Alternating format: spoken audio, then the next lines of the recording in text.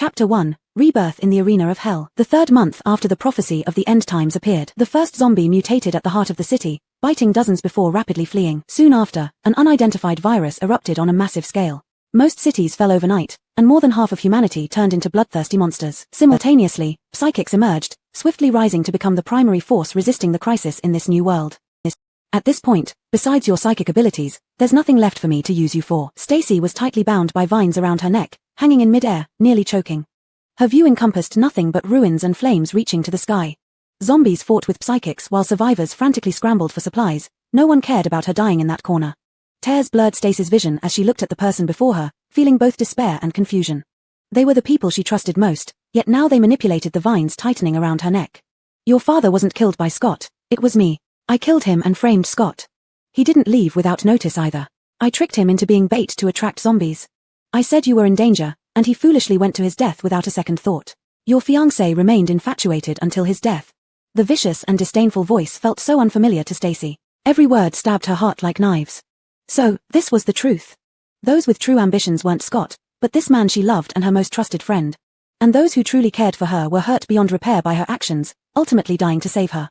Scott was her father's chosen fiancé for her. Unfortunately, she had resisted the relationship back then, rejecting his affection and kindness. Later, when he suddenly vanished, she felt something unusual, but before she could fully grasp it, this vile man convinced her that he had murdered her father and fled, leading her to hate him. But it turned out, he died saving her, devoured by zombies. I just can't stand your high and mighty attitude, looking down on me. Now look, you're in my hands, ha ha ha ha. The woman's voice, sharp and brimming with barely concealed excitement, carried through the wind heavy with the stench of blood, resembling that of a demon feasting on humans. Brother Manuel, this fool has been stripped of her powers and won't live long. Let's go. In the next moment, the plants loosened their grip. The man watched Stacy fall to the ground spitting blood and coldly laughed as he hugged the woman's waist, driving the SUV away. Regret filled Stacy as pain clouded her eyes. Scott, why did you save me despite my wickedness? Scott, I was wrong. A gust of bloody wind passed by as the girl coughed up more blood, slowly losing her vitality. Pain. Exhaustion. Awakening from a fierce headache, Stacy jolted awake. Her mind was muddled, but familiar yet chilling creaks filled her ears. Driven by deep-seated fear, she forced her eyes open, only to freeze upon seeing what lay before her. She stood atop a low-rise building facing a skyscraper. A rescue rope stretched across from the high-rise, forming a survival path between the two buildings. Psychics who had arrived earlier were already clearing the low-rise, while the opposite skyscraper swarmed with zombies. A dark figure slid toward her using the rescue rope, pursued closely by a swarm of zombies jumping off the skyscraper like a waterfall of corpses. In her hand, she held a heavy axe, its blade already resting on the rescue rope anchored to the low-rise. She was severing the last lifeline. For a brief moment, Stacy's mind went blank. The nylon rescue rope was sturdy, but even after cutting halfway through, it still held firm. Under powerful pulling, however, the cut rope soon gave way, unraveling quickly as if about to snap entirely. What are you doing, crazy woman? A frantic voice rang out behind Stacy.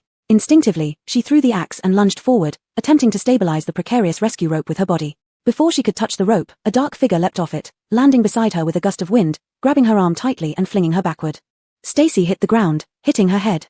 Struggling to her feet, her mind remained foggy. The man who flung her aside stood towering over her, drenched in the foul smell of blood and rotting flesh. In the setting sun, his cold gaze seemed to pierce right through her. Scott. Stacy froze, trembling as she called out his name. Tears streamed down her face, her vision blurring and sharpening repeatedly. Stacy couldn't care less and, getting up from the ground, stumbled toward that person. Stacy rushed over to try and embrace the man but was thrown aside again as he grabbed her arm when she got close. A thunderous noise erupted behind her. The zombies following were decapitated by Scott in an instant, their rotting heads rolling to Stacy's feet with a final ha-ha sound. But Stacy had no time for it. She ran forward, hugging the man tightly, crying and laughing at once. You didn't die, you're not dead, it's so good you're safe. The man yanked her away again. I didn't die this time, disappointed. There was a hint of helplessness in the man's cruel words, his eyes were nearly dripping with blood. But this voice, despite its coldness, felt incredibly alive to Stacy, reigniting her heart which had stopped beating. She seemed oblivious to the warning and pain in Scott's words. Only one thought occupied her mind. Scott is still alive, his embrace is warm. Warm, this isn't a dream, it's real. Stacy finally emerged from her confusion, looking incredulously at her hands. Smooth as before, though there were a few small wounds, they weren't bleeding like after crawling through thorns. She really had been reborn. Reborn 6 months into the end times. Everything was still possible. Though her father had already been killed by Ashon, and their refuge city had fallen, Scott was still alive, and their relationship hadn't deteriorated beyond repair. She still had a chance to avenge her father and make that despicable pair pay for their actions. Scott, I will never hurt you again. This time, I'll protect you. Damn bitch. You want to kill my brother? I'll feed you to the zombies first. Stacy was suddenly dragged to the ground by her hair, the person dragging her fiercely toward the edge of the building. At this moment, she had believed Ashon's deceit, mistaking Scott for the killer of her father, wanting to cut the rescue rope to let him fall into the zombie horde for revenge. Glancing sideways, she caught the concern on Scott's face. A pang struck her heart. Even though she hated him to death, he still worried about her. Walt. Just as she was about to be thrown off, Stacy closed her eyes in fear. A sharp command echoed beside her, still so cold but commanding respect, making the person holding her stop and drop her on the ground. Brother. This bitch deserves to die. Chapter 2. If he is alive, everything is fine. Don't make me repeat myself, Scott said in a deep voice. The man called Walt was almost desperate. He glared at Stacy with intense hatred, then turned around to face Ashon, venting his full fury. Stacy had just been thrown to the edge of the low-rise building. One more step and she would fall down, to be torn into pieces by the zombies gathered below. She withdrew hurriedly back to safety, looked around at the hostile group, and finally fixed her gaze on Scott. Scott sat on a cement post behind Walt, holding a piece of gauze in his mouth while skillfully bandaging his wounded arm. Duan, what do you have to say? You were playing tricks on me? Walt picked up the axe Stacy had used and casually threw it, landing heavily at Ashon's feet. It must be all a misunderstanding. With the axe hitting his feet, Ashon could no longer pretend and had to explain. Before we came out, I repeatedly warned them that our two teams are the closest comrades in arms. But Stacy. Ashon deliberately paused, then continued. She was bewitched for the moment. She surely didn't mean it. We all know how long-standing the animosity is between Miss He and Brother Chevy from our shelter city. It's understandable she lost control. Stacy sneered coldly. This rationale was identical to that of her previous life. A few sentences took him out of the incident and blamed her as unruly and disobedient, ending with a charge against her.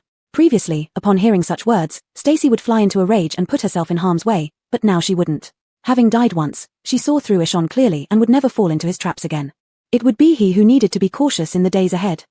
Ashon couldn't see the gloom in Stacy's eyes. Sensing something odd about Stacy at the moment, he did not think too much of it, but persuaded, Stacy, you made this trouble yourself. Now Brother Chevy wants you to apologize, and since he dotes on you so much, he won't blame you. Go to hell, apologizing. Walt spat. She wanted my brother dead, so I demand blood for blood today. Turning to look at Scott, Walt asked, Brother, let me throw this bitch down to feed the zombies. Ashon hesitated, glancing at Scott's expression, but felt secretly pleased, though he pretended to discourage. That wouldn't be good, after all. Scott spoke, his voice hoarse, as if grit had been harshly ground into a castaway heart. Don't cause a bloodbath here. Too many zombies will be hard to handle. Unexpectedly, Scott did not stop him, making Walt feel relieved and immediately respond. Understood, brother, I'll drag her into the wilderness. As Walt marched towards Stacy, Scott didn't try to stop him. Stacy panicked. This time, she could not end up in the wilderness as before, she must stay by Scott's side. Desperately scrambling up, supporting her bruised elbow, Stacy, lacking her usual haughty air and filled only with urgency and pleading, called out. Scott, I have something to tell you. Caught off guard when Stacy unexpectedly met his forcefully calm gaze that quickly averted, her chest ached as if stung by something sharp and painful. Just as Walt was about to act, he paused and looked at Scott, awaiting his response. Scott remained motionless, everyone instinctively looking at him. Yet he was still bandaging his injured arm, seemingly uninterested in what Stacy had to say. Ashon watched vigilantly, confident in always manipulating Stacy yet wary of any slip-ups revealing something disadvantageous to himself. Though both belonged to the same shelter city and had grievances with each other, the sudden crisis left them dependent on each other for temporary safety. Now, both teams had suffered heavy losses and would need to team up again to survive the city. If Stacy betrayed some critical secret about him now, it would certainly be detrimental. Seeing Scott's indifferent reaction, Walt, understanding his determination, felt satisfied and walked over to drag Stacy toward the exit. Stacy, of course, wasn't a match for the burly man and resisted feebly until being dragged away. Stacy became genuinely panicked as she neared the edge of the building. In despair, tears welled up in her eyes, softly whimpering, Mudu. I know I was wrong, please. Mudu, she called just an insensate wooden block. There was a time when their relationship wasn't so bad, and Stacy had called him like that before. When Stacy uttered the name Mudu, Scott froze, and her admission of wrongdoing made him pause even more. Mutants have heightened senses, and he could even hear Stacy's soft sobs. His lips pressed into a taut line, Scott rubbed his fingers together, his gaze still piercing as it fixed on the small figure before him, like something icy collapsing under the sun. Wait, bring her over. Scott averted his gaze, his throat moving slightly. Walt immediately flared up, daring to protest. Brother, this bitch deserves to die. Don't listen to her, she's trying to harm you. I didn't. Stacy heard this and quickly defended herself, shouting towards Scott, I only have one thing to say. After I say it, you can do whatever you want.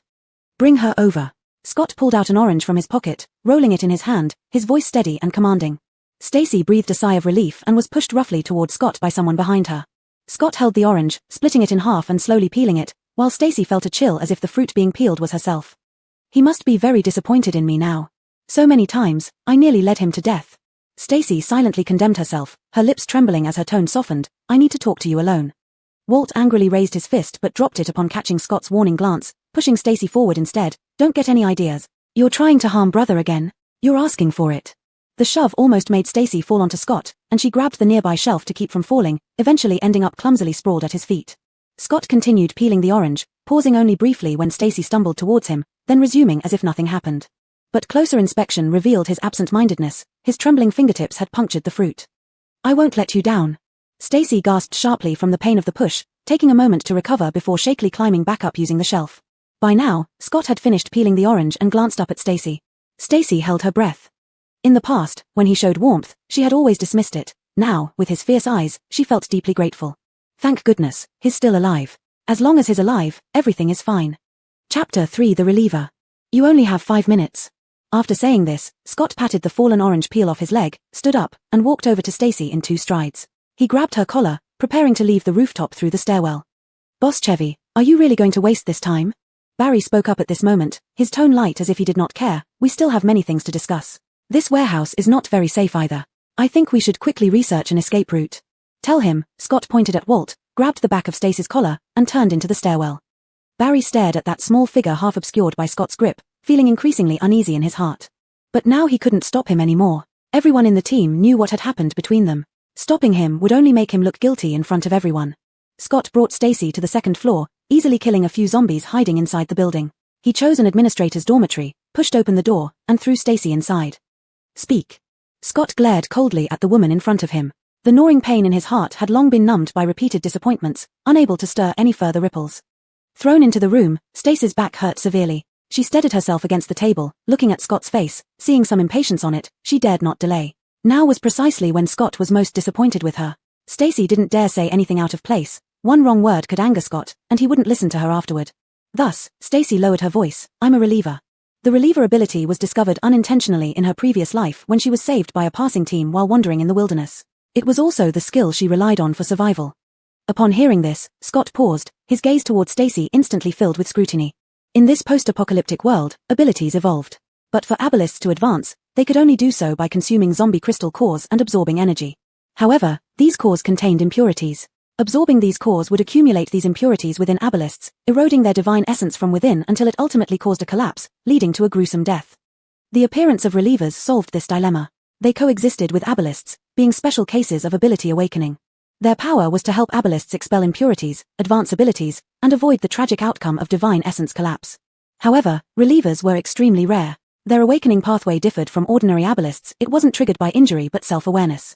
Their existence was the most valuable resource in this post-apocalyptic world. Therefore, once news of a reliever leaked, regardless of whether they were bonded to someone or not, it would invariably cause chaos.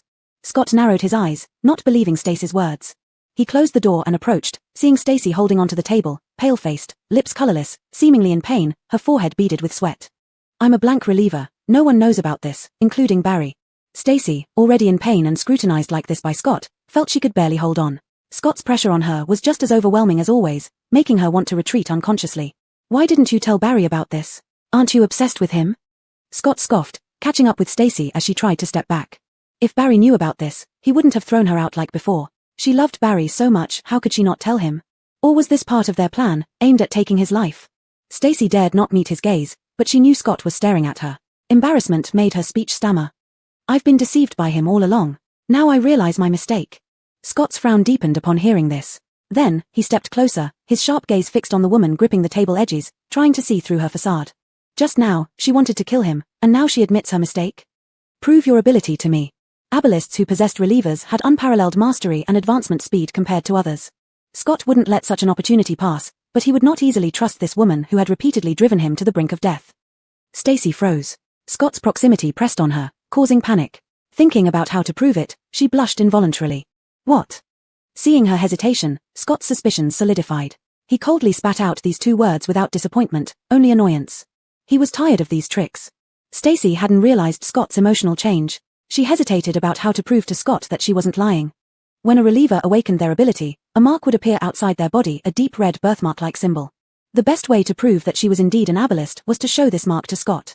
But Thinking of where the mark was located on her body, Stacy's ears turned uncontrollably hot. The location of the mark was so private that even Stacy did not know exactly when it appeared on her body. In her previous life, when in the wilderness, it was accidentally triggered and revealed when an ableist pulled her into a car and her forehead accidentally bumped into the mark. Scott coldly watched as the woman before him shifted expression but remained silent, his eyes revealing increasingly stormy thoughts, rehashing the despair and resentment he felt when pushed into a corner. If she couldn't prove herself. So, she was trying to deceive him again, conspiring with the man surnamed Dewan to try to kill him once more. Stacy hesitated for a moment, then decided to directly demonstrate her ability to Scott. She nervously rubbed her hands together and reached out toward his shoulder. To prove it, there might be contact. Ah. Just as Stacy was about to explain, her wrist was suddenly gripped tightly, the force heavy enough to almost break her bones. Stacy let out a cry of pain, looking up puzzled at the man who was so close, not understanding why he suddenly attacked her. What are you doing? It hurts. Scott didn't answer her. His face was taut, lips pressed into a straight line, the muscles around his jawline tense, and his eyes so cold they seemed incapable of harboring any warmth. Then, the grip on her wrist yanked her to the side, sending her crashing onto the table from the force she couldn't resist. Stacy instinctively struggled, but her martial skills were no match for Scott. Instead, she was caught by the ankles, and with one swift push, Scott had grabbed her arm and thrown half of her body out of the window. The commotion upstairs immediately attracted a hungry horde of zombies. They gathered together, lifting their heads to reveal their decaying faces. Stimulated by fresh food, the previously quiet zombies sprang to life like suddenly wound-up biting machines, steamrolling over each other in a frenzy of stench and madness. A cacophony of clicks and scrapes flooded Stacy's ears, as if the next moment they would tear chunks of flesh from her body. Chapter 4 Mark. Stacy was terrified by the sudden change, instinctively clinging to Scott's hand and trying to climb up. But in the next moment, Scott shook off her pleading hand, causing her body to fall downwards, getting closer to the zombies that were crawling and roaring on the ground. At this moment, the agitated zombies below quickly surged together, piling up layer upon layer, climbing up. In a short while, the zombies climbed up the wall. A decaying arm grabbed Stacy's ankle amidst the crowd, blood splattering onto Stacy's body, the stench hitting her face. Ah! The force dragging her down was as cold and slimy as death. In her terror, Stacy screamed without a sound, but her voice was so faint it barely escaped her throat, sounding like the whimper of a desperate small animal. Such scenes had often occurred during her escape in her previous life. After the tears fell and the initial terror passed, Stacy quickly regained her senses, but she couldn't tell what Scott intended to do and didn't dare to act rashly. Her hand, which had been shaken off, once again climbed up to grasp Scott's arm. Clenching her teeth, her vision blurred yet clear, tears falling, meeting those icy eyes, Stacy cautiously pleaded for help. Scott, I didn't lie to you, please save me. Scott heard this almost vanishing plea. He turned his head to look at Stacy as if she were an emotionless object. But seeing the tiny palm-sized face covered with tear marks, pale from extreme shock, Scott's heart still painfully ached. Pulled back, Stacy fell to the ground, clumsily moving backward until her back pressed against a solid wall, trembling with a scared, white face, looking up at the man who was approaching. Stacy felt bitter and sore inside. He doesn't trust me. Who can blame him? It's all because I've done too many wrong things. Scott glanced at the trembling Stacy curled up in the corner, suppressing his inner struggle. He slowly walked over to her, squatted down, and looked at her. Her tear-filled eyes were already red. Looking at him, there was only lingering fear, unsolved sadness, and self-blame. She was truly upset, but she harbored no ill will towards him. This wasn't fake. Under such circumstances, it was impossible to put on such genuine performance. But why? You don't trust me, I understand. Stacy spoke, her lips cut by her own bite, blood oozing out, staining them bright red. Scott sighed softly, realizing his iron-hard heart had finally softened. I'm telling you not to play tricks. I can always feed you to the zombies. Stacy didn't dare move anymore, nodding silently. She hid her bitterness, turning her head to wipe away the tear marks on her face with her sleeve. To use ESP, we need forehead contact. Scott slightly frowned, not immediately responding, seemingly considering the truth in Stacy's words. I'm not lying to you. Stacy lowered her head, like a kitten about to be abandoned, curling up and waiting quietly. Isn't there a mark? Showing it would be enough. A reliever's external mark could link with an ESP user. To prove it, showing the mark was sufficient without actually using ESP. Given their lack of trust, allowing an outsider into one's mental space would be akin to self-harm. Stacy blushed instantly, silent for a long time, even her fingertips turning red. Finally, she carefully reached out to grab Scott's wrist, continuing to lift his hand when he didn't stop her, pressing his rough palm against her slender neck, guiding his fingers to tighten. Do you believe me now? If I make any move against you, you can end my life immediately and throw me to the zombies. Feed the zombies. The warmth of Scott's palm burned Stacy's ear tips, which soon spread to the skin under his palm. The girl's skin was smooth and soft, slightly cool to the touch. Scott didn't want to move his hand away.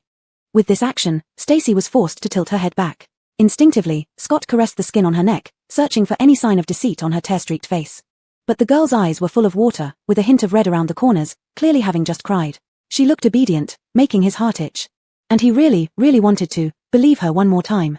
Scott lowered his eyes, leaning forward to kneel half on the ground, lowering his head to meet Stacy's forehead. Their eyes met at that moment, seeing only each other. You know what it means for a reliever to form a bond with an ESP user, right? Scott slid his palm from Stacy's neck to the nape of her neck, pulling her closer. His voice was deliberately kept low, and his eyes still carried a sharp edge. Yes. Stacy nodded. No one understood better than she did what it meant. It meant absolute trust, and lifelong confinement. In her previous life, it wasn't until right before her death that Stacy realized how unshakable this man's love for her had always been, and how wrong she had been. This time around, Stacy was willing to give everything she had to him unconditionally, as long as he was willing to accept it. No, you don't. You don't understand. But Scott shook his head, tightening his grip on the back of Stacy's neck. He dragged her into his embrace, holding her fiercely within his control, even his voice was fierce. Stacy didn't feel scared, just a little nervous. She grabbed Scott's shirt, looking straight into his eyes that were filled with ferocity, her damp gaze resolute and pitiful. I understand, Scott, trust me, I really do. I understand everything, so I'm willing. If you understand, why haven't you shown me the mark? Scott's voice was a bit hoarse, his gaze still invasive as he looked into Stacy's eyes, making her want to hide. Isn't this more direct? Checking the mark is too troublesome. Under Scott's gaze, Stacy's blushing face had nowhere to hide, so she closed her eyes like a quail, not realizing that she almost swallowed the second half of her sentence. Scott's eyes darkened, and he didn't intend to let her off. He wanted to know how far this woman would go to deceive him. But I want to see it. Stacy blushed but couldn't find the words to refuse. Their misunderstandings hadn't been resolved yet. He didn't trust her, and it was normal for him not to allow her to enter his mental space. But she deeply knew this man's affection for her. Since she had come back in this lifetime, she had already planned to give herself to him. So, if he wanted to see it, it seemed there was nothing wrong with that. Chapter 5, The Plan. Stacy thought to herself as she pulled on Scott's collar, sitting up straight and then kneeling to throw herself into his arms. Sensing the sudden stiffness in Scott's body, Stacy also tensed up. It's at the lower back, a little lower. In this position, Stacy exposed her entire back to Scott's view. Instinctively he wrapped his arms around her, noticing how pitifully slender she was. His hands could easily encircle her waist, which seemed so delicate it could snap with a little force. Stacy's clothes were loose and ill-fitting. Scott hesitated for a moment before lifting her outer jacket. Inside was a snug garment that left part of her lower back exposed, speckled with dust but not enough to hide its original paleness. Scott's throat bobbed as he instinctively placed his palm over it, brushing away the distracting dust. A little lower. Unable to wait for Scott's response, Stacy shifted uncomfortably under the heat of his palm. In the next moment, she was tightly restrained by him, too afraid to move again. She was really ruthless to herself to deceive him like this. Scott forced a smile, bitter and strained. Scott. Stacy was unbearably nervous, burying her head in Scott's neck, feeling almost consumed by the heat. After a long pause, Scott finally responded with a hoarse voice. The burning sensation from his hand grabbed her trousers, making her bury her face deeper. Scott chuckled softly, pinching the edge of her pants, pretending to pull them down. He wanted to see if this woman would continue to act. The pants were somewhat loose, and pulling them revealed more skin beneath. But the person in his arms only shivered slightly without any resistance. The exposed skin was smooth and pale, bearing no marks. A little more down. Stacy felt mortified, her forehead pressing against Scott's neck, her cheeks flushed all the way to her ears, burning hot. Ultimately, Scott did not pull down her pants. He hadn't expected Stacy to go this far. Further exposure shouldn't be easily seen by just any man. Even though he hated her for repeatedly pushing him to the brink and found her actions despicable, he did not want to humiliate her using such base methods. But he didn't expect that, to deceive him, she would go to such lengths. Scott laughed self-deprecatingly, lowering his head to pull out the person nestled in his arms. In the next moment, he saw her red ears and neck, and his rough actions paused. He understood Stacy. If she wasn't genuinely willing, she would have reacted violently and wanted to kill him in such an embarrassing situation. Her face was flushed, clinging tightly to his shirt while another hand hugged her own waist. She looked as if he were someone she loved, merely blushing. What if she wasn't lying to him? Scott thought he was going insane. This woman, who hated him to the bone and had just tried to cut his lifeline, wouldn't be blushing in his arms. Her acting skills were impressive, almost fooling him. This evening you stay here, ready to leave any time. Scott stood up directly from the floor, setting the woman aside. He couldn't bear to look at her flushed face anymore and hurriedly opened the door to walk out. Stacy didn't know what Scott was thinking. His reaction left her somewhat disappointed. Having gone through so much, she was truly exhausted and didn't follow him downstairs. Instead, she shut the windows and doors and lay down on the narrow bed in this small room. When Scott came out, both groups had already moved to the first floor of the warehouse and were preparing dinner. Walt noticed Stacy wasn't behind Scott and immediately asked, "Boss, where's that woman? Did you toss her into the zombie pile?" Walt asked first. "Shaviston, she will be part of our group from now on." Scott glanced at the makeshift stove set up outside. "Include her in the dinner." Walt had followed Scott out of the shelter city and knew all about the past. Hearing this, he immediately grew angry and snapped the corn he was holding in two. Boss, you've forgotten what she did to us. She used us as bait and just tried to kill you. Walt, this is an order. Scott's voice turned stern as he stared down the man who dared to argue. His overwhelming aura signaled the unchallenged authority of a high-level mutant. Overwhelmed by this presence, Walt couldn't lift his head and realized Scott's decision wasn't a bluff. He could only suppress his dissatisfaction. Why should that wicked woman stay? The one who opened her mouth to object was Doreen, a girl from the 3-person team and a spatial ability user. She carried important supplies for the team and was responsible for distributing food. She had been rescued by Walt, and ever since joining the team, he had always taken good care of her. She harbored a deep affection for Scott, which was why she was particularly unhappy with this sudden appearance of a woman who had even attempted to harm them. Because she is my fiancée. Scott scanned these two people. In his heart, he also knew they were dissatisfied with his decision. Since it had been brought up today, resolving it now would save trouble later. You've followed me until now and know my temperament. If I decided to keep her, I won't let her become a threat. If one day she does something that endangers our team, I will handle it personally. Understood, boss. Walt, though still unwilling, could only agree when he heard Scott's words. After all, under such pressure, cold sweat had already started to trickle down his forehead. Scott raised his hand and patted Walt on the arm, pulling back his imposing presence. Go on then. What fiancé? When did you get engaged? Doreen couldn't accept this reason. She had liked Scott ever since she was rescued into the team and had no idea he even had a fiancé. My personal affairs don't need your report. Scott knew what this girl felt towards him, but he had never responded to her feelings, not before and not now. Scott, how can you treat me like this? Doreen became frantic instantly. Ever since joining the team, she had been well taken care of, and even if Scott usually treated her indifferently, he had never spoken harshly to her like this. Why should everything change because of that bad woman? Scott ignored Doreen, turning around to study the evacuation route on the map. Doreen tried to stop him and ask more questions but was pulled back by Walt, drenched in cold sweat. Boss Fong isn't in a good mood, don't bother him. Hearing this made Doreen even more distraught. She cried and pushed Walt away, wiping her tears and running out. Walt sighed lightly, fearing she might run into danger, so he quickly chased after her. Eshon, who had been observing the situation, felt uneasy. He knew how much Scott loved Stacy, yet Stacy detested Scott due to his guidance.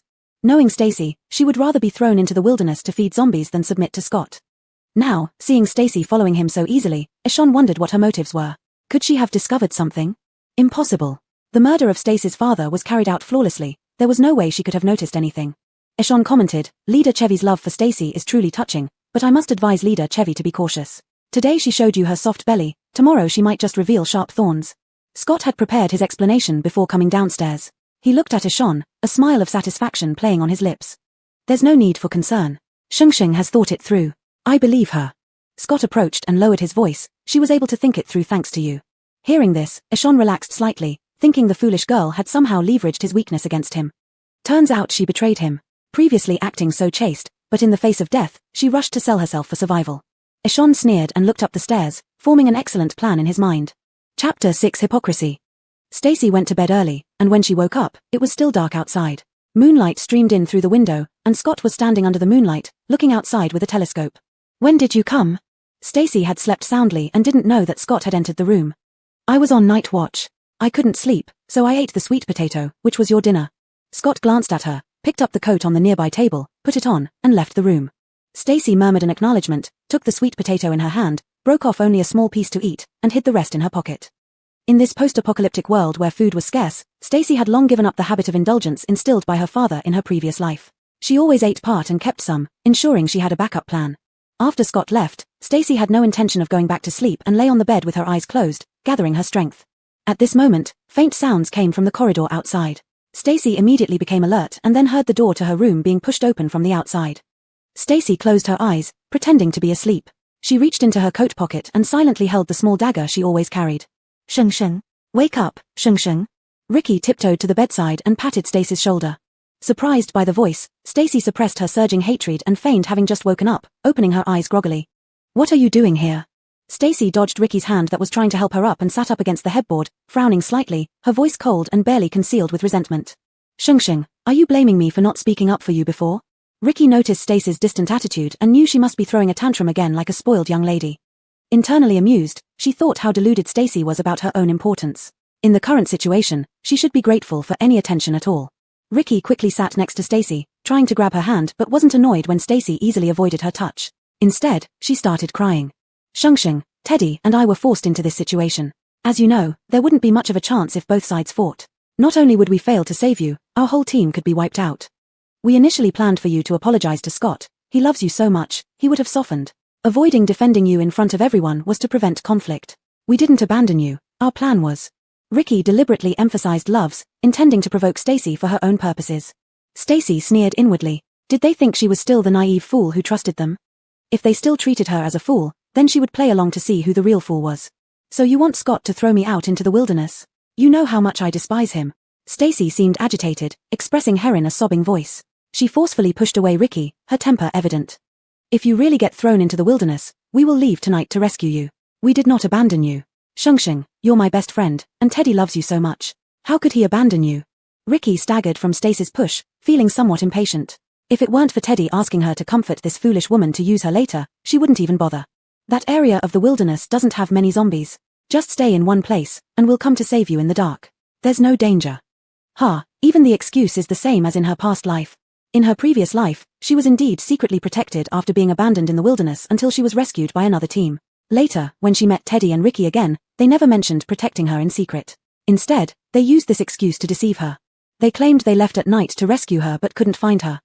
Thinking back now, the person who protected her wasn't Teddy but Scott, who agreed to throw her into the wilderness. Stacy remained silent and looked up at Ricky. Under the moonlight, Ricky saw tears lingering in Stacy's eyes. She knew the fool had already believed her. Just a little more cajoling, diverting Scott's enmity onto herself, and the deed would be done. So Ricky leaned in concernedly, grabbing Stacy's hand. Shengsheng, Scott seemed rather pleased when he left. Did he hurt you? Upon hearing this, Stacy's face froze as Ricky touched the dagger in her hand. She withdrew her hand in disgust, holding the dagger defensively in front of her, but the blade facing the other side. How did he bully you? Did he force himself on you? Ricky was momentarily stunned, but soon her tone became urgent as if she were the one being bullied.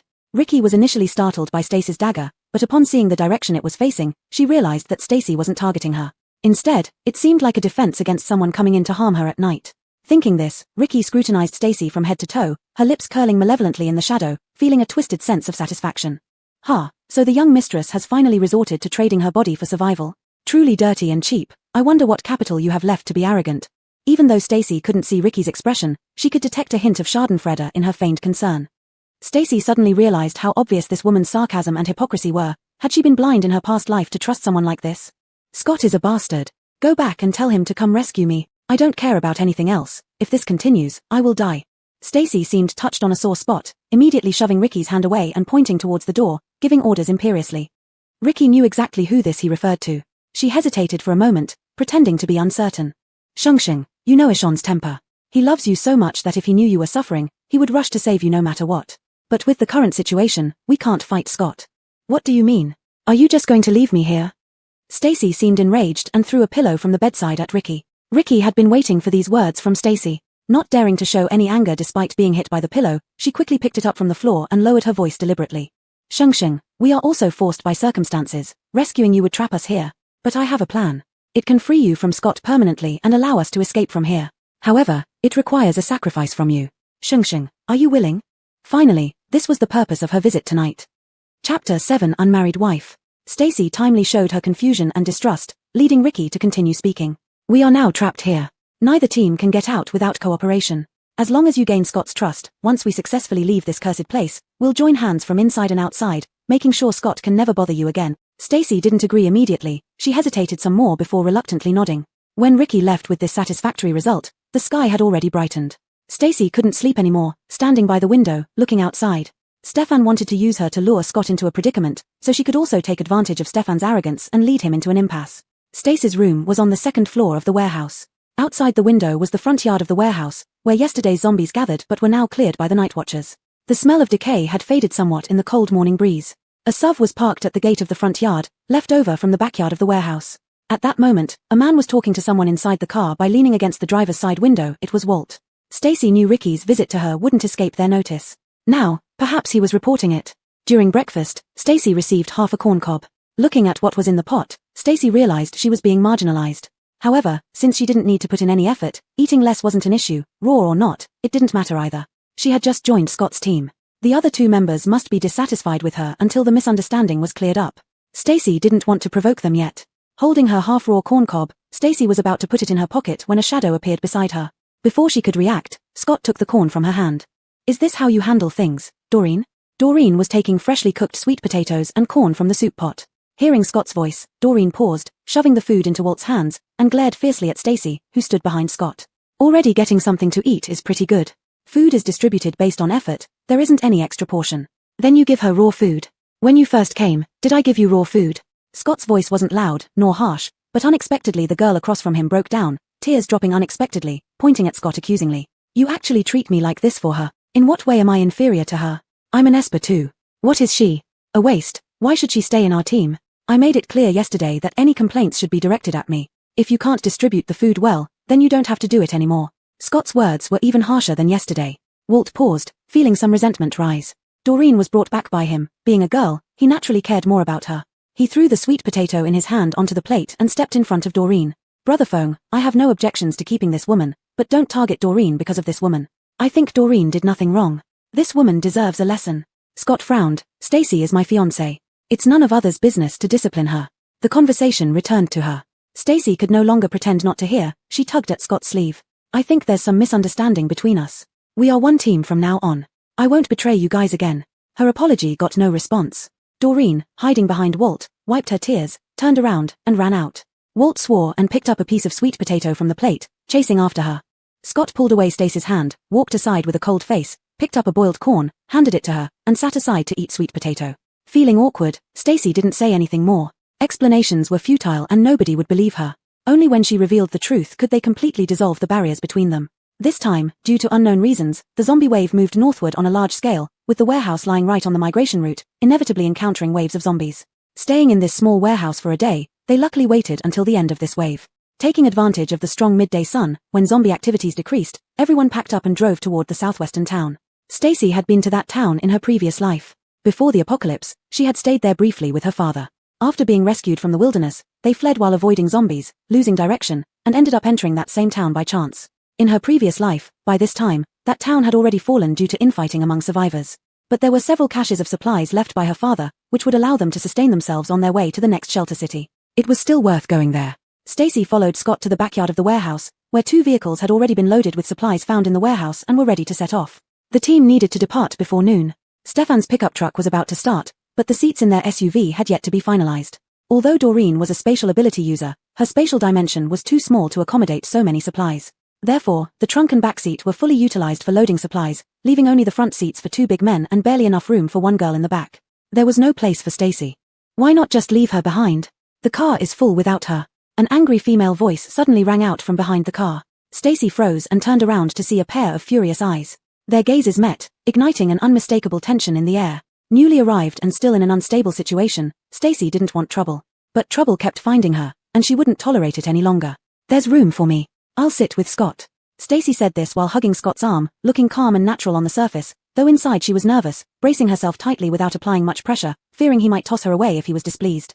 Not far away, Stefan leaned against his pickup truck, secretly observing, a cigarette dangling from his mouth. Seeing Stacy and Scott embracing intimately, he furrowed his brows slightly. Ricky followed Stefan's gaze and saw the seemingly intimate couple, Scott and Stacy. Don't worry, brother Manuelan.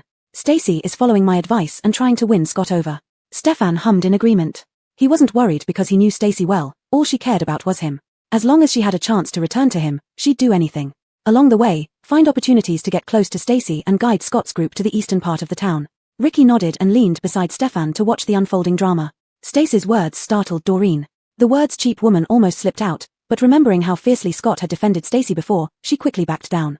How can that be? Who knows if you will harm Brother Fong? Doreen bit her lip, pointing at the back seat, imperiously offering her spot as if it was a great kindness. I'll give you my seat.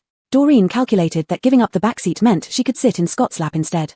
But to her surprise, Scott didn't comply. He simply said let's go, and got into the passenger seat. Feeling her grip loosen, Stacy stood frozen, watching the person in the passenger seat press his lips together. What are you waiting for? Get in. Scott looked at the dazed girl and felt a flicker of impatience. Startled by his tone, Stacy hurriedly approached and prepared to get in. Doreen stopped mid-step when she saw Scott call out Stacy. Her heart twisted with jealousy, her eyes turning red. Brother Fong, how can you sit with this cheap woman? She will harm you. Ignoring Doreen, Scott was already annoyed by Stacy's delay. He grabbed her arm, pulling her into the car and onto his lap. Chapter 8 Nightmare. Stacy was unexpectedly pulled and bumped her forehead. With a little cry of pain, she fell into Scott's arms. Outside the car, Doreen was pulled by Walt into the back seat. She made quite a fuss, but none of it penetrated Stacy's consciousness anymore because Scott's burning body temperature had already flushed her cheeks red. Though they were betrothed, they had never been so close. Apart from the last time when Scott wanted to see the mark, they had never embraced like this before. The car started moving, and due to inertia, Stacy was pushed against Scott's chest. Chavistoning to his steady and powerful heartbeat, Stacy felt an unprecedented sense of peace. Doreen made a ruckus for some time but no one paid attention to her. Finally, sulking, she found a blanket and covered herself to sleep. The car drove out of the warehouse wall. Looking ahead, there were only a few dozen zombies slowly moving on the street, their degree of decay relatively heavy. They must have been regular zombies left behind from the previous wave. These kinds of zombies posed no threat to psychics. The two cars moved along the road, killing all zombies within their psychic range directly, while ignoring those farther away. On the side of the road, some survivors took advantage of the lull to sweep through the town's stores in search of food. The sounds of smashing had long become common background noise in this post-apocalyptic world, and no one cared. Those guarding outside were clearing wandering zombies and all of them gathered along the roadside when they heard the vehicles passing by. Walt and Scott immediately became vigilant. There was no communication between the two sides, but each was evaluating the other's strength. The two vehicles passed without incident. Walt breathed a sigh of relief, hit the gas pedal, and sped down the asphalt road, taking shortcuts into the wilderness, leaving behind the unsettling gaze from behind. Stacy leaned against Scott's chest, listening to their idle chat about the situation while pondering how to retrieve the supplies left by her father once they arrived at the town. Just as she was getting some ideas, Stacy suddenly heard a gurgle sound. Due to the loud noise of the off-road vehicle, no one else heard it except for her who was nestled in Scott's arms. Stacy froze for a moment, then looked up at his stubbled chin, blinking her eyes, and pulled out a sweet potato from the inner pocket of her clothes. This sweet potato was saved from breakfast that morning.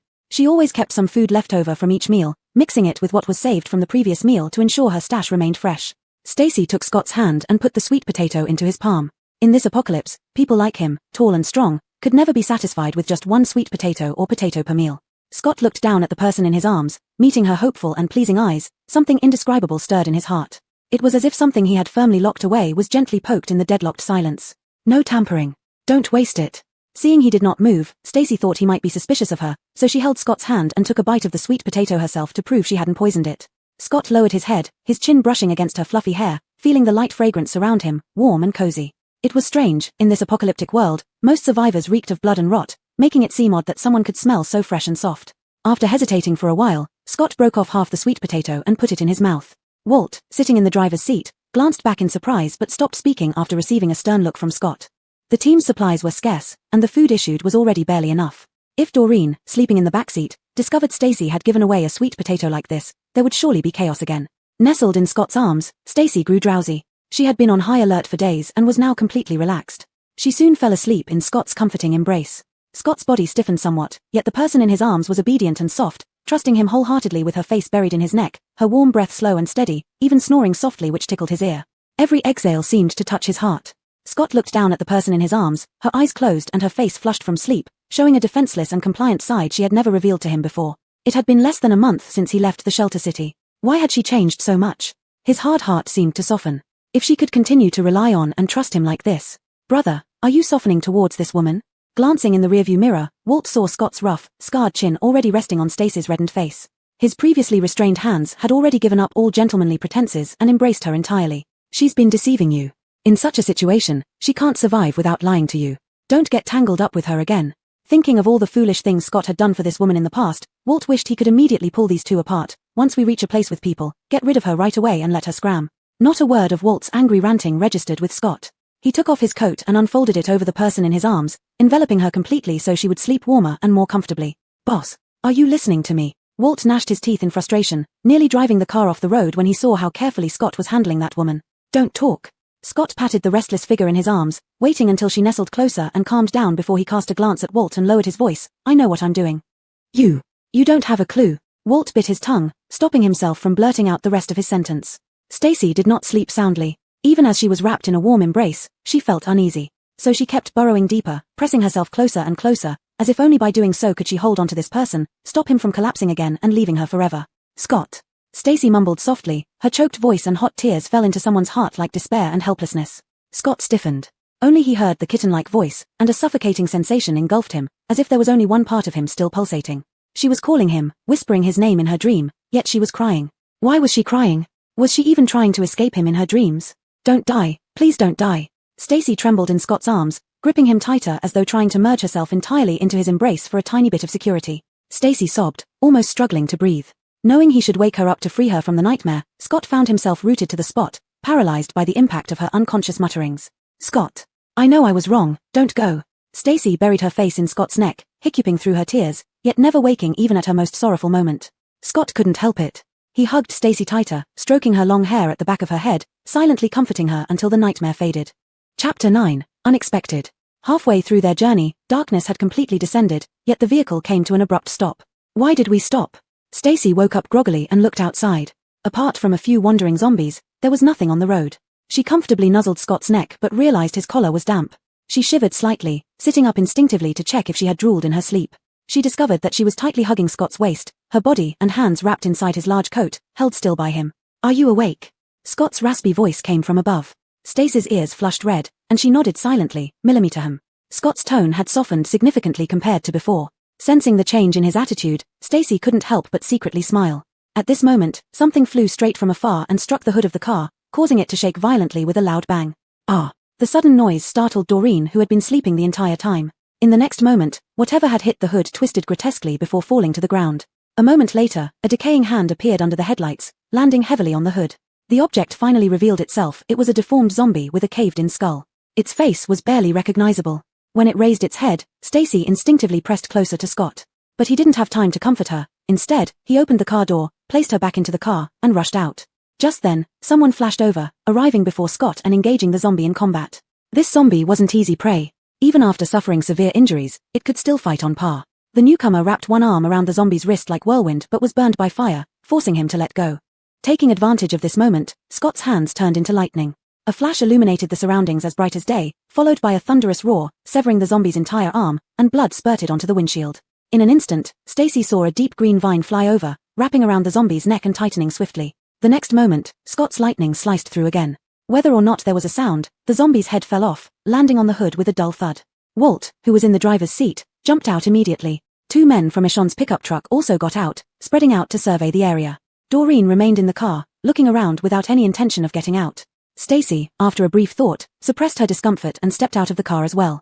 When Stacy approached, she saw Michonne controlling the vine to pierce through the zombie's skull and retrieve a white crystal core. Thank you both for helping me. I wouldn't have handled it alone. During our fight, I noticed his ability seems to be fire-related. This crystal core is useless to me, so please take it. The newcomer was a young boy, seemingly only in his teens. After speaking, he scratched his head bashfully and caught sight of Stacy standing behind them, lighting up at the sight of her. Hello, sister. My name is Dev. You can call me Star. The boy wiped the sweat from his face, and as a gentle breeze passed, he suddenly smelled the fresh scent coming from Stacy. Used to the stench of decay, he was instantly attracted, subconsciously sniffing deeper. Big sister smells so nice. Since Michonne hadn't severed the zombie's head, according to the rules, he could only pass the crystal core to Scott using the vine. Scott put the crystal core in his pocket. Hearing Big Sister smells so nice, he frowned immediately. His gaze was stern, unknowingly intimidating young Dev, who became breathless and scared. Don't be afraid. He just looks a little intimidating. Stacy hurriedly interjected, wanting to smooth things over. Dev would become one of Michonne's most capable psychics. It would be best if Scott could recruit him. It was crucial not to scare the boy away due to excessive severity. Run.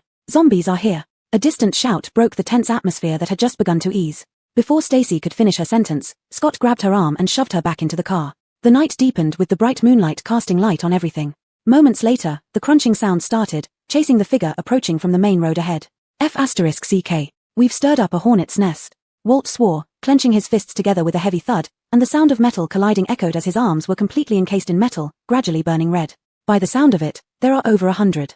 Pea-sized rocks rose from the ground, manipulated to attack the pursuing zombies. The swarm was momentarily halted by the rocks, giving enough time for the figure to run towards them. Just this group, no more behind. The person belonged to Michonne's team. After running back and catching his breath beside the car, Dev interrupted to explain to Scott. The zombies were lured by me. There's a gas station ahead where we hid the survivors, but they blocked the way. As he spoke, the zombie horde was already drawing near. Everyone around the two vehicles initiated defensive counterattacks, rushing into the horde to clear out the zombies and extract crystal cores. Stacy was isolated inside the vehicle. The sounds of battle were constant, and through the window, she could see the gruesome carnage among the zombies. Even with the windows tightly shut, she could still smell the nauseating stench in the air. This was the cruel reality of the apocalypse, survival of the fittest, or become a monster. Waste of space. I can't figure out why Brother Phone keeps you around. Doreen snorted coldly from the back seat. The fierce battle outside did not stop her from stirring up trouble. Kid, you still don't understand the situation. This time, Stacy wasn't going to indulge the little princess anymore. She lifted her gaze to the rearview mirror, locking eyes with the almond-shaped eyes reflecting annoyance. I'm kept around because I can do things you can't. If you still don't understand, try finding someone who can show you. Stacy's words stunned Doreen. She seemed genuinely shocked that Stacy could say such things so calmly. Her eyes turned red, and tears immediately began to fall. How shameless. You.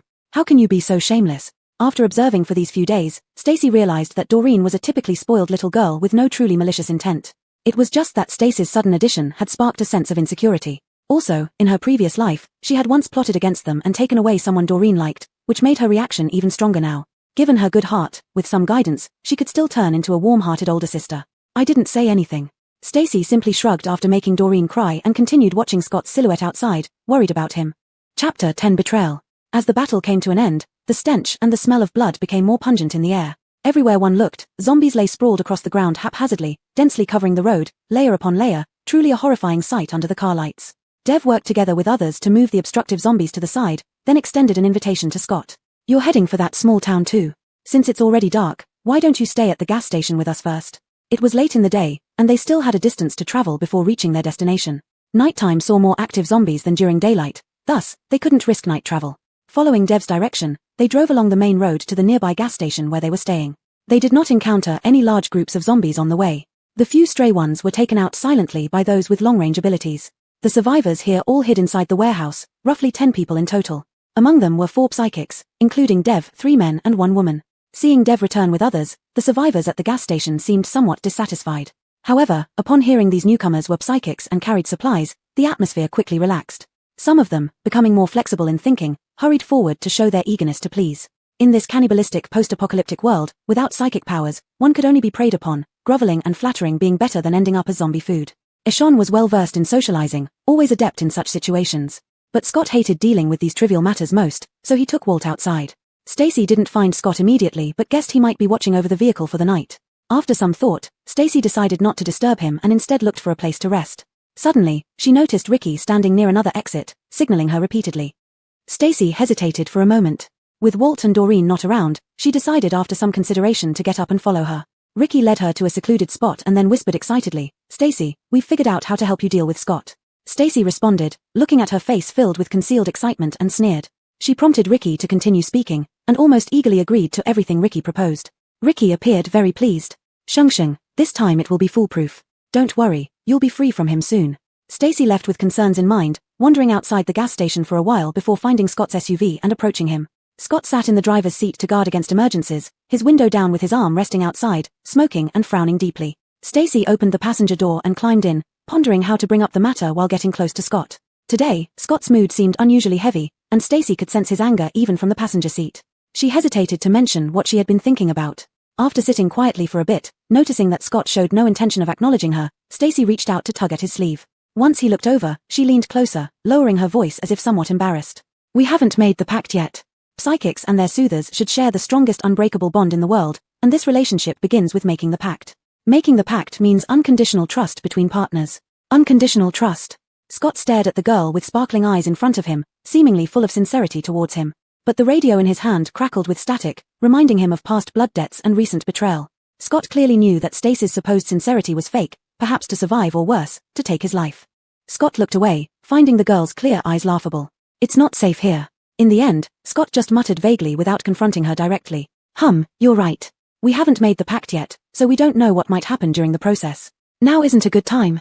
In her previous life, Stacy relied on the soothing power to survive but never made a pact with anyone. Because absolute trust barely existed in the brutal post-apocalypse, nobody wanted to take the risk of binding themselves to another person. Feeling somewhat disheartened, Stacy lowered her head and thought for a while. Then, when she looked up again, her eyes sparkled once more. Then let me help you with your psychic ability. Without waiting for Scott's reaction, Stacy rose, grabbed his shoulders, straddled the gishift and leaped onto Scott, wrapping her arms around his neck. Reborn, Stacy was very clear about what she wanted. She wanted to protect Scott just as he had protected her in her previous life, wanting to give him everything she had, as long as he still wanted it. Scott's body stiffened instantly. The anger that had just subsided was reignited by the girl's impulsive actions. As the girl wrapped her arms around his neck and pulled him down, he tightly grabbed her slender wrist, a cold glint appearing in his eyes. Why, after meeting Eshawn's people just now, did she immediately come to take his life without even a moment's delay? At this moment, Stacy didn't understand what was happening, only feeling that her wrist was almost being broken by Scott. This sudden outburst was more terrifying than when he had thrown her out of the window last time, making her heart tremble with fear. Scott, you're hurting me. Stacy instinctively pulled back her hand, but in the next moment, Scott tightened his grip even more. She let out a cry of pain, her eyes brimming with moisture. Meeting Scott's cold and murderous gaze, Stacy's mind went blank for a moment. His animosity towards her felt tangible, yet she couldn't understand why. Suddenly, static crackled over the car's intercom, Walt's rough voice breaking into the tense, icy atmosphere of the enclosed vehicle. Static. Brother, Eshon's woman has returned, but Stacy hasn't come back yet. I couldn't find her. That Manuel woman is very excited, they must want to harm you. You shouldn't have left Stacy behind, that woman hasn't changed her ways. The crackling sound mingled with the voice made Stacy feel disoriented. The unfamiliar and helpless chill in Scott's eyes sent a cold shiver up her spine. For a moment, Stacy felt like she was about to die at Scott's hands. I can explain, I didn't want to betray you. Ouch, it hurts. A sharp crack came from her wrist bone, sweat instantly beading on her forehead. Stacy tried to explain, but her words were weak, serving only to further enrage Scott. What would count as betrayal then? Waiting until I'm torn apart by zombies, stabbed by you, or my psychic ability destroyed. Scott shoved away Stacy's wrist, throwing her to one side with such force that she saw stars. As dizziness clouded her vision, she heard Scott roar in her ear, fury and despair thundering against her heart. Stacy, do we wait until I'm dead for it to be called betrayal? Chapter 11 Injury. Stacy's heart quivered when she met Scott's fiery gaze. The imposing presence of the man before her was overwhelming. Previously, Stacy had never felt this way, but at this moment, she couldn't help but feel oppressed and scared. Scott, please listen to my explanation. Stacy dared not struggle any longer, biting her teeth to endure the pain in her wrist. She looked straight into Scott's eyes and frankly explained her plan. I went to see Ricky, but I didn't betray you. I wanted to know their plans so we could avoid Eshon's schemes. With good luck, I could also.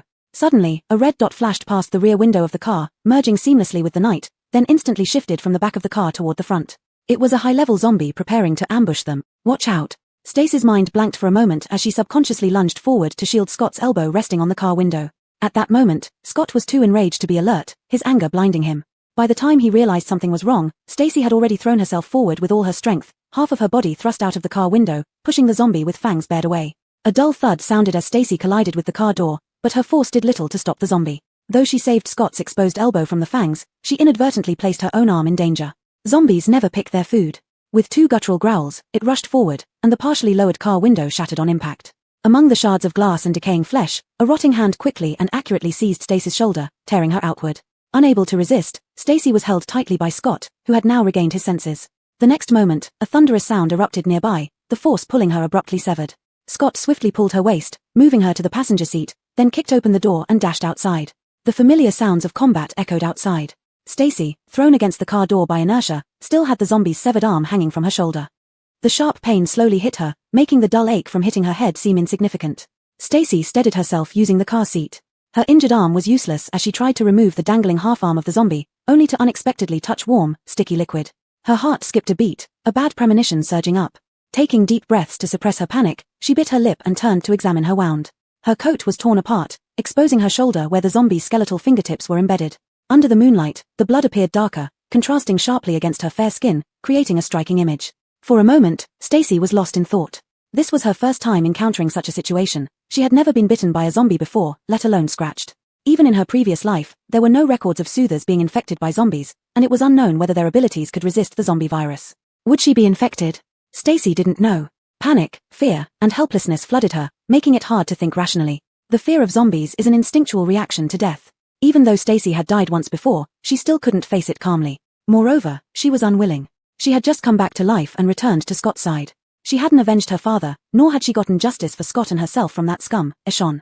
Moments later, the passenger door was forcefully opened with a loud bang, startling Stacy momentarily. She looked up dazedly.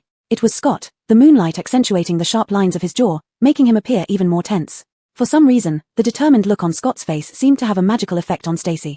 She stared at him for a while before lowering her head, regaining some composure. I need quarantine. Stacy's lips trembled, hiding her inner fear and terror. In her previous life, after losing Scott, no one had treated her with tender care again. Whenever storms came, she drifted like a small boat without a harbor, with no one listening to her complaints. Stacy, are you fucking crazy? The blood on Stacy's arm wasn't bright red but incredibly shocking. Her voice trembled imperceptibly, and the faint calmness and strength seemed like a knife stabbing into Scott's heart, clearly telling him, you didn't protect her. The fire burning inside Scott became even more uncontrollable at this moment. He couldn't distinguish where his anger came from, whether it was due to Stacy's apparent betrayal or her putting herself in danger to save him. Walt. Scott shoved Stacy onto the car seat backrest, bending over to climb into the car while bracing against the backrest. He violently grabbed the radio, veins popping out on his forehead as he spoke with restrained yet furious intensity. "Bring Doreen here. Now." "Brother, what happened?" Walt immediately sensed something was wrong from Scott's tone. For him to urgently ask for Doreen, there was only one possibility. "Damn it, did that woman trick you? I knew that woman had no good intentions." Before Walt could finish his curses, Scott snapped off the radio and tossed it aside. Stacy was pressed tightly against the backrest, Scott's profile inches away from her. The smell from him wasn't pleasant but brought a strange sense of reassurance. "I didn't have any ill intentions." Stacy's voice trembled slightly, the delayed pain in her shoulder felt like an ice pick piercing through her, chilling her to the bone. "Ricky asked me to lure you to the eastern side of the small town. I've been there before. There used to be a slaughterhouse on the east side, which would attract most of the zombies in the town with its scent." Stacy's voice grew shakier as she curled up her shoulders helplessly, trying to distance herself from Scott. However, every slight movement resulted in bumping into his cheek. "Stop talking." Scott cut her off curtly. His cold, hard voice betrayed no emotion, but Stacy knew he was angry, different from when he thought she had betrayed him. Now, he was worried about her and blaming himself. Stacy obediently shut her mouth as Scott lifted her and placed her on a nearby empty spot. She felt increasingly dazed, the throbbing pain in her shoulder drawing much of her attention. "I'll take it off. Stacy, look at me." As Scott was about to remove the half-arm of the zombie from Stacy's shoulder, he found that she was already losing consciousness, collapsing into his arms with a feverishly hot forehead. Chapter 12 Infection. "Stacy." Stacy responded with a dull millimeter and did not reply further. Scott was extremely anxious, cursing under his breath. He pulled Stacy into his arms, forgetting to use a rag for padding as he tore the zombie arm off her shoulder barehanded. As the finger bones embedded in her skin were pulled out, a gush of blood spurted from the wound, quickly staining Stacy's clothes dark. When Walt and Doreen rushed over, Scott was tightly holding Stacy, pressing on her wound while she lay unconscious in his arms. "Brother, are you all right?" Walt was stunned by this scene. He had thought Scott had been injured due to Stacy's trickery, so he hurriedly brought Doreen over. He never expected it would be this woman lying on the ground. "Get the medical supplies out and treat her immediately." Scott glanced at Doreen, his eyes like a hawk's in the dead of night, sharp and full of lethal intent. Doreen had never seen such a look on Scott's face before. It felt like something cold had grabbed her heart, making her unable to move. Walt reacted first, pulling Doreen behind him, glancing at the unconscious person on the ground and the zombie limb that Scott had thrown aside. Only then did he notice the thick smell of rotting corpses in the air. Clearly, there had just been an intense battle with zombies here. "Brother, what happened? Did this woman attack you? This place is under strict quarantine. How did the zombie get here?" "It was spatial ability. She took the hit when it ambushed me." Scott touched Stacy's face, which was now hotter than before. "Get Doreen to bring out the medical supplies. I don't have time to waste talking with you." Walt hesitated. "Brother." In this world overrun by zombies, anyone infected had no choice but to either mutate or die. There was no treatment except death. Moreover, medicines were invaluable in this post-apocalyptic world, used only in emergencies. Using them on infected people would be a waste of resources. Exchange it with that. Scott nodded toward the zombie head that had rolled next to the front wheel, containing the crystal core of condensed abilities that he hadn't had time to retrieve yet. Walt looked in the direction Scott pointed, suddenly startled and feeling uneasy. "Brother, I didn't mean. I wasn't asking you to use the crystal core to exchange." "Forget it, Doreen. Get the medicine quickly." Doreen hurriedly nodded.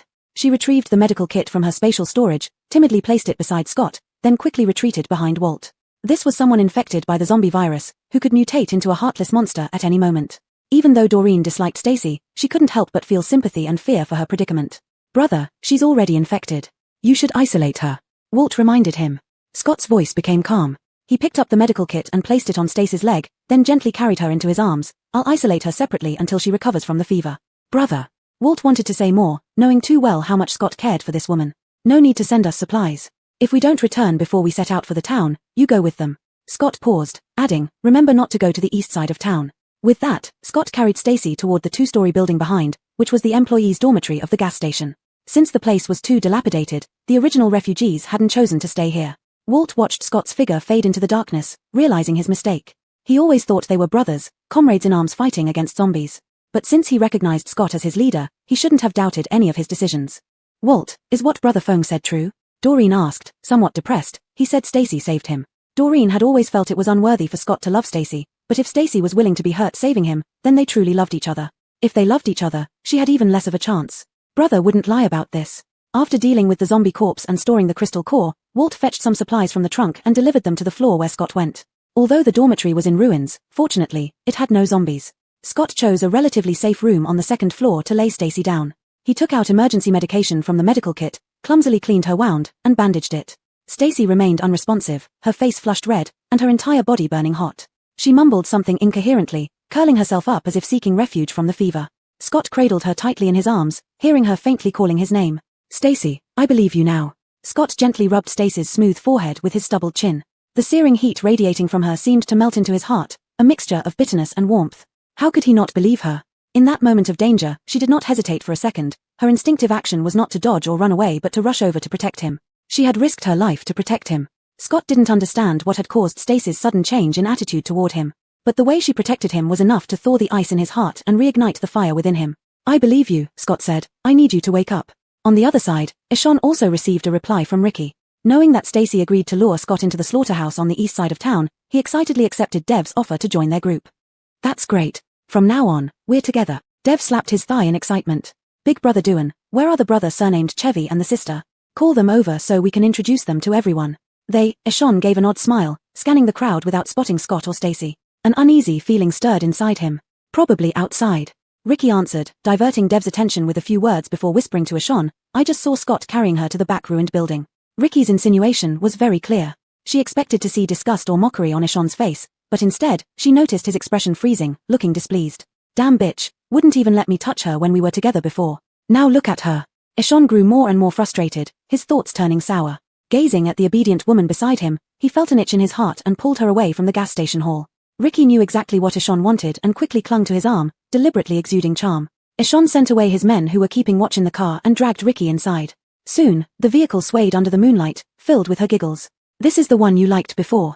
Back in the dilapidated dormitory, Stacy still burned with fever. The night wind carried sounds to Scott's ears. Impatiently, he slammed the window shut, grabbed Stacy's chin, and pressed a light kiss on it. Thankfully you came back. No matter what, I'll be with you. Chapter 13 Rebirth. Stacy had a fever all night, waking up several times intermittently. Each time she was tightly held in a warm embrace, with the familiar smell mingled with the blood odor from her own body, crowding in the small and enclosed room, enveloped by the rare warmth of the end times. Scott. Stacy opened her mouth, her throat was hoarse from the burning fever, and her lips were pale. Hearing this, Scott quickly loosened his hold on her, lifting his hand to feel her forehead. Cold sweat covered her forehead, the temperature had dropped somewhat but was still above normal, still have a fever. Do you want some water? Stacy shook her head. The persistent high fever left her utterly weak, even speaking seemed feeble. You shouldn't stay here to accompany me, it's very dangerous. You shouldn't have rushed out to deal with the zombies either, that's a man's job. After Scott finished speaking, he waited for a response from the person in his arms, but Stacy merely groaned and fell back into a coma. Scott's heart tightened again as she slipped into unconsciousness. The second bout of high fever was intense, and Stacy began convulsing uneasily, struggling incessantly in Scott's arms. Scott had witnessed many human mutations firsthand. He knew clearly now that this was the prelude to mutation. Would she awaken with a special ability, or turn into a monster? It all hinged on the final moment. His chest felt like it was smeared with asphalt, suffocating him. Scott clung tightly to Stacy's increasingly violent struggles, never letting go even though she might bite his neck at any moment. He did not waver in the slightest. I promised you I'd be with you no matter what, Scott's calm voice echoed in the quiet room, resolute, be good, don't be afraid. The fever persisted, Scott restrained Stacy's struggles, holding her close until dawn broke. As the first light of morning filtered in, Stacy's fever peaked, then her body calmed down from the initial convulsions. The raging fever receded like a tide, leaving only steady breathing and a warm, gentle hug. The fever has broken. Scott remained so composed, as if he hadn't endured an extremely tense and worrisome night. But the breath he exhaled and the subtle trembling of his arm revealed his true state completely. Scott stroked Stacy's warm forehead and cheeks, the worrying heat had subsided. The person in his arms, who had fought against the virus all night, was now deeply asleep. Scott wiped the fine sweat from Stacy's forehead and kissed it lightly, closing his eyes to rest alongside her for a moment. Guarding a loved one who could mutate at any moment required more mental strength than fighting zombies. Fortunately, she made it through. After daylight, it was the best time to set off. Everyone at the gas station had packed their belongings and was ready to leave. Except for Ishan, Dev's group's mode of transportation was a fairly intact bus. The leader of Dev's group was an older male mutant named Odessa, who looked scholarly and unassuming, almost like a teacher. However, the other three young mutants, including Dev, respected him greatly. Before getting on the bus, Odessa glanced at Walt and Yoon duo leaning against the door, hesitant about going without them. After some hesitation, he called over Dev to ask. Unsuspecting, Dev jogged over. Big brother Walt, aren't you guys coming with us? Walt lit a cigarette, glancing sideways at Ishan watching this direction, sneering, we're not together. They agreed, we didn't. Dev realized the tension between the two groups. Yet, Scott and Walt's strength surpassed the combined abilities of Ishan's team. Traveling with strong people was their original intention when they extended the olive branch. It's safer to travel in groups rather than alone, Dev repeated what Odessa told him. In this world, lone tigers can't protect against packs of wolves. Dev thought he had learned perfectly but forgot that Odessa had intended these words for Scott, not the similarly inexperienced Walt. Walt took a hard puff of the cigarette, showing impatience. Speak plainly. Phut. Doreen couldn't help but laugh beside them. Seeing both men look at her, she shifted uncomfortably. Dev scratched his head. Aren't Big Brother Chevy and that sister around? You should also ask their opinions. Walt remained silent, looking toward the nearby abandoned dormitory building, showing slight restlessness and anxiety. It had been a night since Stacy was infected. Based on previous experiences, whether she had turned into a zombie or awakened with a special ability, there should have been some result by now. Yet, these two people hadn't made any movements at all, which naturally caused him no small amount of worry. Doreen, I'm going to take a look. Walt could not wait any longer after having this thought. He flicked the cigarette butt and crushed it underfoot. You. Walt glanced at Dev beside him, who didn't seem to understand what was going on. He hesitated to say more. He certainly couldn't publicize that there was an infected person in his group. Otherwise, being attacked by a mob or driven away would be trivial matters. What if someone took advantage of the situation, using the excuse of clearing out infected individuals to snatch their supplies and crystal cores, possibly even forcing them into a dire situation? Doreen understood Walt's concern and knew that he wanted her to stay here. Just like Scott said when he left, if they did not return, she should follow Dev. But she did not want to comply. Her life had been saved by Walt, and she carried all the important supplies for the team. She couldn't join another group. I'll go with you. Doreen interrupted him. Walt glared at her. Ridiculous. You. Doreen pouted, suddenly spotting someone walking out from the entrance of the abandoned dormitory building. Excited, she pointed past Walt. Brother Fong is coming out. The other two quickly looked over and saw a man carrying a petite girl in his arms walking toward them. The girl was wrapped in the man's coat and held tightly against him, seemingly fast asleep. Walt was surprised to see Stacy still in Scott's embrace. With Dev present, he refrained from voicing his confusion and opened the passenger door for Scott. Walt, go get the supplies back. Scott referred to last night's medical kit and the supplies Walt had secretly delivered. Walt complied, and Dev also approached, asking worriedly, what happened to the sister? Is she sick? Lower your voice, she's sleeping. Scott placed Stacy in the passenger seat, and Doreen quickly followed suit. It was evident they were about to leave together.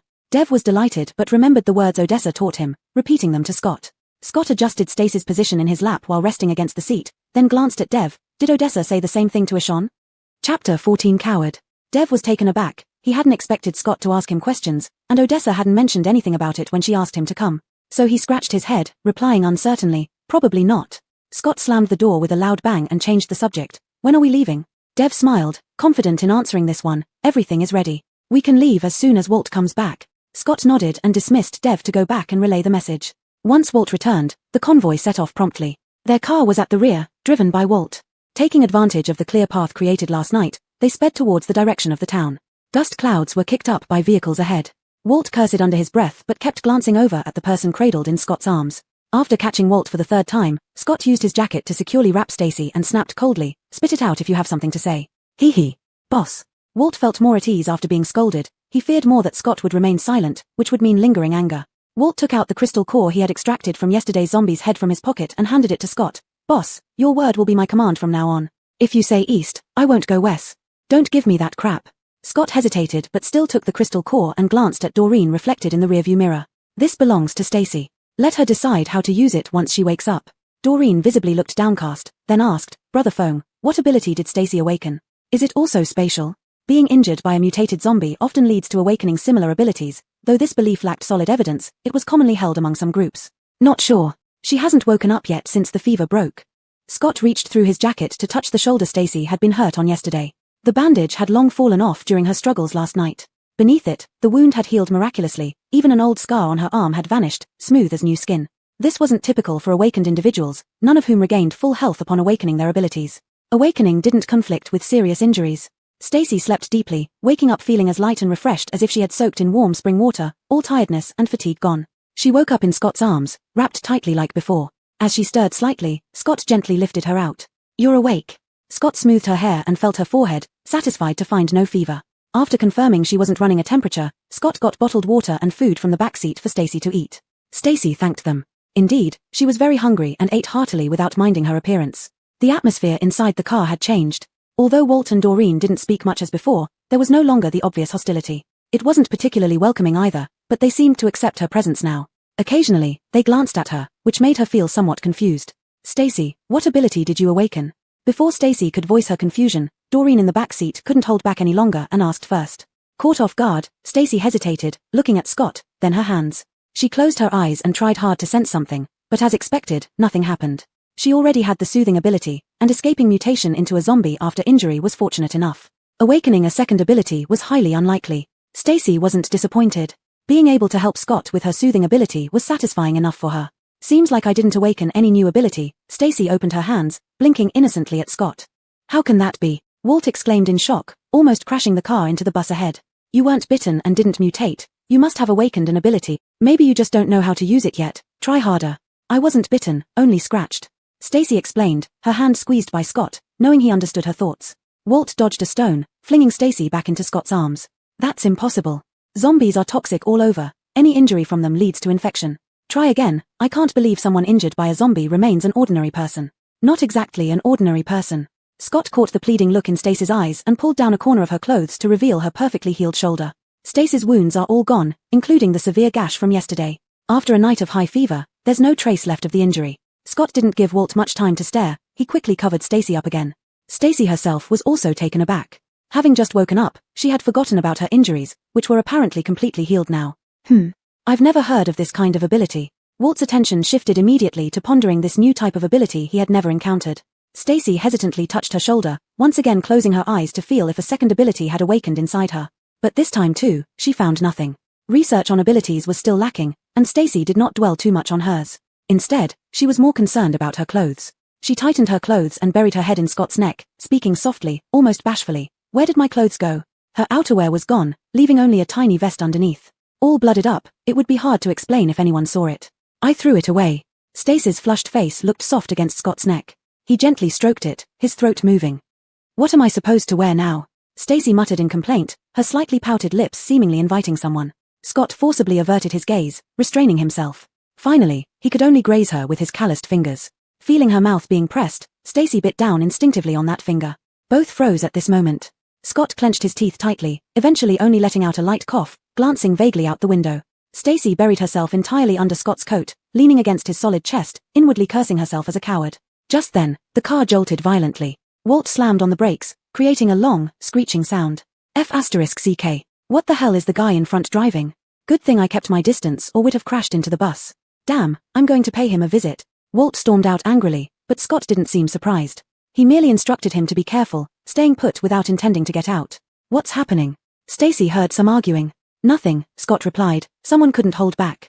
Chapter 15 Trust. Stacy didn't understand. After such an incident, she had completely forgotten about her plan to trick Ishon. Ishon wanted you to lure me to the slaughterhouse in the eastern part of town. We're almost at the entrance now and haven't split up yet. Do you think he's anxious? Scott took the clothes off Stacy's face and saw her lips slightly parted from surprise. He moved his jaw, then averted his gaze. Stacy didn't notice Scott's unnaturalness. Her mind was preoccupied with one thought. In her urgency to confirm it, she quickly straightened up and grabbed Scott's shoulders, her tone filled with barely contained excitement. You believe me?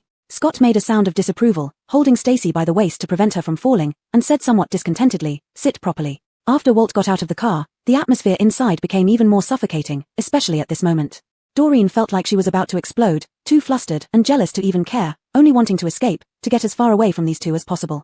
I'll, check on Walt so he doesn't get into an argument.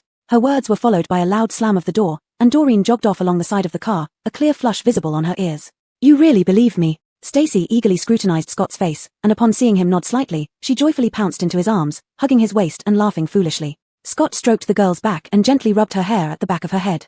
Don't let me down, he silently told himself. Brother. Mr. Dewan's car broke down and needs time for emergency repairs. Walt slammed the car door, the rough man showing no trace of romance, only seething with anger. Damn it, he refused to take the bus, insisting on staying put and repairing the car. Brother, what should we do? Should we leave first? Scott glanced at him, pushed open the car door, and stepped out while holding the person in his arms. No need, it's almost noon. We'll rest here as well. Stacy gave a little cry and quickly clung to Scott's neck, catching a glimpse of his curved lips out of the corner of her eye. She gritted her teeth, thinking he did it on purpose. Scott set Stacy down on the hood of the car, looking around. I'll go scout the surroundings with Walt. When Ishon comes to find you, just agree with whatever he says. Huh. Stacy tilted her head, knowing that they were planning to trick Ishon together. Though happy, she still teased him, pretending to misunderstand. You want to give Ishon and me an opportunity? Are you not afraid I might run off with him again? Stacy meant it as a joke, but she didn't expect to be caught by a rough hand under her chin. Scott's face turned dark, pulling her close, fiercely staring at her as if to devour her whole. You dare. Of course not, of course not. Not expecting such a strong reaction, Stacy hastily backed down, waving her hands for a while before finally clinging to Scott's waist, admitting her mistake obediently. I was joking. You're so good, and have finally believed me. How could I possibly run away? Best if you don't. Scott seemed genuinely angry, speaking through clenched teeth, staring into Stacy's clear eyes for a long time to make sure she was just joking. Only then did he turn away, taking a moon-white crystal core from his pocket and handing it to her. This is the spatial type zombie's core from yesterday. It belongs to you. You decide how to use it. I decide. But you were the one who killed the zombie. A mischievous yet innocent smile spread across Stacy's face. Are you telling me there's no you and me between us? Keep it. We're leaving. Scott didn't directly answer her question, instead pressing the crystal into her palm. Without waiting for her response, he turned and called Walt to patrol the area. This was the first time Stacy, having returned to life, touched a crystal core. She closed her eyes, activating her ability, gradually delving into the crystal's interior to examine its attributes, level, and purity. Understanding a crystal's attributes has always been a major challenge for post-apocalyptic psychics. As a circulating currency in the post-apocalypse world, crystals are not only used for trading goods but also for absorbing energy for psychics to advance their abilities, which is the most direct way for psychics to boost their strength. However, this method also has drawbacks. The types of psychic abilities vary greatly, thus crystals carry different kinds and levels of energy. The problem lies in that crystals present varying colors and sizes based on the nature and level of energy they carry, making their external attributes unpredictable. Crystals of the same attribute may exhibit different colors, while crystals of different energy levels may be the same size. This brings a lot of trouble to the identification of crystal attributes. After a large number of zombies are killed, psychers inevitably mix up the cores they extract, unable to distinguish specific attributes clearly. Absorbing them blindly can disrupt their own psyche, introducing many useless energy impurities into it. A couple of impure crystals naturally wouldn't matter, but over time, this would certainly destabilize one's foundation, ultimately leading to collapse, with the psyche bursting and causing death by explosion. Relievers were born alongside psychers, and their ability is to relieve impurities within psychers, ensuring their psyches remain clean. Therefore, their advancement speed is unparalleled. As psychers lack the ability to internally check attributes, they can only rely on crystal attribute detection devices to determine the attributes of the crystals. These expensive and rare instruments only exist in larger, more prosperous large-scale refugee cities, and their usage fee is quite high. Stacy's ability from her previous life was discovered and extended after using and studying the reliever ability multiple times. It represents a deeper understanding and self-awareness of internal abilities, an extension of the reliever's ability, which not all relievers can grasp. The situation is similar to Scott's second ability. His first ability belongs to the Lightning series. He migrated Wind series abilities that carry attributes from his Lightning ability as his second ability. In the not-so-distant future, he will migrate Fire series abilities as his third ability. And with her help now, Scott's ability evolution process will only accelerate, not slow down. The crystal core in hand, indeed as Scott said, belongs to the spatial type, rated at level 3.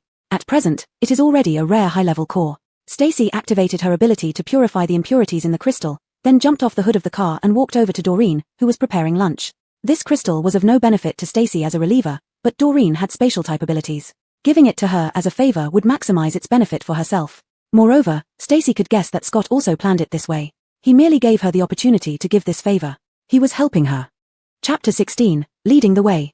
They parked the vehicles on the largest asphalt road in the village, with houses on both sides, making it easy to hide from zombies. The psychics from all three teams got out of the vehicles to check the environment without prior discussion. Scott and Walt split up but maintained a close distance and a wide patrol range as usual. However, today Scott walked into a courtyard and sat down on a stone stool. Walt, who didn't understand why, assumed Scott was just tired and unwilling to move, so he circled around the neighboring households centered around Scott. Scott had been sitting in the yard for a while when, indeed, he waited for someone. It was Odessa, the man by that name. "Boss Chevy, were you waiting for me?" Odessa first sized up this little courtyard. He did not find a stone stool to sit like Scott did, but tidied up his clothes and kept an elegant posture. Scott said, "I just wanted to see what a fierce beast that doesn't want to go alone looks like." "Since Boss Chevy speaks frankly, I won't beat around the bush either," Odessa said. "I admire your strength and character, Boss Chevy, and am willing to form an alliance. What do you think about that?" From the backyard came some sounds of fighting. Scott listened carefully, confirmed that Walt could handle it alone, then asked, "How do we count as forming an alliance?" Odessa replied, "You have strength, I have brains. If we work together strongly, we can leave our predicament behind and find a safe city to settle down. We'll support each other, have someone to watch each other's back, and won't worry about livelihoods anymore." Although Odessa only expressed half of his intention, Scott understood the implicit message: this well-mannered Mr. Odessa has considerable ambition. Finding a refuge city to settle down merely concealed his intention to take over, looking for a powerful ally in him. "I haven't asked Ishon the same question," Odessa added, seeing Scott didn't reply. "I saw the disharmony between you two. Being wise, I don't want to bring myself trouble." At the end, Odessa asked again, "Do you need help?" Doreen looked somewhat uncomfortable when she saw Stacy approach. Stacy also roughly knew what was going on. She didn't initiate any conversation and simply sat aside watching Doreen pull kitchenware and ingredients out of her psychic space, preparing and cleaning them. Feeling scrutinized, Doreen became rather uneasy. She endured for a while but finally couldn't hold it any longer. Throwing down the instant noodles bag she held, she glared at Stacy. Why are you staring at me? You're neither helping nor adding anything. Do I cause trouble? Seeing Ishan approaching, Stacy pretended to stand up and leave. Maybe I should go back to the car. Wait. Doreen blurted out, stopping her. After detaining her, she found herself at a loss for words. What's wrong? Stacy asked. Doreen hesitated for a moment. Did you really save Brother Fong yesterday? Yeah. Stacy smiled, admitting it openly. The crystal core spun in her palm. Doreen was confused and somehow angry. She blurted out, why? Didn't you hate him? Why did you suddenly change? You cut Brother Fong's safety rope just the day before. This question was a dead end. Whatever Stacy explained wouldn't make sense. So she responded ambiguously and shifted the topic. Things in the past were complicated, too complicated for you to understand. Doreen interrupted. Then are you planning something else? Let me tell you, don't you dare hurt Brother Fong, or I won't forgive you. He's my fiancé, why would I harm him? We had misunderstandings before, which led to quarrels. Now they're resolved, we've reconciled, and we're loving each other, Stacy replied with some guilt, knowing that she and Scott hadn't fully cleared their misunderstandings yet, and her actions towards him couldn't be excused merely as a tantrum. Who knows if what you say is true or not? Doreen grunted in warning, I'll keep my eyes on you. The moment you dare to harm Brother Fong, I won't let you off. Doreen had a childlike face, and when she was serious, she looked quite cute. Stacy tried hard not to laugh and promised, I got it, we'll get along very well, rest assured. What can I be reassured about? Doreen realized she had almost given up and quickly added, I haven't given up on Brother Fong yet. I'll compete with you fairly. All are welcome to join. But remember, we're engaged. It isn't fair for you to compete against me. Their relationship had begun to mend, and Stacy was confident they could be together properly, so she wasn't afraid of this so-called fair competition. Mitch, why would I fear you? Doreen snorted coldly. I know you're not afraid. Stacy was coaxing a girl for the first time. Although promising her that she could compete for her fiancé was a bit strange, it was quite interesting. Here, this is for you. Stacy handed the crystal core in her palm to Doreen, seeing her stunned with surprise, and directly placed it into her hand.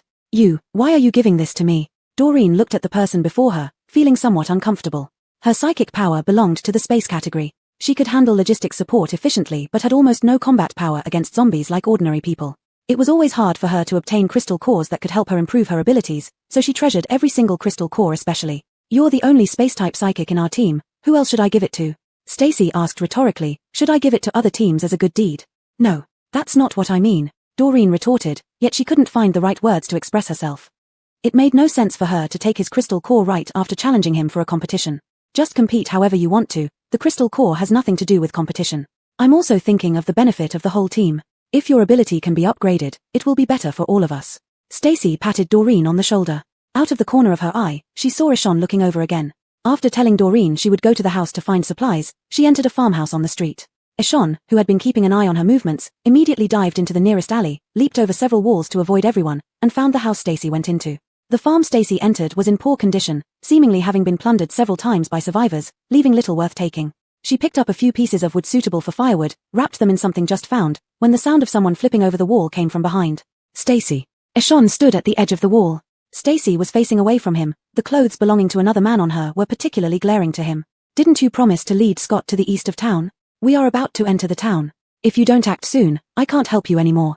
Or have you fallen in love with Scott in just a few days? Chapter 17 Bait. Barry seemed to be angry, his dissatisfied tone provocative and sarcastic, each word striking right at Stacy's sore spots. If this were before her rebirth, when Stacy hadn't seen Barry's true face, she would certainly have been provoked into anger, agreeing to any of Barry's demands to prove herself, becoming a tool for him to use against Scott, or even actively harming Scott. But Stacy was not so foolish now. A cold laugh flashed across her face as she tossed aside the wooden block she had been holding, turning around with an assumed cold expression. Are you really trying to help me? Stacy questioned in a cold voice. If you really wanted to help me, you wouldn't have just stood by while Scott's men dragged me away. He was going to throw me out into the wilderness, where zombies roamed everywhere. If I didn't submit to him, I would have already been dead. Barry had prepared himself for Stacy's accusations before he came. If it were earlier, he might have tried to coax the young lady, but now that their positions were reversed, the young lady no longer held much value to him. Barry was not Scott. Stacy's tantrums only annoyed him. Our strength is clear to you.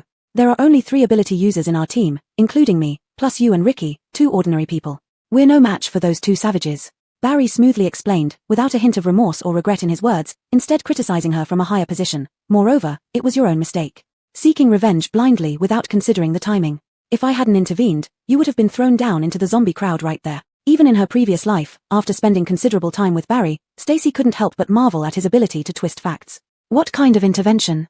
At that moment, he had completely been fanning the flames, focusing the conflict on himself so he could extricate himself at the expense of others. Seeing Stacy silent, Barry felt a surge of satisfaction. This woman had always been so easy to manipulate. He stepped closer and gently soothed her. Stacy, don't be upset. I'm here to help you. Stacy turned slightly, half facing Barry, pretending to be both aggrieved and stubborn after being abandoned, staring off into the distance, taking her time to make her eyes red. I know how sad you must have been that day, unable to rescue me from Scott's hands, but I was also distressed, especially seeing him, how he treated you. It tore at my heart. Barry grabbed Stacy's shoulders and turned her to face him, lifting his hand to touch her reddened eyes, only to have Stacy silently avoid it. Such small actions didn't concern Barry. He simply thought Stacy was still upset with him, wanting to play up the situation. Blame only myself for being useless, unable to protect the woman I love. When I saw him kiss you, hold you, see you wearing his clothes, I wished I could have fought him then and there. Even I never got so close to you. Stacy wiped her eyes and hurriedly interrupted him, sounding almost frantic. Don't say any more. I'm about to vomit. Barry continued. Stacy, I know you're upset, but now isn't the time for tantrums. The priority is rescuing you. Even though Scott's abilities are stronger than mine, if we work together, we can surely defeat him. Then you can return to me. Stacy lowered her head, hesitating with a millimeter, looking like she was moved by Barry's deceitful words. Stacy's reaction was expected. Barry squatted down, picked up the wooden block she had thrown, and kindly handed it back to her. When you get back, follow our original plan and lure Scott to the eastern part of town. I'll support you inside, ensuring his complete defeat. Stacy appeared somewhat skeptical. Are you sure the eastern part can trap Scott? Barry was confident. Of course, trust me. But Stacy hesitated. But they originally intended to go east.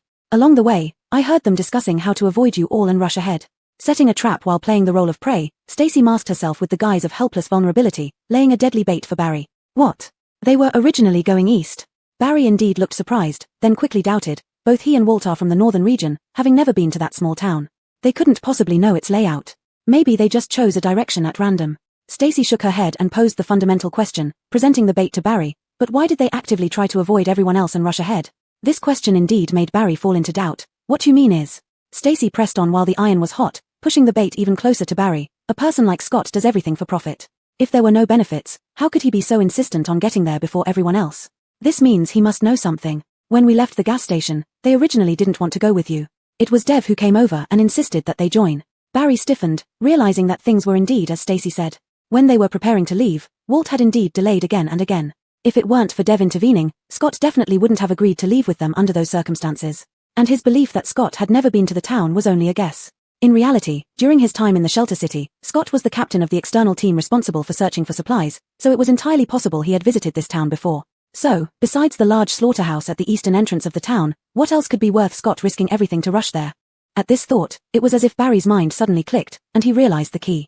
If before the shelter city fell, Scott had hidden supplies he found during missions in this town, hiding them in the most dangerous area in the east for emergencies, it wasn't impossible. Stacy. He must have hidden supplies there. Barry excitedly grabbed Stacy's hand. I've noticed the supplies he brought back to the shelter city have been decreasing. They must have been privately stashed by him. Stacy, caught off guard, tried to dodge but couldn't escape his grasp. Hearing his speculation, she couldn't help but twitch her mouth. She hadn't realized before how strong his imagination was. This saved her the trouble of fabricating reasons to convince him. Barry grew more convinced the more he thought about it.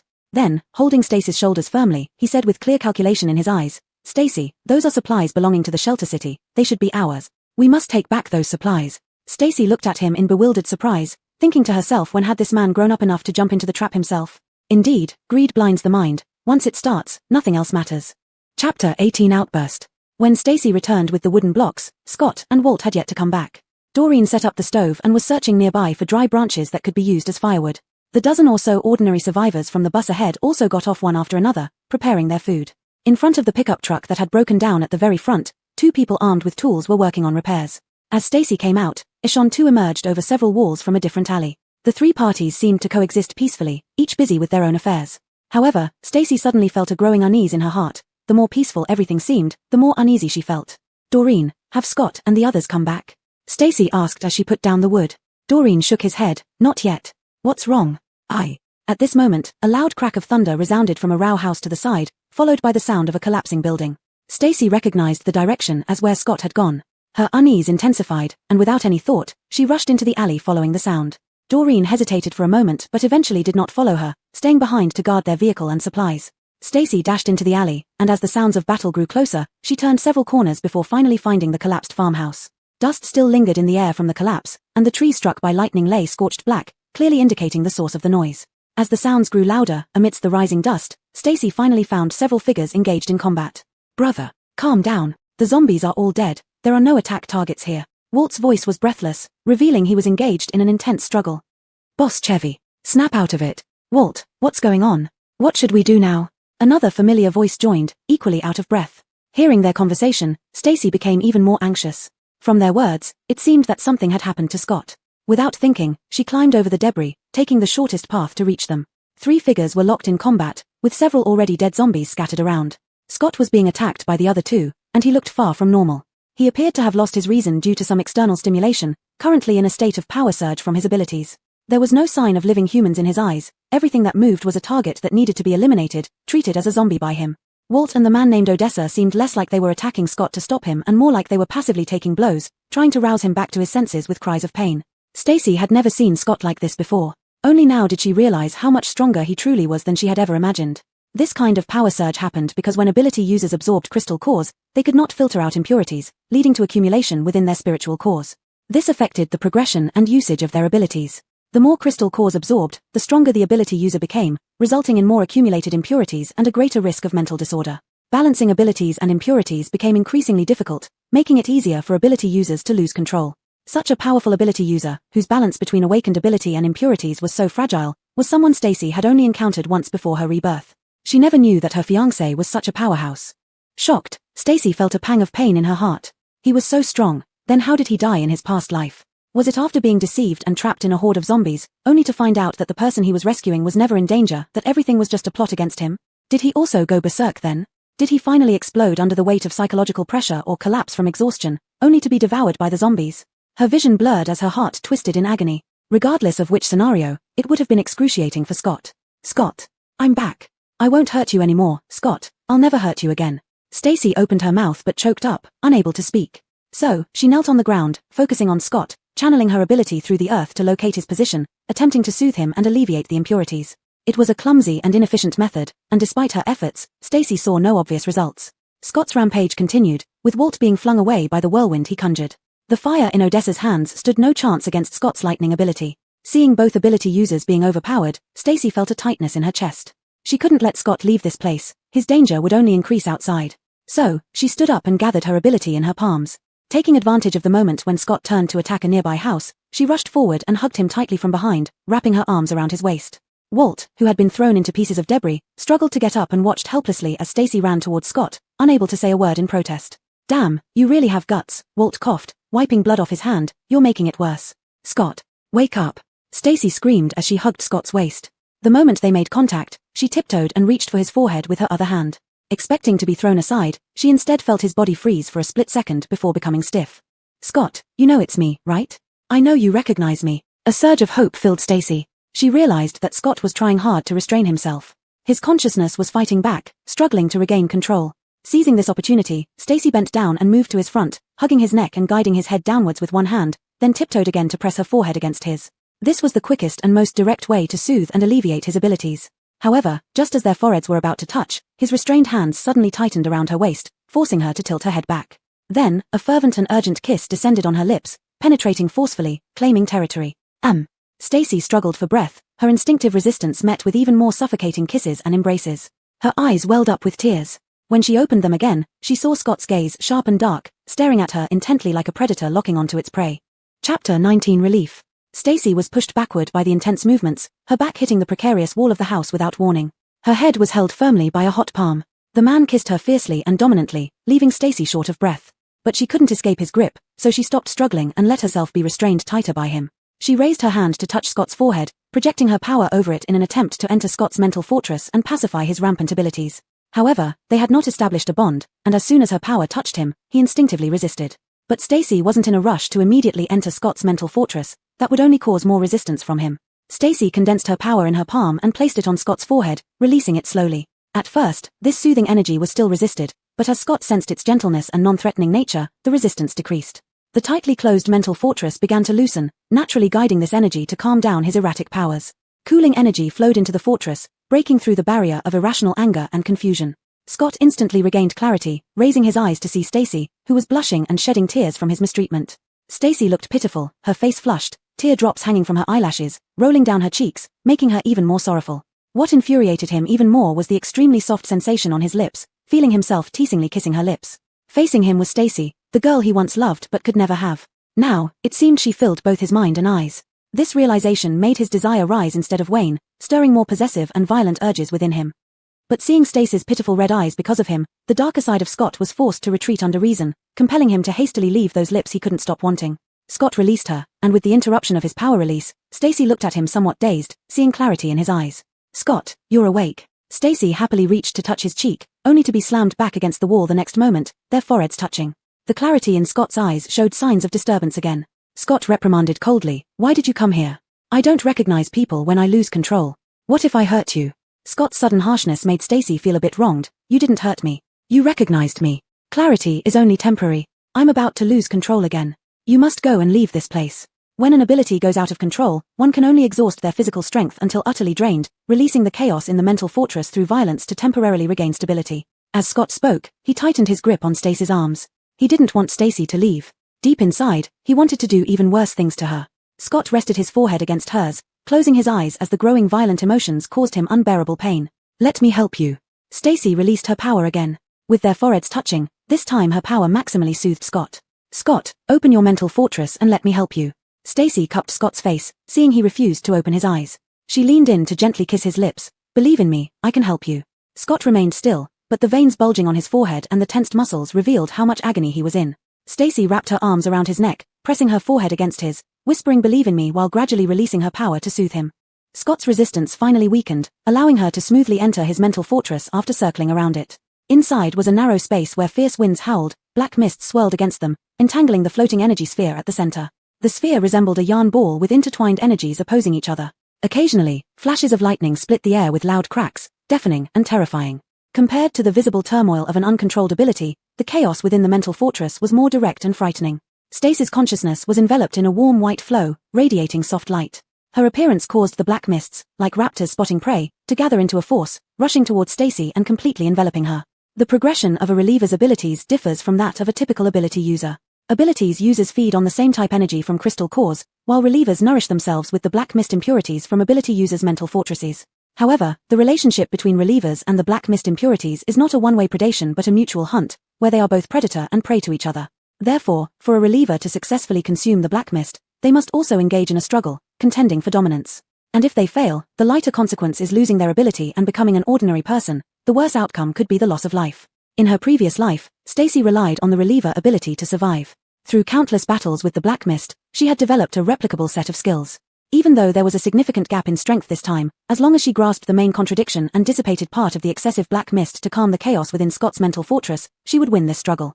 The remaining unprocessed black mist impurities could be dealt with gradually over time. Stacy wrapped her consciousness with her power, resisting the attack of the black mist, only opening a small passage in front for it to attack her, then capturing and dissipating it.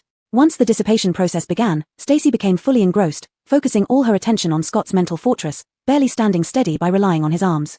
Cool energy flowed from Stacy's forehead into the mental fortress, acting like gentle hands that caressed the violent elements inside him, dispersing the fog at its source and freeing him from the deep turmoil.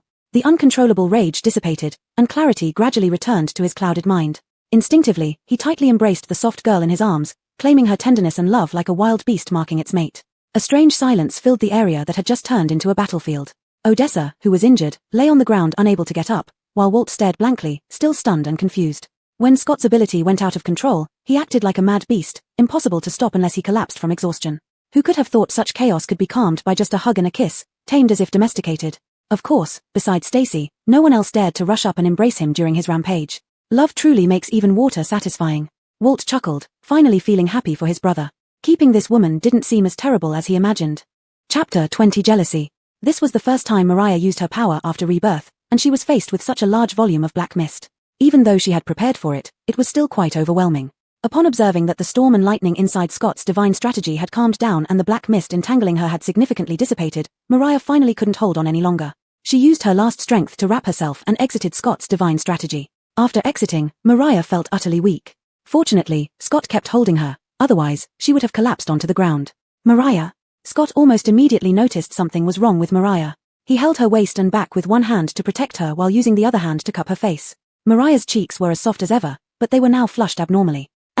Mariah felt somewhat dazed, elongating her response to Scott in a soft voice that sounded like coquetry. Mariah snuggled up to Scott's neck, finding his embrace always reassuring. Thus, she buried her entire face in his neck, closed her eyes, and wanted to rest there. Scott sensed that this person in his arms was radiating heat from her limp body. His large hand went over to cover Mariah's forehead, discovering she was burning with fever. "You're running a fever, Mariah? Mariah, look at me." In his worry, Scott tried to draw Mariah out from his embrace to get a good look at her, but Mariah clung onto his neck, refusing to let go. Mariah was delirious from the fever. After returning to life, many of her pent-up grievances could not be vented. In her daze and embraced by someone she liked, these emotions couldn't be held back any longer. "Scott, don't leave. Don't go away, don't abandon me, I'm scared." Mumbling against his neck, Mariah's feverish words were unclear, but Scott heard only "don't leave" after trying to listen for a long time. "I won't leave, Mariah." Scott felt helpless and worried. Since Mariah was hugging him tightly, he feared hurting her if he used force. Unable to pull her out to check on her, he could only carry her horizontally into his arms and rush back hurriedly. "Brother, are you all right?" Walt came over, supporting himself with one hand and clutching several crystal cores extracted moments ago. "Then what's wrong with her?" Scott paused upon hearing this. The fact that Mariah was a reliever should remain top secret. He hadn't intended to tell the others in the team, including Walt. However, due to today's unexpected incident, Mariah had no choice but to use her power in front of others. Thankfully, her use of power was discreet and did not attract too much attention, preventing them from guessing she was a reliever. "I lost control just now and accidentally pushed her against the wall, hitting her head." Scott pulled her closer, hiding her blushing cheeks. "I didn't expect Leader Chevy's strength to exceed my expectations so much.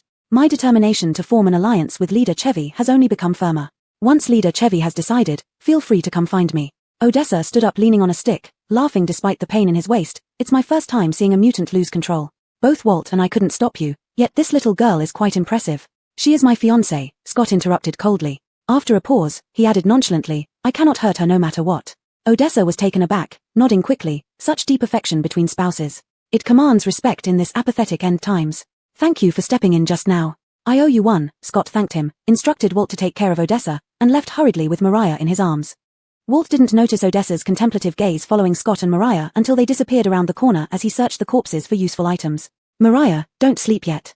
Away from others, Scott didn't return directly to the SUV. Instead, he chose a relatively sturdy residential house, carried Mariah inside, placed her on the bed, and held her close. "Millimeter." Mariah forced her eyes open and pinched Scott's earlobe, not sleeping. Scott said, "We will stay here to rest. We'll leave once you recover." "I'm fine." After being held by Scott for a while, Mariah regained some consciousness. Nestling into his chest, she joked, "Just an overload. A good sleep will do the trick." Mariah wasn't lying. Inside Scott's divine strategy, she absorbed too much black mist impurity. However, she only managed to store it within her own divine strategy and didn't fully absorb or convert the energy contained in those impurities. The fever was a normal reaction because her body wasn't accustomed to such intense use of her power. Resting and having a good sleep would help her recover. Hisong's metaphor was very vivid, Scott immediately understood, but still asked with some concern, "Really nothing serious? No need for antipyretics? Medicine won't help. Just hold me, and I'll be fine." After saying this, Hisong fell into Scott's arms, raised her hand to pat his lips, signaling that she wanted to sleep and didn't want him to talk. Scott felt somewhat relieved. He laid Hisong completely in his arms, took out a roll of clean bandages from his pocket, and wrapped her head. Doing a full performance, he had just covered up Hisong's ability by saying she had been injured on the head due to his loss of control. Now that it was bandaged, they wouldn't be questioned when they returned. After Hisong fell asleep, her high fever quickly subsided. Scott finally breathed a sigh of relief and carried the sleeping Hisong away from the house back to the team. The sun was setting, and everyone had eaten lunch and was resting. Barry's car was already repaired, and he leaned against it, playing with a lighter, seemingly troubled. Scott placed Hisong in the passenger seat, leaned against the car to take over Doreen's freshly cooked instant noodles, and after eating a few bites, saw Barry and Odessa approaching. He subconsciously glanced at the person in the car, speculating on what these two were up to. "Boss Chevy is back." Odessa approached and handed Scott a packaged hard-boiled egg. "Is that little girl all right?" Hisong. "What happened to her?" Barry seemed unaware of what had just happened and quickly looked into the car upon hearing the question. Hisong was lying asleep in the passenger seat, wearing Scott's coat. Her clothes and hair looked messy, especially her lips, which were slightly swollen, looking like they had been ravished. Barry's face darkened, and the guesswork in his mind made him feel both embarrassed and jealous. They couldn't wait, even a short time at noon. This woman, who claimed to love and cherish him, wouldn't let him touch her at all, but with Scott, anything goes. Once he got his hands on Scott's hidden supplies and killed Scott, he would bring her back and strip off her skin to taste what flavor she was. Chapter 21. The Invincible One. Eshon stared at the people in the car with eyes practically on fire, but upon lifting his gaze, he noticed Scott was also staring at him. He hurriedly masked his fury and adopted a concerned look. Just now, Boss G and Walt encountered zombies, making quite a racket. Eshon let out a dry laugh and pointed to the bandage on Stace's head. "You two didn't encounter zombies too, did you? Is she injured?" After those loud noises earlier, Ishon only ordered strict vigilance where they were, without further probing. When Odessa and Walt returned from the alley, they only mentioned encountering a few troublesome zombies, giving no details. Thus, Ishon had no idea that those sounds came from Scott right before his eyes. Aha! Scott checked the production date of the preserved egg Odessa brought, confirmed it hadn't expired, and put it back in the car for Stacy to eat when she woke up. She bumped her head earlier and is resting. He replied offhandedly, picking up a bowl of instant noodles and swallowing a few bites. Those were indeed tough to deal with, but thankfully they've been taken care of. Odessa interjected, pulling out a map from his pocket and spreading it on the hood of Scott's car. He knew his limits. Since Scott hadn't mentioned the power surge incident, he wouldn't either. Moreover, these two harbored mutual distrust. Proper utilization could benefit him. I think everyone has rested enough. We should depart as soon as possible. Otherwise, if we enter the town after sunset, it might be unsafe. Neither Ishon nor Scott proposed departure, so Odessa, looking at the sun's position, suggested it himself. This is a map of the small town. There's a slaughterhouse on the eastern side of town which will attract zombies due to the bloody smell. In the center of town, there are 3 medical districts, likely gathering numerous zombies. When Odessa mentioned the slaughterhouse on the east side, Ishon particularly observed Scott's reaction. Seeing no abnormal response from him, he became even more convinced that Scott had privately hidden supplies there. These points are all sparsely populated areas in town. Odessa took out a marker and circled several spots on the map, pointing at one of them. We should take the main road, entering from the west. Inside the town is a mountain-reliant park next to a villa district. It has scattered residences and is relatively safe to settle down. Scott asked Doreen to clear the noodle bowl and marked an area around this location. The villa area lacks infrastructure, without supermarkets or grain storage facilities for resupply. Oh, Leader Chevy has been here before? Odessa asked in surprise. Ishon looked over expressionlessly as well. Yeah, I came here once to search for supplies. Scott admitted frankly, and Ishon's suspicion was firmly established. Taking Odessa's pen, Scott marked an X at a high-rise residential complex west of town. There's a shelter built by local psychics here. Nearby supermarkets have long been cleared out. The size of the population is unknown, so we need to avoid them. Ishon said, so, the plan to stay in villas on the western edge would expose us to encounters with local psychic groups. Odessa agreed, right, but the north side of town is surrounded by mountains. Going our current direction, we can take advantage of the mountain roads into the town. And it's not far from central streets, making supply searching easier. They discussed various plans and analyzed their pros and cons. Finally, they decided to enter town via the mountain road on the north side and camp among the houses halfway up the slope. After resting, they would discuss how to find supplies. Throughout the discussion, no one proposed entering from the east side. Ishon deduced that Scott must want to avoid drawing attention, thus joining forces. He made up his mind that after entering town, he must keep an eye on Scott's moves, hoping to snatch the resources effortlessly like a hidden hawk behind a praying mantis. The vehicles started up again, traveling from noon until sundown. Finally, they went up the winding mountain road, and Stacy also woke from her daze. While she was unconscious, she wasn't idle. She delved into her divine strategy, absorbing and converting the black mist stored within. This was the first time Stacy absorbed the black mist since her rebirth, progressing slowly but steadily, ensuring every step solidified the energy conversion. Through this process, Stacy's psychic abilities significantly increased, nearing the 2nd level, doubling her capability to purify crystal cores and transform impurities. She opened her eyes contentedly and stretched lazily in Scott's embrace. Sitting on someone for a long time wasn't really comfortable. Stacy cast an envious glance at Doreen, who was resting in the back seat with her eyes closed. Before she could retract her gaze, she was caught red-handed by Scott. Woke up. What are you looking at? Walt, who was driving beside Scott, glanced at her and gave a rare smile, teasing, the female powerhouse has woken up. What do you mean by powerhouse? The title confused Stacy, and she instinctively looked at Scott for an explanation. Walt continued jokingly, you, of course. No one dared to rush forward when Brother's psychic power went out of control. Even I got thrown into a tree and broke it. You must be made of iron. You don't know how anxious Brother was when he woke up. His hands were covered in blood from pressing on your head. Even I. Walt. Scott interrupted sharply, disliking where this conversation was going. Stacy gasped and hurriedly touched her head. Blood. Did I bleed? Stacy felt a bandage around her head and stared at Scott in confusion. She hadn't been injured, so why was there a bandage? You hit your head when I threw you against the wall. Scott supported the back of Stacy's head and gently pulled it to his shoulder, loosening the bandage while whispering in her ear, don't say anything. You got hurt because of me. Oh. I had a fall, but I've forgotten about it, Stacy replied awkwardly, playing along with Scott's lie. It felt like they shared a secret now, and it made them feel closer. Scott pretended to inspect Stacy's hair, peering at the injury on her scalp before declaring matter-of-factly, your wound is healed. It seems your newly awakened psychic power likely enhanced your body's ability to heal after injuries, Scott explained. Aha. If you say so. Stacy nodded silently, receiving a mixture of envy and curses from Walt. Her hair was slightly tousled as Scott adjusted it, revealing his clearly weary face, which pained Stacy to see. Scott, why did your psychic powers go out of control today? Chapter 22, The Vehicle Needs Balance. A mutant ability outbreak is extremely exhausting for mutants, both physically and mentally. It leaves deep scars that are hard to heal, and in the long run, it will lead to their downfall. Scott did not answer Stacy's questioning. Instead, he simply pressed her head back into his embrace, clearly unwilling to elaborate. This isn't the first time, right? Stacy was not going to let him off the hook just because he didn't want to talk about it. An ability outbreak was no trivial matter. At its worst, a mutant had to endure pain at all times, consciously maintaining balance within the depths of their mind to remain lucid.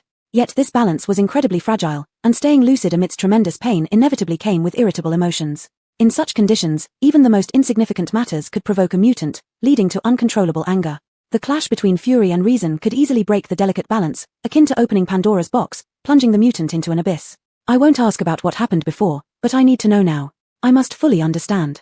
Stacy stubbornly lifted her head and held Scott's chin, making him look at her. She couldn't change the past, but she would do everything possible to avoid anything that might trigger Scott from now on. Scott sighed softly, turning away from Stacy's hand. He rubbed her back as a form of comfort but remained silent. Don't ask, it's just some past events. Scott, you can't just not say anything. By keeping quiet, you're treating me like an outsider. Stacy felt defeated, suddenly realizing there were many unknowns between them, gaps in understanding. Scott always indulged Stacy, responding to her every request in the refugee city. Yet this time, he wasn't budging. Stacy, you know that's not how I feel. How do I know? If you don't tell me, then I'll just assume you still don't trust me. Stacy turned her head away in mock anger, giving Scott the cold shoulder for quite some time, yet he made no move to coax her. Her resolve softened, only she knew that no matter what, she could never really quarrel with Scott. She owed him far too much to ever repay. Fine, don't tell me. Stacy pouted, finding a way out by wrapping her arms around his neck and sulking against him. It was all her fault for being naive and ignorant in her past life, trusting others so easily without properly understanding her fiancé or what he had gone through. I just want to understand you more. If you don't want to talk, I'll take my time figuring it out. Stacy mumbled.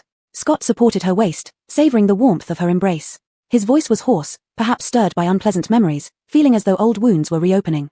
Okay, Scott murmured, his heart heavy with unspoken emotions. I have secrets to tell you too, Stacy huffed, almost retaliating for Scott withholding information. You'll have to figure those out slowly. TSK. Walt in the driver's seat sucked on his cheeks, adjusting the rearview mirror to completely remove these two from his line of sight. While he hadn't entirely accepted Stacy into their group, he couldn't ignore what she had been doing for Big Brother these past few days. If this woman truly repented and genuinely cared for Big Brother, he could overlook her past actions. But if she didn't change, he'd risk Big Brother's wrath to throw her into the zombie horde, ensuring she could never harm him again. I already know your secrets. Scott didn't fall for it. You don't.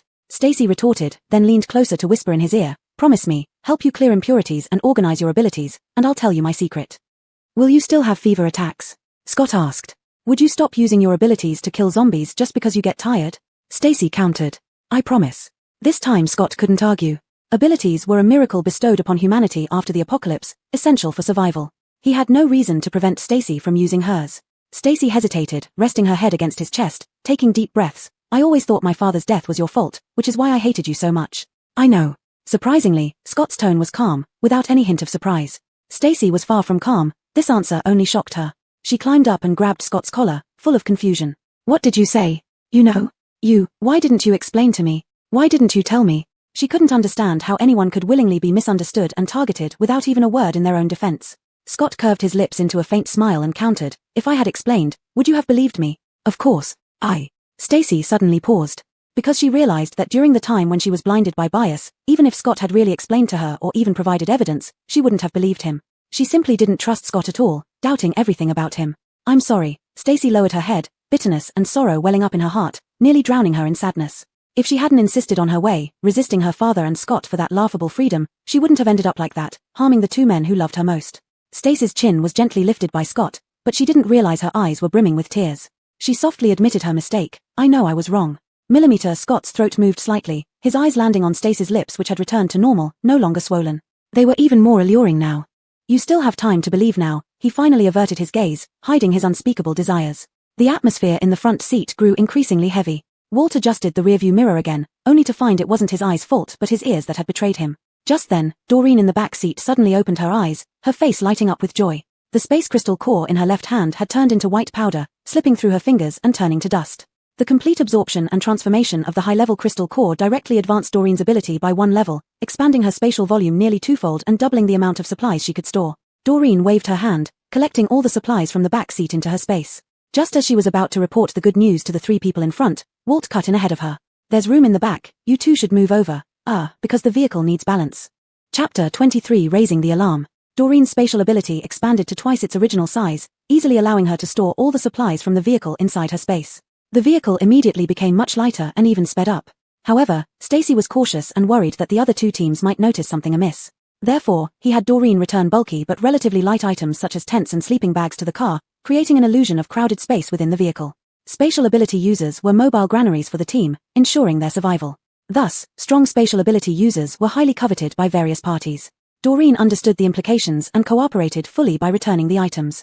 As dusk fell, they arrived in town via a mountain road and temporarily settled into abandoned residences on a hillside. Despite traveling together, the three organizations did not trust each other and acted independently, using their own resources without sharing. Scott and Barry's teams both consisted of 4 people, and their supplies were still sufficient. However, Odessa's team was in a less favorable condition. He led 4 ability users and over 10 ordinary people. Even though there were many supplies on the bus initially, after several days, most of them had been consumed. By tomorrow morning, his team would run out of supplies. Therefore, Odessa was the most eager to go out and find more supplies. As soon as everyone settled down and before dinner was even prepared, he came over with a map. Sorry to bother you all, but we need to plan tomorrow's city expedition for supplies. Let's look at the routes and locations now so we can be well prepared. Odessa laid out the map on the table. Barry also entered, glancing at Stacy and giving her a meaningful look. Stacy remained expressionless and moved away, chewing on a braised egg while listening intently to their discussion. She had already told Scott everything, including her plan to trap Barry and the location of her father's remaining supplies. It was now up to Scott to set the hook and bait to lure this greedy snake into the zombie sea. We plan to search the houses halfway up the mountain tonight. Supplies are really tight in our team, so we'll take whatever we can find. Odessa did not shy away from discussing the lack of supplies in his team, seemingly indifferent to revealing this weakness. Since Brother Chevy has been here before, he must know this place well. Barry probed. Where do you think is the most likely place to find supplies? Scott replied, before the apocalypse, Mr. He bought several warehouses in town under his personal name to store supplies. After the apocalypse, he used them a few times, but 2 warehouses remain untouched. 3 months before the apocalypse, the world operated as usual until a sudden rumor about the arrival of the apocalypse appeared on major media platforms worldwide, breaking the tranquility of life. The theory of the apocalypse's arrival exploded globally. Initially, most people thought it was a prank. But as news of mass panic buying made headlines, more and more people began stockpiling supplies, including Stacy's father. The amount of supplies he stored could support a small refuge city for hundreds of people for half a year, with leftovers to spare. Barry hadn't expected Scott to directly reveal the existence of these supplies.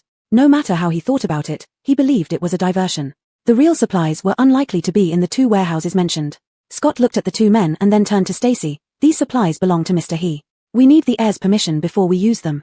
Heir Stacy suddenly found herself under the gaze of several pairs of eyes. The braised egg in her mouth didn't taste good anymore. This wasn't part of the script, Stacy thought. Stacy, miss. Odessa interrupted. I have long heard of the refuge city your father established and feel deeply saddened by what happened to him. I'm sure your father would have been greatly comforted if he knew his stored supplies could help more survivors in need. Stacy was surprised, realizing that Odessa seemed genuinely sincere. There was no hint of or manipulation in his tone, as if he truly felt that way. Thank you. Stacy felt a warmth in her eyes. The apocalypse had eroded so much of human nature. Having seen the worst of humanity in her previous life, she felt both unfamiliar and moved by this kindness. Scott raised an eyebrow approvingly and turned to Barry. Barry felt a sudden surge of panic. He knew all too well what had happened to Stacy's father. It was he who had personally swapped the quick-acting heart-saving pills of Stacy's father, intentionally inducing his illness and ultimately framing Scott. So when Scott looked at him expressionlessly, Barry's first instinct was that he had discovered it was him. But Scott just stared at him like this, saying nothing but exuding immense pressure. Cold sweat broke out on Barry. He suppressed a breath and took a long while to regain composure, but his face remained stiff, and the smile he forced out was more grotesque than crying. Anyone who had to speak well of the victim's accomplishments in front of a powerful and unreasonable wronged party, and also hoped to get a share of the deceased's legacy, would likely feel guilty and weak-kneed. Especially when the person being framed might have already found out the truth and could take action against him at any moment. Mr. He has always been a respected senior figure. I also deeply lament what happened to him. So, Barry searched his mind for compliments about Stacy's father while enduring Scott's intense stare, feeling utterly flustered and drenched in cold sweat. His praise came out haltingly, laced with panic, which would seem odd even to outsiders unfamiliar with the truth. When Barry finished speaking, drenched in cold sweat, Scott finally retracted his piercing gaze. He let out a sigh of relief, guiltily glancing at Stacy. The fury in her eyes had cooled down, but it still felt as if it was sharp enough to cut through him. Barry froze, subconsciously thinking that Stacy must have known the truth. But then she only glanced at him once before withdrawing her gaze, and when she looked again, everything seemed calm, as if he had misinterpreted it. Yes, he must have misinterpreted it. Stacy was so foolish and so in love with herself that even if Scott had told her the truth, she wouldn't believe him. After manipulating Stacy for so long, Barry still had confidence in this. If these supplies are still there and haven't been found by other survivors, then I agree for everyone to use them. Stacy now understood the intention behind Scott's seemingly superfluous actions. He had always known who had killed her father. He did this to make her see Barry's guilt, planting a seed of doubt in her heart. At the same time, he scared the real murderer into becoming wary, causing them to slip up on their own. Chapter 24, Into the Trap. That night, the group finalized their teams and routes, discussing until very late before dispersing. The next morning, the three teams set out together in 3 vehicles, heading toward one of the supply points Scott had indicated. The bus, with its large interior space, was used to carry supplies. Scott and Ishan took the front and rear positions, guiding and covering the retreat respectively. The first supply point was located on the eastern side of the town, only 2 blocks away from the slaughterhouse east of town, where the concentration of zombies grew denser the further east they went. The journey was not smooth. The group had to take detours multiple times but could not find a street with fewer zombies to drive through. In the end, they abandoned their vehicles and proceeded on foot. After several fierce battles, the 11-person team inevitably scattered. Doreen followed Odessa's group as planned, while Scott led Stacy and Walt into the shadows, making it appear as if they had left the group midway. They commandeered a random vehicle from the roadside and headed to another location. They pretended not to notice the tail that had been following them and successfully drove out of the zombie-infested area. After several twists and turns, they finally arrived near the heavily infested slaughterhouse at the eastern end of town. Inside a high-rise residential building on the eastern edge of town, they opened a private garage and retrieved a vehicle from inside. Using tools, they pried open an elevator and entered the shaft, transporting several boxes marked as supplies out and loading them into the vehicle. With this, the bait setup was complete. Scott and Walt ventured deeper into the elevator shaft, while Stacy stood guard outside. Finally, Ishan and 2 other psychics from his team, who had been observing in secret, arrived. "You've come." Stacy's face lit up with joy. In front of Ishan, he removed the tools used to pry open the elevator doors, which immediately closed, trapping Scott and Walt inside. Some attacking sounds came from within the elevator shaft, and Stacy looked panicked, hurriedly running behind Ishan as if afraid Scott would break out. "Let's go quickly," Stacy urged. "Stacy, you did well this time." Ishan affectionately patted Stacy on the shoulder, giving a cursory look at the supplies in the vehicle before satisfyingly leading the 2 psychics into the car, leaving Stacy outside. "I haven't gotten in yet." Seeing the car door close and the engine roar to life, Stacy pretended to be anxious, tapping on the window. "Stacy, there's no more room in the car. I'll take the supplies back first. You wait here for me to come back for you." Ishan rolled down the window, revealing what he thought was a reliable smile, offering a dismissive reassurance. If yesterday's incident hadn't occurred, Ishan might have taken Stacy along. But yesterday's humiliation and sense of being overshadowed by Scott had filled him with anger. He wanted to make Stacy pay for every bit of that shame. Moreover, since Stacy lacked any psychic abilities, she had long lost her usefulness to him, so dealing with her sooner wouldn't hurt. Too bad he hadn't yet tasted her. After speaking, Ishan rolled up the window and drove off. Stacy chased after the car a few steps and shouted a couple of times. When the car turned the corner, she slowly stopped and returned to knock on the elevator door. "They're gone. Come out," Stacy said. "Step back," Scott called out. Stacy obeyed, stepping back some distance. Then, under Scott's released lightning, the heavy elevator door shattered like a piece of paper into fragments. "What do we do now?" Walt jumped out of the elevator shaft, finally able to examine the layout. This was a private garage, untouched by zombies due to its good ceiling. The 3 walked up the stairs to the 2nd floor. Outside, the streets were a chaotic mess. With Ishan's trip attracting more zombies, escaping now would be even more challenging. "Now, let's go get the 3rd batch of supplies left by father." Stacy held onto the hem of Scott's clothes, pulling out a rough sketch she had drawn the night before. It was the blueprint for the town's underground air raid shelter, which her father had forced her to memorize when he was alive, now becoming her lifeline. Her father had left 3 supply points in the town, and he had only revealed 2 smaller ones to the group. Now, they were heading to the largest one among the 3. What they had given to Ishan earlier was a long-abandoned warehouse Stacy had discovered in her past life, containing only expired canned goods and sausages in the outermost box, with everything else inside being junk. "Stacy, the supply point isn't far from here, just north at an abandoned hospital, about 1 kilometer straight line distance."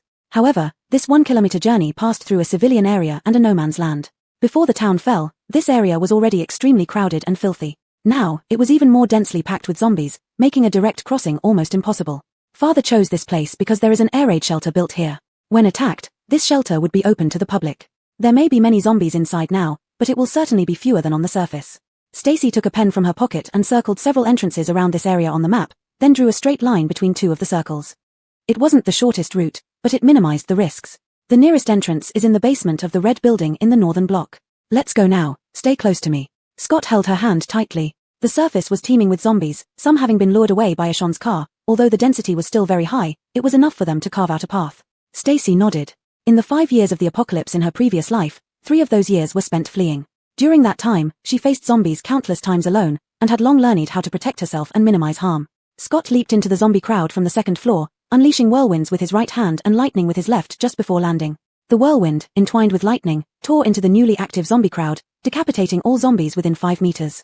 For a moment, blood and flesh flew everywhere, accompanied by groans and creaking sounds.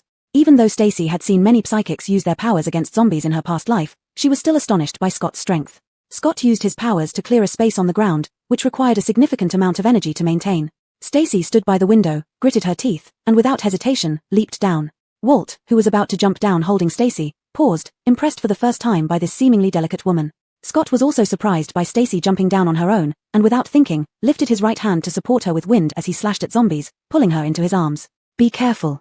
Scott frowned, holding her tighter as he noticed an abnormally fast-moving zombie approaching. At the same time, Walt leaped down from upstairs, extending his hands in mid-air with cold iron-like gleam, causing metallic clashing sounds all around. Piles of old metal racks in the corner of the yard rushed towards them, dragging sparks along the ground, mercilessly crushing zombies along the way and landing steadily in front of them. By now, Scott had already dealt with the abnormal zombie, swinging Stacy onto the high platform of the metal rack, and then leaping up himself with the wind. More zombies gathered at the sound, filling what was once a relatively empty street. Scott swept the path ahead with wind and lightning, while Walt manipulated the metal racks to occupy gaps. The two psychics worked seamlessly, using metal racks like bridges, successfully crossing the entire block amid the tide of zombies. Chapter 25 Cold Iron. Fortunately, there weren't many mutant zombies along the way, and they weren't of high levels, which made it possible for Scott to handle all of them alone. By the time they safely reached the entrance of the targeted air raid shelter, dusk had fallen. Zombies were more active at night than during the day, and the zombies wandering on the streets were already moving much faster. There weren't many zombies at the entrance of the air raid shelter. After a quick cleanup, Stacy found the control room for the lighting system in the cave first. There were no zombies in the control room. Scott locked Stacy inside and then ventured deeper with Walt to explore. Stacy's ability was both valuable and somewhat redundant in this post-apocalyptic world. It was precious relative to others but redundant to herself.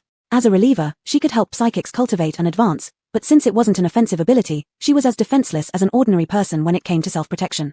Thus, in the dim light of the air raid shelter's control room, Stacy didn't have the night vision that other psychics had. She was practically blind here. However, fortunately, she had been here before and knew Marlon location of the main switch. She could find it by feeling around alone. The total control room was empty except for a mess on the ground. Stacy carefully stepped over scattered papers and wooden pieces to reach the front control panel to look for the main switch. Perhaps her own noise masked some unusual sounds. Behind a door unknown to Stacy, the wardrobe door clicked open and something crawled out from inside. Stacy was fumbling for the main switch according to memory, while the small control room echoed only with her breathing. Just as Stacy pushed up the main switch, the overhead light flickered twice with a zzzz sound of electric current. In the brief blinding white light, Stacy saw blood splattered on the control desk and a mummy leaning against the corner, having committed suicide. Carling. A piece of broken wood rolled under Stacy's feet. Immediately afterwards, a coldness ran up Stacy's spine. Under the intermittent light, she saw shadows on the ground. The creature was approaching her, emitting a squeaking joint noise. The lights flashed rapidly and finally remained stable. The shadow's head was tilted at a strange angle, not far from Stacy. Silence resumed in the control room. Stacy's breathing became heavy and urgent. Instinctively, she pulled out the dagger from her waist, silently praying it was just an ordinary zombie. The squeak drew closer, the panting sound like a damaged wind box, entwining Stacy's breath, making her feel her scalp tingling and extremities icy cold. In a split second, the zombie got very close. No longer having any time to think, Stacy turned swiftly, pushing away fear and stabbing the dagger into the zombie with all her might. At that moment, Stacy clearly saw the ghastly decaying face of the zombie, especially the fangs bared in its gaping mouth. Her sense of urgency peaked. The menacing fangs, just inches away from her, carried a sense of extreme danger. This was not an ordinary zombie, but a level 2 zombie after mutation. For a moment, Stacy's mind went blank, but her body reacted. She thrust hard with the dagger, bracing her lower back against the control desk, and kicked the zombie. But the zombie only staggered, then rushed at Stacy with full speed, showing its fangs. Ho ho! At the critical moment, Stacy remembered the gun held by the mummy. As the zombie lunged at her, she bent down to the ground, quickly crawling to where the mummy lay, and pulled out the cold iron gun from his hand. Chevik countless times her father had trained her, she loaded the bullets, aimed, and fired without hesitation. Bang! Bang bang bang! Stacy fired several shots in a row. The recoil of the firearm numbed her wrist. The deafening gunshot echoed in the small control room. With a heavy thud, Stacy heard buzzing in her ears. The zombie's chest and head were riddled with bullets and now smeared with blood.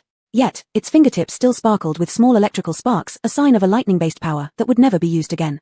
This was not Stacy's first solo encounter with a zombie, nor was it the most thrilling one, but it left her deeply shaken.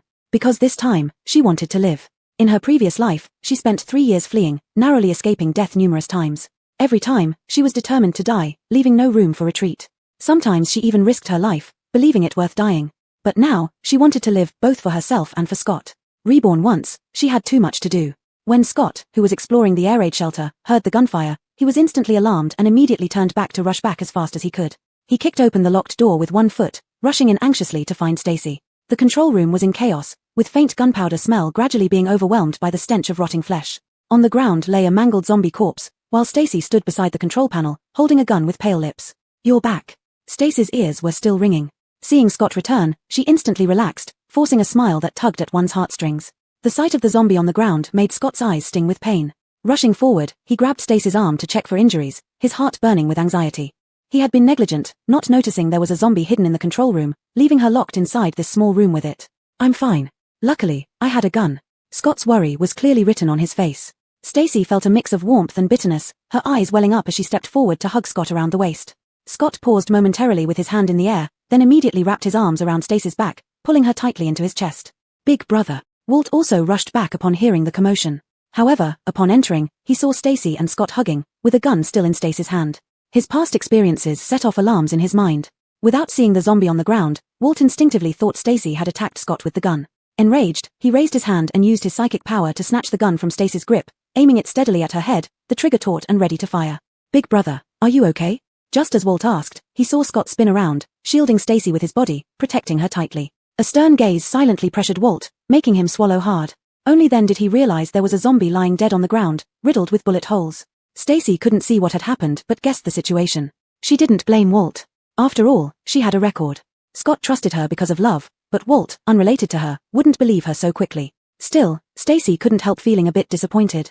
Chapter 26 Stepping Stone. "I'm fine, let's go." Stacy helped Scott stand steadily by holding his waist and glanced at the zombie on the ground, suddenly recalling the small sparks it had produced. "It's a mutated zombie, seems to have lightning-based powers, maybe it could be of use to you." Scott raised his hand to catch the handgun hanging mid-air and handed it to Stacy. "Keep it for self-defense." Stacy was somewhat surprised. The cold metal in her hand didn't feel as icy. Then Scott extracted a light purple crystal core from the zombie's brain. Walt used his power to find spare clips and bullets in the control room, then reluctantly handed them over to Stacy under Scott's instruction. The rest of the journey wasn't smooth either. Even though Stacy chose the outer path around the air raid shelter, which was much safer compared to the central containment area, they still encountered several attacks from mutated zombies, forcing them to reroute only to loop back to the original path. By the time they successfully left the air raid shelter and reached the supply storage location, dawn had already broken. The supply storage was almost at the edge of the town. This place was originally an illegal cosmetic surgery hospital that had been completely abandoned before the apocalypse came. Later, for some unknown reason, it was dismantled haphazardly, now appearing as just a pile of rubble and broken bricks. It didn't look like there were any supplies hidden here at all. And due to its distance from the urban area, there were hardly any people or zombies around. "Are you sure we haven't taken a wrong turn?" The three stood side by side in front of the ruins, facing a heap of broken stones and bricks. Walt controlled a piece of rebar on the ground to rotate in the air, occasionally flying out to pierce through any approaching zombies and then returning. Stacy could still locate the specific position on her map, but standing in front of the ruins, she felt truly at a loss. Regarding the stored supplies in the town, whether in reality or on the map, her father had always only allowed Stacy alone to access related information. When sending people to transport supplies from here back, he would only inform each subordinate of the locations of the supply points right before departure. Therefore, even though Scott was her father's trusted confidant, he did not know the exact locations of all the supply reserves. Only Stacy knew. Getting it wrong would mean all their efforts would be in vain. So Stacy recalled the map again, ensuring she hadn't remembered incorrectly, then tugged at Scott's sleeve for help. "The supplies should be in the underground garage, but I can't find the entrance." Scott had guessed the supplies would likely be hidden underground, using the ruins to disguise and cover the entrance. Most people wouldn't think to look in such a place, and zombies wouldn't dig through the rubble to get in. So he used his wind-based power to search for airflow positions and directions under the ruins. Indeed, he found a small garage beneath the rubble. Under that rusted signboard in the northwest direction. Scott said, turning to grasp Stacy's wrist and gently pushing her back, "Stand further away." The garage entrance was right under the signboard, blocked by some fallen rocks around it. The two Psi users quickly cleared the entrance, revealing a final iron gate with its lock intact. Stacy's long-standing worries finally eased. They weren't too late. This supply point hadn't been preemptively claimed by others. Inside the garage sat a brand new off-road business vehicle, with nothing else around. Upon inspecting the vehicle, they discovered it had been modified. The rear seats had been removed, connecting with the trunk, packed full of supplies. Apart from food and water, it also contained guns, ammunition, a sealed barrel of fuel, warm blankets, and medical supplies. "Damn, brother, I haven't seen so much food in ages." Walt's eyes nearly bulged out of his head. They hadn't eaten since setting off yesterday morning and were starving. He opened the car door and grabbed 2 cans of food, tossing one to Scott and keeping the other for himself, about to indulge in it when he noticed Stacy standing nearby. Hesitating, he threw the can to her. There was no way around it, these were her supplies after all. And during this journey, Stacy's performance completely surpassed his expectations. She seemed like a different person, nothing like the overly delicate and indecisive woman she had once been. Admittedly, he found her current demeanor rather pleasant. After resting in the garage for a while, the three, well-fed and hydrated, prepared to leave in the car. However, the vehicle had only 2 seats, with the back filled entirely with supplies. Stacy could only sit in the passenger seat next to Scott again. Oh. Stacy hugged her leather cushion, enviously looking at the back seat where even the oil drum had its own spot. Walt hummed a tune contentedly, glancing at Stacy in the rearview mirror. Stop staring, there are so many cars by the roadside. Get out and drive another one for more space. Note, the last sentence contains a cultural nuance translated to convey Walt's sarcastic and humorous tone. Stacy, Chem? This is actually a... No. Before Stacy could finish expressing her thoughts, Scott immediately dismissed her idea. Oh. Stacy pouted and leaned against Scott. Then let's do it your way. It'll be very dangerous, Scott said. Stacy stuck out her tongue and poked the stubble on Scott's chin. Got it. Walt felt a bit envious and continued joking. How about putting the supplies in the passenger seat, and you two sit in the back for more comfort? Walt. Scott gritted his teeth. Maybe you should go on the roof. Stacy. Walt, in short, I shouldn't be in the car. Their current location was in the northeast of the town, basically in the suburbs. Following the main road further north would lead them straight to the winding mountain road extending from the foothills where they had stayed the previous night. By following the winding mountain road, heading northwest all the way, they could reach near yesterday's stopover point. This route had few people and zombies. Although it was a longer detour, they didn't have to confront zombies head-on, making the journey faster.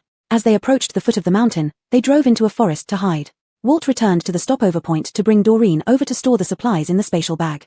After Walt left, the car became quiet. Stacy suddenly remembered something and poked Scott's chin, asking, Scott, do you think Ashon will be trapped? Driving out from that area should be quite difficult, right? Scott pondered for a moment. They have 3 psi users. If they don't encounter high-level mutated zombies, they should make it back alive. What if they do? Stacy probed further. You don't understand, Ashon. Even if they do, he'll find a way to escape safely. Scott paused, hesitating to say what came next. What method? At most, he might abandon the vehicle and supplies and return empty-handed, still saving his own life. What a miscalculation. Stacy felt a bit discouraged. She had planned to trap Ashon with the zombie horde, letting him be devoured by the zombies as a consequence of his actions. Now, with her goal unlikely to be achieved, she felt very annoyed. Wait. As Stacy was silently cursing, she suddenly remembered an incident from her past life. Might Ashon use his teammates as stepping stones? Chapter 27, Zalumo City. In the end times, to stay alive, what is there that one wouldn't do? In her previous life, Stacy wondered and saw many psychics using ordinary people as bait. She also witnessed psychics forced into desperate situations, killing each other by throwing another's body into the zombie crowd to buy themselves a chance and time to escape. Moreover, in her previous life, hadn't Stacy died at the hands of Ashon and Ricky because of her stress-induced powers? They forcibly opened her divine strategy while she was conscious, making her endure immense pain and clearly perceive her power being severed, her life irreversibly fading away. For Ashon, sacrificing subordinates wasn't something worth considering. To survive, he would stop at nothing, willing to sacrifice everything. He certainly will. It's just a pity for those 2 psychics who followed him, Stacy said. Scott chuckled and tapped Stacy on the forehead. Why are you so concerned? Oh. Stacy pouted slightly, thinking to herself how lucky it was in this life that Dev had not yet defected to Ashon. Otherwise, he too would have met his doom. That boy was young but extraordinarily talented, destined to grow into a rare high-level dual-element psychic. Therefore, this time, she had to get that boy to join Scott's team, making him Scott's right-hand man. The two chatted casually for a while, and about half an hour later, Walt finally arrived with Doreen through a small path. Doreen looked exhausted, with disheveled hair and torn clothes, seemingly having put up a brave front without rest. Her eyes were moist, tears still drying on her cheeks. Seeing Scott sitting in the car, fresh tears started flowing once again. You're all safe, thank goodness. Doreen choked back her sobs, looking like a bullied child coming home to report the incident to their parents. Ashon said you were dead. He insisted I hand over supplies from my spatial storage. When I refused, they bullied me. What? Hearing this, Stacy immediately became anxious, jumping off the car and pulling Doreen's arms to check her thoroughly. Her good clothes had been ripped to shreds, even her t-shirt was damaged. Bruises covered her exposed arms, and who knew how many more bruises lay hidden under her clothes. What exactly happened? Stacy's anxiety made her voice rise. Doreen burst into even louder tears. Stop crying now, explain what happened. Stacy pulled Doreen toward the passenger seat but was blocked by Scott standing by the door. Without hesitation, she pushed Scott aside, opened the door, and shoved Doreen inside. The evicted Scott raised an eyebrow subtly and glanced at Walt, who was looking on. Stacy's reaction was unexpected. Despite Doreen's strong hostility towards her until she received the crystal core from Stacy, she now treated Doreen like a caring elder sister, actively offering help and concern. Such genuine care could not be feigned. She truly wanted to integrate into their group and treat them as family. Even though Walt didn't understand the reasons behind Stacy's change, he felt her sincerity more profoundly at this moment. Who bullied you? We'll get revenge for you. Stacy found a first aid kit and some spare clothes from the supply, removing Doreen's tattered clothes and cleaning her wounds with antiseptic. She wasn't a saint, nor overly tolerant of everyone. Though Doreen was hostile toward her, she was an important part of Scott's team. To truly integrate into the team, Stacy needed to accept everyone worthy with sincerity, even if there were barriers between them. She believed genuine care could bridge any gap. Moreover, Doreen was kind-hearted, loyal to their organization, and deserved sincere friendship. They forced me to hand over supplies, and when I refused, they resorted to violence. Doreen sobbed, continuing, they starved me, snatching any food I tried to eat. I'm sorry. I couldn't protect the supplies. They took everything. Doreen spoke intermittently, hiccuping occasionally. Watching Stacy kneel down to clean the gravel injuries on her knees, her heart ached even more, leading to a flood of tears. The supplies are not as important as you are. We can always find more, but if anything happens to you. Stacy paused here and didn't continue. Doreen had just been through a terrible ordeal. It would be better not to upset her any further. These bastards. Stacy cursed, picking up the antiseptic and standing up, glancing sideways at the two angry planks of wood beside her. Turn around. The two immediately turned and moved a little further away, and only then did Stacy help Doreen change out of her tattered clothes. Why are you being so nice to me? With Scott and Walt gone, Doreen felt somewhat uncomfortable being alone with Stacy. She wiped her tears and stopped crying, occasionally stealing glances at Stacy as she changed clothes. You call Scott brother. I'm supposed to be your sister-in-law, Stacy said matter-of-factly. It's only natural that I'm kind to you. You. Doreen hesitated, sniffled, her voice sounding oddly cute and stern. I haven't given phone G to you yet. You're not my sister-in-law. Sooner or later, Stacy shrugged indifferently, noticing Doreen's injuries made it hard for her to dress herself, and helped her put on the jacket. Can't call me sister-in-law? Call me big sister first, Stacy suggested. Doreen snorted, HMPH. HMPH what? Stacy tugged at her new clothes, teasing her. Whose clothes are these anyway? Big sister Stacy, Doreen reluctantly called out in a muffled tone. Other things could be spared, but one can't return clothes. Besides, she had already absorbed the crystal core Stacy gave her. Calling her big sister was only fair. Satisfied, Stacy smiled. Since you've called me big sister, I'll definitely help you get revenge. The cries behind ceased, and the two planks of wood outside exchanged glances. Walt took out his hidden cigarettes and handed one to Scott. We'll strike back soon. Let me crack Ishon's skull first. Walt lit the cigarette angrily, taking a deep puff before passing the lighter to Scott. Don't act rashly. The rules have been proposed and will eventually become the norm. Don't make trouble for yourself. As the old saying goes, where there are people, there is a community, and where there is a community, there are rules. These rules exist among survivors, primarily to restrain psychics. Established early in the apocalypse as the largest shelter city in Asia, Zalumo City took the lead a month ago, currently discussing with the military and other large shelter cities on this emerging set of laws. Zalumo City aims to protect humanity's last hope, striving to develop a zombie virus vaccine to reignite human hope. Formulating these laws is also intended to prevent survivors from turning on each other, unifying their efforts against their common enemy.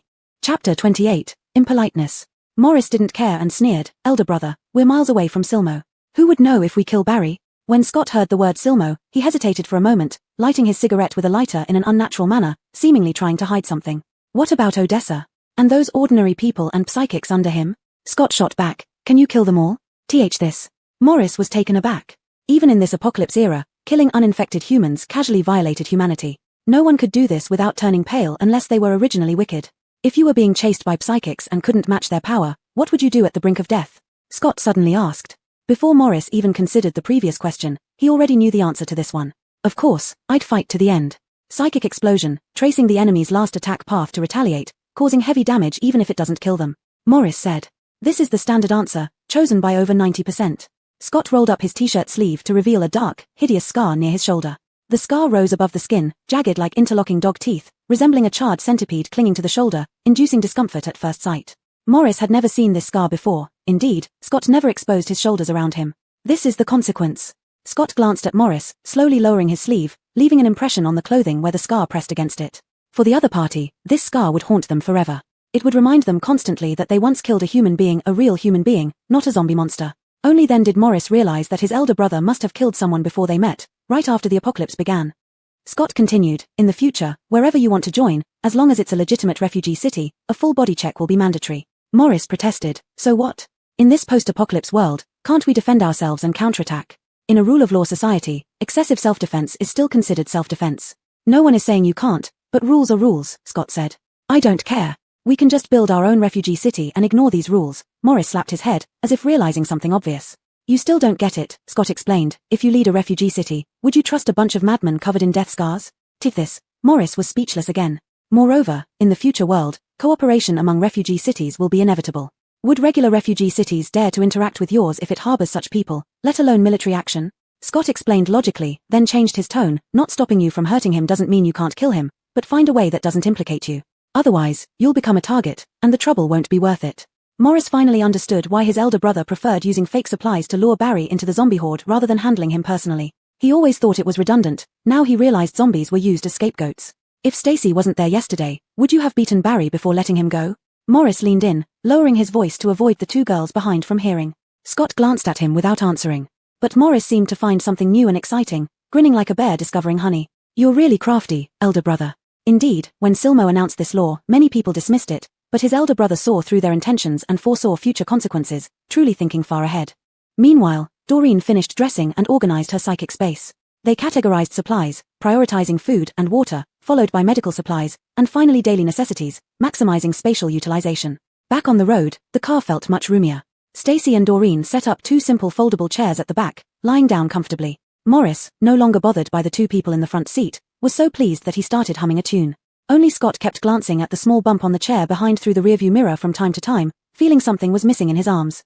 Halfway through the journey, as they were about to drive into the middle of a hill where some houses lay, a half-man-high earthen wall suddenly rose on the main road ahead, blocking their path. Morris slammed on the brakes immediately. The emergency stop on the gravel road didn't make much noise but was rather bumpy, almost tossing Stacy and Doreen into the front seats. The car came to a smooth stop right before the earthen wall. A man stood behind it, making no attempt to hide. He was an Earth-type psychic. Among the three teams, only Odessa's team had an Earth-type psychic. Morris got out of the car with curses, slamming the door shut and walking forward to kick the wall. Damn it, are you asking for death? Seeing him, the man froze, glanced into the car, and indeed saw Scott in the passenger seat. You didn't die. The man's face lit up with relief, waving his hand to remove the earthen wall blocking the road. My name is Lucas, I'm under G. Laro DA, but now. Lucas paused, looking into the car several times. So, did you bring back supplies? Lucas. Lying on the seat, Stacy sat up abruptly at the sound of the name, hurriedly opened the door beside her, jumped out, and jogged over to the man who called himself Lucas for confirmation. Stacy, you're Lucas? Which Chevu? Which phone? Lucas was taken aback but answered truthfully, Flowing Streams Chevu, Hurricanes phone. Stacy paused, sizing up the man before her once again. My apologies, my apologies. In her previous life, Stacy had been abandoned in the wilderness, saved by a passing team, and eventually made her way to a mid-sized refugee city. Not long after, she met Barry there, and Lucas was already with him then. Though not very close in her previous life, Stacy remembered Lucas as someone who was always clear-headed and highly capable. However, he later quit because he couldn't tolerate Barry's behavior. After quitting, he joined one of Asia's three most prosperous refugee cities, eventually rising to become its second-in-command, becoming a prominent figure at the time. Talent, genuine talent. Stacy silently approved in her heart. Must be recruited. Chapter 29, Too Close. Why are you here? Stacy asked. Throughout this journey, there had been hardly any zombies in this area, and when personnel were lacking, it was usually not chosen for daily sentry duty. And even if it were for routine patrol, the location of patrols would not be so far away. I have a long story to tell. I came here looking for her, Lucas said, using his chin to point at Doreen who poked half her head out from the car. Teddy noticed she was missing and sent a few psychics out. Everyone is searching for her now. Stacy had an inkling that something was off with this statement. Why should Lucas follow the orders given by Teddy? Could it be that you've already defected to Teddy? Stacy asked in surprise. Surely not. Such a capable individual wouldn't just be handed over like that. How could I defect to Teddy? Lucas scoffed, his face showing both mockery and a bit of helplessness. Teddy has taken control of our team now. Even Leader G is merely one of his subordinates, carrying out his orders. What? Damn, why did Odessa back down? Isn't he quite capable? What rubbish, we should fight him. Walt couldn't believe this turn of events either and spoke out angrily. Stacy was puzzled. The two teams were equally strong. How could Odessa willingly become a subordinate to Teddy? Thus, she hurriedly tugged on Lucas's arm and asked anxiously, how did this happen? What happened after we retrieved the supplies yesterday? Lucas shook his head, surprising everyone. We never retrieved the supplies yesterday. After separating from you all, we took her. Lucas paused for a moment and pointed at Doreen again before continuing. We found the supply point according to the location you provided. But someone had already beaten us to it. The place was in ruins, nothing left. We were surrounded by zombies and barely managed to escape. We had no strength left to search for another source of supplies, so we returned to our base first. What happened next? Just as Stacy asked urgently, she was suddenly embraced from behind and fell backward into a familiar embrace, letting go of Lucas's arm. It was Scott, who had got out of the car without anyone noticing. Let's talk in the car. Scott tightly wrapped his arms around her waist, seemingly trying to embed her in his chest, and then lifted his eyes to look at Lucas. We're going back anyway, let's go together. After saying this, Scott led Stacy back to the car, leaving Lucas slightly stunned behind. With no room for resistance, Stacy followed, still protesting. What are you doing? I haven't finished asking yet. Scott didn't explain, only feeling slightly uncomfortable inside. She had been too close to him just now. Let's go. Walt patted him on the shoulder, talk in the car. With Lucas joining them, seats became scarce once again. Stacy's simple rear seat was assigned to Lucas by Scott. So, Stacy was pressed against the front passenger seat by Scott, forced to sit beside him again. Are you doing this on purpose? Feeling uncomfortable, Stacy gave Scott a little glare, her mouth pouting enough to hang an oil bottle. Caught red-handed, Scott wasn't embarrassed, but coughed lightly and looked out the window, replying, I can't have Lucas sitting on my lap. As the vehicle started again, Lucas leaned against one side of the door and heard Scott's words word for word, shocking him into choking on his saliva, coughing incessantly. Then Lucas recounted what happened yesterday, igniting fury in the group, especially Stacy, whose fists clenched loudly. Yesterday, after Stacy and the other two tricked Teddy in the high-rise garage in town, they went to the third supply point themselves. Teddy indeed rushed out of the zombie crowd as Scott had guessed. Despite being battered and bruised, he returned alive to the base with supplies. Our team lost one person yesterday, but bringing back supplies excited everyone, Lucas said. When Teddy learned we hadn't brought back any supplies, he suddenly changed his tune. Taking advantage of our lack of vigilance, he kidnapped Doreen and announced you all were dead, the supplies unclaimed. Whoever seized the supplies would keep them. In order for us to get those supplies, we had to pledge allegiance to him and acknowledge him as the leader. The rest of us psychics didn't care much. We could find food after a day's rest. At worst, there was always bark and roots on the mountains that could fill our bellies. But the civilians rescued by G Leader couldn't endure that. They coerced him, guilt-tripping him by saying if he didn't do so, they would starve to death. Helpless, G Leader finally brought us psychics to recognize Teddy as our leader. His power was indeed above ours, so we submitted. Upon finishing, Lucas sighed, Odessa always surprises you.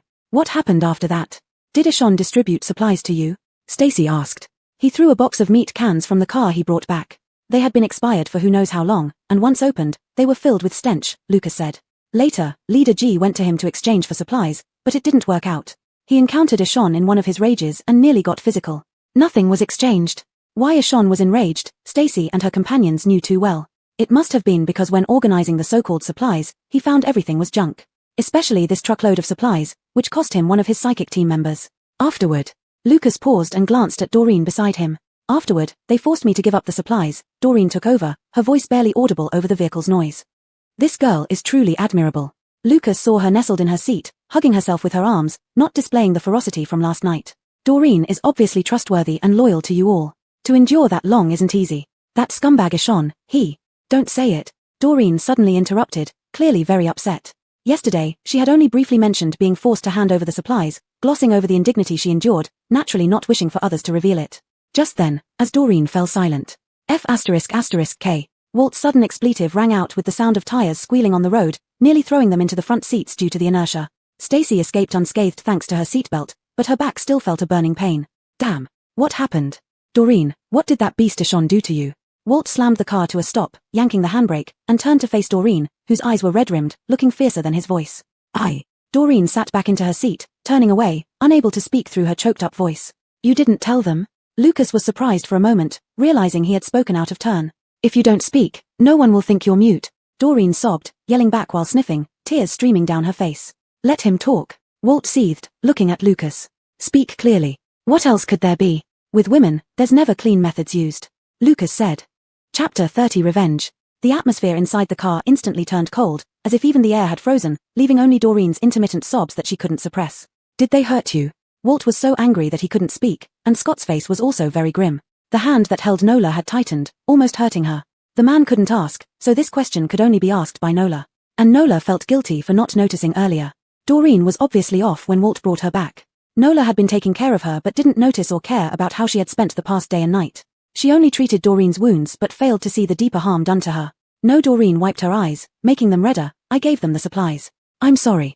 I didn't protect the supplies. Doreen felt guilty and burst into tears again. This was the only value she had to stay in the team, yet she couldn't even protect the supplies. Her simple no let everyone in the car breathe a sigh of relief, especially Walt, who seemed to have lost strength and leaned against his seat but clenched his jaw tightly. It's fortunate you're safe. Supplies can be lost, don't blame yourself. Keeping you in Odessa's team was a poor decision on our part. Nola leaned over her seat to pat Doreen's head. The girl's cheeks were red from crying, her whole body trembling, making her heart ache. Nola, if you encounter something like this again, don't just focus on protecting the supplies. Give them whatever they want. Nothing is more important than your own safety, understand? No way. Walt suddenly spoke up, his tone heavy, almost like a vow. "You won't be alone anymore." "Millimeter," Doreen replied shakily, burying her face in her arm and crying out her frustrations. "We should set off quickly." "Scott, I'll go settle the score for Doreen soon. You know what to do." Nola glared at Scott, waiting for his reply. Scott held Nola's clenched fist, prying her slender fingers apart one by one and rubbing them gently. "Just go. Let's see if they dare lay a hand on you." The atmosphere inside the car became quieter again, somewhat relieved. Chef Yufeng's gaze kept shifting among them, more determined than ever to make this decision. Before reaching their destination, Chef Yufeng got out first. Following Scott's plan, Chef Yufeng told a cover story, saying they encountered some psychics on the road who wished to join the team, leading them to meet leader Duan. The psychic guard outside indeed made them wait until Eshon agreed before letting them in. Upon entering the compound, they were ushered off the vehicle. Eshon had moved to a two-story building with a neatly kept yard. Walking into the courtyard, they saw several commoners working there. As soon as they walked in, people recognized them and began whispering. Even though Nola wasn't particularly eavesdropping, she still caught fragments like "didn't die and still alive." Some people looked terrified upon seeing them, hastily hiding themselves. Nola noted their appearances, planning to deal with them later. "Please wait a moment, someone has already gone to fetch the leader." Chef Yufeng touched his nose awkwardly. He didn't agree with this leader's behavior, which was why he cooperated with Scott to bring them here. Scott and Nola followed Chef Yufeng into the living room on the first floor. Inside stood two young women silently awaiting instructions, giving the place an understated luxury feel despite the European-style decor. "He sure knows how to live well." Nola snorted. At that moment, a familiar voice came from upstairs. Unconsciously, Nola clenched her fists, her nails digging into her palm, until Scott massaged her hand to relax it. Chef Yufeng brought back psychics. "Who are they?" The voice from the stairs paused as he turned the corner. Their gazes met, Eshon's smile faltering slightly. He himself barely escaped after losing a psychic in that area, so he truly couldn't fathom how these people managed to survive without transportation, surrounded by zombies, and with a commoner slowing them down. Initially, he thought the best outcome would be one survivor with severe injuries, easy to handle. However, now, not only did they all survive, but they were also unharmed. Eshon's shock only lasted for a moment before he quickly adjusted his emotions. Although the situation had become somewhat complicated, he still had the 4 psychics from G's team under his control, which meant the advantage was still in his hands. Scott met Eshon's gaze, silently noting his shock and complex emotions. Then he instinctively glanced at Nola beside him, only to see her staring straight at that man. Even though her hostility toward him was evident, Scott still felt irritable. Standing on the stairs, Eshon didn't miss Scott's instinctive action just now. Following his gaze, he saw Nola staring at him all along. The peculiar sense of rivalry satisfaction instantly filled him up. The jealousy and resentment over their survival found an outlet, making him feel very satisfied. "So it's you, Leader Chevy. To think you've fallen so low as to have nowhere to stay. In consideration of you bringing Nola back, my temporary shelter is willing to offer you some protection." An invisible tension filled the quiet room. Eshon stood aloft on the stairs, with countless ordinary people relying on his will to survive outside. Straight ahead of him was the foolish woman who thought of nothing but him. These two things gave him the confidence and enjoyment of being in a superior position. Facing Scott, a certain emotion welled up inside him, eager to see Scott lose Nola again. Just like when he deceived him by saying Nola ordered them to be used as bait to be sent out of the shelter city, the look of pain and despair on his face was simply too satisfying. Eshon looked at Nola, with an air of certainty, exuding excessive confidence and deliberate flaunting. "Nola, come here." "Scott, what does it matter if you're alive? Your beloved woman still chooses me." How can you compare to me?" Chapter 31, Confrontation. Barry was certain that Stacy would choose to return to his side, so he calmly straightened his clothes and kept his eyes fixed on the tense expression of Scott, waiting for the moment when Stacy would walk towards him. "Elder brother, don't stop me. I want to tear this punk apart." Walt clenched his teeth as soon as he saw Barry, rolling up his sleeves and rushing in front of Scott. If Scott hadn't held him back from behind, the stairs where Barry stood would have already turned into ruins by now. "Don't act rashly. They outnumber us, and we won't have an advantage if we start a fight." Scott grabbed Walt's arm and forcibly pulled him back behind him. But at that moment, Stacy made her move. Scott watched helplessly as Stacy walked past him. For a brief moment, he felt incredibly anxious. Even though Stacy had already clarified her stance, he couldn't help feeling panicked. If his heart were still that barren wasteland, ravaged by pain and devoid of all life, then Stacy's departure wouldn't have torn him open again. Because after experiencing worse pain, this wouldn't amount to much. But it wasn't like that now. Stacy had personally brought the spring breeze to the wilderness within him, nurturing the seeds of wild grass with rainwater. Vigorous vitality was spreading uncontrollably across the entire expanse. Scott almost instinctively tightened his grip around Stacy's wrist, squeezing so hard he didn't even notice it himself. Walt snorted coldly at the sight, his face full of disdain. At this moment, his emotions were quite complicated. While this woman turning her back on them didn't surprise him, it still made him genuinely angry and regretful. Angry that she could backtrack on her principles, regretful that she had once fought alongside him. A sharp pain shot through Stacy's wrist from the tight grip, nearly making her think it might break. She frowned, intending to cry out in pain, but when she turned around and saw the unease on Scott's face, Stacy gritted her teeth and didn't pull away from him. Insecurity needed to be indulged. So Stacy stood firm beside Scott, lifting her chin to look at that hypocritical scumbag. She had 100 ways to kill him, but she chose the most painful one. What did you just say? Scott's unease eased somewhat because of Stacy's actions. He loosened his grip on her wrist and instead wrapped his arm around her waist, still holding her tightly as if declaring ownership to everyone.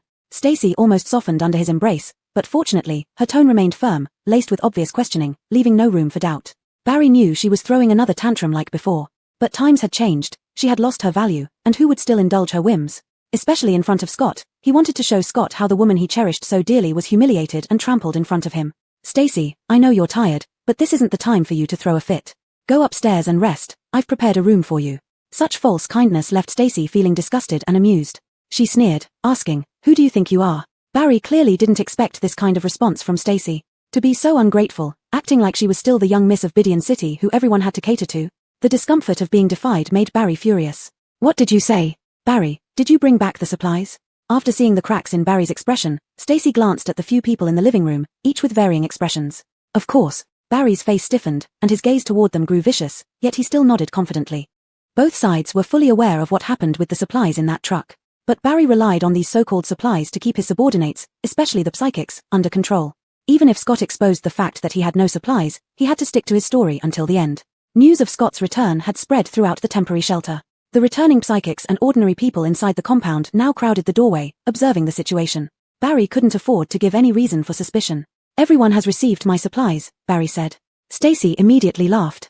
Her face showed contempt, and her voice rose sharply, filled with sarcasm as she asked each word resoundingly, your supplies? Are they yours, or did you extort them from Doreen? Everyone knew that Barry had secretly kidnapped Doreen, and upon hearing this, the psychics outside exchanged glances. Meanwhile, a few guilty-looking individuals started to act unnaturally. Everyone knew that Doreen was a spatial psychic. Although most people hadn't witnessed what Barry did, the prolonged screams of a woman from the building yesterday were almost heard by everyone. And after that, they received fresh supplies. Everyone was taciturn about this unspoken understanding, but not a single word was spoken for that screaming woman. A suffocating silence hung in the air. Stacy glanced around, taking in every expression on people's faces. She wasn't surprised, nor did she feel heartbroken or any other emotion. 5 years in her previous life had long made her understand what indifference truly meant. In the end times, there was no right or wrong, only survival. She couldn't say these people were wrong, but she wouldn't let their actions go unpunished either. You're talking nonsense. Barry's roar broke the nearly solidified air, his angry voice echoing through the spacious room, making the two maids standing silently shiver involuntarily. Was this woman, Stacy, out of her mind? These supplies, I brought them back risking my life among zombies. What do you have to base your accusations on, saying I took your supplies? Barry glared at Stacy, giving her his final warning. Stacy ignored him, her mocking smile reappeared. Oh? Is that so? Speaking of which, where is Shavital 5 in your team? Were they really obtained by risking your life, or did you sacrifice Shavital 5's life? Stacy continued pressing, her gaze sweeping over the man behind Barry. That man was another psychic in Barry's group named Gordy, notorious even in the refuge city for his deceitfulness. Sacrificing Shavital 5 to save themselves, he must have played a part. Shavital 5 sacrificed himself protecting these supplies in that district, Barry answered without hesitation. Barry knew best what happened to Shavital 5 who went with them to find supplies. He merely made Shavital 5 delay the zombie horde and used him as a sacrificial pawn to escape. In the end times, everyone looked out for themselves. Barry didn't think his actions were wrong, it just didn't look good and wasn't something others should know. Chapter 32, Rising in Unison. Stacy's mention of this matter made Barry feel uneasy, especially since Stacy had guessed the truth about Ami's death and was no longer willing to be controlled by him. But Barry was only worried for a moment before quickly calming down. He understood Stacy. Although she had the temperament of a young lady, she always knew her priorities. This fuss was merely because he had thrown her together with Scott, making her resentful and seeking an outlet for her frustration. It was inappropriate and would only bring trouble to himself. Barry grew even more impatient, and his words became perfunctory and without remorse. The situation outside is perilous now, with zombies gathering around the storage area. It's extremely difficult to even approach it. Being able to come back alive is already a stroke of luck. Sacrificing Ami has ensured the safety of the supplies, which is what he would have hoped for. Of course I know that. Stacy glanced at the psychic standing by the door, slowing her voice so everyone could hear clearly. Ami was a good kid, he just didn't meet a good leader. To save their own lives, they threw him out.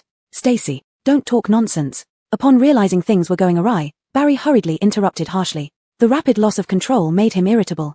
How dare you bitch. Who is Ami?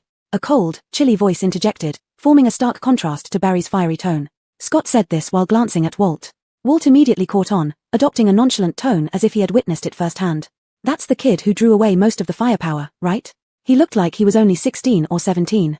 So pitiful, facing so many zombies alone, not even knowing how he died. Walt's voice seemed particularly jarring in the quiet room. His seemingly unintentional comment revealed the most desperate moments before a 16-year-old child's demise from a neutral perspective. And neither Walt nor anyone else knew that his guess was dead on. Shut up. Someone get them now. Infuriated, Barry kicked over a porcelain vase on the platform, but his orders went unheeded. The psychics exchanged glances, none moving. Thus, he grew even angrier, shouting loudly, "Don't forget whose resources you rely on for food and supplies." Walt's one sentence plunged the room into an eerie silence, making Barry's roaring even more piercing. No one spoke, especially the psychics who had chosen to follow Barry. After a moment of mutual gaze, their eyes finally fell on Odessa. Psychics choose leaders either out of admiration for their character or awe of their strength, and Odessa belonged to the former category. Odessa pushed through the crowd and stepped forward. "Leader Duan, you owe us an explanation about this." Unlike ordinary people, psychics had the ability to protect themselves and wouldn't attach themselves to a powerful psychic just for survival. When choosing a leader, they valued both strength and character. If the leader they chose could discard their subordinates to save themselves, what did their choice mean? Were they just waiting for the day when they would be betrayed? Anger surged in Barry under his subordinates' questioning, and he smashed a broken porcelain piece underfoot. What's there to explain? Everyone was scattered then. Did they see it with their own eyes? Can they produce any evidence? At this point, the woman who had been standing behind Barry also came forward, her tone filled with blame. "Shengsheng, saying such things makes everyone think badly of Brother Manuelanken. Outside is dangerous, and Brother Manuelanken had no choice. If he could have saved Ami, he would have. Moreover, the supply location you provided was so perilous. Brother Manuelanken was severely injured. But I didn't see any injuries on him when he left me amidst the zombies and drove away with the supplies." Stacy directly interrupted, leaving no room for excuses. Ricky wanted to redirect the blame to Stacy, but Stacy refused to play along, as her objective had already been achieved. Once the seed of doubt was planted, it absorbed all suspicions and grew wildly. With just the slightest push in the right conditions, it could lead to a complete collapse. Looking at the grave faces of these psychics, Stacy knew the effect was excellent. The situation was completely out of control. Barry never imagined Stacy would openly defy him, let alone publicly lie and mislead everyone against him. Enraged, Barry lost all sense of reason. Anger clouded his judgment, and he forgot even the most basic pretenses. "You're full of shit. There were no zombies in that garage. I shouldn't have left you alive. I should have killed you right then." In a fit of rage, Barry manipulated the vines to attack. The thick, arm-sized vines surged from behind him straight toward Stacy. The next moment, the vines were caught in a whirlwind. A thunderous crack echoed as lightning appeared out of nowhere and instantly severed his vines. Stacy was shielded in someone's embrace, completely unharmed. At this tense moment, amidst the drawn swords and raised bows, a voice broke through. A crack split the floor in front of Scott and Stacy. Lucas stood on the crack, turning his back to Scott. "Boss Duan, I'm quitting." "Lucas," Barry roared in anger, splitting the vine with another blast, about to strike when Ricky stopped him. Ricky had seen everything that transpired between the psychics. Now was not the time for revenge but to stabilize the situation. "Brother Manuelan, everyone is watching. If you act now, you'll lose their trust." At this point, a shield of earth rose from Lucas's feet, forming a barrier before him. He glanced over at Scott. "Boss Chevy, if you respect me and are willing to let me follow." Scott didn't respond immediately. His hand tightened around Stacy's waist, seemingly contemplating. "Of course, welcome to join us." Stacy was just thinking how to get this powerhouse to join when he offered himself. Seeing Scott hesitate, she quickly answered for him. When Scott heard her response, his grip on her waist tightened even more. Stacy pouted, shifting uncomfortably. After a glare from Scott, she dared not move again. This sudden turn of events made it clear to any observant person who was telling the truth and who was lashing out in anger. Especially Barry's furious statement contradicted his earlier words, making it hard to believe him anymore. The psychics looked at Barry differently now, their gazes filled with anger and unfamiliarity. Recalling the day's unreasonable orders and treatment by him, while he indulged in luxury with the supplies and enslaved everyone. A wave of fury welled up in each of their hearts. Chapter 33 Attack.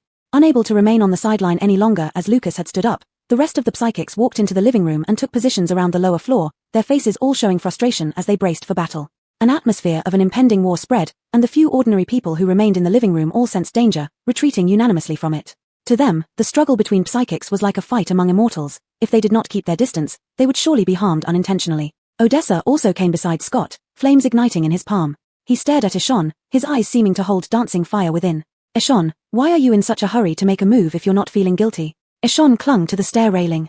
Just then, Lucas had struck, destroying the first-floor foundation and causing the stairs to violently shake, now teetering dangerously. This situation could explode at any moment. The brief deadlock allowed Ishon to clear his mind amidst his extreme anger. He thought quickly, trying to shift the conflict and take control, reversing the unfavorable situation. "What do I have to feel guilty about? She claims things without evidence. Who here saw what she's talking about with their own eyes?" Ishon said confidently, suddenly looking towards Stacy, his gaze unfriendly. Stacy, it was you who approached me first, asking me to ambush Scott halfway and help you get rid of him. Now that your goal wasn't achieved, am I supposed to take all the blame? With these words, Ishan abruptly changed the topic, attempting to shift the conflict onto Stacy. The crowd was stunned, never expecting the development of events to suddenly become so peculiar. Hadn't Stacy always been on Scott's side? How did she become his co-conspirator? And what was the deal with the supplies? I'm the one who is your boyfriend, and yet you cozy up with others, stuck with a sticky patch you can't get rid of, coming to me for help. Now that I failed, you want to abandon me and switch allegiances? Ishan's words left Stacy off guard, but he miscalculated, providing her with a good opportunity to declare her loyalty to Scott. What boyfriend? Didn't you know I have a fiancé? Stacy tilted her head in confusion, suddenly revealing a sweet yet dangerous smile amidst the tense atmosphere. She held the hand that Scott had rested on her waist, pulling herself closer to his embrace. Their eyes met. In Scott's calm eyes seemed to simmer a volcano ready to erupt, just one look enough to flush Stacy's face. In the past, I treated you and Ricky as friends, giving you the spirit cores needed for advancement and prioritizing you when supplies were scarce. But instead of gratitude, you constantly spoke ill of my fiancé behind my back. In the past, I misjudged you both, almost believing your lies. Now, you won't trick me again. These words were genuine, bolstered by the warmth of the hand she felt nearby. Upon hearing Stacy speak, the few psychics present couldn't help but raise their heads to glance at this leader they had only followed for a day. They had joined him not just because he possessed supplies but also because his psychic abilities were the most powerful among them. Psychic advancements required zombie cores, obtained through killing zombies. Stronger psychics indicated more zombies killed, naturally revered in this end-of-the-world era favoring strength. However, someone like Ishan, obtaining cores solely through charity, was despised, especially among psychics. Ishan, his old tricks exposed, immediately flared up, finding the unusual glances from downstairs insulting and humiliating. The rationality he regained was once again on the brink of collapse. Stacy, don't regret it, or come crying back to me. Ishan roared. Come crying to you. You, who cling to women to live, act superior. My fiancé is better than you in every way, handsomer, stronger in ability, and more responsible. Why should I like you? Stacy lifted her chin proudly, leaning against Scott's chest, provocatively looking at Ishan. He was already enraged, just a little more provocation, and his despicable true nature would show. So she laughed softly, teasing him. How did you conclude it was me wanting your help to harm my own fiancé, rather than my fiancé and I wanting to rid ourselves of you forever? Her smile deepened, yet the hatred in her eyes grew more intense. Her revenge against Ishan had begun, and she was determined to make him pay 1,000-fold for his actions from the previous life. Stacy's smile appeared adorable and charming in Scott's eyes, but in Ishan's eyes, it was the last blade that snapped his sanity. Good. Very good. His rationality finally collapsed, and Ishan began to laugh with sinister delight.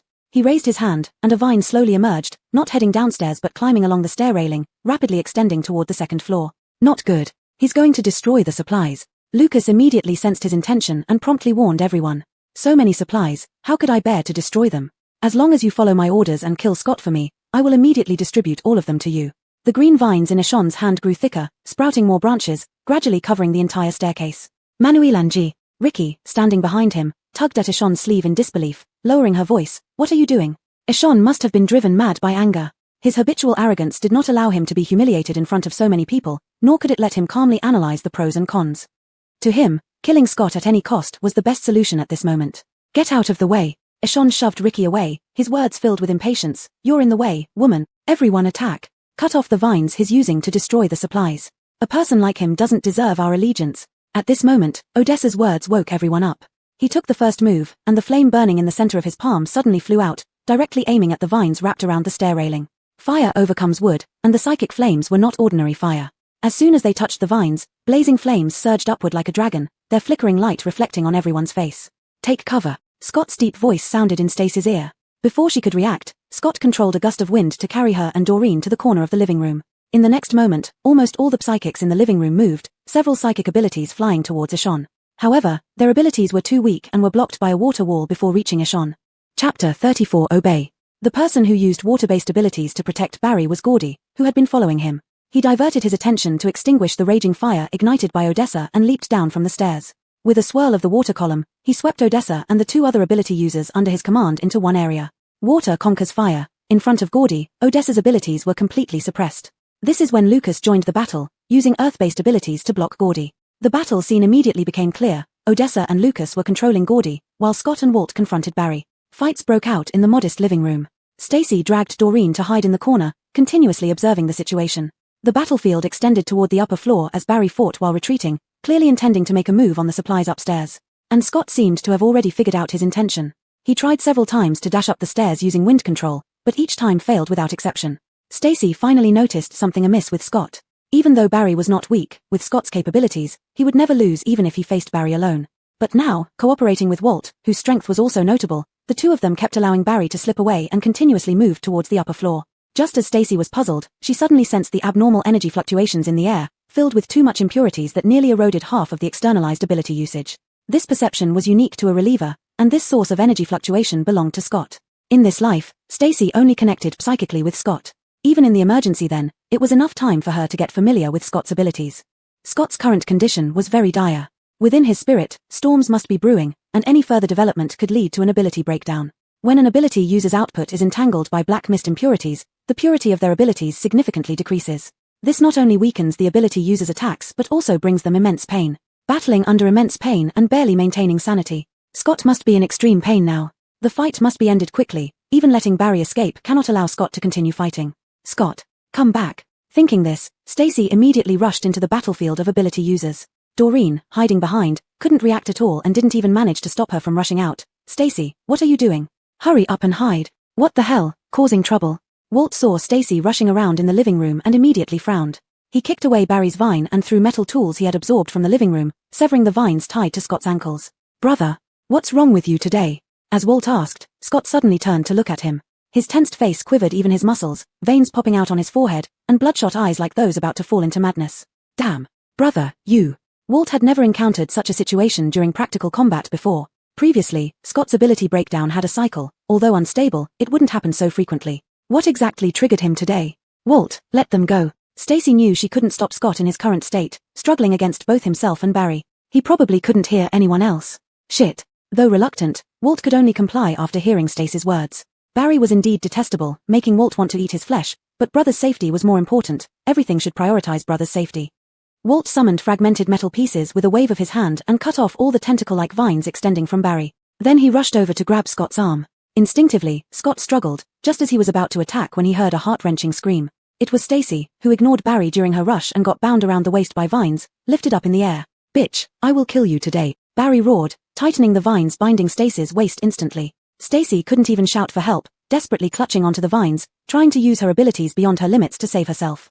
At this moment, Walt discovered her and immediately manipulated the fragments back, slicing through the air, cutting the green vine holding Stacy. Suddenly released from the force, Stacy lost her balance and fell from mid-air.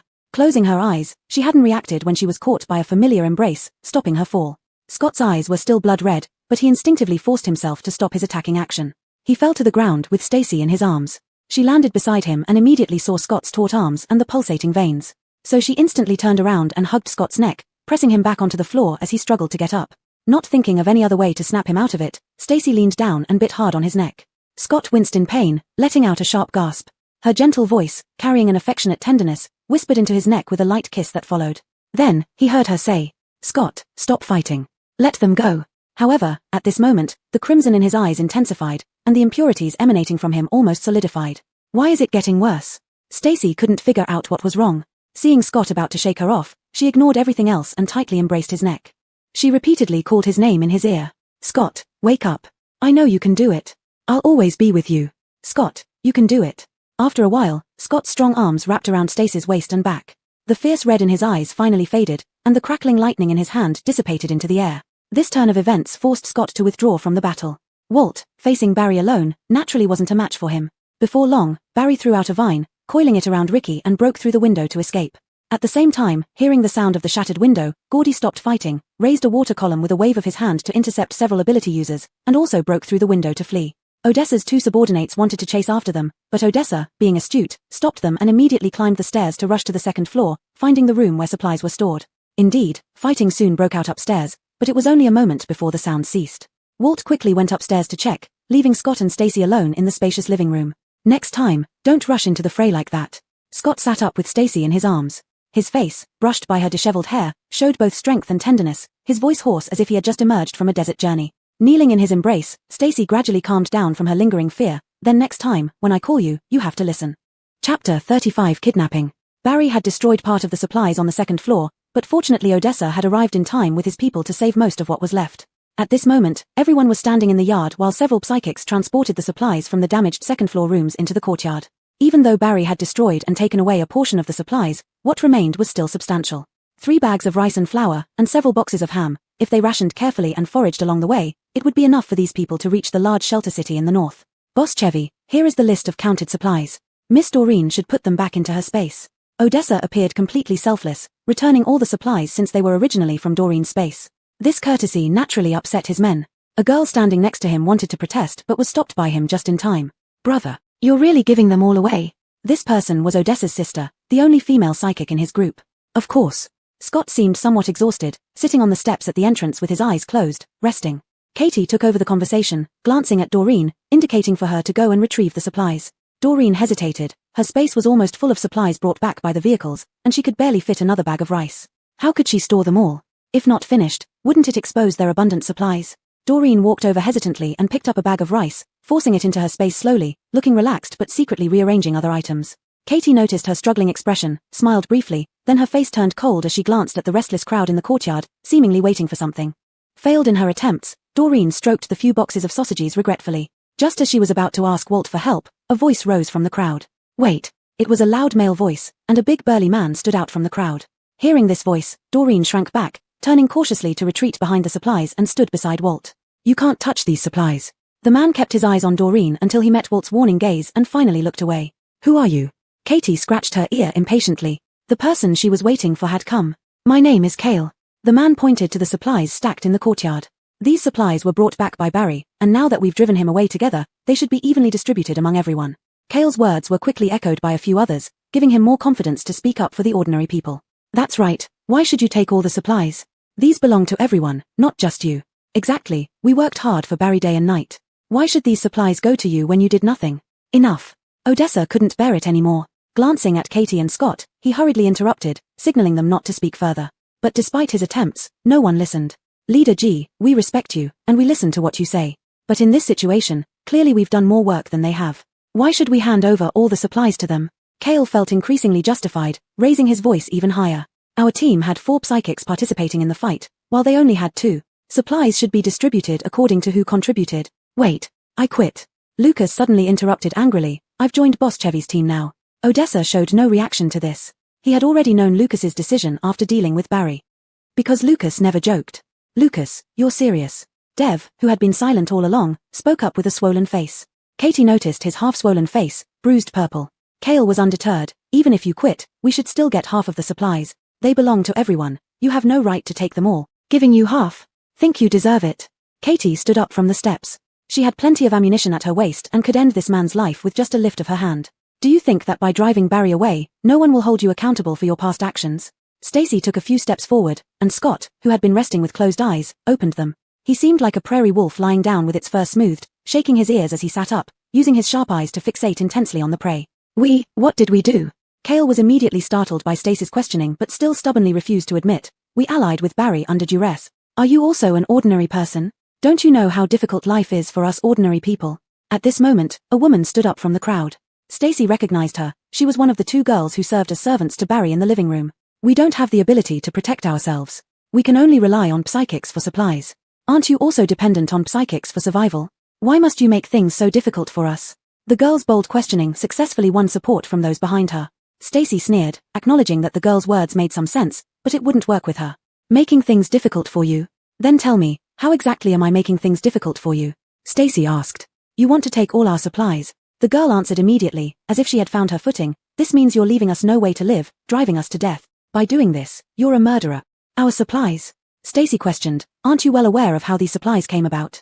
Those who could enter the living room to serve Barry must have contributed more than those outside doing heavy labor. Young girl, aren't you young yet with such poor judgment? Need me to reenact the scenario and help you remember? As she spoke, Stacy slid her right hand down from where she crossed her arms, reaching into her clothes to touch the fully loaded pistol. Do you need me to practice on you the same methods you used on our Doreen, how you bullied and scared her, forcing her to hand over supplies? Is that necessary for you to recall? You're lying. Those supplies were clearly brought back by Boss Doohan. He returned with a truck full of supplies. Everyone saw it. The girl rebutted immediately, pointing at the people behind her, eyeing Stacy with considerable authority. Meanwhile, the man named Kale kept staring at Stacy. Stacy had long noticed his hostile gaze but only glanced at him once, discreetly pulling the gun from her waist, ready to act any time. Oh, you mean those? Stacy seemed to suddenly understand, her face breaking into a smile as she took a couple of excited steps closer to the girl, turning back slightly toward the woods behind the courtyard. They're all inside the woods. Ah. Just then, an unexpected turn occurred. Kale took advantage of her turned head, rushing up in 2 steps to cover her mouth from behind, using his other arm to restrain her, holding her hostage. Chapter 36. A fox borrowing a tiger's ferocity. Don't come any closer. All of you, stay back. Kale suddenly had a knife in his hand. He pressed it against Stacy's neck while restraining her with his other arm. The glint of the blade caused Scott, who was just getting up, to stop immediately. The veins on his temple bulged as he struggled to suppress the fresh surge of crimson rising in his eyes. He stared intently at the blade for a moment before turning his gaze to Walt. Walt gave a slight nod and gathered his ability at the tips of his fingers, ready to act. As a metal-type abnorm, he could easily establish a connection with the surrounding metals and use his power to snatch the knife from Kale's hand. However, the challenge lay in his inability to precisely control the blade, and forcing the move could result in an unpredictable outcome. Worse yet, the blade was tightly pressed against Stacy's neck. Even the slightest misstep could lead to dire consequences. Scott, don't make any sudden moves. Think about it, whose action is faster, mine or your ability? Shaken by impulse, Kale's hands trembled as the sharp dagger left a bloody mark on Stacy's neck, exacerbating Scott's already volatile emotions. What do you want? Scott suppressed his rage. Something inside him began to stir restlessly. I know all you abnorms treat us ordinary people like dirt. Kale accused with a sneer. You never intended to share resources with us. If that's the case, I can only take them by force. I can rob once, I can rob twice. Stacy struggled to breathe. She was held by Kale's elbow clamped around her neck. To breathe steadily and speak, she had to stand on tiptoe. Do you admit these resources were stolen from Doreen's spatial bag? While asking this, the gun hidden in her oversized coat was cocked, and she slowly moved backward. Teddy didn't bring back any supplies. Everything he returned with was rotten and stinky. At this point, Kale knew it was futile to deny. Haven't you heard the ancient saying? An innocent man bears no guilt, but one with jade invites envy. Kale leaned closer to Stacy's ear, speaking viciously. We're barely surviving here. Who asked her to carry so many resources? You're a full-grown man. You have all your limbs, and you're healthy and strong. Stacy suddenly changed the subject, sighing as if expressing sympathy for someone. In the next instant, the frown on Scott's forehead eased slightly, and he quickly signaled to Walt. At the same time, Stacy's hand holding the gun moved behind her back. She slightly raised the barrel. Why would a real man eat soft meals? Bang! The gunshot echoed sharply as soon as Stacy finished speaking. Without hesitation, Stacy pulled the trigger. Instantly, a scream rang out, and the dagger on her neck shifted away. Seizing the opportunity, Walt immediately used his ability to twist the blade away, throwing it to the distant ground. The significant recoil of the handgun pushed Stacy forward, freeing her from Kale's grip, and she landed in Scott's arms the next moment. Scott firmly held Stacy in his embrace with one hand, while using the other to summon a violent whirlwind.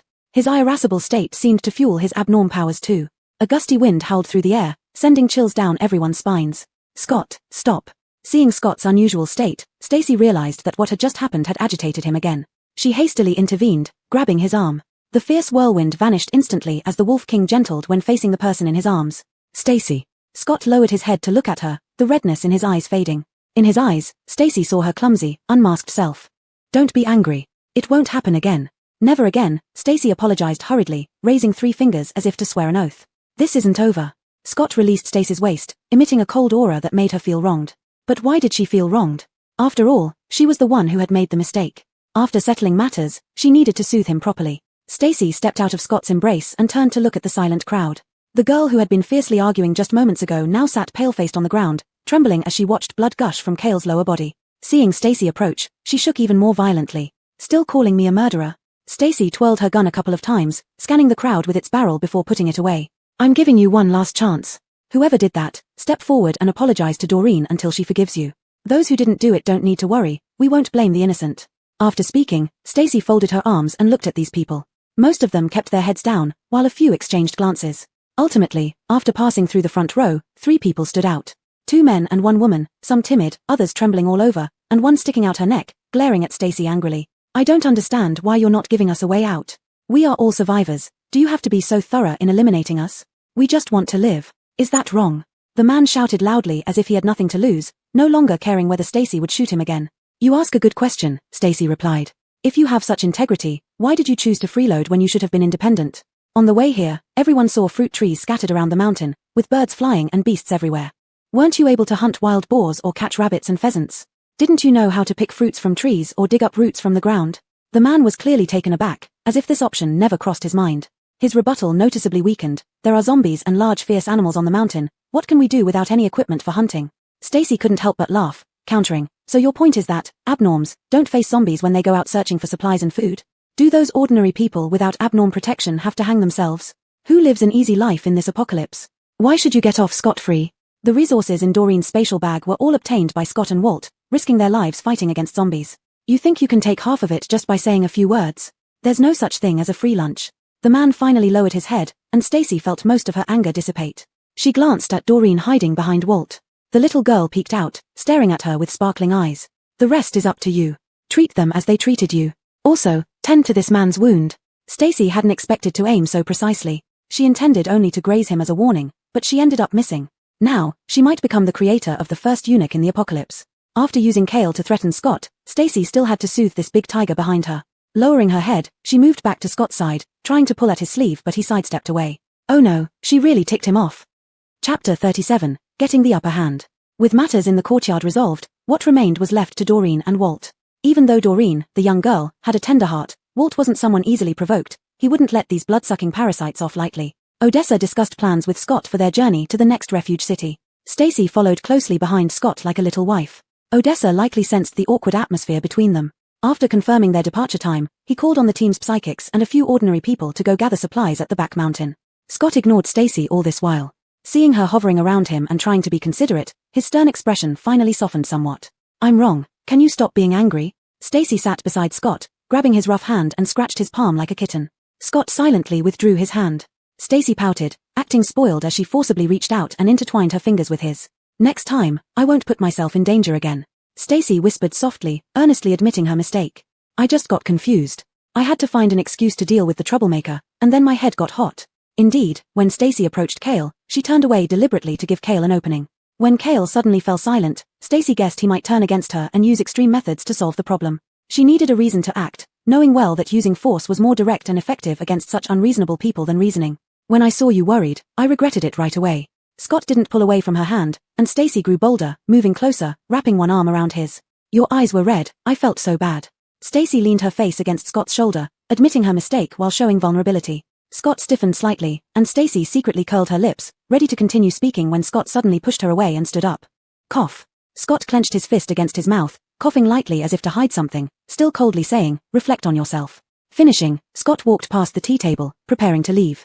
Just as Stacy was about to successfully admit her mistake, she couldn't afford to lose this opportunity. She quickly stood up and grabbed the edge of his clothes, pleading in a pitiful tone. Don't go, Stacy said, don't leave me alone. Scott took a deep breath and turned to look at Stacy. Sure enough, no matter how big a mistake she made, once she showed weakness, he found it hard not to soften. What do you want? Scott's tone was firm but not angry, even sounding a bit helpless. I should be asking you. Stacy puffed out her cheeks, taking control. What are you doing? Giving me the silent treatment? I didn't. Scott frowned immediately at the accusation, denying it outright. When there's a misunderstanding, we need to communicate properly and clear the air. Otherwise, things will only get worse between us, making it hard to coexist.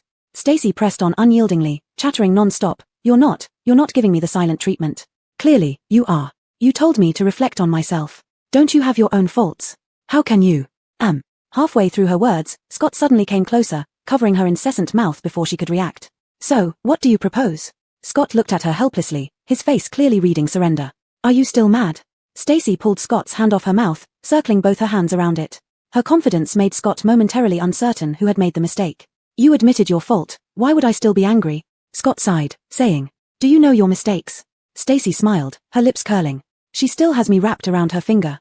Yes. Scott paused blankly for a moment, then nodded along.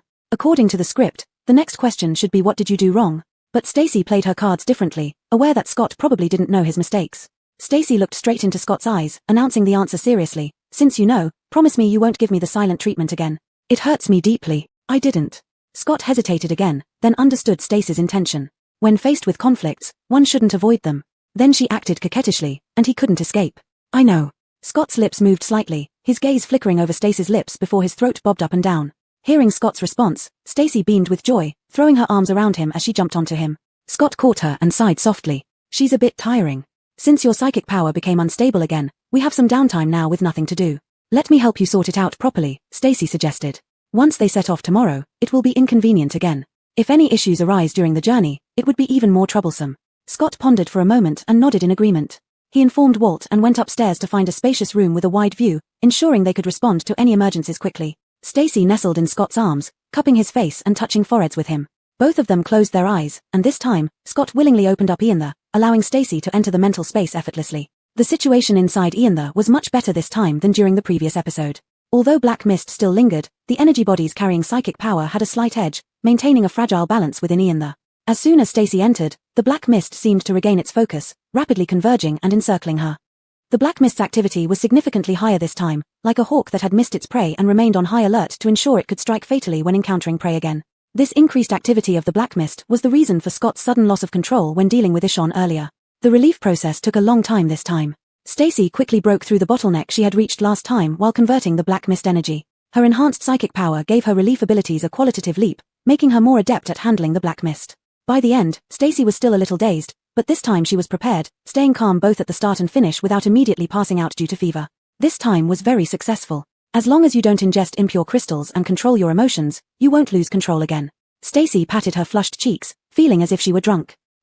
We should keep the crystals we already have for use as currency in the refuge city. Also, they've mixed up and can no longer be absorbed. Scott gently caressed Stacy's warm cheeks, rubbing his hands together and pulling her into his embrace. Let's rest for a while. Okay. Stacy buried her head in Scott's neck. I have something to tell you when I wake up. Millimeter M. Chapter 38, Appraisal Ability. Stacy was also very clingy when she slept. Scott tried several times to put her down on the bed, but each time Stacy held onto his arm tightly. Lucas knocked on the door and, upon seeing Scott holding a small bulge wrapped in clothes, felt awkward and kept touching his face. Didn't I say not to disturb me? Scott glanced at him. There's something about the Qinghe Shelter City news. I wanted to ask for your opinion. Lucas deliberately lowered his voice, wishing he could cut off his hand that had just knocked on the door. Go ahead. Scott gently patted Stacy's back, ensuring their conversation wouldn't wake her up. Elder brother, I accidentally got some news before. The Qinghe Shelter City recently received an appraisal device which can identify crystal core properties with an 80% accuracy rate. Excitement was hard to hide in Lucas's voice, and Scott couldn't help feeling interested after hearing it. Psychic abilities advanced by absorbing crystal core energy, but gathering large amounts inevitably led to confusion between cores. Without proper equipment, one could only rely on intuition and experience to make judgments. As for whether absorption would be beneficial or detrimental, it all depended on individual fortune. Reliable identification tools had always been a legend among psychics. Such instruments were extremely precious and could only be found in stable and prosperous large shelters, rarely accessible to common psychics. This time, Qinghe Shelter City getting an instrument was undoubtedly a boon for local psychics. This news spreading would certainly attract many psychics. Don't rush. Let's find a place to settle first, then infiltrate to investigate. Scott pondered for a moment, this news making him uneasy. He felt there must be more than met the eye. I think so too. With this news released, Qinghe will surely become chaotic. If we go, we need to be fully prepared. As Lucas was enthusiastically analyzing, he saw Scott absent-mindedly patting the small bulge in his arms. He immediately closed his mouth, feeling somewhat redundant. When Stacy saw those people who bullied Doreen again, they all avoided her. Doreen didn't show any joy. Instead, she looked anxious and sat in the SUV, lost in thought. Stacy roughly understood Doreen's worries. Being young, without the apocalypse, Doreen would still be a student in academia. Her first encounter with such matters left her unsettled even if the person handling it was Walt. Walt said you've been spacing out for a while. Stacy opened the car door, setting up a simple chair opposite Doreen. Is there something you want to talk about? Stacy asked. I just think. A slight punishment should suffice, but Walt went too far. Doreen hesitated for a bit, speaking slowly. Kindness is good, but timing matters, Stacy said. Some people need a lesson to prevent worse behavior later. Stacy lightly explained, as the rules of the apocalypse differed from civilized society. Without first-hand experience, someone like Doreen would struggle to get over such thoughts. Stacy patted Doreen's head, enjoying doing so. It's nearly dinner time. After eating, rest well. We'll set off tomorrow to Qinghe Shelter City in the north. Stacy yeah. Doreen paused for a while before suddenly speaking. Thank you. My past bias towards you was too strong. I always thought you would harm Brother Fong. Despite that, you still helped me, and I feel ashamed. Warmth filled Stacy's heart. She thought how fast Doreen warmed up to her. In the past, some people sowed discord between Scott and me. Misunderstandings have been cleared up, and I've joined you all. From now on, we are friends and family. Stacy continued, even if I hadn't taken the lead, Scott and Walt would still stand up for you. Scott used this opportunity to break the barrier between us and help us get along better. Okay, Doreen nodded vigorously. We'll be good sisters from now on. Sure, good sisters. Stacy smiled, shifting to business. Give me all the crystal cores in your spatial pocket. Huh? For what? Doreen looked puzzled. I think I know what psychic ability I awakened. Stacy blinked mischievously. When Scott and Walt came looking for them, they saw Lucas staring through the car window. Circling around to the other side and opening the door, they saw the two girls sitting cross-legged on the cargo floor, their simple chairs discarded, surrounded by piles of colorful crystal cores. What are you guys doing? Walt stepped up, supporting his elbow on his knee, looking puzzled at their actions. These two were very quiet, one holding a crystal core in her palm, and after a moment, selecting a pile from the cargo floor to throw it into, then picking up the next one. The other nervously counted the piles of crystal cores on the ground, pulling out several bags of different colors from her spatial pocket, drawing symbols on them with a pen, and then putting the already sorted crystal cores into the bags. Hush. Lucas, who had arrived a bit earlier, gestured for silence to Walt, pointing to the two girls below, indicating he should watch carefully. Scott wasn't as curious as they were. He lit a cigarette, leaning against the vehicle, smoking while keeping watch around, wary of anyone approaching. Brother, aren't you curious? Walt, having observed for a while without figuring anything out, scratched his head and looked at the handsome and mighty brother beside him. Yeah, I know. A sense of inexplicable superiority arose in Scott's heart. He knew this because Stacy had told him about it first right after she woke up. What? You know? Then tell me quickly. Walt glanced at the two people inside the car again, feeling that this scene seemed like they were setting up an array for a ritual. What? After performing the ritual, evil spirits wouldn't dare to come close. Do you remember when Stacy was injured by a zombie last time? Just now, her psychic ability fully awakened. Scott helped Stacy lie without changing his expression. Because this wasn't actually Stacy's newly awakened ability but her inherent ability to migrate her relieving psychic power. Ah, tell me more. Walt immediately perked up. She can identify the properties of crystal cores. Lucas somehow moved to Scott's side, picking up where he left off, clearly deducing her ability from her actions. Brother, such an ability is unheard of. Once it gets out, trouble will surely follow. Lucas looked around, seeing no one nearby, and continued, but for us, this might be an opportunity. Chapter 39, Chingha. Identifying the attributes of the crystal cores was also a laborious process. Stacy finally managed to identify hundreds of crystal cores in Doreen's space, only to find that Shevufeng had scattered dozens from his pocket right in front of him. Ah, initiation gift. Shevufeng pointed at the scattered cores. I've been collecting them, all kinds, everything I have, fully submitted. Scott remained silent, while Walt chuckled and draped an arm over Shevufeng's shoulder, saying, good brother. After Stacy finished identifying all the crystal cores, under the gaze of 4 pairs of eyes, he picked up 5 small bags and handed them out respectively. Wow, this is amazing. Walt took one and opened it, revealing crystal cores of different colors and sizes, about 2 dozen. His eyes widened immediately. Since the apocalypse half a year ago, he had absorbed fewer than 20 since his power awakened. To him, this was clearly a huge fortune. How many are left? Scott glanced at the 2 bags in his hands. With dual powers, he would need more usable crystal cores than others. There are still over 260. Doreen lifted the largest bag for a display, giving a number. Absorbing the energy of the crystal cores takes time. After we set off, we will take turns driving, Scott arranged. We must absorb as much energy as possible to level up on the premise of ensuring safety before reaching Chingha Shelter City. Use what you can, the rest should be kept ready for trade. Each person nodded, keeping a few and packing the remaining back into Doreen's space storage. In the evening, Odessa finally returned with his subordinates from the back mountain. They had good harvests, filling several large bags with fruits and managing to catch a few wild rabbits and pheasants. Dev, who was walking at the back, carried a deer that had lost its breath on his shoulders. Those in Odessa's team who didn't participate in hunting stared at the meat drooling, hurriedly rushing over to help unload the game from their shoulders, while others prepared the kitchen utensils and started boiling water. Odessa took out over 10 wild eggs and held a wild rabbit, bringing these to Scott and his group. The teammates behind him instantly showed displeasure but dared not say anything due to past experiences. Leader Chevy, thanks to Miss Stacy's reminder, there are indeed plenty of good things on this mountain. Odessa came to Scott with items in hand, looking very pleased, greeting Scott from afar. Looks like you've got a bountiful harvest, replied Scott. Yes, by being frugal, this can last us a few days, only now the weather is hot, and our team lacks spatial ability to store well, Odessa said somewhat regretfully. Here's an idea, we don't have staple food, and you lack fresh meat. Our 2 teams can exchange supplies and both satisfy our cravings, suggested Odessa. Relying on the mountains, if we want to eat, we can hunt ourselves, why bother? Before Walt could refuse, he was interrupted by Scott. Sure, Scott agreed, then told Walt, take them a bag of rice and 2 cartons of sausages. Brother. Walt hesitated. This wasn't a profitable deal, but with outsiders present, he couldn't contradict, just nodding and going to get the items from the car's trunk. Thank you, Leader Chevy, I'm taking advantage of you this time.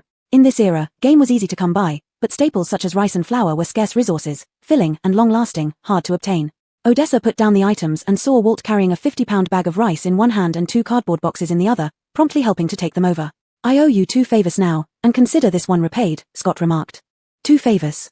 Odessa paused. Besides helping when Scott stormed away last time, what else?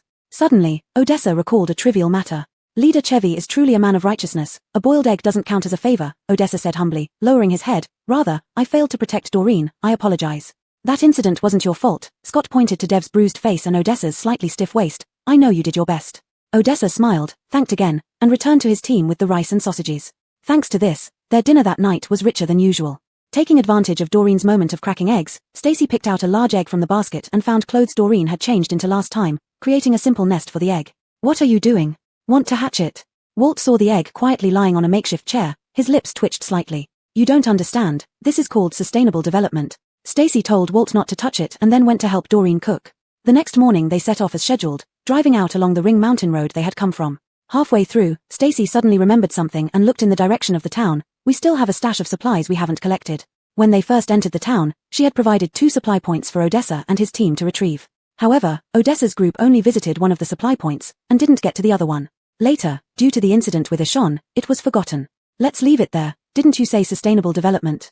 Scott was driving, his elbow resting on the car window, letting the smoke drift outside. The others, including Doreen, found spots in the vehicle to absorb energy from the crystal cores to enhance their abilities. Only Stacy held an egg in her arms, sitting behind Scott, leaning her head against the backrest of the front seat, chatting intermittently with him. After descending the mountain and getting straight onto the highway, the initial few hundred kilometers were relatively smooth. Taking turns to drive wasn't tiring, and even the abandoned vehicles and zombies on the road were manageable. But as they approached the province where Qinghe Shelter City was located, the road ahead was filled with ownerless vehicles, many of which had zombies gathered around. Some were rotting inside the cars, or wandering in the middle of the road. Scott stopped the car, observing the road ahead while waiting for Walt and Shevufeng to finish absorbing the energy. There were 2 static sounds over the radio, coming from Odessa's group who followed behind in a bus. Boss Chevy, is the road ahead passable? Odessa asked. The road ahead leads to a toll booth, and there's a gas station 5 kilometers away. There are more vehicles gathered here, but it should be fine after this section, Scott replied. The vehicles ahead were densely packed, crisscrossing each other, almost filling the entire road surface. After discussing for a long time, both felt that having the psychics clear the path would be too costly and dangerous. Fortunately, though the number of vehicles was high, the density of zombies was low. Abandoning the car and walking was also a feasible strategy. Chapter 40, Divine Oracle. After Doreen completed the absorption process, she used the expanded space to store the supplies from the vehicle. At this moment, Walt and Dev, who had gone out to scout, also returned. The group tidied up briefly and got off the vehicle, preparing to advance on foot while engaging in battle. This side was ready to depart, but the people behind Huey's group started arguing. It was a dozen ordinary people without awakened abilities disagreeing with such a risky approach. They insisted that Huey should lead the ability users to clear the obstacles before driving through. The zombies nearby had already been easily killed by Walt and Dev during the scouting mission. Now there wasn't much danger around. Scott leaned against the car door, smoking a cigarette as he waited for their argument to finish. Boss G is a nice person, just too gentlemanly, said Walt, holding an unlit cigarette. This was his last one, so he kept it for smelling occasionally. Yeah, he has no attitude at all. Even after being bullied like this, he still doesn't get mad, Doreen remarked. Lucas touched his nose, not making any comments. What do you think? Scott was blowing smoke rings when Stacy suddenly looked up and asked him. He accidentally blew a ring right into Stacy's face. Stacy, who was never good with the smell of cigarettes, coughed hard as the strong smell filled her nostrils. Scott reached out to support Stacy, frowning slightly, and handed the half-smoked cigarette to Walt. Walt took it enthusiastically, inhaling deeply, and sighed, refreshing. Stacy managed to suppress her urge to cough after a few attempts. Scott gently wiped away the moisture at the corner of her eyes, silently deciding not to smoke in front of her again. It seemed Stacy could see through his concern. It's okay, I can adapt. All right, Scott's throat moved as he agreed finally. Actually, he didn't want to make Stacy uncomfortable, but seeing her willing to change for him made his heart itch with selfish desire. What do you think of Huey? Stacy asked again, as Scott remained silent. He is far less kind than he appears to be, a very complex person. Scott thought for a moment and added, you can trust him, but you must remain cautious. Really? He looks like an old scholar from feudal times, Walt said just as screams erupted from the back where the bus was. Looking over, the bus was already engulfed in flames, spreading rapidly. Huey withdrew his power and gave these people, whom he protected for so long, a cold glance. Those who wish to die in the fire can stay. Those who don't want to die, follow me. Huey's voice sounded unusually cold. Previously, he always seemed gentle and kind. Dev carried half a bag of rice, Huey's sister Tess hugged a box, and another man carried supplies, following Huey briskly towards Stacy's group without sparing a glance at the troublemakers. The remaining dozen people hurriedly followed as someone shouted, "It will explode." Kale, who had been shot by Stacy, unsurprisingly lagged behind. His companions shoved him forward without stopping to help. Stacy merely T-sked twice, feeling no remorse. When Doreen was locked up by Ishon, he tried to rape her. That led to Doreen, in despair and helplessness, handing over the supplies she refused to give up on. Stacy crippling one of his legs was punishment enough. Being left behind now was his own doing. The bus did not explode as expected. Kale dragged his injured leg running over, while the bus continued burning. "Brother, you're really something else," Walt remarked admiringly, now looking at Huey with more respect. "My apologies, I didn't know Boss G had such a temper," Walt joked. "Everyone has some temper. Please forgive me," Huey resumed his gentle demeanor. "Miss Doreen, could we borrow your space to store our supplies?" Huey asked. Doreen glanced at Stacy, who nodded slightly, and immediately replied, "Of course." After this chaos, no one dared to question any longer. Everyone obediently followed Stacy and Doreen as they entered the highway. Since Doreen's space was a vacuum environment, Stacy couldn't put the incubating eggs inside. She held them in her arms, protecting them with one hand while clutching a gun in the other, remaining vigilant at all times. She would no longer expose her back to unrelated people so easily. There were not many zombies on the highway, and those trapped in vehicles could be ignored. Only a few of the wandering ones on the road were mutant zombies with awakened abilities. This journey went surprisingly smoothly. The few mutant zombies were taken out preemptively by Odessa. By the time they passed through the toll booth, an hour had already gone by. Behind the toll booth was a rest area where the group temporarily took shelter in the supermarket to rest and reorganize before continuing their journey. When they finally walked 5 kilometers to the gas station, several hours had passed, and dusk was setting in. It was unsuitable to travel at night, so they found a few vehicles with intact frames nearby, cleared them, drove them in front of the gas station, arranging them in a circle for protection. They also used other vehicles to create a barricade separating them from the outside world, allowing them to spend the night as best they could. The night was tranquil, with cicadas chirping all around.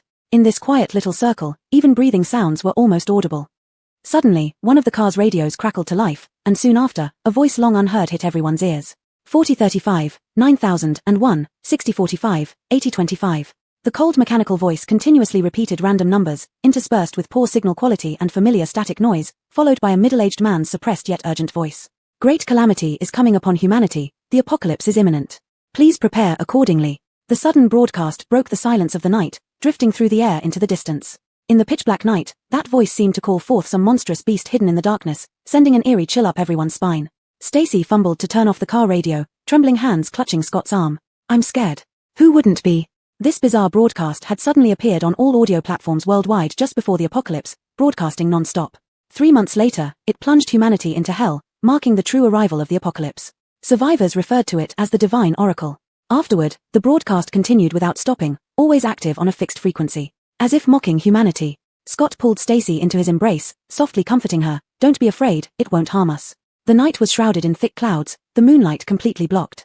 Under the pitch-black sky, Stacy didn't notice the mournful look on Scott's face. She only felt the tenseness in his body and the damp breath he exhaled. Father. These 2 words lingered between Scott's lips, unspoken. Chapter 41, All Understand. Spending a peaceful night, Stacy slept in Scott's arms. When she woke up, she saw his red eyes. Didn't you sleep? Stacy looked at him with some tenderness. Stubble had grown back on Scott's face, forming a patch of blue on his chin, making him look even more haggard. Scott stared at her absent-mindedly, his fingers brushing against her face a few times. Then he slightly bent down, cupped Stacy's cheeks and kissed her forehead solemnly. Apart from the incident when his power went out of control, this was the first time Scott took the initiative to kiss her. Scott seldom made such intimate gestures, mostly it was Stacy who took the initiative for hand-holding or hugs, which Scott never rejected, but responded very restrained. Stacy was somewhat surprised, staring wide-eyed. Scott's palms were very warm, yet his chapped lips landing on her forehead did not feel as soft and warm as she imagined. The light kiss separated instantly, his parched lips left a slight pain on her forehead followed by the rough stubble of Scott sticking to it. Stacy then fell back into Scott's embrace, being hugged silently. What's wrong with you? Something was amiss with Scott's emotions. Stacy let herself be held by him and hugged him back with all her strength, offering support to Scott. Nothing, said Scott, lowering his head to rub Stacy's scalp with his stubble. Stacy, you. Scott hesitated for a moment and ultimately said nothing. Forget it, it doesn't matter. Then tell me when you want to.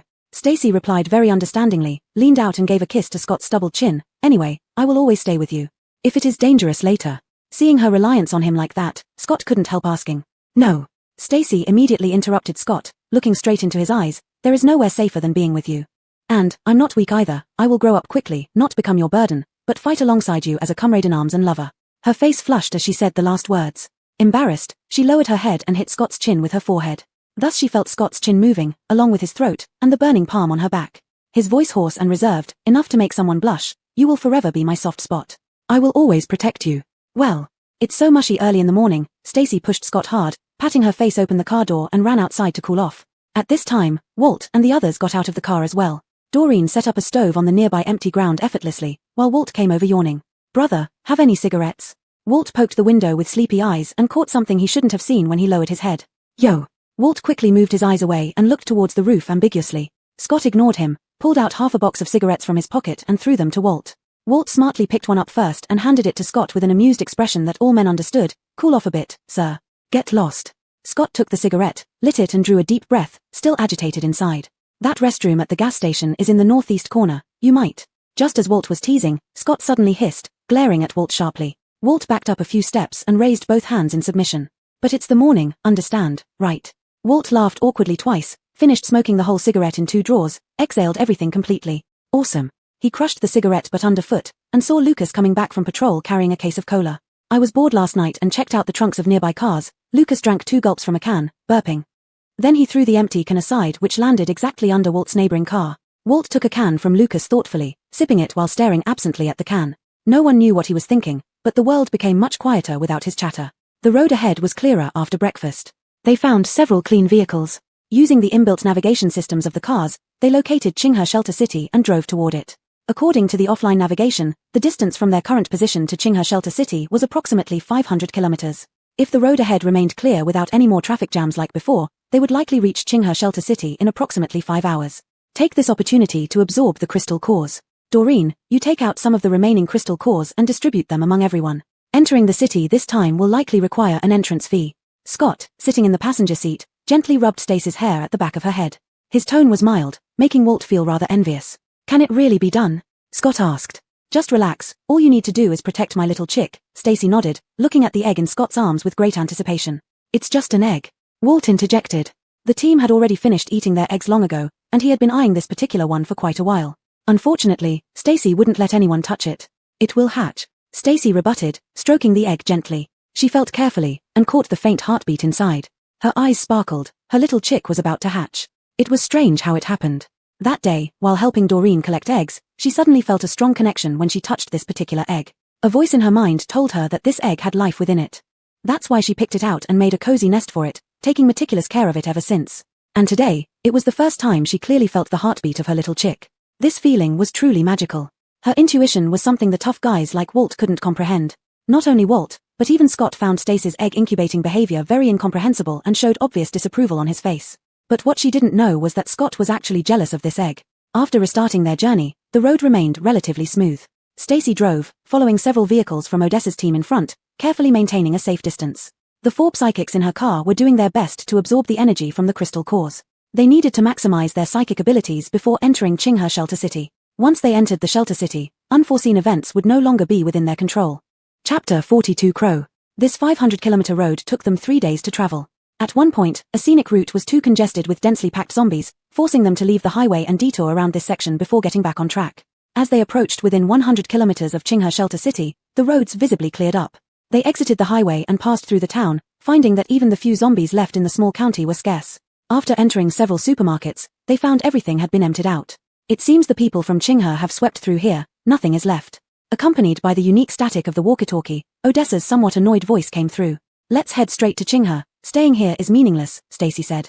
It's too late today. We might as well stay here for the night and enter the city tomorrow, Odessa replied.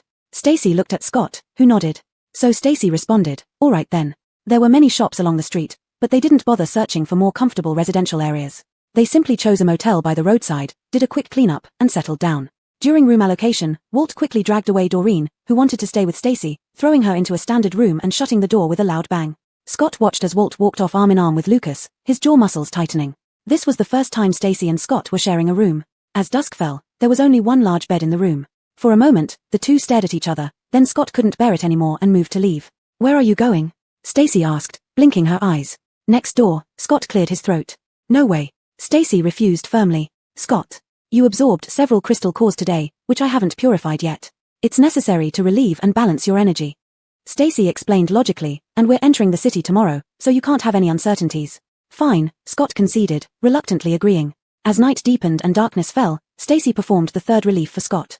The black mist within Scott's the space had increased significantly due to the numerous crystal cores he absorbed during the journey. Dissipating the black mist revealed an energy ball suspended in the center. This energy ball was the source of Scott's power, deeply rooted within the slightly larger than before. With the enhancement of Stacy's abilities, she could now dissolve more black mist than before. Initially expecting this process to be lengthy, Stacy found herself handling it more adept this time. Not only was the dissolution more efficient, but most importantly, the black mist within Scott's did not resist when it encountered her ability. It willingly allowed itself to be absorbed, transforming into Stacy's own power. Something wasn't right. In her previous life, Stacy's relief ability was much higher than now, but it never involved the phenomenon of the black mist not attacking her. Though the black mist resided within an ability user's body, it typically resisted, making control impossible. Thus, the only plausible reason must lie within her own abilities. Since she felt extremely efficient and experienced no discomfort, Stacy decided to take advantage of the opportunity and dissolve more black mist, stabilizing Scott's Ian the further while enhancing her own powers. When she finally felt tired, she stopped. The black mist within Scott's Ian had thinned considerably, ensuring that even if stimulated, it wouldn't cause any power surges. The main issue had become secondary, and Stacy focused on the newly prominent energy ball. She thought to herself that this would be a long-term project for the future. Exiting the space, the sky outside was pitch black, the moonlight casting shadows of tree branches swaying in the wind, with a crow perched on a treetop, croaking. Scott opened his eyes after Stacy did, immediately feeling her forehead to confirm she didn't have a fever, before voicing his confusion. Your ability has strengthened rapidly, making my entire Ian the clearer, almost like it was when I initially awakened my power. Upon first awakening, without absorbing zombie crystal cores or encountering black mist impurities, his Ian the naturally remained clear.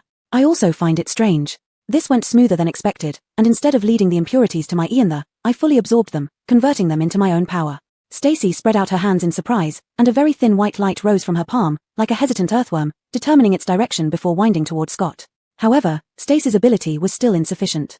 After a short while, the milky white light dissipated. I've broken through to level 3.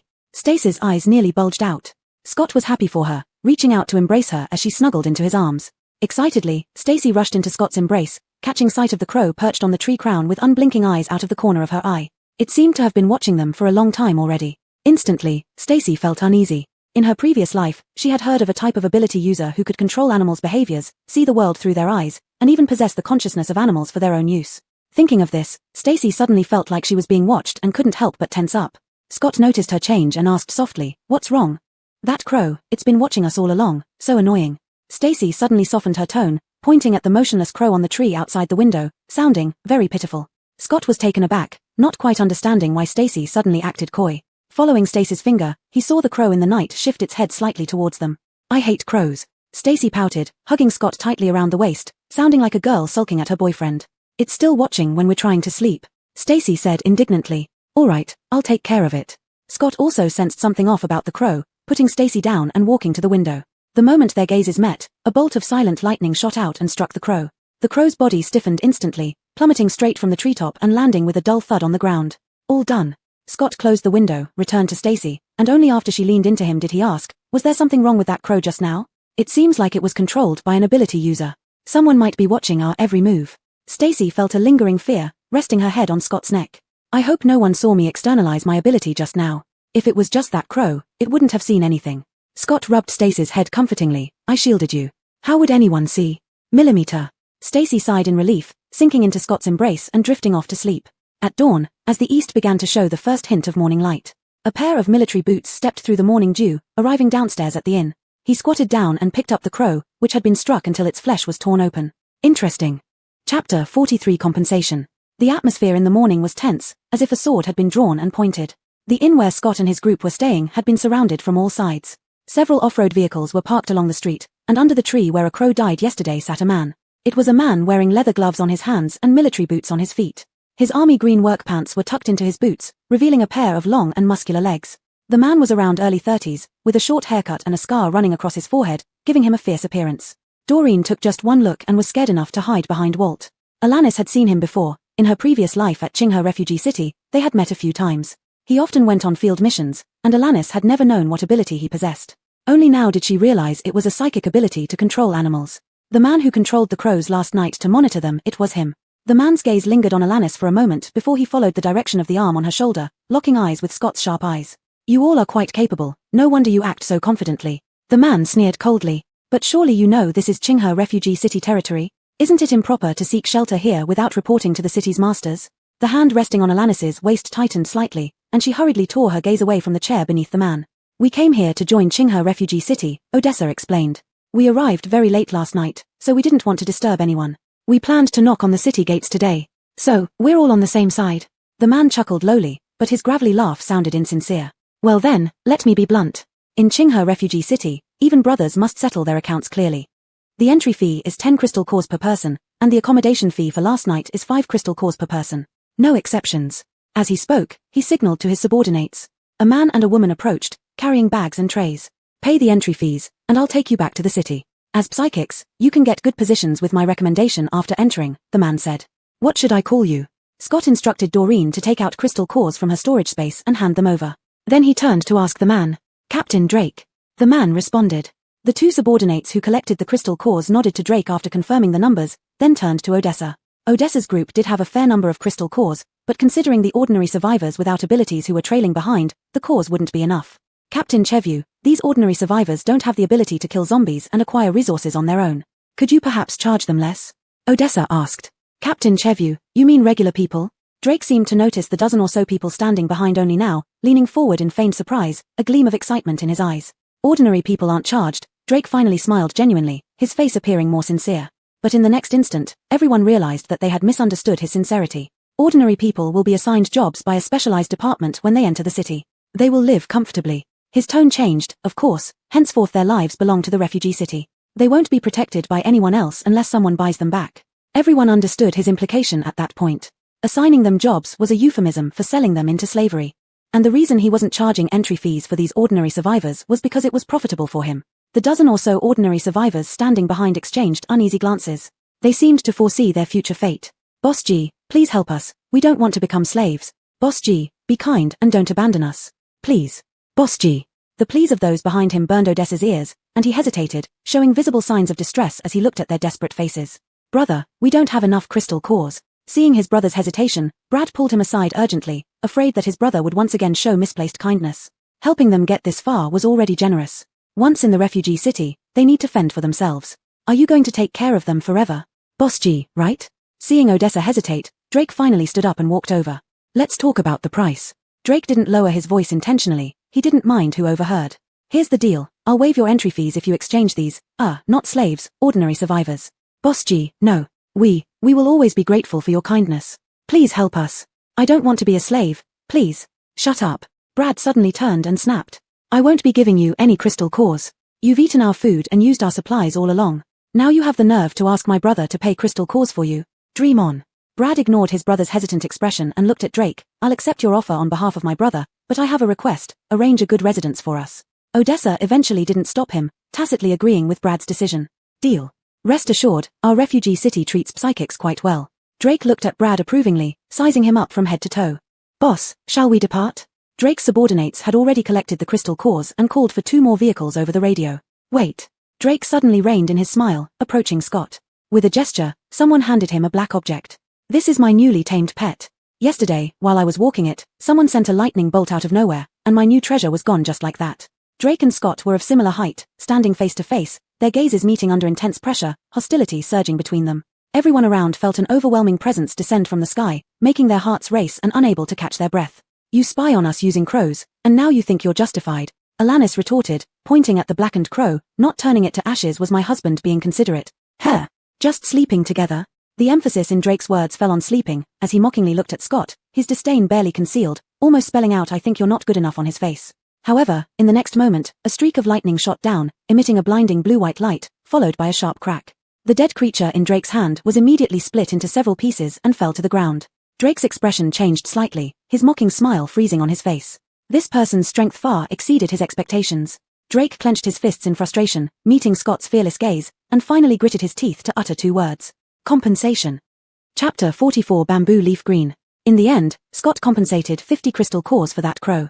Stacy secretly kept this matter in mind, vowing to get revenge once they entered the refuge city and reclaim the crystal cores. Each person harbored their own thoughts as they got into the vehicles. Enclosed by Drake's convoy, they sped off towards the direction of the refuge city. The Qinghe Refuge City was situated on the edge of a former district in Qinghe City, containing several hospitals and various facilities. Near the outskirts, there were large patches of wild grassland being gradually cultivated. When they passed by, many farmlands were being irrigated. The farmers in the fields ignored the sound of the vehicles, not a single one looked up. The guards behind them, holding whips, greeted the lead vehicle enthusiastically, probably inquiring about the harvest from this trip. As they approached the center of the refuge city, a lush square crowded with people came into view, seemingly hosting a grand event. The vehicles following behind gradually stopped around the square, indicating they were going to join in. Only Drake's lead vehicle and Scott's team along with Odessa remained moving forward. Their vehicle finally stopped in front of a building. Drake got out of the car, gesturing for them to follow. Meanwhile, the 3 vehicles carrying ordinary survivors were directed to enter the courtyard through a side gate. Before getting out, Stacy smeared some dirt on her face and Doreen's, instructing Walt and Lucas to take good care of Doreen. She then approached Scott and was pulled into his embrace. Don't be afraid. Scott whispered reassuringly in Stacy's ear. I'm here.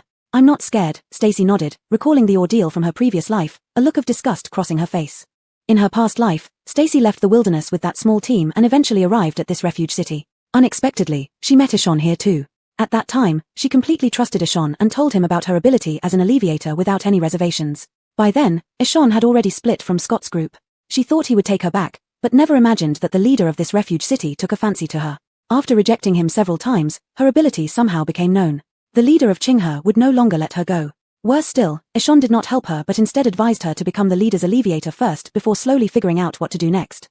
Caught in a difficult situation and misled by Ishon's promises, she agreed to go to the leader's side, working as an alleviator while gathering information for Ishon. Until everything unraveled. Thinking about this, Stacy's expression stiffened even more. The horrors of her past life with Scott were vivid in her memory, the pain of thorns piercing her fingers seemed connected to her heart, and the hole in Scott's chest often reappeared in her dreams. This deep-seated enmity demanded vengeance. She would make those who harmed them pay for their actions. Noticing Stacy's tense emotions, Scott assumed she was just too nervous. So he tightened his hold, embracing her tighter and stroking her hair, providing her support.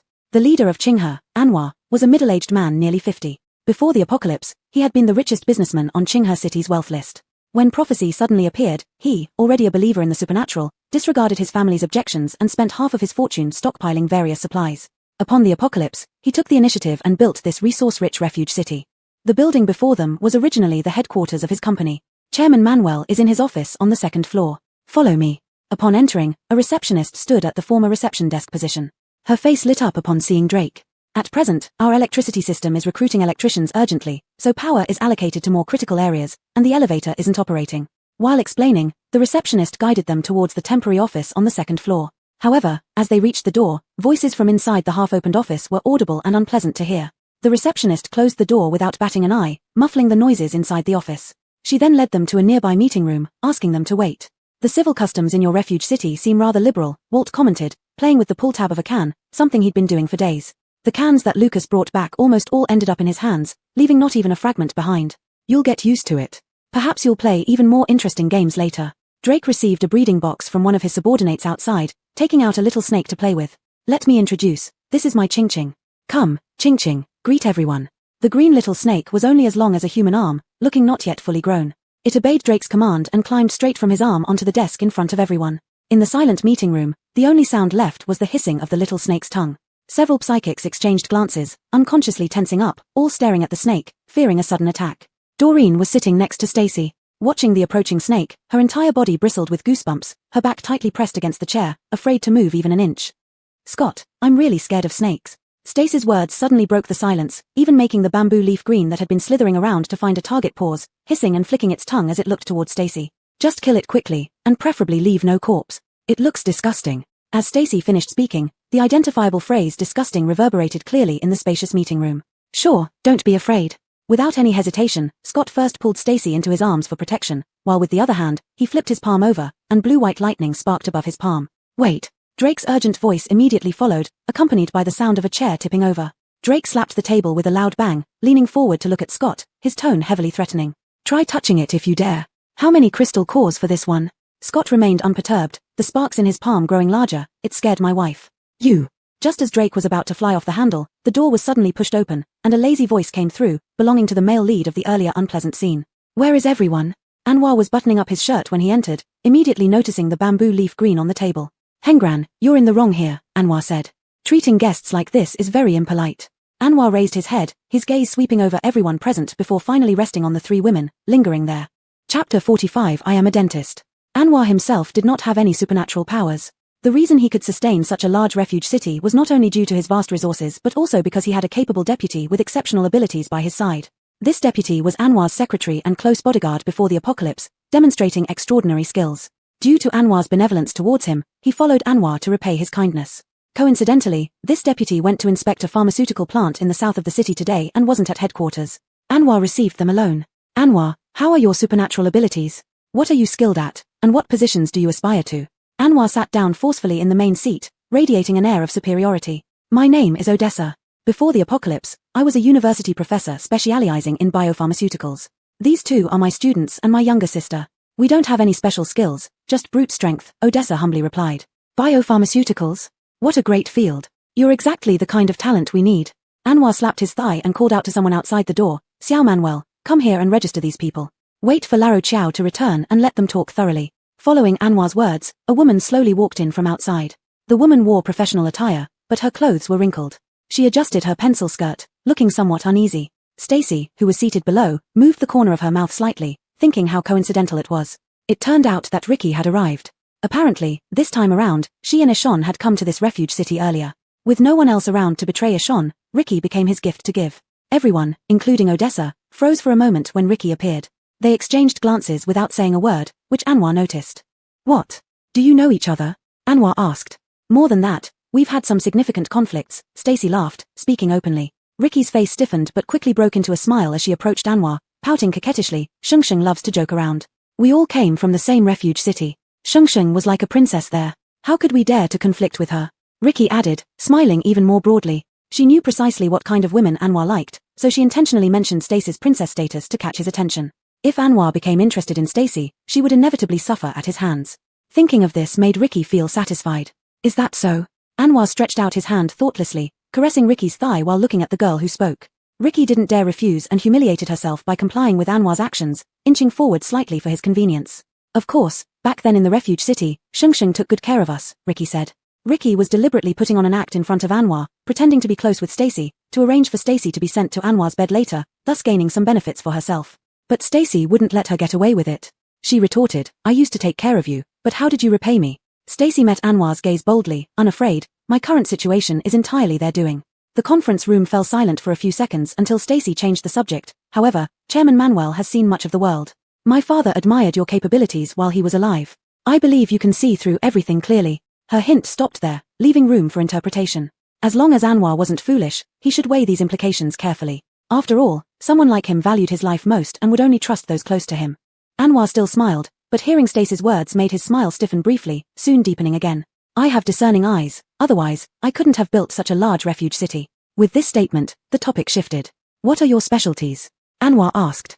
Dual element ability, lightning and wind, 5th level ability user, Scott succinctly answered. Before the apocalypse, he earned a living as a mercenary through sheer skill. Post-apocalypse, he returned to his old profession. The mention of 5th level drew sharp intakes of breath from everyone present, including Odessa, who looked shocked at Scott.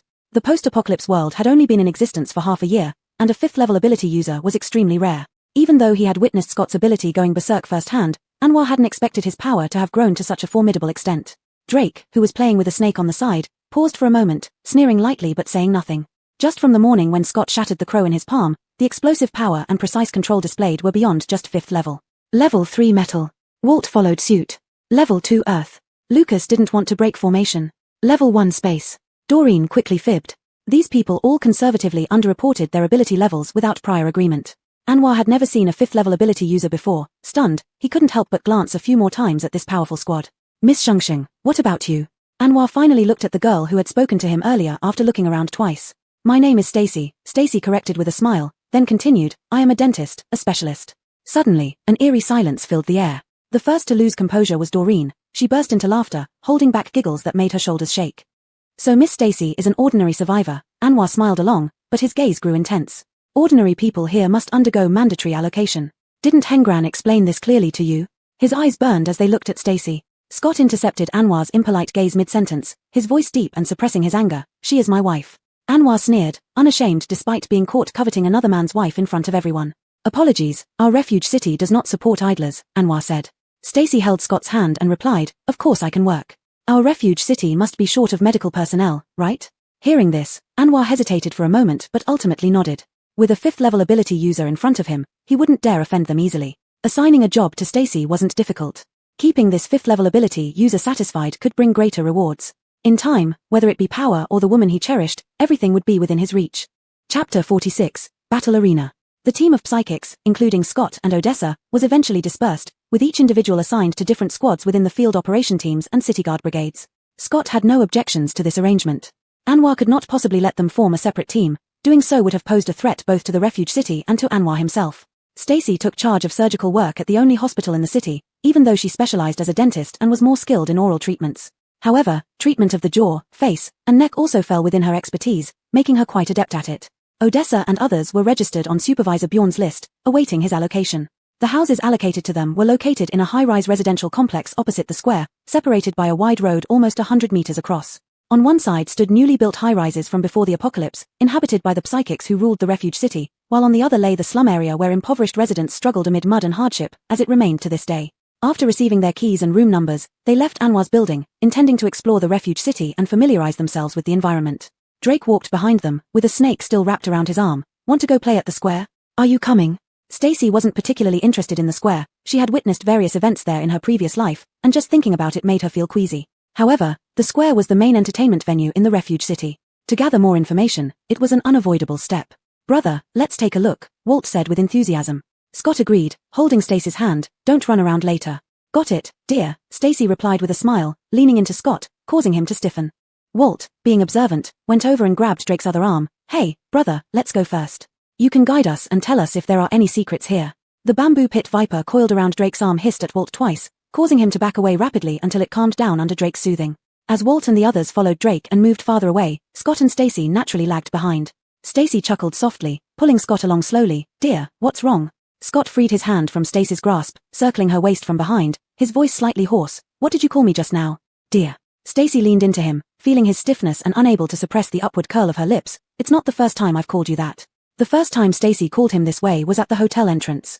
Not only did she call him dear, but she also referred to them as husband and wife. Even Scott, known for his self-control, was caught off guard then, to the point that he accidentally crushed the crow in Drake's hand due to his agitation. You didn't seem to mind when I called you wife and said we were married. Stacy pouted, looking somewhat unhappy, but inwardly she was laughing. That's different. Scott couldn't bear seeing her upset and immediately tried to explain, only to get more tangled in his words. That was a temporary measure. How is it different? Hearing this, Stacy's heart skipped a beat, and her laughter faded. What did he mean by temporary? How could this be temporary? Did he plan to renege once external threats disappeared? Pretending to be husband and wife was for your safety, but as Scott explained, he saw Stacy's smile vanish, her cheeks puffing up as she stared at him expectantly. With this, Scott felt cornered, sighing eventually. He could never lie to Stacy and decided to speak his true feelings plainly. I'm afraid I'd wrong you by determining our relationship without offering anything. Scott had never truly thought of their pretend marriage as such from the beginning. The moment Stacy called him dear, he elevated their relationship in his heart. What pretense? She was indeed the wife he, Scott, had recognized. Yet, by defining this critical relationship so abruptly, he felt he owed her a confession, a proposal, and a wedding. I never intended to pretend. Scott admitted this, feeling utterly selfish. Scott's straightforwardness touched Stacy's heart. She never imagined that someone as direct as him could be romantic in such a straightforward manner. This place was far from ideal, just a street with no remarkable scenery and only a noisy square. But Stacy felt there was no better moment than this. What a coincidence. Stacy wrapped her arms around Scott's neck and lightly kissed his chin. I didn't think about pretending either. Their eyes met, as if a soft cloud had gently landed on a piece of wood, trying its best to envelop the wood tightly. And the wood peeled off its protective armor, clumsily gathering the cloud and holding it close to its chest, guarding it layer by layer. Don't look at me. In the end, it was Scott who hastily turned away from Stacy's gaze. He raised his hand to cover her sparkling eyes, pulling her into a tight embrace with one hand supporting the back of her head. I won't let you down. Of course I believe you, Stacy replied. By the time they finally arrived at the square, Walt had already been coaxed onto the stage by Drake. The Leju was a large and robust man, looking even bigger than Walt. Around his neck was a chain as thick as an arm, the other end of which was deeply embedded in the ground beneath the stage. Stacy recognized this man from her previous life. He was strong but somewhat mentally challenged, so everyone called him Big Dope. Because he couldn't go on field missions, he was confined to this stage, becoming a tool for the square operator to earn crystal cores. This brother Walt is new here. Let me announce the rules of the game, said the referee, a well-built woman wearing a body-hugging red skirt, who swayed gracefully on the stage, capturing everyone's attention. First, no killing each other. Second, you're responsible for your own actions. Place your bets now. With an exhilarating ending note that brought a roaring response from the crowd, she threw the makeshift megaphone aside and began an impassioned dance between the attacker and defender. She hugged Walt's arm as part of her dance routine, her pale leg climbing up his waist, tracing out a perfect, enticing figure. At this moment, Walt's face was already flushed red, standing stiffly like a steel pole, allowing the red-skirted woman to touch him freely without knowing how to avoid or push her away. Stacy quietly tiptoed and covered Scott's eyes. Don't look at her, Stacy said dominantly. Millimeter. Scott responded, and Stacy heard him chuckling softly. Lucas noticed their position at this moment and led Doreen through the crowd toward them. Big brother, you've arrived, Lucas said, looking at the stage helplessly, where the cheering was rather deafening. We can't talk him down. That guy surnamed Chevu provoked him, and he just went up there. Doreen said worriedly. Everyone says that person is very strong. We don't know if Walt can win. At this point, the red-skirted woman finished her warm-up dance, leaving Walt blushing and panting heavily, covering his arms with metal. Meanwhile, the Leju clenched his fists, his entire hands blazing with bright orange flames. Chapter 47, Human sorrow and joy do not connect. A gong sounded, signaling the official start of the match. The first move from both the attacker and defender was a straightforward clash, their fists meeting in resistance. In this standoff, Walt's eyes turned red as he was overpowered by his opponent's strength. For a brief moment, he felt a surge of urging him to fight to the death without any cost. Realizing something was wrong, Walt shook his head vigorously, suppressing that thought. With steel covering his calves, Walt kicked his opponent in the stomach. As his opponent stepped back to catch his breath, Walt immediately pulled back his hand, using it to do a backflip to cushion his landing. However, the force still threw him towards the iron chains at the edge of the stage. His steel-covered wrists glowed bright orange from the intense heat, exceeding Walt's tolerance limit for high temperatures. His wrists were nearly melted. At this moment, the audience erupted into enthusiastic cheers. The disparity in strength was evident. With just one move, it was clear that Walt was at a disadvantage. Walt wasn't the type to admit defeat easily. Though the opponent was strong and relied solely on brute force, he lacked adaptability. Though challenging, as a fellow level 4 abnormal individual, Walt believed he could still win. So Walt struck both hands together, instantly enveloping his entire arms in steel. He charged forward with a feint attack, then slid to the side of his opponent as the latter swung a punch down. Raising his hands upward, the thick chains restraining the bulky fool were suddenly pulled down sharply. The bulky fool was restrained by the chain, crashing to the ground with a clang. Using this momentum, Walt leaped up from the ground, stepping on the chain, grabbing the fool's swinging arm, and kneeling half down, using his knee joint to lock the neck of the bulky fool. This sudden change left everyone dumbfounded, only for the crowd to erupt into even more intense cheers and shouts in the next second. The louder-than-usual square attracted the attention of passing vehicles. A person in the car stopped by the roadside, rolled down the window, and shouted at the audience rushing past. "Hey, what's going on? Why is it so lively today?" Eshon extended half an arm outside, holding a cigarette between his fingers. "Brother Duan, you've just come back from outside, haven't you?" The man stared at Eshon's cigarette. "There's a newcomer who dared to challenge the big fool on the platform today." Eshon paused awkwardly. A few days ago, he had also been tricked into this very arena with the large fool. That large fool was a barbarian, utilizing fire elemental abilities. His own wood element was completely suppressed in front of it. Anything he used would be instantly burned to ashes. Unable to continue, he had to concede defeat. Because of this, he became the fastest surrenderer on the platform, earning much ridicule from below. Eshon's expression darkened. The man who called out seemed to realize he said something wrong and didn't dare to covet the cigarette in Eshon's hand anymore, quickly running away after laughing apologetically. Just then, the battle on the square had intensified. Walt had become the first dark horse on this platform. His name was chanted by the audience, wave after wave. Eshon's brows twitched. These two words were clearly heard. "Walt," the companion repeated, noticing Eshon's gloomy expression. "Brother Duan, do you know this person?" "Of course I do. He is one of the people I mentioned who joined forces to rob my supplies and seriously injured me." Eshon's tone was deep, and his lie seemed filled with humiliation because he truly believed in it. "What? How can the shelter city accept such people?" the companion exclaimed angrily. "Brother Duan, let's go take a look. That Walt will definitely be beaten to cough up blood by the big fool." Eshon snorted coldly and got out of the car. "I think we should report their actions to President Manuel." "President Manuel wouldn't ignore this," the companion said indignantly. "There's no need.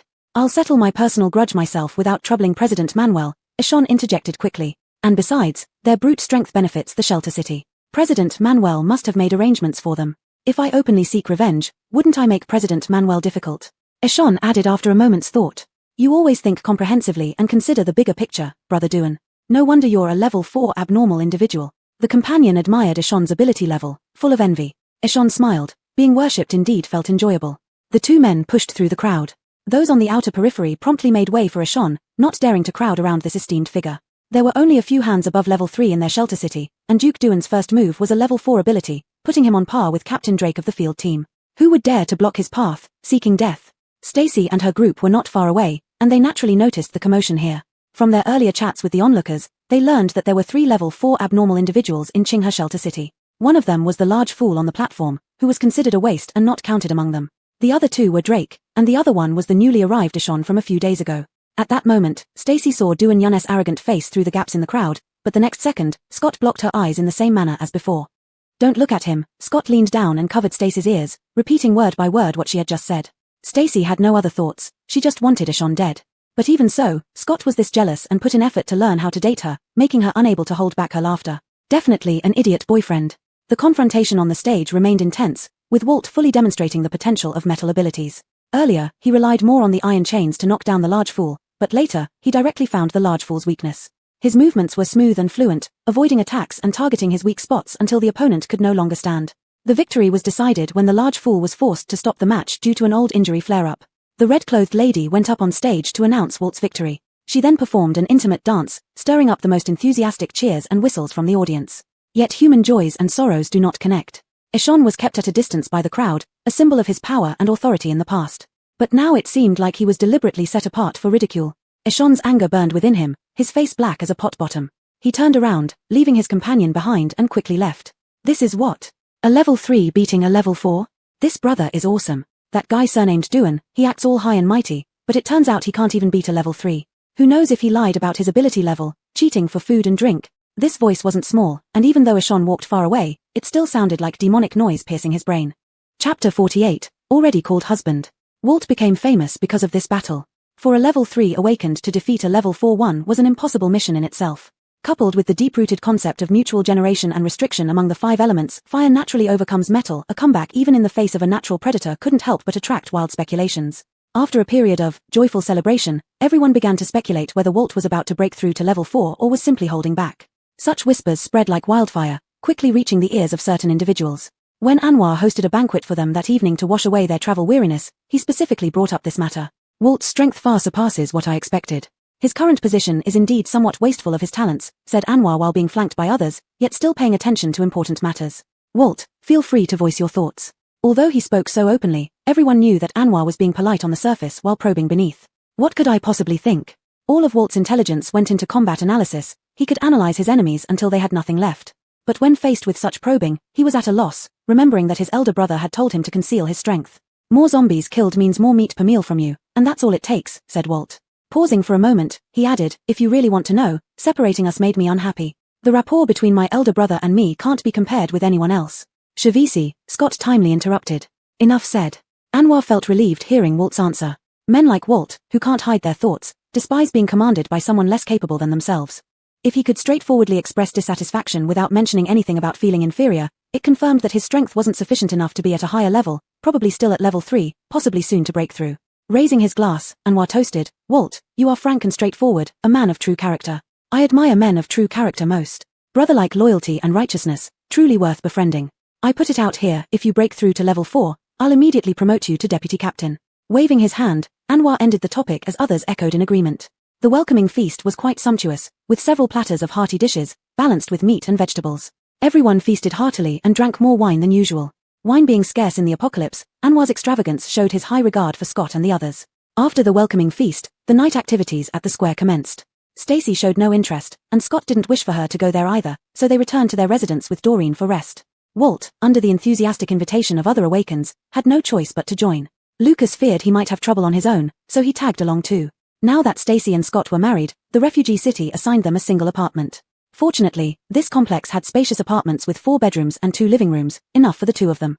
Since reincarnating, Stacy hadn't properly bathed, just wiping herself down when alone. So upon seeing hot water in the bathroom, she eagerly grabbed some clothes from the wardrobe, ran into the bathroom, only to remember that Scott was still standing in the room after shutting the door. Scott. Noticing that other bathrooms lacked hot water, Stacy used the communal one, now feeling slightly embarrassed. Scott stood in the living room, not daring to move. Do you want to rest first? Stacy hinted. I'll check around to see if there's anything useful. Coughing lightly, Scott chose a bedroom and walked in. Phew. Leaning against the bathroom door, Stacy sighed, amused by Scott's awkwardness. After a refreshing hot shower and applying scented body lotion, Stacy felt much refreshed and hummed happily. Scott. Finding no trace of him, Stacy searched several rooms before locating him in a storage room furthest from the communal bathroom. At that moment, Scott, squatting and facing away, was smoking, surrounded by tools and broken items. He was puffing away, almost as if smoke was coming out of his mouth. I'm done. Do you want to take a shower? Stacy knocked lightly. Turning back instinctively upon hearing her voice, he froze. Stacy had just finished her bath, drenched from head to toe. Her mid-length hair was wrapped up on top of her head with a towel, leaving a stray strand that curled around her shoulder, creating a small, dark damp patch. Her figure was already slender, and now she wore an oversized shirt that barely covered her bottom. The shirt was thin and clung to her body in the breeze coming through the window, outlining the slender waist beneath the fabric. Her pale legs were barely concealed, extending from under the slightly yellowed white shirt, even whiter than the shirt itself, glowing gently with smooth, delicate skin. There's no women's clothing here. Stacy tugged at the shirt awkwardly, feeling a bit embarrassed. The original owner of this place must have been a single man. She couldn't find anything suitable for herself in the wardrobe, so she had to wear this relatively new shirt. You go back and rest first. Scott responded briefly, quickly retracting his gaze. Facing the dusty tools on the ground, his back tensed as if challenging something.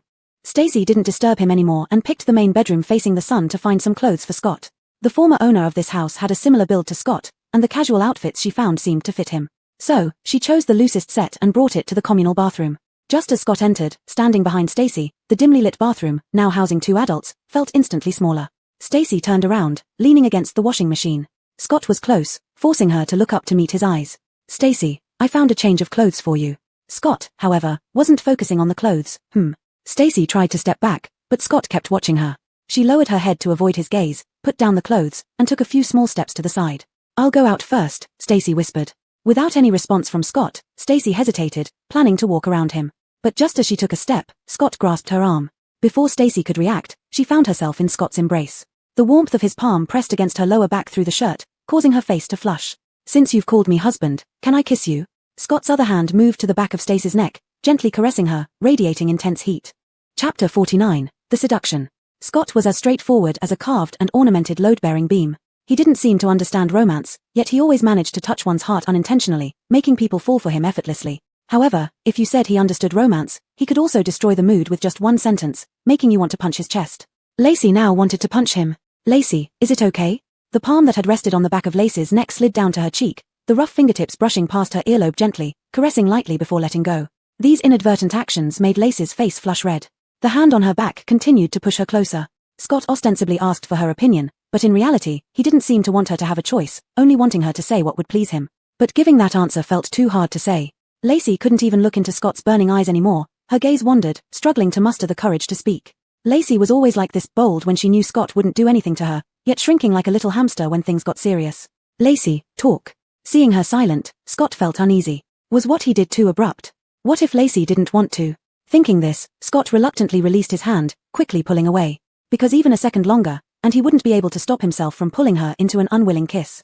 But he couldn't force Lacey to do anything she didn't like. At that moment, Lacey suddenly reached out and grabbed the corner of his shirt. His heart skipped a beat. This slight tug stopped his determined movement. Who asks a girl directly if they can kiss? Lacey mumbled softly, knowing Scott could hear her. "Girls don't like men who talk too much." Their eyes met. Lacey held onto the edge of Scott's shirt, lips slightly pursed, leaning forward to wrap her arms around his strong waist. Then she tilted her head back, closed her eyes, and waited anxiously. With such a wooden-headed boyfriend, she had to take the initiative. If Scott still didn't get it at this point, he'd be denser than reinforced concrete. Scott's kiss fell as expected, followed by tightening arms and a sturdy, reliable chest. This wasn't their first deep kiss, but it was the first time both were fully aware, and the intensity matched their first encounter. Initially, Scott didn't know any kissing techniques. All he knew was to claim everything from Lacey, like a male lion marking his territory everywhere. A conscious Scott was far more demanding than an impulsive one. With her head held firmly by his hand, Lacey had no way to retreat or evade, and could only stand there shakily, supported by Scott's arms and chest. Halfway through the kiss, Scott paused. Just as Lacey thought the kiss was over, she felt herself lifted by Scott, who then placed her on the sink countertop. Now they were eye level. Lacey didn't need to tilt her neck up, and Scott didn't have to lower his head. Her lips, reddened from the kiss, pouted slightly, and her confused eyes misted over. Somewhere along the way, the towel had fallen off, her wet hair now loose and framing her invitingly. "Scott." Seeing Scott about to kiss her again, Lacey hurriedly covered his mouth with her hands. Her wide-eyed glare lacked any real menace, only hidden embarrassment. Scott leaned closer, his low voice almost a growl. Once a man has opened the door to a new world, asking him to close it immediately is clearly impossible. "This is your first kiss, you should be gentler," Lacey complained softly. Not the first time, Scott moved even closer, wrapping an arm around her back, blocking any retreat. "That time was because of your power surge." "It doesn't count," Lacey argued.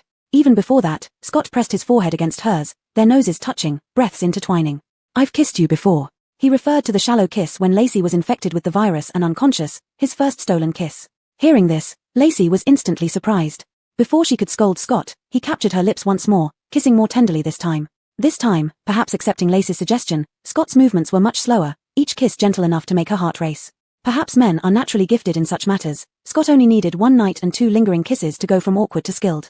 "You should go wash up. Rest well today, you have an external mission tomorrow, don't you?" Lacey pressed her forehead against Scott's, gently pushing him away. Scott stroked Lacey's damp hair. "Your hair is still wet. Let me dry it for you."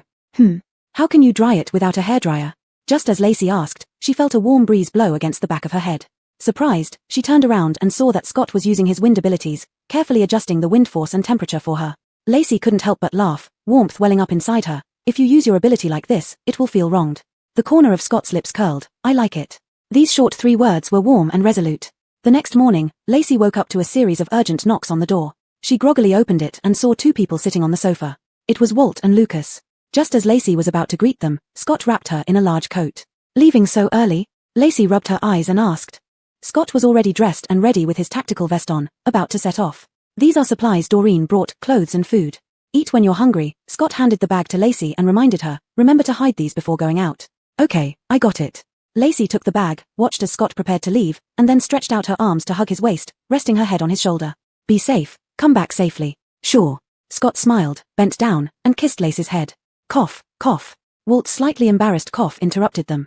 Scott shot him a glare. "Walt had a hangover all night, just climbed out of a fiery beauty's bed. He hasn't woken up yet," Lucas teased. "What happened?" Scott frowned upon hearing this. This incident wasn't too big, but it wasn't small either. They were new here and had to be cautious. If Anwar deliberately sent someone to tempt Walt, they would be at a disadvantage now. Walt looked guilty, rubbing his face, not knowing how to start. Though he drank a lot last night, he didn't black out.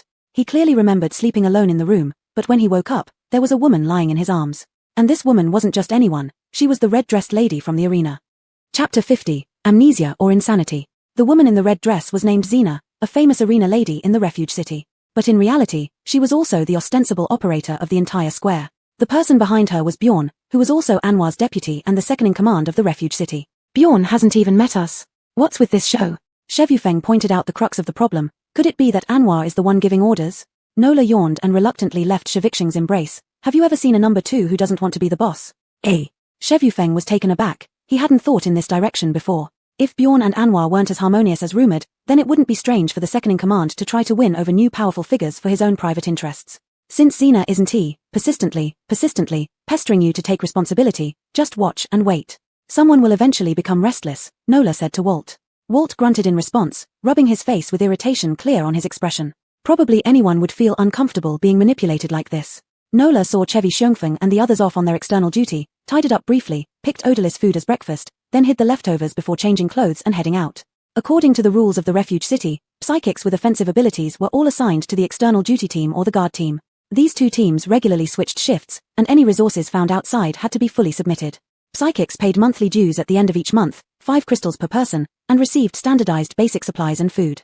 However, if a psychic was strong enough and had surplus crystals, they could use them as currency to obtain more scarce resources within the refuge city. Ordinary laborers, on the other hand, had to complete arduous tasks, with all clothing, food, housing, and travel uniformly arranged by the refuge city. In short, they lived in uniform accommodations and received insufficient communal meals. An accumulation system was implemented among them. The more work done, the more points, which could be exchanged for crystals from the managers to use as personal currency. At the start of the apocalypse, hospitals were hit first due to infected people seeking medical help, so very few medical staff survived, making medical resources precious and doctors' benefits relatively high. Thus, Nola's situation in the hospital was better than that of ordinary laborers.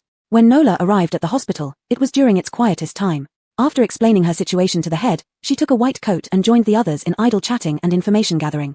In her previous life, after being brought into the refuge city, she, unprotected, was grouped with other common refugees and led to the back courtyard for allocation based on needs. And the place she was allocated to was precisely this hospital.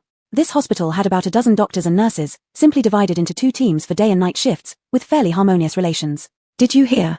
That big idiot on the square's arena was beaten yesterday." A young nurse rushed in excitedly, eager to share the news she just got. A young male doctor picked up on it. "Yeah, I heard. They say the opponent was a level 3 metal psychic, challenging above his rank. Amazing." Everyone immediately latched onto this topic. Nola listened quietly, sifting through useful information.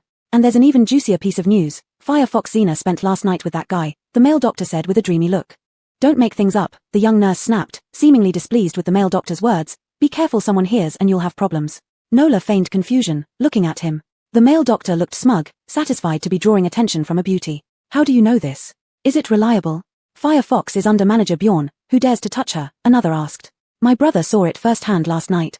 The male doctor slapped his thigh, encouraged further by seeing Nola listening attentively. "They were celebrating at the square after a successful raid, and I saw Miss Xena dancing for that man. The whole place went wild, but he stood there like a wooden stick. Later, someone saw Xena taking him home. What else can 2 people do together late at night?" Nola poked her chin and looked out the window, thinking they could still sleep in separate rooms and be polite roommates at most, sharing a sticky kiss. What the male doctor said confirmed her suspicions this morning.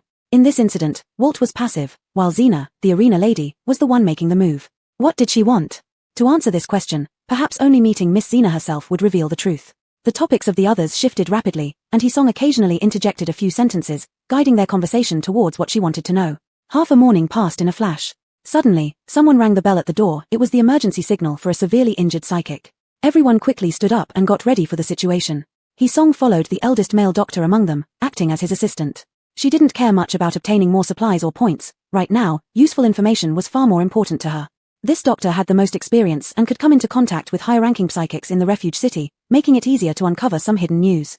The injured psychic from the external duty Team 3 was carried in. Coincidentally, the team Walt belonged to. When he arrived, there was a large gash on his abdomen that looked like a zombie's claw marks. After an urgent rescue, just as Hee-song was about to go up to the roof with a young nurse to wash the blood-stained bandages, she spotted an unexpected visitor at the door. Sheng. It was Ishon. Hee-song froze for a moment and immediately became wary. What do you want? Had he come for revenge? With so many people around, he probably wouldn't dare to make a move. Unexpectedly, Ishon's attitude was gentle, as if he had forgotten everything that had happened before. He walked forward, reaching out to grab Hee-song's hand. Is this how Scott treats you? Ishon frowned, seemingly in pain over something. Hee-song instinctively took a step back. Hearing that question, she was completely stunned. Was he suffering from amnesia, or had he lost his mind? After all the trouble she had caused him, he could still be so pleasant. When did he become so composed? Do you have something to say? Hee-song couldn't figure out Ishon's intentions but avoided showing obvious hostility in public. Hee-song, we should go, the young nurse Florence reminded her. There were so many bandages to wash, if they didn't finish before lunchtime, they'd miss the meal and be hungry. Hee-song nodded and moved aside with the basin in her arms, saying to Ishon, please move. We need to work. Ishon held onto Hee-song's arm with a pained expression. Sheng, I'll find Mr. Manuel and trade you for crystal cores. That way, you won't have to work anymore. Chapter 51 Rumors. Chevisher Feng doesn't love you at all. If he did, how could he bear to let you work outside? Barry tugged on Sage's sleeve, refusing to let her go, and soon drew many strange gazes from passers-by. Especially since Barry was a well-known level 4 mutant in the shelter city, he had received quite a bit of attention as soon as he entered the hospital. But Sage didn't want to be associated with Barry, especially not in public. Seeing that Sage was still trying to avoid him, Barry immediately pulled out his trump card. He just has possessiveness over you, Sheng. Have you really fallen in love with him? You forgot what happened to your father. Sage could endure anything else he said, but he wasn't qualified to mention her father. Sage interrupted Barry. What exactly do you want? Sheng, I feel so heartbroken for you, said Barry. Florence looked worried. She certainly didn't want them to lose their meal tickets. Sage, we should really go now. I'm coming. Sage turned around and pulled her arm away from Barry. Seeing he was still relentless, she paused and said, if you have something important to say, let's talk on the rooftop balcony. Don't hinder my work.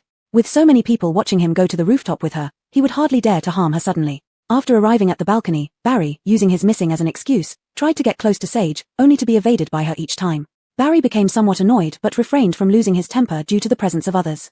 He began earnestly persuading Sage to leave Chevisher Feng and return to him. The reasons he used were rather hackneyed and were the same as before. Ignoring him, Sage retrieved the dried bandages, then went to the faucet to rinse them underwater, sitting on a small stool to clean them up. Before sitting down, Sage made sure her gun, used for self-defense, was placed in a convenient position in case Barry suddenly lost his mind. Barry kept following Sage closely, watching her gather clothes and wash bandages. Originally, he thought that someone like Sage, a lady, wouldn't stand physical labor, perhaps washing only a few times as a gesture. When she got tired and complained about it, blaming Chevisher Feng, it would be his chance to show himself. However, after waiting for a long time, not only did he not hear any complaints from Sage, she even chatted with the little nurse beside her, completely ignoring him. This feeling of being ignored hadn't occurred in a long time, making Barry feel indignant and furious. But thinking about Sage's indispensable value in his next plan, everything could be overlooked and endured. When the plan succeeded, this stinky bitch would cry and beg him, so he put away his anger, humbly crouched down next to Sage, placing his hands on the edge of the basin in front of her. Let me help you. Chevisher Feng doesn't cherish you, but I do. Barry spoke like a wronged wife. Sage sighed in relief. Heaven knows how close she was to pulling out her gun and shooting him through and through.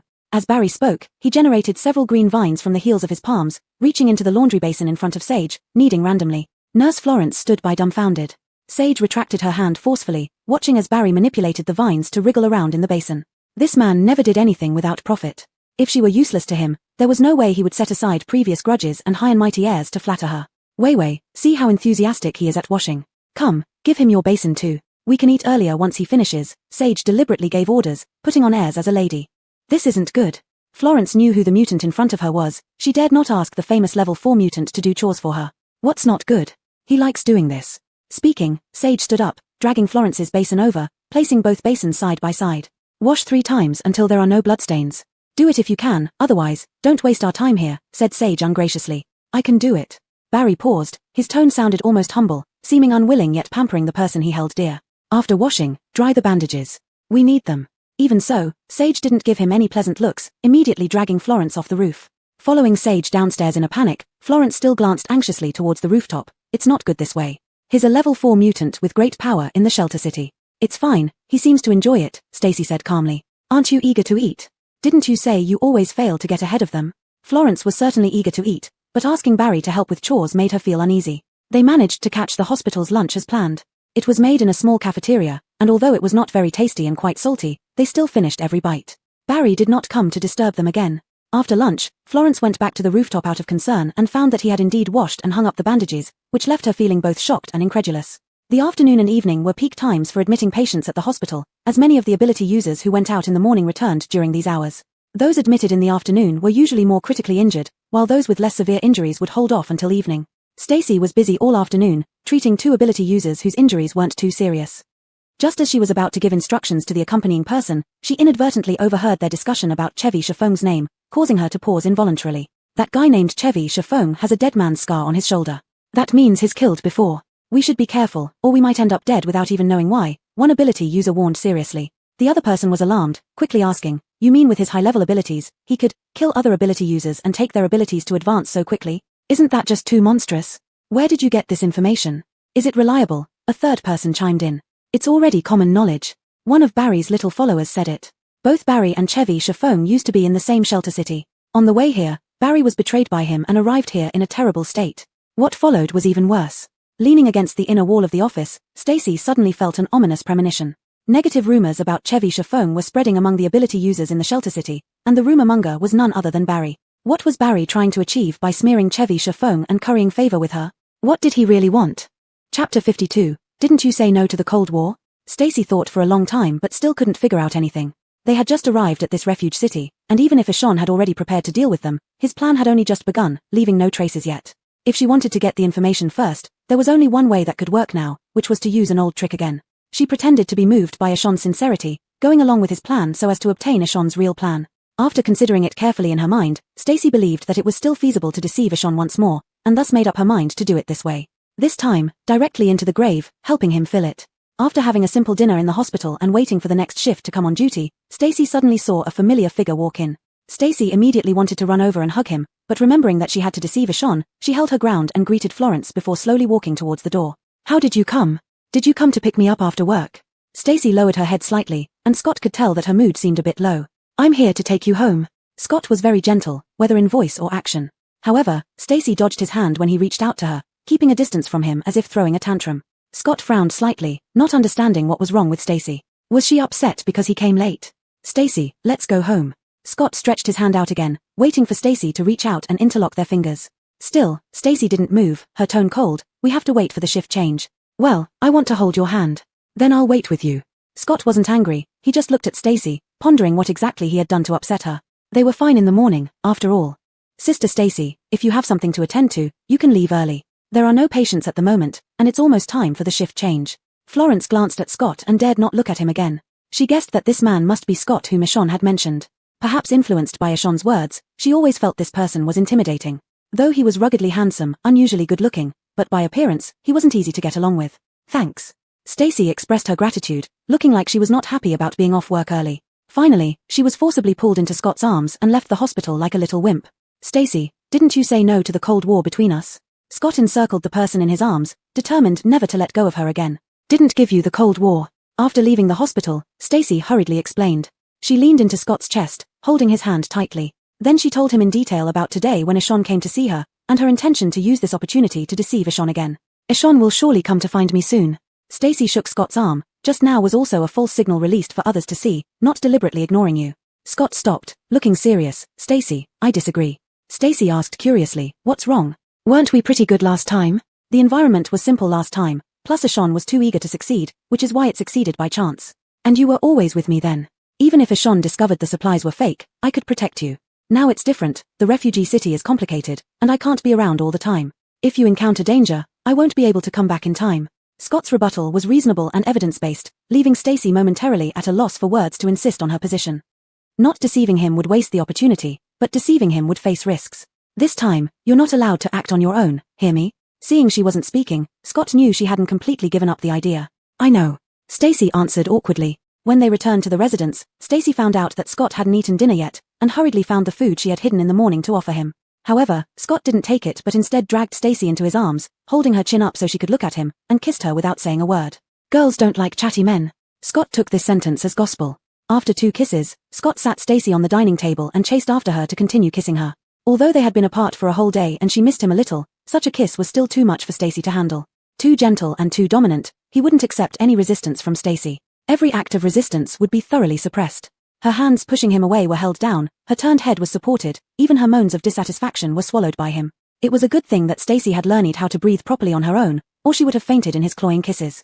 By the time this kiss ended, the sky had darkened considerably. After being released, Stacy's lips were swollen, and she glared at Scott angrily, only to be chased and marked again. I'll handle Sean, you don't need to get your hands dirty. Scott pinched Stacy's cheek. Stacy restrained herself several times before finally asking, Scott, tell me the truth, are there some rumors about you spreading among psychics? Scott paused for a moment, then took the food from the dining table, tore open the package, and stuffed it into his mouth, avoiding her gaze as he mumbled, it's fine, let them talk. That was spread by Sean, and he will definitely use it against you. Stacy saw how unconcerned he was and immediately became anxious, holding Scott's face in her hands. Be careful, never let your guard down. All right, Scott replied, reaching out to embrace Stacy and resting his head on her shoulder. If there are things you don't want to talk about, I won't ask. But I want you to know, no matter what happens, I will always be with you. Stacy hugged Scott back and gently kissed his ear. Regarding the dead man's scar, after 5 years of tribulation in her previous life, Stacy naturally understood its meaning, but she didn't care. She would slowly learn about Scott's past and what he had experienced, but she wouldn't mind that scar, she would only feel heartache for the bloody story behind it. Regardless of life and death, I will follow you this lifetime, Stacy said. Scott's embrace stiffened for a moment, and the next second Stacy felt herself being pressed tightly into Scott's chest. His arms trembled slightly, struggling with excitement while restraining himself from hurting the person in his arms. So he fought against himself, exerting force yet trying not to harm her. After a long while, Scott finally loosened his grip but still didn't let go of Stacy. Instead, he rested his head on her shoulder, speaking with the usual calmness. Today, Bjorn came to see me. He said Anwar is preparing to deal with me. Chapter 53 Crystal Core Appraisal Auction. Apart from issuing this warning, Bjorn knew nothing about Anwar's specific plan to deal with Scott. Do you think his words are reliable? Stacy asked after some thought. Scott nodded. Bjorn wouldn't use such clumsy means to provoke a conflict between us and Anwar. Stacy suddenly recalled Ashan's strange actions. Considering Ashan's recent moves, it seems like he's laying the groundwork for something. To create a pretext, first spreading rumors among psychics to blacken Scott's name, then tricking me into accompanying him, becoming the crucial tool to restrain Scott. Don't worry, I know what I'm doing. Scott saw the sudden change in Stacy's expression and knew she had already figured out the key point.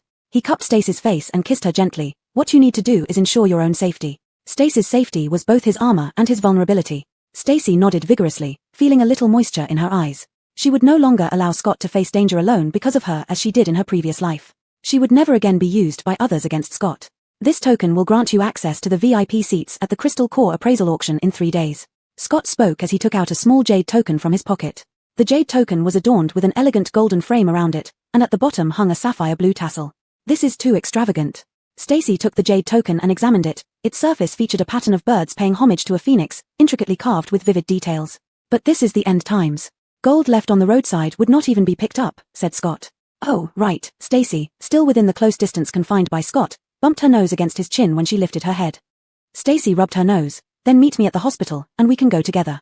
You suspected the origins of the equipment before. Maybe I can help. Now that Anwar has ill intentions, we must seize every opportunity to gain the upper hand. Okay. Scott agreed, but you have to promise me one thing.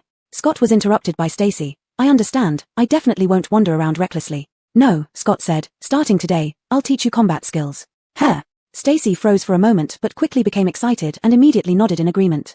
It turned out they were thinking along the same lines, but before she could voice it, Scott had mentioned it first. In the dangerous world of the end times, her psychic power wasn't offensive until it reached level 5. She couldn't always rely on Scott's protection, so before her power advanced to level 5, she needed self-defense skills. Especially now that Anwar was preparing to act against them, she couldn't be Scott's weak point anymore. They practiced immediately. Stacy went back to her room and changed into comfortable casual clothes, while Scott cleared out a space in the living room, laid down a carpet, and brought out a standing punching bag from the storeroom. I've observed you. You seem to have received professional training in this area, but your strength isn't enough, your posture isn't accurate, and you lack practical experience, Scott said as he adjusted his gloves. Scott was right. Before the end times, Stacy's father had specially hired a coach to teach her self-defense. However, at that time, she was reluctant and often slacked off. After just 3 months, only superficial knowledge was learned, and then the end times arrived. In her previous life, once she exposed her psychic abilities, she became one of the first relievers to be sought after by psychics, leading a nomadic life across various bases and shelters. No one treated her sincerely, and no one taught her self-defense again. She relied solely on those rudimentary skills to survive through the turmoil of the end times. Recalling her arduous survival from her past life, looking at Scott carefully putting on her boxing gloves, Stacy felt tears welling up in her eyes. Having him teach her in this life, how wonderful. Thinking this, Stacy suddenly sneaked up and playfully attacked Scott. The sound echoed in the empty room, between the two of them. Scott paused for a moment, raised his eyelids, glanced up at Stacy, and then proceeded undisturbed to secure her boxing gloves. The gloves were slightly large, but that was fine, it was enough to cover a kitten's paws. Do you want to show me your basic skills? Stacy was about to swing her fists when Scott suddenly embraced her waist and kissed her, causing her suspended hands to scratch aimlessly in the air, utterly harmless. Let's start with correcting your posture and strength training. We'll practice sparring in a few days. Scott finally let her go, his rough fingers rubbing her lips, seemingly still unsatisfied. The first day's training lasted for 2 hours. While having dinner, Scott kept correcting her moves and would steal kisses on her face from time to time, acting like a shameless rascal who had done this countless times. Sure enough, once men like him opened up a new world, they couldn't stop. 3 days passed in the blink of an eye. Eshan only came once and then never disturbed Stacy at the hospital again, which left Stacy feeling quite puzzled. It was noon close to the day of the Crystal Core appraisal auction. Stacy took leave first, changed out of her white coat, and waited at the entrance of the hospital for Scott to pick her up. Yet, speaking of the devil, as she had just thought about how quiet Eshan had been, he appeared at the hospital entrance. Shengsheng, I've come to find you. Eshan looked somewhat haggard, as if he hadn't slept for 2 days. Why are you here again? Stacy slightly frowned. Since Scott had said that she didn't need to take action personally, there was no way she would be polite to this man. I'm sorry I didn't visit you these past 2 days, I was out on a mission. Eshan explained, playing the emotional card again. I haven't slept for 2 days just to come back and see you, nearly getting into an accident. As Eshan was about to move closer, a voice suddenly sounded from behind him, making him freeze, his expression rigid. Captain Duan, have you finished your work? Scott was still far away, but his newly issued military boots made heavy thuds on the ground, as if trampling on someone's face. Scott, you won't be gloating for long. Eshan clenched his teeth and turned his head with a forced smile toward Stacy. Shengsheng, come with me. I'll take you to the appraisal auction, where there are many delicacies you can't usually taste. Let me show you around. Eshan spoke with absolute certainty, seemingly sure that Stacy would follow him. His tone was filled with provocations aimed at Scott. Scott looked at him as if he were a clown jumping around, not saying anything, but directly extending his hand to Stacy. I've been waiting for you all day. Stacy's eyes curved, her light voice carrying a bit of gentle reproach, just like a girl in deep love relying entirely on her boyfriend. Stacy was beautiful to begin with, and when she acted coy, it was even more charming. She tilted her head slightly, chin raised, creating a sharp line under her jawbone in the sunlight. Her double-lidded phoenix eyes sparkled with flirtatiousness, looking down as if assuming the air of a lady, yet it wasn't repulsive, but rather playful and delightful, with her lips slightly pouting, plump and inviting. Shengsheng. Eshan had never seen Stacy act so coquettishly before. In the golden light, Stacy seemed to be bathed in a waterfall of gold, momentarily stunning him. Scott nodded in response, his tone unaffected by Stacy's deliberate flirting. I'll be earlier next time. Satisfied, Stacy reached out to grasp Scott's hand. The warm palm with calluses gave her a rough but secure feeling when fully clasped. That rough sensation provided her endless security. Let's go quickly. Stacy intertwined her fingers with Scott's. We'll be late otherwise. Yeah, Scott replied. They were about to walk off, glancing at each other, ignoring Eshan completely, until Eshan finally snapped. Frustrated and forgetting his plan, he blurted out. Stacy, are you rejecting me and choosing him? Chapter 54, Fate and Illness. Isn't it obvious? Stacy furrowed her brows. The gentle demeanor of the little girl vanished instantly as she faced Barry, leaving only coldness behind. And the endless hatred simmering in her eyes. Have you thought it through? Barry's voice was somewhat heavy, sounding like a threat. Choose him, and don't even think about coming back to me. Stacy paused in her steps, the hand holding hers tightened immediately. She gave a comforting squeeze in return before turning her head to look at Barry. Do you think you're some big shot? You should take a look in the mirror. You're nothing. No one born without the fate shouldn't get sick beyond their means. You're disturbing the peace. Before Stacy could finish speaking, she was already carried away by Scott, who wrapped his arms around her waist. She felt a bit regretful. There were still plenty of polite curses left unspoken. Barry stood stunned on the spot, never imagining that Stacy would dare speak to him this way, especially in front of Scott, not leaving him any face at all. Stacy, with my power in the shelter city, I can easily set you free to live your own life. But since you chose him, you'd better not regret it. Barry shouted after her, pursuing them. He had originally planned to keep Stacy after getting rid of Scott. Now, it was her own choice that invited punishment. Stacy didn't even turn her head. Suit yourself. Scott stopped when he heard Barry's words. He gently cradled Stacy's head against his chest and turned around, staring intently at Barry. Suddenly, Barry felt a chill run down his spine, as if he was being watched by a massive creature lurking in the dark night, causing an immediate wave of goosebumps and chills over his body. The next moment, a deafening thunderclap erupted out of nowhere, and a bolt of lightning struck precisely at Barry's feet. The tiles within a 1-meter radius of Barry's feet were shattered to pieces. Even his legs trembled under the terrifying pressure. He couldn't move or even speak under such overwhelming force. As the two figures gradually walked away, the terrifying pressure finally dissipated. Barry staggered backward a few steps, catching his breath, the fear in his eyes gradually replaced by malice. "Stacy, this is what you asked for." The appraisal market was located in a building opposite the square. Before the apocalypse, it used to be a 5-star hotel, but now it had become a gathering place for shady businesses. But in this post-apocalyptic world, there wasn't much business left that needed to be hidden. As long as one could survive and have a meal, it was considered good business. They walked up to the 5th floor via the staircase and entered the hall, where Walt, Lucas, and Doreen were already waiting at the entrance. Without access cards, the three of them couldn't sit ahead of time and could only wait for Scott and Stacy to lead them to the VIP seats at the main table. At the front of the hall, right below the stage, 3 tables were set up. The central table only had 2 armchairs, while 2 round dining tables with chairs flanked either side, these were the VIP seats. A few trays of sweets and snacks were placed on the VIP table, which used to be common in the pre-apocalypse era. But after the apocalypse, no one had the heart or extra resources to make such treats, so they had almost disappeared. Doreen, being a little girl, loved sweet things, so she grabbed a couple of pieces with both hands and stuffed them into her mouth upon sitting down. Lucas helplessly poured her a glass of water to prevent her from choking, while Scott quietly fetched a tray of sweets for Stacy and placed it in front of her. "Eat." Scott pushed the plate toward Stacy. Stacy felt touched, picked up a piece, and fed it to Scott. Scott frowned slightly, biting off just a small piece, showing a hint of disdain. Stacy laughed and took back the remaining piece, finishing it herself. Glancing over, she saw Barry sitting at another circular table, staring at them. "In public, don't split him apart again." Sensing the change in atmosphere beside her, Stacy immediately shifted her gaze and leaned against Scott, appearing to have completely burrowed into his embrace. "Don't look at him." Scott's tone was rigid, sounding like a command.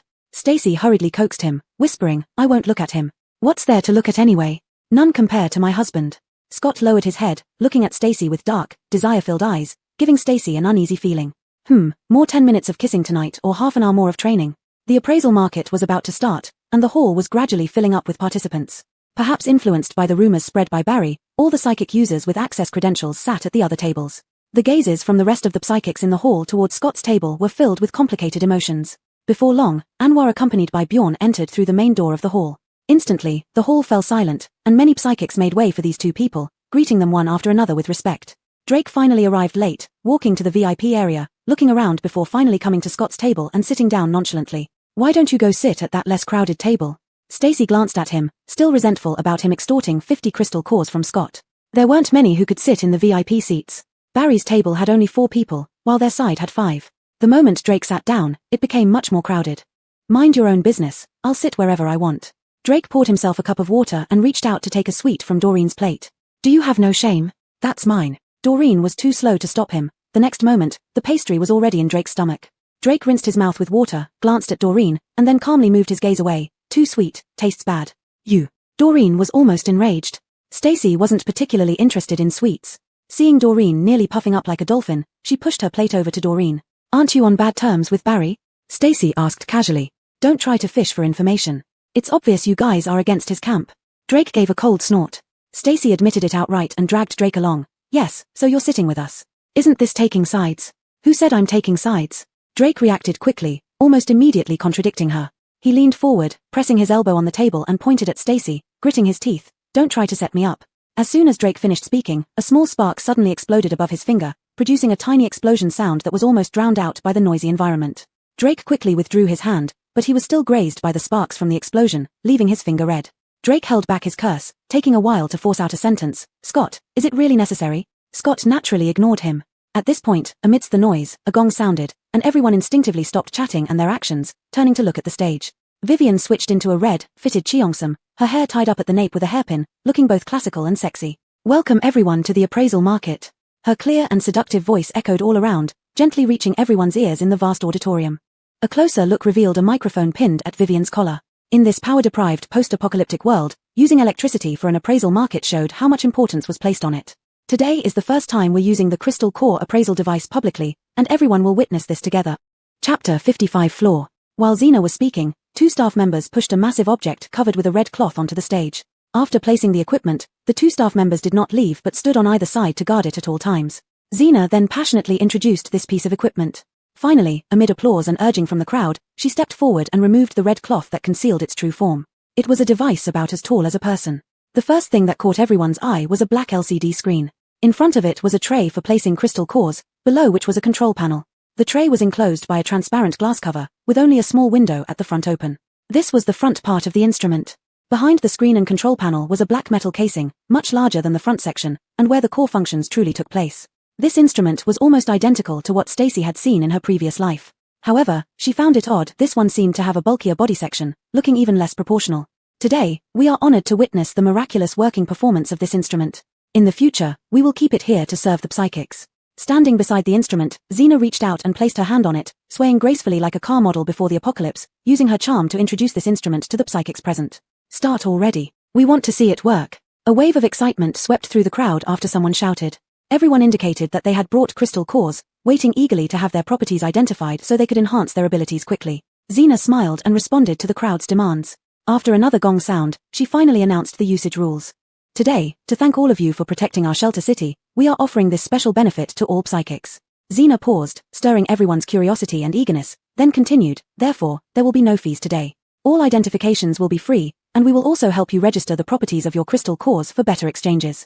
Great. Wonderful. Immediately, applause and cheers filled the air. Previously, Anwar had announced that psychics would need to pay a 20% usage fee for using the machine, meaning out of 10 crystal cores identified, 2 would be paid as a fee for using the device. Today being completely free was an enormous bargain for them. Next, Xena sequentially placed 10 randomly selected crystal cores on the table in front of her, announcing the rules of the first round. She played with the crystal core between her fingers, pretending to insert it into the small window. I will identify these 10 crystal cores one by one. Then, among the psychics registered in our shelter city, I will randomly draw a name to receive this crystal core as a prize if they belong to the same attribute. This rule was another benefit offered to psychics, and once she finished speaking, the entire venue erupted in thunderous applause. The cheering and applause nearly lifted the roof, taking a long time to settle down. They certainly know how to put on a show, Stacy murmured in Scott's ear, but the more they do this, the more I feel something is off. Indeed, something doesn't feel right, but I can't pinpoint what, Scott replied. Under everyone's gaze, Xena inserted the crystal core into the small window and pressed the control panel. The power was turned on, and the indicator light next to the tray blinked twice before the tray descended with the crystal core into the large interior of the machine. The black LCD screen then displayed testing. Stacy frowned from below the stage, finally spotting the flaw in this instrument. In her previous life, the identifier she saw was smaller and didn't involve sinking the crystal core into the machine. Instead, detection equipment embedded in the tray scanned the core directly, giving results immediately. This machine had clearly been modified. Moments later, the tray returned to its original position, and the words fire type appeared on the screen. At this moment, Xena moved to the lottery box on the other side. It was a transparent box facing the audience, while on Xena's side, the interior remained hidden from view. The atmosphere surged again, and all the psychics below followed Xena's delicate hands as they moved inside the lottery box. Ultimately, the 13th fire-type psychic on the list was chosen, a young man who couldn't contain his joy and jubilantly ran over. Disappointed and envious voices spread through the crowd, but seeing the first psychic receive the crystal core as promised, everyone grew even more excited about the remaining results. The following rounds were monotonous, and Stacy yawned, leaning against Scott's chest, pondering why they had modified the machine. This extra step would significantly reduce efficiency and greatly increase the equipment's failure rate. It was a strenuous, unrewarding task. What could possibly make it worth their while?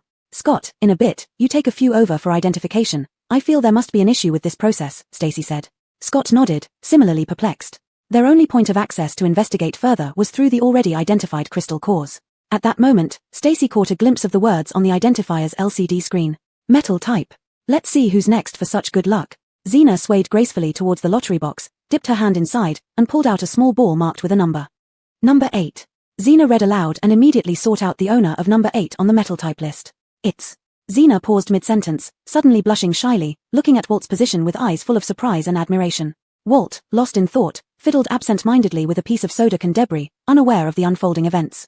Xena's expression showed a hint of disappointment, which tugged at the heartstrings, but quickly masked it with a professional smile. One of our new brothers has joined us, whose strength we all witnessed, and he is especially lucky today. Xena's tone mixed with bashful admiration as she looked at him, calling out the name of the lucky winner as if she were declaring her own sweetheart.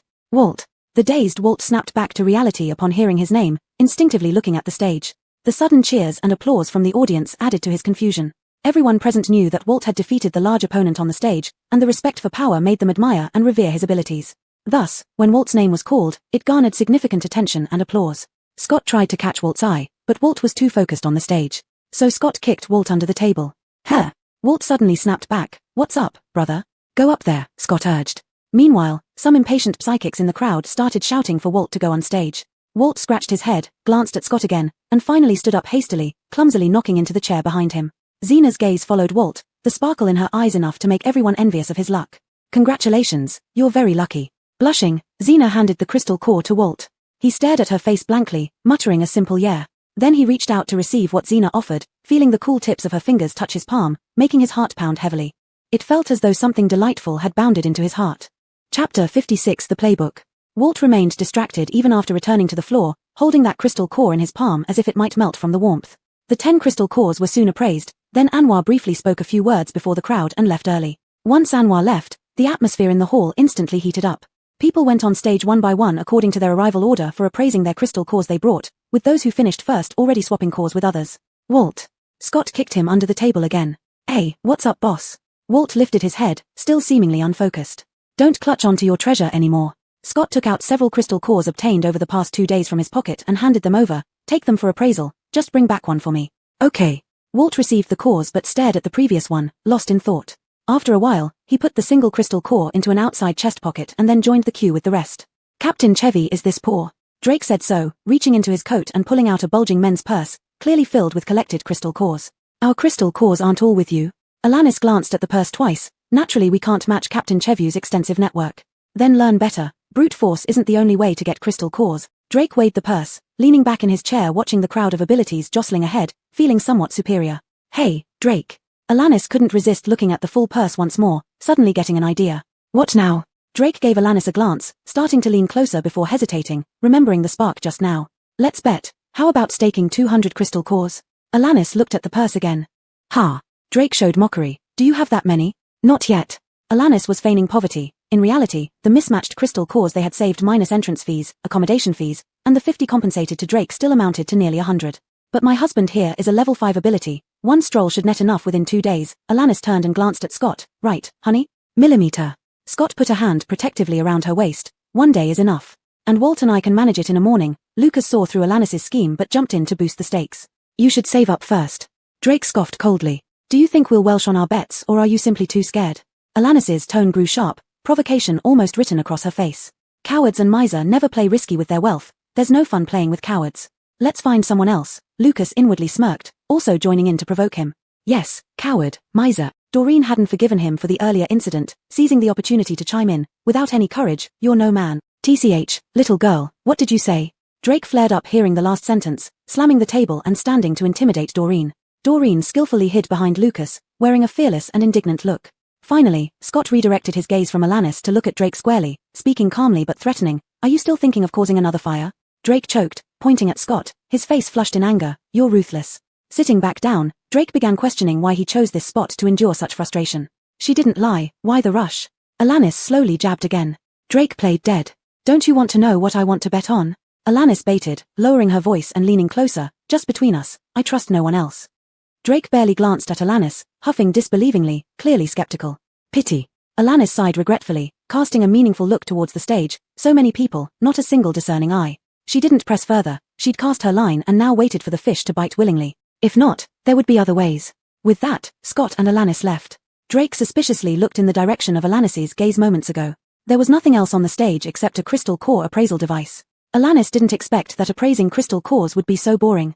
But since she had already taken a leave today, the afternoon was now free. Do you think Drake will fall for it? Alanis walked a couple of steps but didn't feel like moving anymore. She had been in pain all over from practicing these past 2 days, so she simply jumped onto Scott's back, letting him carry her home. He can judge for himself. Scott circled his arms around Alanis's legs, and as he turned his head, he bumped into Alanis's cheek. Did you discover something? So you're using Drake to verify it? This type of appraisal instrument was shown to me by my father when it first came out. Alanis considered her words carefully. The one on the stage just now is a bit bigger than the original version, and the appraisal process has also changed. You mean they've modified it? Scott weighed the person on his back. The appraiser may be outdated, but it's highly sought after. Many bases and shelters couldn't get their hands on it. How did Anwar obtain it? Alanis asked. Just hearing Zil Base made Scott fall silent. Sensing his abnormality, Alanis climbed up his shoulder and kissed his cheek. I have a guess now. I can confirm it once Walt brings back the appraised crystal cores. Alanis shifted the topic. Drake may be somewhat shameless about hoarding wealth, but he still has some principles. There's no harm in letting him know about this, said Alanis. Considering how Drake handled the resettlement of ordinary refugees and refrained from exposing them when they falsely reported their ability levels, it wasn't hard to guess that Drake wasn't a staunch supporter of Anwar. He has his own thoughts. And if he could be pulled onto the same boat with them, it would be an unexpected pleasure. Scott responded with a couple of acknowledgements, neither of them mentioning Zilbase again. Actually, Alanis had noticed something during Scott's first outburst. The zombies lying dead then were wearing clothes marked with Zilbase's logo. And the day before yesterday, when she washed Scott's clothes, she found a broken pendant in his inner pocket. The pendant had a photo of a couple, and the backside was engraved with Zilbase's emblem. Perhaps, before coming to their base, Scott had lived in Zilbase. And the couple sealed within the pendant might well be his deceased parents. Chapter 57, A Chick with Supernatural Powers? Upon returning home, Stacy hurried to check on her egg. In the morning, when Stacy examined the egg's condition, she felt a strong life force within. It seemed that the chick was already trying hard to peck its way out of the shell. When Stacy found the egg, the intact shell had already broken into 2 halves and was discarded on the ground. The chick had indeed hatched, but it was nowhere to be seen. Stacy crawled around on the floor for quite some time before finally finding the chick under the bed. It was completely pitch black, chirping chirp chirp chirp upon seeing Stacy. Perhaps because Stacy often held it to check on its progress, the chick was not unfamiliar with her. It nestled obediently in her palm and pecked at her gently. "I'll go get you some food and water right away," Stacy said happily as she cradled the chick. She turned around and bumped right into Scott. "Look, it has hatched." Stacy proudly presented the chick to Scott. Scott pressed his lips tightly together and looked at the little chick with a solemn expression. The chick was highly sensitive to danger. It trembled in Stacy's palm, curling up into a ball. "What are you doing?"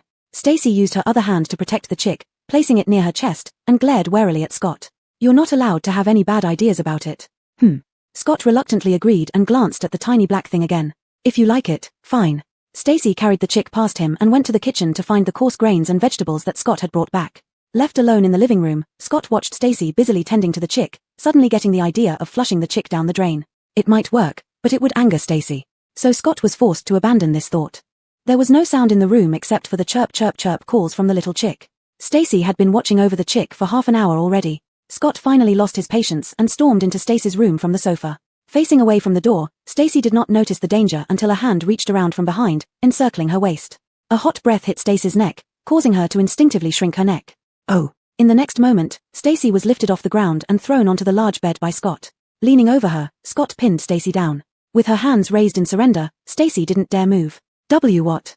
How long are you going to watch it?" Scott's rough fingers brushed across Stacy's cheek, twisting a strand of hair between his fingertips. His tone was calm yet dangerous. "I'll stop watching it then." Although Stacy said this, she couldn't help but glance toward the area under the bed. At that moment, Scott grabbed Stacy's waist.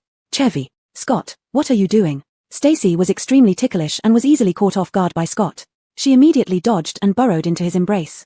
No, I'm ticklish. Let me go. RRR. Please let me go." Satisfied a bit, Scott smiled slightly, his laughter echoing in Stacy's ear. Stacy actively wrapped her arms around Scott's neck, hanging her full weight on him, trying to make it impossible for him to tickle her further.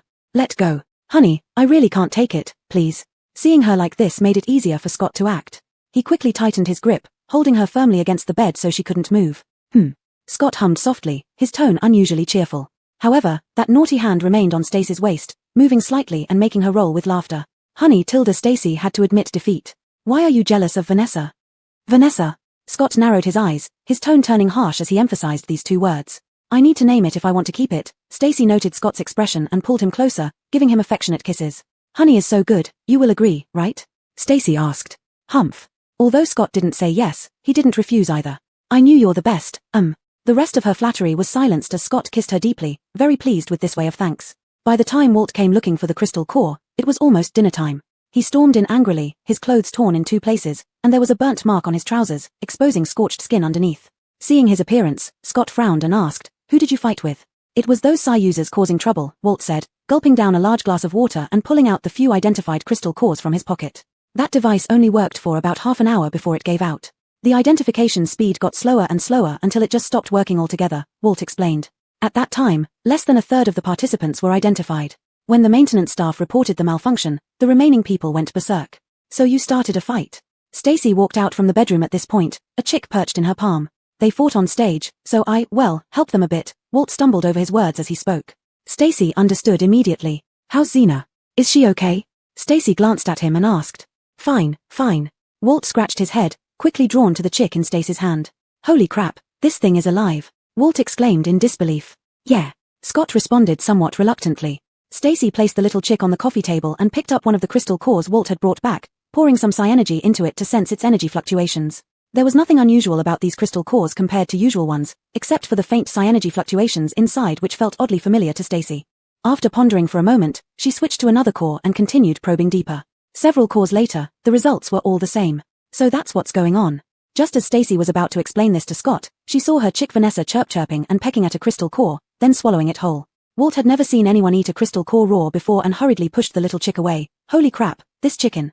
The little chick stumbled after being pushed but got up again, still eager to go for more crystal cores.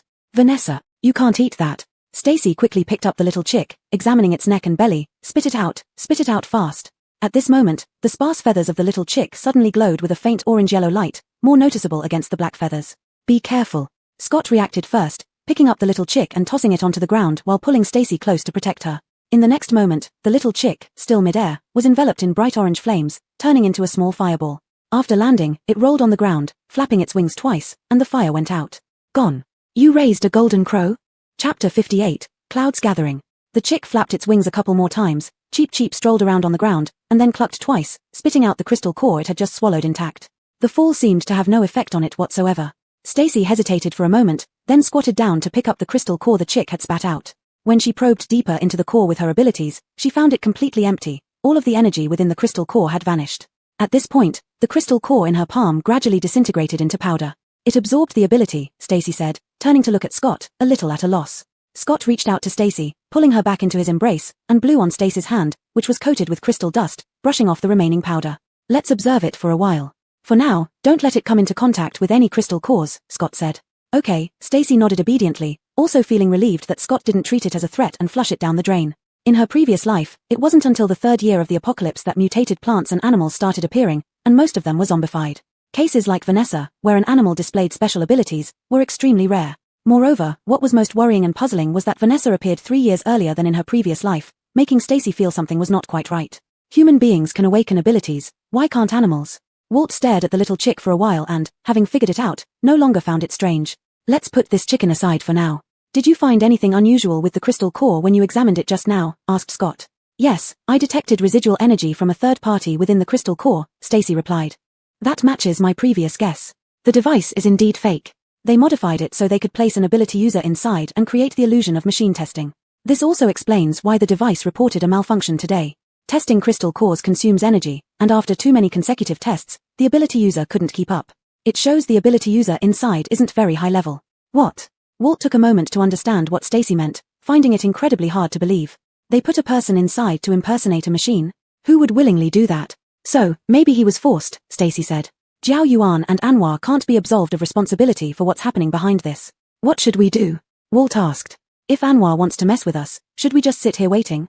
Stop talking nonsense, Scott frowned. Walt's crude joke was ambiguous and unpleasant to hear. Drake is not one to stay quiet. Today, Stacy pointed out the device might be problematic, followed by the malfunction this afternoon. He will definitely start suspecting things, Scott said.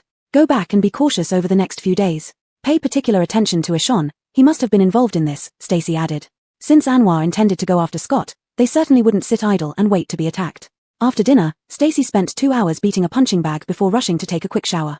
She then dashed to Scott's bedroom and wrapped her arms around his neck. I think we can proceed to the next step with your Ian the. Ouch. Poor Stacy didn't get to finish her sentence when Scott flipped her over, so suddenly she ended up sandwiched between him and the bed. What did you say? Scott's breathing became noticeably heavier.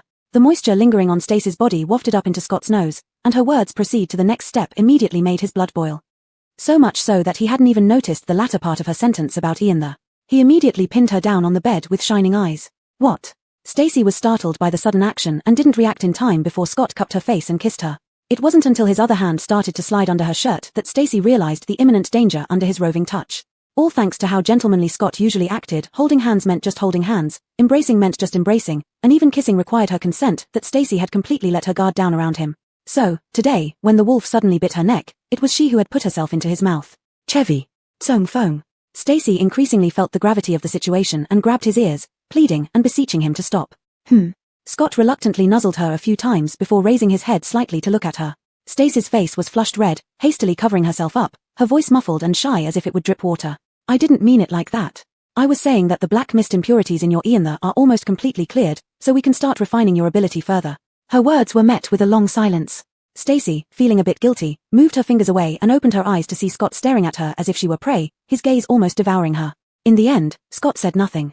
He raised his hand to cover Stacy's timid eyes, bent down and buried his head in her neck, breathing heavily with a sigh. "Don't provoke me." Scott's heavy breaths, hot and steamy, blew against the tender skin of Stacy's neck, making her instinctively shrink her neck. "Never mind, let's start." Stacy didn't move. Scott lifted his head, pulled away Stacy's hands covering her face, leaned in and kissed her. "I won't touch you today."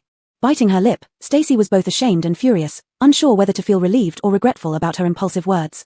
Then leaned down a little. Blushing, Stacy pulled Scott's neck down, tilting her head to find his forehead, gently bumping into it, then closing her eyes, using her ability to sense Scott's presence. While Stacy closed her eyes, Scott did not. The scent of Stacy permeated his nose, her pink lips close enough to touch, glowing under the moonlight with a mysterious light. Those lips looked soft and sticky, even more supple than the body he was embracing. And he had just kissed those lips, knowing all too well their irresistible charm. Stacy's efforts proved fruitless. Scott seemed entirely uncooperative. Opening her eyes, she unexpectedly met Scott's gaze filled with longing, which made her heart skip a beat and her face heat up again. "Scott, focus." Stacy actively increased the distance between them, but Scott kept staring at her lips. "You want to kiss me again?" Stacy smiled with closed lips, looking cute yet sly. "Yeah." Scott sighed deeply, lowered his head, and bumped foreheads with Stacy. "Ouch." Stacy hissed, complaining, "Gentler." Scott paused. "Let's start." Scott slightly lifted his head and closed his eyes. A pale moon-white glow emanated from their touching skins, faint under the moonlight, fading away instantly. Chapter 59 The Initial Show of Conspiracy. The black mist inside Scott's divine shield had been mostly cleared by Stacy several times and no longer posed a threat. Now, the challenge for Stacy was to deal with the massive energy entity within the divine shield. Earlier, in his bid for rapid advancement in special abilities, Scott had indiscriminately absorbed all kinds of crystal cores, hoping to absorb those useful special abilities for himself. This reckless and dangerous approach directly resulted in too many unusable energies mixed into his divine shield. After entering, Stacy first swept through the inner space, dissipating the thin layer of black mist generated by the recently absorbed crystal cores. Then she cautiously touched that ball of energy, like a tangled yarn ball, and it immediately adhered to her, enveloping her with white light. Stacy carefully loosened the energy mass, squeezed into it, and began examining the internal situation. Inside, it was colorful and chaotic, with numerous strands of energy intertwined. Some were rooted deep in the divine shield while others floated aimlessly, like rootless trees. The rooted energies represented the awakened lightning and wind-type abilities that served as his main powers. The aimless energies resulted from absorbing different types of crystal cores excessively, gathering without any anchor points. Since these couldn't be utilized by the host and only diluted the purity of abilities, they significantly reduced the power of the abilities. Over time, this would become a fatal obstacle. The ability of a reliever may sound mystical, but the principle is not complicated at all, and the operation is straightforward. Just unravel the mixed-up energy balls, gather each type of energy into solid masses, dividing them into smaller energy balls. Wrap them up separately using the reliever's ability, keeping them isolated until they can be gradually dissipated. Although the operation seemed simple, since Stacy hadn't formed a contract with Scott and the abilities didn't respond obediently, the entire process was mentally exhausting. She exited Scott's divine shield and sank into the bed, feeling feverish and weak. Once the relief process ended, Scott instantly felt the changes within his divine shield. The alien abilities gained from consuming crystal cores now neatly clumped together, quietly staying aside and no longer disrupting the confined space.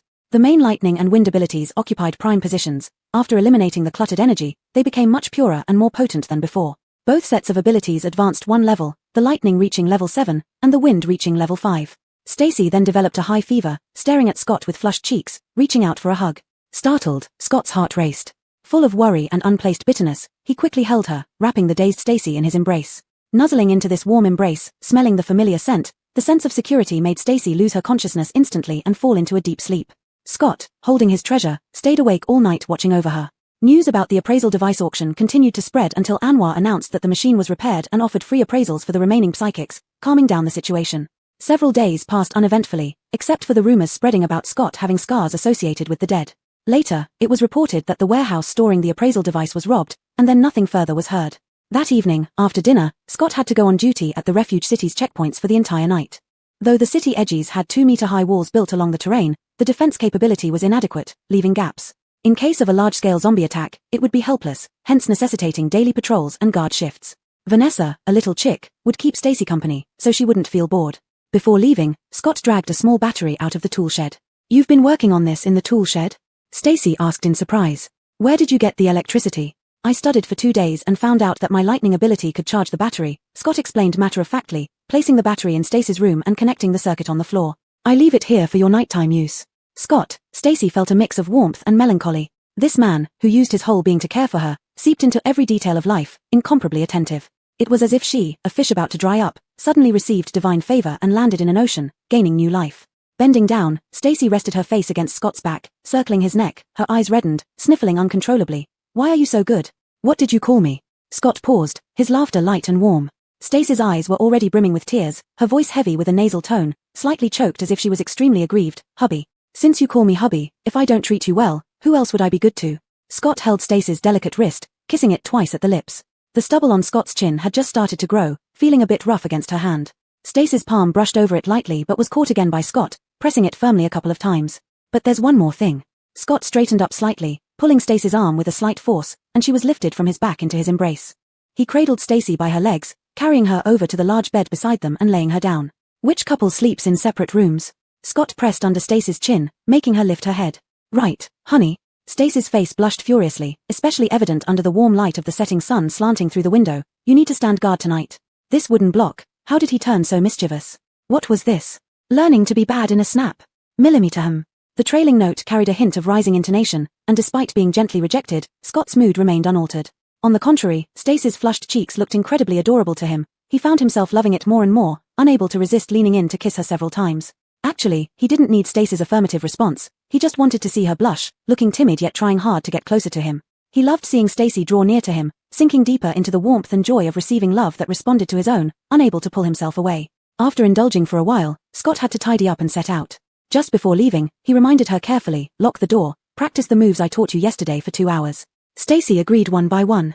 After Scott left, she immediately put on her boxing gloves to practice the moves, but her mind kept replaying what Scott had said. Which couple sleeps in separate rooms? Isn't that right, honey? The word honey coming from Scott's mouth sounded low and raspy, sexy, and making her face flush. Stacy shook her head, suppressing the restlessness temporarily and channeling it into practicing martial arts. Half an hour later, Stacy finally gave in, wiping the sweat off her head with her arm and then bursting into silly laughter. I think so too, hubby. Stacy whispered softly. Since they had acknowledged each other, what was there to be overly sentimental about? She then discarded the boxing gloves, ran into Scott's room, picked up his pillow and blanket, and brought everything back to her own room. She lived in the master bedroom, spacious, and the bed was also larger. After tidying up the pillows and blankets, Stacy went on to handle Scott's clothes. They had just moved in, and she didn't have many things. 2 trips, and she finished packing. Just as Stacy had arranged the bed and placed the pillows side by side, she heard a series of urgent knocks at the door. It wasn't Scott, nor anyone familiar, they all had specific knocking signals. It was someone unfamiliar standing outside the door. Stacy tiptoed to the door, peering through the peephole. Stacy, I know you're inside. Open the door. It was Ashon. Chapter 60 Covetousness. Stacy paused, carefully moving backward to create the illusion that no one was home. At the very least, she wanted to retreat to the sofa and retrieve her self-defense gun. I heard your voice. Ashon's voice lacked the usual patience he used when coaxing people. He knocked on the door again. Open up. Attack-type psychics have heightened senses, so upon hearing Ashon's words, Stacy knew she had been exposed. So she stopped pretending and ran straight to the sofa to pick up her gun.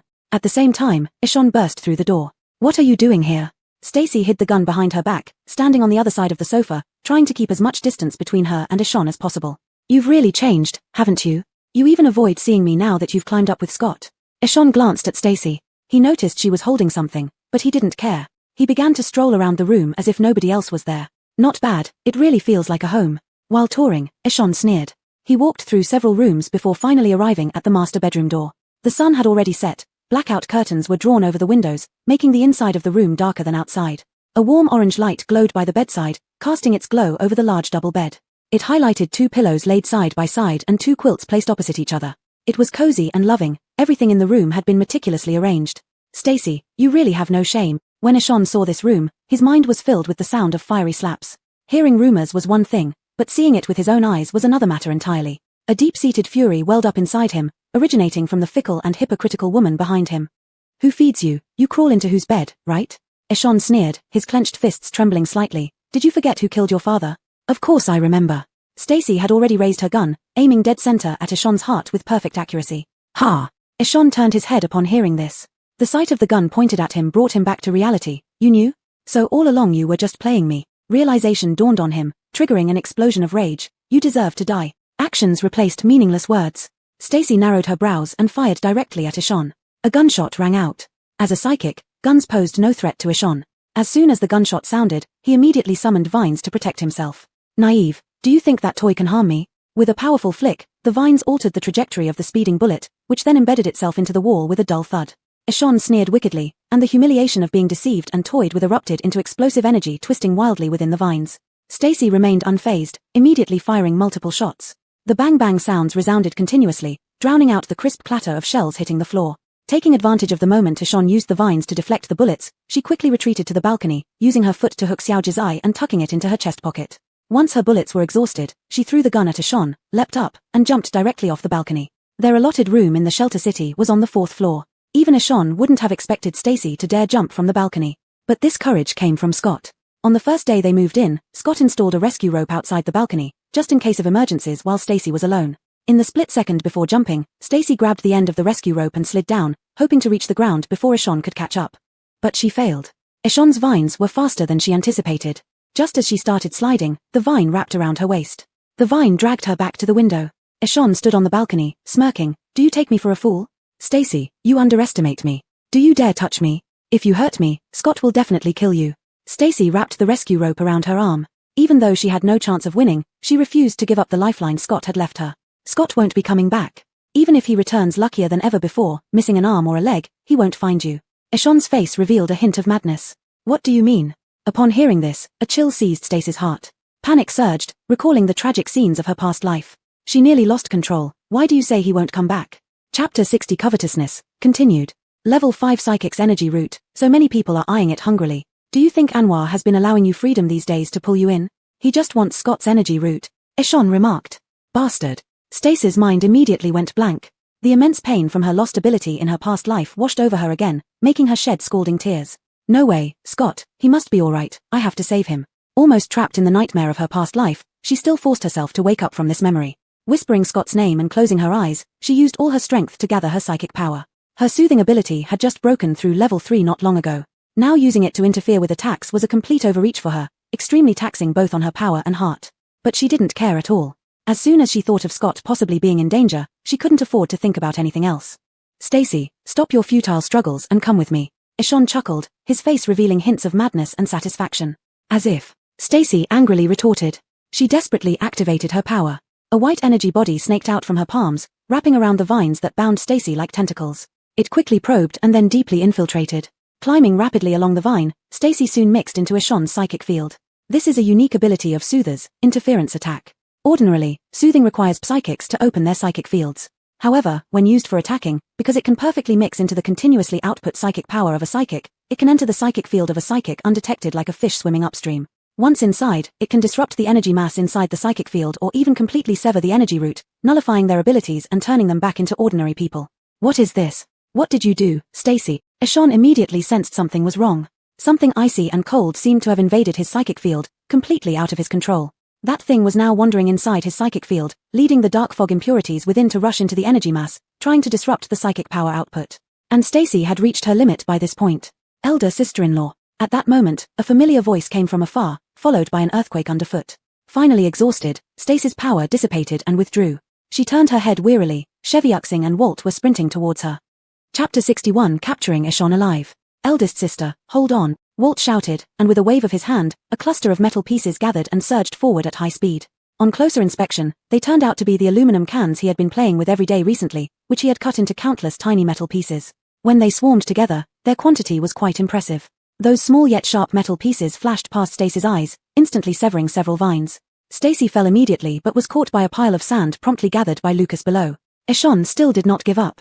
After cursing, he again activated his ability to extend vines in an attempt to catch Stacy once more. Walt ran closer and was just about to manipulate the metal pieces to turn around and attack again when he saw a chick suddenly jump out from Stacy's chest. The black feathers of the chick emitted warm light, but this time it did not burn itself into a fireball. Instead, it spat a large fireball directly at the vine Ishan extended. As soon as the fireball touched the vine, the vibrant green, life-filled vine instantly withered like dried grass, burning fiercely without any resistance. Ishan had no choice but to break off the vine in his hand, but because he moved too slowly, his entire arm was scorched by the fire. Ishan's agonized roar echoed across the sky as Lucas used sand to bring Stacy down to the ground.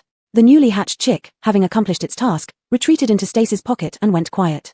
"Eldest sister, are you alright?" Lucas helped Stacy stand up. "Where is Scott?"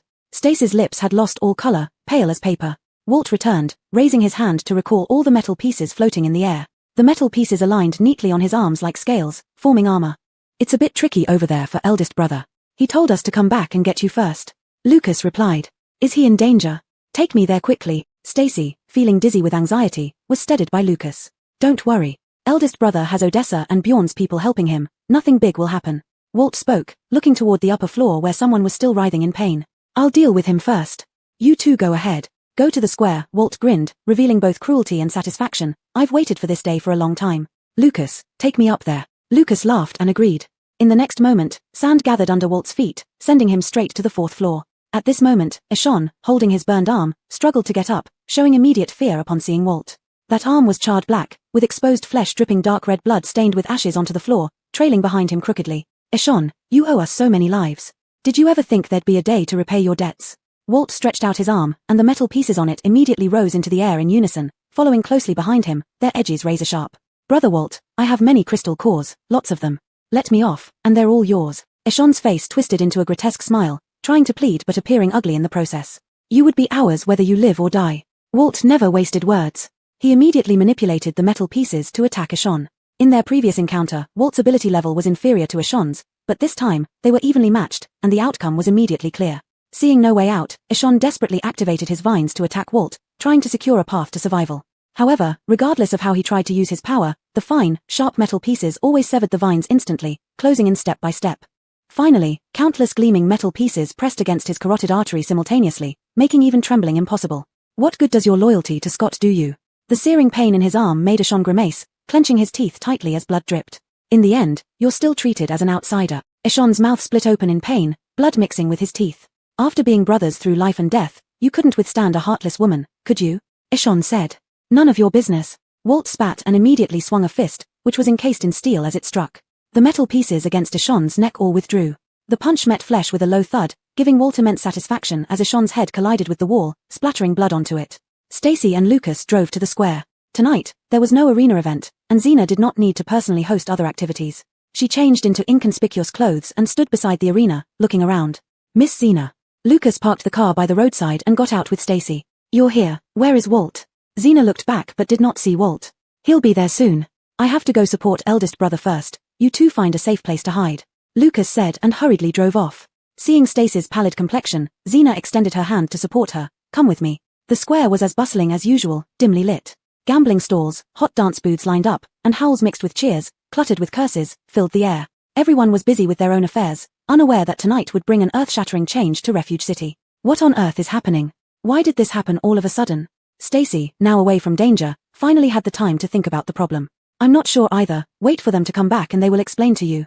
Xena opened the passage door below the arena, leading to a downward staircase. Going down revealed a small space, dimly lit by candles, barely showing someone sitting inside at the far end. Stacy walked in and sat on the chair closest to the door, her eyes peeking through the small window, her heart still gripped tightly after Eshon's curse, not relaxing even by a second. That's my younger brother, named Chevy Angliang. He burned his brain when he was little, doesn't recognize anyone except me.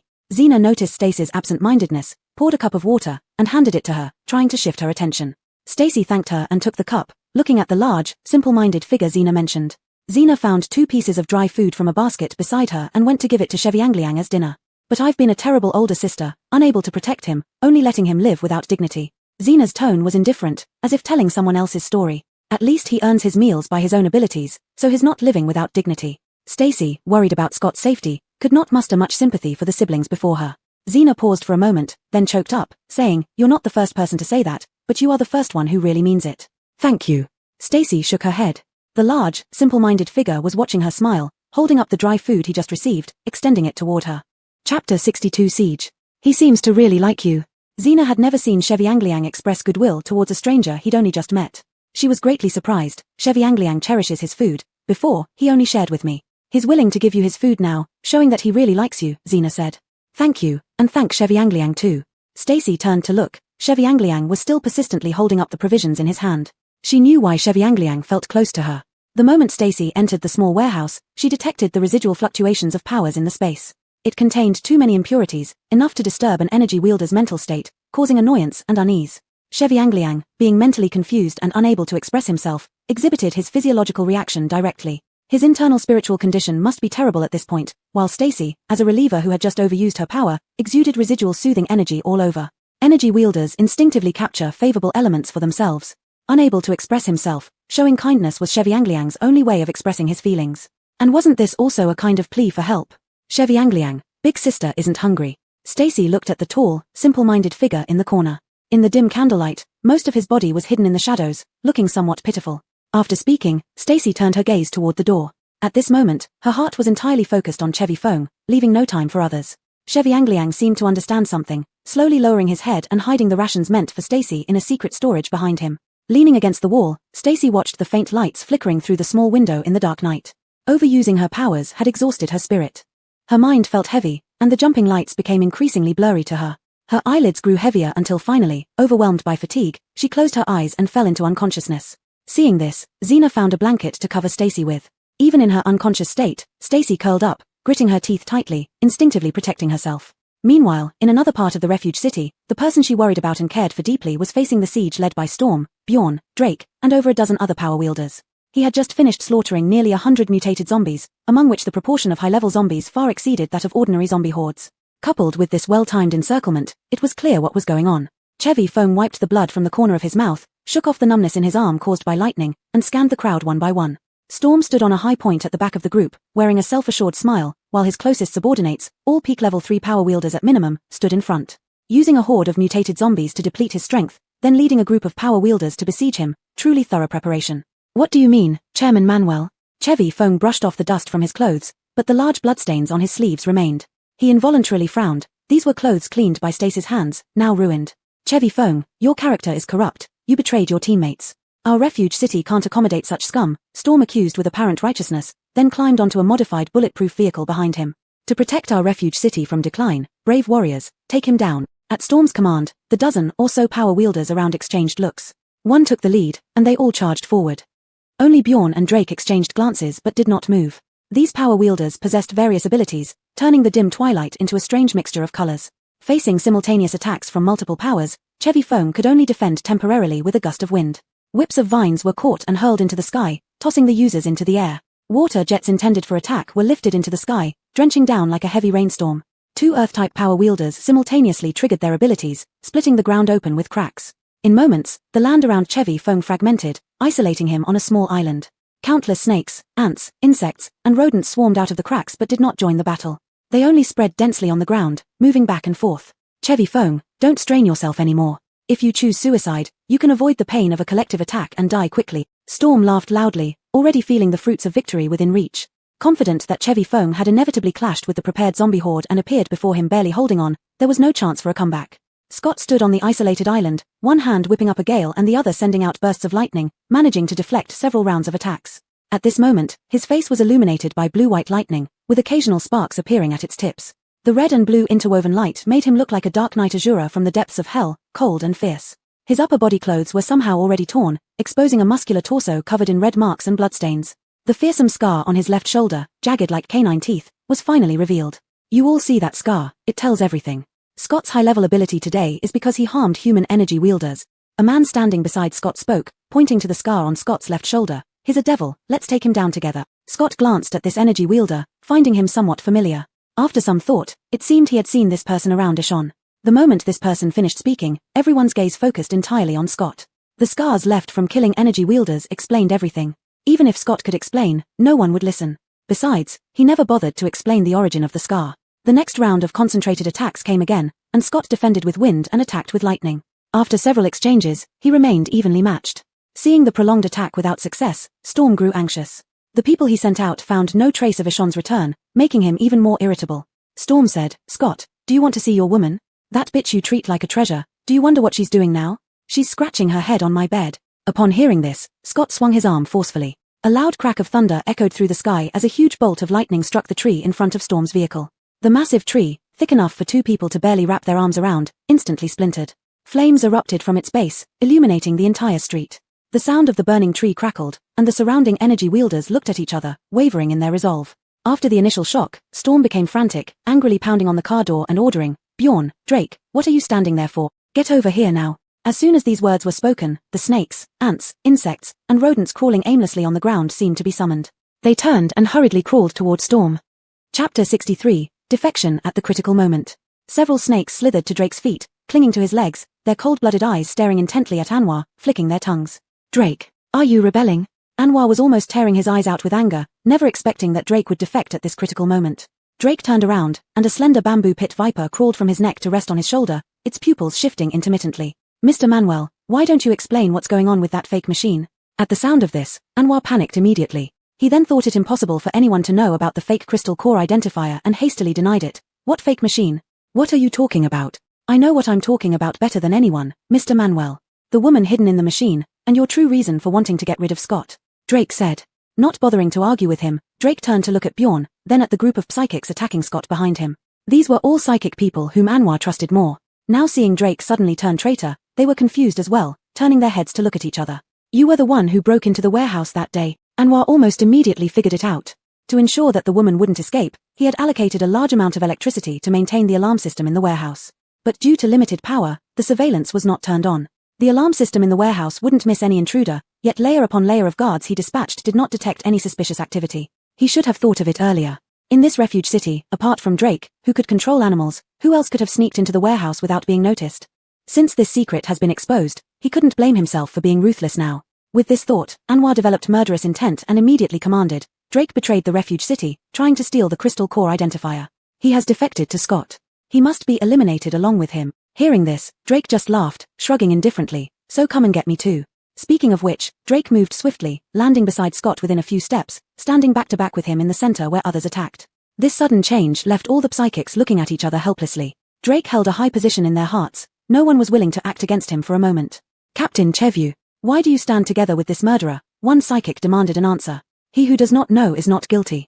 This matter doesn't blame you. Drake raised his left hand, and suddenly there came a dense, hair-raising buzz. It was the swarm of hornets he summoned from nearby. These hornets were huge, gathering in the air tightly surrounding the psychics. What the hell are you waiting for?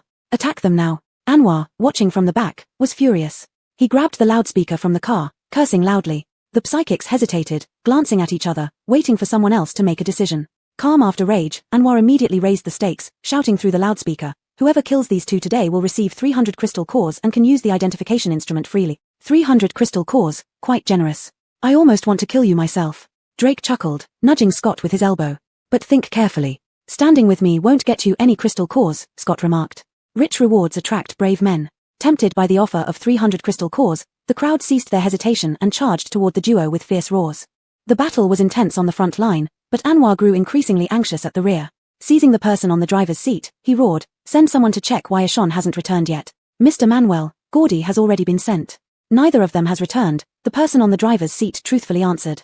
And those zombies? Where did they go? Anwar interrogated again. Scott mustn't have encountered those zombies. The dozen or so high-level mutated zombies he had lured previously should have exhausted Scott in the previous big battle. So, what was going on now?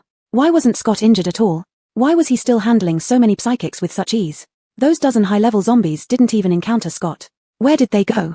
Mr. Manuel, I'm not sure either, the driver answered with difficulty. Go and check, you waste of space. Anwar angrily kicked the backseat of the car. Find them and lure those creatures back here. But the driver hesitated.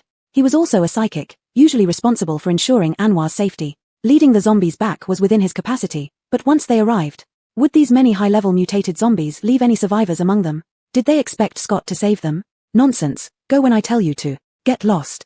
Anwar barked angrily. With no choice, the driver could only follow orders and get out of the car, heading in the direction where those mutated zombies had been confined. The sounds of the fight behind him grew fainter as he moved through the dark grass. Suddenly, he felt like he had stepped on something. When he parted the grass to look, he was struck motionless as if hit by lightning. This place was a burial ground for hundreds of zombies, with scattered limbs and severed heads. Not far away, 3 psychics were clearing out the last few living zombies. Once the final heads were cut off, this wilderness became as silent as a graveyard. Standing there, he saw several zombie faces staring directly at him. These were the high-level zombies they had captured. They hadn't wandered elsewhere, they had been dealt with by Scott. What kind of terrifying power did he possess? Anwar's carefully prepared, months-long effort to capture and raise these high-level mutated zombies had all ended here, silently and without leaving a single noticeable mark on Scott. They chose the wrong enemy, the poor driver thought.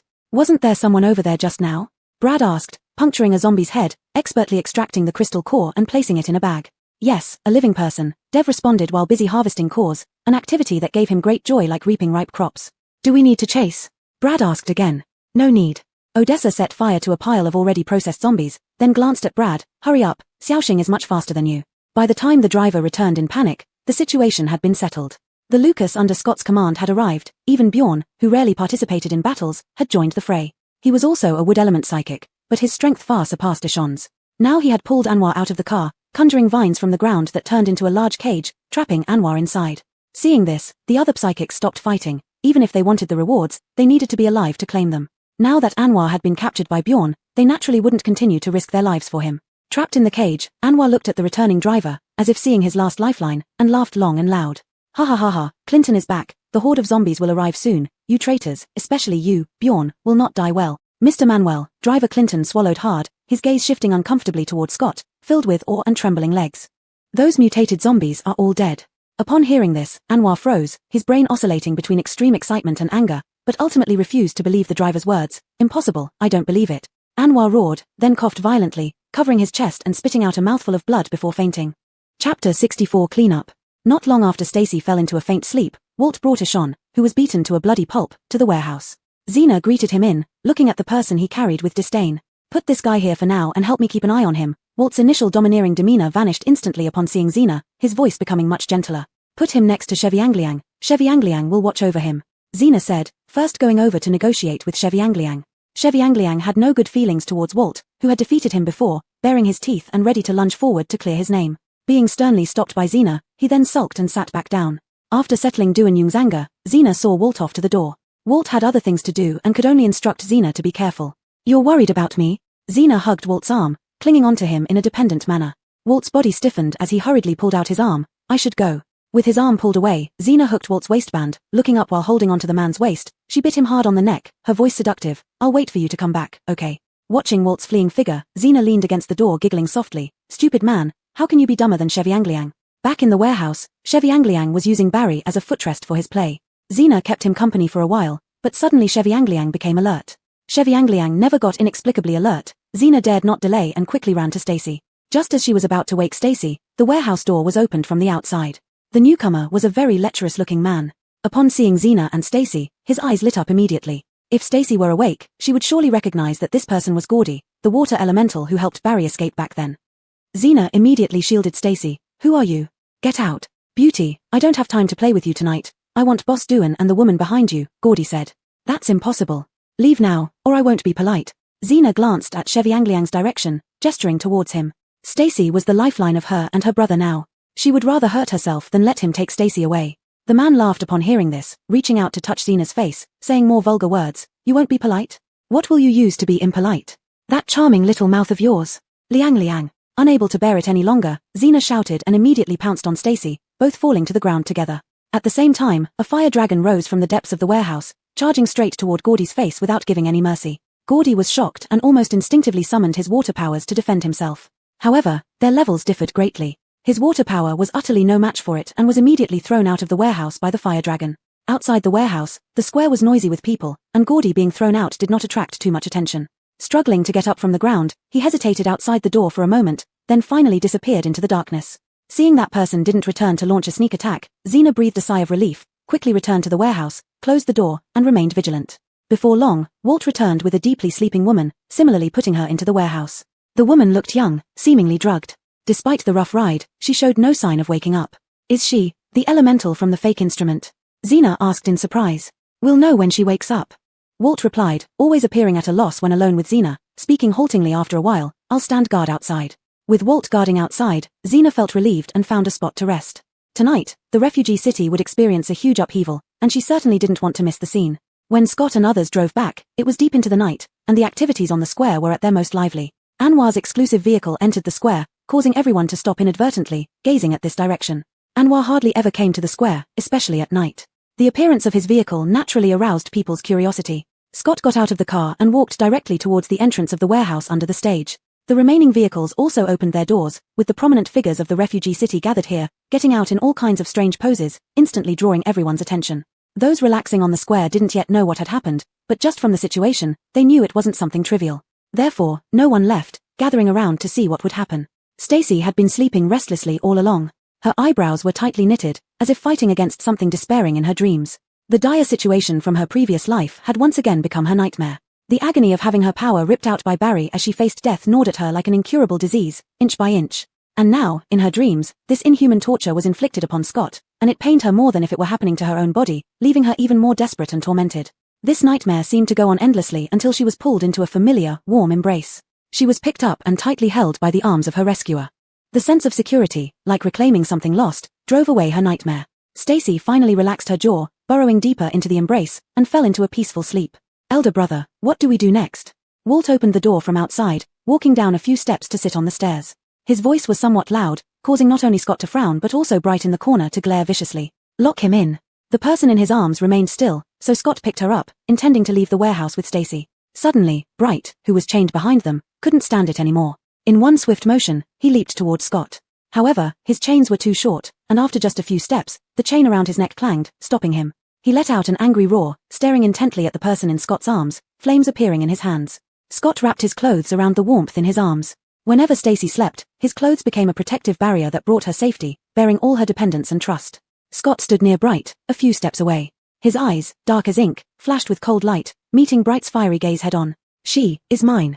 Scott spoke each word deliberately, each one landing with a powerful sense of possession and protectiveness. The imposing aura of a high-level ability user surged, and even the ignorant Bright knew to follow instinct for self-preservation. Under such unyielding pressure, Bright's gaze wavered, eventually lowering his head, the fire in his palm vanishing. Watch over those people. After it's over, I'll have someone remove the collar from your neck, Scott said. Bright, initially dejected, suddenly lifted his head at these words. Scott knew he understood and, without further ado, left the warehouse with Stacy.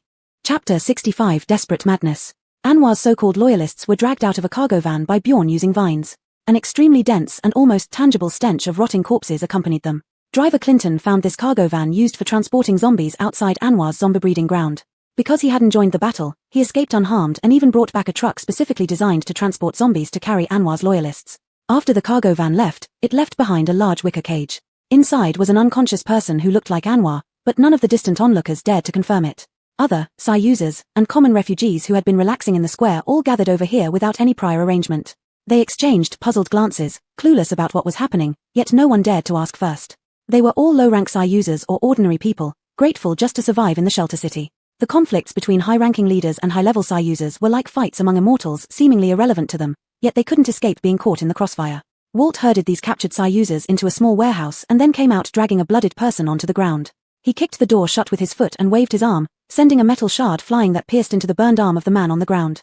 Ah! Eshon screamed in pain, abruptly waking from his unconscious state and immediately noticing the crowd gradually gathering around him in the square. Some onlookers recognized him from that pained scream and couldn't help whispering to each other. Eshon lay prostrate on the ground, listening as people discussed him freely, feeling utterly humiliated. Glaring at Walt with malice, he tried several times to stand up and resist, but failed every time. Bjorn, who was about to return to rest, saw this scene and guessed that Scott was going to settle accounts with this scum.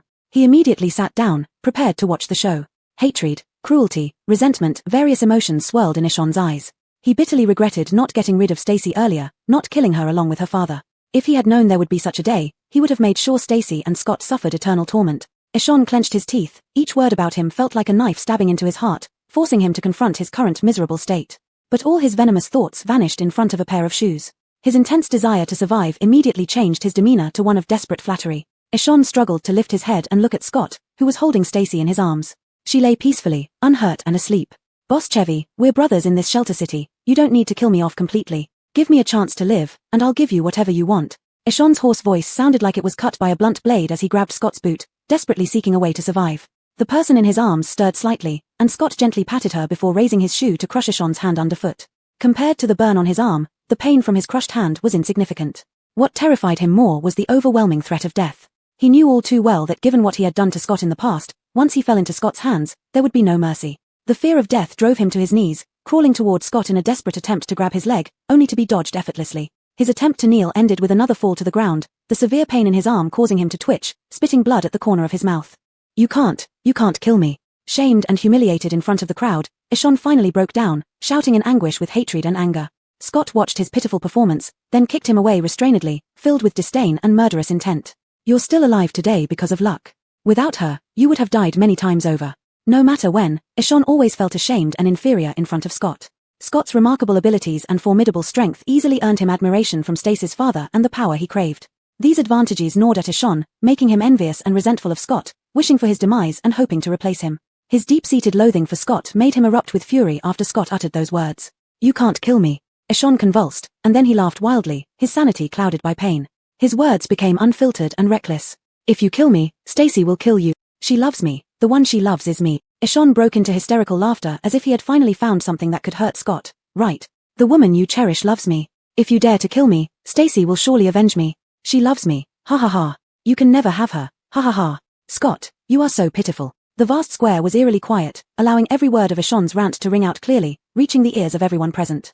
But Scott was not at all provoked by Ishon's raving. No one understood his relationship with Stacy better than himself. He knew exactly how much Stacy loved him and how deeply. Stacy would rush towards zombies just to be by his side, covered in wounds. When his psi energy went berserk, she ignored the danger and embraced him. She depleted her own powers countless times to relieve his suffering. Each thing Stacy did for him was life-threatening, leaving no room for doubt. Ishon continued laughing maniacally, the venom in his eyes intensifying. Kill me, and add another scar to your body. See what happens when Stacy learns your true face. Will she still let you control her? Realizing his impending death, Ishon decided to make these people suffer with him. Scott's expression hardened as he kicked Ishon in the most injured arm. Those words struck at the deepest fears inside Scott. Once exposed, they immediately sparked overwhelming rage. Scott clenched his teeth, speaking through gritted teeth, filled with wrath. You're courting death. Ishon screamed in agony, his wild laughter mingling with cries of pain, like the sneer of a demon. At this moment, a soft, complaining voice suddenly broke through the madness, barely audible amidst Ishon's crazed laughter. So noisy. Stacy opened her eyes and instinctively nuzzled Scott's neck. That single gesture easily restrained Scott's urge to tear something apart. It felt as though invisible chains made of clouds bound his uncontrollable limbs. Though he could easily shatter them, he couldn't. Stacy had actually been woken up earlier by the commotion. Realizing she was in Scott's embrace, her heart, which had been on edge all night, finally settled. She pretended to remain unconscious while Scott dealt with Ishon. But now, she couldn't pretend anymore. Stacy clung to Scott, her personal warm furnace, wrapping her arms around his neck and lifting her head to gaze at him with blinking eyes. Awoke. Scott's gaze was drawn into the girl's clear eyes, making the darkness in his heart feel exposed. He averted his eyes hastily. Stacy stretched her body while holding onto Scott's neck and then looked down at the blood-soaked, barely recognizable figure on the ground. Woke up because of some barking dogs. Where did this mad dog come from, biting everything in sight? Chapter 66 Deprivation.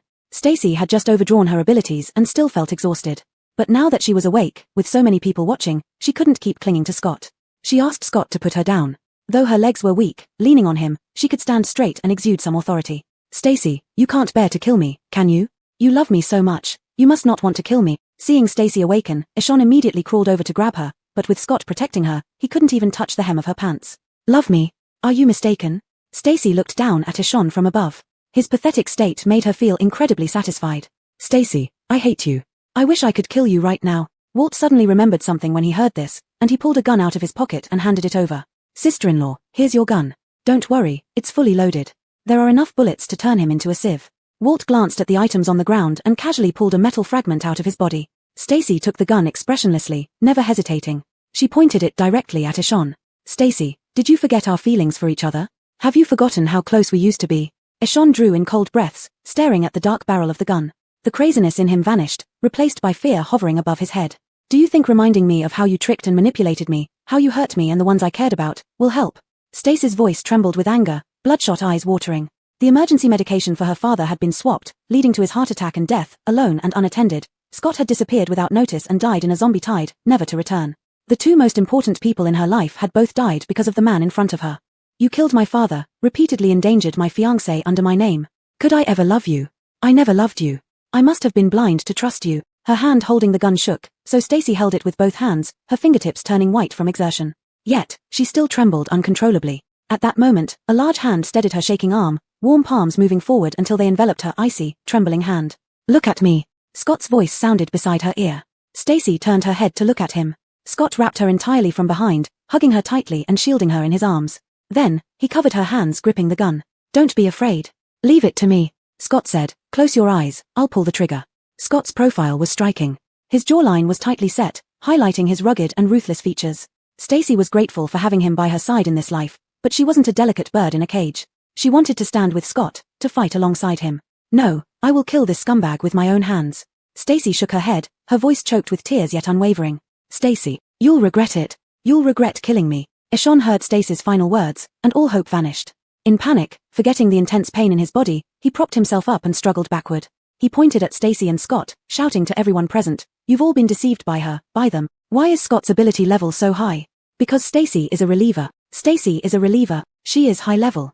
Bam! All sounds ceased abruptly, leaving only the echoing gunshot reverberating in the square, shocking everyone present. Stacy had pulled the trigger, without Scott's help, and before he could react. The bullet hit Ishon in the chest, slightly off target. He clutched the wound where blood gushed out, making guttural sounds like a zombie. She's a reliever, you've all been deceived by her. After the gunshot, everyone regained their senses and looked toward Stacy and Scott simultaneously. Greed, envy, jealousy filled their gazes. Reliever. The most valuable resource in the apocalypse. Whoever possesses a reliever can advance their abilities faster, avoid the collapse of mental defenses, and become one of the strong in the post-apocalypse, enjoying more resources and preferential treatment.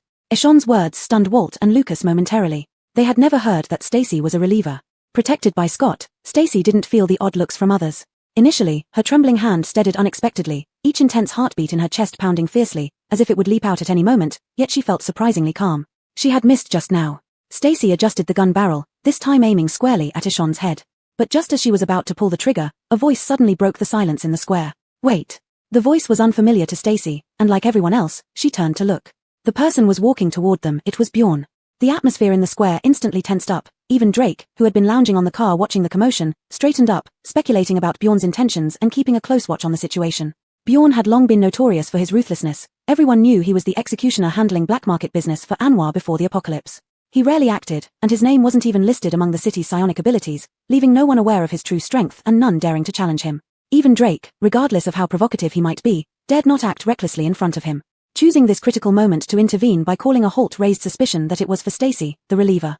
As Bjorn approached, Walt and Lucas immediately stepped forward to stand beside Scott and Stacy. Lucas intercepted Walt, who was about to shout, gently warning, Director Chow, this is a personal vendetta, you shouldn't get involved.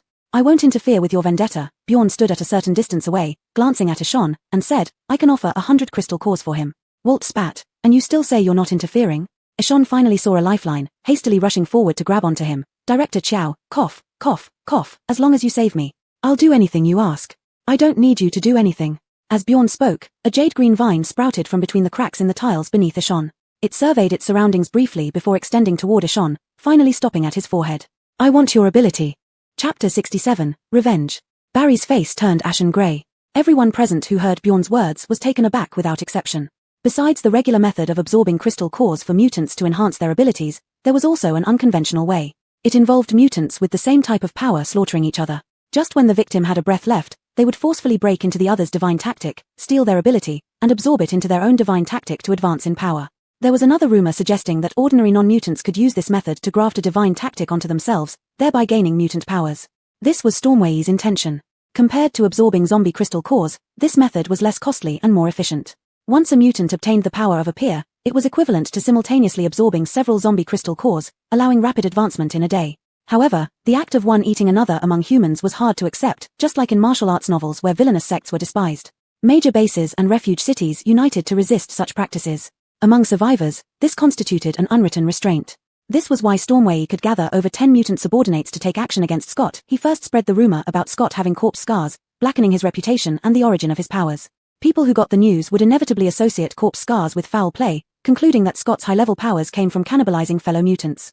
By inciting public outrage via corpse scars, he claimed to be righteous. Stormway clearly had long-term plans to obtain the divine tactics of mutants to graft powers for himself. He started preparing months ago, raising mutated zombies, and Scott became the most appealing catch in his trap. What he didn't expect was that Scott had a reliever by his side, severely underestimating Scott's strength and failing to guard against betrayal. Given the precedent, everyone was stunned by how openly Bjorn was willing to take Barry's divine tactic in front of everyone. Simultaneously, it made people feel fear. Bjorn shrugged, is there any problem? He's going to die anyway, does it matter how he dies? Barry's power was at level 4, and just from Bjorn's recent actions, his power seemed at least level 5 or higher. Allowing Bjorn to take Barry's power would surely help him break through at least one level. So, I can agree to your terms. Stacy said, but I have a request, you must never become our enemy. In her previous life, Barry had gouged out her divine tactic while she was dying. That extreme agony of wanting immediate death far outweighed getting burned or shot once. Wouldn't it be too easy on him? According to Stacy's past experience, Bjorn would prove formidable and considered quite forthright. Handing over Barry to him today not only gained goodwill but provided future security, punishing Barry severely in the process a win-win situation. As long as Bjorn agreed not to oppose them. Without hurting families and not crossing boundaries, I can agree, Bjorn replied smoothly. With Stacy's decision made, Scott naturally supported it. He glanced at Bjorn, deliver 100 crystal cores to my place. I want him dead before tonight. You. I won't let you succeed. Barry roared in fury, using his last bit of strength to burst into power, trying to crawl toward Stacy to detonate his divine tactic, dragging her down with him. At almost the same moment, Scott scooped up Stacy and dodged Barry while sending a fierce lightning bolt accompanied by gales, instantly severing both of Barry's legs. Reacting a bit late, Bjorn's vines followed the lightning, splitting into two strands, one strangling Barry's neck, the other drilling into his forehead, breaking open his divine tactic and directly retrieving the energy body that held his powers. Barry collapsed like a boneless piece of meat, twitching and screaming as he fell to the ground. He trembled feebly, staring with wide eyes as his energy body was pulled out from between his brows, finally severed from its root, cutting off his last lifeline. You will not die well. Barry's vision blurred, everything around him being eroded by white light spots, intense pain making even breathing painful. His entire body felt like it was crawling with insects, stinging everywhere except for the sharply agonizing pain where his divine tactic was broken open. It surged like waves, pushing him to the peak before mercilessly slamming him into nothingness. For a moment, he saw glimpses of his past, having once stolen others' energy bodies like this. Will not die well. Barry panted heavily. Those stripped of their divine tactic did not immediately perish. He would suffer the most excruciating torment in his life, clearly feeling the ebb of life while enduring this agony, and finally die in resentment and hatred. At the last moment, Stacy raised her gun, aiming at Barry's heart, fulfilling her promise to kill him with her own hands. After a gunshot, Barry finally lost all breath. His staring eyes turned murky, pupils dilated, and he ultimately faded into pallor. Bjorn looked at the corpse on the ground as if it were a piece of rotten meat. Barry's energy body had just been taken into his divine tactic, and it still needed absorption to become part of him. Shavisten up, everyone. I'll be absent for a while. All affairs in the refuge city will be handled by Scott and Drake. Anyone who has objections, let's settle it with fists, said Bjorn. Manager Chow, what happened to Chairman Manuel? A voice suddenly came from the crowd. Everyone was startled, making way respectfully for this brave soul. Anyone with eyes could see that Stormway was now a prisoner, but only this brave soul dared ask why. A snake trying to swallow an elephant, overreach and incompetence leading to dire consequences, Bjorn replied expressionlessly. Bjorn drove away from the square first. Stormway remained caged in vines before the stage, regaining consciousness later and immediately starting to curse loudly upon realizing his situation. But no one dared to approach him anymore, fearing they might be labeled as his underlings and thrown into storage with fools. Stacy was carried away from the square by Scott, followed by Walt and Chevufeng, two hapless souls. None of them spoke along the way. They silently followed Scott back home, and the two continued trailing, seemingly wanting to come inside. Would you like to camp out on my living room floor? Scott asked, glancing back at them as he pushed open the door. Brother, your place looks like a battlefield today. We thought we'd help clean up. Walt scratched his head and chuckled, nudging Chevufeng with his elbow. Yeah, it's a mess and uninhabitable. We want to help, Chevufeng steeled himself to say. Let them in, Stacy yawned, nestled in Scott's arms. The whole house is bloody, it needs cleaning. Big sister is right. Brother. Walt started, only to meet Scott's sharp gaze. Walt felt a chill down his neck. Right about what? It's too late today. Big sister, you rest. We'll come back tomorrow to clean. Chapter 68, Jealousy Knows No Occasion. The room was indeed in disarray, even more chaotic than when Stacy jumped out the window. Looking inside from the doorway, one could see a long tier across the sofa with its stuffing bulging out. The coffee table was shattered, leaving glass shards scattered everywhere. The bookshelf by the balcony had been knocked over, with books scattered all over the floor. The worst damage was to the living room's TV wall, which was splattered with dark red bloodstains, and the air still smelled of burning. Thinking of the burning smell, Stacy immediately remembered the little chick that saved her at a critical moment. She quickly took it out of her pocket and held it in her hands. The little chick was still sleeping, occasionally twitching its wingtips. It looked incredibly adorable. He saved me today, Stacy said as she cradled the chick and gently kissed it on the cheek. Scott stared at Stacy's lips with a somewhat resentful tone. It didn't stop me from making him into soup. Grumpy. Stacy pouted, climbed up Scott's shoulders, and gave him a peck, then went to the balcony to find the chick's nest. She took it to another bedroom and settled the chick down. In the kitchen, Stacy found some vegetable leaves and mixed them with breadcrumbs in a small bowl, placing it next to the chick so it could eat after waking up. After finishing this, Stacy returned to find Scott still standing in the living room. Why don't you clean up and get some rest? You forgot something, Scott glared at Stacy, thinking how today's homecoming kiss was given to that little chick. Stacy froze, immediately recalling the daily welcome home kiss. She never expected Scott would stand there motionless just for that, acting like a sulking elementary school student, so immature. But, immature or not, the way he treated every kiss with such seriousness, cherishing each one, was truly touching. So, Stacy hurried over and opened her arms toward Scott. Scott had been waiting for Stacy to come closer, then caught her waist and lifted her up once she was near. Their embraces always felt like an adult holding a child, but Stacy was used to it.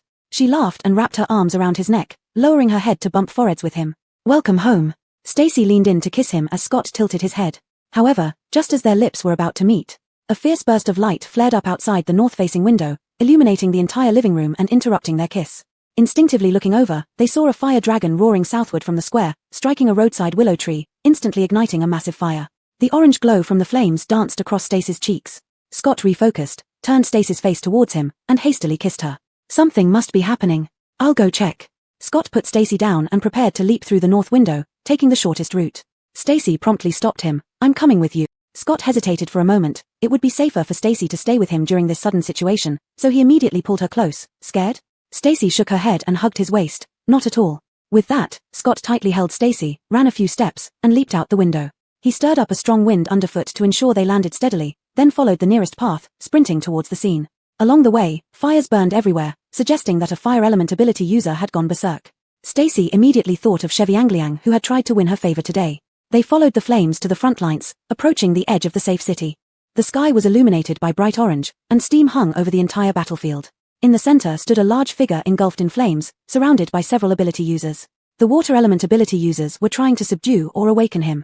Stacy instantly recognized him as Sheviangliang from the underground warehouse, but his target seemed beyond those surrounding him, looking further away. What's going on? Jalen and Walt arrived at that moment. Walt, thank goodness you're here.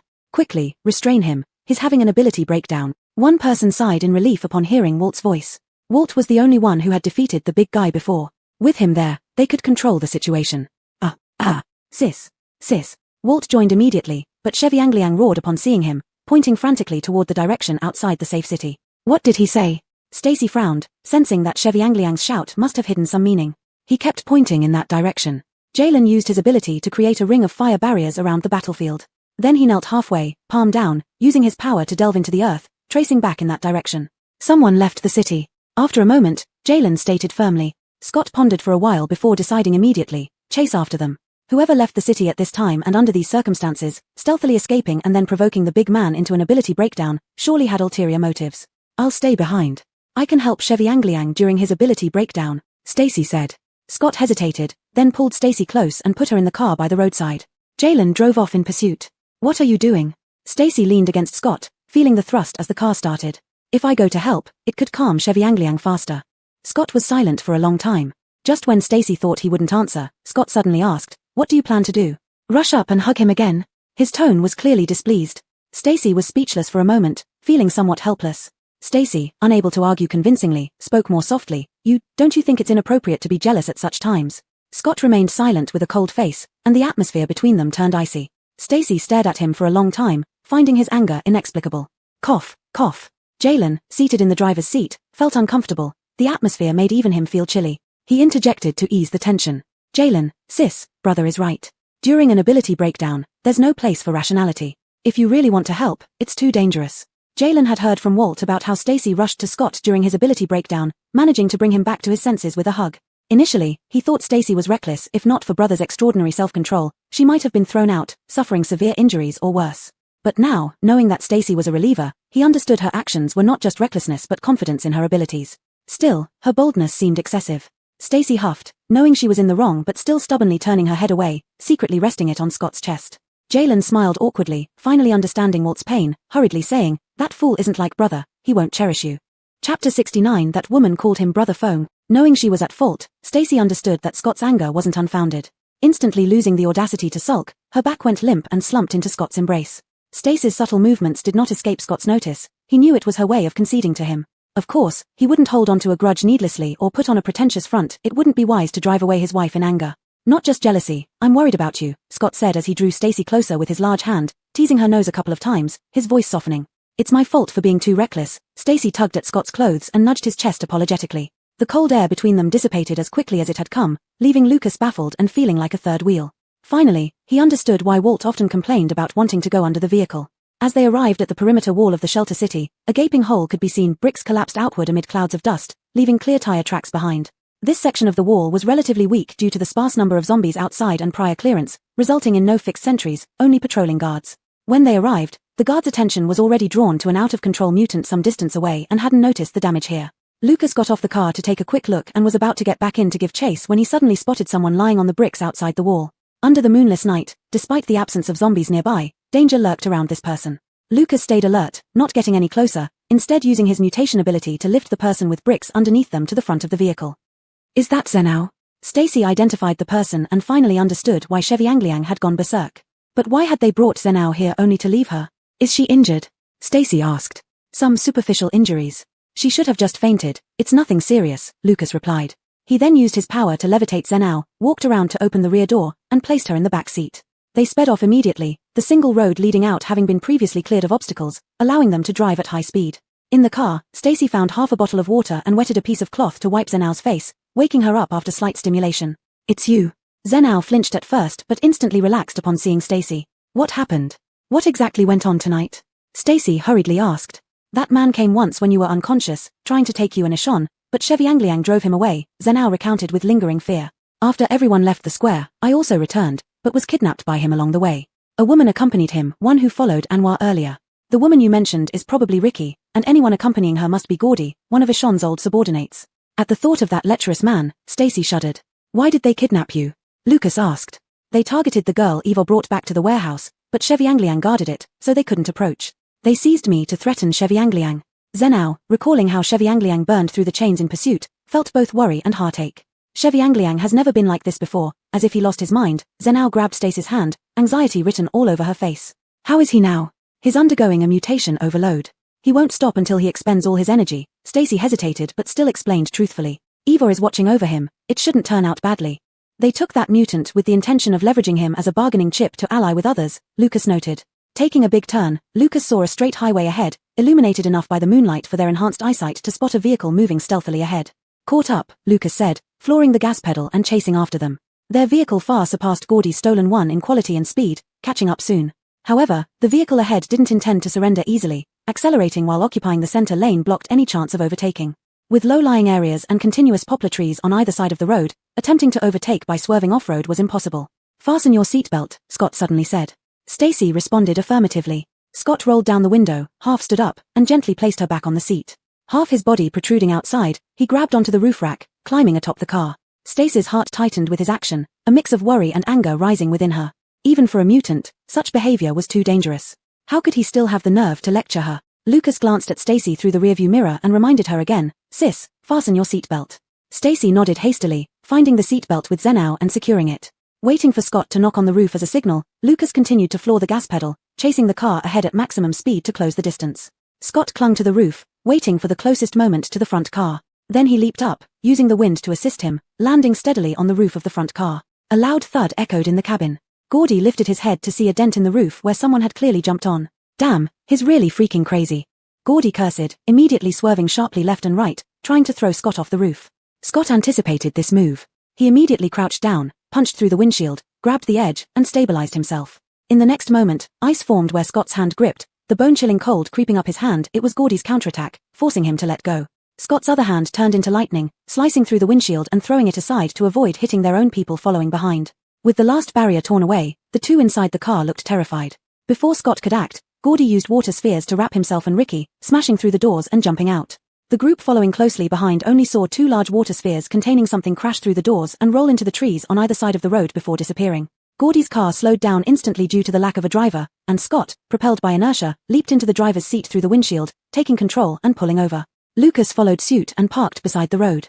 They got out and immediately turned around to search for the two who had been rolled out of the car. However, the forest was deep, and after slowing down and traveling nearly 100 meters, those two were already nowhere to be found.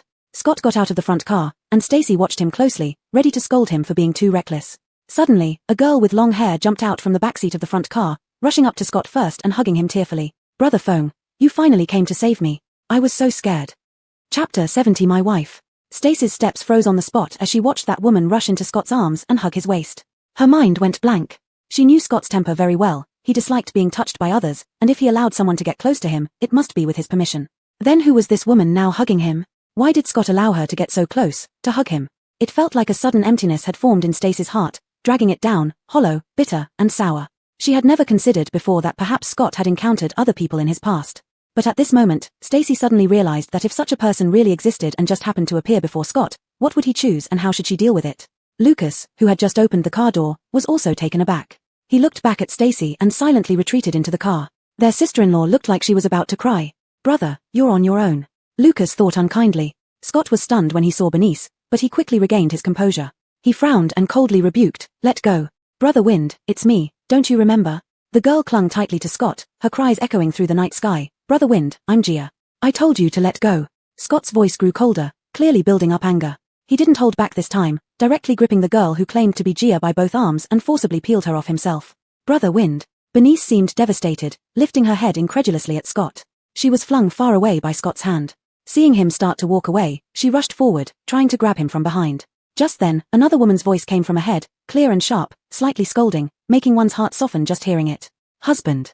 A smile bloomed on Stacy's face, sweeter than her voice. Upon closer inspection, however, her smile didn't reach her eyes, a forced smile that barely reached the surface. I'm tired, Stacy said, coming to Scott's side. Her voice was soft, almost trembling. Abnormals had better night vision than ordinary people. So even in this wilderness without streetlights, Scott could see clearly under the moonlight that Stacy's lips had lost their color. He tenderly stroked Stacy's face, his voice gentle. Then let's go back to rest. Stacy stood still, her voice barely audible, moist eyes gazing at the man in front of her, shy and anxious. Carry me. Okay. Scott was somewhat surprised. Stacy rarely acted affectionately or coquettish towards him in public. What was going on today? Suddenly, a fleeting thought flashed through his mind, leaving a trail for him to grasp. Brother Wind. Bernice, feeling ignored on the side, noticed something was wrong and hurriedly walked forward to grab Scott's arm, her tone urgent and full of anxiety. Who is she? Scott usually disliked being touched by others and dodged when Bernice reached out. Then he bent down, hooked her leg, and lifted Stacy into his arms. Scott's actions were too sudden, catching Stacy off guard, and she hurriedly wrapped her arms around his neck. My wife, Scott said, giving the person in his arms a little lift, making Stacy cling tighter to him, which made him satisfied. Bernice was struck as if by 5 bolts of lightning.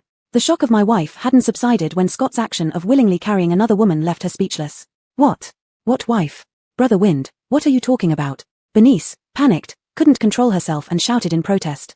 Miss, this is a highway. With your loud voice, are you inviting zombies? The words my wife snapped Stacy out of her self-doubt. In Scott's embrace, his unwavering choice brought her back to her senses and pulled her out of her negative spiral. She immediately regained her wits and became furious. If zombies come, you can't fight them. In the end, my husband will have to take the risk. Stacy said mercilessly, my husband, if you don't cherish him, he cherishes me. Why do you say that? Why do you think I don't care about Brother Wind? When I met Brother Wind, who knows where you were? Brother Wind would risk his life to save me. What kind of person are you? Bernice's eyes reddened as she immediately rebutted. You just heard, I'm his wife. Stacy raised her chin and hugged Scott's neck possessively, like marking her territory, her actions quite childish. So what if you met him first? He's mine now. As soon as Stacy finished speaking, she instantly felt her intelligence had dropped. Why was she arguing with this person in the middle of nowhere? Had her brain broken?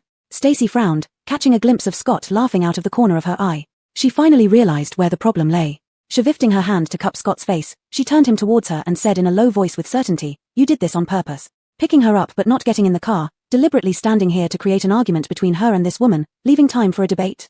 How trivial can a man's mischief be? Annoyingly, she actually fell for it. Scott didn't defend himself when exposed, he readily admitted it, lifting Stacy a bit higher. Yeah, cute. After saying that, Scott carried Stacy and walked straight toward their car without sparing a glance at the furious girl beside them. Brother Wind. Bernice was left behind, stomping her feet in frustration. Miss, if you want to return to the shelter city with us, get in the car yourself. If you don't want to go back, stay here and wait for those two to come find you. Stacy, still clinging to Scott's neck, glanced back at the girl.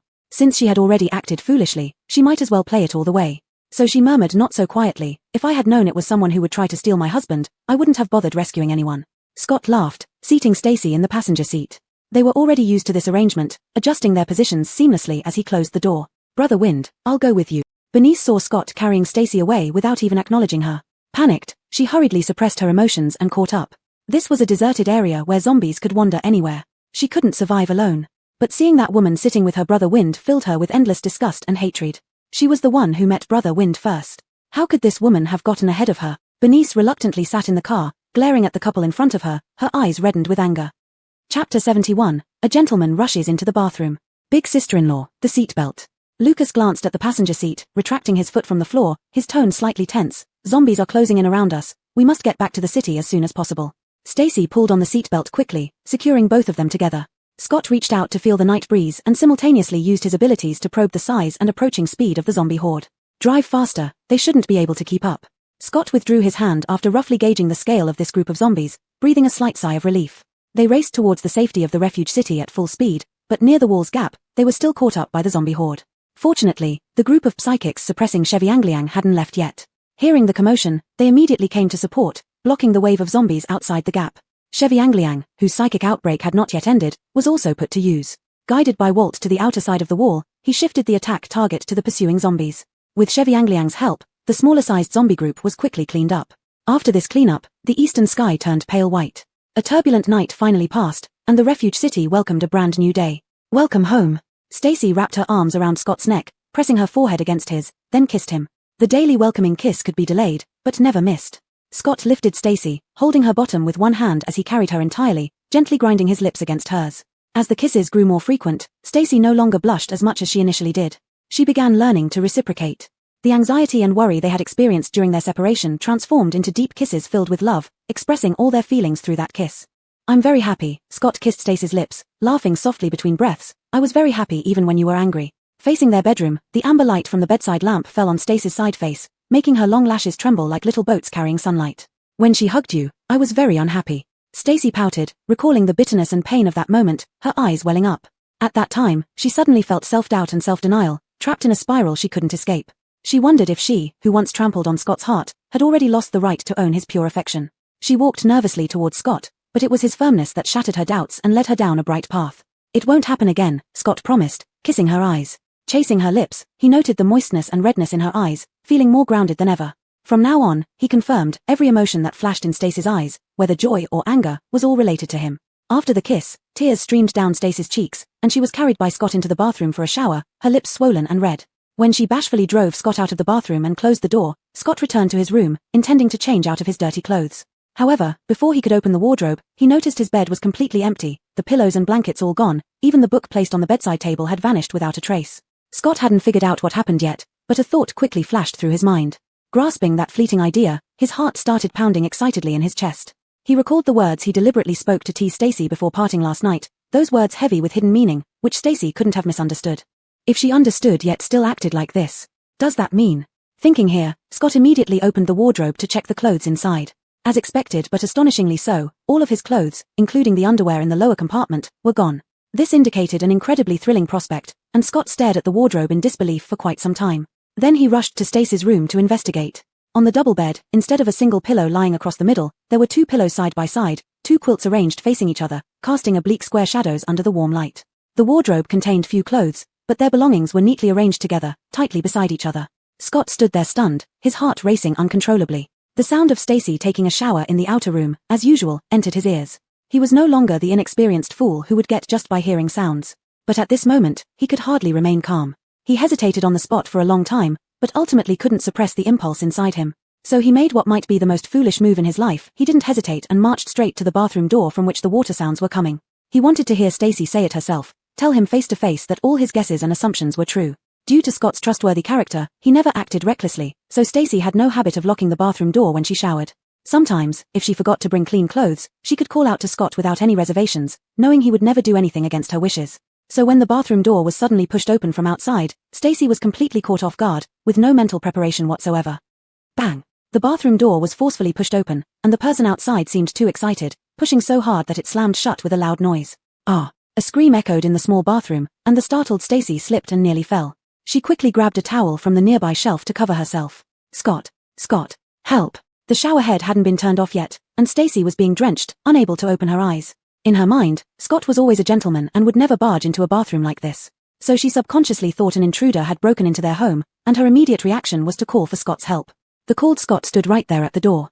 Despite the steam filling the bathroom, obscuring his view, he still saw Stacy first. Naked Stacy. Even though Stacy reacted quickly and covered herself with the towel, Scott had already seen everything he shouldn't have. At that moment, Scott felt a wave of heat surge in his chest, blood rushing to an unmentionable place, extreme tension overwhelming him. Reason gave way to instinct, urging him to step into the bathroom. Stacy shouted twice but heard nothing, and her heart clenched immediately. But she had calmed down, suppressing her fear and becoming alert. Reaching back, she turned off the shower head, pressing her body tightly against the wall, and brushed away the hair and water blocking her vision. You stay back, Scott is right next door. If you don't want to die, better. Stacy tried to threaten the intruder while wiping her face and opening her eyes. The moment she saw who stood at the door, her stern words died in her throat. Get out. Chapter 72. I did nothing wrong. Stacy wrapped herself in the bath towel, and then she wrapped it again. Scott stood right at the door, his eyes fixed on her without blinking. The initial fear gradually faded away. Stacy clutched the bath towel tightly, embarrassment and anger finally creeping onto her face. What are you doing? You scared me to death. Stacy stamped her foot in anger. Luckily there was an anti-slip mat on the ground, otherwise, she would have had a big fall just now. I thought something happened to you. Stacy shouted out, but her emotions couldn't hold up anymore. Tears mixed with water droplets rolled down her cheeks, her choked voice was heartbreaking. When the bathroom door broke open, she instinctively thought someone had broken into the room and Scott had met with some trouble, which is why this person rushed into the bathroom. At that moment, she didn't care about anything else. She tried to stay calm and even used Scott's name to threaten the enemy opposite her. Yet how much she wished that Scott would appear instantly, chase away the bad guy, and give her back her sense of security. But now, she realized that the enemy was none other than Scott himself. The bad guy was the very one she was hoping would come to save her. The fear of Scott being hurt receded like the tide, leaving behind only the embarrassment and anger after the fear. "Why are you staring at me? Say something." Stacy sniffed, yelling at Scott without any manners, venting the nearly fatal fear she had just experienced. "You seemed so brave when you kicked the door just now. Why aren't you saying anything now?" Scott finally realized the rashness of his behavior. He should have left immediately. However, Stacy was crying, shedding tears. Her sobbing voice made him unable to leave. Scott took a deep breath and strode into the bathroom, walking straight to Stacy. "Stop crying." Scott cupped Stacy's face. Those teary eyes were now red-rimmed, with tears and water droplets hanging on her eyelashes, sliding down from the corners of her eyes and landing right on the palm of his hand. "I'm wrong, don't cry." Scott kissed Stacy's forehead, then moved downwards, past her prominent nose, landing on her tearful eyes. "Don't scare me." Stacy turned her head and buried into Scott's chest, pressing against his shoulder and crying hard for a few times. After releasing her pent-up feelings, she started to calm down. "I was so afraid that something happened to you. Don't scare me anymore." Stacy's voice was so light that it was almost lost in the air. "Just now, I thought someone came in. I thought you were in trouble." The scars left by the previous life could never be erased in Stacy's heart. When she found out that Scott had died long ago during the zombie wave, the pain and regret were unforgettable and unignorable. Therefore, in this life, what she feared most wasn't her own safety, but rather Scott's. This was why she hesitated not a bit to protect Scott from zombies, using her power recklessly to alleviate his burden. She valued Scott's safety more than her own. "It's my fault. I shouldn't have been so impulsive." Scott finally understood Stacy's fear just now. It wasn't fear of the bad guy who barged in, but fear of whether he had run into trouble. Such fear made Stacy shed tears uncontrollably, but it stirred up Scott's heart with bitterness and unrest.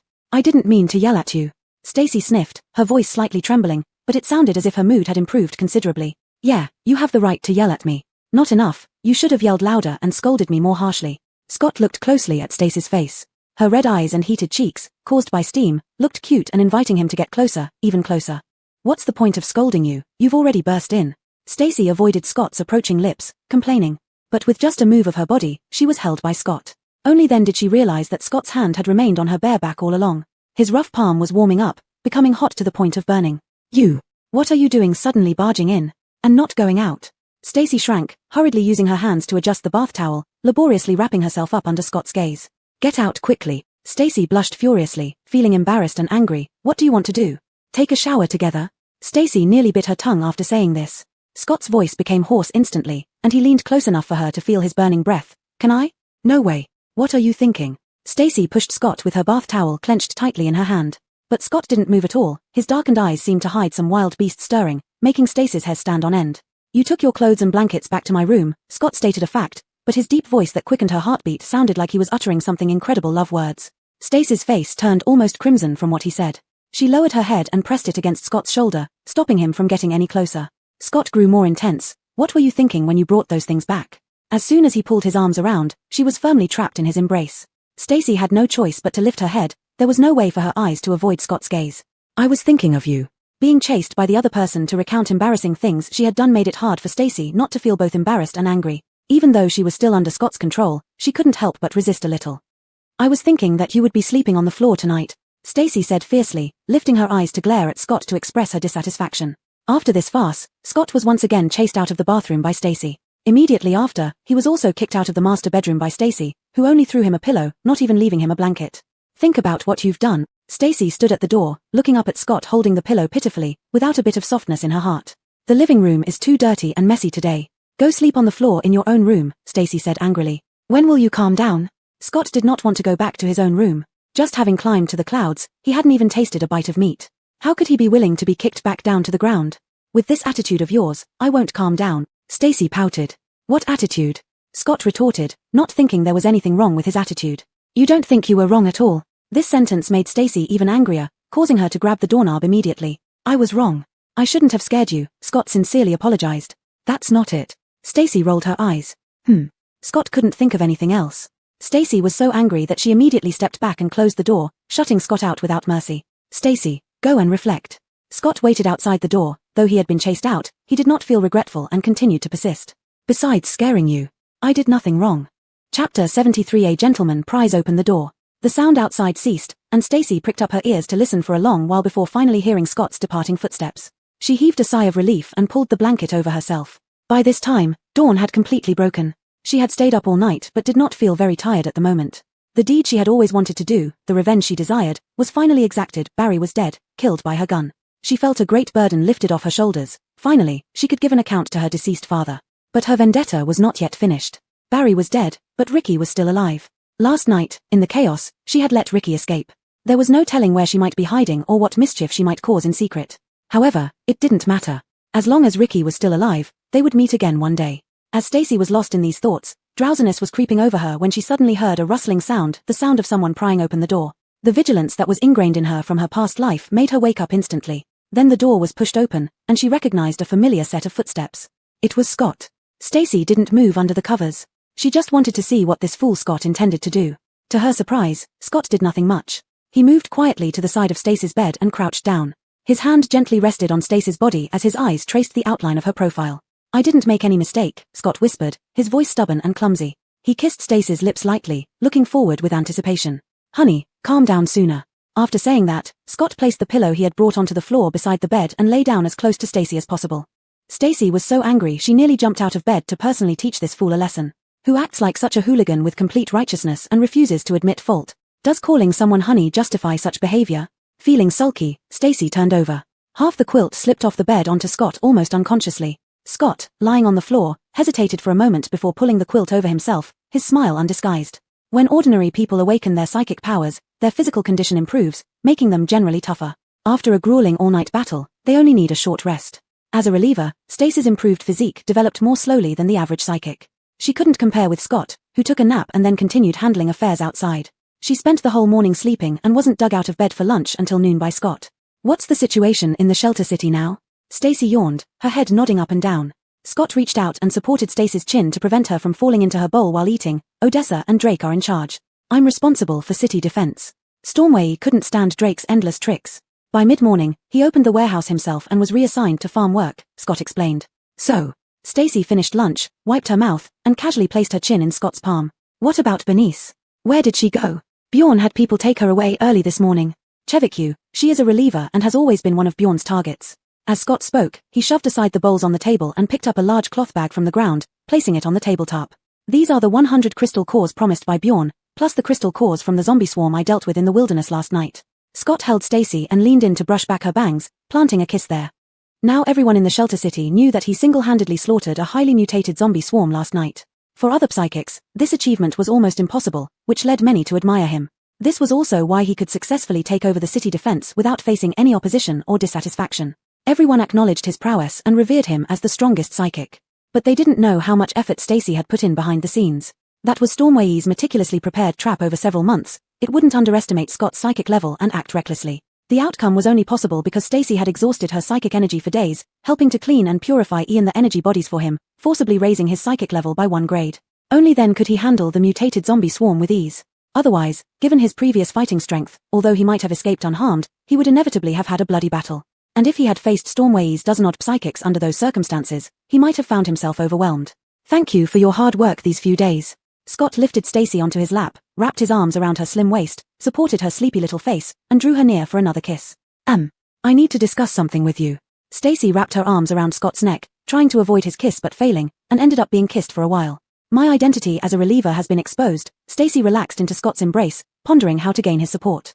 Scott's expression turned serious. He gently stroked Stacy's back, reassuring her, "Don't worry, no one will dare to harm you. I know, with you by my side, I have nothing to worry about."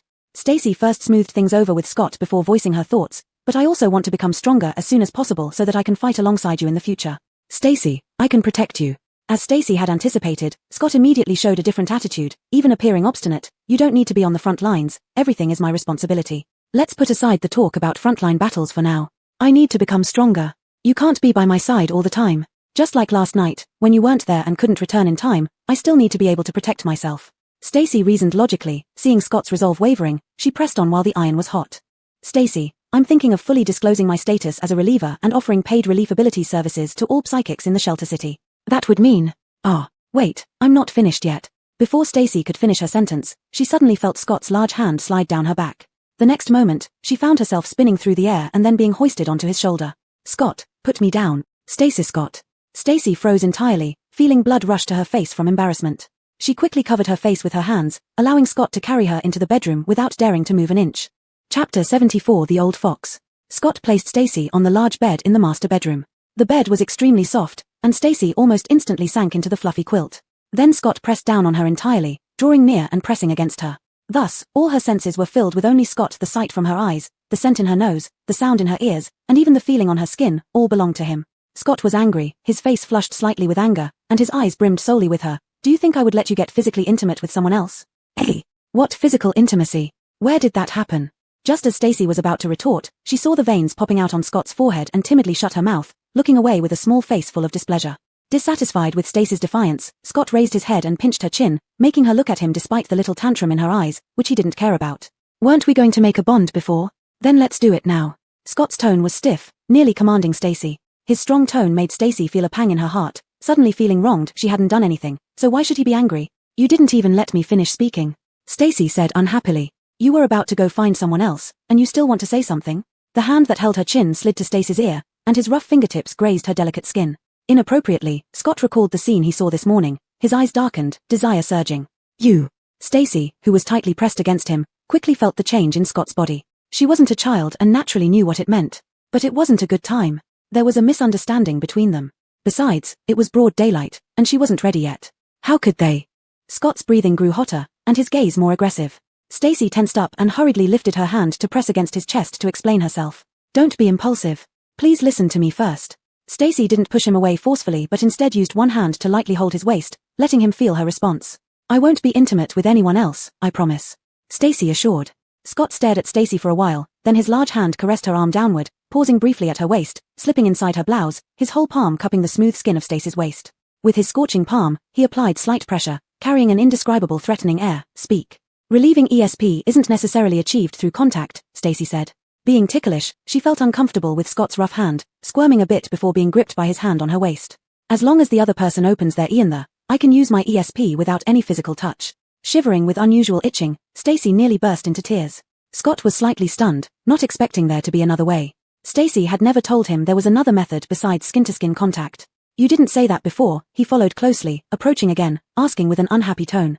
"But it depends on the person. If it's you, kissing is fine too." Stacy straightened her neck, becoming as stiff as a board. Upon hearing this, Scott's fierce brows twitched slightly, and his eyes couldn't help but land on Stacy's slightly pouting lips. "Forehead contact is just the best way. With my enhanced ESP level, I can choose other methods to activate it." Stacy gradually got used to Scott's hand on her waist, relaxing somewhat. "The black fog in your ear has already been purified by me. The subsequent process cannot be rushed, so my ESP advancement has hit a bottleneck. To advance faster and strengthen my ESP sooner to protect myself, I have to resort to others." Observing Scott's expression, Stacy paused for a moment and hugged Scott's waist, deliberately cooing. "How can you say that? Don't you understand my feelings? You are the only one in my heart. Everything I do is for our future. It hurts when you say things like that, because I like you so much." Stacy's incessant chatter finally earned her a passionate and dominating kiss from Scott. However, this kiss was no longer pure, filled with intense desire, and his hands weren't behaving either. "Do you remember when you asked me to stay and what you asked me to do?" Scott whispered in Stacy's ear, his palm roaming around her waist, stroking along the edge of her pants. "You want to see now?" Stacy shivered, sensing that Scott wasn't just interested in seeing the mark. Scott didn't reply. His scorching breath rained down on Stacy's neck, making her instinctively shrink her neck. She couldn't refuse him and could only negotiate with Scott. "How about tonight? It's broad daylight now, which is really inappropriate. I wanted to tell you that I already saw everything this morning." Scott paused, his tone turning harsh as he rubbed Stacy's waist. "Honey, are you not angry anymore?" Stacy was taken aback. Her face couldn't get any redder, and she ignored the tickling sensation on her waist. Sure enough, he had seen it all when he barged into the bathroom. "If you're not angry, I'll consider agreeing with you. If you are still upset, then we'll wait until you're no longer angry." Scott's lips curled up, already savoring the comfort of the big bed. "These two things can't be mixed up." Stacy puffed out her cheeks, sensing that she might have fallen into a strange trap. "Whether they can be mixed up or not, you decide." Scott took a step back, advancing indirectly. Only now did Stacy finally understand Scott's strategy. She gritted her teeth and praised him, "Old fox." If she said they couldn't be mixed up, Scott wouldn't agree with her proposal at all. But if she said they could be mixed up, Scott would sleep right next to her on her bed. Little sparrow. Scott's mood finally brightened a bit, but he still held onto Stacy's waist tightly, as if marking his territory, wanting to leave his mark on her. Stacy knew he had agreed, although sacrificing half of the bed, the outcome was still favorable. Stacy, forming a bond will affect my ability to use ESP on others. Can we wait a bit before forming a bond? At least until I advance to level 5, when I gain offensive capabilities. This matter requires an opportunity. You mustn't act recklessly on your own. Even if no contact was necessary, Scott still felt uneasy. He gave a cold snort in response, holding Stacy's waist as he turned over, making her lie on his chest, his hand caressing her smooth and delicate back. Stacy hurriedly nodded, leaning against Scott obediently without a word. I understand. I think we should start with Chevy Angliang. No, deal with Walt first, Scott said. He has already been affected by impurities, though he hasn't realized it yet. Chapter 75, Back from the Dead. Scott had finally secured the opportunity to gain entry when, in the afternoon of that very day, an urgent alert was sounded from outside the southeastern wall of the shelter city. A massive horde of zombies was approaching from the southeast, moving with clear purpose and direction straight towards the shelter city, as if being guided by someone. There was no time for detailed reconnaissance. Scott immediately led the main forces out of the city, setting traps and ambushes 100 meters beyond the walls, trying to keep the battlefield as far away from the shelter city as possible. The mutation rate of this group of zombies was not particularly high, only about 10%, and the mutated zombies were not difficult to handle. However, due to the sheer number and the seemingly endless supply, wave after wave of zombies surged forward, making this interception both difficult and challenging. Brother, this is too strange. I think we should send someone to trace back against the flow of the zombie horde, Lucas suggested. He had just worked with several Earth element psychics to bury a batch of zombies alive and was now feeling somewhat drained. He took out a crystal core from his pocket, clutched it in his hand to absorb its energy and replenish his strength. I found a bird, it's on its way. Drake leaned against a small tree beside a pile of zombies, his eyes a brownish red with amber filling the whites, indicating he was using his psychic ability to observe through the bird's perspective. Drake controlled the owl flying alongside the trees, witnessing the strangest scene of zombie movement he had ever seen. These zombies were unlike previous hordes, which were loose and scattered. Instead, they moved as if summoned, converging like streams into a river, joining the main force and marching forward. They were clearly heading towards the shelter city, their formation almost perfectly organized. The owl, observing from a distance, landed on a nearby tree, tilting its head slightly, puzzled by the sight before it. Just as it was about to fly further to find the source, it suddenly noticed an anomaly within the horde. It was another zombie, standing at the edge of the horde, moving much slower than the others, and acting more randomly. The owl, from a distance, turned its head and flew closer to get a better look. As it circled around to the front of this particular zombie, intending to investigate further, the zombie suddenly noticed it, abruptly lifting its head and staring straight at the owl. Its eyes were murky and black, with only a pale spot in the center, looking as if covered in ice. In the next moment, the zombie raised a hand, and dry vines shot out from its palm, swiftly shooting up into the air and binding the owl in a flash, snapping its neck with a crack. Calling an owl during daylight? Truly stupid. The zombie dropped the dead vines, turned its head, and the sound of joints creaking echoed. Damn. His psychic connection severed, Drake's consciousness snapped back. He steadied himself against the tree behind him, his face draining of color, turning pale. What happened? Doreen, nearest to him, rushed over, concerned. Are you all right? I must have been hallucinating. Drake rubbed his temples, the image of the decapitated owl still haunting him. This was entirely different from when Scott had struck his raven. He had returned to his human form instantly then. But this time, he had watched almost firsthand as his head was twisted off, landing on the ground, spinning wildly, and finally meeting the face of that zombie. And those lips. What did you see? Walt, controlling metal shards to capture ordinary zombies, also couldn't help but ask, noticing Drake's ghastly expression. Everyone nearby turned their attention, all curious about what could be driving this mysterious zombie horde. Ishon. Drake felt he might be going mad. He ran his hands through his hair, cursing under his breath. I saw Ishon. He was among the zombies, he has human consciousness, he used vines to twist off the owl's head. He called me stupid, I saw it with my own eyes. Hearing this response, everyone froze. An eerie silence spread among them, shock and disbelief evident on every face, leading to a growing sense of dread and panic. How could this be possible? Ishon was dead, dead right in front of them, utterly and completely dead. How could he possibly appear in the horde of zombies? And with consciousness intact. In the past half year since the apocalypse began, there had never been a case where a dead person turned into a zombie. Ishon was dead, how could he turn into a zombie? And if this were true, it would mean the zombie virus had evolved further. Dead people turning into zombies, zombies retaining or evolving human consciousness, either possibility would be a catastrophic escalation for the survivors. Brother, I'll go check, Walt offered first, his face full of resentment. If you ask me, Drake must have seen wrong. Ishon was dead to pieces, how could he still be alive? I think Walt has a point. There are so many people in Qinghe City, there could be one or two who look similar. Maybe it was just a zombie that looked alike, Lucas said. Are you all selectively deaf? Drake, who had just been decapitated in vision, felt very annoyed at being doubted. I'm not blind, I saw it clearly. That zombie was definitely Ishon. An eerie silence settled again until Scott spoke, breaking the chilling quiet. Ishon's legs were cut off by me. Did the one you saw have legs? Scott asked. Drake paused, falling silent. Although he didn't see the entire body of that zombie, he was certain that the zombie was standing at the edge of the horde. Whether it had legs or not, it was standing. Seeing Drake's hesitation, Scott made an immediate decision. Regardless of whether that zombie is a Shon, we must find out if it really possesses independent human consciousness. Lucas, you stay here and lead everyone to continue resisting the horde. Scott instructed. Walt, Drake, come with me to investigate. I couldn't have seen wrong, that was definitely a Shon. Drake still hadn't recovered but refused Scott's suggestion. I want to go to the mass grave to see if he is really dead or alive. Chapter 76, legs still there, but the body is gone. Scott and Walt circled around to the outer side of the zombie wave, moving against their direction while hiding in the woods as they approached the source. Along the way, they could see zombies gathering from all directions. Even though they moved slowly, their destination was very clear, straight toward the refuge city. Halfway through, Walt intercepted 2 ordinary zombies. Despite him waving his hands right in front of them, they continued on their way as if they hadn't noticed him. Brother, isn't this too strange? Zombies don't eat people anymore. With a wave of his hand, a metal wire flew out with a whoosh, cutting one of them in half at the waist. The zombie, resembling rotting flesh, immediately split into 2 pieces and fell to the ground.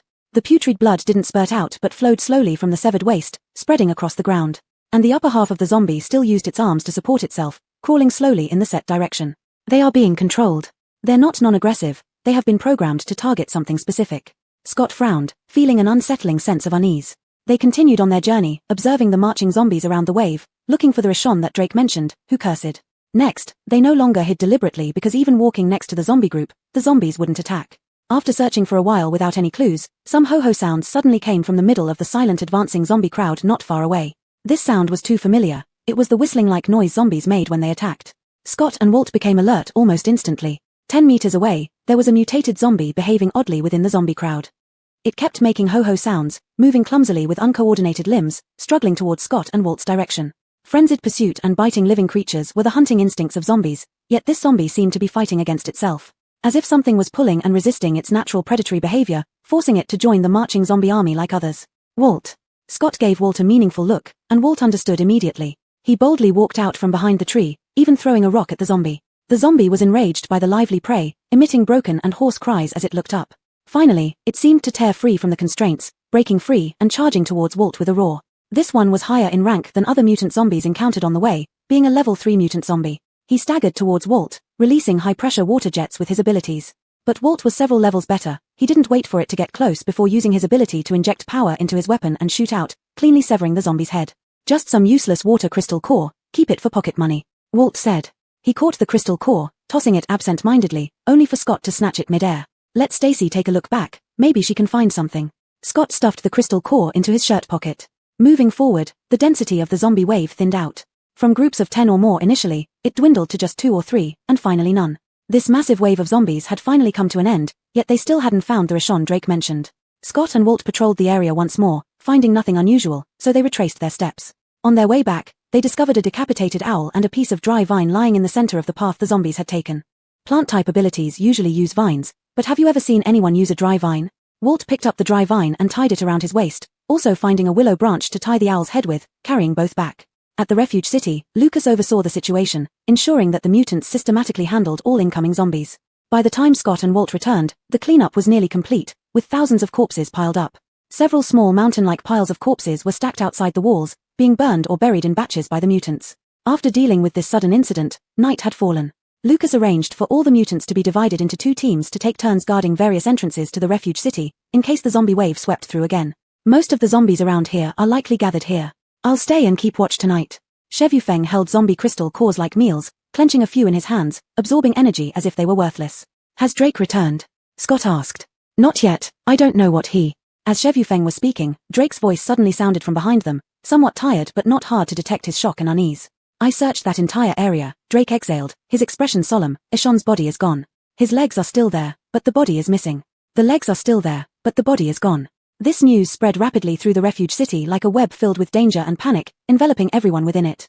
When Stacy learned about this, she was just about to finish her shift at the hospital, where an injured ability user mentioned it while seeking treatment. She didn't believe Drake's judgment, thinking he must have mistaken someone. After that person left, Stacy remained uneasy and stayed at the hospital instead of leaving. In the previous life, the speed at which zombies evolved had indeed advanced in this lifetime. First, mutant animals appeared earlier than expected, and now there were rumors of ability users dying and turning into zombies, causing Stacy considerable worry and unease. Only when the next patient mentioned that the zombie wave had been resolved did she snap back to reality, immediately changed out of her uniform, and rushed home. Scott hadn't returned yet, so she started practicing boxing in the living room. Upon hearing Scott's unique knock, she quickly tore off her boxing gloves and ran to the door. Seeing Scott upon opening the door, Stacy's unease instantly dissipated.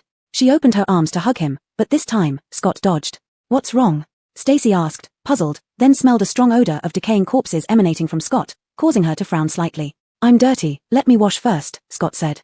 Stacy shook her head and still embraced him, muffled against Scott's chest, saying, "I don't mind." Scott hugged her back for a moment, intending to ask for a kiss, but remembering the smell of decay on him, he kept silent. Chapter 77 again. While waiting for Scott to finish his shower, Stacy took out the zombie crystal core he brought back and examined it. The interior of this crystal core was not much different from other cores, storing complex intertwined energy and impurities. The only difference was that it seemed to have been invaded by some unknown force. Between the energy and impurities, there were faint traces of similar yet different source energy. This zombie was indeed controlled before Walt killed it, Stacy explained carefully while being embraced from behind by Scott. "I found another kind of energy inside, similar but of a different source." Simply put, the controller was also a zombie. "Can we confirm that a new mutant type has appeared?" Scott asked. "We can't rule out that possibility," Stacy answered cautiously after thinking for a moment. "Is what Drake said reliable?" Stacy hesitated but still asked. If that was true and Barry had really mutated into a zombie with human consciousness and thinking ability, it would definitely not be good news for them. Scott understood Stacy's concerns. He buried his head in Stacy's neck, breathing in her pleasant scent, offering endless security with his broad and solid chest. "Barry's body did disappear, but Walt and I didn't find him. Don't worry, if he has truly turned into a zombie, I'll kill him again." Stacy nodded and fell into Scott's arms, receiving the kiss of welcome home for the day. Walt, having cleaned himself, knocked on Stacy's door with an owl's head and a piece of dead vine. Though Stacy didn't find any useful information from the owl, she detected residual abilities identical to those inside the invaded zombie crystal core within the half-dead vine. This confirmed that the one controlling the vine to attack Drake and the one commanding the zombie army to assault the refuge city were indeed the same zombie. At this point, they had lost the trail and couldn't insist on uncovering the truth, so they could only set it aside temporarily. Tonight was the perfect opportunity, and Stacy expressed her intention to help Walt alleviate his divine strategy abilities. Walt was visibly surprised at first, showing evident delight. Then, as if recalling something, he quickly glanced at Scott, who looked like a pot bottom. "Why are you looking at me? Go if she told you to." Scott sat next to them grumpily, pulling out a bag of stored crystal cores from a drawer under the coffee table to absorb. Walt responded dumbly with an "oh," but inside he was thrilled. Although he knew Brother Chevy wasn't happy about sister-in-law helping others with their abilities, such a good opportunity was too rare to pass up. He complied, sitting on the floor opposite Stacy, closing his eyes and opening up his divine strategy. Stacy's fingertips emitted a milky white light, thin and winding, heading toward Walt's forehead. Thus, Walt became the first person outside of Scott to receive Stacy's ability to relieve supernatural powers. The state inside Walt's divine strategy was no better than Scott's had been, but his carefree nature meant few things could trigger his anger or concern, thus minimizing the impact. After the first relief session, Stacy had maximally absorbed and neutralized the impurities within Walt's divine strategy within her capability. The remaining impurities could be fully neutralized in 2 more sessions. Upon completion, Walt immediately felt his divine strategy clearer than ever, even sensing a subtle enhancement of his own abilities. Excited, he opened his eyes wanting to share his joy with Scott, only to meet Scott's sour face, which looked as if seeing a rival. But that didn't dampen his spirits. He cheerfully thanked sister-in-law despite Scott's icy glare. "It wasn't as bad as yours. Another 1 or 2 times should clean it all up." After Walt left, Stacy stood up and stretched. Chicky Nathaniel chirped merrily. As Stacy turned her head, she saw Nathaniel being pinched by Scott, twirled like a walnut. "Scott, you mustn't bully Nathaniel." Stacy rushed over to snatch Nathaniel back. Just as she stood up, Scott tripped her intentionally, sending her right into his arms. Scott had calculated her inability to avoid him and caught her in his arms beforehand. With a slight flip, Stacy ended up pinned on the sofa beneath him. The chick in Scott's hand chirped incessantly. Stacy hurriedly reclaimed Nathaniel, stroking its feathers gently. "I just pinched it for a long time, why didn't it spit fireballs?" Scott flicked off a chicken feather that had fallen from the sofa and shot a cold glance at Nathaniel. Nathaniel froze, then turned around to face him with its backside. "You're not a bad guy, so of course Vanessa won't hurt you," Stacy said as if it were obvious. She placed Vanessa back on the ground, straightened her back, and wrapped her arms around Scott's neck. Scott didn't need much effort from Stacy, just a slight embrace, and he pressed down to touch foreheads with her. "I absorbed many crystal cores just now." Scott gently stroked Stacy's waistline. Stacy knew exactly what this implied. Immature fool, you can't help but be jealous. Stacy rubbed her nose against his, releasing an ability that locked onto Scott's forehead, but her ability met no response. Scott stared at her intensely, refusing to open up his divine strategy no matter what. "What's wrong?" Stacy asked. "Didn't you say that if it's me, kissing is okay too?" Scott spoke, then kissed Stacy's lips. "I like this." Stacy sighed. What could she do? Of course, she would indulge and pamper her own husband. After thoroughly cleansing the latest black mist impurities absorbed into his divine strategy, Stacy further refined Scott's abilities, tackling some of the stubborn other abilities in the corner. Feeling a bit tired, she finally stopped and focused on kissing Scott. Scott held Stacy's waist, stood up from the sofa, carried her horizontally, and returned to the large bed in the bedroom while still holding her. Wife, are there other ways? Scott stared intently at Stacy, chasing after her blushing eyes that tried to evade his gaze, a soft chuckle hidden deep in his throat, sending tremors through her heart. There are none. Stacy felt ashamed and irritated being chased, pushing against Scott's mouth with her hand, frowning as if on the verge of tears. Scott kissed Stacy's palm. Then we don't rush. We can talk about it later. He had just successfully shared her bed, and couldn't appear too greedy or impatient. If he upset her and ended up sleeping on the floor again, it wouldn't be worth it. Chapter 78, Bandits. After this wave of zombies subsided, it did not return as they had expected. This seemed more like an accident that was interrupted and then quieted down. Such a large-scale attack seemed to have never happened, with no further news. During the multiple outings for investigation by Drake and Scott, they did not find the zombie suspected to be Barry again. This matter could only be temporarily put aside, turning into an unsolved case. Stacy went to work at the hospital in the refuge city as usual, but after her ability to alleviate other people's powers was exposed, the attitudes of those around her and the patients who came for medical care changed completely. But she didn't care how others treated her. She came to the hospital to collect more information. As long as it didn't hinder her, what others thought of her was none of her business. Over these few days, she successively alleviated the powers of Walt, Lucas, and Doreen, pushing her abilities to the peak of level 4, showing signs of breaking through to level 5. But all the reliable power wielders around her had been used up, so she could only wait for the right time to find suitable collaborators. One day, while Stacy was slacking off at work, a tall and muscular man suddenly came to the door. He walked straight to Stacy's reception desk and said somewhat rudely, "Miss Stacy, Boss Chow wants to see you." Stacy raised her eyes and looked at him. This person was one of Bjorn's confidants, but he looked disheveled as if he had just fought someone.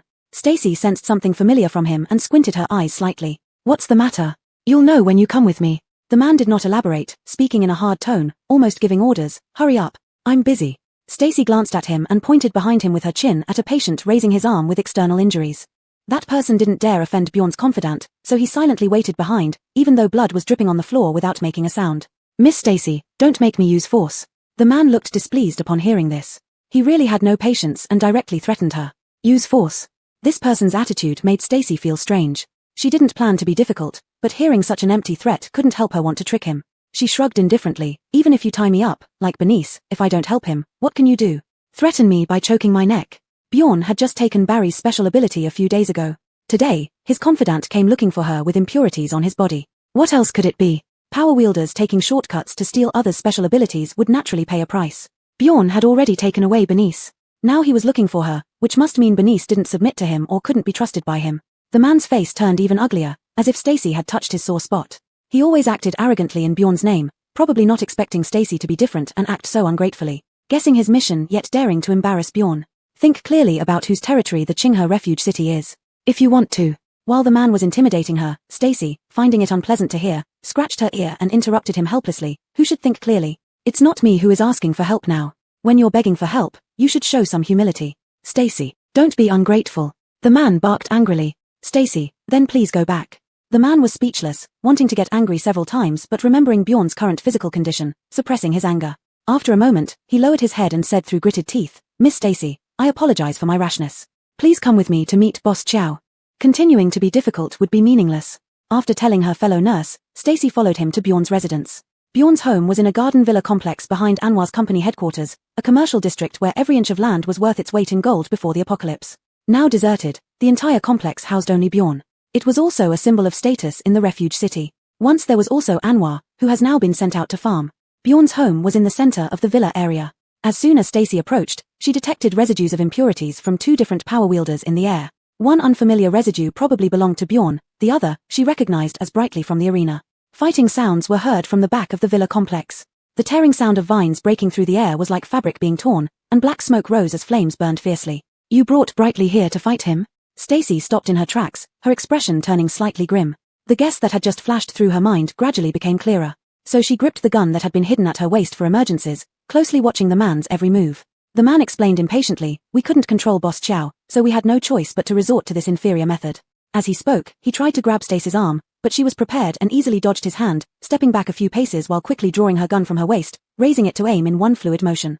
Bang! Bang! Bang! 3 shots aimed directly at the man's chest. The close-range attack forced him to use his power to defend himself. At the moment he used his power and touched Stacy, she instantly captured the path of his power moving through the air, tracing it upstream with lightning speed, reaching his core. This man was a spatial power wielder who had just entered level 4. He had just developed his ability to attack by moving through space and using distorted space for attacks, which he wasn't fully adept at, thus allowing Stacy to easily intrude into his deepest core. Stacy controlled the black mist within his core, condensing it and impacting the root of the energy body, cutting off its energy output. What did you do? The man felt like a duck whose throat was being held. He clearly sensed his power disappearing, no longer under his control. No matter how hard he tried to summon it, he could not use it anymore. This realization made him panic, unable to control his emotions. He screamed hoarsely, "You demoness, what did you do to me?" Stacy clicked her tongue twice. "A demoness? Which feudal era are you living in? Let me go. Let me go." The man's face turned red, veins bulging in his eyes, clearly enraged to the extreme. "Who do you work for? Anwar, or some other rat hiding in the sewers?" Stacy manipulated her power to completely block the man's power output channels while holding the gun with her right hand and retreating a few steps. The man roared in fury, clenching his fists so tightly that the veins on his hands stood out. "Traitors! This is the refuge city that Chairman Manuel worked so hard to build.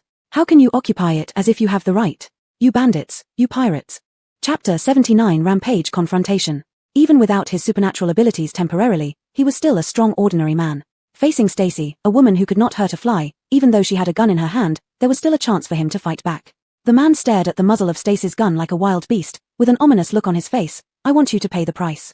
"Ah." Just as the man was about to make a move, Doreen, who had come up behind him at some point, shouted loudly, thrusting both hands forward and throwing a brick upwards aimlessly. Doreen's sudden appearance startled Stacy too. She saw the brick draw a parabola in the air. Just before it hit the ground, it seemed to have entered some kind of spatial black hole and vanished suddenly. And in the next moment, the brick reappeared directly behind the man, maintaining the speed just before landing, and struck the back of the man's head with a thud. Before the man could turn around, he was immediately knocked down by the brick. "Are you okay? How did you get here?" Both spoke at the same time. Doreen came running over out of breath, while Stacy put away her gun with lingering fear. "I went to the hospital to find you, and someone told me you left with Bjorn's subordinates, so I followed," said Doreen, taking a rope out of her space and fumbling with it around the fallen man. "So you arrived just in time." Stacy kicked that man once and seeing no response from him, squatted down and tied his hands behind his back with Doreen's rope. Some skin on the back of the man's head was smashed, blood flowing down the scalp and onto the ground forming a small puddle of blood. The corner of Stacy's mouth twitched. "Next time take it easier, just knock him unconscious. This one would almost be dead soon otherwise." "I won't use such force when I practice better." Doreen scratched her head embarrassedly. She had only recently broken through to level 4 with Stacy's help and mastered spatial attack ability. It was normal for her to not control the intensity well yet. "You watch him while I go check on those two troubles." With this trouble resolved, 2 more awaited her at the back. The sounds of fighting coming from the back of the villa were growing fainter, mixed with noises of collapsing walls. Those 2 continued their superpower rampages. They wouldn't stop until one of them lay dead or dying. When Stacy traced the sound and found them, Cheviangliang's entire body was ablaze with bright orange flames, looking exactly the same as that night Xena was taken away. And Bjorn, battling against him, was wrapped in vines created by his own powers, layer by layer resisting the fiery assaults from Cheviangliang, while stretching out more vines to attack him simultaneously. Bjorn's power level was much higher than Cheviangliang's. If not for the fact that Cheviangliang's fire-based power naturally overpowered wood-based power, he would never have been able to last this long. Now, fearless of fire, Bjorn's vines had already entangled Cheviangliang's hands and feet, with the remaining transformed into attacking blades moving towards Cheviangliang. Unable to join the battle, Stacy could only release her power into the air as a sedative to soothe both men's raging abilities and pull them slightly back to their senses. In his calm state, Cheviangliang, although mentally deficient, remained unaffected by black mist impurities due to the lack of worldly desires confusing his mind. Thus, after Stacy continuously released soothing powers, Cheviangliang turned out to be the first one of the 2 to regain his sanity. As one side regained reason, the mutual confrontation between the 2 powers became a one-sided attack and defense. Stacy finally found a suitable opportunity. She prompted her powers to climb along the trajectory of Bjorn's attacks, infiltrating his mental fortress through the energy output channels. Inside Bjorn's mental fortress, the situation wasn't optimistic. His high-level power absorbed black mist impurities from others far more than regular power users, nearly double the usual amount. Under such circumstances, Stacy could not dissolve and convert the black mist to alleviate his power disorder. She could only resort to the old method, using the technique she employed on the man on Bjorn again. Unlike that man, Bjorn's power level was almost comparable to Scott's. Stacy couldn't completely block his power output channel, but blocking most of it achieved a similar effect. Forcing power control, the black mist impurities would have fewer mediums to rampage, allowing him to regain consciousness sooner or later. It just took longer to wake up. Cheviangliang, watch these 2, don't let them run away. Stacy negotiated gently with Cheviangliang. "When sister has free time, I'll help you sort your power out." "Hey!" Cheviangliang grinned immediately. The trace of a metal collar bound around his neck made one feel heartache and sigh. Stacy recalled that day when Xena was kidnapped, and Chevy Angliang broke free from the iron chains in the basement and ran out in a frenzy. At that time, the metal collar around his neck was almost melted by him. In fact, she had known for a long time that the iron chains binding Chevy Angliang on the stage and in the warehouse were just for show.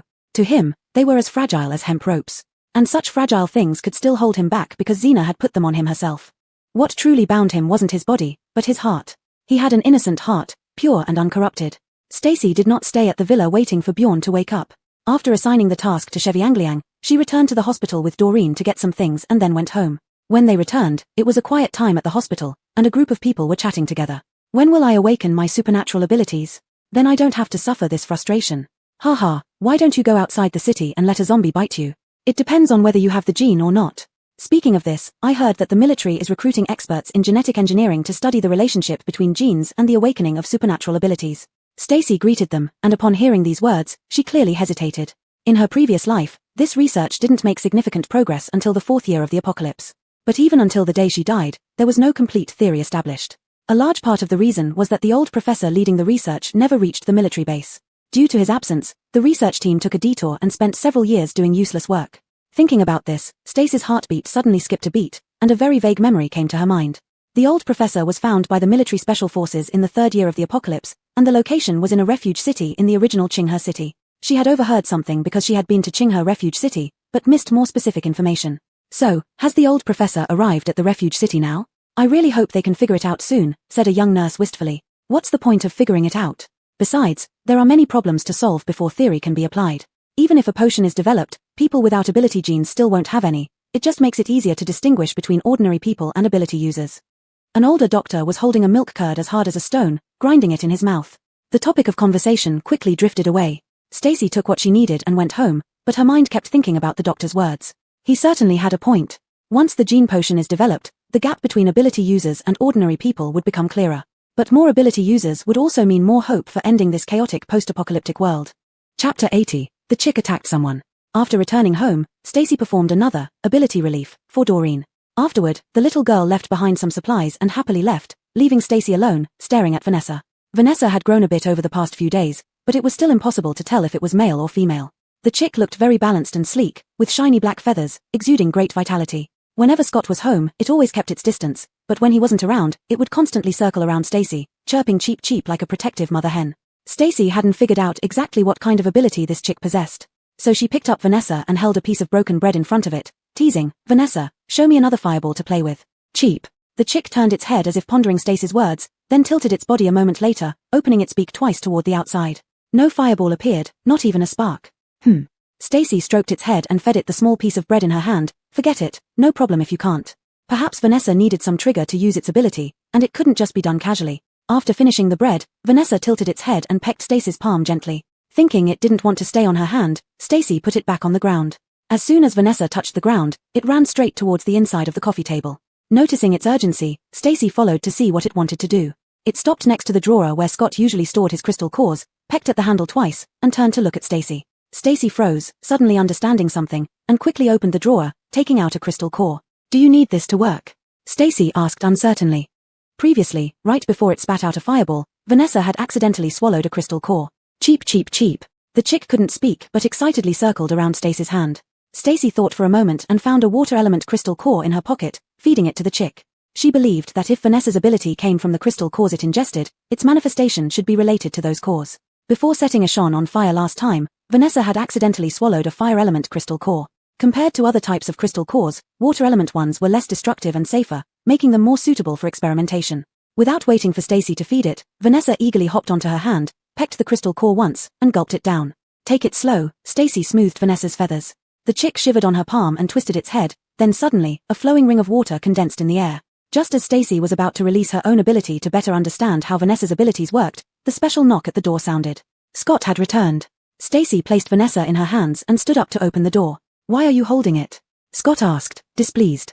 Upon entering, Scott immediately noticed the chick nestled in Stacy's palm. It looked different from usual, standing tall and proud, as if it had gained some extraordinary confidence. Usually, it would cower away upon seeing him. Why was it acting so strangely today?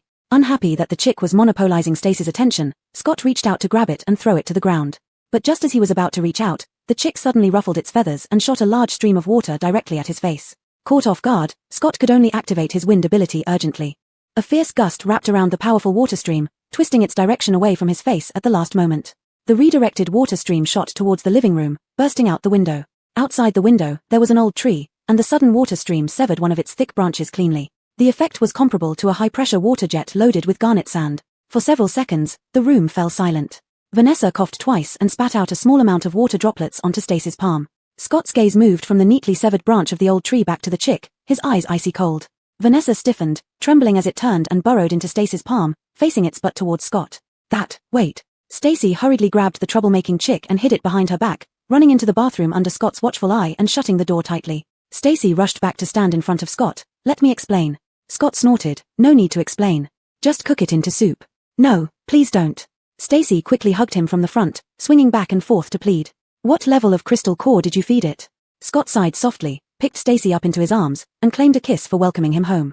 Level 1, Stacy replied, equally astonished. How could the energy of a level 1 crystal core be so powerful?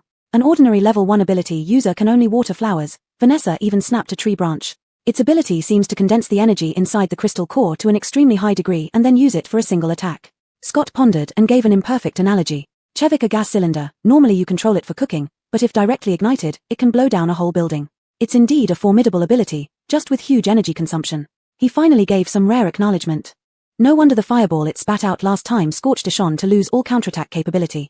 This energy attack is equivalent to a full explosion from an ability user. Stacy suddenly understood. In other words, as long as they carried the chick around, they would have a very powerful ace up their sleeve. If they encountered unsolvable troubles, feeding the chick a crystal core and letting it release its energy could instantly resolve everything. Scott glanced toward the bathroom. Even though he disliked the chick, its usefulness made him reconsider stewing it immediately. Bjorn just sent someone to pass on a message, wanting to see us. Scott nuzzled Stacy's nose. What trouble did you stir up this time? I didn't stir up any trouble. Stacy defended herself and recounted the afternoon's events in detail. Scott's expression darkened initially, but when he heard that Stacy had sealed the man's ability, his mood brightened. Well done. Do you still have bullets? If not, I'll have Walt make some for you. There are still plenty. Stacy shook her head. Back in the underground passage, she had found several boxes of bullets, which she had been conserving. Firearms drew too much attention. She would never shoot unless absolutely necessary. Chapter 81 The Origin of Bernice. Bjorn's neighborhood had been attacked by 2 rogue ability users and was now in ruins. When Stacy and the others arrived, Chevy Angliang was still diligently guarding the tied-up man and Bjorn. Several ability users stood around him, eyeing him with hostility as if ready to attack at any moment. No wonder I was called here. Since Chevy Angliang stopped him from moving, I certainly need to come. Stacy looked embarrassed. She had been so preoccupied with helping Doreen with her abilities and studying Vanessa that she forgot Chevy Angliang was still executing his task. Miss Stacy, you finally came, said Bjorn, sitting on a large stone block in the middle of the road. He was confronting Chevy Angliang, his clothes crumpled, torn on the left and missing a strip on the right, looking utterly disheveled. It's good that Manager Chow has awakened. I asked Chevy Angliang for help, and I promised to help him sort out his abilities, so he naturally has to complete the task. Stacy had already set her sights on Bjorn as an excellent collaborator, deliberately hinting that she could help other ability users. Just then, the large hand holding hers tightened, pulling Stacy into his arms, hugging her waist to show his displeasure. Thank you for your efforts, Miss Stacy. Hearing her words, Bjorn was genuinely touched. He stood up from the stone block, pointing at Chevy Angliang who was about to bare his teeth. Chevy Angliang, the task is completed. Stacy interrupted Chevy Angliang's intimidation. Wait for me, and after work tomorrow, I'll find you to help you sort out your abilities. Upon hearing this, Chevy Angliang's fierce expression turned into a smile, standing there grinning like a big bear. Chevy Angliang ran away, leaving behind an unconscious man on the ground. What did my subordinate do to upset you? Bjorn glanced at the bloodstains on the ground, his face unpleased. Before the breakout, he had a premonition but couldn't trust Bernice as she refused to obey him. So he instructed his subordinates that once he lost control during the ability breakout, they should seek Stacy's help. As a member of the refuge city, Stacy shouldn't refuse help whether it was official or personal business. But while he appreciated the help, knocking out and tying up his subordinate was not part of the deal. Stacy shrugged, and Scott pulled her into his embrace, his tone unfriendly. Before Manager Chow accuses anyone, it would be best to first confirm whose subordinate he is. This made Bjorn pause. His subordinates had always been efficient and loyal, he had never doubted them. But Scott and Stacy were outsiders who had recently arrived in the refuge city and caused significant chaos. While he did take advantage of the turmoil to plan ahead and change the ownership of the refuge city, he knew whom to trust between the insiders and outsiders. Moreover, Stacy had a shady past. She openly incited discord between Anwar and Ashon when she first arrived at the refuge city. Although it didn't seem effective on the surface, it was one of the reasons for Anwar's downfall. Anwar no longer trusted Ashon, subtly excluding him. And Ashon, sensing this, quickly made plans for himself. On the day they besieged Scott, he did not abduct Stacy as agreed, leading to flaws in the siege plan and accelerating Anwar's failure. With this precedent, Bjorn naturally wouldn't easily believe them. I'll look into it. Bjorn waved his hand, and one of his subordinates immediately helped the man on the ground to his feet. The man wasn't seriously injured but looked frightening. As soon as he was pulled up by two people, he woke up. Opening his eyes and seeing Bjorn staring at him, he immediately flinched. Bjorn was known for being merciless towards traitors. Seeing the fear on his subordinate's face, Bjorn frowned, unable to ignore the obvious guilt written all over it. Take him away. Turning around, Bjorn felt as if he had slapped himself in the face. This person was most likely problematic. Boss Chow. What she said is all lies. Don't believe her words. She is trying to frame me because she holds a grudge. Upon hearing this, the man's heart sank, knowing that take him away was a death sentence for him. Panicking, he hurriedly tried to defend himself. Boss Chow, I have always been loyal to you. I absolutely did not collude with President Manuel, I didn't. Silence fell among the few present. The two ability users who were dragging the man exchanged glances and released him, allowing him to kneel on the ground. Stacy covered her face, sighing softly without speaking. Bjorn impatiently waved his hand. Take him away quickly, don't disgrace yourself here. The man was dragged away with a hand covering his mouth, his voice fading into the distance, interspersed with what sounded like cries of pain. Scott, Supervisor Chow, if there's nothing else, I'll take Stacy back. Hold on, there's one more thing that needs your help, Bjorn said, glancing at Stacy but hesitating to speak. There are no secrets between us, just say what you want to say. Scott immediately declared his stance, tightening his hold around his wife's waist. Bjorn looked at him with admiration. Bernice is refusing to cooperate, she wants to see you. I won't see her. Scott did not hesitate for a moment and turned to leave with Stacy. She says her brother won't let us off. Once he comes looking for her, he will flatten the entire Qinghe refuge city. Bjorn's expression grew heavy, yet his tone was harsh. I want to know who her brother really is, to make such a big statement. Scott's face stiffened slightly as if recalling something from long ago. Everything she says is true. Prepare the whole city for war. This left even Stacy momentarily stunned. Even in the 5 years of the previous life, it was extremely rare for two refuge cities to go to war. With less than a year into this apocalypse and conflicts among ability users not being so evident, Scott had already foreseen this. Bjorn didn't quite believe it, questioning, is it really that serious? Do you know Biff? Scott countered. Bjorn's expression changed. Of course I do, the son of Sea High Base, the largest refuge city in the eastern 4 provinces.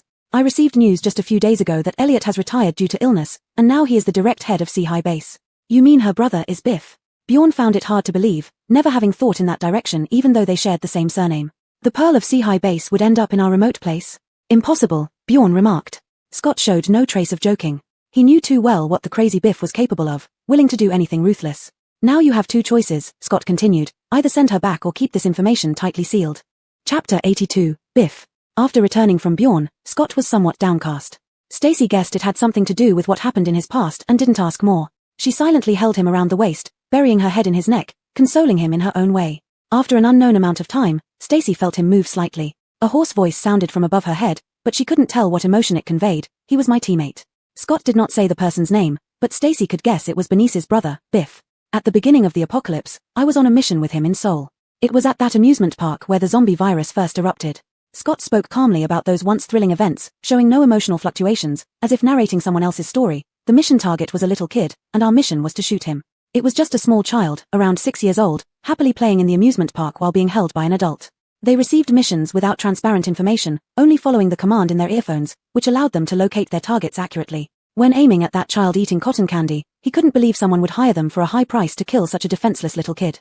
I didn't pull the trigger and wanted to withdraw from the mission. Pausing briefly, Scott took a deep breath and continued, but he fired. The child died right in his mother's arms, shot right through the chest. The mother stood frozen, bright red blood gushed out, staining her clothes and turning the face of the child in her arms pale. She fell hopelessly to the ground, holding her child and screaming helplessly. In the bustling amusement park, people quickly noticed the distraught mother and child. Some approached to offer help, but the unexpected happened. Scott tightened his hold on Stacy's waist, and Stacy leaned into him like a pillar of support. The child bit his mother's neck, rupturing the artery, causing a bloody splash. Everyone nearby was splattered with blood. This was the first case of a zombie mutation within the country, occurring just 1 month after the end of the world prophecy appeared. Due to fear of public panic, the local government suppressed the news and did not report it. Forensic experts found no abnormalities, and the crowd splattered with blood didn't take it seriously. However, after the peak tourist season ended, diseases started breaking out across the country, leading to a large-scale outbreak of the zombie virus. After completing the mission, we left Seoul and returned to Sealma, only to unexpectedly find that the person who had commissioned the assassination task was in Sealma City. Later on, mutated humans appeared in Sealma, and when I went out to clear zombies, upon my return, I was confronted with my teammate's gun barrel. Stopping here, Scott let Stacy digest this. She was still in shock. She hadn't expected Scott to have experienced the initial zombie mutation or to learn that there had been a prelude before the virus massive outbreak. He wanted to kill you? Stacy was surprised. Even though much time had passed, she still felt a sharp pain for Scott back then. Why did he want to kill you? They wanted to kill me. Scott looked up, his eyes dry yet reddening. They had received a task, and the target was me. Eventually, I escaped from Sealma, pursued by my teammates all the way until I got infected during a battle. My powers awakened, allowing me to escape them, except for Biff, whom I let go. Throughout his recount, Scott remained detached, revealing no extra emotions. However, Stacy could feel the deep sorrow buried within him. Being betrayed and abandoned by his teammates, hunted down, what kind of despair must he have felt? And the scar on his shoulder, what circumstances pushed him to the brink, to strike a deadly blow against comrades who had faced life and death together? Stacy. Scott reached up to hold Stacy's head gently, bringing her face close to his own. I killed them. The scar on my shoulder isn't just one, it's dozens overlapping, making it appear so horrifying. As he spoke, Scott kept eye contact with Stacy, ensuring her eyes were filled only with empathy for him, devoid of any fear or aversion. Only then did he look away and lower his gaze to her lips. Once, Stacy had avoided and disliked him, yet now, faced with these ugly parts of his past, she only felt more heartache for him. If not for the apocalypse turning everyone into killing machines for survival, how could he have risen from the gutter to stand before Stacy, shamelessly becoming her fiancé? Don't blame yourself. Stacy shook her head, her tone unusually stern, anger surging in her heart, a stark contrast to her usual self. The roles of prey and hunter are never fixed. They should have been prepared for retaliation when they attacked you.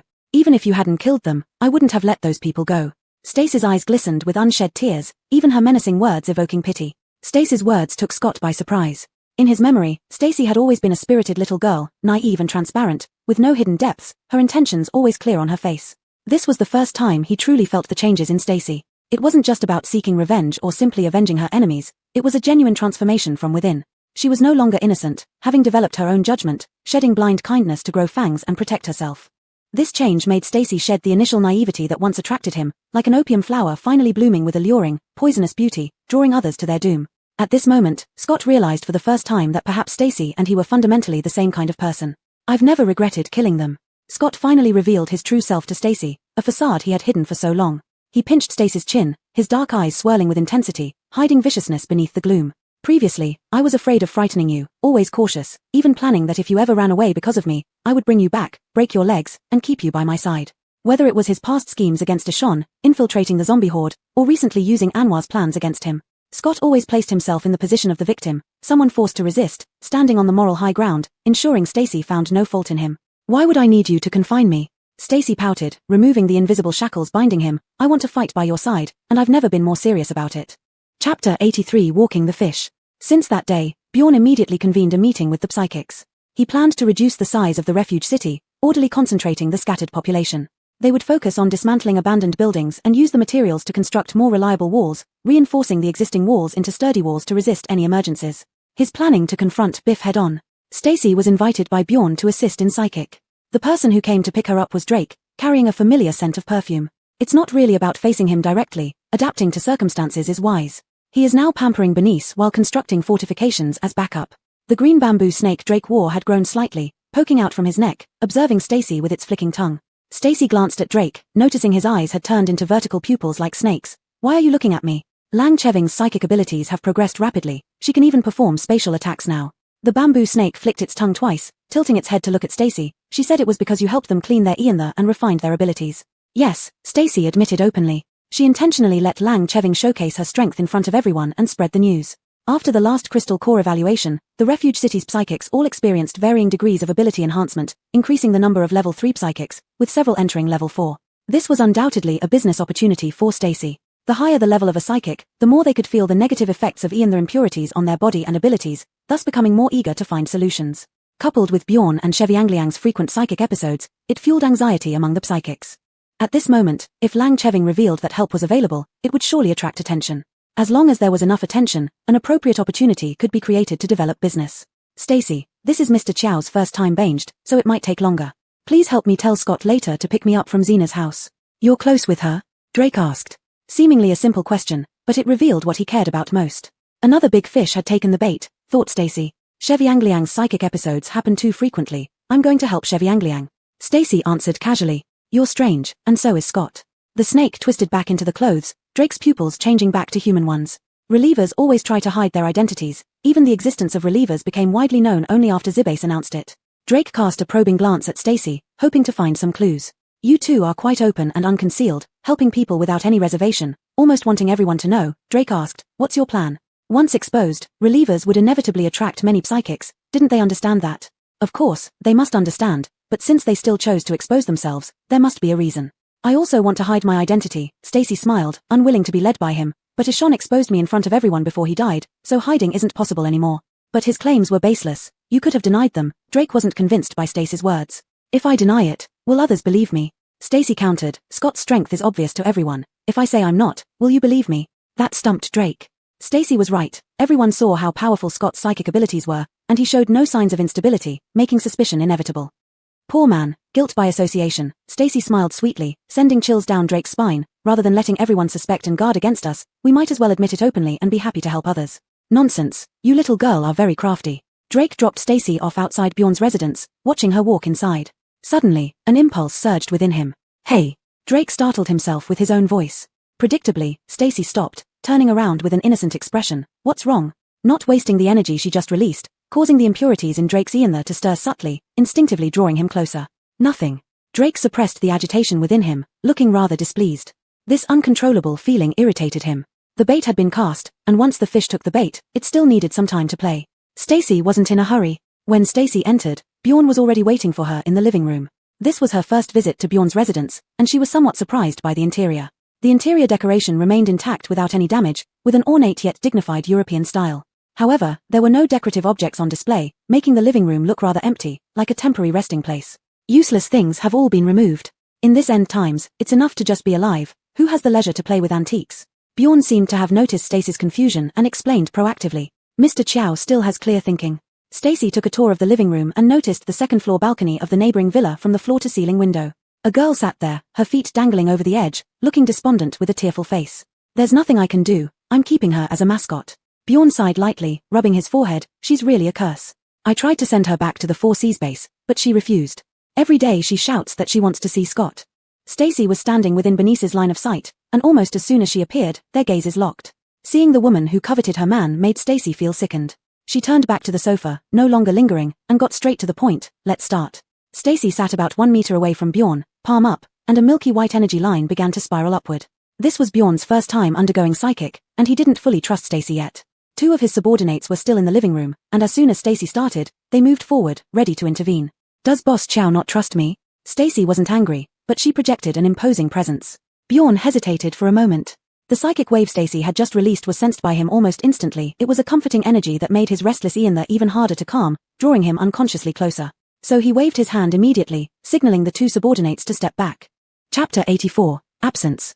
The condition inside Bjorn's ether was even worse than that in Stacy's phenomenon, more complicated than when Scott left during the storm. Impurity-laden black fog almost completely occupied the entire ether, fully enveloping the energy roots and spheres, so dense it was nearly substantial.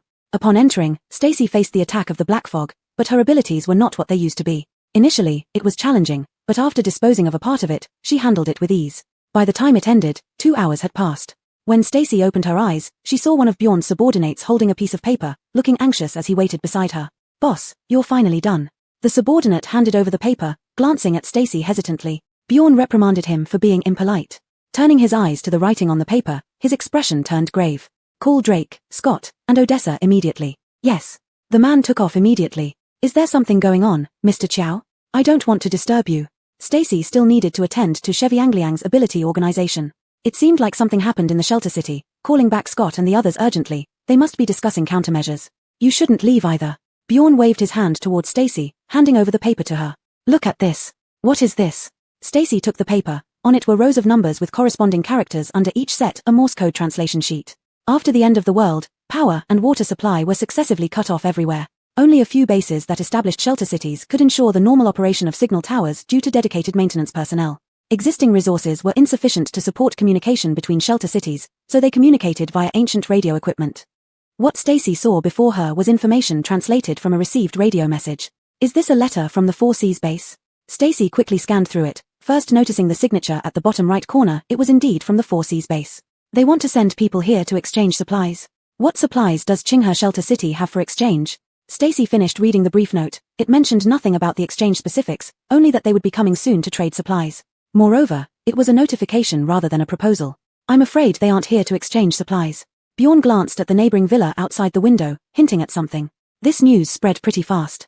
Indeed, too fast and abnormal. Bernice had just come out of the machine. Afterward, she was kidnapped by Gordy and Ricky, rescued, and then taken away by Bjorn's men. She hadn't had any opportunity to interact with many people. Not many people knew about Bernice's existence, and fewer knew her true identity. So how did the news spread? Stacy pondered the connections and asked, what's up with the machine? How did Bernice end up in the shelter city? Bjorn said, that machine was brought back by Stormway. We were tricked. Only after getting it did we realize it was broken. When we opened it, there was someone hidden inside. So you're saying Bernice was hiding in the machine? This machine likely came from the Four Seas base. The more Stacy thought about it, the stranger it became. As Biff's younger sister and the legitimate young mistress of the Four Seas base, why would she be locked in a machine? Bjorn shared similar thoughts, only she knows why she was in that machine. Speaking seriously, he rarely showed a hint of ridicule. But I didn't get an answer. She insisted on seeing Scott before speaking. HMPH. Stacy snorted coldly, slamming the paper onto the table. Dream on. Bjorn chuckled twice without responding. They waited a while, and Drake arrived first, casually sitting on a single-person sofa. What's going on? Drake wasn't polite, grabbing the teaware on the table to pour himself a cup, swallowing it down. At this moment, Scott and Odessa also arrived. Odessa greeted Stacy and sat across from them, dragging a chair. You're here. Seeing Scott, Stacy instantly became docile, obediently extending her hand for him to hold. Scott furrowed his brow upon feeling Stacy's icy hands, then held both of her hands in his palm, millimeter. This was one of the signs that Stacy had used her ability excessively. If pushed further, her whole body would heat up and feel weak. I'm fine. Stacy felt Scott's force, guessing he might be upset, and defended herself quietly. Scott gently placed Stacy's hands on his side, whispering, we'll settle this when we get home. Bjorn couldn't stand it anymore, coughing lightly to cover his chuckle. Cough. Captain Chevy, I'm not a monster, I won't eat anyone. What's up? Scott wasn't one for jokes. Seeing that Bjorn had called them all over, he had a rough idea of what was going on. It's related to Biff. Bjorn nodded, recounting the message he had just received. If they want to come, let them come. If they take her away, it'll save us some trouble, Drake said nonchalantly. However, seeing that neither Bjorn nor Scott looked pleased, he became puzzled. What's wrong? Is Biff going to wipe us out? It's not impossible. Scott looked up at him and said surprisingly, he's been chasing me. Drake fell silent for a moment, his mouth slightly open as he slowly exhaled a curse. Does he know you're here? Odessa picked up the piece of paper from the table, but found no valuable information on it. Bjorn, we're not sure. We don't know how the news about Bernice leaked. Odessa fell silent upon hearing this. A moment later, he remembered something and asked, could it be the two people who kidnapped Bernice? After failing, they might have sought refuge in the Four Seas base, using this information to curry favor with Biff. As they were discussing, a man came in looking troubled. He approached Bjorn, hesitating to speak. Boss. Bjorn waved to stop him from bending down, instructing, there are no outsiders, just say it. The man then spoke. Miss Yang saw Captain Chevy enter and insisted on seeing him. We tried to stop her from coming out, but she threatened to die. Stacy snorted, retracting her hand held by Scott, only to have it immediately grasped tighter. She then smiled faintly. She wouldn't dare to die. Do you want to see her? Stacy tilted her head to look at Scott, seeming harmless and merely seeking his opinion. No. Scott answered resolutely, pulling Stacy closer. His tone was a bit harsh, emphasizing the word no, making it sound like he was somewhat angry. Tilda. Stacy glanced at Scott, unconsciously lifting her chin, her voice rising at the end, sounding delighted. Chapter 85, The Challenge. Bernice, having failed to see Scott, made a huge fuss. She even threw an empty flower pot from the second-floor balcony next door, which landed right in the walkway between the two floors with a crisp sound. Stacy got up and came to the window, meeting Bernice's provocative gaze with a smile, then closed the window, shutting out her impending words. When facing unnecessary provocations, the best response is indifference. Let her aggressive actions fall into nothingness, suffocating and infuriating her. With Bernice's voice shut outside, they continued their discussion for a while. After confirming the progress of the wall construction and other defensive measures, Bjorn ultimately decided, since he's sending people over and we can't stop them, let's open our doors to welcome them. We'll deal with it as it comes. On Qingha's territory, people from the Sai High base won't be able to stir up much trouble, Bjorn said. Odessa, responsible for the pharmacy that had just resumed operations, couldn't leave his post and departed first after the discussion. Drake and Scott were also overseeing the wall construction and couldn't be away for too long. However, just as Stacy and Scott were about to leave, Bjorn called them to stay a moment longer. Turning around, he noticed Drake also seemed unwilling to leave, and his tone changed immediately. Waiting for me to invite you to dinner? Bjorn raised an eyebrow, glancing at Drake. Drake ground his teeth and muttered through clenched jaws, who cares? Then he waved a hand, turned around nonchalantly, and stomped out in his military boots. Is there something else? Scott asked. It might seem presumptuous, but I'm doing this for your own good. Bjorn's gaze briefly swept over where Drake had been sitting, where Abby quietly rested unnoticed. Biff's people coming here are likely aiming to retrieve his sister, but with you all here, it's hard to ensure he won't target the refugee city. Bjorn hinted, and Stacy guessed most of it but deliberately misunderstood him. You want us to leave? Stacy looked displeased, pulling Scott's hand aggressively. We helped you take down Anwar, and now you're turning your back on us? Of course not. I, Bjorn, am not that kind of person. Bjorn denied it, falling silent for a moment. Seeing Stacy's displeasure, he grew a bit anxious and finally felt he had grasped these two individuals, so he calmly continued, you will always be brothers of my refugee city. So what do you want? Stacy asked. Faced with formidable enemies, we cannot sit idly by. Bjorn slowly explained, reasoning with them, to resist Biff, the best way is to enhance the defensive capabilities of our refugee city. The most direct and feasible method is to increase the power levels of the psychics. Do you want Stacy alone to adjust the abilities of so many people? Scott furrowed his brow, his harsh tone revealing simmering anger. Stacy quickly tugged at Scott's hand with a subtle gesture, careful not to overact. It was best if Bjorn brought up this matter now. Bjorn replied, please calm down. Enhancing our city's psychics benefits you as well. Scott's reaction was exactly what Bjorn expected. A reliever is always a psychic's sore spot. How could any psychic have the broad-mindedness to let their own reliever help others gain strength? Inviting Stacy to assist already pushed Scott's limits, but because he was dependent on others, he had no choice but to compromise. Now, directly demanding his reliever to risk her safety for the benefit of others was like trying to peel a live nerve. He naturally wouldn't remain indifferent. Bjorn, unhurried, continued, you know Biff is a madman who won't stop chasing you. Once he learns Qinghe Refugee City has taken you in, he will certainly see Qinghe as a thorn in his side. As the largest refugee city in the eastern region, Sai High Base has considerable strength. Even a small squad would be enough to give us trouble. So, to face this more confidently, shouldn't you provide some assistance within your capabilities? What I've said should make sense to you. I understand your protective instincts towards your reliever and partner, but preserving our refuge should be the priority, isn't it? Bjorn persuaded. Scott remained silent, his tense muscles barely concealed under a stern expression, making even Stacy uncertain if he was genuinely angry or acting along with her. At this point, Stacy had to speak up, playing the part of understanding, holding Scott to ease the tension. We will consider this proposal, but there are too many psychics. Rest assured, I won't let you down. Bjorn had planned everything carefully and quickly laid out his conditions once Stacy showed some willingness. As a reliever, you should know how to identify crystal core attributes. I'll send people to assist you. For identifying crystal cores, I'll take 20% as a fee, and for enhancing abilities, the charges will be based on frequency and level. Then, we split the profits 60-40. You get 40, and I get 60. You're not doing anything and yet taking away more than half of the crystal cores. That's not fair. Scott chimed in fiercely from behind, prompting Stacy to quickly pull him back, hastily negotiating with Bjorn. This benefits not only Stacy and me but also you. Stacy stood in front of Scott, looking like a little white rabbit trying to protect a big bad wolf. We want 60. Stacy gritted her teeth.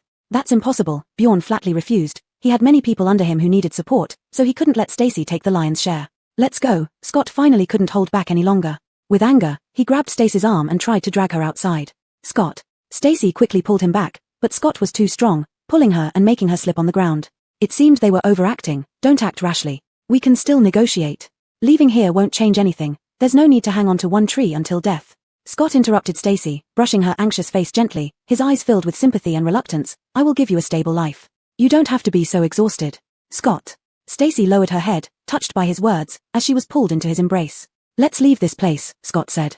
Bjorn couldn't hold back anymore. He gritted his teeth and conceded another 10%, 50-50 split, that's my bottom line. I think. Stacy hesitated at the sound of it, raising her head as if trying to persuade Scott. No need, we're leaving. Scott held down Stacy, picking her up horizontally. I said, I can give you a stable life with my own capabilities. Bjorn became anxious immediately. He slammed the table, stood up, and chased after them, shouting, You 6, I 4. This is my last offer. Don't push your luck, Scott. Where else can you go besides Qinghe Refugee City? Scott paused at the sound, but Stacy, draped across his arms, clung to his neck like a fish flipping over. I'm not tired. Stacy's voice sounded close to tears, very low, whispering into Scott's ear yet clearly audible to Bjorn as well. I want us to settle down together. I don't want you to be in danger every day. Staying in the refugee city, at least we can live peacefully. Stacy, clinging to Scott's neck, was nearly crying. Scott stood there, as if struggling within himself for a long time, finally answering helplessly and angrily, I agree.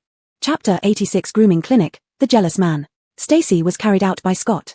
Upon reaching the door, Stacy, disliking the crowd outside, hurriedly asked Scott to put her down. When they came out, Drake was leaning against the fence at the entrance of the residential area, hands in his pockets, as if waiting for someone. So Chevu Captain enjoys eavesdropping. Stacy stopped beside Drake, stating the obvious yet leaving room for ambiguity. Drake was well aware of how that little bee appeared in Bjorn's living room. Even Bjorn knew very well but chose not to expose him. 20%, you really dared to charge. Drake did not hide his thoughts. He chuckled slightly, paused for a moment, then asked uncertainly, Can you really appraise crystal cores? The corner of Stacy's mouth curled up, and she leaned on Scott's arm with an innocent look. It wasn't I who set 20%. If you're unhappy, you should question Bjorn. Before Drake could react, Stacy changed the subject, appearing extremely kind. Of course, this price applies to others, not you. Drake raised an eyebrow, suddenly intrigued. What do you mean? What kind of relationship do we have? How can I treat you the same as others? Stacy gave Drake's chest a light punch, then her hand was enveloped by Scott's large hand. So what should my price be? Drake's expression relaxed, with a hint of teasing. I think waiving the fee would best reflect our deep friendship. You. Stacy wanted to hit him again but couldn't with her hand caught by Scott. She dropped the kind smile, her attitude completely flipped. You get 30%. Drake's smile hadn't fully bloomed when it froze due to Stacy's subsequent words. Stacy hummed a tune happily and left, leaving Drake standing alone, staring at the two retreating figures with widened eyes, grinding his teeth in frustration. F***K. So damn vengeful, Drake muttered. After that day, Bjorn arranged a dedicated space for Stacy in the hospital, specifically for the Solioa relief services, appraising crystal cores and grooming psychic powers for psychics. He sent over a short-haired woman named Aviana from his team. She had short, neat hair and a stern face, having followed Bjorn for a long time. On Stacy's side, Doreen helped manage things. The three girls gathered in one clinic room, one worked, while the other two supervised and recorded. Since this clinic opened, Stacy couldn't slack off anymore. Initially, there were no breaks appraising crystal cores in the morning, grooming abilities in the afternoon, and sleeping soundly after returning home in the evening. Scott watched her tire herself out and felt heartache, even wanting to shut down her clinic at the hospital. However, during these intense days, Stacy's abilities received unprecedented training and improvement. Not only did she break through the 5th level quickly to approach the 6th level, but she also laid a solid foundation for further advancement without being reckless. Deeply aware of her significant gains, Stacy didn't want Scott to meddle. When Scott tried for the 3rd time to confine her, forbidding her from going out, Stacy took a day off on her own initiative. Today I'll do nothing but stay with you. Stacy, still in her pajamas, threw herself into Scott's arms, half asleep with her eyes squinted shut. Scott's body stiffened as warmth embraced him, stirring a more insistent desire that he found unbearable after the morning heat had yet to subside. How do you plan to stay with me? Scott pulled Stacy closer, wrapping her in his embrace through the blanket. His voice was low and hoarse. You give all your time to others. How long has it been since you properly stayed with me? Jealous husband. Stacy mumbled. Clearly I sleep with you every night. Her words instantly made Scott's blood rush to one place, straightening up to greet her. Stacy's eyes still closed, unable to see Scott's almost predatory gaze, mistook his hoarseness for a fever. She lifted her hand and touched his forehead haphazardly. Seems a bit warm. Stacy climbed up to check his temperature, using her own forehead as a reference. Have you been too tired lately? Are you sick? Stacy opened her eyes, sat back in his embrace, and prepared to find medicine for Scott. At that moment, Scott groaned, immediately pulling her waist tightly, preventing her from moving. Stacy then sensed the presence under the blanket, which was unmistakable. Stacy stiffened, meeting Scott's gaze that seemed like it could devour her whole. Stacy swallowed. I'll get you some water, to soothe your throat. Stacy said timidly. Scott gripped her chin that was trying to evade him and stared at those tender pink lips. No need. A wet kiss descended as scheduled, with Stacy held in Scott's arms, then pressed onto the bed, covered entirely by the quilt carrying the scent of Scott. Instantly, all traces of drowsiness vanished. Didn't you have things to do today? Panting after the kiss, Stacy lay under Scott's quilt, not daring to move an inch. Today I need to inspect the wall. Biff's convoy will arrive in a few days, and the defensive sand outside the wall is not yet ready. Scott rubbed Stacy's back regretfully. After so long living together, they shared the same bed but had always used separate quilts, so this was the first time Stacy had crawled into his bed. Though he carried her over while she was still half asleep. I'll accompany you today, Stacy whispered, secretly turning around beneath Scott, wriggling her legs out from under the quilt. I'll go freshen up first. Just as her calves moved out slightly, they met a thick thigh blocking her way, trapping her firmly. I didn't plan to trouble you, but you came on your own. Scott closed the last bit of space between them, pulling Stacy's hand down and watching her face flush red instantly. Leaning close to her ear, his voice raspy and breath hot. Wife. Help me. The pulsating vein through the thin fabric burned against her palm, and Stacy couldn't pull her hand back under Scott's grip, nearly losing control of her ragged breathing. Inexperienced in such matters, Stacy's eyes were full of panic. Leaning against her neck, whispering next to her ear, Scott kissed her earlobe while guiding her on what to do. Despite her embarrassment, she never stinted when it came to Scott's needs. Besides, in their hearts, they were already husband and wife, and this was natural for married couples. Her clumsy actions elicited several low moans from Scott, their heated breaths soon intertwining into even more passionate kisses. By the time they finished, Stacy's hand was sore. She turned her back to him, embarrassed almost beyond measure. Chapter 87, Guests from the Four Seas. It has been almost a month since the message was sent from the Four Seas base. After reducing the enclosed area, the walls were built between streets and major buildings. The demolition of houses for reused materials and citywide efforts sped up the construction process significantly. The 3-meter-high walls have all been completed, with 2 gates installed in the northern and southern directions respectively. Watchtowers are set up every 500 meters along the walls, connected to the original alarm systems, facilitating surveillance and reporting on external conditions. The walls, alarm systems, and defensive traps outside were all designed under Shevufeng's leadership and executed by Scott. Nola followed Scott to the newly constructed wall's exterior, where several Earth Elemental users led by Shevufeng were setting up quicksand traps. They stood apart and used their powers to affect the ground at a certain distance from the wall. They first stripped off the compacted asphalt road and then dispersed the solid foundation beneath it into loose sand. Under the cooperation of dozens of Earth Elemental users, a 5-meter-wide, 10-meter-deep pit was quickly completed. Finally, they laid the removed asphalt back as a cover. This was Nola's first visit here, and noticing her interest, Shevufeng explained, there is a layer left for support underneath. Normal usage won't collapse it unless heavy vehicles pass. After explaining, Shevufeng signaled the Earth Elemental users to board the vehicle and head to the next trap location. Scott added, if enemies come and don't reach the weight to trigger the trap, our users can break the underlying support manually, providing double insurance. That's an amazing design, Nola sincerely praised. Driving the car, Shevufeng glanced at Nola through the rearview mirror, surprised, it's rare for you to compliment someone. I'm not being perfunctory, I really think it's impressive. Nola analyzed, simple principles last longer and require less frequent inspections or repairs, saving manpower. Besides, the power is great. In ordinary zombie groups, the proportion of any single ability isn't too high, especially for Earth abilities. Zombies won't consciously cooperate, so their resistance against quicksand traps is limited. Nola turned to look at Scott, am I right? She saw that he was staring at her intently, his eyes filled with enthusiasm, as if looking at a shining treasure. You know more about abilities than I imagined. Where did you learn this? Scott wrapped his arm around her, gently rubbing one of her earlobes. This action reminded Nola of the morning when his rough, calloused hands had touched other parts of her body, more embarrassing areas. Just thinking about it made her blush, which Scott noticed immediately. Masked by the sound of the car, Scott leaned close to her ear, whispering softly, why are you blushing? Embarrassed and annoyed, Nola glared at Scott but met his affectionate yet teasing gaze, making her even angrier yet unable to vent, only able to sulk silently. Nothing. When Nola got upset, she liked to pout, looking elsewhere, thinking she looked intimidating. In fact, her unconscious actions only made her resemble an angry pufferfish, irresistibly cute. Bigrani said it perfectly, you're always right. Hey, what's wrong with that driver? Suddenly, a car veered out in front of them, skidding sideways with a screech. Fortunately, their speed was low, and Shevufeng stopped safely within a safe distance.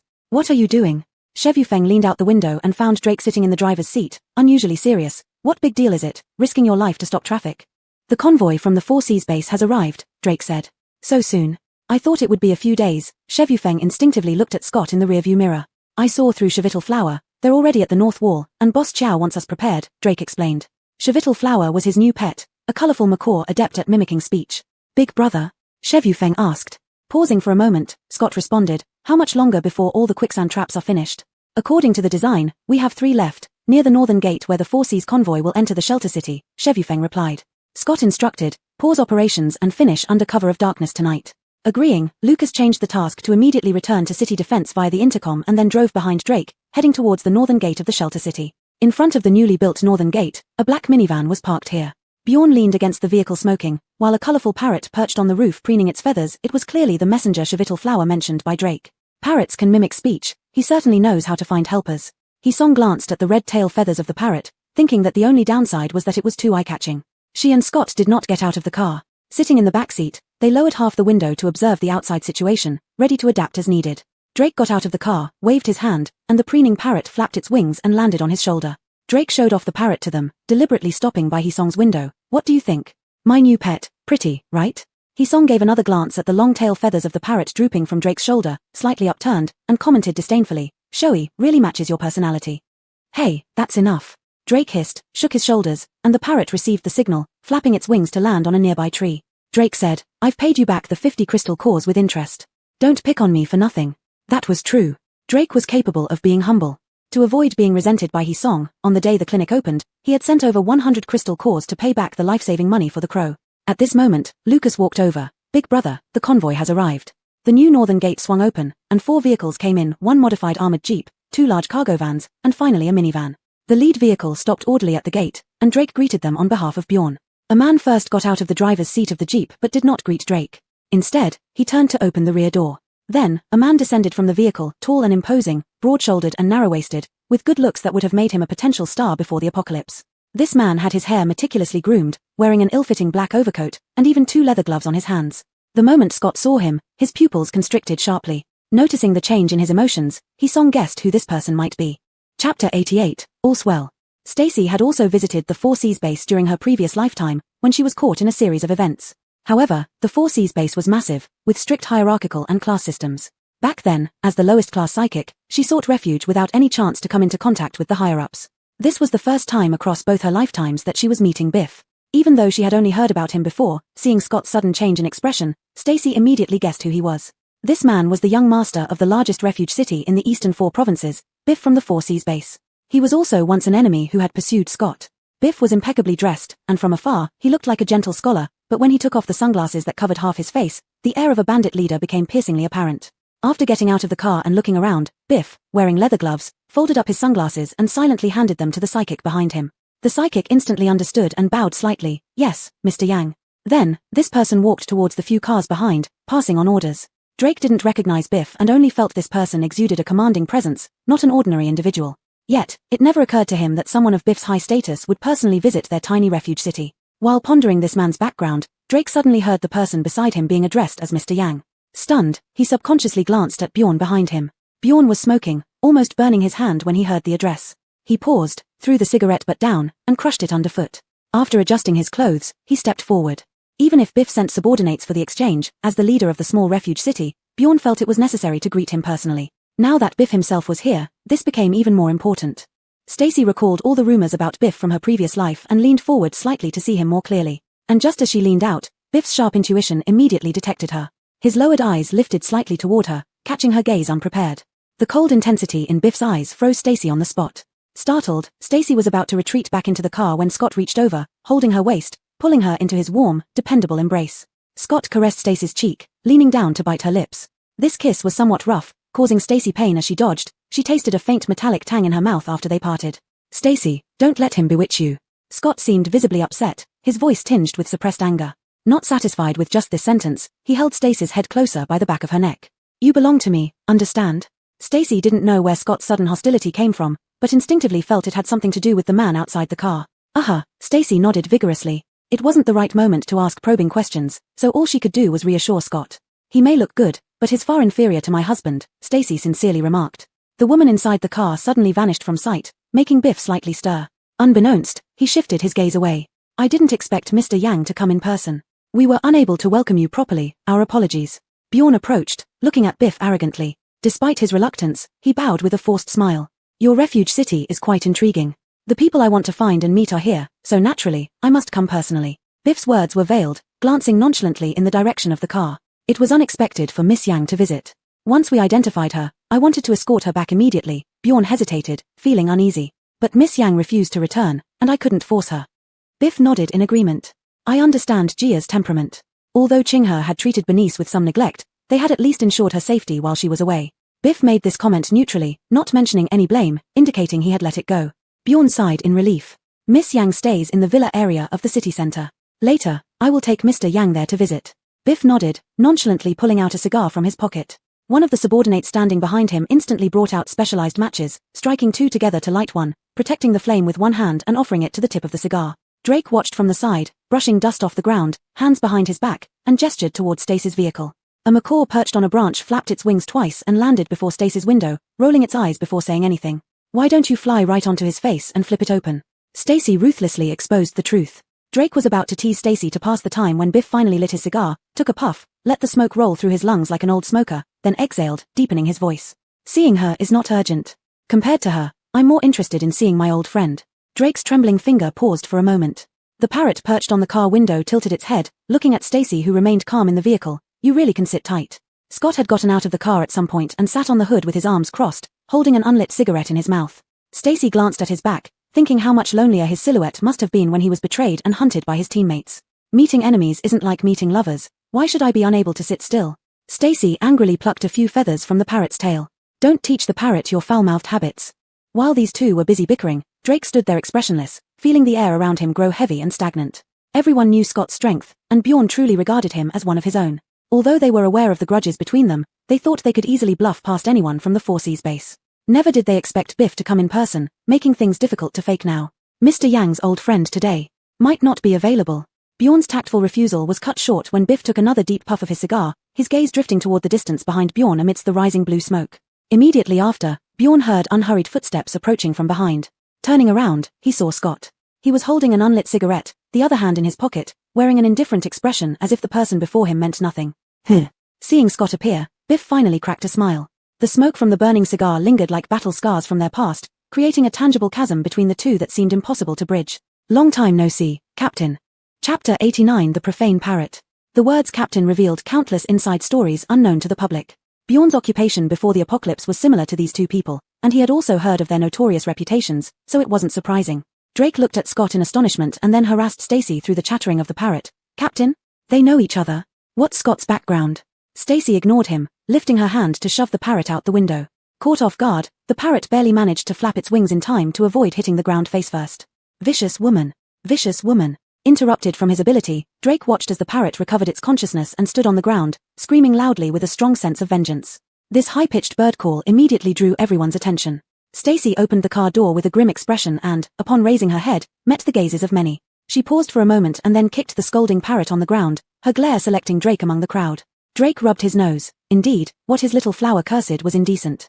He hurriedly activated his ability to intrude into the parrot's nerves. Soon after, the scolding stopped, and the disgraced parrot hid under the car. I can't bear the title of captain from you, Scott responded indifferently, turning around to wait for Stacy to approach. Stacy didn't pay attention to the profane parrot anymore. Seeing Scott extending his hand, she quickly moved closer.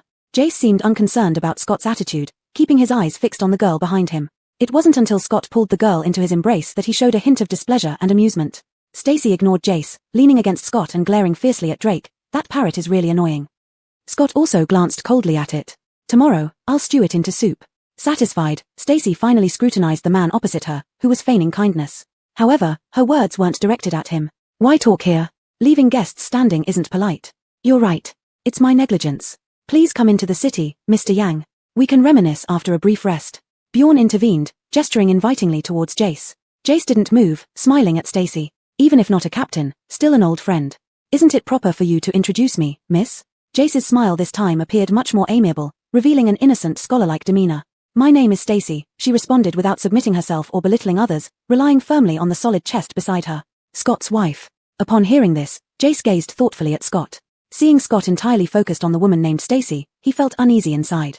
His smile became increasingly rigid, eventually freezing at the corner of his mouth, making the already tense atmosphere even more stifling. Mr. Yang? Finally, Bjorn broke the chilling silence. Jace lowered his head, passing the cigar between his fingers to the man behind him. Then, with graceful and elegant movements, he removed his gloves, folded them together, and handed them to the man behind him. I spared your life back then because Gia begged me to. As he spoke, he rubbed his hands together, seemingly warming them up. His hands were well protected. With long bones and neatly trimmed nails, they appeared almost too pale. Now, you are with another woman. How can you live with yourself, knowing Gia? Raising his eyelids slightly, Jace revealed mostly whites of his eyes, adding to his ghostly appearance. His lips, nearly devoid of color, evoked a chilling sensation. You're quite amusing, sir. Stacy, observing his pallid hands, felt the autumn breeze grow cold despite the sunny day. Yet, she wasn't afraid. Sensing intense impurities emanating from him, she recognized a natural weakness exploitable by advanced-level comforters like herself. Taking a step forward, she shielded Scott with her body, her words sharp. You said Scott was your captain. Yet it was you. You betrayed him first and hunted him down later, yet you have the nerve to claim leaving a life. That survival was due to Scott's own capabilities, escaping your pursuit. How does this involve Bernice? While Stacy confronted Jace, her hand shielding Scott, she didn't notice Scott's unwavering gaze on her. She didn't see it, but Jace clearly saw everything. His anger flared up once more as he recalled how his sister had cried and pleaded, even threatening to die, all because of this man. How she disobeyed everyone and sneaked out of the base for him. Now look at the man she caused such a ruckus for, now so tenderly embraced in someone else's arms. There was no trace of gratitude or protection for his sister. He truly felt his sister was not valued. Quite a sharp tongue. Let me see if you still have the nerve to talk to me like this when you're dead. Jace bit down on his words with clenched teeth. As soon as the words left his mouth, his ghastly pale hand thrust outward from before his chest. 3 feet of ice shards shot out from his palm, directly aimed at Stacy. The speed was so fast that even Bjorn, who had been closely observing the situation, couldn't react in time. Only Scott, who knew Jace best, anticipated his move. Thunder followed the ice shards, the blue-white lightning striking right onto the ice shards. Just as the razor-sharp ice touched Stacy's clothes, it was cleanly cut off by the lightning. The fabric instantly froze where the ice shard touched, sending a bone-chilling cold through Stacy. In an instant, half her sleeve was frozen solid. Speed decided the outcome between experts. While Stacy checked her sleeve, Scott had already stepped in front of her, grabbing her waist and quickly pushing her behind him. Bjorn stretched out a vine at the perfect moment to brace against her back, helping stabilize her. In the next moment, Bjorn and Drake stood in front of her, blocking her completely from sight. Lucas, who was standing a little further away, also rushed over to check on her. "I'm fine," Stacy shook her head. Scott was already locked in combat with Jacer, ice shards like flying knives being shot out in bulk by Jacer, only to be swept away by Scott's gale, scattering them in all directions. Just as Drake was about to act, he was immediately stopped by Bjorn. "Don't move yet, this is a grudge between them," Bjorn said. "The people on the opposite side haven't moved either. Once we make the first move, this confrontation will escalate." Chapter 90, Natural Enemy. Biff was one of the earliest awakened ones. As the young master of the Four Seas base, he had access to the most advanced crystal core identification instruments within the base, ensuring his supply of cores was both prioritized and abundant. His strength was cultivated from countless cores within the Four Seas base, surpassing the most formidable awakened one that Stacy had ever encountered in her past life. Thus, when Scott faced him in battle, aside from an evenly matched initial defensive move, he soon became overwhelmed. Biff took complete control, leaving Scott in a purely defensive position. The disparity in strength quickly became evident as Scott rapidly found himself at a disadvantage. Watching from the side, Stacy could no longer remain calm. She pushed past the men standing in front of her and squeezed to the front. At the same time, Scott, unable to defend himself, was pierced in the arm by one of Biff's ice spikes. Blood stained the ice spike, turning into a mist carried away by a sudden gust of wind. Stacy felt a pang of anguish. Alarmed, she immediately activated her ability, capturing the increasingly dense black mist surrounding Biff. She then followed the path of his ability, intruding into Biff's mental realm without his awareness. Inside Biff's mental realm, it was as cold and unforgiving as he was, with the black mist even coalescing mid-air, forming a dense barrier around his energy body. Stacy's intrusion immediately caught the attention of the black mist within this realm, much like a hunter surrounded by wolves. The black mist reacted violently, encircling her. The agitation of the black mist within the mental realm directly affected the awakened one himself.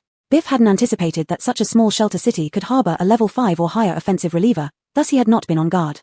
At the moment the mental realm agitated, he was utterly shocked. Glancing at Stacy in disbelief, he was forced to immediately withdraw his ability, expelling Stacy from his mental realm at top speed. Biff was compelled to halt his attack on Scott. Finally catching his breath from the intense assault, Scott instinctively clutched his trembling, bleeding arm. Cheviquise, Biff was also suffering. Stacy's intrusion had easily shattered the delicate balance he maintained within his mental realm. The agitated black mist instantly invaded his energy body, trying to seize control of his physical form. Before Stacy could react further, Biff swiftly expelled her. Her ability suffered damage, and a severe headache followed, causing her to wince. Stacy. Everything happened in an instant. Others had yet to notice anything unusual when Bjorn reacted first, hurrying to support Stacy. The confrontation between the two sides was disrupted by the third party's involvement, resulting in varying degrees of internal injuries for all three individuals. After the severe headache subsided to a dull throb, Stacy was pulled into Scott's embrace from Bjorn's hands. Falling into his arms, Stacy detected a strong scent of blood. Ignoring her own pain, she quickly inspected Scott's arm. There was a deep, bleeding wound running through it, fresh blood trickling down his fingers onto the ground. "What do you mean? Are you declaring war against the Four Seas base?" An awakened one behind Biff held him up, shouting loudly. At this moment, Biff was teetering on the edge of losing control, his pupils constricted, eyes bloodshot. He clenched his fists tightly, one hand pressing against his temple, veins protruding visibly as he struggled against some unseen force. "It was your Mr. Yang who initiated the fight," Bjorn retorted. "That might be a personal grudge between Mr. Yang and him. By involving another person, aren't you escalating the situation?" the other man argued. Leaning against Scott's chest, Stacy's heart ached seeing his blooded arm. Filled with anger, she snapped back. "Scott and I are one. I acted because Biff was bullying my husband. This has nothing to do with the shelter city. You, on the other hand, betrayed us first and showed no gratitude. Entering the city with immediate aggression, do you think we're made of paper?" Confronted by Stacy's stern questioning, the man beside Biff found himself at a loss for words, his anger boiling but unable to refute her claims.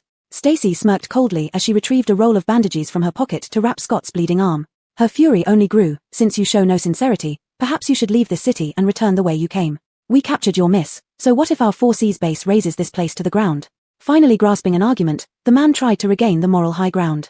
Stacy shot back, "Then go ahead and try. See if your precious heir doesn't die here." Stacy was least afraid of threats now. Given Biff's current mental realm condition, she was his natural enemy. If she could invade his mental realm once more, even for an instant, she could guide the black mist to break the extremely fragile balance. Letting Biff lose control of his ability and lose his mind, in mild cases, he would be exhausted but still alive, while in severe cases, he would directly detonate his mental realm and die a gruesome death. You. The awakened one supporting Biff was stunned by Stacy's words, unable to react for a long time, never expecting anyone to curse their young master like this. "You're asking for death." The man, enraged, lifted his arm to attack. However, before his water-based ability could form into an attack, Scott swept up a gust of wind that threw both him and the water away. "Biff, will you enter this city gate or not?" Scott asked. Scott's arm had already been bandaged by Stacy, the blood soaking through the gauze turned dark red, dried at the fingertips, trembling slightly. Mr. Yang, though our shelter city is small, we have our dignity intact, no less than anyone else's. Bjorn also saw Stacy's fearlessness. In the confrontation just now, Biff was clearly outmaneuvered by Stacy and suffered serious injuries. As long as Stacy was there, Biff would not easily make another move, and the awakened ones he brought along, despite their strength, were nothing to fear. Biff held his forehead, silent for a long time. Stacy could feel that he was currently struggling against her influence, trying hard to stabilize the impurities in his mental realm and restore the balance between the impurities and his abilities. Mr. Yang. The awakened one thrown by Scott got up from the ground, covered in dirt, and returned to Biff's side. Biff was most vulnerable to external stimuli at this moment. This person was too close, immediately triggering Biff's barely restrained anger. Suddenly, Biff raised his head, his sclera almost entirely filled with bright red. He grabbed this person by the collar, gripped it tightly, pushed him away, and kicked him. Fool, get the hell out of here.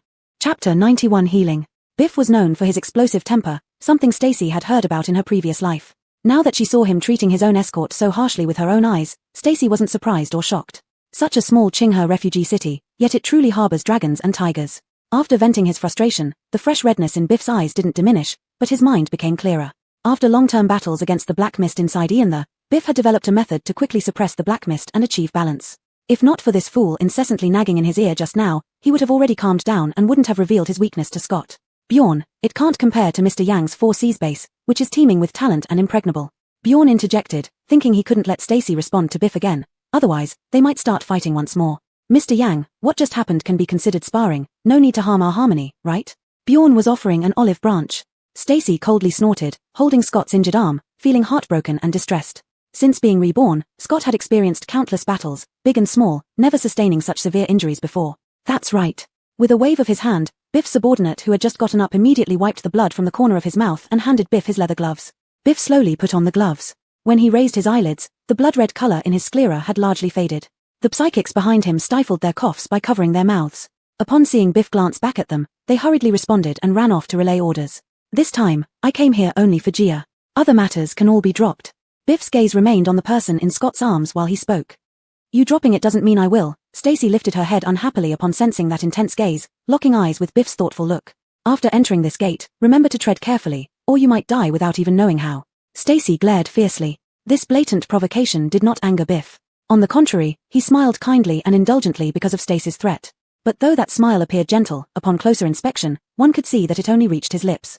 His slightly bent eyebrows showed genuine yet false warmth in his eyes, full of calculation. I'm looking forward to it. The corners of Biff's mouth curled upwards, and there was a trace of warmth in his voice. Before he had seen enough, the woman who caught his attention was pulled behind Scott protectively. Facing Scott's hostile gaze, Biff didn't back down at all. Their gazes collided in midair, and invisible tension spread like wildfire. Bjorn promptly laughed awkwardly, easing the discord between the two men, thus bringing an end to this intense confrontation. Biff brought some commonly available supplies, including daily necessities and meat, as well as grains. What he wanted in exchange was actually only Bernice. The pharmaceutical factory in Qinghe Refugee City had just resumed operations under Odessa's leadership, but due to limited raw materials, it could only produce a few types of medicines. The 4 Seas base wasn't lacking any supplies, but medicine was like food, more was always better. Intent on establishing connections, Bjorn instructed Odessa to work overtime and produce a batch of medicines for exchange. During this period, Biff and his people would temporarily stay in the refuge city until the medicines were ready. For dinner, Bjorn ordered his subordinates to prepare a lavish banquet. They booked a large room in a star-rated hotel opposite the square and warmly welcomed the guests from the 4 Seas base. The cargo trucks from the 4 Seas base carrying supplies drove directly into the warehouse for unloading and inventory checks. 2 other passenger vehicles were parked near the square for those attending the banquet. Stacy and Scott naturally couldn't miss this banquet and parked their car next to these people. As soon as they got out of the car, Stacy spotted 2 familiar faces among the psychic group. Odessa guessed correctly. Stacy glanced at the 2 figures trying to hide, blending in with other psychics from the 4 Seas base to avoid detection by Qinghe residents. Scott followed Stacy's gaze. Gordy and the woman beside Ashon? It seems they learned about Bernice's identity that night when they kidnapped her, taking her back as credit. Stacy withdrew her gaze, walking towards the hotel. Thinking for a moment, she asked, but Bernice kept her identity so tightly concealed, even Anwar didn't know. How did they find out? Anwar seemed brave and responsible on the surface, but he was actually quite timid. As a businessman, he was adept at pursuing profit. If he had known Bernice's true identity from the beginning, he would have taken into account Biff's power and properly accommodated Bernice to gain the maximum benefit. Since he was able to shove Bernice into the appraisal device, it shows that he didn't know her true identity at all. Then, as Anwar's subordinates, where did Gordy and Ricky learn Bernice's true identity? Scott, I asked Drake to keep an eye on them. If they have another source of information in the city, they will surely contact them again when they return this time. Scott wanted to put his arm around Stacy, but his injured arm was still being held by her and couldn't be freed. Don't frown, it doesn't hurt anymore. Scott used his other hand to smooth out the crease between Stacy's brows. Cheating. Stacy lifted her head to glare at him, hugging the injury gently, her heartache almost spilling out of her eyes. Such a big wound, how could it not hurt? I'm not lying to you, I really can't feel any pain. Scott was puzzled too, speaking very sincerely. Why don't you take a look at the bandage? I can't even tell where the wound is. This made Stacy panic even more. Not feeling the wound at all, could it be numb from pain?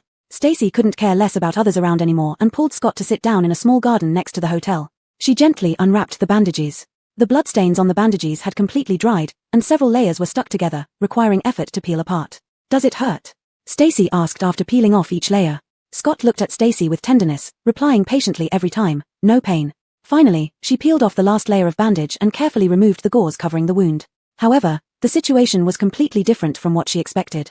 The puncture wound on Scott's arm caused by the ice spike had miraculously disappeared, replaced by a large patch of unblemished skin. Apart from the dried blood around the original wound, there was no sign of injury at all. What happened? Stacy asked in surprise. Scott was also astonished. He had only seen such a phenomenon when Stacy was bitten. He himself had sustained many minor injuries, but none of them ever healed like this. Maybe it has something to do with you. After pondering, Scott could only come up with this possibility. Chapter 92, The Second Power. After Scott reminded her like this, Stacy also remembered that she had been bitten by a zombie before. At that time, she had already awakened her alleviator power, so she did not expect to awaken a second power. Therefore, she did not pay much attention to it. Over time, she even forgot the fact that the wound had healed overnight once. Your meaning is? Stacy said, hardly daring to believe herself, I have awakened a healing-type power? What were you thinking about when you held onto my arm just now? Scott asked. Of course, I was worried about you. Stacy blurted out, you lost so much blood. I was a little panicked, wondering what to do. Scott interrupted Stacy and went straight to the core of the issue, and then I got better. Hey! Stacy was taken aback. Don't you understand? As Scott spoke, he suddenly had an idea. He pulled Stacy away a bit and activated his wind power with a raised hand. Stacy immediately understood his thought and hurried forward to stop him, but it was still too late.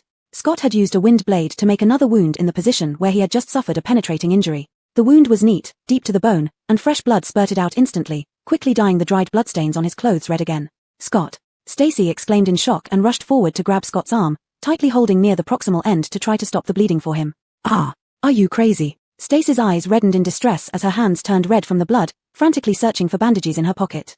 But all emergency bandages had been used up, so she could only tear strips of cloth from her own body. Just as she was about to start tearing, Scott suddenly grabbed her hand. Scott, don't panic, put your hand on top.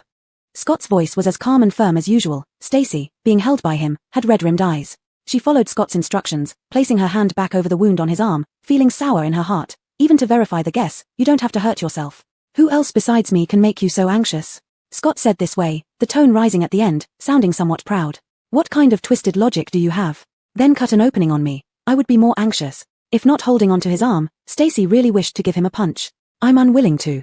Scott used his uninjured hand to wrap Stacy's waist and pulled her into his arms, chin resting on her shoulder. Stacy ignored him while angry, letting him hug but turning her head to the side. At this moment, she suddenly sensed that a faint energy separated from the energy entity inside Ian and attached to her hands. This energy was extremely faint, and if she hadn't been concentrating on the wound because of her anger, she wouldn't have noticed it at all. See, the bleeding has stopped. Scott moved his arm, there was no more active bleeding, and the deep wound seemed to be becoming shallower. Such obvious changes were naturally noticed by Stacy as well, but now she was focused on studying the strand that had split from the energy entity within her Ian, a strange, healing-type energy. It could be confirmed that it wasn't the migratory ability of the Alleviator. Healing-type power users are very rare, second only to the number of Alleviators. In her previous life, Stacy had met several, and she had some understanding of their powers. Her own power resembled a healing type in essence, but differed in appearance. If she had to put it bluntly, it was more like after awakening the healing power, it was captured and swallowed by the Alleviator power, fusing the two into one result. Stacy couldn't feel the existence of the second power, but when needed, it would emerge on its own from the energy entity for use. This fusion of the first and second powers was something Stacy had never encountered in her 2 lifetimes. While Stacy was lost in thought, the wound on Scott's arm had already healed, with a clean skin surface, leaving only dry bloodstains and a damp sleeve. Scott flexed his wrist a little, feeling nothing injured as if this arm had never been wounded. Evidently not just the skin had healed, but everything inside had also healed completely. Wife, I'm fine. Only now did Scott notice Stacy's unusual aura. From behind, he hugged Stacy tighter, taking her blooded hands from his arm and holding them in his. Let go, the dinner party is about to start. Stacy struggled awkwardly but, as expected, failed to break free. Scott leaned close to Stacy's face, who turned her face away and didn't let him touch. Are you mad at me? When Stacy was sulking, she wouldn't lie, and they had agreed that they should not have a cold war during arguments. Scott tightened his grip on Stacy's arm, but in the next moment, he suddenly let go. Just as Stacy was wondering what he was going to do, Scott wrapped his arms around her back, bent down, and scooped her up horizontally. "What are you doing?" Stacy instinctively looped her arms around his neck, bumping foreheads with him, and was caught kissing on the cheek. "You're angry. Who has the appetite for dinner?" Scott carried her and walked towards the direction they came from. "Of course, it's more important to comfort my wife." "Scott, put me down." Stacy struggled. "No." Scott answered decisively. Just as he was about to leave the small garden, he hesitated. His posture of holding Stacy paused, then he lifted Stacy higher. Stacy was now draped over Scott's shoulder, changing from being cradled into being carried like a sandbag. "Scott, you bastard." Stacy struck Scott's back twice, recalling that he had slapped her bottom when carrying her like this before. She instantly dared not move. "I still need to pretend to be injured. Your second ability mustn't be exposed." Scott circled Stacy's leg bend with his uninjured hand, fixing her on his shoulder. As he spoke, Scott suddenly recalled Biff's invasive gaze at Stacy today. His tone became somewhat worried and impatient. "A high-ranking alleviator is already eye-catching enough. With a healing power added on, I'll have to get ready to fight off flies in the future." "Bastard." Hearing this, Stacy became furious and immediately slammed his back hard. "Who are you cursing?" "Oh." Drake was just leading people towards the main entrance of the hotel. Seeing their strange posture, he couldn't help but laugh. What kind of play acting is this? Hearing this familiar voice, Stacy quickly covered her face with her hands. "Too embarrassing. Tell Bjorn for me that I've got something to do and can't attend the banquet." Scott showed no sign of embarrassment and even stopped to chat with Drake for a moment. Knowing that Stacy couldn't bear it anymore, and after slapping him again, he finally lifted his feet and slowly left. Chapter 93, Can't Take a Punch. At this moment, Biff's car had just stopped in front of the hotel. Through the window, he saw two people not far away flirting and scolding. Biff rolled down his window. Next to him was Bjorn. They seemed to have quite a good relationship. Unless someone's crazy, no one would doubt their affection. Bjorn glanced in the direction he pointed, with an envious look on his face, and then gave a self-deprecating smile. Kirsty was a blessing that he could never envy. "Is that so?" Biff rested his elbow on the window, staring at the two figures walking away. He stroked his chin, smiling arrogantly. "Then let's wait and see." Kirsty was carried back home by Scott all the way, her little temper worn out from the bumpy ride. Not until they entered the house and Scott placed her on the table, demanding a welcome home kiss by pressing his forehead against hers, did she feel her stomach churning. She slapped his mouth away. "Really angry?" Scott stared at Kirsty, but Kirsty kept her eyes lowered, avoiding his gaze. This made him nervous because Kirsty had never acted like this before. Even when upset, she would always address the issue and wouldn't ignore him. Kirsty, softened by Scott's gentle coaxing, couldn't bear to see him worried. She mumbled a faint millimeter, lifting her hand to hug his neck and burying her head in his chest. "Today was my fault for not thinking it through." Scott wrapped his arms around her waist and back, sincerely admitting his mistake. "It's wrong of me to get hurt and make you worry. Then will you dare to do it again in the future?" There was a hint of coquettishness in Kirsty's voice. A man who acknowledges his mistakes is indeed comforting, and hearing his apology instantly made Kirsty feel much better. When Kirsty said this, it meant she wasn't mad anymore. Overjoyed, Scott lifted Kirsty off the table. "How could I dare? I'm already known far and wide as a henpecked husband." These words successfully made Kirsty laugh. Her face, now bright and slightly bashful, flushed with pink. Her eyes seemed to be filled with stars, making one's heart itch just looking at her. After claiming his welcome home kiss, they started preparing dinner. Missing out on the feast earlier was somewhat disappointing, so Kirsty decided to make tonight's meal more sumptuous. The supplies they had stored before coming to Qinghe Shelter City were mostly foods with a long shelf life. After arriving, these items were kept in Doreen's storage space, hardly used, in case of future emergencies. Today, Kirsty generously opened 2 cans of meat, mixed them with vegetables, and stir-fried them. Though the appearance wasn't great, the taste was still decent. In this food-scarce world, it was considered a relatively abundant meal. Scott didn't need to keep watch tonight, but there were several quicksand traps that hadn't been set up during the day and required careful installation at night. After dark, Scott assigned Kirsty a task before leaving to arrange and supervise the setting of the quicksand traps. Kirsty picked up her gloves and practiced her martial arts skills. After this period of practice, she could already spar with Scott. Though still weak, she had never stopped improving. Just as Kirsty was about to finish her training for the day, there came a frantic knock at the door. Despite being urgent, the knocking still followed a pattern. Kirsty immediately recognized it as one of their own and quickly pulled off her glove to open the door. Outside stood Doreen, her face anxious and sweaty. "Sister Kirsty, something's happened." Kirsty tensed and hurriedly pulled Doreen inside. "What's wrong?" "There's a psyker having a power surge in the square," Doreen explained. "The square is in chaos. The psyker is going wild, and no one can stop him. They asked me to find you." Most high-level psykers in Qinghe Shelter City had visited Kirsty's clinic. Psykers at risk of power surges had undergone multiple checkups under Kirsty's arrangement. The psyker team in Qinghe Shelter City should be relatively stable now. If anyone were to experience a power surge, it would most likely be Bjorn. Or perhaps one of the newcomers from the Sea High base. Who had the power surge? Kirsty thought for a moment and asked. "Doreen, someone from the Sea High base." Kirsty sighed in relief. It would be easier if it wasn't Bjorn. She nodded, calmly pulling off the other glove. "Let him go wild, then." He's not one of ours. But Irving is fighting him. Doreen hesitated for a moment, then added, and this incident was caused by Irving. What? Kirsty froze, then threw the gloves aside and turned to grab clothes from the sofa. Explain clearly. Though Irving was reckless, he knew his limits and shouldn't be causing trouble with the Sea-High base people at such a critical moment. But if this was indeed caused by Irving, she needed to go. That person was drunk, openly harassing Xena in the square, and tried to drag her away. He said a lot of unspeakable things. Doreen, a young girl who had just come of age, found it hard to speak about such matters. Doreen glanced at Stacy's expression, hesitantly explained, then Walt rushed over and fought with that person, who knew that he couldn't take a punch, and after 2 punches, he went crazy. Bjorn asked you to find me? Stacy furrowed her brow, walked to the sofa to pick up her coat, and followed Doreen out the door. Doreen, Bjorn said although the other party was at fault first, Walt hit too hard. Moreover, we shouldn't upset the Sea-High base. It's best to resolve this peacefully. Let's go. Stacy understood the gravity of the situation. Bjorn's decision was correct. A psyker power surge wasn't a minor issue for a psyker. If Biff made a fuss over this matter, they would indeed be in the wrong. However, Stacy also clearly understood that this incident was most likely orchestrated by Biff. Biff had never been someone to keep quiet. He didn't need to come personally just to fetch Bernice. Since he came here in person, there must have been another purpose. When Stacy and Doreen reached the square, it was already surrounded by people inside and out. The fiery orange glow illuminated the entire night sky, and from far away, they could hear the sound of metal clashing in the center of the square. What's the situation now? Stacy squeezed through the crowd, finding Bjorn and others near the platform. Biff was among them, standing calmly with his arms crossed, watching the crazed psyker. Bernice stood behind him, her gaze turning sharp the moment she saw Stacy. Walt and Chevy Angliang managed to hold him back without causing much destruction. Bjorn explained, it's great that you're here. Can you intervene? I'll try. Stacy's gaze swept past Bernice as she turned toward the center of the battlefield. Doreen wanted to follow her, feeling nervous, but was pulled back by Drake, who was watching the spectacle. What are you stopping me for? Doreen shook her arm but couldn't break free. Drake looked at Doreen's petite figure disdainfully and said, you can't take a punch. What can you do there?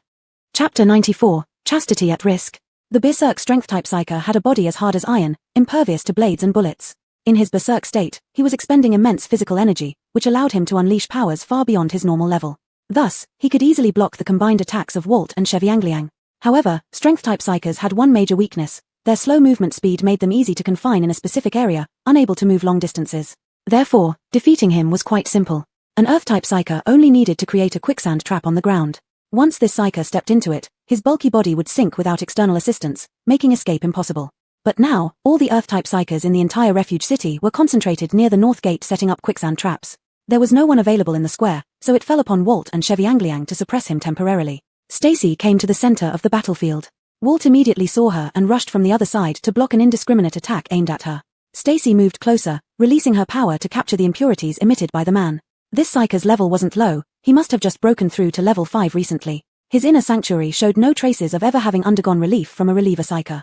A drunk person already has poor self-control. With many impurities in his inner sanctuary, it was easy for him to lose control during combat. Stacy traced the impurities and intruded into his inner sanctuary, slightly dissipating some black mist, reducing the impurities within. Though this didn't produce immediate results, Stacy then guided the black mist, minimally blocking the channel of his power output. After Stacy withdrew, his berserk state continued but with significantly reduced force. Walt and Chevy Angliang's resistance was no longer futile. Soon, with Chevy Angliang's help, Walt used a steel bar to tightly bind the man from head to toe. The chaotic scene finally ended. Walt looked back at Stacy, confirming she wasn't injured, then pushed through the crowd toward Xena. Xena still wore her signature red seductive cheongsam, draped in Walt's coat. She stood in the corner, disheveled hair and wet eyes suggesting she had been crying. I've caused you trouble. Xena wiped away her tears. Walt hesitated for a moment before responding gruffly, it's fine. Hearing this, Xena seemed disappointed but managed a smile for Walt. Thank you. Even after being bound by Walt, the man did not immediately stop his berserking but thrashed and howled on the ground. Stacy had already withdrawn her power, leaving it to him to struggle further. Since he hadn't paid her any crystals, doing this much was already more than sufficient. Why didn't Miss Stacy finish helping? The voice belonged to Biff. Stacy wasn't keen on responding, but the watchful Bernice behind him was even more annoying. The rest is a paid service, Stacy said. How many crystals does Mr. Yang plan to pay? Pa. Shameless. Before Biff could speak, Bernice started cursing. You're actually providing relief for others. A loose woman like you doesn't deserve Brother Fong. How could Brother Fong like someone like you? You must have tricked him. I'm going to tell Brother Fong about this. Bernice believed she stood on moral high ground, looking down at Stacy. Stacy found this argument unsurprising because she had witnessed such behavior in her previous life. As the most precious ability in the apocalypse, reliever psychers were always controversial due to their unique bonding feature. Many psychers had narrow-minded views and attitudes towards relievers. Some considered relievers personal possessions, believing that once bonded, they should only serve one psyker while the psyker could have multiple relievers or lovers. Others viewed bonding as a mark of love and loyalty, where both parties would be solely dedicated to each other. This was the initial reason Stacy agreed to bond with Scott. Her view of relievers differed from both perspectives, representing a third viewpoint in the apocalypse. She didn't believe relievers necessarily had to bond with anyone, nor did love and loyalty require such a bond. She proposed bonding with Scott to demonstrate her sincerity, and not bonding didn't affect their love for each other. For her, relieving power was just another ability, and using it to survive in the apocalypse was the ultimate goal. Biff and Bernice were staunch believers in the second perspective. This also resulted in the 4Cs base, where there were no shortages of relievers, having very few psychics who actually received help from a reliever. Even Biff himself, due to his insistence on this view, refused assistance from relievers who could not resonate with him emotionally. He endured the immense turmoil within his inner sanctuary every day. Otherwise, as the head of the 4Cs base, he would have had an inexhaustible supply of crystal nuclei to use, and his psychic level should be much higher than it is now. But because he refused help from relievers, the conflict between the black mist impurities and energy entities within his inner sanctuary became too intense. Maintaining balance became fragile, preventing him from absorbing more crystal nuclei to enhance his abilities. With this free time, you might as well care about your brother first. Stacy patted her non-existent dust off her hand, seemingly unintentionally, but with a teasing tone. If he doesn't get help from a reliever, the next one tied here might just be him. Stacy said. You're talking nonsense. My brother is the strongest psychic. How could he ever have a power rampage? Bernice rebutted instinctively, but before she finished speaking, she suddenly paused, finally realizing the contradiction in her words. Brother. At that moment, Bernice finally recalled that when she was in the refuge city, her brother indeed never accepted any reliever's purification. Thinking of this, Bernice immediately activated her psychic power to sense her brother's psychic state. Her relieving power was far inferior to Stacy's and couldn't constantly capture environmental impurity residues. Only by actively releasing her psychic power when needed could she feel the psychic or impurities on specific individuals. As soon as she released her psychic power to sense Biff, she instantly detected the extremely concentrated impurities enveloping him. The roles of hunter and prey reversed in an instant. Biff's eyes darkened, and there was a stirring within his inner sanctuary. He immediately turned around and pushed Bernice away, interrupting her release of psychic power. Bernice didn't expect her brother to act this way. She staggered twice, almost falling to the ground. Brother. Bernice first felt dissatisfied, but then, thinking of the alarming impurities remaining on her brother, turned worried. Why don't you say anything? There are plenty of relievers in the base. Why do you insist on bearing it yourself? Bernice asked anxiously. Stacy chuckled upon hearing this, turning her own words against her. How can that be? Just finding anyone randomly wouldn't preserve your chastity, would it? Chapter 95, Premium Service. Stacy ultimately didn't get into a fight with them, all thanks to Bjorn's mediation. Crawford had his subordinates take the berserk psychier away from the square, while Stacy was picked up by Scott, who had rushed over upon hearing the news. With this incident, all kinds of business and entertainment activities at the square couldn't continue. People gradually dispersed, leaving only Xena and Walt, who kept staring at her direction, seemingly wanting to say something. Big sister. Chevy Angliang obediently stayed beside Xena, tugging at her clothes. Let's go home. Xena took another look at Walt standing alone not far away, raised her hand to pat Chevy Angliang's head. Good boy, you go home first. Sister will be back soon. Chevy Angliang didn't want to let go of Xena's clothes, saying in a stubborn tone, together. Xena knew that the incident must have made Chevy Angliang worry about her being alone, so she pointed at Walt in the distance. He will send me home later. I have some important things to do. Chevik getting herself a brother-in-law for him. Chevy Angliang looked at Walt with hostility. Just as Walt tried to conceal his gaze, he gave Walt a fierce glare before heading home obediently. Although his mind wasn't mature, his perception of danger was innate, knowing who would harm him and who truly cared for them. Even though Walt always gave him a sense of losing his sister, Walt wouldn't hurt her. Once Chevy Angliang was out of sight, Xena took off her coat and walked slowly toward Walt. Were you waiting for me? Xena held onto Walt's clothes without letting go, though it actually smelled of his sweat. No. Walt stiffened his neck as if embarrassed, vehemently denying. With no one left at the square, who else were you waiting for? Xena retorted. I. Walt indeed felt wronged. He was just watching Xena leave this trouble spot. Once she left, he intended to go as well. But unexpectedly, Xena didn't leave and he kept waiting until only the two of them remained at the square. Whether you were waiting for me or not, now it's just the two of us. Xena said, moving closer and holding onto Walt's arm. Walt's body tensed but remained still. I'll take you home. All right, Xena agreed, satisfied with his slight progress. Your clothes are dirty. I'll wash them for you and give them back. No need. Walt blushed, feeling embarrassed being called dirty by the woman he liked. Xena ignored him. In the future, bring your dirty clothes to me for washing. Walt felt his ears burning, unable to speak. You've helped me so many times, and there's no one taking care of you. Let me do more to repay you. Or, you could move in with me, then you can take care of me. If not for Xena's grip, Walt might have run away. Crawford was housed in the residential area where Bjorn lived, next to Bernice's villa, showing great respect for the leader of the 4Cs base. A man bound with rebar was lying in the courtyard of his villa, having fainted from exhaustion. Sitting in the living room on the first floor, Crawford watched as his sister Bernice sat beside him, looking utterly miserable, causing his temples to throb. Gia, go back to sleep, Crawford said. Brother, I'm worried about your health. How can you still be so stubborn when you're like this? Bernice's eyes were red, grabbing the cushion on the sofa, her voice trembling with tears. Crawford sighed. He feared nothing except his sister crying, I won't die yet, go rest. Unwilling to comply, he endured coaxing her for a long time until finally calming her down enough to leave, sniffing her nose as she went. Mr. Yang, what should we do with Cheviang Larawa? The person speaking was Lucien, a water-type psychier who had been with Crawford all day. After sending Bernice back to rest, he returned and noticed the man still unconscious in the yard. Just ignore him. He'll leave once he wakes up. Crawford took out the half-smoked cigar again but didn't light it.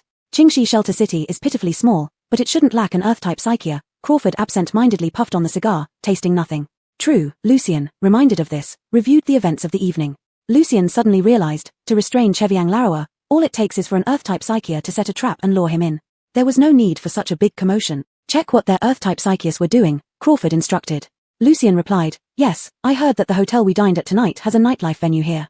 I'll go there to scout for some information. There's one more thing. Lucien paused, feeling somewhat hesitant, but remembering everyone's pleas, he thought for a moment and then said, a woman named Stacy opened a separate grooming clinic in the hospital.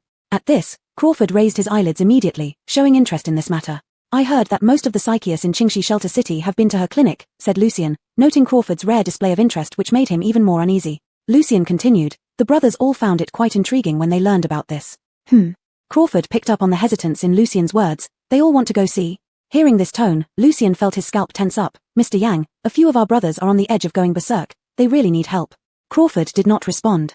He picked up a cigar-specific match from the table, removed the cigar from his mouth, and held it to roast.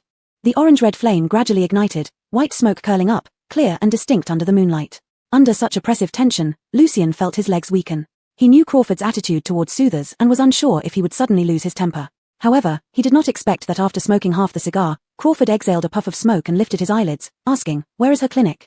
West side of the hospital, 3rd floor outpatient. Lucien swallowed hard, it's not far from the square, to the east of it. Crawford rubbed his lower lip, recalling Stacy's remark about premium service on the square earlier that evening. He had initially thought it was just casual talk, but now it seemed there really was such a service. Interesting, perhaps I should take a look. Chapter 96, Formation of a Bond. Tonight, Scott was more clingy than usual. Kirsty had just washed up and lain down when Scott reached out an arm to circle her waist and dragged her into his bed, covering her. The man's body temperature was much higher than hers, and his blanket was even warmer. Kirsty felt scorched by the temperature in his quilt, breaking out in goosebumps all over. Wife. Scott's chest was pressed tightly against Kirsty's back through thin layers of clothing. She could clearly feel the heat from him warming her and raising her own body temperature. It's so late, don't mess around. Let's sleep. Although Kirsty said this, she knew that it would be unlikely for her to get a peaceful night's rest tonight. Scott indeed had no intention of letting her off. He turned her over by gripping her waist, pulling her into his arms. What did Biff say to you today? Nothing much. Kirsty shook her head as indeed Biff hadn't said much to her other than asking her why didn't you help till the end. He kept talking, saying I'm promiscuous and not fit for you, Kirsty pouted. Don't listen to her nonsense, Scott interrupted her hurriedly, stretching his arms out from under the quilt to envelop Kirsty, pressing his body on top of hers. I only want you, Scott said. Since you learned Biff is coming, you've been lacking a sense of security. Being wrapped tight in the quilt by Scott, Kirsty couldn't even stretch out her hands to hold him. Why do you feel this way? Kirsty lifted her head, bumping into Scott's forehead, gently rubbing twice. Are you worried I will leave you? Scott paused for a moment, slipping both hands around Kirsty's back, holding her closely. Kirsty sensed Scott's unease. Though she knew this must be due to Biff, she couldn't ask Scott about it clearly because she didn't want to open old wounds for him. Let's form a bond, Kirsty suggested. Since he lacks security, she might as well fill his hand with all the security to let him know she would never leave. Forming a bond may affect the clinic work, but if both parties can keep calm, no one will be attacked. Kirsty leaned her head to press her lips on Scott's face, her voice somewhat muffled but kissed him every time she moved. After a long while, Scott asked, isn't it selfish of me to force you to form a bond with me? How have I been forced? Kirsty comforted him, lifting her head to nip at his earlobe, panting slightly. It's my proposal. In the end, Kirsty paid the price for that bite. Scott took every opportunity to indulge himself. If it weren't almost dawn, Kirsty believed Scott would go all the way. At the end, she felt exhausted, with her sore arms massaged by Scott, who touched foreheads with her to release his abilities deeply within her. The process of forming a bond wasn't as cumbersome and complicated as they had imagined. They each allocated a thread of their powers, which remained within each other's divine fortresses and completely merged with the energy inside.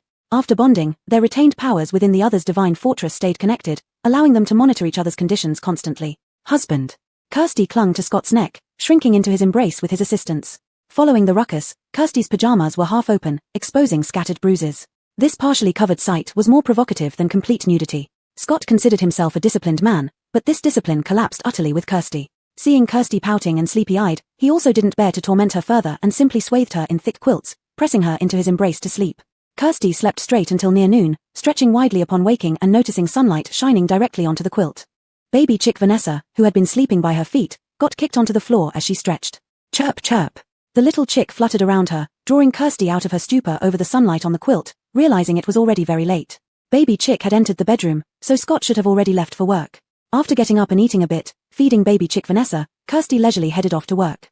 By the time she arrived at the hospital, there was already a long queue outside the third-floor outpatient clinic. They eagerly watched the door, finally welcoming Kirsty like they awaited the arrival of the stars.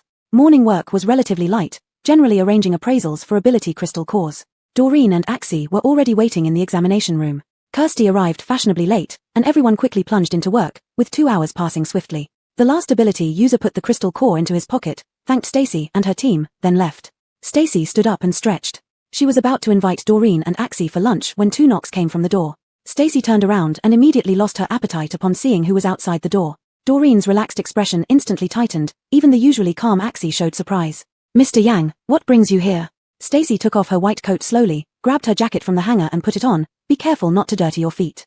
You really are a sharp-tongued little girl. Biff walked in as if no one else mattered, spotting a transparent organizer box on the inside of the table filled with half a box of crystal cores. He thought to himself that paid services were indeed profitable. Doreen stood by the box, noticing Biff's stare, quickly sensed danger, and hurriedly found a lid to cover it. Then she put the box into a nearby safe. Stacy didn't deny it, only saying one word, separate people. So I'm special. Biff sat down on the chair opposite, examining the room's setup. Yes. Stacy nodded, her tone harsh, especially annoying. Hearing this, Biff didn't get angry. Instead, his smile deepened, seeming to have a very good temper. However, those who knew him well knew he had an irascible and unpredictable nature. Biff said, "This is our first meeting, right? We've had no prior interaction. Why do you find me annoying? Aren't you clear on what you've done?" Stacy snorted coldly, unwilling to play word games with him. To her, Biff was just a wolf in sheep's clothing, showing his fangs under a veneer of civility. You betrayed Scott, hunted him down, drove him into despair, leaving him nowhere to turn. Stacy confronted him, as his wife. Do you think I should give you a pleasant face? Oh. Biff seemed surprised by Stacy's words, his eyes as calm as water, feigning confusion. Is that what he told you? Chapter 97 5000. Biff wore a smile of certainty on his face. He was toying with half a cigar in his hand, and the look he gave to Stacy had more aggressiveness in it. His words exposed 2 meanings. 1, the past between him and Scott was not as simple. 2, one of them was lying or about to lie. Do you want to hear my story? Biff asked suggestively, leaning closer with his elbow on the table, coaxing her. No, Stacy answered straightforwardly. She felt foolish to believe Biff's nonsense and retorted, Sir, you are disturbing our lunch. Biff wasn't surprised by Stacy's attitude. After their brief confrontation yesterday, he had roughly figured out this woman's temper. She had principles, had judgment, no false compassion, nor misguided kindness. She didn't bother to hide her disgust and dissatisfaction, especially towards people she disliked. Most importantly, she valued Scott greatly, she loved Scott. But Scott didn't deserve such love. The dead man's scar on Scott's shoulder, don't you want to know what happened? Biff asked differently. He mustn't have dared to tell you. Aren't you curious? If I were curious, I would ask him directly, not listen to some outsider ramble nonsense. Stacy became impatient and pulled Doreen aside, calling Aviana to usher him out. Even if you don't want to know about Scott, wouldn't you want to make money? Biff wasn't discouraged, still smiling warmly. His good temper made people doubt whether he was really Biff. Stacy paused, looking at Biff, unsure what he was thinking. Biff, I heard your clinic offers afternoon sessions to help psychics clean and organize their powers. I'd like to pay for that service. If you're not afraid of dying, come this afternoon then. Stacy finished, walked around the table, and left with Doreen. When she came back to work in the afternoon, Biff wasn't there. Stacy snorted inwardly, thinking someone as cautious as Biff wouldn't let just anyone enter his mind. Moreover, his attitude towards relievers was different from hers. He pursued perfection, wanting both love and contracts. But such a perfect match was rare. Who could be worthy of young Master Yang? The corridor quickly filled with. But the afternoon work wasn't going smoothly. Due to her bonding with Scott, Stacy's power naturally repelled other psychics. This required cooperation from the psychics, controlling their abilities to achieve mutual benefit. It was the first time for all the psychics to experience such relief. Each one was beaten up by Scott's leftover powers, coming out with messy hair and smoky heads. Every one of them looked doubtful and embarrassed when leaving.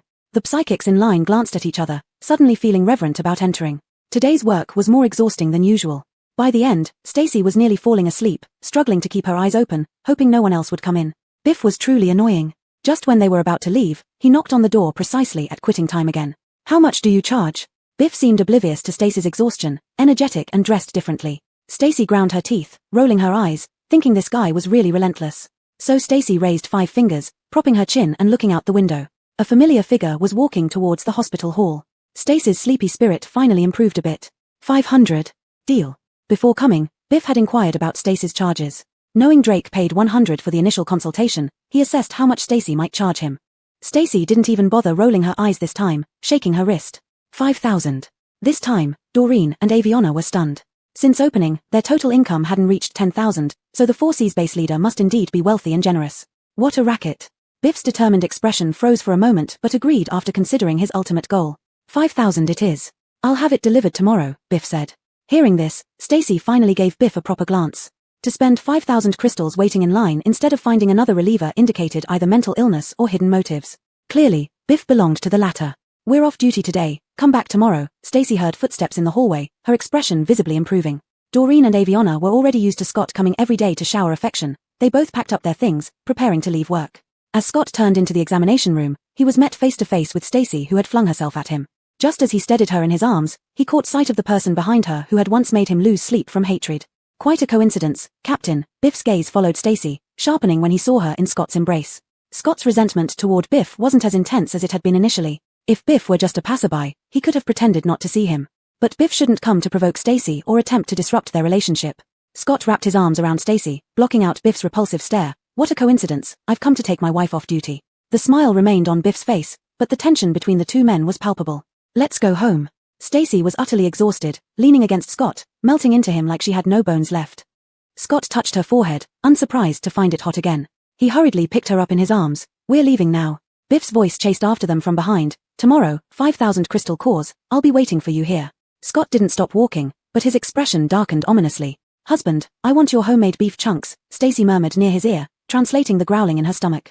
I think you want bamboo shoots with meat. Scott feigned a slap on Stacy's bottom, carrying some anger, daring to do business with Biff. Your courage has grown. Don't hit. Stacy barely kept her eyes open, tugging on Scott's ear, half asleep. Dad, I'm grown up, don't hit me. Scott's raised hand froze, instantly losing its strength. Stacy quietly smiled to herself against his neck, a sly and mischievous grin. Chapter 98, The Old Sweeper Amon. Even though Stacy played dumb, she couldn't fool Scott in the end. She was carried home by him and given a proper scolding before obediently lying on the bed with a whimper. I had no idea he would be willing to pay 5,000 crystal cores. If I knew, I should have asked for 50,000, Stacy said, holding a little chick and poking its bottom to curse at Scott. The chick clucked a couple of times but didn't spit anything out. Instead, it puffed up its feathers, looking quite amusing. He has ulterior motives towards you. Do you think 5,000 crystal cores are worth it? Scott picked up the little chick and threw it to the ground before pinning Stacy down again. Although Stacy couldn't figure out what she had that was worth scheming over, she always went along with whatever Scott said because he was physically imposing and dominant. That's a bargain. Even 50,000 crystal cores wouldn't be enough, Stacy replied with a smile. After losing to Jimmy under his command, Scott had been trying to absorb crystal cores to boost his strength as much as possible. Under Stacy's protection, he absorbed all the stored crystal cores within 2 days, elevating his abilities to another level. That night, after Stacy finished her final energy, she cleared the dark mist impurities that accompanied his newly upgraded ability from Ian. At peak level 8, Jimmy won't dare to confront you head-on if he values his life. Stacy felt her own ability enhanced and stretched comfortably. Although level 8 peak abilities still couldn't match Jimmy, for Jimmy to fully suppress Scott now, he would have to use all his strength, which would likely cause chaos in his Ian due to its current state. The 5,000 crystal cores were a profit not to be missed. Tomorrow, you'll accompany me to meet Jimmy. Stacy cuddled Scott's neck coquettishly. After so long together, she had mastered the art of being adorable. Scott couldn't hold out for long. He drew Stacy into his arms, kissed her, and reluctantly agreed. However, Jimmy didn't show up the next day. Stacy waited in the clinic all afternoon and only received news of an escapee among the ability users. That's the same ability user Doreen knocked out using telekinetic bricks that day. The parrot sent by Drake was perched near the window, hitting it through the screen. The whole city is on high alert searching for him, but someone saw a member of Jimmy's team appearing near the detention area, and Bjorn is interrogating them, said the parrot. Stacy thought for a moment. It must be Gordy. The parrot squatted for a moment and then hit the window a few more times. They first defected to Qinghe and sought refuge at the 4C's base. Now they appeared near the detention area. It's hard to escape suspicion. Stacy thought and then asked, who saw this? The parrot answered, an old man who sweeps the toilets near the detention area. The parrot tilted its head, pupils vacant, mimicking words it had heard. Amon. This startled Stacy. What? Who did you say? In 3 strides, Stacy rushed to the window. Had it not been for the screen, she would have reached out and grabbed the parrot. Amon. Drake was equally startled. The little parrot blinked its eyes. Do you know him? Does the toilet sweeper's name really Amon? Stacy's voice trembled as she spoke. Amon, the retired professor whom the military had been searching for, an expert in genetic engineering. In her previous life, he was the leader who guided military medical experts to find the right direction and the principal scientist behind the development of gene drugs. Because the professor worked on classified military projects, his identity was kept confidential, making the name Amon largely unknown. Well, what's the fuss? Drake pondered with the bird's small brain. You know him? He wants to go back to sweep toilets. Hold him back. Stacy almost shouted herself hoarse. Where is he? I'm coming right now. Letting an old professor sweep toilets was unacceptable. At Bjorn's house, Drake replied. The old man said he can't eat if the toilets aren't swept, insisting on returning. I don't care, you go sweep for him. Stacy quickly changed clothes, didn't even tell Doreen, and ran out, nearly crashing into the table. Hearing this, the parrot turned its head at an odd angle, almost falling off the window. By the time Stacy arrived at Bjorn's residence panting heavily, Drake was already outside struggling with a grey-haired old man. The old man wore a tattered lab coat with a cloth peeking out of the pocket, washed ragged but still recognizable for its original color. He was currently wrestling with Drake, gasping for breath behind his mask, looking like he was about to punch someone. You young brat, have you never been hungry? Back when I was younger, I could take on 3 people at once. If you stop me again, Impatience was already etched on Drake's face. The cost of offending Stacy was now too high, one unhappy moment and she wouldn't perform ability for him. If he couldn't stop her this time, he would truly have to go sweep toilets just to please her. The old man, I warn you, don't pull my sleeve, this is a brand new set of clothes, even if I sell you, you can't pay for it. Drake. As Stacy ran closer, she heard this insolent comment and immediately kicked Drake. Ancestor. It's this old man who doesn't know his place. This kick wasn't very harmful, but it was extremely insulting. Who are you? Blocking me again from going to sweep the toilet? Amon's eyes narrowed, his back straightened, sounding as if ready for battle, displaying a soldier's demeanor. Mr. Cho, please calm down. Others will sweep the toilet, we've arranged other work for you, Stacy hurriedly soothed him. Amon was an old soldier who had always been independent and strong. If told that he was given preferential treatment due to his reputation, it would be a disgrace to him. Other work? Amon scoffed, quite disdainful. What did you say when the old man first arrived? You said my eyesight was failing and I'd be a burden at anything else. Giving me a toilet sweeping job was being kind to me. Calm down. Manuel doesn't understand manners. With your age and vast experience, you are a respected pioneer wherever you go. Not respecting you is their loss. Stacy spoke sincerely, with a tone that was very comforting, making people feel appreciated without seeming overly flattering. Even if she spoke eloquently, people still felt comfortable. Though Amon had been a soldier all his life, his work environment was complex, and he had heard plenty of flattery over the years. This act by Stacy didn't impress him much, but after living in the post-apocalypse for so long and being treated as a lower class, occasionally hearing such words felt like a distant past. Amon glanced at Stacy, "Shavittle girl, what's your name?" Stacy straightforwardly gave her name, then glared at Drake who was looking at her like she was a ghost. "Help me tell Bjorn that Grandpa Chio has gone to the hospital to help, arrange someone else for the toilet duty." You say so. Amon found it peculiar. In the post-apocalyptic world, women lacked status and power due to weaker combat abilities. Even female ability users often ranked lower than others. A woman like Stacy bossing around the leaders of the refugee city was quite unusual. Drake yelped, dodging Stacy's slap. Who dares to offend her? She's an ancestor now. Chapter 99, A Secret Corner. Stacy changed the elder's clothes, and suddenly the old sweeping man transformed into a proper military grandpa. When military grandpa sat beside Stacy, he looked just like an elderly security guard, commanding respect without having to show anger. However, within half a day, proper military grandpa had turned from merely observing coldly to frantically searching for paper and pen. He then took over Stacy's table, scribbling away. Stacy knew Colonel Cho's temperament. If he wanted something, give it to him. After ending other people's ability alleviation sessions, she even had someone pack up a meal for him. By the time Colonel Cho lifted his head from the papers, the sun was about to set. The meal was still warm, just right to eat. Colonel Cho ate a large mouthful of rice and sighed. "Girl, I want to use the hospital's computer. The hospital limits electricity usage, only at night can you use it. Why not go to the pharmaceutical factory? They are preparing to make medicine there and have constant power." Stacy poured a cup of water for the elder, seeing through him the hope that the end of the post-apocalypse would bring. "Can you manage the pharmaceutical factory too?" Amon asked. The pharmaceutical factory was essential exchange goods for surviving in the refuge city. Ordinary leaders of the refuge city would never let others meddle easily. "They're all friends, they might do me a personal favor," Stacy said vaguely. "I'll take you there tomorrow and find you a quiet room." Amon was surprised by Stacy's straightforwardness and couldn't help but suspect something. "Girl, aren't you going to ask me why I need it? You're not an ordinary person, so you must have an extraordinary mission." Stacy didn't elaborate further. People like Amon dealt with secrets, and as an outsider, it was better for her not to get involved.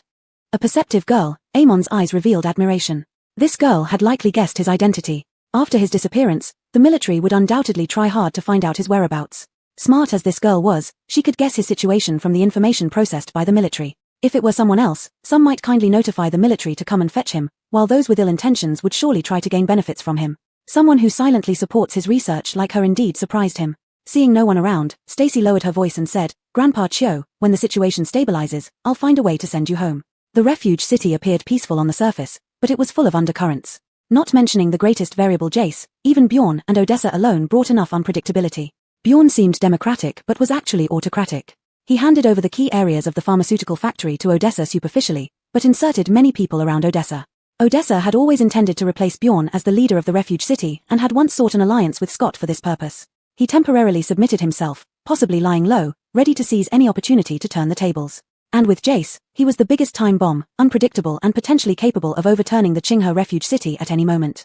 Hearing this, Amon paused and looked deeply at Stacy for a long time before muttering, "You, girl." That night, Amon stayed in the on-call room at the hospital, which wasn't great but much better than the slums allocated to him. Stacy was taken home by Scott and confessed about Amon to him. Seeing Scott looking grave, Stacy approached and reached into his quilt, grabbing his arm. "Stacy, hubby, I want to find a chance to send Ian back." The military's search broadcast repeats every day. Scott held Stacy's arm, turning slightly to open his quilt a bit. Scott sighed lightly. "Your preferential treatment towards him will be noticed by Bjorn." Stacy was startled, realizing she had indeed overlooked this issue, focusing solely on bringing Amon back without considering Bjorn, the cunning fox.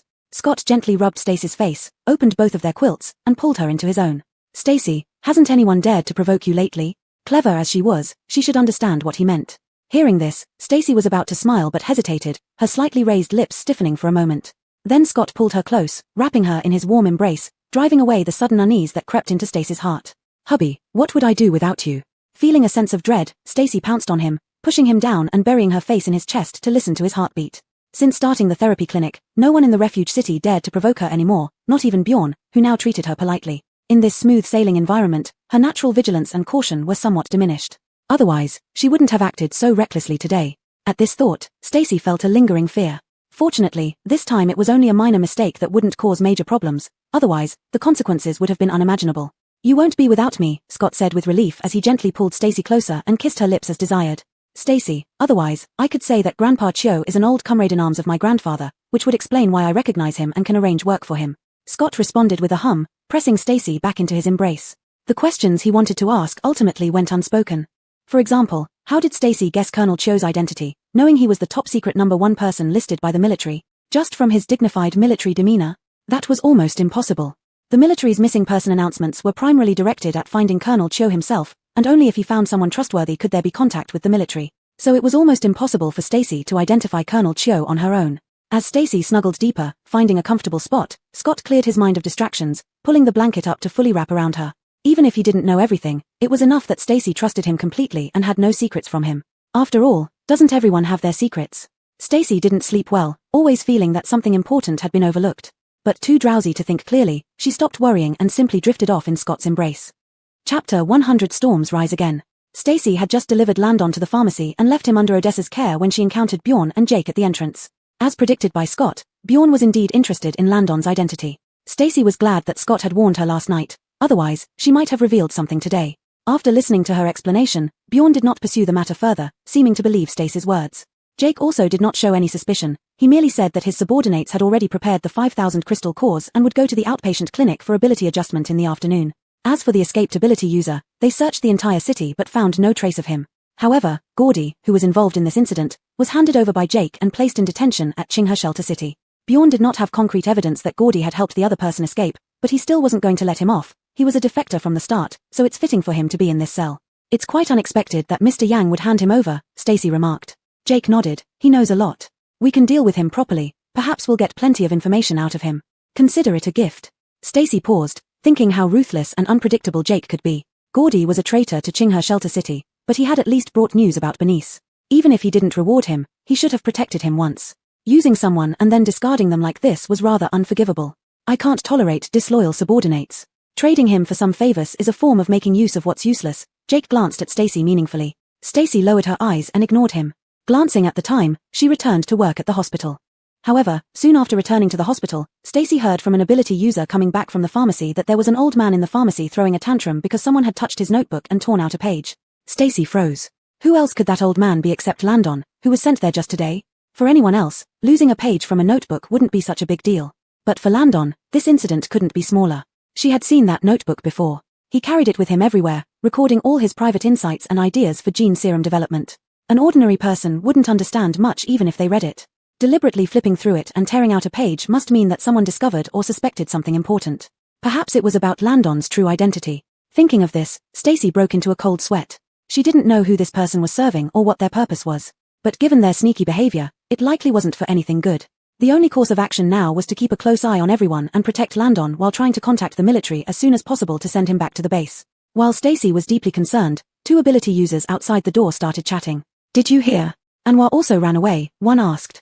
"What?" the other exclaimed. "Anwar too? What's happening in our shelter city? Are they running together?" Jackson is one of Supervisor Chiao's men.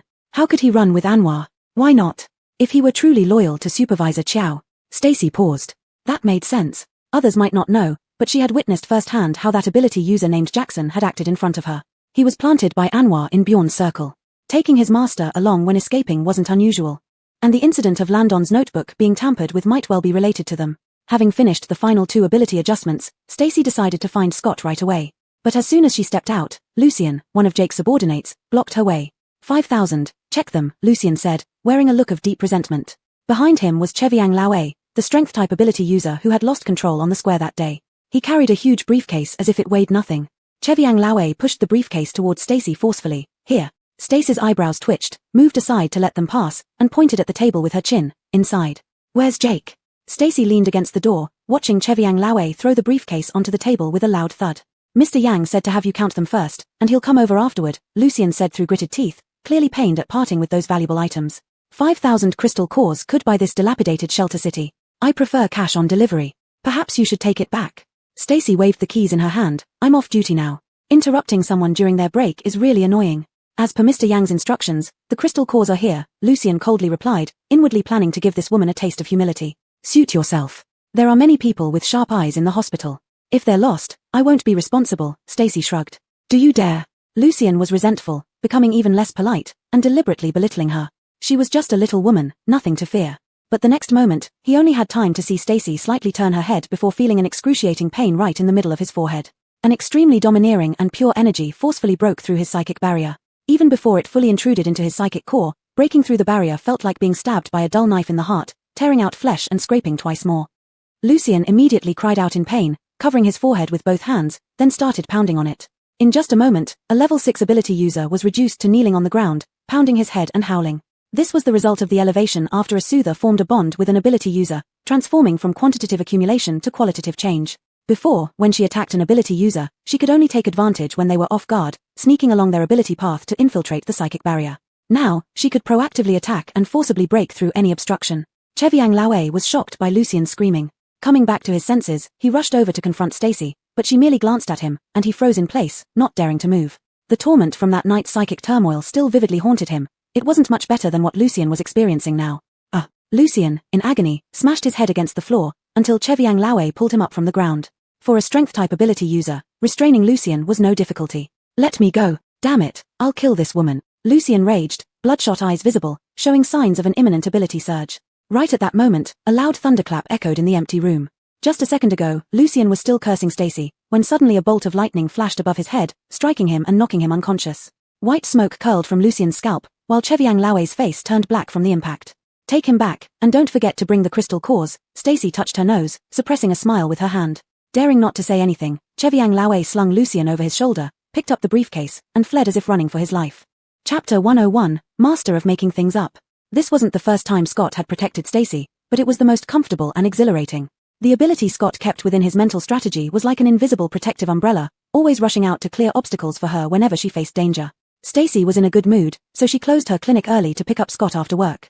As soon as they left the hospital, she saw Chevu Hengen's chatterbox parrot perched on a tree branch near the hospital gate, chattering away about something. "What are you doing here?" Stacy walked to the tree, and with one hand gesture, the parrot stepped onto her arm. "Parrot, Bjorn asked me to find you for help at the detention area." Detention area? Stacy recalled what Biff had said that morning. He really went to interrogate Gordy. Anwar has escaped. Bjorn is far from as calm as he appears. The parrot scratched its head with a claw. "I have to pick up Scott after work." Stacy stroked the parrot a couple of times, accidentally pulling out its most beautiful feather from its head. Luckily, Chevu Hengan didn't see. Stacy stuffed it back into the parrot's head like planting rice seedlings. The parrot shook its head amusingly. Bjorn has already sent someone to call him. If you go now, you might meet him on the way. Stacy sighed softly and changed direction, walking towards the detention area. The detention area was located at the edge of the slum district, in a derelict building no one lived in. In the courtyard, there was a panoramic transparent cage built of steel used only for temporary holding. And right next to this courtyard was a public toilet swept by Amon. Stacy pinched her nose as she entered the detention area, seeing a man sitting dejectedly inside the cage. Gordy looked sleazy to begin with, and after being treated badly by Bjorn, he looked even more like a human wreck. Just as Stacy was going to move closer, she heard familiar footsteps behind her. She leaned back confidently, landing exactly where she felt safest, in Scott's chest. "Be careful," Scott whispered low in her ear, still shielding her waist with his arms. Stacy didn't think much of it and replied softly, almost like a coquettish whisper, "With you around." "You're here." Hearing voices, Bjorn kicked the metal cage, causing a crack where it appeared the previous escapee left damage. "I called Stacy here to seal his ability." Stacy nodded. "Sure thing." Before she could step forward, the man in the cage started talking. "Do whatever you want to this lord. If I speak, I lose. Lords like me don't go for hard stuff, just soft. Want me to talk? Give me that red-dressed slut to play with, and I'll spill everything." Gordy laughed heartily, blood speckling his teeth and trickling down from his hairline, making his appearance somewhat grotesque. Anwar and Jackson ran away. "What do you expect? You're nothing but a sacrificial pawn indulging yourself here." Stacy frowned. This person was indeed disgusting. Women should just know how to serve men well. You wouldn't understand anything else, Gordy sneered. Scott immediately slashed his wind blade, severing one of Gordy's hands. "Ah, damn, ha ha ha ha." Embarrassed into anger, willingly becoming a woman's lapdog. "What kind of man are you?" Gordy's enraged curses turned into crazy laughter. He seemed somewhat delusional, self-indulged by the thought of Anwar coming back to save him. "Do you think you're a hero?" Stacy scoffed. "You're just a pathetic fool abandoned after being used, stalling here, expecting them to come back and save you." "They will come back. What would a woman like you understand?" Gordy gasped in pain, lunging forward to pick up his severed hand and throw it at Stacy, his tone malicious. "Wait until they come back, all of you will die." It seemed he had some delusional faith backing his stubborn mouth. Stacy thought for a moment, then suddenly took a step closer. Scott quickly held her back, wrapping his arm possessively around her waist, sending her back into his embrace. "No going." "Stacy, then come with me." "Fine." Scott knew he wouldn't last 3 seconds arguing with her. So, protected by Scott, Stacy approached the cage, squatting in front of it. Gordy leaned closer too, his arrogant expression making Scott wish to tear him apart.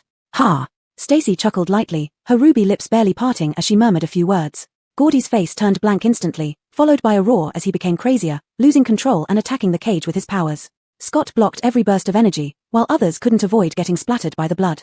Stacy activated her ability to block Gordy's energy output channels, so he resorted to using brute force to punch the metal cage. After a few punches, his intact hand was also bleeding profusely. "What did you tell him?"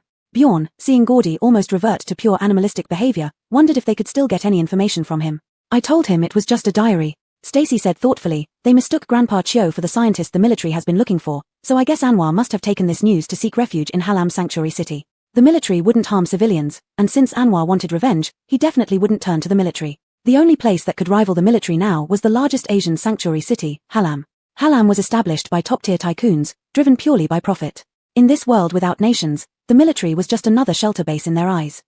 So, for a scientist who could potentially change the future, Hallam would very likely go to war with the military. True identity? What exactly did Old Man Landon do? Drake asked. Stacy paused. Just a retired old man with some hobbies. Bjorn and Drake almost simultaneously asked, "What kind of hobbies?" "Fishing and writing diaries," Stacy bluffed. They tore up Grandpa Cho's diary entries and passed them off as scientific notes to deceive Hallam. "Isn't that suicidal?" Upon hearing this, Bjorn immediately understood. Although he was still half-doubting, Stacy's explanation was supported by Gordy's madness and had no logical flaws, so he had to believe it.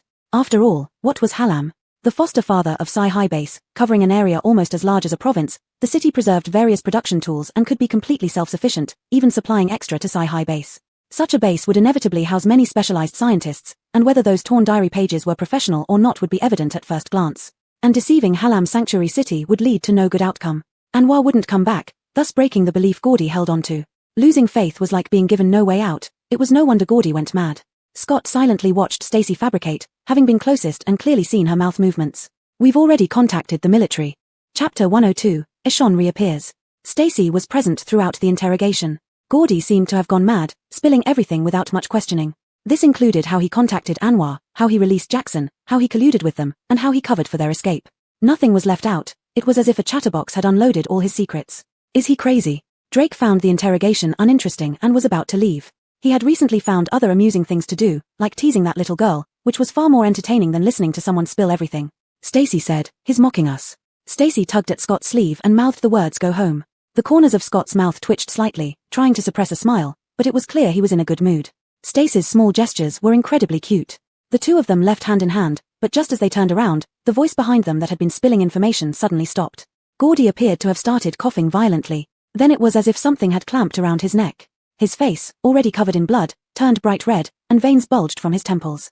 Gordy looked contorted with pain, making choking sounds as he tried to grab whatever was strangling him with his blooded hands, but to no avail. Bjorn reacted quickly, sensing an external force interfering. It felt like a familiar yet strange energy that was silencing Gordy. Immediately, he activated his power, sending out thick, arm-like vines that shot out, wrapping around the cage on the ground and uprooting it. Another vine shot out simultaneously to examine Gordy's neck. Gordy died with a swollen face, his mouth opening slightly as a sound squeezed out, compressed to nothing but a gasp. Kneeling on the ground, head hanging low, it was as if something had pinned him there, keeping him upright even in death, his expression grotesque and terrifying. What did he say? Did anyone hear him? Bjorn was clearly upset. Someone had been killed right before his eyes, and how could he not be angry? Everyone shook their heads. Many who were present had been in shock, none paying attention to whether Gordy had moved his lips. He said, "You will all die. Eshon is back. You will all die." Scott's expression grew solemn. He had learned lip reading during his time as a mercenary. As Gordy was dying, his entire body was struggling against the unseen force, including the muscles around his lips, trembling fiercely. The lip movements he made earlier clearly said, "Eshon, you lied to me." The moment these words left Scott's mouth, the room fell silent. The sudden zombie wave in the refuge city was still fresh in everyone's memory. Eshon's mysterious disappearance had long been whispered about in the city. The appearance of a suspected zombie resembling Eshon during the zombie wave added an eerie and terrifying unknown element to the event. That incident faded into obscurity over time, but now, hearing Eshon's name again in such an eerie context made everyone shudder. "Eshon." The timid ones swallowed hard. "All of you keep it to yourselves," Bjorn interrupted sternly. Approaching the dead Gordy, he examined him for a moment before kicking him in the shoulder. Though Bjorn's kick wasn't heavy, it was enough to topple a lifeless corpse. But Gordy only swayed slightly, his legs tightly adhered to the ground, unmoving. Pausing, Bjorn used a cloth to cover his hand, squatted down, and lifted Gordy's chin. There was a fine, pale green mark near the top of his neck. Narrowing his eyes, Bjorn pulled out a Swiss Army knife from his pocket, propped up Gordy's chin, and tried to scrape off the mark with the tip of the blade. The object was quite resilient, and Bjorn had to scrape for a long time before finally removing it in one piece. Using pliers, Bjorn held this thin vine-like thread as he attempted to pull it away from Gordy's neck when he encountered resistance. On closer inspection, he saw that this thread had actually emerged from beneath the skin at the back of his neck. Suddenly sensing something, Bjorn took a step back and kicked Gordy hard in the chest. This time, Gordy flew backward, accompanied by a ripping sound. Dark red blood splattered where Gordy's knees hit the ground, revealing that the skin had been torn away, sticking to the floor. 2 holes appeared on Gordy's legs, dark red blood slowly oozing out, covering the greyish-white bone beneath. When Bjorn ordered someone to dig out what was stuck to the ground, they found clusters of extremely tough, fine vine-like threads. It grew directly into Gordy's body from underground and finally emerged from the back of his neck, strangling his throat. Nobody is allowed to speak of what happened today. Bjorn's expression was not pleasant. He ordered his fire element ability subordinate to take out the object and burn it, then dispose of Gordy's corpse. All personnel be on high alert. Starting today, all ability users must be ready to respond at any time. Bjorn took one last look at the ashes of the thin vine filaments, then left the detention area with a complicated expression. After Bjorn left, everyone gradually dispersed. Stacy went home with Scott, each lost in their own thoughts but still holding hands tightly. That thin vine filament can only be used by someone with wood element abilities level 8 or higher. Drake's broken parrot flew over again, wanting to land on Stacy's shoulder. It flapped its wings twice and glanced at Scott beside her, ultimately deciding against it. Bjorn is at level 7 now, where strength is paramount. Level 8 in wood element requires precise control, which might be challenging for him. The parrot continued chattering, "That's why he's got a sour face." "Do you think I'd have a sour face for some reason?" Stacy brushed away the parrot that was fluttering around her, showing some impatience. No sooner had Stacy spoken than the parrot saw Scott turn his head. It hastily flapped its wings to escape but ended up getting zapped by lightning on its tail. Crazy woman, crazy woman. The parrot was panic-stricken, crashing into a tree in confusion and fainting under it. Stacy sighed after looking at it, then walked over to pick up the parrot and hung it on a branch. "No soup tonight then." Stacy dusted off her hands, noticing Scott staring at the parrot with a menacing look. "Still, it's convenient for passing messages. What do you have to pass between you?" Scott pinched Stacy's cheek, his tone suddenly dangerous. "When did you two get so familiar?"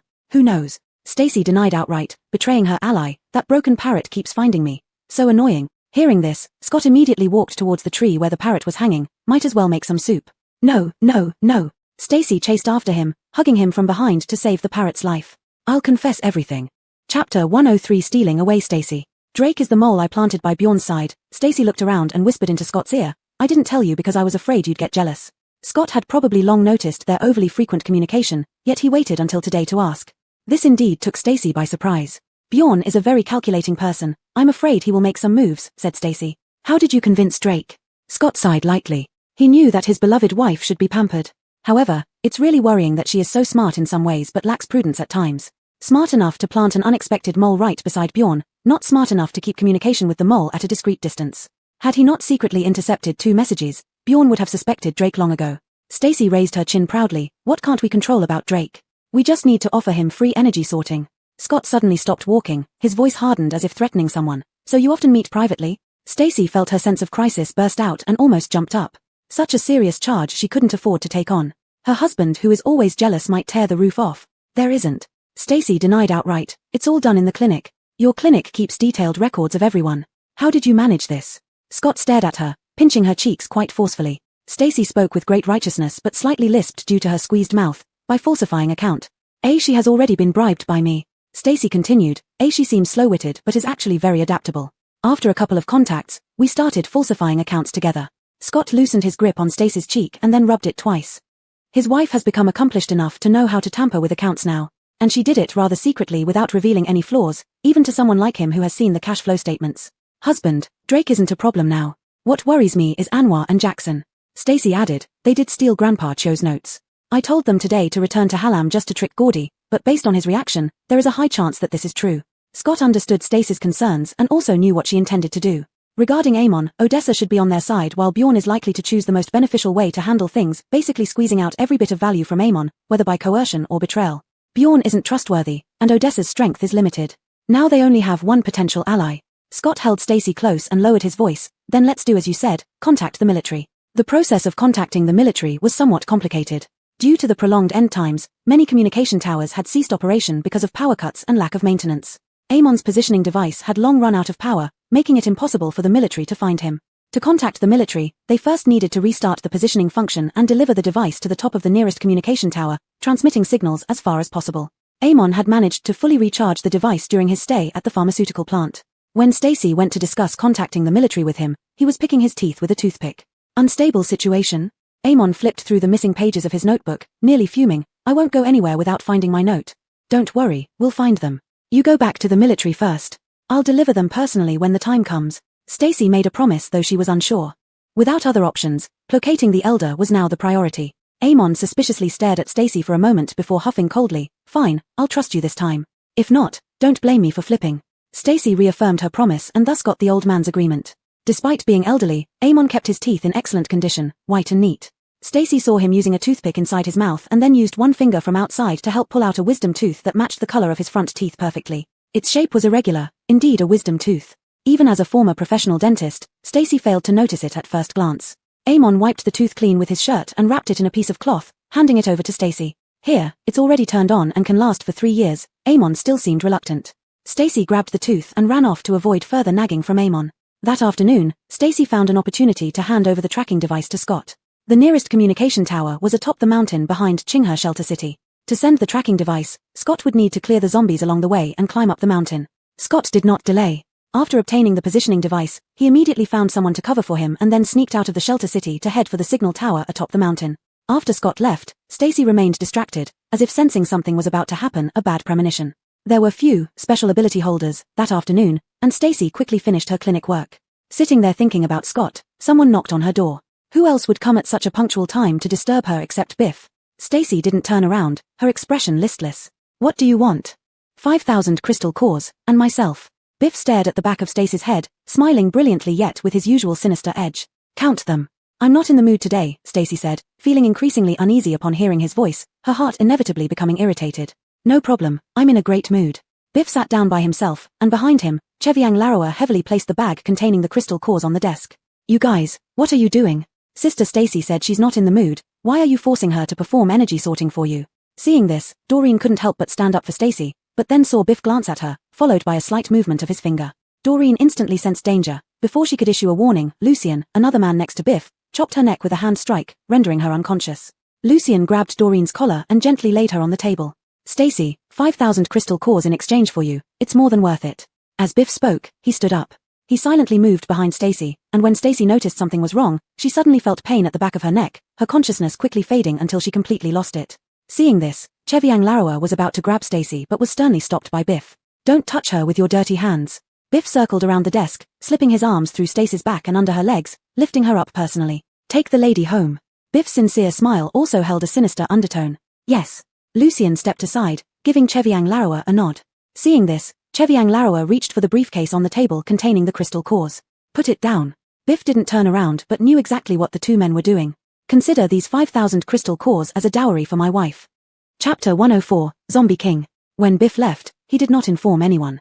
He brought his team and people, hiding Stacy in the car, intending to leave through one side of the shelter city by calling for the gate to be opened. But at this moment, a huge alarm sounded over the entire shelter city. All psychics in Qinghe Shelter City sprang into action, driving towards the direction of the West District. Alarms rose one after another.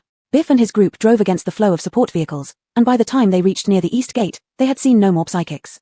Biff grabbed the intercom in the car. "Go open the gate."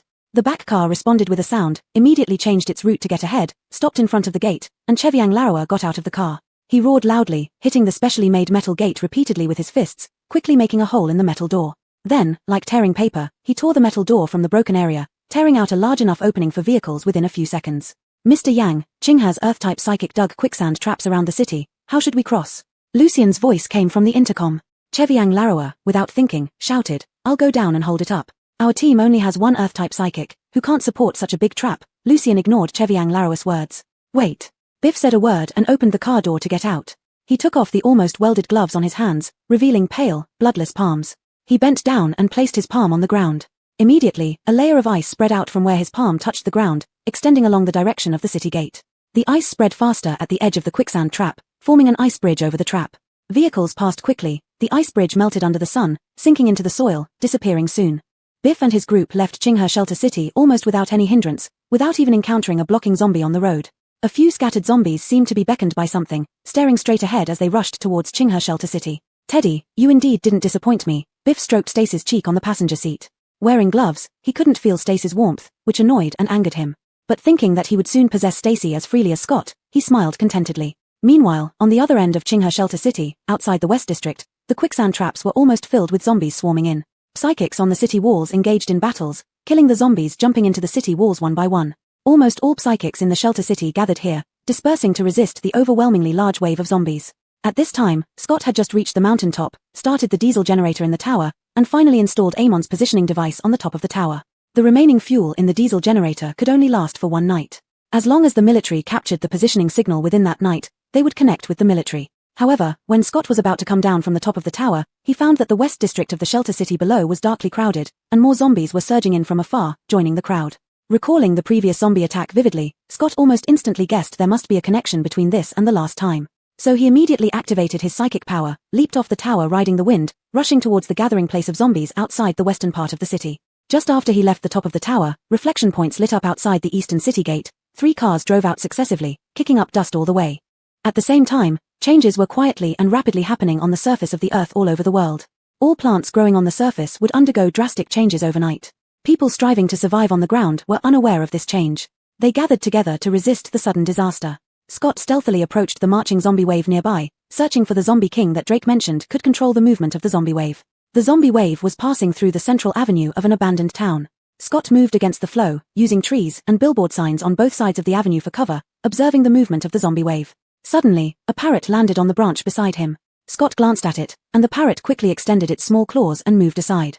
"Did you find anything?" Scott asked. The zombie wave is larger than last time, with a higher proportion of mutant zombies, making them harder to deal with. The parrot's voice was originally high-pitched, and deliberately lowering it made it somewhat hoarse. A not-so-conspicuous zombie in the crowd accurately captured the source of the sound. It slightly moved its neck, hidden among the zombies, moving towards the direction of the sound. The quicksand traps are already full, and Bjorn is sending people to divert the zombie horde in other directions. The parrot's instinctive sense of danger made it uneasy, almost unable to stand still. But Drake, borrowing the body's consciousness, didn't understand this, thinking the parrot was disobedient. He forcibly used his psychic power to calm it down. A zombie wave of this scale is far beyond what our small shelter city can handle. Odessa is arranging for civilians to evacuate, but outside the shelter city, dangers are everywhere. Where can they go? Scott heard some unusual movement and covered the parrot's head with his hand. The poor parrot thought it was about to have its neck snapped and was so scared that its feathers stood up. Scott listened for a moment, and the unusual sound didn't come again, but a sense of unease grew stronger. So he grabbed the parrot's body tightly and whispered, "Try to hold them off. I've already spread the message. Hold until military support arrives." The trembling little body of the parrot stiffened for a moment. Back in the city, Drake was simultaneously spreading his psychic power across different birds to gather information. Hearing Scott's words, he nearly fell off the high platform. When did you contact the military? The military is barely managing itself. Can they spare time to help us?" Drake asked after a long pause. The military-established shelters are the most reliable refuge in the apocalypse, with major bases supporting the last hope of the people in various regions. But after the apocalypse began, the major military zones also suffered heavy damage and are still in the process of rebuilding and accommodating refugees, indeed struggling to manage themselves. "Don't worry about that. Go protect Stacy." Scott finished speaking and immediately threw the parrot in the opposite direction. At the same time, the sound of tree vines cutting through the air suddenly rang out. Scott moved incredibly fast to dodge aside. Just as he threw the parrot away, the ground where he had been standing was marked by a deep indentation from the tree vine strike. The parrot flapped its wings in midair a couple of times and, upon seeing the zombie opposite, froze completely. Thunder and wind raged together as Scott tore through the airborne withered vines. "Teddy, you finally appeared." Chapter 105, Stealing a Chicken. Scott was fighting with the zombified Jonathan, while the parrot flapped its wings in the air and flew back. Drake stood on the platform silently for a moment. Watching the psychics combating zombies below with their various abilities, he felt frustrated and powerless. His ability was too weak to be of much use. Though it allowed him to control all animals and replicate their characteristics to strengthen his physique, his strength still could not compare with other types of psychics. He remained standing on the platform, summoning animals to deal with the snakes, ants, bugs, and rats drawn by similar types of zombies, unable to directly use his psychic power to kill zombies. Even though his psychic level had advanced to level 6, dealing with high-level zombies still seemed beyond his capability. He didn't want to remain in logistics and reconnaissance forever. He wanted to stand before the zombies like other psychics, ready to slay these monsters with just a wave of his hand. Now, there was only one choice in front of him: to cooperate with Stacy, quickly advance his level, and obtain other aggressive migratory psychic powers to achieve his ambitions. With this thought, Drake gave the order to the underlings below, leaving them to charge into battle for him, then left the platform and headed for Stacy's house. No one was home at Stacy's place, and Drake did not see any lights on when he arrived downstairs. So, he caught a sparrow nearby, using its body to fly upstairs and slip into the window through a gap. The room was silent, with traces of daily life everywhere. Stacy wasn't home, and no one was in the bedroom either. Just as the sparrow was about to leave, a pitch-black little chick suddenly appeared on the floor. Fortunately, it stood under the moonlight, where its shiny black feathers gleamed white, allowing the little sparrow flying in the room to spot it instantly. The little chick looked uneasy, running back and forth on the ground, its claws making tapping sounds. Chirp chirp. The little chick flapped its wings, staring intently at the parrot hovering in midair, showing an extremely aggressive stance. Cheep cheep. The little sparrow almost cried. The chick was cursing too nastily. Finally, Drake heard the sparrow's plea and released it. Leaping from the ground, he clung to the external unit of an air conditioner on the wall, jumping several times until he landed outside Stacy's window, entering the balcony through the window used for ventilation. The little chick was still faithfully guarding the home, glaring fiercely at Drake, the outsider, chirping persistently. Drake hesitated, looking around guiltily. "Your mom asked me to come pick you up." Chirp chirp. The little chick showed that it didn't understand. "I'll take you to find Stacy." Drake tried again. Chirp. This time the little chick understood the phrase "find Stacy." Thus, Drake successfully tucked Stacy's little chick into his pocket, jumped out of the window, and landed steadily on the ground. This was thanks to the evolution from feline-like traits, which made his movements swift and agile. When he came out of Stacy's house, it was already dark. Drake hurried straight to the hospital where Stacy worked but encountered Doreen at the entrance, who was panic-stricken. What happened? Doreen's hair was messy, and tear marks were still on her face. Seeing this, Drake felt an indescribable anger rise in his heart. What happened? Why are you like this? Stacy is gone. Doreen, upon seeing Drake, immediately let out the fear she had been holding back, sobbing loudly. "It's all my fault. All my fault." Drake grabbed Doreen by the arm and pulled her close, using his calloused hands to quickly wipe away her tears. "Stop crying." "What happened?" "Biff had people knock me out, and when I woke up, Stacy was gone." Doreen cried even harder, clinging to his hand. "What did you say? Biff kidnapped Stacy?" Drake was shocked, but after a moment, he realized this wasn't so incomprehensible. Who was Biff? The leader of the Four Seas base. Would they call him a leader without some shady tricks? The west side of the city is defending against the zombie wave. They must have taken the east route. Drake pulled Doreen along, found a car nearby, and rushed to the eastern part of the city. Along the way, dozens of zombies wandered aimlessly through the streets. Fortunately, civilians had received warnings and were hiding, so the streets were empty, preventing a major disaster. Drake and Doreen killed these zombies along the way, reaching the east gate of the city. They found that the gate had been torn into pieces of metal scraps, which explained how so many zombies entered the refuge city. The quicksand traps outside the city remained intact, untouched. Damn. Drake cursed, turned back to the car, drove it to the torn-open city gate, blocking the large gap to seal off the entrance again. "Aren't we going to chase them?" Doreen's eyes were red from crying, her voice breaking and pitiful. Based on the time you mentioned, they have already gone far, we can't catch up, Drake said. They left the car at the East City gate. Drake used his psychic power to disperse birds in all directions, and these birds reported back on the situation in each direction. Not only was there a gathering of zombies in the west of the city, but also in the east and north, where zombies were gradually converging toward the refuge city. And one bird that flew farther could just see several vehicles moving side by side, raising a dense trail of dust. Damn, we're dead this time. Drake retracted his consciousness and punched the roof of the car. The current crisis was too severe. The refuge city was surrounded by waves of zombies on all four sides. They had only about 100 psychics. Could they really hold out until military support arrived? The message was relayed to the front line in the west of the city via the parrot, and everyone showed signs of despair. As the leader, Bjorn quickly made a decision. We will retreat and cross over from Nanshan Mountain. There must be a way out. Those who can survive this battle today are all heroes. Bjorn's order led to the withdrawal of the psychics stationed in the west of the city. Earth psychics took up the rearguard, digging a deep quicksand isolation zone before the zombie wave could catch up. Scott was evenly matched against the zombified Ishon. His 8th level peak, nearly 9th level psychic power could only result in a stalemate with Ishon. Do you regret killing me back then? Ishon's face was unrecognizable, with a large hole in his forehead, though patched up, it looked very out of place. You didn't expect it, did you? Now I can destroy Qinghe Refuge City with a wave of my hand. I only regret not making sure you were dead. Scott had no interest in chatting with a zombie and immediately rushed forward, severing Ishon's withered vines and aiming straight for his head. Stacy, that little bitch, I'll make her suffer the same fate as you. Ishon tilted his head back, thick vines emerging from his mouth, quickly bending in midair, and shooting towards Scott. Scott, you've already lost her, heh. The laugh, like a broken windbox, cut through the sky. A sense of unease surged within Scott, growing stronger and more intense. Chapter 106 Indifference to others' Shavives. Odessa refused to abandon the city's residents. After Bjorn ordered the retreat southward into the mountains, he immediately returned to the poor district with Dev where the civilians resided. They used a vehicle-mounted loudspeaker to call out the people in hiding and escorted them towards the southern part of the city. After the quicksand isolation zone was completed, a small number of psychic users returned to escort the civilians from the refugee city. The rest resisted the zombie horde while retreating, briefly holding back the zombies at the quicksand trap. Evacuation within the city was bustling. Meanwhile, not far outside the city, Scott was still confronting Ishon. Both sides were evenly matched, neither gained an upper hand. However, Scott's mind kept wandering due to Ishon's words, growing more uneasy. He wanted to see Nola, urgently, his attacks becoming fiercer. Ishon noticed Scott's panic and deliberately prolonged their fight, waiting for a flaw to strike decisively. As the battle heated up, Walt roared angrily behind Scott. Metallic sheets nearly inseparable from him slashed through the air, forming an impenetrable barrier around Ishon. From another side, a fire dragon cut across the sky, igniting trees along its path. The dark night was lit up like daylight by this fiery creature. The fire dragon circled around Ishon once, then stopped before him, roaring wildly. 3 against 1, I'm done. Ishon glanced at Walt and the newly arrived brightness, his smile illuminated by the flames, evil and sinister. With that, Ishon shot the dried vine from his hand backward, his body light as air, leaping onto towering ancient trees, vanishing into the night sky. Big brother. Walt retracted the metal sheets floating in the night sky, stepping swiftly to Scott's side. Are you okay? Was that really Ishon? Brightness recalled the fire dragon, following Walt obediently like a child. After all, before they left, his sister had repeatedly instructed him to listen to Walt. Why are you all here? Where are the others? Where is Nola? Scott's voice was urgent. He looked back at the direction of the refuge city. There was no light there, the night falling deeper, moonlight spreading over the land. That dark mass of zombies, like monsters devouring life in the night, was swallowing living souls. And Nola was somewhere in that darkness. Scott sped toward the refuge city on the wind, mercilessly killing every zombie in his way. On his way to his residence with Nola, he met Drake escorting civilians toward the Nanshan area. Nola! Scott saw no sign of the person he wanted to see, his heart tightening further, almost suffocating. Drake lowered his head, helplessly shaking it. What does that mean?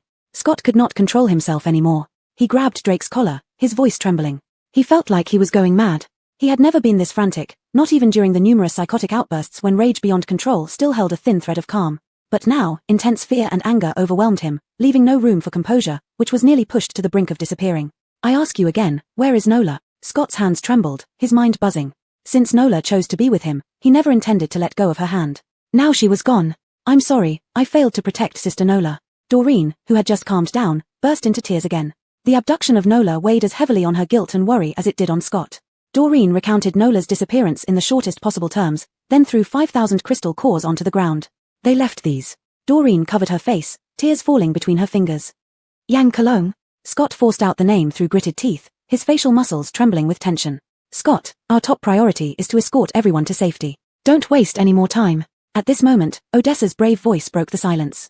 Civilians were already being protected and leaving, while he stayed to cover their retreat. Their lives and deaths have nothing to do with me, Scott's eyes red as if bleeding. If they didn't know Nola had cleaned up his psychological defense, everyone might have thought he was about to lose control. How can it be irrelevant?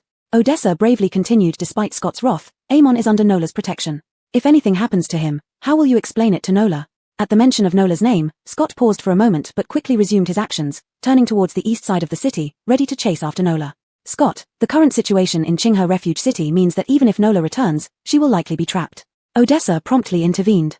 Under everyone's worried yet admiring gazes, Odessa no longer held back. Those standing with them were almost all trusted by Nola. It was best to clarify matters now. I know Amon's identity is special, Odessa said. But he is our only hope now. Seeing Scott hesitate momentarily, Odessa hurriedly added, Nola is no ordinary person. No one can harm her. You should understand this. Big brother. Walt hesitated, knowing Scott best. Though Scott appeared hesitant, he was on the brink of losing control. Walt gritted his teeth. Big brother, I don't understand much else, but I'll follow you. I will too. Doreen didn't hesitate at all. She felt responsible for Nola being taken. I am too. Brightness looked around uncertainly, not quite understanding what was happening but prioritizing his sister's instructions. You are foolish. Odessa looked at them with frustration, seeing their potential wasted by lack of broader responsibility. Drake suddenly raised his head, the collar Scott had grabbed still wrinkled. I'll go with you. I'll call Lucas. Walt immediately perked up, turning to find Lucas on the front lines fighting zombies. At this point, Scott, who had been silent, finally spoke. First, escort the civilians into the mountains. Odessa, Amon's tracker is atop the signal tower in Nanshan, Scott explained. Bjorn will inevitably come here when leading people into the mountains. Once you arrive, you must retrieve the tracker before Bjorn discovers it and send out an emergency distress signal for Amon. The signal tower must continuously transmit signals outward through the night for Qinghe to have any hope of being located by the military. Chapter 107. That was his father. When Stacy woke up, she found herself in Biff's car. Her hands and feet were handcuffed by Biff, stuffed into the passenger seat, leaning against the window with a soft cushion under her head. By this time, it had grown dark. A bluish-white moon hung in the half-black sky dotted with faint stars. They had left the highway and were speeding across a plain. The headlights illuminated the pitch-black road ahead while wild grass, waist-high, rustled against the body of the vehicle. In such an environment, Stacy felt that the moonlight seemed eerie. Where are you taking me? After a moment, Stacy propped herself up using her elbow on the door. Her neck throbbed in pain, and her lower back ached from being in one position for too long. She didn't plan to confront Biff directly. Biff was a madman. If he got desperate and brought in ordinary people who haven't awakened their powers to watch over her, she would have no chance at all. Biff glanced at Stacy through the rearview mirror, quite satisfied that she accepted her situation calmly. Back to the base. Stacy pondered, that's your base, not mine. You will share it with me, inseparable. As Biff spoke, he freed one hand and reached out to grasp hers where it lay on her leg. Stacy involuntarily frowned, trying to pull away but failing. Though Biff wore gloves, his grip was so strong that no resistance could be tolerated. Madam, 4C's base will be your home from now on. Biff squeezed Stacy's hand and stroked her cheek. The title Madam struck Stacy as shocking. Madam? She never imagined that Biff would entertain any other thoughts towards her. In her past life, when she had been a registered reliever at the 4C's base, she hadn't seen Biff treat her specially. Why was it different this time? Don't like the title? Biff couldn't hide his excitement and ignored the shock and confusion in Stacy's words. He went on speaking to himself. If calling you old is bothersome, I can order my men to address you as Lady Biff. Stacy evaded his touch irritably, finding the leather gloves icy cold, as if those hands radiated chill, making her shiver. As head of the 4C's base, you don't lack for relievers. Why kidnap me? Stacy gazed out the window at the boundless black plain. Under the moonlight, only silence and the hum of the car remained. Without hesitation, Biff replied casually, because only you are worthy of me. Not all relievers can manage a level 9 size energy, said Biff while keeping an eye on Stacy from the corner of his eye. Even though her expression showed displeasure which he wasn't happy with, he didn't lose his temper. After all, since she was in his hands, he had plenty of time. She would eventually realize living with him in comfort was far better than the upheaval she faced alongside Scott. A reliever below a certain level would be killed instantly once entering the fog inside my divine strategy. Biff's tone rose, betraying pride and contempt. You are different, said Biff. You are the strongest reliever I've ever seen and thus fit to be with me. With me? Stacy laughed bitterly. I think you aren't fit for me. Scott's powers came entirely from battling zombies and enduring multiple power surges, finally accumulating strength. Stacy lifted her chin proudly when speaking about Scott. He truly earned everything through sheer effort. Her expression turned to disdain abruptly. And what about you? Continued Stacy, supported by countless 4C's base size and aided by crystal core appraisal instruments. Your abilities come from others' struggles, nothing belongs to you. Do you have the nerve to say you're fit for me? You're just a parasite, repulsive. Stacy taunted further as she noticed Biff's increasingly stern expression. She wanted to provoke Biff. Unlike other psi levels, a level 9 was immensely powerful, far above those below level 8. While he maintained his vigilance and defense, Stacy stood no chance breaking in. However, once angered and less cautious, she could seize the opportunity to penetrate his divine strategy, control its essence, and prevent him from harming her again. Keep insulting me until you tire yourself and then sleep. All Stacy waited for was Biff's calm reply. He saw through her intentions, leaving Stacy discouraged. Dealing with a level 9 Psy was something Stacy had no experience with, even in her past life. Stacy leaned her head against the back of the seat, her eyes on the window while she used a small hair clip she had just removed from her hair to try and unlock the handcuffs. There must be a way. As long as Biff has a weakness, there will always be a way. Biff glanced at the back of Stacy's head and turned on the car's audio system. Why don't you listen to some music if you don't want to talk to me? Biff said as he opened the local audio file. However, instead of melodious singing, the sound that came out of the speakers was the static most commonly heard in this post-apocalyptic world, which also most eroded one's spirit. Following the static, those strange and eerie numbers appeared again in the cabin. 4035, 9001, 6045, 8025. The inorganic voice was cold and lifeless, repeating the random numbers that had been verified as coordinates, pointing to the location of Lopner from years ago. The urgent yet suppressed voice of a middle-aged man followed, and Stacy found herself unconsciously shrinking away towards the car door. The great calamity is upon humanity, the end times are approaching. Please prepare accordingly. This audio file was a torment to every person living through the apocalypse. It was like a god, high and mighty, suddenly descending mercy, spreading the plague among people, then generously informing them of the impending doom. Stacy hated this audio clip very much. As soon as the middle-aged man's voice started, she fumbled over to turn off the car's audio system. You're afraid of this? Biff hadn't expected Stacy to have fears. To him, Stacy acted recklessly due to his love for her, fearless of heaven or earth. Even after coming to the 4C's base, he had planned to replace Scott's position, becoming her support in her domineering behavior. And now, the image of Stacy, the little tyrant, seemed more three-dimensional and real in his eyes. This contrast only made him more obsessed. Stacy didn't answer. The things she truly feared were few, and this audio clip ranked second. As for what ranked first, it used to be Scott rejecting her, and it still had something to do with him now. Don't you know this voice? Biff seemed to be answering his own question casually. This is Scott's father. Didn't he tell you? Chapter 108, The Lady Disobeys. Stacy hid her shock deep inside, trying to conceal it so Biff wouldn't notice. Scott had never told her about this. In fact, between them, there had never been any mention of the word divine message. The only time was when they were on their way to the Qinghe refuge city and accidentally turned on the radio in the car, which happened to be broadcasting the divine message on a loop. At that moment, she clutched Scott's arm out of fear and was pulled into his embrace tightly. Scott whispered soothing words by her ear. He had said, "Don't be afraid, he won't hurt us." Stacy didn't understand who he was that Scott mentioned. At that time, she was hiding in Scott's arms, only feeling his tense body providing her with a sense of security, without noticing anything unusual about Scott. Now looking back, what was Scott thinking when he held her at that moment? Was he thinking about the man in the broadcast? Thinking about his father? That man's last voice was so desperate and hoarse, could it mean he had met an unfortunate end? This news was too shocking for Stacy. Her face had gone somewhat pale, but luckily it wasn't obvious in the darkness. So it seems Scott indeed did not tell you. Biff glanced at Stacy, seemingly in high spirits, tapping rhythmically on the steering wheel with his gloved hand.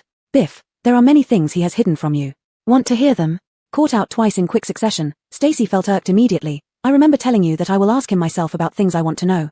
I don't need outsiders talking nonsense in front of me. Lady, remember clearly, I am not an outsider. Scott is the outsider between us. Though still smiling, Biff's smile clearly froze on his face as Stacy saw it clearly. Who is your lady? This title was infuriating. Stacy was not afraid of Biff. She shouted loudly, "Do you have no shame? This is kidnapping. You. Stacy couldn't think of suitable words to describe Biff's actions, mumbling the word you repeatedly without finding an appropriate descriptor. Robber, thief. Stacy spat at him angrily, almost fuming with rage. Suddenly, Biff laughed and slammed on the brakes. Stacy was thrown forward by inertia, then immediately yanked back and crashed hard against the car seat because of the seatbelt. Before Stacy could recover, Biff engaged the handbrake and leaned over, pressing towards her. Unable to dodge, the door locked, she found herself trapped between the car seat and the man before her. She pressed her back hard against the seat, trying to increase the distance between her and Biff. You madman, what do you want? Stacy's head was forcibly turned back by Biff's cold hand, making her chin ache. Biff's gaze was icy, yet it warmed slightly as it traced Stacy's cheek. His eyes carried strong aggressiveness, and even through the leather gloves, his forceful hand was noticeably cold. Stacy swallowed secretly, her heart pounding fiercely. Biff moved closer, causing genuine fear in her this time. Previously, even when she discovered she had been kidnapped in Biff's car, knowing he needed something from her made her feel safe, cursing him with impunity. But now, Stacy started to genuinely fear. Because she realized that Biff wasn't just saying these things, all his words were sincere. The term lady, he meant it. In her previous life, Stacy lived for a while at the Psi High base, where everyone knew about Biff's obsession with cleanliness. Therefore, if he merely wanted to use her against Scott, he would never get this close to her. I'm not doing anything, but the lady is being disobedient. Holding up Stacy's chin, their breaths mingled. The fine hairs on Stacy's face trembled. She realized that not only were Biff's hands cold and devoid of warmth, but even his face exuded a tangible chill that kept people at bay. "Don't you have severe obsessive-compulsive disorder about cleanliness?" Stacy asked, her voice trembling slightly. "I'm someone else's wife, you shouldn't." "Meeting my lady, all illnesses disappear." Saying this, Biff moved slightly away. Just as Stacy was about to breathe a sigh of relief, she saw him take off his gloves. His pale, icy fingers extended slightly in the air, then reached straight for Stacy's cheek. Stacy stiffened instantly. Biff's fingers did not touch her, yet the chill radiating from him made her skin break out in goosebumps. "If you need a high-level reliever to help you regulate your powers, I can assist you." Biff's proximity caused Stacy to shudder, her lips turning pale. "My life is in your hands, I won't harm you." Biff did not respond, his face darkening. The atmosphere in the car dropped to an icy point with that one sentence. At this moment, the car's intercom suddenly transmitted a voice, breaking the silence within the vehicle. "Mr. Yang, why did you stop suddenly? Is something wrong?" It was Lucian. "I don't force anyone, I dislike coercion." Biff's hand hovered over Stacy's face for a long while before finally resting on her lips. He could not truly kiss her, so he only used his hand to feel the softness and warmth of those pink, tender lips. "I'll give you time to consider clearly and come to love me." Biff's fingertips lingered on Stacy's lips, unwilling to leave. Stacy turned her head away, her lips already numb and pale from the cold. "Scott is far more complex than he appears, you've been deceived by him." Biff finally released Stacy, put on his gloves, returned to his seat, and picked up the car intercom. Biff pressed a button, "Let's go."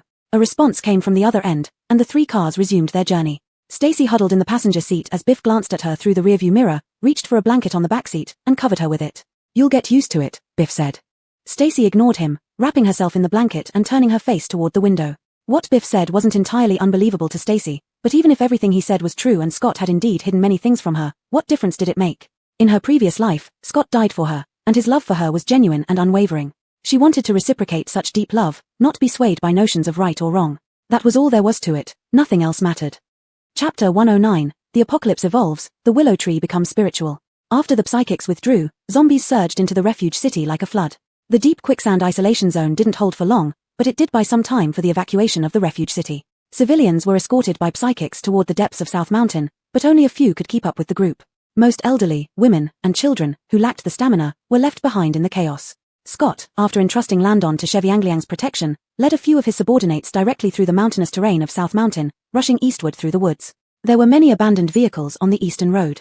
They casually picked two, filled them with fuel, and sped off in pursuit. By this time, the moonlight that had hung in the sky had retreated into thick clouds, plunging the earth into darkness without its illumination. The headlights of the cars lit up the ground ahead, which remained pitch black, easily disorienting anyone. "Brother Chevy, something's not right," Lucas said, the crystal core in his left hand having turned to powder. He opened his eyes. The feedback from the earth carried a peculiar energy fluctuation. "What's wrong?" Walt was driving along the highway, where only a few scattered abandoned vehicles were visible under the car lights, and beyond, there was nothing. "I just used my psychic ability to probe Biff's whereabouts. They indeed took this route," Lucas explained, his expression growing serious. "Lucas, during the probing, the earth kept consuming my psychic energy. This had never happened before. Such changes in the earth signified further evolution in the apocalypse, and no one knew how long these changes would last. Once it becomes normal, it would be a fatal blow to Earth-type and Wood-type psychics." Not only that, Drake's parrot perched on the backseat, previously pacing restlessly, suddenly froze and flew to Scott's shoulder. The parrot served as their communication tool. Scott instinctively wanted to throw it out the window but resisted the impulse. "Parrot, the animals outside are also agitated, as if something is burrowing out from underground." Scott paused. "Evolution can't be stopped. Everyone, closely monitor our surroundings." This change persisted throughout the night. The earth moved strangely as if it had a life of its own, and the air near the surface seemed stagnant. Yet, the trees beside the road remained unaffected, standing as they always had. The moon never reappeared from behind the clouds. The sky only began to lighten into a dull grey in the early morning, still covered by overcast. Sunlight filtered through the clouds, leaving a small halo in the sky, signaling its presence. Every time Lucas released his psychic ability to scout ahead, much of it was consumed by the earth. To maintain his current level, he continuously absorbed crystal cores. When daylight finally broke, he made one last attempt to release his psychic ability. Surprisingly, the Earth's activity seemed to have stopped. This time, the Earth did not consume the energy he released, though some changes beneath the surface remained mysterious despite Lucas's thorough investigation. After the night's changes, the traces of Biff's group became fainter, disappearing completely by morning. They had lost track of them. "Damn, even the birds are hard to control this early morning," the parrot sitting on the backseat suddenly cursed. "I sent out several birds to chase them." Drake swore again. "It's particularly troublesome to catch birds." "It's probably related to last night's changes in the earth." Lucas extended an arm out the window, activating his psychic ability toward the earth. After a while, the ground, which should have risen into a hill, remained unmoved. Lucas frowned, realizing the issue. He tried again, carefully controlling the precision of his psychic ability.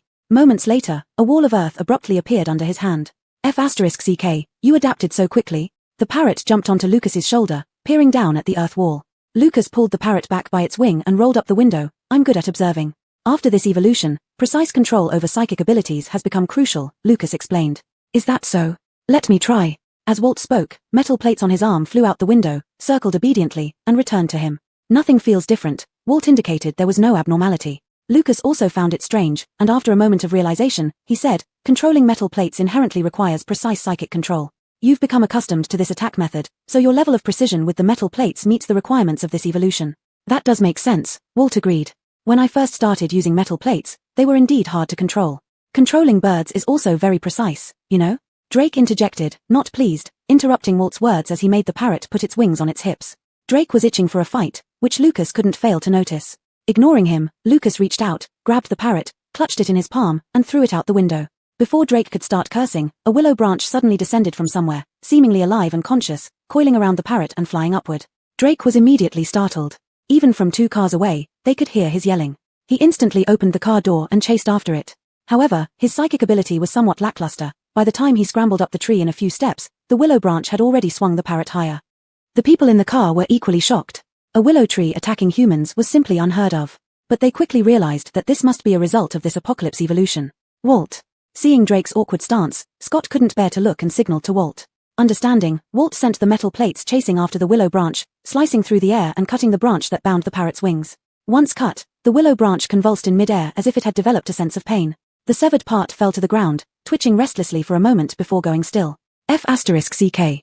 Only then did Walt realize what was happening, letting out an alarmed exclamation. Did the big willow tree become spiritual? Before Drake's parrot could fly back into the car, the large willow tree indeed transformed into a beating willow, wildly attacking the 2 cars parked beneath it. Beating willow brought to life, Hogwarts has opened, damn it. Chapter 110, Military. Fortunately, the beating willow had just begun to mutate, and its ability to strike was still weak. Otherwise, Drake, who was still on the tree, might have already turned into dumpling filling. Drake jumped down from the tree, picked up his parrot, and got into the car. The sound of dense willow branches striking the roofs of the 2 cars was incessant. Quite a few branches even intruded through the unshut windows into the vehicles. Walt's metal sheets responded instantly, swiftly cutting off the intrusive willow branches in several swift moves. At the same time, he stepped on the gas and drove away quickly, soon leaving the range where the big willow tree could strike. The willow branches fell inside the car, writhing feebly, making people feel more nauseous than maggots despite being just plants. Doreen's screams were even more piercing than Drake's curses. Walt, almost bursting with pain, hurriedly manipulated the metal sheets to help. By the time this farce ended, everyone looked exhausted. Drake leaned against the car door, stroking his parrot aimlessly, whose feathers on the head had been plucked bald. He grabbed a mouse from under the ground and used his power to manipulate it to wander around at the roots of the big willow tree. The big willow tree ignored it until the mouse started gnawing at its roots. Then, its willow branches grabbed the small mouse fiercely, slammed it twice against the trunk, killing it on the spot.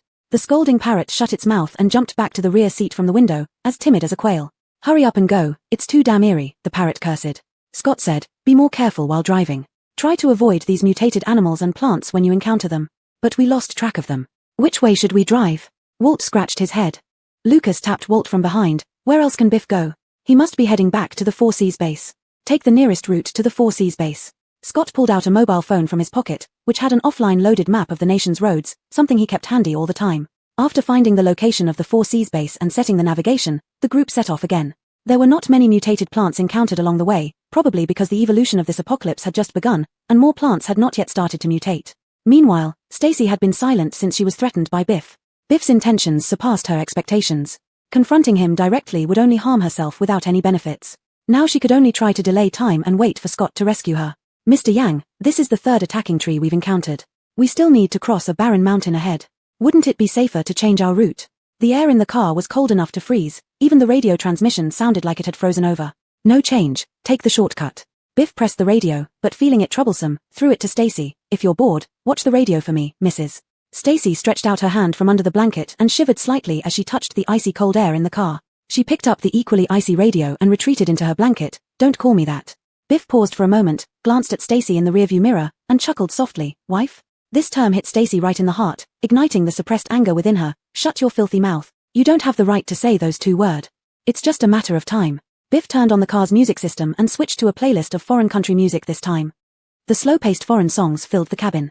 The male singer's voice was deep and hoarse, evoking intense nostalgia and longing through his singing. Stacy tightened the blanket around herself and stole a glance at Biff from the corner of her eye. A man like him, controlling a vast shelter city with nearly 1,000 registered psychics and tens of thousands of refugees accommodated within. Sitting high in power and wielding authority, yet he enjoyed the country music of an obscure foreign singer. This music was slow and soothing, relaxing one's mood, quite unlike what one would expect from Biff. When you want to look, you can do so openly. Biff was easy to read when he was in a good mood. His rhythmic tapping on the steering wheel indicated he was in a pleasant mood now. Stacy ignored him and turned her head to the window to look outside. However, at this moment, some sounds suddenly faintly emerged from outside the car window. The sound resembled a lawn mower working, buzzing closer very fast, arriving overhead in mere moments. Through the window, Stacy saw part of an aircraft tail fin. At the same time, the radio crackled. "Mr. Yang, there's a helicopter ahead blocking the road." The radio transmission was muffled under Stacy's blanket, and Biff probably didn't hear clearly. He turned to look at Stacy. Stacy extended her hand from under the blanket and tossed the radio to Biff. Biff always wore gloves when handling objects, but this time he removed his gloves before picking up the radio Stacy threw over. The radio carried the warmth of Stacy, warming Biff's fingertips, a long-lost feeling of comfort. "Mr. Yang, it looks like a military helicopter. Should we stop?" came the voice from the radio. Upon hearing it was the military, hope ignited in Stacy's heart. She maintained an unperturbed expression but could hardly contain her excitement inside. The military base was not close by. If not for a specific target, a military helicopter would not appear here. And when she was taken away from Qinghe Shelter City, it was exactly the time Scott went up the mountain to place the positioning device on Amon. Calculating from that, if the military detected the signal of the positioning device immediately and sent people right away, the timing would fit perfectly. Biff hesitated for a moment. The military had extensive influence and was a force they couldn't afford to offend at present. Stop. At this moment, they were on a highway flanked by a vast plain on both sides. The helicopter landed far away, stopping among grass half a meter tall. The hatch opened, and two soldiers in training uniforms jumped down one after another. "Lucien, you go and negotiate." The warmth from the radio had long since dissipated. Under Biff's direct grip, it even began to frost over. After saying that, Biff threw the radio back onto Stacy and picked up his gloves again, putting them on. "The military personnel, aren't you getting out of the car?" Stacy carefully restrained her excitement as she looked at Biff, observing his expression. Troublesome. How could Biff not know Stacy's intentions? He deliberately stayed in the car to prevent her from seeking help from the military. As these words left Biff's mouth, Stacy suddenly noticed the temperature inside the car drop dramatically. Even her breath condensed into mist. Frost crept from Biff's steering wheel toward the car door, encroaching from behind Stacy, freezing the door tightly to the body of the car. Chapter 111, Distress Signal. Stacy shivered from the cold. The blanket did nothing to protect her from the freezing temperature inside the vehicle. She glared fiercely at Biff and refolded the blanket over herself. "Biff, do you want to freeze me to death?" Stacy could no longer hold back, her teeth chattering as she spoke. Biff's gaze remained fixed on the two parties negotiating outside the car, not once looking at Stacy. "If you behave, you will be more comfortable." The atmosphere outside the car wasn't as frigid as inside, but Lucien was still vigilant, alerting every sense as he offered a polite smile to the approaching military personnel. "Leaders, is there something wrong?" Lucien bent slightly, appearing quite humble. He sized up the two people who approached, finding no rank insignia on either of them. "Comrades, where are you from?" The military men handed some food and water to Cheviang Laroa behind Lucien. The one speaking seemed older and likely their team leader. "Oh, thank you, leaders, thank you." Lucien pointed towards Qinghe Shelter City, acting flustered by the attention. "We come from over there. That direction leads to the original site of Qinghe City. According to our records, there's a civilian-organized shelter city in Qinghe." "Which place are you from?" the other party asked. "Ah, yes." Lucien paused for a moment, nodding. "We just passed through, restocking supplies. We're all going north to reunite with family members after getting news along the way and grouped together." Lucien recited the prearranged story without waiting for further questions. "North? You're heading to the Sherma base?"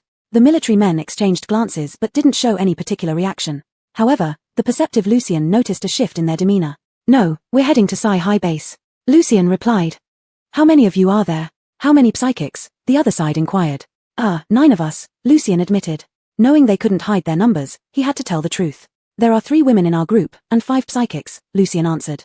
Upon hearing this, the military men's faces lit up with excitement. Exchanging looks, one said eagerly, "Comrades, we've received news that a severe disaster has struck the Qinghe Shelter City ahead. Since we're short-handed, can you join us in providing aid to Qinghe?" the man added, pausing before introducing himself. "My surname is Chevu, just call me Commander Chevu." Lucien hesitated, knowing all too well what disaster awaited back in Qinghe Shelter City. Given the scale of the zombie wave, anyone who went would be walking into a trap. Moreover, they were hiding a kidnapped bride on the car. They could never return. Before he could refuse, Commander Chevu tried again. "If you help us, the military will accept you into the Psychic Special Forces in the future," said Chevu Zigan. "Our skills aren't good enough, sir. We usually follow others, eating leftovers." If we go, it'll be certain death. Lucian smiled awkwardly, but he saw the dark-faced man frowning deeply behind him, feeling an ominous sign. Comrade, the dark-faced man spoke sternly, in times of calamity, every citizen should offer aid. As psychics, you have even more responsibility. Leader, Lucian's tone hardened, his meek demeanor evaporating. Is this conscription? Forcing civilians to face death? The situation isn't fully clear yet, but if survivors can send a distress signal, there's hope, the older Chevu interjected, trying to persuade them. Their conversation was recorded by Lucian's handheld radio. Biff's fingers tapped slowly on the steering wheel, his expression remaining unreadable. What happened in Qinghe Shelter City? Stacy asked. She had been unaware of any disaster when Biff abducted her. Since then, she had felt persistently uneasy. What exactly happened? Why did the military say it was a disaster? Biff's silence only increased her anxiety. The locator atop Scott's tower only transmitted coordinates. Unless someone used it to send a distress signal, the military wouldn't have made such a judgment. Autumn Green Mountain wouldn't have sent an emergency signal unless faced with a catastrophe. Facing the disaster, especially after the evolution last night, how would things be over there? How is Scott? And Amon? Stacy grew increasingly anxious as she pondered. Biff still remained silent, and Stacy, in a panic, emerged from under the blanket to slap his ice-cold arm. Speak. Stacy urged angrily. What happened to Qinghe Shelter City? Unmoved, Biff suddenly countered. Why did the military come? Separated by 1,000 miles, it was a negligible small shelter city with no channels for communication with the military. How could the military have received timely news and arrived so quickly to offer support? There must be some secret about Qinghe Shelter City. Stacy was taken aback, narrowing her eyes slightly. How should I know? You tell me what happened to Qinghe Shelter City first. Biff didn't ask further, but from his expression, Stacy knew he didn't believe her. What else could it be? The apocalypse evolution, zombies besieging, Qinghe has been through it once before. The second time shouldn't be unfamiliar, Biff said slowly. Having received an answer, Stacy lost her energy instantly, listlessly retreating back into the blanket. For Amon to send out an emergency distress signal, this time the zombie wave confronting the shelter city must be far more severe than the previous one. So, how are Scott and the others now? After a while, Lucian was still negotiating with that person. Biff grew impatient and pressed the walkie-talkie. Agree to him, take 4 people with him. Before getting in the car, Lucian had already connected the walkie-talkie to his earpiece, so only he could hear Biff's voice. Lucian had no choice but to comply upon hearing the voice, continuing to negotiate with these 2 men for a while longer before reluctantly agreeing. In the end, of the 5 psychics reported, 4 were lent to the military, and the remaining one escorted the rest to Psi High Base to reunite with their families. Such a generous decision left the military unable to press further, so they did not inspect the other vehicle and let them leave. Stacy lost her only chance to seek help, locked in the car by Biff, never even catching a glimpse of the military. Chapter 112 Young Lady. Stacy was ultimately taken back to the Four Seas base by Baird. They took a mountain path, which was much faster than the main roads, and arrived at the south gate of the Four Seas base by dusk the next day. The Four Seas base covers several times more area than the Qinghe refugee city, situated in what used to be a plateau city in the north. Due to its vastness and sparse population, with a colder climate, when the apocalypse began during the still cold weather, and after the zombie wave erupted, the zombies moved south for warmth, making this place even safer. From the Qinghe refugee city all the way north, the number of zombies was initially high but decreased as they approached the Four Seas base. By the time they reached near the base, there were very few zombies around. After entering the city, the vehicle drove straight to Baird's residence. His residence was located in the center of the city, an old building from the Republic of China era, once known as Bruce Mansion, and now referred to by the people of the Four Seas base as Yang Mansion. Many people were waiting to welcome Baird at the entrance of Yang Mansion, mostly servants from within the mansion, along with some highly ranked psychics under his command. Once the vehicle entered the large courtyard, servants promptly opened the door for Baird. The subordinates waiting nearby rushed forward, shouting Mr. Yang repeatedly, but none of them noticed Stacy in the car. No one usually shared a ride with Baird. It was rare for anyone to stay within a meter of him for more than an hour. Thus, no one thought that Baird would actually have a woman in his car. Baird nodded to his subordinates and walked around to the passenger side door. He bent down slightly, opened the door, pulled away the blanket covering Stacy, and held her tightly clenched fist despite her angry gaze. Lady, we're home. Baird deliberately raised his voice, pulling Stacy out of the car. Outside, the setting sun cast weak light, yet it was warmer than inside the car. Cold as if from an ice cave, Stacy was abruptly pulled into a warmer environment, shivering involuntarily. Looking up, she saw various gazes examining her. Baird's words had been clear enough for everyone around to hear, and they were shocked by not only the fact that someone was in Baird's car but also by how he addressed the woman. Lady carried obvious implications. As such, the looks directed at Stacy became even more complicated. Among these gazes, she detected disdain, confusion, curiosity, and anger with envy. One gaze, full of intense hatred, stood out. This was an unexpected calamity, and Stacy's hand was still firmly gripped by Baird's icy palm. She struggled a bit, but his grip tightened further. Can you let go if I go with you? Stacy frowned, but as soon as she spoke, the cold on her hand intensified. Shameless, Stacy muttered under her breath. Her fingertips were already turning red from the cold, and struggling might cause frostbite. Alang, who is this? Just as they silently competed, a girl in a red dress walked forward, disregarding the chilling presence around Baird, and hugged his arm. The woman in the red dress wore exquisite makeup, exuding grace and elegance with every movement. Stacy watched her closely, feeling oddly familiar with this woman but inwardly sighed, truly daring when seeing her attire. The Four Seas base was located in the north, and with Mid-Autumn Festival approaching, the weather had turned chilly. Even though psychics had robust physiques, the servants in the yard all wore long-sleeved coats. Only she was dressed in a red long dress, exposing her smooth arms as if she didn't feel the cold, pressing closer to Baird. At this moment, Stacy, tense, hadn't realized she inadvertently concluded that this red-dressed lady wasn't an awakened psychic. Sister Ella. Bernice emerged from the car, running over to hug the red-dressed woman. Ella looked surprised. Gia, you're finally back. Everyone was worried about you. You mustn't be so reckless next time. Her smile seemed forced, her voice trembling, and Stacy, standing nearby, clearly saw the goosebumps on her arms. Enough, father is still waiting for us. Baird pulled his arm away from Ella's grasp. Without any regard for Ella, he said directly, everyone, today I brought Lady and Gia back to the base. The mansion should host a banquet in their honor. Dinner is scheduled for 8 o'clock. Please attend punctually. Several voices congratulated him. Knowing that Baird needed rest after his return, they left the mansion. Baird led Stacy into the mansion, completely ignoring Ella. Ella and Bernice fell behind. She had already been chilled to the bone from her brief contact with Baird and dared not follow further, yet she was still unwilling. Bernice rubbed her arms. Sister Ella, why don't you come with me to change? It's too cold. Gia, who is that woman Yang Ailang brought back? Why did he call her lady? Ella looked anxious, pulling on Bernice's hand as they trembled in the autumn wind. She had grown up with Baird since childhood, having loved him for years, and was personally chosen by old Master Yang to be his future wife. Even though Baird had never made any promises to her, she was confident of becoming the mistress of the Four Seas base.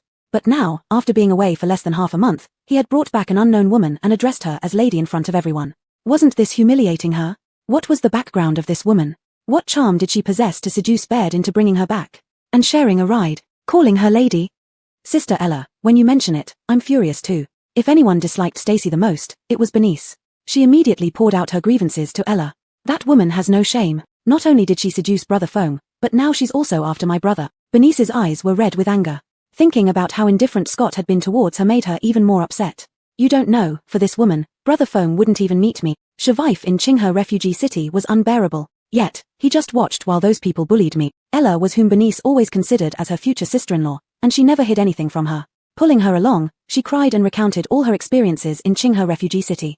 Through Bernice's account, Ella grasped the situation regarding the woman named Stacy. A woman who couldn't settle down and always craved for more. How long could Baird cherish such fickle and two-timing woman?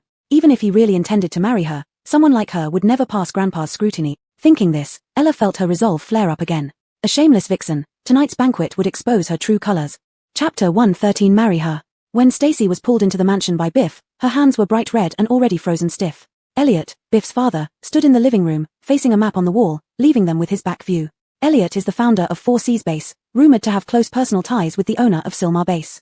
The establishment of this refuge city received considerable assistance from Silmar. To this day, Silmar Base frequently exchanges resources with Four Seas Base and is humorously referred to as the godfather of Four Seas Base by outsiders. However, Stacy did not believe in the so-called personal relationships. Exchanges between two major refugee cities must be based on mutual interests.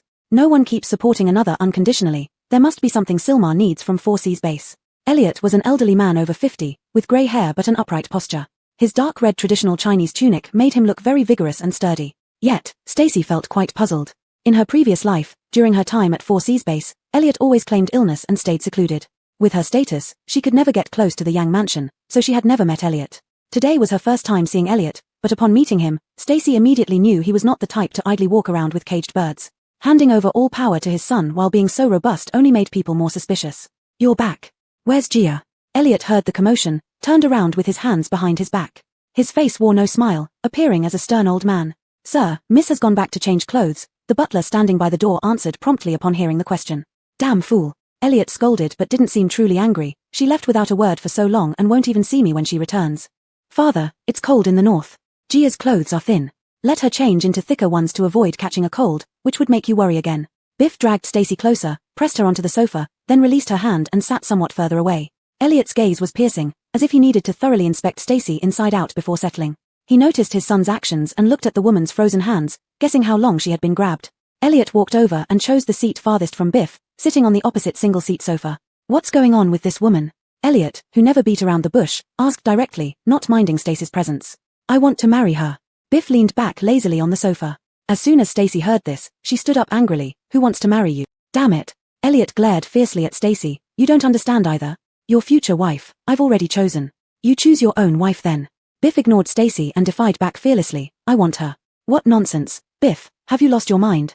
Stacy gritted her teeth, but no one paid attention to her. What is she that she deserves you talking back to your father? Elliot growled, looking furious though it seemed more like putting on a show. Biff shrugged indifferently, took off his gloves, and picked up the coffee cup from the table. Instantly, hot coffee turned icy. Old man, she's an 8th level reliever, my saving grace. Relievers are rare, and 8th level relievers. The hell, you're trying to deceive me too? Elliot's eyes widened, and the prayer beads in his hand flew towards Biff. Biff dodged with a slight turn, the beads grazed past his scalp. He raised an eyebrow at his father without a word, saying everything silently. If she can really help you, bring her back, but why must you marry her? Madeline grew up with you, a pure and well-known girl, perfectly matched for you. Elliot pounded the table, glaring. These two treated her like an object, passed back and forth. Stacy sneered inwardly. They think she's easy to manipulate.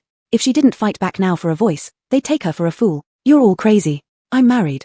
Who wants to marry you? What, bring her back? Stacy picked up the crystal ashtray from the coffee table and slammed it down hard. The glass of the coffee table shattered, the loud crackling sound followed by flying shards, some of which cut across Biff's hand, leaving faint bloodstains. The crystal ashtray also broke at Stacy's feet. She bent down to pick up a shard, holding it as a makeshift weapon. If you dare touch me, Scott won't let you go. If you force me, I'll make sure the whole base is unrest. Stacy clutched tightly to the shards of the crystal ashtray. Her hand, just frozen by Biff, was now heating up and itching. Gripping the cold object seemed to soothe her both physically and mentally. Elliot had not tolerated such insolence since his middle age, and his face darkened immediately. Honest. Are you dead? Only then did the old butler come back to his senses, quickly summoning two maids waiting in the living room to restrain Stacy, taking away the sharp object from her hand. Mrs. Yang will temporarily stay next to my room. Escort her back for a rest, Biff said, ignoring the broken glass on the floor and his father's fury, waving for the maids to take Stacy upstairs. The maids hesitated, looking at the butler, who in turn glanced at Elliot. Neither of the father and son spoke, so the butler understood. Just as he was about to order the maids to forcibly remove her, Biff suddenly said, Madam, please go back first, change into fresh clothes, and rest well.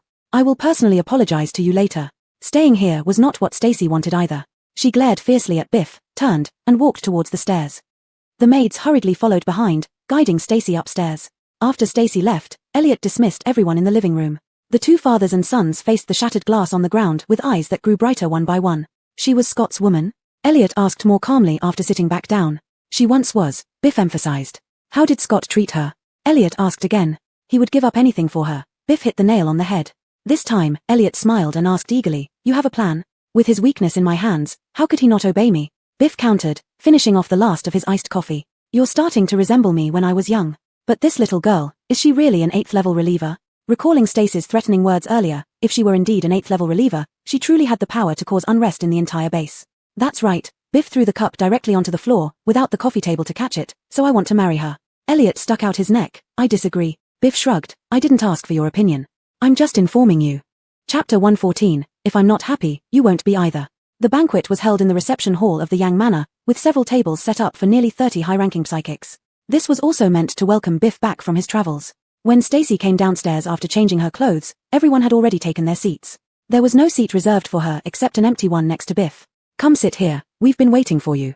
In the smoky atmosphere of the banquet hall, Biff was holding a cigar which he put aside when he saw Stacy coming, pulling out the chair beside him. Stacy was still dressed in light clothing and sitting next to Biff felt like being plunged into an ice cave, making her shiver uncontrollably. She then noticed that all the people seated at Biff's table were wearing thick coats. Dane, who sat nearby, wore an exaggeratedly white down jacket. Why don't you wear more? Biff asked. Stacy sniffed, feeling she had caught a cold due to Biff's icy demeanor. Should I come wrapped in a quilt? Her sarcastic tone conveyed her thoughts that even the maids hadn't provided her with a coat, whether intentional or not. Oh, that was my negligence. I forgot to ask the butler to bring a warm coat for Sister Stacy, Dane said with a smile of apparent regret. The butler standing behind them looked pained. Bernice, sitting next to Dane, smiled triumphantly, her arms crossed, showing no effort to hide her pleasure. I noticed that Sister has a heavy nose, probably because of the cold.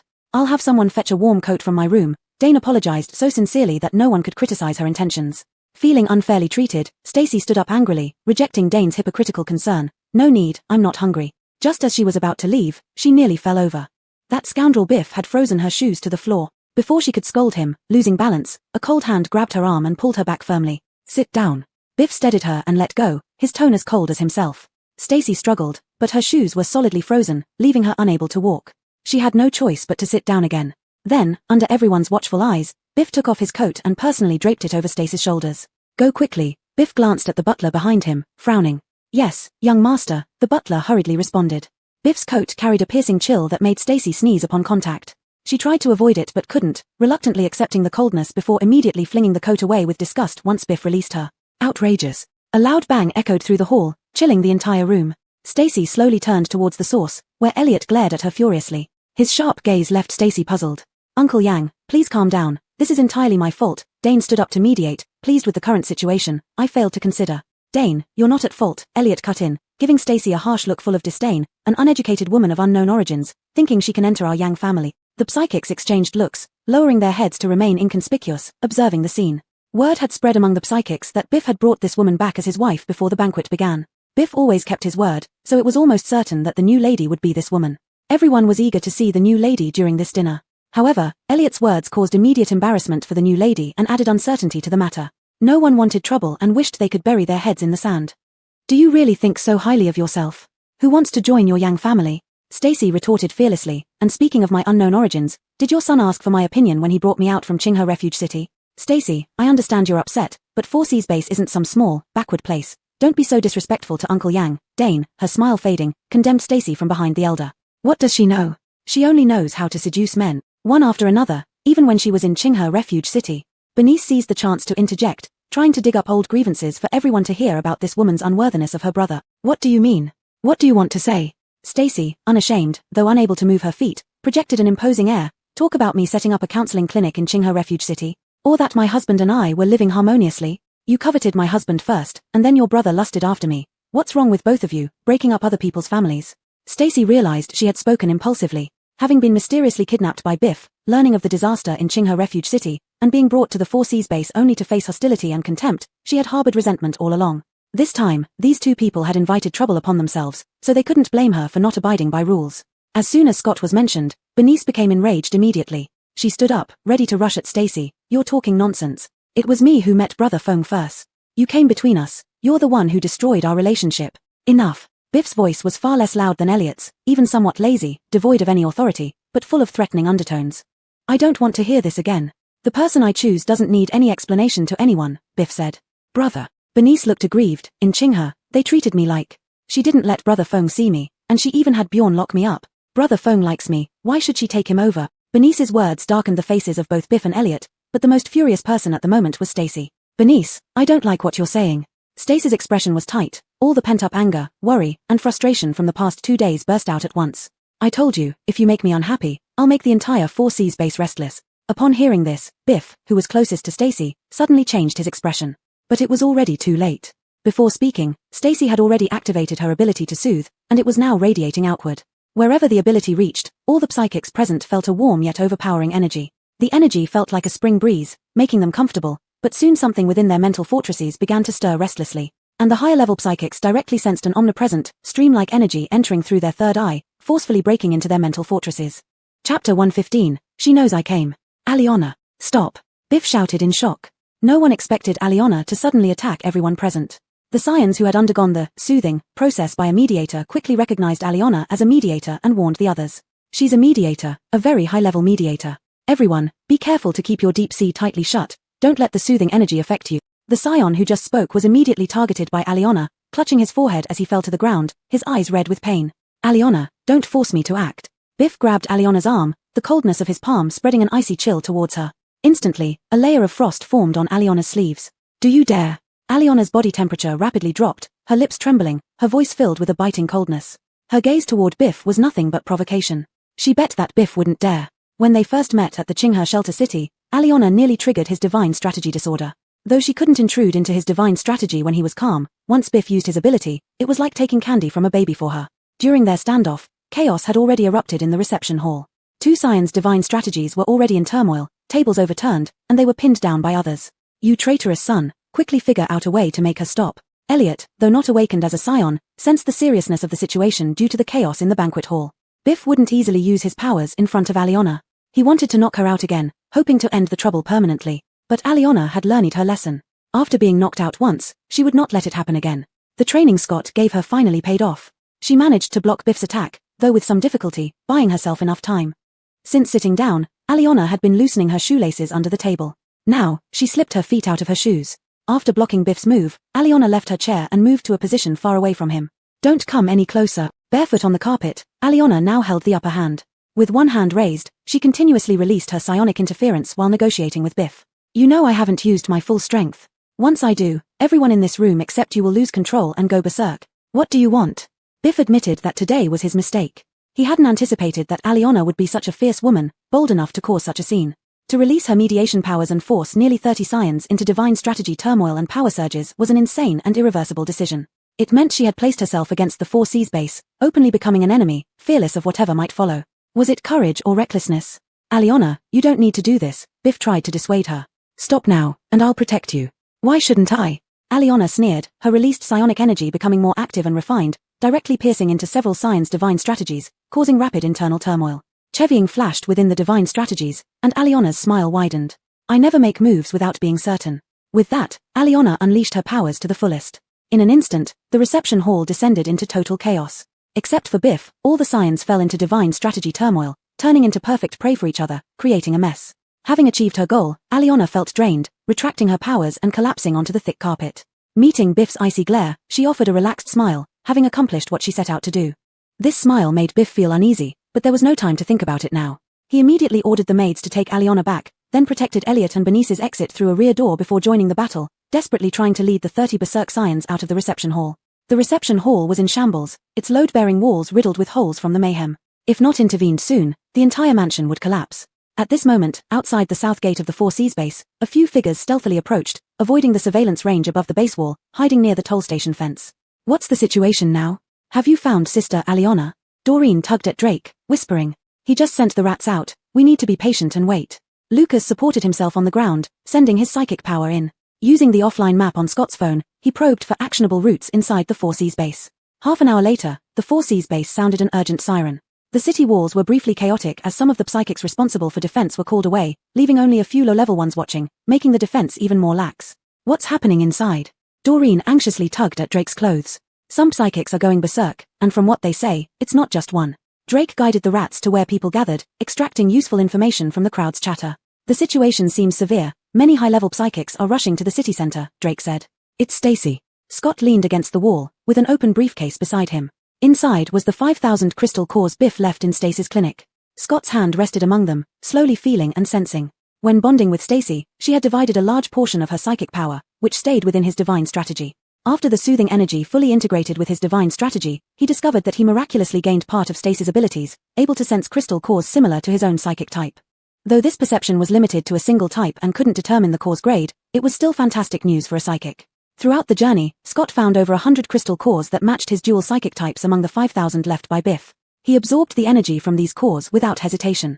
Even if Stacy wasn't by his side, and black mist impurities filled his divine strategy again, the amount no longer posed any threat. Elder sister-in-law? What about elder sister-in-law? Walt didn't understand what Scott meant, nudging Lucas, who also looked puzzled.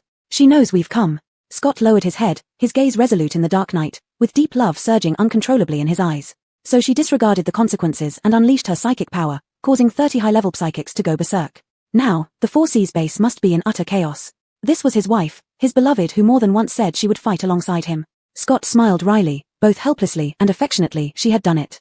Chapter 116, The End Times Code. 20 minutes later, the Four Seas base fell into utter chaos. Biff couldn't hold off 30 out-of-control psychics on his own. These 30 rogue psychics went berserk in the central district, almost tearing it apart. The psychics who came to assist tried their best to scatter them, but those present at tonight's banquet were mostly the top-tier psychics of the Four Seas base. Their breakdowns were extremely troublesome for the other psychics. The soothers who rushed over for help had never seen such a big scene and stood dumbfounded, at a loss. According to the customs of the Four Seas base, one soother could only follow and serve one psychic. So, the pace at which soothers advanced their abilities was very slow. Throughout the entire Four Seas base, there wasn't a single soother with more than a level 5 capability. But these out-of-control psychics had abilities ranging from level 7 to 8. Such high-level psychic outbursts were something low-level soothers couldn't handle. Forcing an intervention would inevitably lead to being shredded by the energy rampaging within their mental fortresses, resulting in, at best, the collapse of their mental fortresses and loss of psychic power, turning them back into ordinary people, and at worst, losing their lives. No one wanted to gamble with their life, so the soothers glanced at each other hesitantly, no one daring to intervene. Biff, caught up in the chaos, couldn't unleash his full power. His mental fortress was itself an extremely unstable bomb. Approaching the raving psychics was akin to getting close to a fire source, risking setting himself alight and causing his psychic powers to go wild.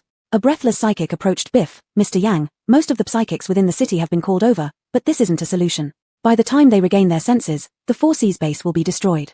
Biff was reminded of Stacy's untimely smile, making him even more uneasy. He left an order and turned back toward the Yang Manor. After being locked back in her room, Stacy stood by the window observing the situation. Tonight's moon hid behind thick clouds, but the sky outside the Yang Manor was lit up like daylight due to the fights among the psychics or other sources of light. Stacy faced south, concealing beneath her seemingly calm expression intense tension and concern. Her cold hands hadn't warmed up since she returned from the hall. She tightly hugged herself, waiting for Scott to appear in her line of sight. Biff's arrival didn't surprise Stacy. She knew from her past life about the 4C's base's condition. Given their soother's capabilities, they couldn't possibly resolve this crisis peacefully. "You really surprised me." When Biff entered, the temperature in the room dropped. Stacy had already caught a cold from him, feeling dizzy. His arrival brought her momentarily back to her senses. Surprised by what? Am I not securing my own future? Stacy moved subtly away, but Biff kept pressing closer. "There's no future for me in the 4C's base." Stacy sidestepped Biff and grabbed a blanket from the bed, wrapping herself up, still gazing out the window. In the nearby darkness lay her only hope. Make a deal. Standing beside Stacy, Biff followed her gaze, where he saw the chaotic street below with rogue psychics being controlled. He sat down while Stacy dragged the blanket towards the headboard, putting some distance between them. "Let me go," Stacy said. "That won't work. Change it." Biff caught the corner of the blanket, gently pulling it away, revealing Stacy's hunched shoulders. Stacy looked up at him, meeting his deep grey eyes. Only then did she notice how deeply set they were, a feature that seemed more Western. "Tell me, what is your real goal?" Stacy pulled the blanket back tightly around her. "I've already told you. Only you deserve me. So I want to marry you," Biff said with a smile. "I don't believe you." Stacy shook her head, speaking through a stuffy nose. "You want to control Scott through me. So, what exactly do you want him to do? Or what do you want from him?" Stacy asked. "I admit I intend to use you to get something from Scott." Biff held onto the blanket, feeling its warmth as he rubbed his fingers together. "But I am serious about marrying you," Biff added. "If you keep dodging the question, let's stop talking. Anyway, if we delay any longer, they'll regain consciousness soon enough." Stacy glared at Biff. "And who knows what will be left of the 4C's base by then?" Biff hesitated, his gaze growing more intense as he looked at Stacy. "The end times code. What do you mean?" Stacy pressed. "This is related to Scott deceiving you. You said before that you didn't want to hear it from me, an outsider. What about now? Do you want to hear it from me, or go ask him yourself?" Biff was particularly displeased with the term outsider and deliberately emphasized it when he spoke. Stacy remained silent, hesitating, when Biff suddenly snorted coldly and continued. "We both come from the Halam base, and the zombie virus also originated there." Biff stated matter-of-factly, revealing a shocking truth about the apocalypse.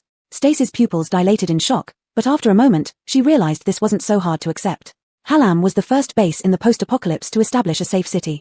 Their astonishing stockpile of supplies and production equipment left people in awe. Even if they had started stockpiling immediately after the Oracle arrived, 3 months would not have been enough to achieve such levels of preparation, which were meticulous and comprehensive. But if they had known all along that the zombie virus would sweep across the globe, then their foresight would finally make sense. At that time, Halam was just a research base. "We were mercenaries recruited by Halam, and Scott's father was a member of the lab, mainly studying the human genome and the future direction of human evolution." Biff added, "The so-called Oracle was a warning issued by Scott's father after he realized the situation was spiraling out of control. And the end times code is hidden within his son." "What exactly is this end times code you're talking about?" Stacy thought of the voice on the radio and felt even colder. "Is it related to that string of random numbers?" "That broadcast was cut off mid-transmission and only rebroadcast after adjustments by Halam," Biff explained. "What exactly did they change in that broadcast, and what was the complete content? Only Scott knows." Chapter 117, Give Her Back to Me. Scott and his companions crossed the wall of the 4C's base through Doreen's spatial abilities, then Shevufeng repaired the quicksand trap beneath their feet. They finally found the shortest route to the Yang mansion by following the rats released by Drake. The outskirts of the 4C's base were residential areas for commoners, formerly suburban bungalows that were noisy, crowded, and quite dirty and messy. But fortunately, as night fell, people living here were resting, and there was hardly anyone walking outside, making it easy to pass through. As they went deeper, there were more signs of human activity, with several tree stumps broken by abilities on the road, indicating they had been affected by the apocalypse's evolution. More people gathered on the way to the city center, encountering a few groups of people along the way. However, no one cared if outsiders had sneaked into the base because everyone was focused on the situation with the rampaging ability users. Tonight was exceptional. Due to the destruction caused by the out-of-control ability users, the central area's alertness could not be maintained, allowing Scott and his team to sneak close to the Yang mansion unexpectedly. When Scott saw Stacy, she was dealing with rampaging ability users on the street in front of the Yang mansion, while Biff stood behind her, assuming a protective posture. "Brother One, calm down," Shevufeng quickly grabbed Scott's arm, pulling him back into the dark from under the firelight in the sky. Let's observe for a while. Scott tightly pressed his lips together, freeing himself from Shevufeng's grip. He stood behind a tree, hugging his arms, watching Stacy, who was less than 100 meters away. At this moment, Stacy was unaware that Scott was already behind her. She was concentrating on using her abilities to deal with the rampaging ability users. She captured the black mist impurities around the rampaging ability users in mid-air, then entered their mindscape. This time, Stacy dealt with these people differently from before. First, she blocked most of the ability output channels, then started purifying the black mist in their mindscape. Such a method would make the ability users feel weak when using their abilities after waking up due to the blocked channels preventing them from utilizing their full power. It was like folding a water pipe. No matter how much you turned the faucet, the water flow wouldn't increase. The only way to solve this was for Stacy to personally untie this knot. Scott had come to rescue her, inevitably leading to a conflict with the 4C's base ability users. This was the backup plan she left for her team. Absorbing impurities from the ability users' bodies was to enhance her own abilities. Even if it might benefit these ability users, Stacy desperately needed to advance to level 9 to truly intimidate Biff. With the boost from her second healing ability, Stacy found it easier to alleviate abilities this life compared to the last. It only took her about 5 to 6 minutes to absorb all impurities from a level 7 ability user's mindscape. Once Stacy finished and retracted her abilities, the raging ability user had fainted from exhaustion. After resolving this, Stacy was about to get into the car to head to the next district when a small sparrow suddenly appeared from the night sky and flew into her embrace. Stacy guessed that Scott and the others had infiltrated nearby. She quickly stuffed the sparrow into her clothes, whispering, "Stay hidden, wait until I've dealt with these rampaging ability users." The sparrow anxiously pecked at Stacy's palm, thinking to herself that her husband couldn't hide anymore, like a powder keg ready to explode. "Be good." Stacy stroked the sparrow's head, but before she finished speaking, she heard someone shout behind her. Suddenly, all the ability users around her froze, then simultaneously turned to look in one direction, immediately forming a defensive formation, brimming with hostility. Stacy's heart sank as she turned around to see several people lined up opposite her. Scott, Walt, Doreen, Shevufeng, Drake. None of them were missing, they all came. Her eyes welled up slightly. Seeing Scott felt like something was choking her throat. After just 2 days apart, why did it feel like they had been separated for so long? Scott. Biff suddenly understood why Stacy hadn't left any retreat routes, opting instead for a desperate move. It was because Scott had arrived. "You came faster than I expected," said Biff. Scott's gaze swept past everyone and finally settled on Stacy, who was being guarded by 2 men and looking at him from a distance. "Give Stacy back to me." Scott spoke directly, barely suppressing his overwhelming anger. "I've already given you 5,000 crystal cores for her exchange," Biff said calmly, removing his gloves and tossing them to an attendant nearby, gently rubbing his hands. At the sound of this, Doreen immediately became furious and retrieved the box of crystal cores from her spatial dimension. Walt carried it forward a few steps and slammed it in front of Biff. Whatever Scott had taken out from the box, he had put back the exact same amount. Now, there were 5,000 crystal cores in the box, not one less. 5,000 crystal cores is just the price for agreeing to help you sort things out. "Don't be so arrogant," Doreen scolded. Biff glanced at the box on the ground. "The deal is done as far as I'm concerned. Then let's get started." As soon as Scott finished speaking, he instantly summoned a whirlwind to attack Biff. Biff met the wind head-on, immediately engaging Scott in combat. An ice spike formed in Biff's palm, shooting directly at Scott. At the same time, Biff commanded, "Take young lady to handle other rampaging ability users. Go now, Scott."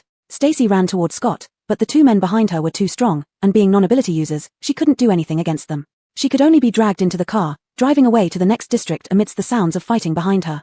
Though anxious, Stacy knew that Biff dared not use his full strength due to some reservations. Meanwhile, Scott was giving everything he had and could certainly match Biff evenly. What she needed to do now was to quickly use the impurities from these 30 ability users to break through to the peak of level 8 and advance her ability to level 9, becoming a real nemesis that Biff would fear. Only then could their situation in the 4C's base fundamentally change. Biff's reason for bringing her to the 4C's base was definitely more complex than what he said. He wanted to obtain the Apocalypse Code from Scott and had obviously been planning this for a long time. Otherwise, he wouldn't have personally visited Qinghe Shelter City. And within the 4C's base, there must be a series of measures targeting Scott. They wouldn't be able to leave easily. Enhancing their power was the only way and path. Chapter 118 Negotiation. The voices behind her gradually faded as Stacy was led to the next location of a rampaging scion. She repeated her previous tactic, dealing with the next rampager in the same manner. However, the speed at which her power advanced was far from what she had expected. This was her oversight. These 30 scions were top combatants of the 4C's base. Some of them had their own relievers. Their psionic cores could be influenced into causing rampage phenomena because their relievers' levels were too low, unable to completely eliminate the impurities within their psionic cores. But for that very reason, the usable impurities inside their psionic cores were much fewer than Stacy had anticipated. Her initial plan to break through to level 9 by absorbing impurities from these 30 scions became less and less likely. This won't do, Stacy thought quickly while controlling the rampaging scion. Is this woman really capable? Stacy was just pondering when a rough voice suddenly sounded from behind. The speaker seemed to sneer at Stacy's abilities and prepared to take action himself. Heh. Stacy chuckled softly, realizing her anxiety clouded her judgment. Weren't scions abundant in today's 4Cs base? Since she could manipulate these 30 scions into raging, she could employ the same tactic on these supporting scions, making them all her prey. Except that handling these lower-level scions didn't require pushing them into a rampage. Just invading their psionic cores would allow her complete control over them. The theory was feasible, so Stacy immediately split her abilities. While neutralizing and absorbing the impurities in the rampaging scion's core, she used her remaining powers to attack the surrounding scions. These scions were too preoccupied to notice anything unusual until it was too late. What's going on? What the hell is this? My psionic core. Ooh, so painful. The doors of their psionic cores were instantly breached, allowing pure, domineering relief energy to forcibly enter. All scions who resisted experienced intense pain in their cores and immediately fell to the ground, writhing in agony. The two bodyguards following Stacy, who hadn't awakened their psionic abilities, noticed something wrong but couldn't intervene. Madam, what's happening? One asked warily. Don't call me madam. Stacy glared hatefully at him and lied without changing her expression. They've been affected by this rampaging scion. What should we do? Will they also rampage? The other one hurriedly asked, worried that more chaos would destroy the base. Stacy turned one hand backward, forming tangible energy in her palm which reached out toward the scions behind. I'll handle it. Thus, Stacy's actions slowed, but absorbing more impurities into her psionic core compensated for her earlier negligence. Meanwhile, Stacy's tactics alerted the bodyguards. Yet, they had no way to stop her and could only watch as she worked. One ran back to the car to report the situation. At that moment, Biff and his group were battling fiercely with Scott and others. Even upon receiving the message, they could do nothing but let things unfold. This was the biggest setback Biff had ever faced. He was covered in ice and struggled to conserve strength against the full-force attack from Scott. No wonder I chose her. Biff gave a bitter smile, never imagining he'd be tricked by a woman on his first time engaging with one. Biff's murmur entered Scott's ears, igniting greater fury. Chevying struck near Biff's feet. Stacy is mine. Mine! Biff launched ice needles like celestial flowers towards Scott. Once she learns about your dark past, will she still belong to you? This statement enraged Scott further. Combat intensified, and Biff's eyes grew bloodshot. Meanwhile, the delicate balance within his psionic core shattered, leading to collapse. By the time Stacy dealt with all 30 rampagers, an entire night had passed. The east was lightening, dawn was breaking. Having broken through peak level 8, Stacy's ability stepped into level 9, reaching unprecedented heights. Under the watchful eyes of the two bodyguards, Stacy was escorted back to the main street outside the Yang mansion. Upon getting out of the vehicle, she was met with high concentrations of impurities in the air. Biff's eyes were bloodshot, encased in thick white frost, leaving trails of shadow as he moved swiftly like a snowman. Sister-in-law, you're back. Walt exclaimed upon seeing Stacy.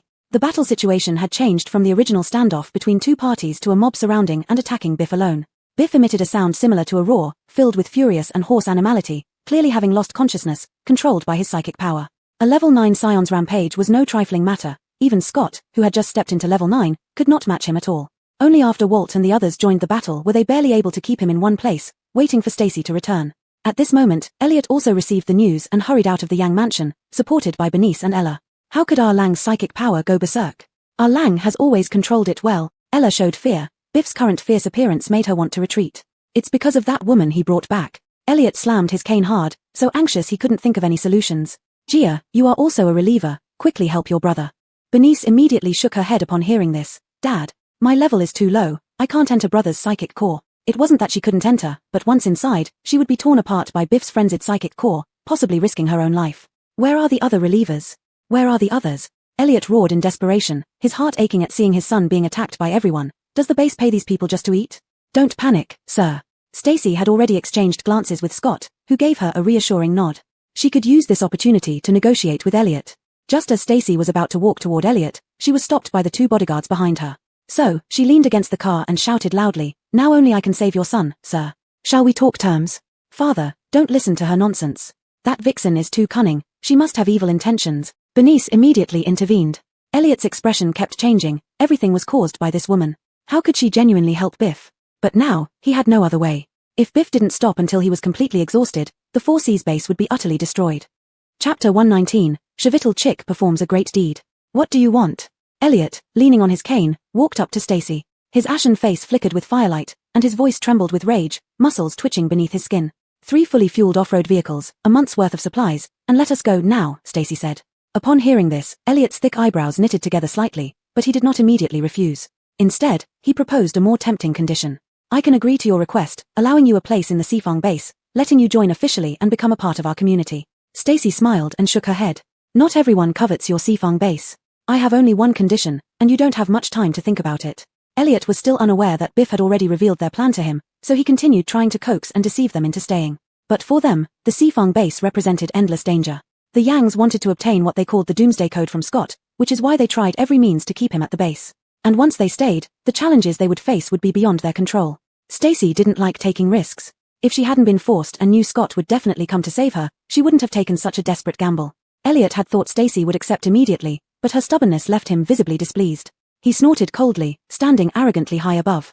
The Sifang base has an excellent location, comfortable living conditions, and ample supplies. It's many survivors' dream settlement. You refuse me today, and there won't be such a good opportunity to return later. Our ambitions lie elsewhere, sir, no need to hold on to us. Stacy laughed, then suddenly turned sharp. Or do you have ulterior motives, sir? Elliot's expression froze, but Stacy didn't notice, instead feeling something tugging at her pants. Looking down, she saw a small black-feathered chick illuminated by the jumping flames. It was Vanessa. Joy filled Stacy's heart as she quickly bent down to pick up Vanessa and cradle it in her arms. The two people standing beside her glanced at the chick she held but didn't see any danger, leaving it alone. I admire your talent, young lady. Elliot felt uncomfortable under Stacy's seemingly penetrating gaze, inwardly acknowledging how perceptive she was. First, take care of your son, Stacy stroked the chick's smooth feathers. In just 2 days, the little chick had become quite affectionate, rubbing against her palm and showing its devotion. Do you think it's difficult for us to leave given the current state of the Sifang base? Stacy countered. You make a quicker decision, and your son will suffer less. Uncle Yang, our Lang is suffering too much. Let them go. Madeline supported Elliot's arm, her eyes filled with concern for Biff, who was being restrained nearby. She tried to suppress her fear. She didn't know the Yang's plan. All she knew was that if Stacy left, the threat to her position would disappear. Biff's agonized cry was drowned out by the noise of attack, while Elliot clutched his cane tightly, finally making a difficult decision. I agree, Elliot said, turning to look at the butler. Honest, escort her to the warehouse.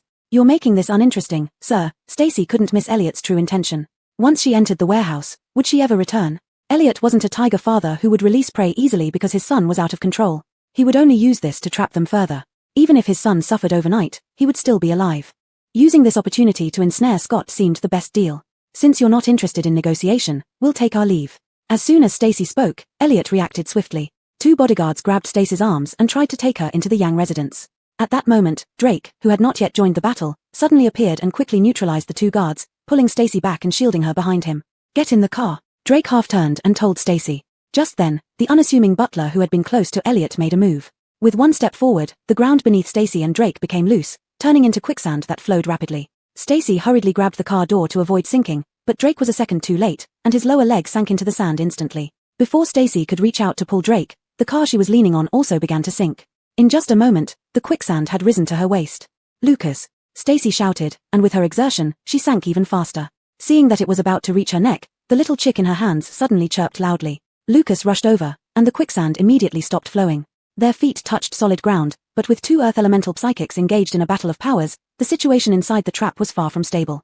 At this moment, the little chick spat out a mouthful of green light, and instantly, 2 thick branches extended down from the large willow tree above them. Stacy and Drake quickly reached out to grab the branches. As soon as they touched them, the branches wrapped around their arms, and an immense force pulled them effortlessly out of the quicksand trap. The little chick, now glowing green, seemed to have fluffed up its feathers. It spread its wings and started chirping toward Elliot. As the green light faded, orange-red light began to emanate from beneath its black feathers. Recalling something, Stacy hurriedly lifted the little chick higher and covered her face with her other arm. It was only now that Drake regained his senses. Initially, he had taken away Stacy's chick simply because it looked nice, intending to tame it as a pet. Little did he know that this seemingly ordinary chick was actually a mutated psychic chick. He was astonished at the chick's ability to use psychic powers, not noticing that Stacy had covered her eyes. Then, he witnessed a scene he would never forget.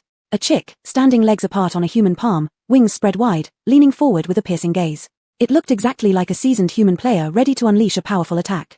Orange, blinding light enveloped its entire body, with small flames igniting all around it. With 2 chirps, it opened its mouth and spat out a huge, roaring fireball that crackled as it flew from its beak. Chapter 120 Leaving. The moment the chick spewed out a fireball, the grey sky was instantly illuminated by the blinding light. Drake, who had been staring at the chick, was momentarily blinded. This fireball was significantly larger than the one that had attacked Ishon back then, crackling with flames as it sped toward Elliot's face not far away. Master, be careful. Honest, the butler, had been busy dueling with Lucas. Upon seeing this enormous fireball, he abandoned his confrontation with Lucas and instead channeled his ability into the ground beneath him, rapidly raising a sufficiently tall and thick earthen wall in front of him. In the next moment, the fireball collided directly with the earthen wall, followed by an explosive boom, sending sparks flying everywhere as the wall crumbled. Everyone present was affected. Stacy was thrown against the car behind her by the shockwave. Drake managed to stay in place but was in tears, while the butler and Elliot were flung backward by the blast. Hurry, get in the car. Taking advantage of this moment, Lucas repaired the sand trap, lifting the vehicle out from the ground. Behind Stacy was an SUV with ample space inside. She threw the still hot chick through the open window, then opened the door, pulling the weeping Drake into the car. Lucas sat in the driver's seat, honking furiously, then revved the engine, driving straight towards the center of the battlefield. Doreen, bring the box. Stacy shouted out of the car window. With the car windows wide open, Doreen withdrew from the battle, using spatial ability to teleport Walt into the backseat. Next came Scott, and finally, she herself. This team worked seamlessly together, already driving along the main road in front of the Four Seas base villa complex, far ahead while other ability users were still being held back by Yankello's rampage. What the hell hit me? The SUV swerved wildly, and Drake, sitting in the backseat, was suddenly struck by something heavy, almost choking him. His eyes hadn't recovered yet, streaming with tears, so he couldn't see what was wriggling on top of him. It's me. Doreen had transported herself into the backseat without realizing Stacy was there too. With 4 people crowded together, she accidentally landed on Drake. An annoyed voice rang in Drake's ear. Even though he couldn't open his eyes, he could imagine the irritated face on the person squirming on his legs. Doreen was pushed into Drake's arms as the car accelerated. His arm instinctively wrapped around her waist. Pervert, what are you doing? Doreen, extremely ticklish around her waist, even in this emergency situation, found it unbearable, reaching out to grab Drake's hand. Behave yourself, or we'll flip over. Drake tightened his arm, causing Doreen to fall back. Unable to tolerate it, Doreen activated her ability. Stacy watched their interaction amidst the bumps, initially thinking Doreen wanted to transport Drake away. Instead, she found herself spinning and landing in Scott's arms in the blink of an eye. Let go. Doreen rolled to the side, pushing Walt towards the car door like avoiding a knife, falling into the empty seat while her upper body was still tightly held by Drake. Rotten pervert, do you want to die? Punches and cries echoed in the back seat. Lucas glanced into the rearview mirror. Doreen was beating up Drake, while the bulky Walt clung to the car door, shaking like a scared little chick, afraid to draw any attention. Big brother, let's leave the city directly. Lucas infused his ability into the car, using the tires as a medium to probe the path ahead through the ground. Go through the west gate. After a moment's thought, Stacy realized they had nowhere else to go. The only place left was the military base. Due to Vanessa's fireball, Elliot and the old butler were seriously injured, and other ability users were still preoccupied with Yankello, allowing them to escape the city center smoothly. As they sped towards the west gate, the entire Four Seas base was filled with the urgent, shrill sound of alarms. How much longer until we're out? Scott asked. Lucas glanced at the fuel gauge. The road is clear, half a tank of gas. If there are no obstacles, it should take 10 minutes to reach the west gate. There's a forest area beside the toll booth on the west side. We can drive into it and take the small roads out from the weakest defended position. Just as Lucas finished speaking, a sports car roared behind them. He instinctively glanced into the rearview mirror, almost causing him to lose control. Damn, what the hell? The car behind them growled a few times and caught up, while Lucas had already pressed the accelerator to the floor. However, with so many people in the car and not being a specialized sports car, it simply could not match the speed. The sports car that caught up rolled down its window, and the person inside wore a smug look. Is he really not crazy? Stacy frowned, thinking that the people from the Four Seas base seemed not very smart. This person clearly couldn't defeat them. What was the point of catching up? Would they stop and surrender just because he was faster? At that moment, the sports car beside them suddenly accelerated and within seconds zoomed ahead, blocking their path tightly. Big brother. Lucas's pupils dilated as the vehicle in front abruptly slowed down. If the distance between them hadn't been enough for him to react, they would have already crashed. Drive the car. Scott extended one hand out of the window, while the other arm wrapped around Stacy, pressing her against his chest and covering her eyes. If Stacy wasn't allowed to see, she wouldn't look. She always obeyed him in this aspect.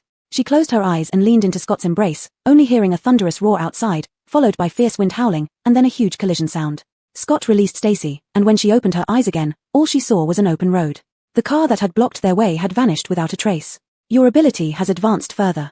Stacy lifted her head, detecting some residual impurities on Scott, knowing that he must have absorbed crystal nuclei intensively over the past 2 days to make such rapid progress in his ability. The 10 minutes to the west gate were far from peaceful. After dealing with this car, more vehicles followed from behind. But the highest combat force of the entire Four Seas base had been crippled by Stacy single-handedly. These minor pursuers posed no real threat. Walt's metal shards constantly floated outside the car windows, flying over to slice through the tires of any pursuing car. Effortlessly, he dispatched the rear pursuers. Chapter 121, High Fever. The group proceeded without much trouble until they reached the vicinity of the West City Gate. They hadn't even found a way to slip into the nearby woods when they were intercepted by the guards, the Psy-wielder stationed at the West City Gate. The guard was a fire type, level 8 Psy-wielder who had slipped through the net. This night he was on duty at the West City Gate and did not go to the banquet, hence he wasn't noticed by Stacy. Scott sized up the combat strength opposite them and promptly ordered, "We need a quick resolution. Stacy and Doreen will stay in the car. Drake, you stay to protect them." After speaking, Scott, Walt, and Lucas immediately got out of the car, while Drake remained in the vehicle, opening his mouth as if to say something but finally taking a deep breath. Frustrated. They were all psi wielders, yet his own psi ability turned out to be logistics-oriented, just for delivering messages, making him inferior even to little Doreen. "Why can't I go?"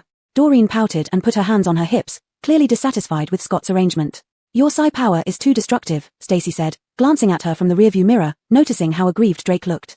"With one wrong move, you could end up chopping someone's head off." Stacy spoke with a hint of teasing in her voice, and Drake's expression grew even more somber. The chick in Stacy's arms squirmed, giving her an idea. However, she hesitated. Doreen huffed twice, complaining verbally but secretly happy about staying in the car and going nowhere. "Stacy J, did Biff bully you these past 2 days?" Doreen suddenly wilted upon thinking of this matter. "It's all my fault, I couldn't protect you properly. They wouldn't dare touch me," Stacy comforted her. "It's not your fault. You can't fight against 3 big men." As they spoke, they heard several vehicles approaching from behind. It was other psi wielders from the base coming to catch them. It seemed Elliot was determined to keep them in the Sea-High base. "Stacy, feed more crystal cores to Vanessa and then bring it to help." Stacy handed the chick to the last remaining person in the car, seeing his eyes light up instantly. The longer the situation dragged on, the more psi wielders would arrive from Sea-High base. Instead of having Scott and the others fighting round after round, it was better to use Vanessa as the ace in the hole and finish them off quickly. This was the first time Drake had heard about using Vanessa this way. He hurriedly fed it a handful of crystal cores, waited for it to finish eating, then went down holding a submachine gun. The loud sounds of Vanessa attacking enemies soon erupted outside the car, a fireball followed by a water dragon, with various psi abilities launched in quick succession, overpowering any other noises of battle. Not long after Vanessa was sent out, Scott and the others slowly returned to the car. Drake was the last to come back, looking as if he still wasn't satisfied. He held Vanessa preciously, almost reluctant to return it to Stacy. "The chick has blasted a huge hole in the city gate, saving us the trouble of climbing over. Let's just go through." Lucas skillfully drove around the mess on the ground and headed toward the city gate. Passing by the level 8 psi wielder lying on the ground, barely able to move but still trying to attack their vehicle with his psi powers, Stacy waved her hand casually and used her psi power to precisely strike his core. A cry of agony rang out behind their car, but the noise from the engine drowned it out. Stacy didn't know what would happen next, whether his core would rebel or cause him pain. It was all up to his fate. As the vehicle left the Sea-High base, the group remained vigilant. The pursuit behind them was no longer intimidating, but since the post-apocalyptic evolution, travel had become unsafe. The geological changes caused rapid growth of plants and trees, many of which developed psi abilities that obstructed and harmed people. "Get some rest." Scott took off his jacket and draped it over Stacy, then felt her forehead and realized she had a high fever. "Stacy." Scott cupped Stacy's face anxiously. Stacy only thought she was tired. She felt dizzy and had a headache, rubbing her head against Scott's palm, closing her eyes without wanting to speak. Since being abducted by Biff, Stacy had been under constant mental strain without any respite. During this time, she also suffered from the effects of Biff's psi powers, causing her body to stiffen from the cold. She had felt a bit warm during the banquet but pushed through due to her heightened alertness. Later, to provoke the psi cores of 30 psi wielders into rebellion, she had overexerted her own psi powers. After enduring all this, Stacy's body was already at its limit. Now, with the danger temporarily resolved and nestled in Scott's arms, her tightly coiled nerves relaxed, and the discomfort she had suppressed came rushing back like a flood. Stacy's fever came on quickly, and soon her small face was flushed red, her cheeks burning hot as she lay unconscious in Scott's arms. Scott had cared for Stacy during her fevers before, but this time felt different. In the past, it was due to overexerting her psi powers, and a good sleep would usually help her recover. But this time, Stacy was truly sick. She shivered in Scott's arms, her forehead scorching with cold sweat, muttering that she felt cold. Even after giving Stacy some fever-reducing medicine, there was no improvement. Scott could only hold her close, stripping off her clothes to cool her down. "Big brother, don't be too worried. The sky has already fully brightened, let's find a safe place for Big Sister to rest properly." Lucas saw Scott's stiff expression through the rearview mirror and knew this person appeared calm on the surface but was deeply anxious inside. And the reason he didn't show his worry was because he was holding back, unsure of whom it was aimed at. Scott stroked Stacy's long hair and signaled Lucas to pull over. "Doreen, release the car from your spatial pocket." "Scott, Sea-High base won't let us go easily. We should split into 2 vehicles to travel faster." The car in Doreen's spatial pocket was an SUV, with a wide backseat where Stacy could lie flat to rest. Scott laid Stacy across the backseat, removed his clothes to use as a pillow under her head, and carefully fastened her seatbelt. Feeling insecure away from the warmth of his embrace, Stacy tossed and turned, unwilling to settle down and sleep. In the end, they had to leave Drake to drive while Scott sat in the back, holding Stacy half in his arms before she finally fell asleep peacefully. "You're spreading dog food by holding her like that, which counts as work-related injury and needs compensation," Drake teased. After saying that, Drake caught Scott's icy gaze through the rearview mirror, immediately freezing his chatter. Chapter 122, Plant Crystal Core. After splitting into 2 vehicles, their speed indeed increased significantly. They did not stop again, taking turns to drive and following the navigation directions all the way to the military base. On this journey, they encountered several old trees that had become spirits. Without exception, under each tree's roots were piled numerous remains of animals and humans, emitting a foul stench that permeated for dozens of meters around. The smell was far more pungent than that of a zombie horde. From afar, these trees looked like ordinary plants. If it weren't for the bones beneath them, one couldn't distinguish them from other plants at all. However, as soon as any living creature approached, these spirited trees would suddenly become excited, twisting their trunks and stretching their branches toward their prey, displaying the demeanor of a predator. The evolution of these trees had only recently begun, and the abilities they had developed posed little threat to high-level psychics. Thus, dealing with them wasn't too difficult. It was just that the relentless attacks by the branches were quite troublesome. Walt had little patience and became annoyed after being tangled up. In a fit of anger, he manipulated fine metal threads to bind the base of the tree's trunk, wrapping the other end around his wrist, fully encased in steel armor. Jiang Chevu drove past him at high speed, and Walt immediately clung to the roof rack of the vehicle, using the vehicle's momentum to pull. With force from both sides, he snapped the thick tree in half at its base. The old tree made no sound, but the air resonated with a hum similar to that of a stringed instrument. The tree crown remained still on the trunk, motionless, while the previously thrashing branches suddenly went limp, hanging down lifelessly. Lucas drove back, and everyone stared at the tree whose vitality visibly waned. They looked stunned as its lush, leafy canopy faded yellow and dried up within moments, resembling a late autumn scene, with leaves rustling down from the branches. Scott hesitated for a moment, then split the tree in half with one stroke. The tree crown crumbled upon impact, revealing a diagonal cut at the base of the trunk. A soft green glow emanated from the center of the tree rings, with a green luminescent crystal core floating above, seemingly restrained, moving up and down. This thing. Walt got out of the car and observed it for a long time, showing disdain. Who wants this thing? I certainly don't. Lucas stuck his head out of the car and laughed. So green, I don't want it either. Doreen, with her spatial psychic ability, found it useless and shrugged before returning to the car. Scott glanced once, then turned around and got back into the car to hold his wife. Drake stood there, looking around, feeling itchy inside. Scott opened the car door. Stacy was getting up from her seat, her face still flushed and looking unwell. She fell into Scott's arms as soon as he opened the door. Drake, you can use that thing, Stacy said after sensing briefly with her psychic ability and was carried back into the car by Scott. Drake froze, about to approach but noticed the light from the plant crystal core gradually dimming. Before he could understand what was happening, Stacy urged him, hurry, it'll be absorbed by the roots soon. He no longer hesitated, running forward and grabbing the plant crystal core. The pursuers from Sea-High Base never caught up, but they didn't dare let their guard down. After refueling, they hit the road again, trying to avoid these obstructive plants as they headed for the military base. Stacy's awakening brought joy to her chick, which clung to her, chirping away, drawing much of her attention. Feeling jealous, Scott picked up the chick by one leg and threw it into the passenger seat. You're bullying Vanessa again, Stacy complained softly, feeling sour and bitter. In the short days since they had parted, many things had happened. Now that she was finally back with Scott, they hadn't even properly spoken when she passed out due to a fever. Her fever hadn't completely subsided, but Stacy didn't want to sleep anymore. Take another dose of the fever medicine. Scott pulled her into his arms, fetched the medicine and water from the seat, and helped Stacy swallow it. Water droplets lingered at the corners of Stacy's lips, which Scott wiped away with his finger, gently rolling the droplet between his fingertips. Seeing Scott's clearly haggard face, Stacy felt a pang in her heart. Finally, amidst many competing emotions, she asked cautiously, "Are you hurt?" "Yeah." This time Scott was honest, not forcing himself to hide it from Stacy. He opened his shirt, revealing bloodstains on his undershirt that had already dried and stiffened. Driving, Drake experienced the scene of being fed dog food up close for the first time, and he was still harboring questions about the crystal core from earlier. His curiosity and desire to know were about to overflow through the rearview mirror. Scott noticed Drake's gaze and pulled up the partition between the front and back seats with a hand. "Drake, let me see." With the partition blocking outside views, Stacy felt more relaxed, leaning closer to tug at Scott's shirt corner and lifting it to check the injury inside. But Scott stopped her, grabbing her wrist to prevent her from lifting his shirt further. "Don't look anymore, it has already scabbed over." Stacy shook her head, pulling her hand back and trying to lift his shirt again. Inside was a deep scar with uneven edges running from his left chest all the way to the right side under his ribs. Fortunately, it wasn't infected. Though the dark red scab was hard and edged with redness, it hadn't fully healed yet, causing pain with every movement. How did this happen? Stacy placed her hand over it, circling her other arm around Scott's waist, burying herself in his neck, her eyes feeling swollen and warm. "I was careless when dealing with Ishan." Scott felt some itchiness on his chest scar, knowing Stacy was using her psychic ability to heal him. But Stacy wasn't fully recovered, and he didn't want her to waste her psychic power on him. Just as he was about to stop her, Stacy kissed him. It was rare for Stacy to initiate kisses. Usually, he initiated and she responded passively, often ending up tearful. The unexpected kiss made Scott yield. Supporting Stacy's nape, he embraced her tightly for an intense, deeply loving kiss. After the kiss ended, the wound on Scott's body had already healed. Since it took too long to heal and was severe, Stacy couldn't remove the scars, but the tissue had been completely repaired without any hindrance to his health. "A bit ugly, but I don't mind." Stacy stroked it a few times, then her hand was caught by Scott's burning large hand.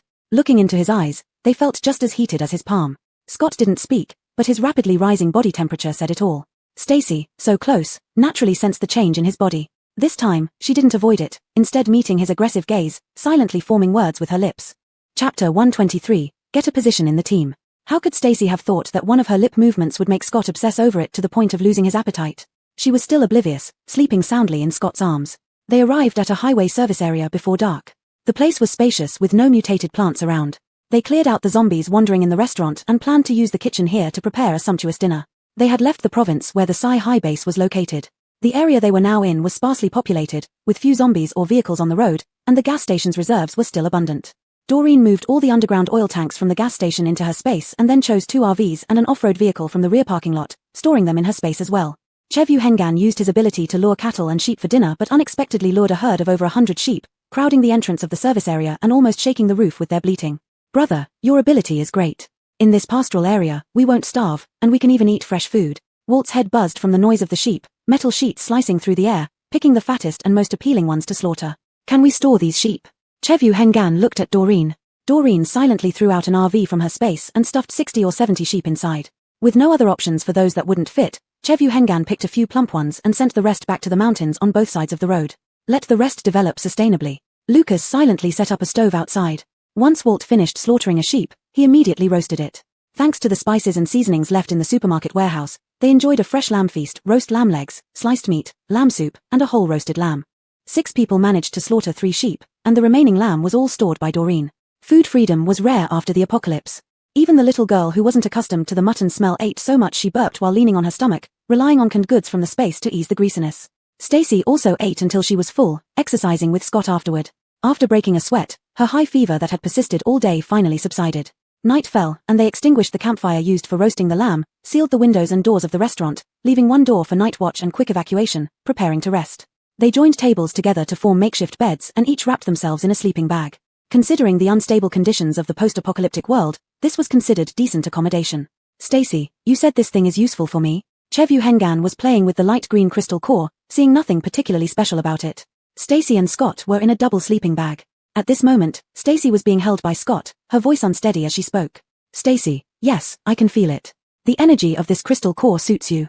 It might help you unlock a second ability. Hearing second ability, Chevyu Hengan immediately perked up, sitting up and completely ignoring Stacy's drowsiness. Really? Can I absorb it directly? Chevyu Hengan asked. Stacy was pressed against Scott's chest, responding with a muffled hum, while Scott gently patted her back, his voice lowered with barely concealed anger. Scott, if you can't sleep, go replace Lucas on night watch. Excitement clouded Chevyu Hengan's mind. Hearing Stacy's confirmation, he couldn't fall asleep. He crawled out of the sleeping bag and went to the door to relieve Lucas, who was resting with his eyes closed.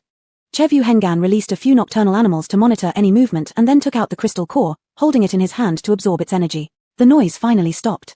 Stacy snuggled deeper into Scott's arms, half asleep, only to turn and bump into something. Scott grunted, pulling her closer, his hot breath landing on Stacy's neck, scorching hot. Stop teasing me, Scott sighed deeply, whispering softly into Stacy's ear. No matter how sleepy Stacy was, this woke her up. Besides, she hadn't been very tired after sleeping all day due to the fever, and whatever drowsiness she felt was from Scott coaxing her. I'll help you.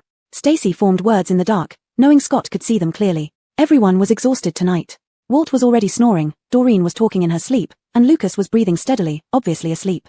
Stacy glanced shyly at the few people behind her, just about to stretch out her hand when she was intercepted by Scott halfway. Stacy looked at him in confusion. Scott's kiss landed on her eyes, then he hugged Stacy back tightly into his arms. No need. It wasn't the right time, nor was it the right environment. No matter how much he desired Stacy, he shouldn't take advantage of her here. The warm breath from Scott fell on Stacy's head, softening her heart. She hugged Scott around the waist and contentedly played the role of a good cushion. After one night, when they woke up in the morning, Walt was guarding the door. Scott had been holding her outside the sleeping bag, looking like he had already taken his watch shift when Stacy didn't know. After breakfast, they continued on their journey. Chevyu Hengan was replaced by Scott into another vehicle and kept studying the crystal core he absorbed last night. Doreen squeezed into their car, sitting with Stacy in the backseat, starting to appraise the box of crystal cores they had taken from Psi High base last night. Stacy, what if that bastard Jake comes back to trouble us after we took these? Doreen couldn't help but get angry thinking about Jake. Stacy gave a cold snort. I helped clear so many impurities from their base's psychics' minds. Isn't paying with some crystal cores nothing? We haven't even settled accounts for his kidnapping me. Scott glanced at Stacy through the rearview mirror, his deep eyes filled with fluctuating emotions. Nobody knew what he was thinking. Stacy's ability had broken through to level 9. Now when assessing crystal cores, she didn't need to probe each one individually. She could scoop up a handful, infuse them with her power, and accurately distinguish each type. The box of crystal cores was fully categorized in just half a day. During lunch break, Doreen distributed the cores, giving almost everyone 200 similar types for upgrading abilities. When Chevyu Hengan received his share, he was moved to tears, finally seeing a return on the investments made on Stacy. Does this mean I'm officially part of your team? It had to be said, Scott's team atmosphere was what he had always longed for, no suspicion between members, only mutual support. Such a team could laugh till the end in this apocalypse. Not quite yet. Doreen stored the remaining 3,000 plus crystal cores in her space and proudly raised her head. Our team has a rule: you must share all your private crystal cores with everyone, only then you can officially join us. Chevyu Hengan paused, his stingy nature making him resist instinctively. But as he looked at the more than 200 cores perfectly suited to his ability in his hands, he immediately made up his mind. Take them and use freely. Using 500 mixed cores to get official entry into their team, it was such a great deal. Chapter 124 Temporary Appropriation. Based on their current speed, they would reach the military base in another 2 days. However, Biff's people hadn't pursued them, which surprisingly made Stacy feel uneasy. Scott was driving, and Stacy rested her chin on the backrest of his seat, sighing softly. Grandpa Cho's lost notebook still hasn't been found. Where should I look for it to give him? If I can't find that old man, he's bound to lose his temper. He won't have time to bother you once he arrives at the military base. On the road ahead, there were a few vehicles. As Scott dodged them, he also eliminated the zombies trapped inside. I wonder how they are doing now. Just as Stacy was speaking, she suddenly heard some rumbling from outside the window. She felt this scene was oddly familiar. Peering out the window, she saw 3 military helicopters. 2 of them had already flown past heading forward, while one remained hovering above them, just like when it blocked Biff's convoy that day. Scott stopped the car, and Walt followed suit behind him. The roadsides were lined with forests, so instead of landing, the helicopter dropped a rope ladder, from which 2 men armed with firearms descended. They temporarily appropriated psychics the last time we met them, Stacy muttered, following Scott out of the car. These people weren't the same batch Stacy had seen before. These 2 looked quite young, with no military rank on their shoulders. Upon seeing Scott and company exit the vehicle, they hurriedly approached, weapons in hand. The military is conscripting psychics near the military base. Something must have happened. Scott held Stacy's hand, pulling her behind him, and took out the sleeping chick from the car, handing it over to her. Scott's caution towards the military puzzled Stacy. But thinking it might be related to his previous occupation, she didn't dwell on it. Are you guys heading our way? Asked a young teenager, probably around 17 or 18, his words lacking any official tone and filled with excitement. The moment he spoke, he was smacked by the other one and quietly moved to the back, looking innocent. We plan to join the military base in the eastern region. Scott observed the 2 carefully, judging the authenticity of their identities from their demeanor. In this chaotic end-of-the-world scenario, hijacking military helicopters and impersonating the military wasn't entirely impossible. Our comrades were attacked while returning from a mission. We're rushing to support them. May I ask if there are any psychics in your group? If you can assist us in the rescue operation, we promise that upon returning to the base, we will petition our superiors to help you join the Military Psychic Special Task Force officially. Before the man could finish promising, Stacy peeked out from behind Scott, holding the chick. What happened? This helicopter was flying eastward, toward Qinghe Refugee City. Given the current situation, an emergency rescue mission by the military twice likely meant a crucial task. What else could be more urgent in the direction of Qinghe Refugee City than escorting Amon back to the military?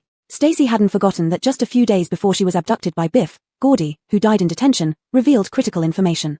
Anwar and the defected psychic had stolen Amon's notes and fled to Hallam Refugee City.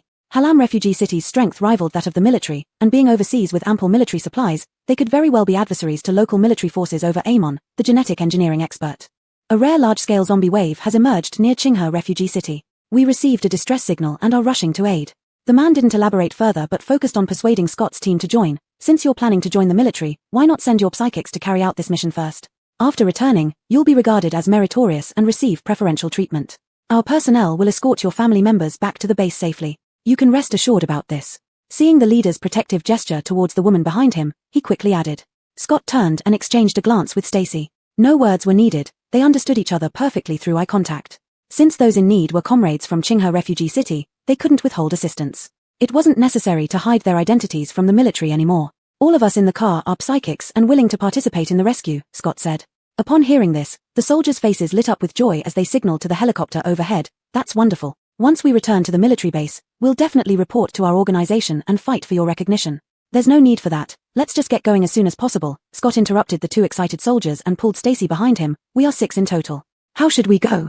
The speaker also hesitated a bit. Travel with our helicopter, it's faster. The world was far from peaceful post-catastrophe, and it was very risky to bring psychics on board the aircraft hastily, but now the situation was urgent. The comrades who went ahead for rescue had lost contact, and they had to take a gamble. Besides the 2 pilots, the military helicopter could carry 8 people. Together with the 2 military personnel, it was just enough to take Scott's team of 6. The speed of a helicopter was more than twice as fast as traveling by land. They flew at top speed, and after about 2 hours, the scenery before their eyes changed. They were at the foot of a desolate mountain range, quite far from Qinghe refugee city. The massive wave of zombies appeared dark and dense wherever they moved, filling the air with a pungent stench. At the forefront of the zombie wave, several vehicles were speeding rapidly. 2 helicopters, which had arrived here earlier, were hovering above these vehicles, pressing down and firing at the front line of the zombie wave. Under the fire suppression from 3 helicopters and the joint cooperation of the psychics, the vehicles successfully broke free from the pursuing zombie wave and drove into a resort on the mountain. The resort had a specially built helipad, spacious enough for 3 helicopters to park. Those who got off the vehicles were old acquaintances, Bjorn and his subordinates, as well as some psychics from the refugee city. After merely 2 or 3 days, meeting again felt like an age had passed. Bjorn and others looked thoroughly exhausted. Without exchanging any words, they quickly devoured the supplies sent by the military and Doreen. However, despite searching among them for a long time, Stacy did not find the number 1 person the military was looking for, Amon. Chapter 125 Reunion. The resort village was not entirely safe either. Just as they were resting, a weeping willow tree nearby suddenly launched an attack on them. Perhaps they had grown accustomed to the attacks along the way. Bjorn continued eating while directly activating his abilities without even lifting his head, using vines to defend.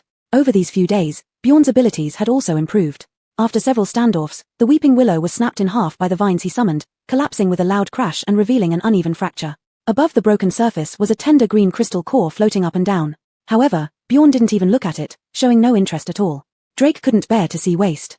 Seeing that Bjorn was indifferent, he began to feel itchy. Boss Chow, don't you want that crystal core? Plant crystal cores can't be used by humans. Bjorn shook his head, looking at Drake tiredly before taking out 4 or 5 from his pocket. If you want them, take them. As a wood-type ability user, Bjorn had tried absorbing the plant crystal cores immediately when mutant plants appeared.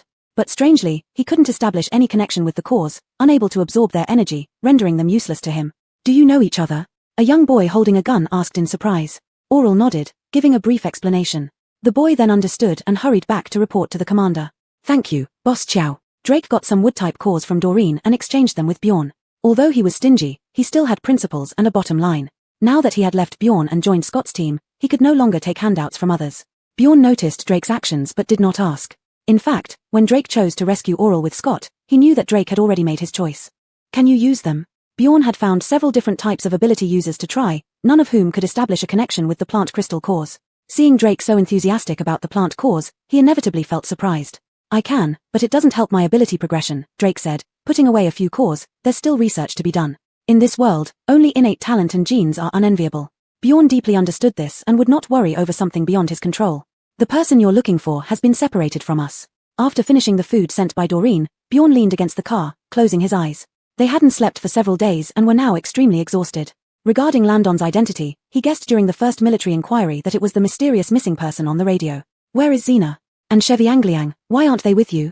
Walt searched among them, anxious, not finding the people he desperately wanted to see. Chevy Angliang insisted on protecting Landon, and Xena went with him. They left with the military personnel, but... Bjorn paused. The helicopter they left in was attacked by ability users and made an emergency landing outside the rear mountain. We haven't had any contact with them since.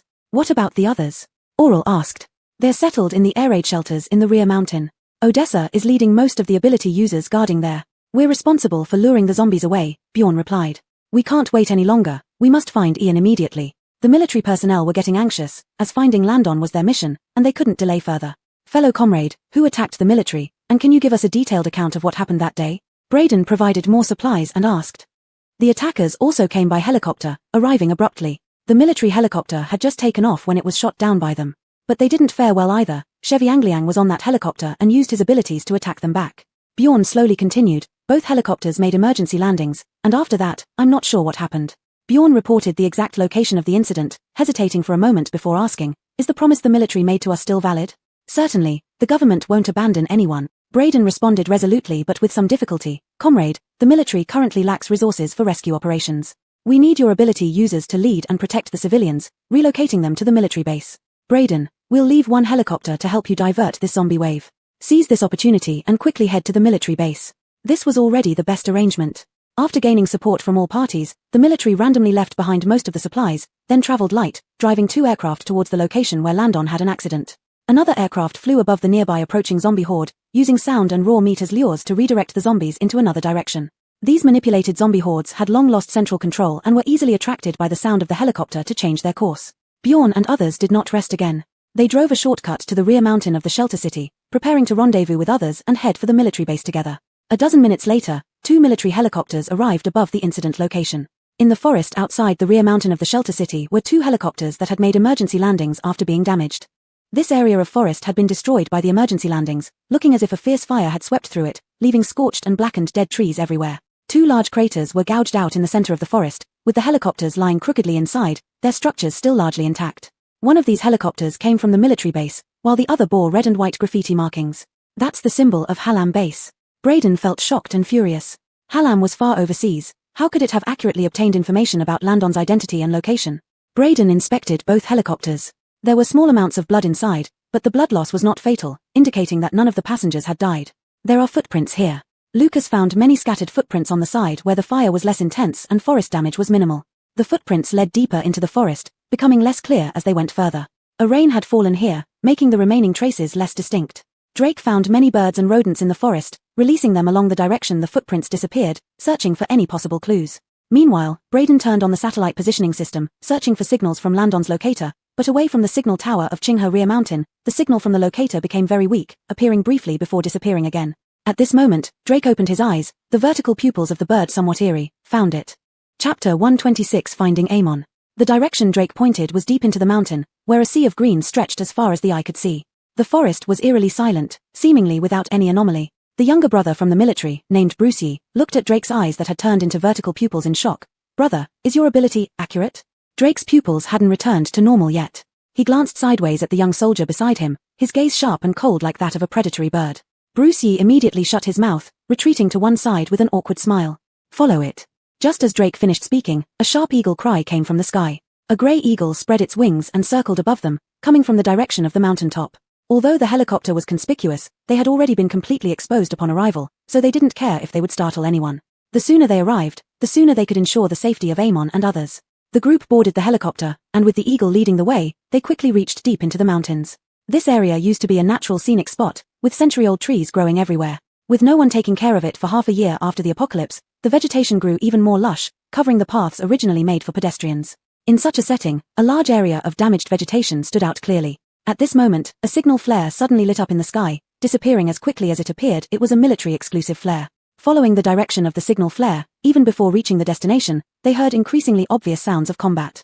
The sound of psi abilities clashing mixed with intermittent gunshots. The noise of the arriving helicopter had already caught the attention of both sides engaged in the standoff below. The attackers from Silmar launched a fierce assault, trying to end the battle and take away Amon with full firepower before helicopter reinforcements arrived. A fire dragon rose from the ground, burning through the green trees as it surged upwards, heading straight for the helicopter circling overhead. Just as the fire dragon was about to touch the bottom of the helicopter, the pilot swiftly maneuvered the helicopter to one side, narrowly avoiding the attack with a swift movement. Even so, the scorching fire dragon almost burned a hole through the outer frame of the helicopter. The searing heat rushed towards them, only to be dispersed instantly by Scott's wind. Are you okay? Scott had pulled Stacy into his arms the moment the fire dragon attacked, protecting her from the intense heat. Once the heat dissipated, Stacy lifted her head from his embrace, still shaken. This isn't Sheviangliang. This strength surpasses Sheviangliang's. There are many impurities in this psi ability, making it controllable. Stacy took a couple of breaths. That had been perilous just now. If she hadn't been held in time, she would have been burned by the flames. Psi uses rappel, the military captain Braden ordered frantically. Other soldiers provide aerial support. He was the only one not tied down inside the cabin. When the helicopter tilted just now, he was slammed against the other side of the cabin door, his nose bleeding all over his face, nearly losing his life. As Braden gave the order, the military Psi users on another helicopter were ready and immediately jumped out of the cabin. Scott had previously worked as a mercenary and was very familiar with the rappelling process. Upon boarding the helicopter, he helped secure the ropes for his teammates along with Braden. Don't be afraid, hold on to me. Scott was worried about leaving Stacy alone in the helicopter, so he brought her along to protect her at all times. Okay. Of course, Stacy trusted Scott, extending her arms to hug his neck. Scott did not tie ropes around himself or Stacy. Holding her tightly in his arms, he jumped out of the cabin without waiting for Braden's approval. F***CK, use the ropes. Braden's angry voice chased after them, but seeing Scott descend gracefully using wind control, his voice turned breathless. F***CK. After Scott jumped out of the helicopter, Walt stood at the cabin door, swallowed hard, closed his eyes, and also jumped. Scott controlled his descent with wind power, slashing down with thunder in mid-air, creating a deep chasm between the two parties, forcing their confrontation to a halt. This place was on the backside of a mountain. Both sides stood facing each other. The military personnel and Cheviangliang guarded a natural cave split open at the front of the mountain ridge, indicating that Amon was likely hiding inside this cave. The disparity in strength between the two sides was vast. The military side had only 3 people, holding out tenaciously using the terrain. The opposing side had 10 people, 6 of whom wore uniform black combat gear, all bearing the red and white emblem of the Silmar base on their left arms. The other 4, when Stacy saw them, displayed the same disgust and hatred on her face as the few military men. These 4 Psi users were borrowed from Biff to support the Qinghe shelter city. Unexpectedly, they faced the Silmar base and defected at the last minute, joining the Silmar team. Stacy wasn't very familiar with the other 3, but she knew everything about the woman standing at the back, who was an object of deep-seated hatred. No wonder she hadn't seen her when Biff brought people back to the Psi High base. It turned out she had come to rescue Qinghe with the military. It was then that Stacy recalled that Ricky had indeed awakened her Psi ability in this life, but her current Psi level was still low, so being left behind by Biff was quite normal. Sister. Cheviangliang's eyes lit up as soon as he saw Stacy. He moved a few steps closer, sounding slightly aggrieved. You finally came to pick us up. Cheviangliang's body was covered in all sorts of injuries. The deepest one was on his back, a long and narrow wound. Even though it was simply bandaged, blood had soaked through, appearing dark and blackish. Seeing this, Stacy couldn't help but feel compassionate.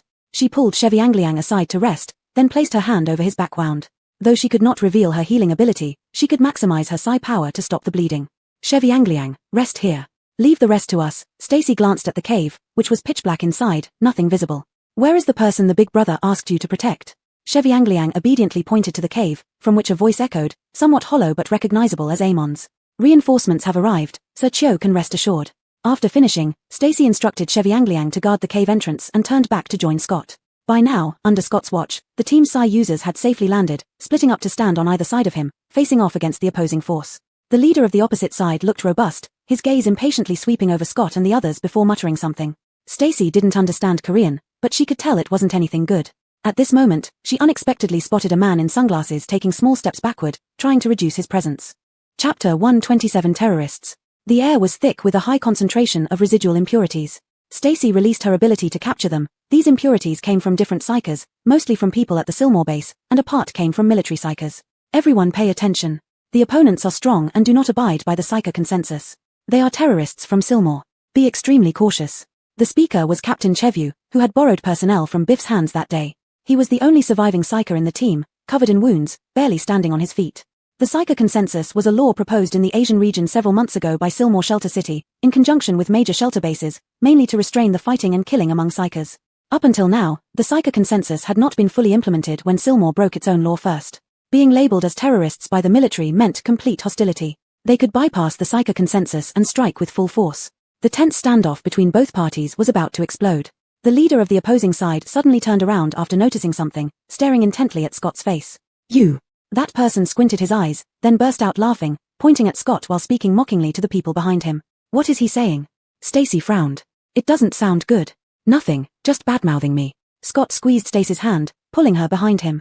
Stacy hadn't expected Scott to understand Korean but later recalled that Scott had previously worked for Silmar, so it wasn't surprising. Brother, can we kill these terrorists? Walt, influenced by Scott, also had some understanding of the decree. Correct. Braden helped Captain Chevu rest aside, raised his weapon and prepared for battle. To accomplish the mission, we can spare no expense. Walt clasped his hands together in front of his chest. His arms were instantly covered in steel, with metal pieces hovering in the air beside him. When I have scars from this battle, you must bear witness. As the metallic collision sound came from Walt's hands, the opponent launched an attack.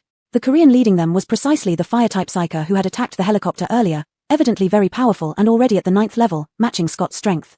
A fierce battle ensued, with 6 psychers from the opposite side joining the fray immediately. The military psychers were not of high rank. 2 of them struggled to block one attacker, occasionally requiring support from Lucas. Scott and Walt each faced 2 high-level psychers. Although they were under pressure, they held their ground. However, Biff's 4 subordinates exchanged glances but remained inactive. They were from the 4Cs base. Although the relationship between the 4Cs base and Silmar was close, they couldn't support them against the military. Earlier hesitation to act was partly to save themselves and partly because they believed the military would be unable to withstand Silmar psychers. In such a decisive battle, they saw no need to put themselves at risk unnecessarily. But now, with military reinforcements arriving and Scott's group joining, the situation became less clear. Thoughts of retreat began to emerge. %, and the Korean leader swore loudly, finding the strength of the opposition exceeded his expectations. The even match infuriated him. Turning his gaze to those standing still behind him, he roared, urging them to join the fight. Now it's too late to back out. You've been labeled terrorists by the military, and you won't have a future. A blunt voice pierced through, hitting them right in the heart. Join us, kill these military personnel, and you will live. Stacy traced the voice to the person wearing sunglasses at the rear, who spoke stilted Mandarin, forced to translate for the leader. Stacy instinctively felt this person must have some connection with Scott's past at Silmore, otherwise, he wouldn't hide behind sunglasses. After hearing this, the 4 Seas base people hesitated for a moment and finally decided to join the fight, 3 high-level psychers entering the battlefield, leaving Ricky alone, unsure of what to do. After Biff's subordinates joined the fight, they immediately engaged with the military psychics, while the 6 psychics from Silmore were all held off by Scott, Walt, and Lucas. Stacy was pushed to the rear by Scott as soon as the conflict erupted. She didn't merely watch, instead, she activated her ability, tracing the residual impurities in the air into the mind of the opposing psychic. The first target was the Korean leader who was cursing unintelligibly. Unprepared for a high-level infiltrator, the opponent was easily penetrated by Stacy. Stacy guided impurities into his energy body, skillfully setting up blockages in his psychic output channels. As a result, his psychic attack power plummeted. Not only could he not mount an effective offense, but he also failed to adequately defend against Scott's attacks. He was thrown out by Scott's whirlwind, smashing into a thick tree trunk before rolling to the ground. Furious, he swore, "Yo harder, Iotionio Geo." He attempted to summon his psychic ability again towards Scott, but no fire dragon emerged from his palm, only a small flame flickered and went out in mid-air before reaching Scott's clothes. What? Mao Gongbayo. The Korean leader knelt on the ground, glaring at Scott in disbelief. Soon after, the other psychics sensed abnormalities within their minds. Their psychic output channels faced obstructions they couldn't break through, quickly leading to their defeat without a chance to retaliate. "Big brother-in-law, awesome," Walt shouted, sounding somewhat regretful, just that it wasn't quite satisfying. "Want satisfaction? I'll spar with you later." Scott glanced coldly at him. Walt promptly shut up. "Forget I said anything. How should we handle them?" Stacy had just retracted her ability, beads of sweat forming on her forehead. Scott pulled her into his arms, gently wiping the sweat from her brow. "Hey!" Braden paused, never having seen such a scene. Military psychics were not highly ranked, and none had achieved this level. "What do we do with these people?" Scott repeated his question. Chapter 128, another high-rank reliever. What to do with the captives from the Hallam base was a difficult problem. The best solution would be to bring them back to the military base, but it was too far from here, and their helicopters had limited passenger capacities. Moreover, bringing the number 1 figure of the military, Amon, along would be too risky. "Comrade, you are a reliever of powers. Is there any way to disable their powers?" Braden asked after a moment's thought. Stacy paused and shook her head. Only high-ranked relievers could master abilities like shattering power cores or grafting powers to unawakened individuals. With Stacy's current level, it was beyond her capability. "Chevy Yang, where's your sister?" A towering figure swept past Stacy. Immediately afterward, a weak voice called out from the cave, "We're over here." "Jody." Walt strode across the scattered rocks on the ground in 2 steps, pulled Jody out of the cave, and held her tightly to check if she was hurt. "Are you injured?" Jody seemed somewhat embarrassed, giving Walt a glare before freeing herself from his embrace. "No." Amon followed closely behind Jody, supporting himself against the cave wall as he appeared at the entrance, then Chevyu's team and Braden helped him out of the cave. "Commander Cho." Braden saluted Amon and reported his battalion's military district number. "We arrived late, I apologize for making you suffer," Braden said with a look of shame. "Girl, where's my notebook?" Ignoring Braden, Amon turned to Stacy as soon as they exited the cave and demanded to know. "Grandpa Cho." Stacy looked troubled. "It's only been a few days, I haven't found it yet." "Please don't be so anxious." "How can I not be anxious? That missing page in the notebook is very important for future research." As Amon was expressing his concern, Drake's parrot suddenly flew down hastily from a nearby tree canopy, interrupting him. "Someone behind the tree. Be careful." Drake himself did not disembark from the helicopter. He continuously released his powers to control surrounding animals, helping his teammates scout the area.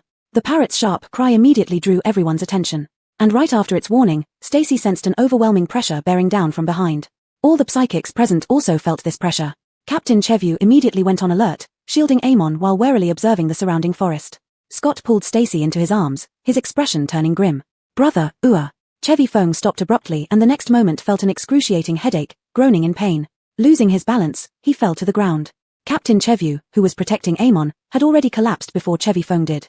He clutched his head tightly, his face flushed and eyes bloodshot, clearly suffering but gritting his teeth silently due to military discipline.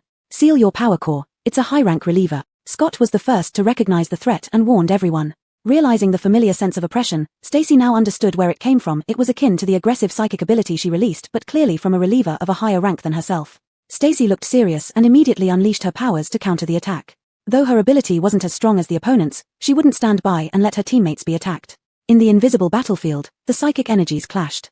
In just a moment, Stacy realized that her strength couldn't match the opponent head-on.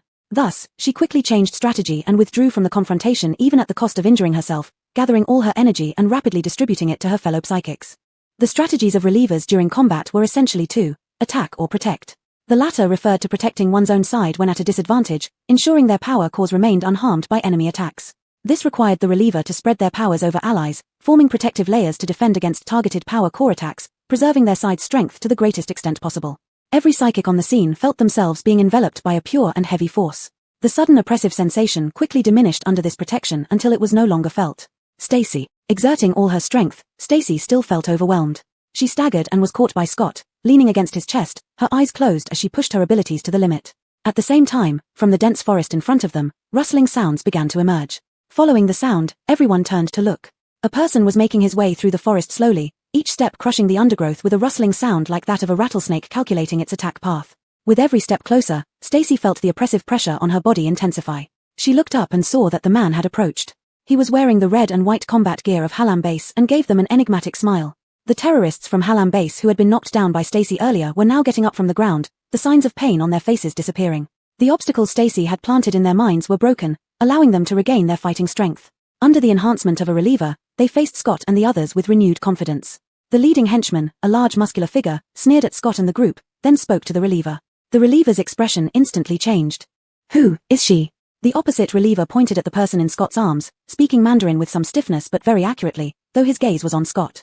Scott remained alert, holding Stacy slightly to the side to protect her. "My wife. Nice to meet you, sister-in-law. I am Ben," the reliever named Ben said stiffly, bowing slightly toward Stacy a moment later. His tone was polite, yet the pressure he exerted on Stacy suddenly intensified. There was viciousness in his smile, as if he longed to kill her immediately. This man was a classic two-faced tiger. The more he smiled, the more dangerous he became. Gritting her teeth, Stacy stood straight in Scott's embrace, her face pale but defiant, retaliating with a cold laugh despite the overwhelming pressure. "Very nice, sister-in-law. You match him." Ben withdrew his gaze from Stacy and calmly brushed the grass off his clothes. His actions did not seem to be preparing for a fight with Scott. The leader behind him, who was waiting impatiently for the battle to start, cursed loudly. Though already losing patience, he still feared Ben and dared not make a move. "It's been so long since we last met, I really wanted to catch up, but I have a mission. Please don't blame me, Brother Chevy." Ben had long eyelashes, and sunlight filtering through the dense foliage cast shadows on his eye sockets. Only then did Stacy notice that Ben's gaze on Scott was peculiar, sticky even, making one feel uneasy. Chapter 129, Shavitl Chicken achieves another great deed. But given the current situation, Stacy had no time to worry about many things. The oppressive pressure on her body was getting heavier and heavier, and Ben never ceased his attacks on her. She could only receive the strikes silently, leaning against Scott's chest with a feigned calmness while desperately channeling the the energy to resist Ben's oppression, thus protecting the team's psychics from being eroded by him. Such a standoff couldn't last forever for everyone. Finally, the leading Korean behind Ben could not hold back any longer. He cursed under his breath and immediately manipulated a fire dragon to launch a new round of attacks. Walt blocked the fire dragon with his steel-covered body, but that person's psychic level was higher than his. The scorching heat of the fire dragon made it difficult even for his fully armored body to withstand. Stacy struggled out of Scott's arms and was supported by Doreen to retreat beside a mountainside, away from the battlefield. The renewed onslaught became more intense, with fierce fighting in the forest, thunder explosions, and the crackling of blazing fires never ceasing. In this smokeless battlefield, Stacy continued to counteract Ben's attacks. Her ashen face had lost all color, and she was using all her strength to keep the in the stable. However, Ben remained completely unaffected. He stood on the other side of the chasm created by Scott, tightly watching Stacy with eyes full of indiscernible hatred and killing intent. The disparity between their psychic levels was truly too great. After enduring for a long time, Stacy could hardly continue. The intense turmoil within her showed signs of cracking. "Stacy, you're bleeding from your nose." Doreen was startled by Stacy's pale complexion, hurriedly fetching tissues from her spatial pocket to wipe the blood off Stacy's face. A sweet taste welled up in Stacy's throat, which she forcibly suppressed to avoid coughing up the blood. Seeing something wrong with Stacy's face, Landon grew suspicious. He approached Stacy, squatted down, patted her arm, waking her up from a half-unconscious state. "Girlie, it's not time to fight to the death yet." Though old, Landon still understood the situation clearly. "Grandpa Cho." Stacy's eyes moistened. As soon as she opened her mouth, several coughs forced out clotted blood. "Stacy," Doreen exclaimed in alarm, drawing Scott's attention, but he was tied up with the opposing fire-type psychic and couldn't get away. "Retract your psychic ability." Landon gripped Stacy's arm hard, snapping her awake. She was already in a semi-comatose state, continuing to resist out of instinct. "Stacy, open your eyes and look at me. Retract your psychic ability," Landon shouted. "I'm sorry, I promised to take you home." In the pain of her arm, Stacy regained some clarity. In this situation, if she couldn't hold on, the team's psychics would be at the mercy of the enemy. Just like when she dealt with those few people from Silmore Base earlier, they wouldn't need much effort. One mitigator could cause their complete collapse. And Grandpa Cho, they couldn't protect him either. "I do research, it doesn't matter where I am." Landon held Stacy's arm firmly to keep her awake. The notebook is in Silmore. Grandpa must retrieve it. They won't dare harm me, they'll treat me well, said Landon. Child, retract your psychic ability. If you preserve yourself, Grandpa will wait for you to rescue me. Tears streamed down Stacy's cheeks as she listened painfully to Landon's words. I'm sorry, Grandpa. Ben was somewhat surprised by Stacy's persistence. To be able to withstand his attacks for so long, Stacy was the first mitigator to do so. Do you still want to resist? Ben felt a tinge of regret. Such a talented psychic ended up opposing him, and became his wife, then don't blame me. Ben intensified his attack once again. After tormenting her for so long, it was time to end her agony. This time, he planned to shatter her eanther and reduce her back to an ordinary person. The devastating psychic power overwhelmed Stacy. At the last moment, she retracted her ability but was still hit slightly, causing a tumultuous shake within her eanther, with cracks beginning to appear. Enduring the severe pain, Stacy raised her head and looked at the parrot perched on the tree branch, watching the situation closely. Drake, let Nathaniel go. After speaking, the cracks in her eanther widened, and the intense pain caused her to lose consciousness directly. In the moment Stacy retracted her ability, the high-level mitigator's psychic pressure pressed down on everyone present. All the team's psychics, including Scott, were broken through in this powerful psychic attack. Fortunately, Stacy had previously cleaned out their eanther, preventing any internal chaos. Using the same method as Stacy, Ben set obstacles in the pathways of psychic output within the eanther. The psychics instantly lost their source of power and were immediately swept far away by the opposing side, lying heavily injured on the ground. And Scott seemed to be an exception among them. He had absorbed over 100 crystal cores in a rush to save Stacy, leaving new impurities uncleared. With his eanther invaded, the frantic mood exacerbated the turmoil, his eyes flashing crimson as if a eanther rebellion was imminent. The fire-type psychic saw this as an opportunity and was about to release his ability for a fatal blow on Scott. But Ben preempted him, invading the fire-type psychic's eanther and sealing his ability pathways. Meanwhile, the lowest-level psychic, Chevu Dui, could no longer hold on, his ability suddenly going berserk. He roared and charged towards the nearest figure, Scott. The rampaging psychic was enveloped in active impurities, greatly affecting Scott. But Scott held on stubbornly, grabbing Chevu Dui's collar and knocking him out to prevent him from rushing into the enemy camp where he would be easily killed by Silmore Base's people. Are you crazy? The fire-type psychic shouted furiously at Ben, even moving to attack him. Just then, an unremarkable little chicken flapped its wings and dropped from the sky, landing unobtrusively in the bushes.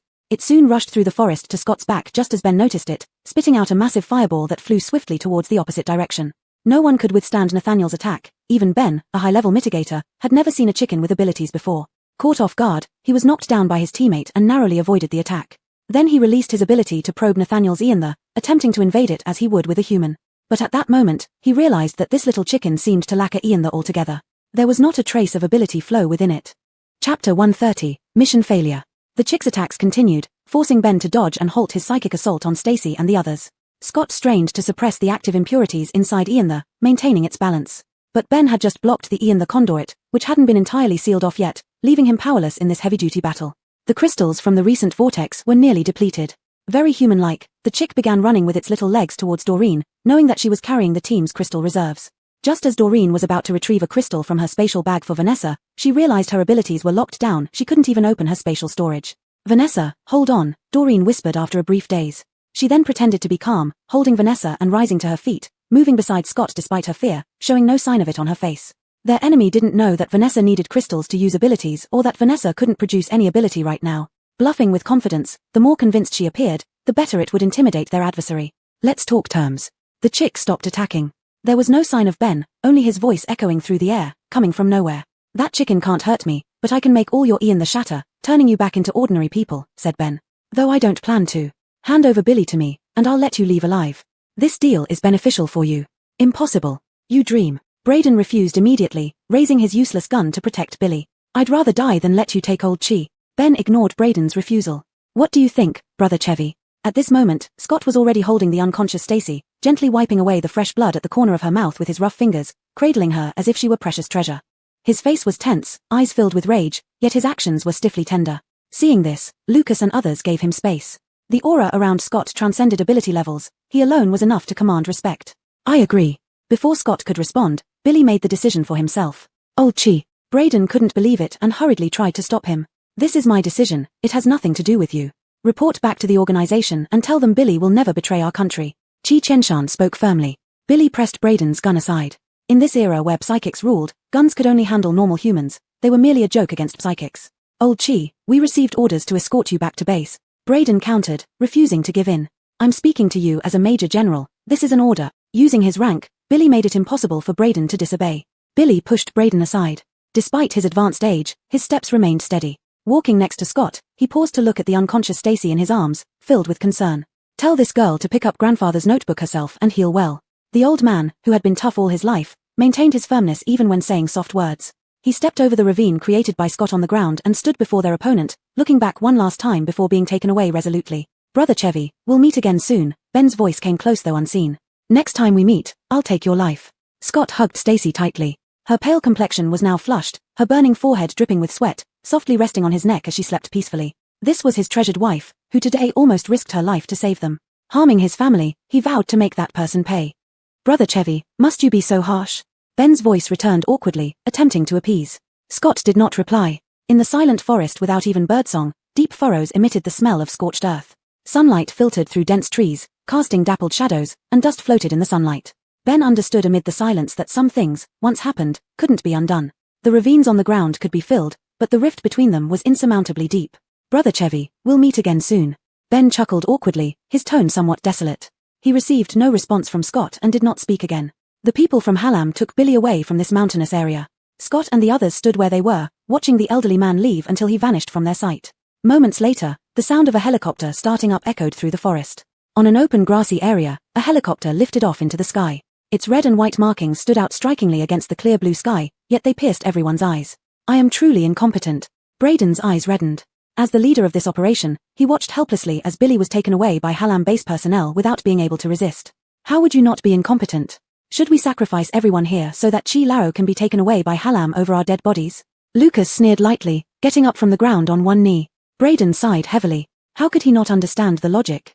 The enemy was overwhelmingly stronger. Even if they all sacrificed themselves, they couldn't protect Chi Lao. In such circumstances, Chi Lao's decision was the best choice. Lucas patted the dirt off his clothes and pulled up Dakuan beside him. Dakuan was more severely injured than anyone else. He had used his steel-clad body to withstand the attack of a high-level fire-type psychic. Now, with the steel gone, his arms were lacerated and bloody. His hands were even worse, having lost a layer of skin, revealing raw flesh underneath. Dakuan. Xena's eyes instantly turned red upon seeing this scene. Her eyes filled with tears, which fell down her cheeks. Does it hurt? Dakuan gritted his teeth, intense burning pain making his forehead drenched in cold sweat. His arms trembled slightly. Seeing Xena cry for him, he momentarily forgot about the pain, fumbling clumsily to comfort her. Xena sobbed, hastily dodging Dakuan's hand, fearing she might hurt him further, shouting at him urgently, "Don't move. Doreen, the medical kit." Lucas shouted. "Can't open the space." Doreen was also very anxious. Her abilities were completely locked, and her spatial pocket wouldn't summon.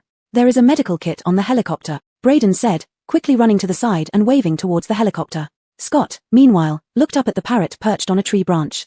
"Drake, there are injured on the ground, tell them to prepare to land." Chapter 131, Needle's Eye. Walt completed the basic wound treatment and bandaging on the helicopter. Stacy remained unconscious, tightly held by Scott, her body burning with fever. The leading helicopter, carrying Walt and other injured personnel, returned to the military base first to report the mission results. The remaining 2 helicopters headed for the settlement of refugees from Qinghe Shelter City, escorting them to the military base. The parapsychic participants in the battle were almost entirely locked down by Ben's ability to suppress their powers, now indistinguishable from ordinary people, and thus accompanied the helicopters as well. The military base was located west of Qinghe City, sprawling over a vast expanse of grassland. It had expanded outward from the original military district, reaching its current scale.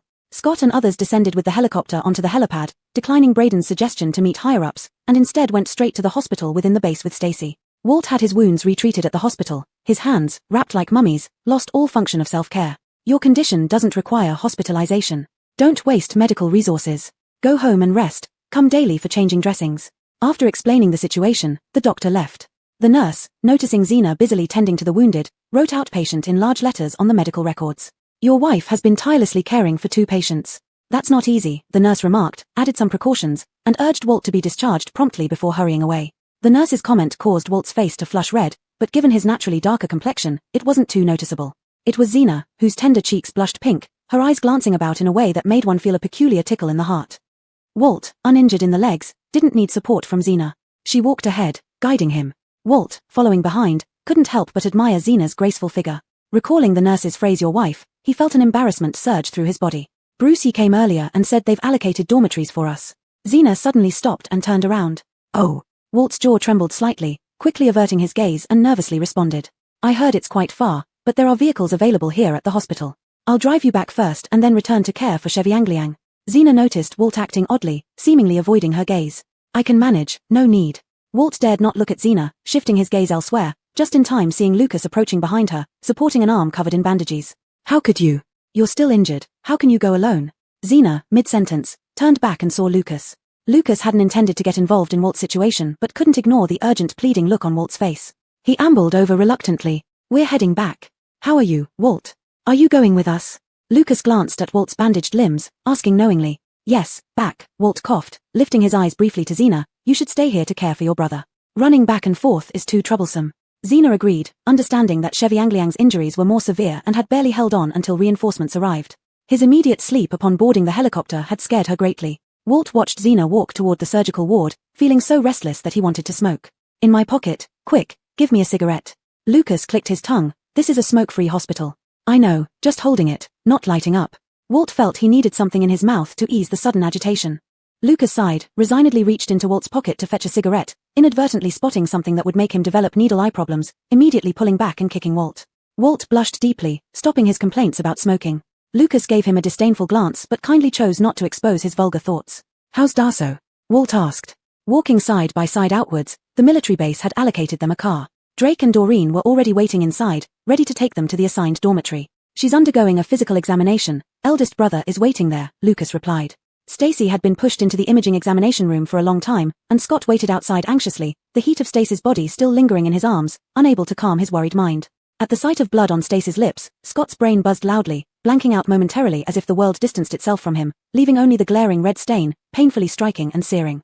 At that moment, he hated his incompetence, despised how he failed to protect Stacy. His inner rage and anxiety all turned into uncontrollable fury, urging him to tear apart every member of the Hallam base across from him. But what infuriated him most was his own strength, or lack thereof. Ben had effortlessly invaded his divine tactics, nearly causing it to go berserk, and then sealed off his power, leaving him unable to resist. His inability to protect Stacy was what he hated most about himself. Miss Stacy's family, the results are out, the doctor emerged from the examination room. In this post-apocalyptic world, various resources were scarce, so the hospital could no longer print films. Instead, the doctor went directly into the room to view the results immediately. How is she? Scott hurriedly asked. The images show no abnormalities. Her coma might be due to a concussion, but given its duration, we can't explain it yet. We recommend starting with medical observation. The doctor was quite old, with grey hair. He rubbed his tired eyes and sighed lightly, expressing his helplessness. This young girl is a parapsychic. Parapsychics have evolved bodies, making some phenomena unexplainable by our current medical standards. You can carry her out. I'll take you to a ward for medical observation. There should be no immediate danger to her life, the elderly doctor said. Scott thanked him and walked into the examination room, gently lifting Stacy from the machine. Stacy was still burning with fever, her limp body lying in his arms as if weightless. But this time, Stacy responded. When Scott held her, she instinctively snuggled closer to him, showing some awareness but no further response. Yet this small movement was enough to bring joy to Scott. The iron-hearted man felt his eyes redden for the first time, kissing Stacy's forehead and exhaling a heavy breath. Chapter 132, Special Abilities Tactical Team. The conditions at the military hospital were decent, with hot water even supplied in the bathroom. Scott used hot water to wet a towel and wiped Stacy's body before changing her into a patient gown. Stacy had been sleeping all along and didn't wake up even by nightfall. Her high fever hadn't subsided, her flushed face searched for something on the bed as Scott hurried over to feel her forehead. Scott's scent always made Stacy feel reassured. She reached out to grab his wrist, pressing it under her head and clenching tightly. It had turned dark, it was time to rest. After some thought, Scott gently pulled his arm from her embrace and then curled her up with the blanket, lying down beside her and cradling Stacy in his arms. Snuggling in Scott's arms, Stacy's furrowed brows gradually relaxed, falling into a deep sleep as he softly patted her. Nothing happened throughout the night. The next morning, Scott woke up early to find Stacy still in the same position in his arms, her little face flushed from sleep. Feeling her forehead, her fever had reduced considerably. Not yet awake, as Scott started to move, Stacy stirred like a frightened little creature, murmuring and moving restlessly. So clingy. Scott caressed Stacy's cheeks, brushing away the stray hairs on her forehead, kissing her warm forehead affectionately with a mixture of tenderness and helplessness. I'll be back soon. This kind of soothing didn't work on someone in a coma. As Scott was about to get up, Stacy began to whimper, sounding as if she was about to cry. Scott sighed deeply. If he could, he wouldn't leave the bed either, but there were biological needs that had to be addressed. So, he took off his undershirt and placed it next to Stacy's cheek to replace his arm that embraced her. Although somewhat reluctant, Stacy let him go. After breakfast, visitors started to come one after another. Drake came to cause trouble with Vanessa, but Scott chased them out. Doreen and others stayed for a while before being called away by a military leader responsible for incorporating ability users. Scott never left the ward, regularly giving Stacy water and wiping her down. Worried that Stacy would be hungry, he was pondering how to feed her some liquid food when there was a knock on the ward door. Scott had expected this visit. Since coming here, his past identity couldn't be concealed. The military would certainly proceed cautiously with incorporating him into the Special Abilities Tactical Team. The visitor appeared to be around 40 years old, accompanied by Braden, and brought some rare fruits as gifts. Braden guided the middle-aged man into the ward. Scott, this is Major Gimono from the 1st Platoon of our military Special Abilities Tactical Team. Scott was tucking Stacy in at the moment. After covering her well, he left one hand in Stacy's embrace and sat half-reclined against the headboard, looking rather lazy. My wife can't do without me, please understand, Scott nodded slightly in greeting. This. Braden cautiously glanced at the short-tempered Major Lou beside him. Scott's mannerism wasn't exactly polite, putting him in a difficult situation. And just as he guessed, Gimono didn't look pleased, seemingly quite offended by Scott's attitude. Major Lou has come to discuss your joining the Special Abilities Tactical Team. Perhaps you should continue this discussion in the hospital's conference hall? Braden probed. Both sides were tough, and he could only mediate as best as he could so things wouldn't get too ugly. He had seen Scott's capabilities firsthand, and no one in the entire military region could match him. Comforters were already scarce, and high-level comforters like Stacy were even rarer. Zalumo had ambitious goals and would inevitably become an enemy of the military in the future. To counter Zalumo, they still needed to rely on the Special Abilities Team. Superiors felt that despite Scott's problematic background, as long as there was potential for reform and he genuinely wanted to join, they should try their best to retain him in the military. However, Gimono was a staunch traditionalist who looked heavily upon one's background, strongly opposing mercenaries like Scott joining the military forces. It took a whole night for his superiors to convince him of Scott's importance until he agreed to include Scott in his team.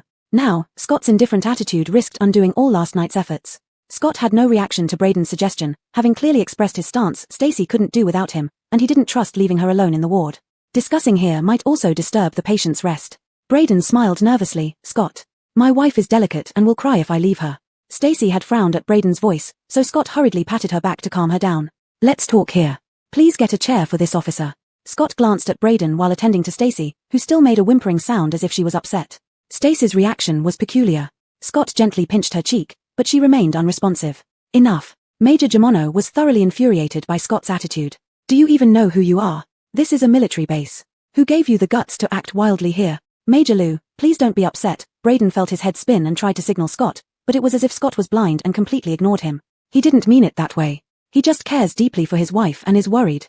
A grown man indulging in love and family affairs, what good will come of it? My team doesn't need someone who can't distinguish between personal and official matters. Gimono angrily shrugged off Braden, pointing his finger at Scott as he berated him.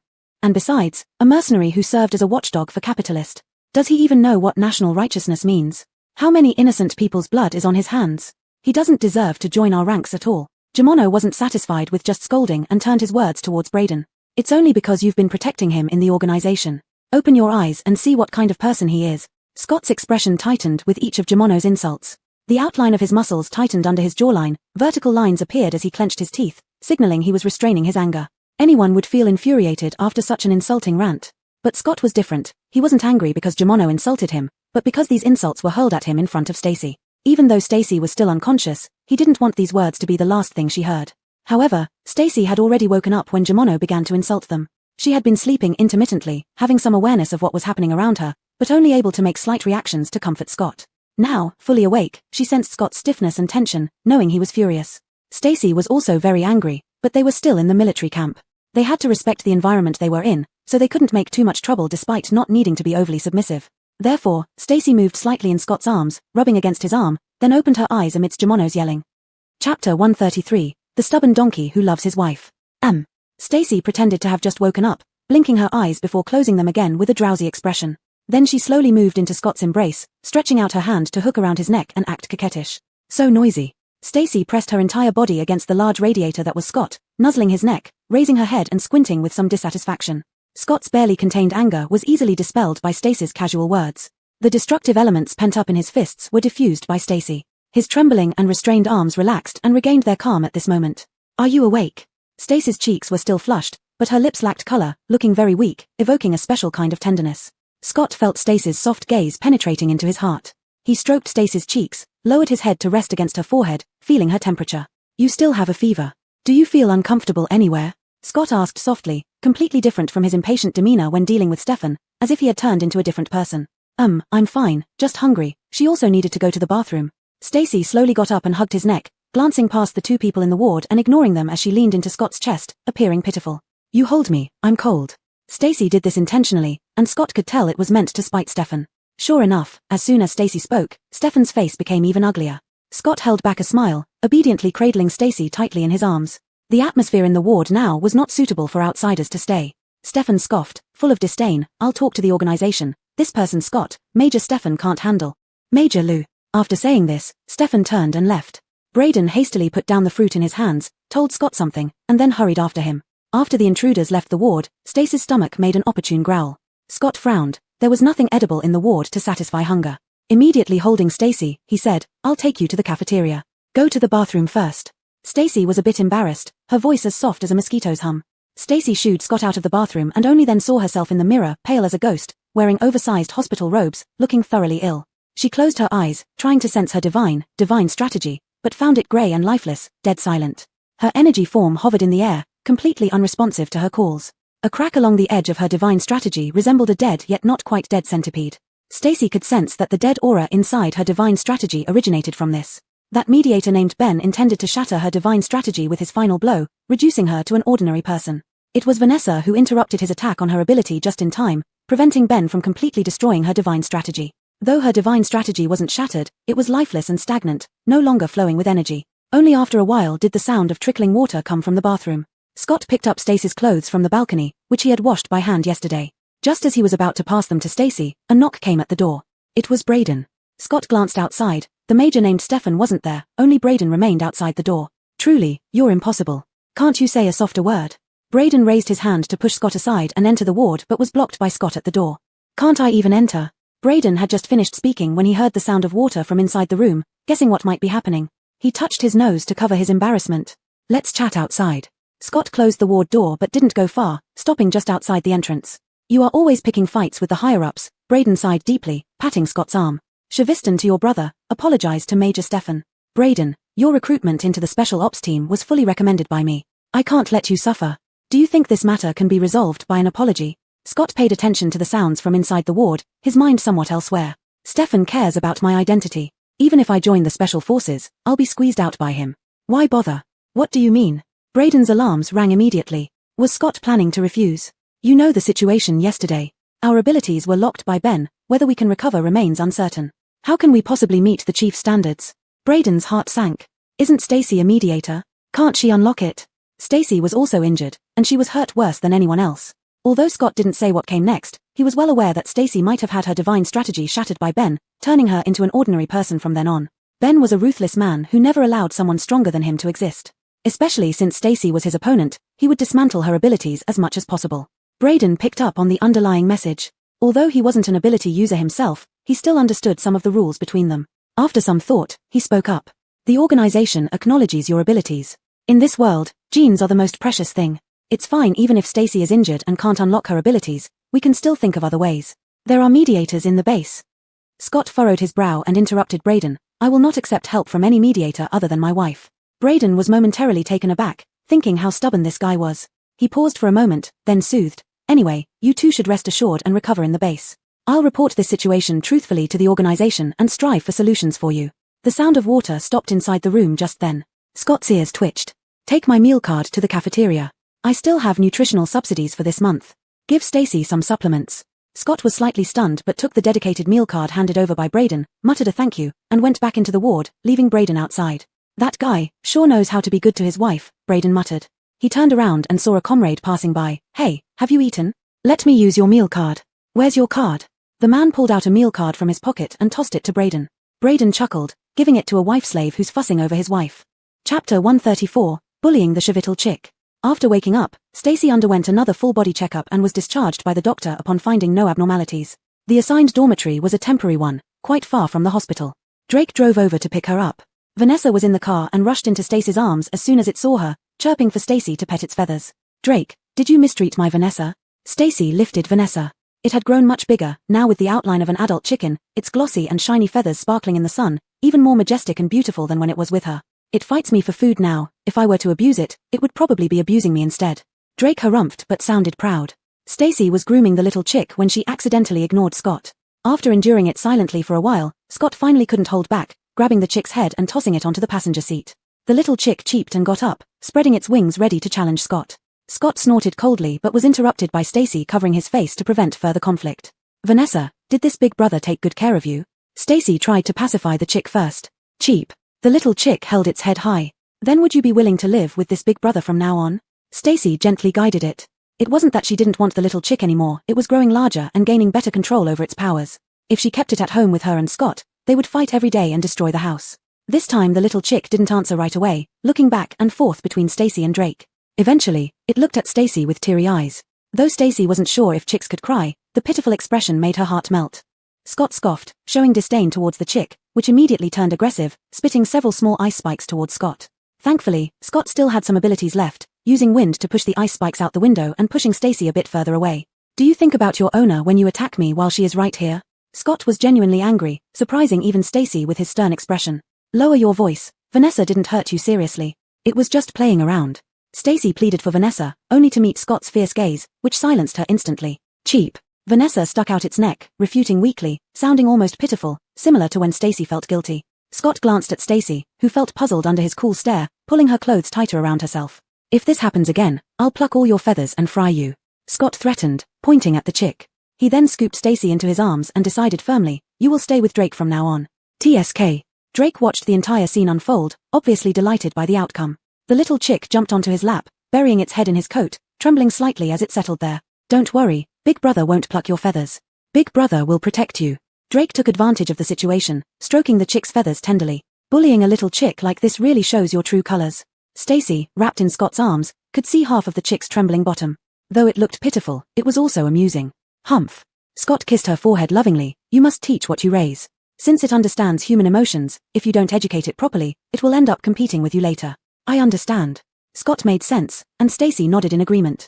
Feeling somewhat tired, she leaned against his chest and fell asleep before saying another word. Stacy's injury from Ian caused fatigue, which was understandable. Scott adjusted her position for comfort and carried her back to their dorm once they arrived.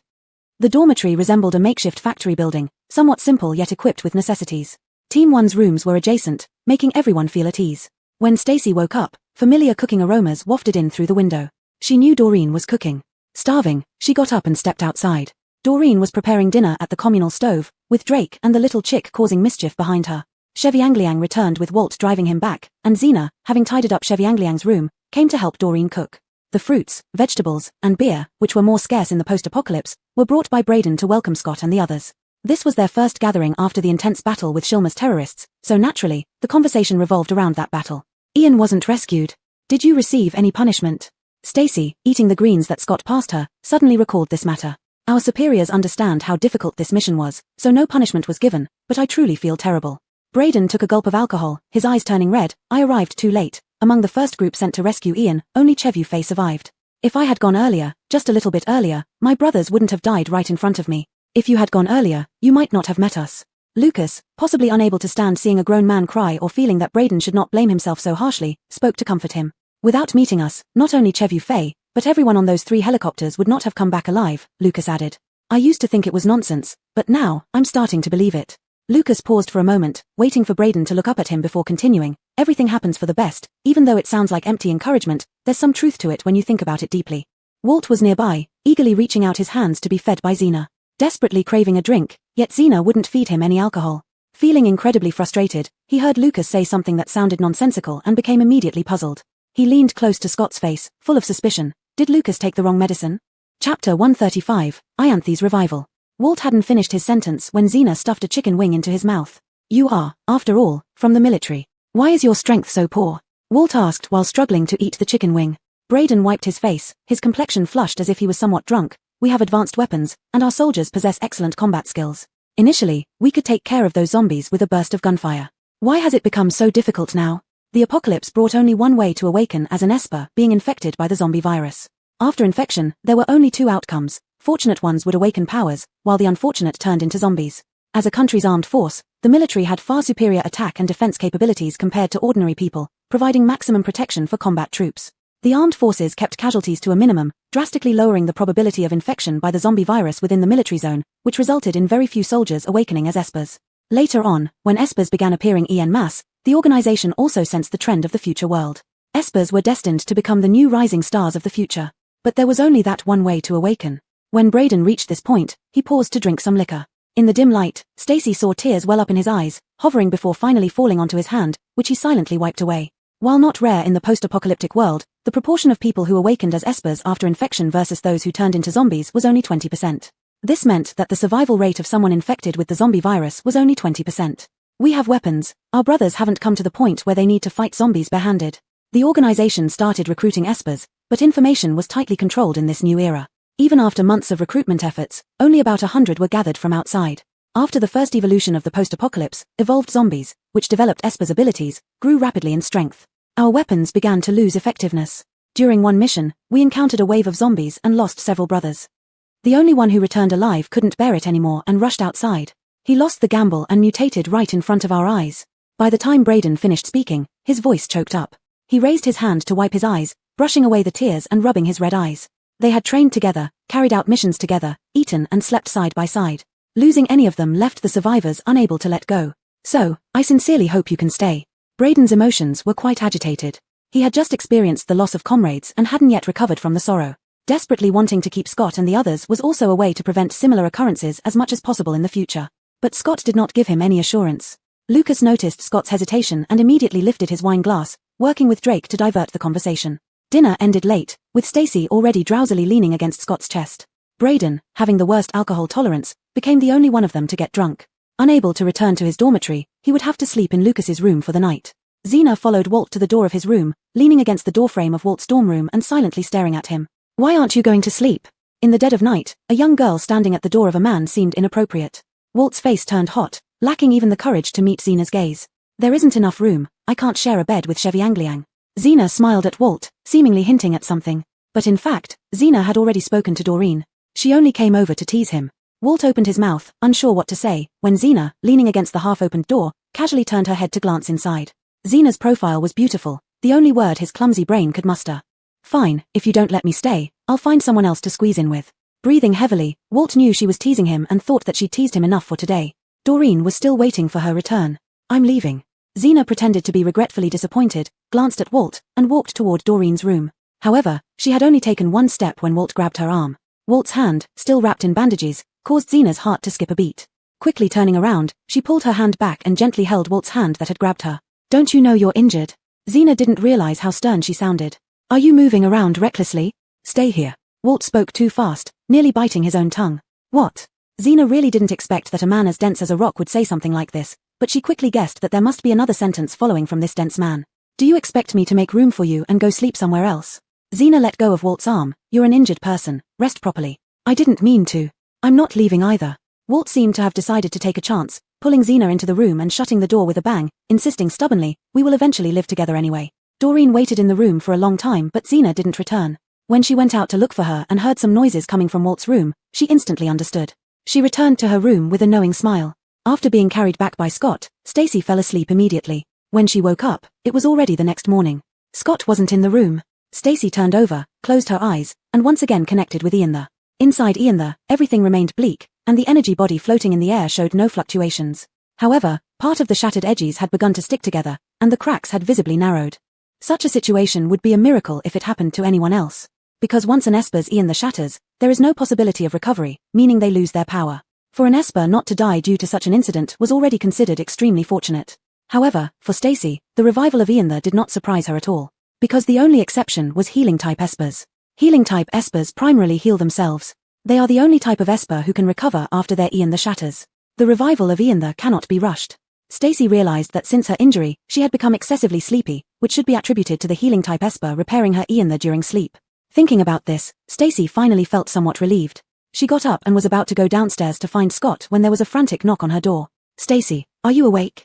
Walt and the others were taken away by military personnel this morning, and now they've come back, saying they want to take you away too. Chapter 136, Maneuvering. After following the two young men from the military to the office area, the first person Stacy met was Braden. Braden looked anxious, pacing back and forth in front of the building, clearly waiting for Stacy's arrival. The moment the car carrying Stacy pulled up, Braden's eyes lit up, and he strode over to open the car door for her personally. You're finally here. Braden scratched his buzzed head and nearly swore, I thought only Scott was a stubborn mule. Who knew your entire team would be full of mules? What happened?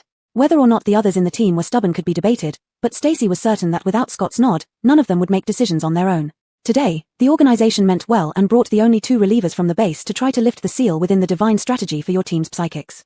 Brayden led Stacy inside, who knew, your team had already agreed amongst themselves, no one would accept it, flat out refusing. Go talk to them. These are perfectly good psychics. If they lose their abilities, it would be such a waste of this fine genetic material, wouldn't it?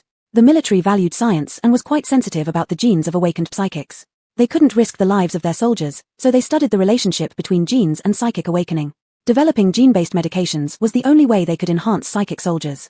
This is why they spared no effort to retrieve Amon, even at the cost of several soldiers' lives, though the mission ultimately failed. In her previous life, Amon returned to the military a few years later than now, staying safely in Qinghe Refuge City without being captured by the Halam base.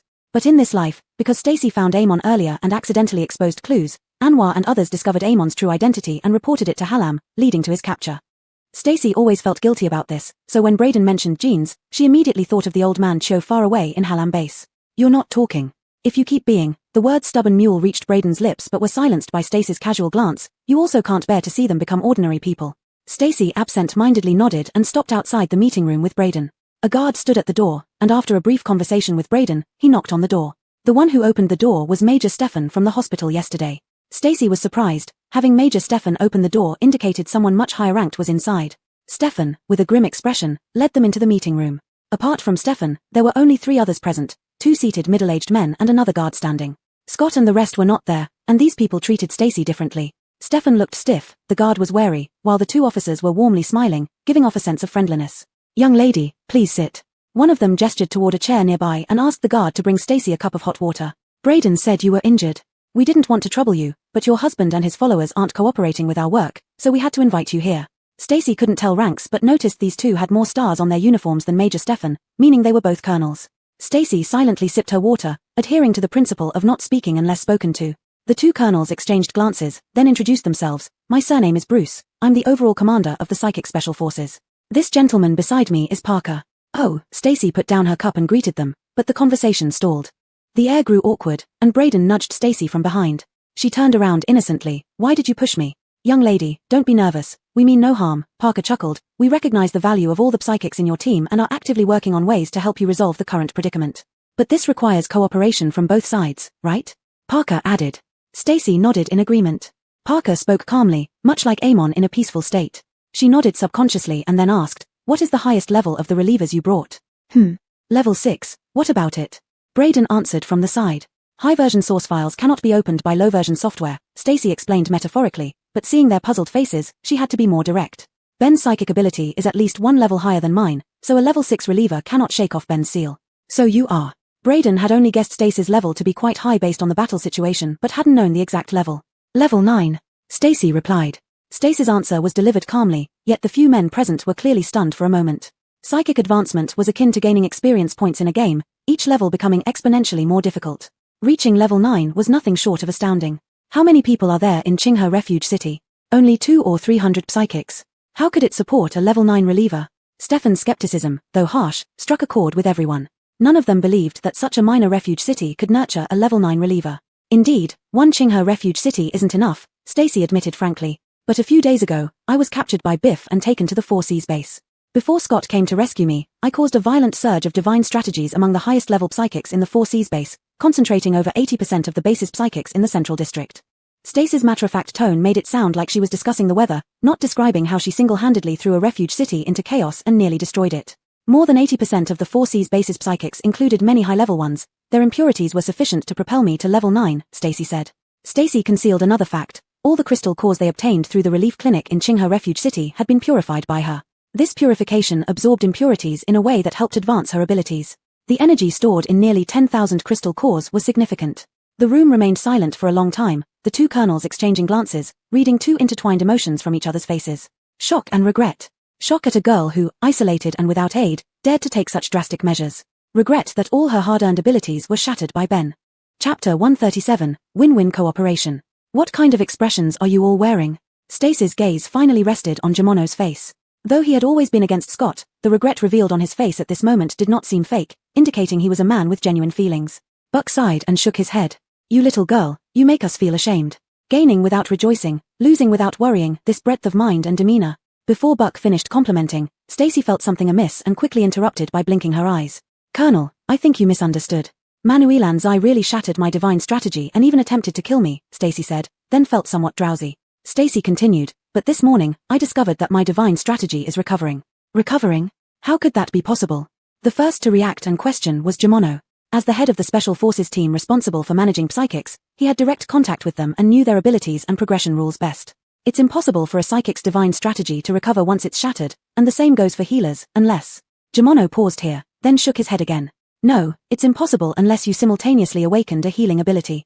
That's not the case. Stacy didn't plan to expose her healing ability, especially since Scott kept it under wraps, and she wouldn't do so rashly. But considering an end-time evolution happened a few days ago where even willow trees started eating people, what in this world can still be deemed impossible? Stacy retorted. Her question effectively silenced Jimono's subsequent doubts. Before the end times began, no one would have believed humans could evolve psychic abilities in such a short period of time. The world had long gone mad, nothing was impossible anymore. Braden scratched his head a couple of times, his visible agitation turning into excitement. Do you mean, you can recover? I need time, Stacy succinctly said, placing a finger to her lips in a shushing gesture. I hope everyone can keep this a secret. The fewer people who know about this, the better. Braden understood her meaning and nodded confidently. How long will you need? Parker asked. Stacy had a particularly good impression of Parker, not just because he resembled Cho Shan-Ching when calm, but also because he never doubted Stacy's words from the moment she entered the room. I'm not sure, but I don't think it will take too long, Stacy admitted honestly. Recent sleep cycles showed only slight changes after her divine strategy shattered, yet it was showing signs of healing. We can wait. Parker looked around, his tone heavy. To rescue Ian, our squad's psychics alone won't be enough. So I suggest we wait no matter how long it takes. Jimono, what do you think? Buck agreed and glanced at Jimono beside him, his tone carrying an indescribable pressure. Colonel, Scott is still on our military blacklist as a mercenary leader. Recruiting such a person into the military ranks, how can anyone feel reassured? How can they accept it? Jimono didn't outright refuse but posed a practical issue for leadership to resolve. At this point, Stacy interjected abruptly. Who said we want to join the military? What? Braden suddenly became alert, pulling Stacy back slightly and lowering his voice. Lady, please don't talk nonsense. Stacy replied, Buck, Parker. My husband is reserved, let me speak for him. We all have personal matters to finish and cannot wholeheartedly serve the military. Stacy referred to Scott's history and grievances at the Shilmer base, especially concerning his father. Even though Scott never mentioned these things to her, as his wife, she needed to consider them.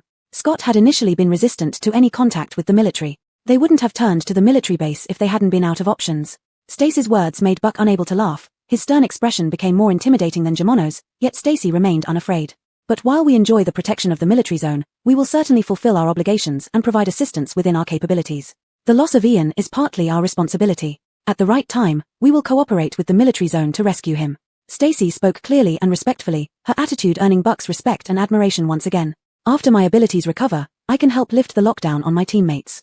If necessary, we can integrate into your operations through collaboration. Stacy added, please rest assured, we share common enemies and principles, making us excellent collaborators. This proposal would neither lose the initiative nor make the military organization uneasy, achieving a win-win situation given the current circumstances. Stacy had been conversing with these people for a while and felt increasingly drowsy, showing obvious signs of fatigue. Before Buck could respond, she propped her elbow on the table and drifted off to sleep with her eyes half closed. What's wrong with her? Parker observed her for a long time but found no sign of discomfort. It seemed like she had simply fallen asleep. Injury to the divine strategy may lead to easy fatigue. With one party now asleep, the conversation couldn't continue. Braden thought for a moment. Colonel, her husband Scott is in the next room. Shall we let him take her back? Good idea. We've already made considerable progress today. Let them rest. Parker replied considerately. Ha ha ha. Upon hearing about the progress, Buck couldn't help but laugh heartily, his previously feigned amiable demeanor turning rugged instantly. Although they didn't achieve the best outcome, reaching a consensus for cooperation among them was still a significant gain. Moreover, Scott was different from others.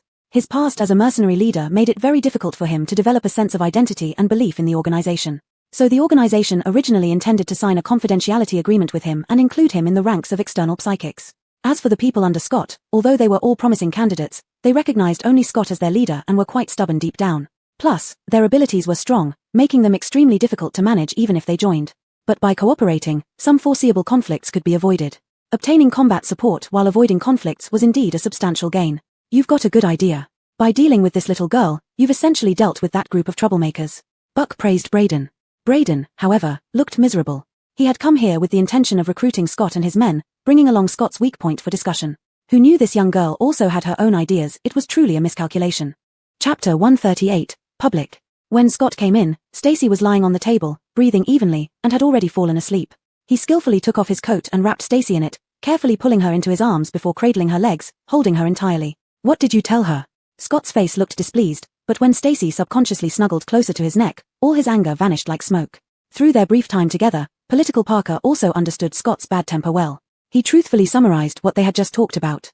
Scott's expression softened gradually, lifting Stacy slightly in his arms. Hearing her soft murmur near his ear, he rarely smiled in front of others, saying, "Then we'll follow her wish." She didn't ask anything yet seemed to know everything, always thinking for him. "All right then, I will have Braden send you the confidentiality agreement later." Buck felt a huge weight lifted from his shoulders, expecting Scott to haggle with them, only to realize he truly was a loving husband. After Stacy woke up, the situation within Shindao indeed improved. According to this trend, it would not take more than half a month for Shindao to fully recover. Stacy moved, turning around and wrapping her arms around Scott's waist. At this moment, Scott was sitting at the edge of the bed, half holding her while fiddling with a pendant in his other hand, deep in thought. Stacy climbed up Scott's body using his neck, leaning against his arm and reaching out for the pendant. "The person on this is my mother." Scott handed the pendant to Stacy, bending down to kiss her forehead. This pendant was meticulously crafted, a classic teardrop shape, decorated with metal around it, and bearing a woman's photograph in the center.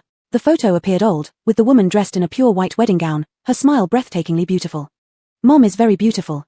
Your eyes look like hers." Unlike cold metal, this pendant felt warm because Scott wore it all the time.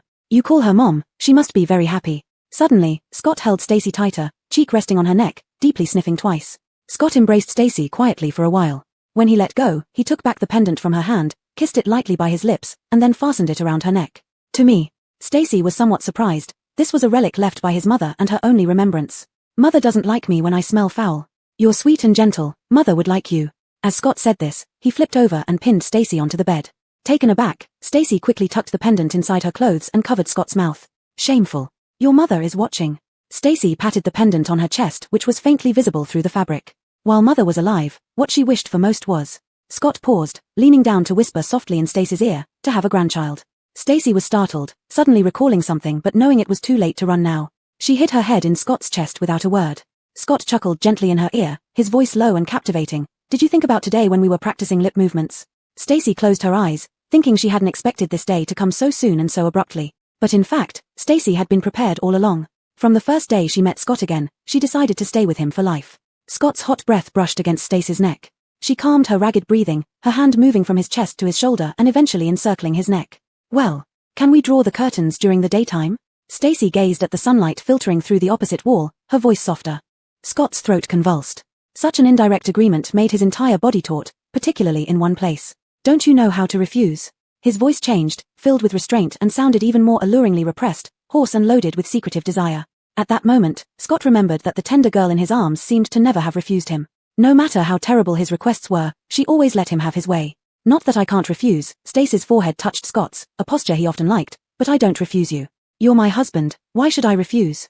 Stacy's words successfully provoked a long, passionate kiss from Scott.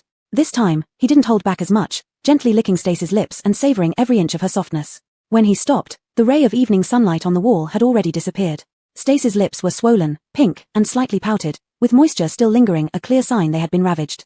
"If I don't tease you, it's because you're still injured," Scott sighed deeply, nipping at Stacy's shoulder and leaving a faint bite mark. "Don't be so lenient with me, you'll spoil me," Scott said in a heavy tone. Stacy didn't like hearing that, humming lightly, "I enjoy being spoiled, and it's none of your business." Scott sighed again, admitting defeat to Stacy. Not wanting to torment her now, he could only issue a warning, "You'll have your moments of regret." Stacy chuckled quietly, holding onto Scott's waist. Despite escaping one ordeal, she didn't feel relieved but rather a bit disappointed. 3 days later, Bjorn and others escorted the survivors from Qinghe Evacuation City to the military base. They only met Scott's group briefly before being led away by the Special Abilities team. It was later heard that they all signed confidentiality agreements, spent 2 days recuperating in the military zone, and then immediately began training. Shindao completely recovered in Stacy half a month later. Immediately after recovery, she delved into Scott's Shindao, first eliminating the black mist impurities within it, then investigating the blockade set by Ben. The blockade was incredibly tight. With Stacy's capabilities, she could only slightly shake it. Completely dismantling it wasn't impossible, but it would be extremely difficult. "I need to advance." Stacy sought out Braden, who then brought her to Buck, who was directly in charge. "The base's resources can't meet the needs for your advancement. Is there any other solution?" Buck counted the few people under his command. Even combined, they weren't enough. "There is a way," Stacy said. "Publicly announce that there is a level 9 reliever in the military zone who can provide assistance to those in need among the special ability users." Chapter 139 The Oracle Within the Pendant. Stacy's suggestion was approved after discussion within the military district. Since a level 9 reliever has enough allure to attract scattered psychics from all over, it would not only help Stacy rapidly advance in her psychic abilities but also benefit the military's recruitment of psychics. The order has been issued and will be spread through multiple channels. Once people arrive, I'll have someone notify you. Parker personally informed Stacy of the decision. Stacy nodded, about to leave when she was suddenly called back by Parker. Stacy, wait. Stacy, what is it? Following Parker's gaze, Stacy noticed he was staring at the pendant around her neck. Since Scott had given her the pendant, she hadn't taken it off. Today, wearing a low-collar shirt, the pendant kept slipping out. This person, what relation do they have to you? Parker appeared agitated, pointing at the pendant around Stacy's neck. How did you come into possession of this pendant? Stacy paused, not immediately answering. From Parker's excited demeanor, it was clear that he must have known Scott's mother. As for why he was so agitated, Parker knew my mother. Stacy lifted the pendant, caressing it lightly, and asked, my mother has passed away. Was Parker an old acquaintance of hers? She's your mother? Parker was taken aback by this statement. I only heard that she married a researcher and gave birth to a boy, never mentioning a daughter. Not a daughter, Stacy corrected. A daughter-in-law. She's Scott's mother, my mother-in-law. So that's how it is. Parker nodded, still appearing dazed. Child, could I take a look at this pendant? Stacy hesitated. If it were just an old friend of her mother, Scott wouldn't mind. All right. As Stacy undid the pendant from her neck and handed it over, Parker, overwhelmed with emotion, accidentally dropped it as his trembling hands tried to accept it. The pendant hit the ground with a crisp sound. Stacy quickly bent down to pick it up. Upon noticing some loosening where the pendant was encircled by metal, she felt guilty. Gently wiping off the dirt, while inspecting the loose area, she surprisingly discovered a hidden compartment inside. I'm sorry, child, I didn't hold it steady. Parker knelt down, thinking he had broken the pendant, checking it as well. Did it break? Parker asked. Stacy thoroughly examined the pendant and realized the metal ring functioned more like a latch switch. That spot had opened slightly, revealing a small black object inside when angled toward the sunlight. There seems to be something inside. After pondering for a moment, Stacy carefully opened the hidden compartment along the metal ring, finding only a very small memory card lying quietly within, untouched by dust. Stacy took the item out and found it was an unusual memory card, with marks and patterns unlike any commercially available ones. Parker became even more agitated upon seeing this, snatching the card from Stacy, his eyes turning red. This is the storage device we once developed together. She actually kept it. Parker's voice choked with emotion, as past memories long buried resurfaced. Meanwhile, Stacy recalled what Biff had told her back at the Sci-Hi base. He said the original, complete apocalyptic code was hidden by Scott's father on Scott himself. Though Scott had changed clothes many times, only this pendant had remained constantly with him. Could the apocalyptic code Biff mentioned be this memory card?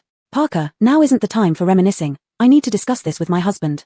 Stacy took back the memory card from Parker, placed it back in the pendant, and rushed toward Scott's workplace. Scott and others had their powers temporarily sealed. Not wanting to freeload at the military base, they took up suitable jobs. These days, they had been working as warehouse movers.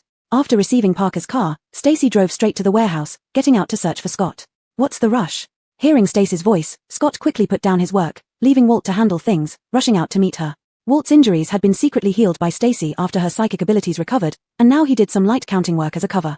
Scott strode over, putting an arm around Stacy and led her out of the dusty warehouse environment to the lawn outside. What happened? Stacy must have come in such a hurry because there was something she couldn't decide on her own. I have to apologize first. Stacy took out the pendant from under her clothes. The pendant fell on the ground accidentally. Stacy lowered her head in a guilty manner, appearing so obedient that Scott couldn't help but chuckle. I thought it was something serious. Scott pulled her closer into his arms, gently stroking the back of Stacy's head while checking the clasp of the pendant chain at the back of her neck. I tightened the chain. It won't fall again this time. Scott lifted Stacy's face, pinched it lightly twice, then kissed her. That's not it. I found something inside. Stacy held the pendant carefully, following the marks made earlier to open its hidden compartment. There's a memory card inside. Watching Scott frown slightly, Stacy knew he hadn't known about this memory card. Scott stared at the pendant for a long time without speaking. Not knowing if he was recalling something, Stacy just watched him quietly, staying with him. After a long while, Scott closed the pendant, put it back in Stacy's clothes, and hugged her waist, resting his chin on her forehead. Stacy touched Scott's stubbly chin. Husband. I'm here. What did Biff tell you? Scott held Stacy's hand, kissing it. Stacy tilted her head up, rubbing her forehead against Scott's stubble. I know. The voice in the oracle is Dad. Biff said that before he died, Dad handed the complete oracle content over to you. Stacy told him honestly. He took me to the Sci-Hi base to lure you there, to keep you restrained and obtain the complete oracle from you. After hearing this, Scott still hugged Stacy tightly, fearing the pain of almost losing her again, a feeling he never wanted to experience a second time. Chapter 140, Vanessa laid an egg. After obtaining Scott's agreement, Stacy handed the memory card from the pendant over to Parker. This memory card was specially made and different from those available on the market. A forced breach would damage the data, so handing it over to Parker, who had participated in its development, was the best option. At the same time, the military base officially announced the existence of Level 9 relievers to the public. All psychics in need of assistance were encouraged to seek help from the military. During this waiting period, Stacy purified and absorbed 5,000 crystal cores smuggled from the 4 Seas base by her team, as well as thousands of crystal cores stored in the military base, removing impurities from them. Her psychic abilities improved significantly, but dealing with Ben's energy blockade still required considerable effort. The following month was not peaceful. More and more psychics seeking shelter and help arrived, only to encounter attacks on their journeys, often arriving in a sorry state. Surprisingly, these attackers were various animals that had entered roads and crowded areas. In the 3rd month after plants evolved psychic abilities, led by little chick Vanessa, animals finally evolved psychic powers too. The evolution in this world was much faster than in her previous life. Since handing over the memory card, Stacy had felt increasingly uneasy. After the announcement, the military base saw constant traffic. Some psychics filled out applications to join the military force, while others formed groups and left from the military base's location. When the first winter snow fell, the sky remained overcast for half a month. The snow around the military base accumulated to half a meter deep. As a result, fewer psychics arrived during this time, allowing Stacy some days off to rest.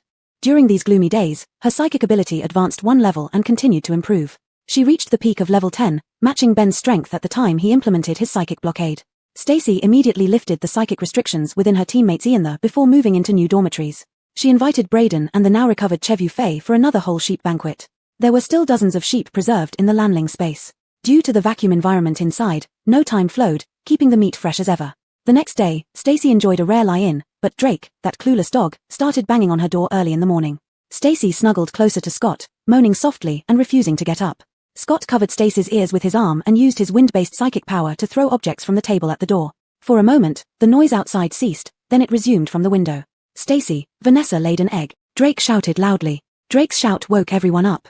Half an hour later, everyone gathered in Drake's living room, surrounding a white egg wrapped in a scarf, lost in thought. I always thought it was a rooster, Walt expressed what everyone was thinking. Even if you wrap it in a scarf, it won't hatch a chick. You might as well fry it with tomatoes, Shevufeng said.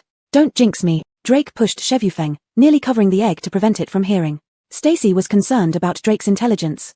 Shevufeng isn't wrong, this egg won't hatch. This is just a sign that Vanessa has grown up, Stacy said tactfully. Vanessa had never seen a rooster in its life. How could it lay a fertile egg? At that moment, Vanessa squeezed through the crowd, nudging Stacy's pant leg with its head. When Stacy reached out to pet it, Vanessa tugged at her hand, guiding it toward the newly laid egg. Do you want me to pick it up? Stacy asked, picking up the egg from the scarf. Vanessa nudged her hand, as if offering the egg to her. Me? Stacy asked. Chirp. Vanessa stood proudly. Stacy held the egg in her hands amidst Drake's envious and resentful gaze, noticing some peculiar energy hidden within the egg. Probing deeper, she found the energy inside was pure and dense, far exceeding the power contained in a high-level crystal core. Unfortunately, this energy didn't match Stacy's attributes but rather suited Drake. Vanessa, this egg doesn't suit me. Would you like me to give it to Drake? Stacy stroked the chick's head. Chirp. Vanessa agreed. So, Drake happily took the egg, ready to wrap it in a scarf and place it by his bed. You should eat it, Stacy reminded him. This egg might have been specifically prepared for you by Vanessa.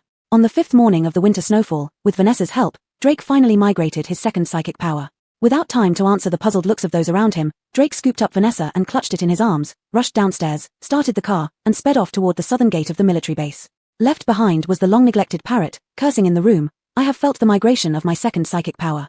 I'm going to confirm it now. I'll tell you when I have good news. However, Stacy did not wait for Drake's good news but instead received a message from Parker. The memory card she had given over, under Parker's lead, had finally, after several months of overnight efforts by the comrades of the Cipher Department, unraveled the most challenging lock. The self-destruct program was reconfigured by her. If it hadn't been designed along a coherent line of thought, I wouldn't have been confident breaking through her defenses. Parker looked much more haggard. Over these past few months, he had followed the decryption process from start to finish, often working all night, enduring unknown hardships. And the she mentioned by Parker referred to Scott's mother. She accompanied her husband to work at the Schema Institute, passing away due to illness before the apocalypse arrived. Before her death, she left this memory card containing secrets for her husband. Because of the card's uniqueness, those unfamiliar with its design would find it nearly impossible to crack, which is why cooperation with the military was also chosen by Scott's mother. Stacy held Scott's hand, intertwining their fingers. His fingertips were slightly cool. What exactly is recorded on this memory card? Parker shook his head, holding the memory card tightly. I haven't seen it yet. I've already sent someone to fetch Buck. The meeting room was then cleared, leaving only Stacy, Scott, Parker, and a comrade from the Cipher Department. They set up the memory card, sitting quietly in front of the projector, each filled with anxious anticipation as they waited for Buck to arrive. At the same time, one of the confidentiality officers who had just come out of the cipher department, wearing glasses and looking very honest, avoided the route back to the dormitory taken by his colleagues and hurriedly made his way to the parking lot. He hid under a vehicle that was about to leave the military base, holding in his arms a memory card that had been copied after being decrypted. Chapter 141. Who orchestrated the apocalypse? The spacious conference room was cloaked in darkness by blackout curtains, with the projector initially displaying an unfocused blurry image. 4035, 9001, 300. The end times prophecy, known as the Divine Oracle, was broadcast through the speakers, echoing through the empty conference room, its reverberations striking Stacy's ears. Even though she knew the voice belonged to Scott's father, Stacy still felt an uncontrollable fear. Scott sensed Stacy's tension and pulled her into his embrace, letting her lean against him. "Don't be afraid, it's father," Scott reassured her in her ear. "Father is a good person. He went to the Cielmo experimental base for cutting-edge research." Stacy nodded in Scott's arms, tightly hugging his waist. Actually, what frightened her wasn't the voice from the oracle but the dread of the impending apocalypse it foretold. The numbers in the audio were quickly recited. Although Stacy had never listened carefully to the fixed-frequency broadcasts of the oracle, she still noticed some discrepancies. This version diverged from the one constantly repeated on the fixed channel starting from the third set of numbers, and the sequence of digits was much shorter than the convoluted version aired regularly. Jace had once told her that the repeatedly broadcasted oracle on the fixed frequency was processed and edited based on this original recording. "Great calamity will soon befall humanity, the end times are approaching, prepare yourselves accordingly." Scott's father's voice ended with a crackle, and then the projector flashed white, loading an unclear image.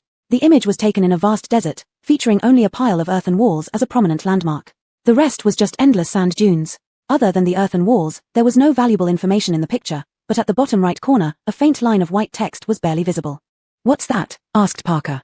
"Suspected to be the shooting date, we're working on restoring it." The remaining confidentiality officer operated 3 computers, one for analyzing the numbers, one for playing the memory card, and another for restoring the images. The second image loaded next, showing many people gathering around an unfamiliar heavy machine in the middle of the endless desert. They all stood around the machine, seemingly studying or discussing something, while in front of the machine, a gaping black hole suddenly appeared. Based on the heights of the people in the photo, the diameter of the hole in the ground was not less than 2 meters, appearing pitch black and seemingly bottomless. The third image was equally unclear, as if it had been extracted from a video. Through this image, one could vaguely see people standing around the large hole, making strange gestures with their hands, while the heavy machine was lowering a large cylindrical container into the hole. The slideshow ended after these 3 images, followed by nothing else. The projector returned to darkness after a moment of static, entering a looped playback mode. The atmosphere in the conference room became quiet and eerie as these unexplained desert events were projected before them. Amidst the yellow sand, modernly dressed people were busy with their tasks, none aware of the hidden camera capturing everything. During the third loop, Buck pointed at the third image and said, "Pause here. Look at this picture. Do you notice anything unusual?" Buck circled the people around the pit with a laser pointer, focusing on their hand gestures. They were all veterans who had dealt with psi users, and even a cursory glance revealed something odd about the image. Upon closer inspection, these gestures clearly resembled the use of psi powers. "These people are Earth-type psi users," Scott stated confidently after examining the pit beneath their feet. "The desert is full of quicksand. Digging such a deep hole would be impossible unless they were Earth-type psi users." "You're right," Buck exclaimed, slapping his thigh. "What exactly are they burying underground? Honest, have you deciphered the shooting date?" Just a moment, the technician named Honest typed furiously on 2 keyboards, processing the data simultaneously on both computers. 3 minutes later, the date on the image was restored as much as possible and projected onto the screen. Separated by short hyphens, the year and month digits were somewhat legible, though the day was unclear. The date showed it was 4 months before the first appearance of the end times prophecy. How could this be? Parker stood up in shock, exchanging a glance with Buck, who was equally stunned. The same astonishment reflected in each other's eyes. 4 months before the appearance of the end times prophecy, there were already so many Earth-type psi users in the world. Then, were there other psi users who had awakened? How did they awaken their powers before the end times arrived? Why did they gather together to carry out such an eerie mission in the desert? And most importantly, who was orchestrating all of this? Did he orchestrate the arrival of the end times? What was that cylindrical container in the picture? Whatever it was, it must have an inseparable and close connection to the arrival of the end times. A chill from the pictures penetrated everyone's spine. The confidentiality officer, who had personally analyzed and restored the date, trembled in both hands. He even felt the hairs on his back standing up, the coldness coming from all directions, colder than the snow outside the window. "This is too shocking, too incredible." Parker leaned against the large conference table that occupied most of the meeting room, staring at the numbers on the screen, still not recovered from the shock. "This is a matter of great importance. We must report it immediately." Buck stood up, about to put down what he was holding and go report, when the confidentiality officer's voice, slightly trembling, came from behind. "The number analysis is complete, with overlaps from previous analyses," the confidentiality officer said. "By comparing 2 sets of numbers and filtering out the processed parts, we obtained a precise landmark, as well as a set of reference values for attributes like volume and depth. Where is the landmark? Parker asked urgently. Both prophesies point to the same area, Lop Nor, with the precise landmark within this range. As he spoke, the confidentiality officer pulled up a map of Lop Nor. In the center of the Lop Nor desert, at a certain area, a red landmark floated up and down. Right here, buried is the cylindrical container in the picture. Chapter 142, Words Come True.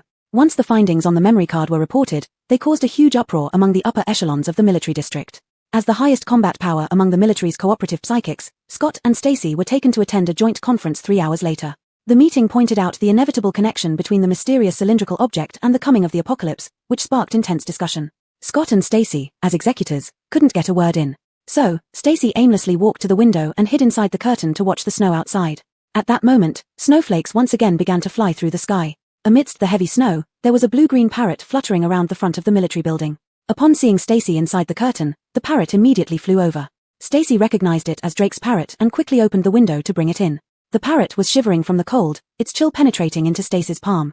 The little parrot's claws were stiff from the cold. What happened? If it wasn't something particularly urgent, Drake would never have let his beloved parrot come looking for him in such freezing weather. I was searching for mutated flora and fauna outside just now. There was an attack on a psychic vehicle leaving the military compound. Speaking with some trembling but still piercing voice, the parrot's words interrupted the ongoing discussions, drawing everyone's attention to the bird in Stacy's hands. There was an Earth-type psychic in combat uniform who crawled out from under the car, attacked them, then drove east and eventually met up with a helicopter. What did you say? Commissioner Chevy realized the importance of what the parrot had said and immediately asked, what did this person look like? Honest, bring up the files of all personnel involved in decryption and let this parrot identify him. At this juncture, someone from the decryption team must have defected while leaving in a non-military vehicle. He could think of no other explanation. Honest moved quickly, pulling up the photos one by one for the parrot to view. That's him. The parrot, now in Scott's hand, tucked its feet into the warmth between his fingers. Pointing at the man frozen on the projector screen, a middle-aged man with square-rimmed glasses, the parrot identified him as the most honest and earnest member of the cryptography department. How could it be him? Commissioner Chevy slumped back in his chair in disbelief. If it was the person on the screen, all the contents on the memory card might have already leaked out completely. Where did the helicopter go? Stacy asked. It's a civilian helicopter with no identifiable markings. It hasn't taken off yet and is negotiating with the traitor. The parrot paused, its voice suddenly becoming agitated. They're arguing now. The traitor climbed onto the helicopter and got thrown off. The helicopter took off and left him behind, Drake added, mimicking laughter. Perhaps they want Eric to continue providing them with information. Buck thought for a moment. You, Parrot, bring him back for me. My name isn't Parrot. The parrot spat. That traitor escaped by car. I'll go catch him. After saying this, Drake went silent. The parrot shook its head and saw Scott, screaming and flying into the corner where it knocked itself unconscious. At this point, Buck had issued orders, dispatching the base's fastest fighter jet along with a psychic to pursue the fleeing helicopter, and sending another team of psychics to support Drake. With this development, the meeting was paused as they awaited updates from the dispatched fighter jets and Drake returning with the traitor, Eric, to understand whom exactly he had handed over. The news came the next morning. Drake had brought back the suspect last night and was then hospitalized to treat his injuries. The fighter jets sent out returned on minimum fuel reserves after hours of fruitless search without any leads. Following the direction provided by Drake, they chased the civilian helicopter for 2 hours, well beyond its maximum flight range, but found nothing. No helicopter, vehicles on the road, or stranded psychics were discovered in the same direction, Buck reported to those present based on the latest intelligence. What about that parrot? This question came from the main seat, occupied by the overall commander of the military district, an older man compared to everyone else present. The general didn't know Drake's name and could only refer to him as Parrot. Parrot brought the suspect back last night, and our people interrogated him all night. This is the confession we got from Eric, Buck replied. In these special times, everything was simplified. Instead of printing out the documents, they were projected on the screen by a confidentiality officer. Buck, the other party is from the Silmar base. They contacted us half a month ago through the military district's communication equipment using a special contact code. Their group has a mental-type psychic like Parrot. They disguised themselves as a team seeking help from psychics and entered the military base. Then they communicated through rats near the dormitory building. Hold on, his name is Drake. Scott usually treated Drake with indifference, but he was still part of their team and deserved to be named. Based on my understanding, this group is not the same as the one that kidnapped Ian near Chingha last time. Scott's past had long been laid out on the table for these people, so there was nothing to hide. Scott, the Silmar base is not a monolithic entity, it is split into 2 factions. One faction is surnamed Wen, and the other is the founder's direct lineage, the Silmar himself. The ones who kidnapped Ian were Silmar's direct lineage. This time, judging by their underhanded methods, it must be the group surnamed Wen, Scott said. If it's them, there's no need to look further, Scott scoffed, his expression unreadable, neither disdainful nor admiring. They have close ties with the Psi High base and would have made thorough preparations to ensure a safe retreat. So, your suggestion is? The rarely speaking general looked at Scott. Knowing the enemy well allowed for more appropriate strategic measures. In dealing with Silmar, the military district lacked experience. I suggest closely monitoring public channels and being wary of their desperate actions, Scott said. Additionally, immediately organize a team of psychics to search the landmark points for the target cylinder. However, Scott's words came true. Just the next day after the military finalized their detailed mission plan, the content they had spent months decrypting from the memory card flooded the broadcast channels, adding fuel to the fire and pushing the entire incident to its peak. Chapter 143, A Night of Intimacy with a Noble and Fierce Man. This is fucking ridiculous. If I catch the rumor monger, I'll tear their mouth apart. As Stacy approached the office area, she heard Buck's almost roof-raising roar.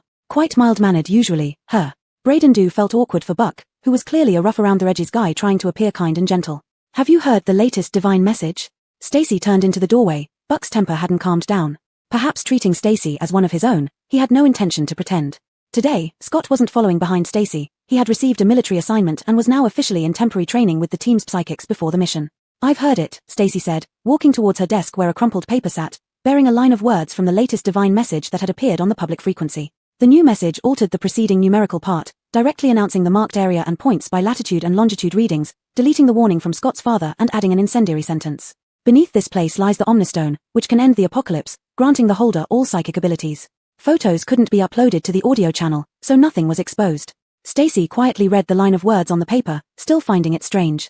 Omnistone, all abilities. Stacy repeated the two terms, feeling they didn't quite fit the vocabulary those desperate ones would make up. I called you here today to brief you on specific matters before the mission. Scott is busy with training, so you're here to collect supplies on his behalf. Buck handed over signed documents, with which Stacy could retrieve supplies from the warehouse.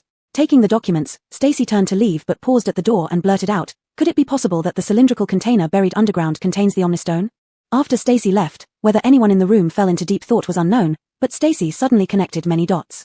The cylindrical container buried deep in the desert, the sudden mention of the Omnistone in the divine message, the earth element psychic who awakened before the apocalypse, and the unseen puppet master. All these elements wove together into a vast, secretive web, unfolded by humans, spreading across the world and bringing about devastating destruction.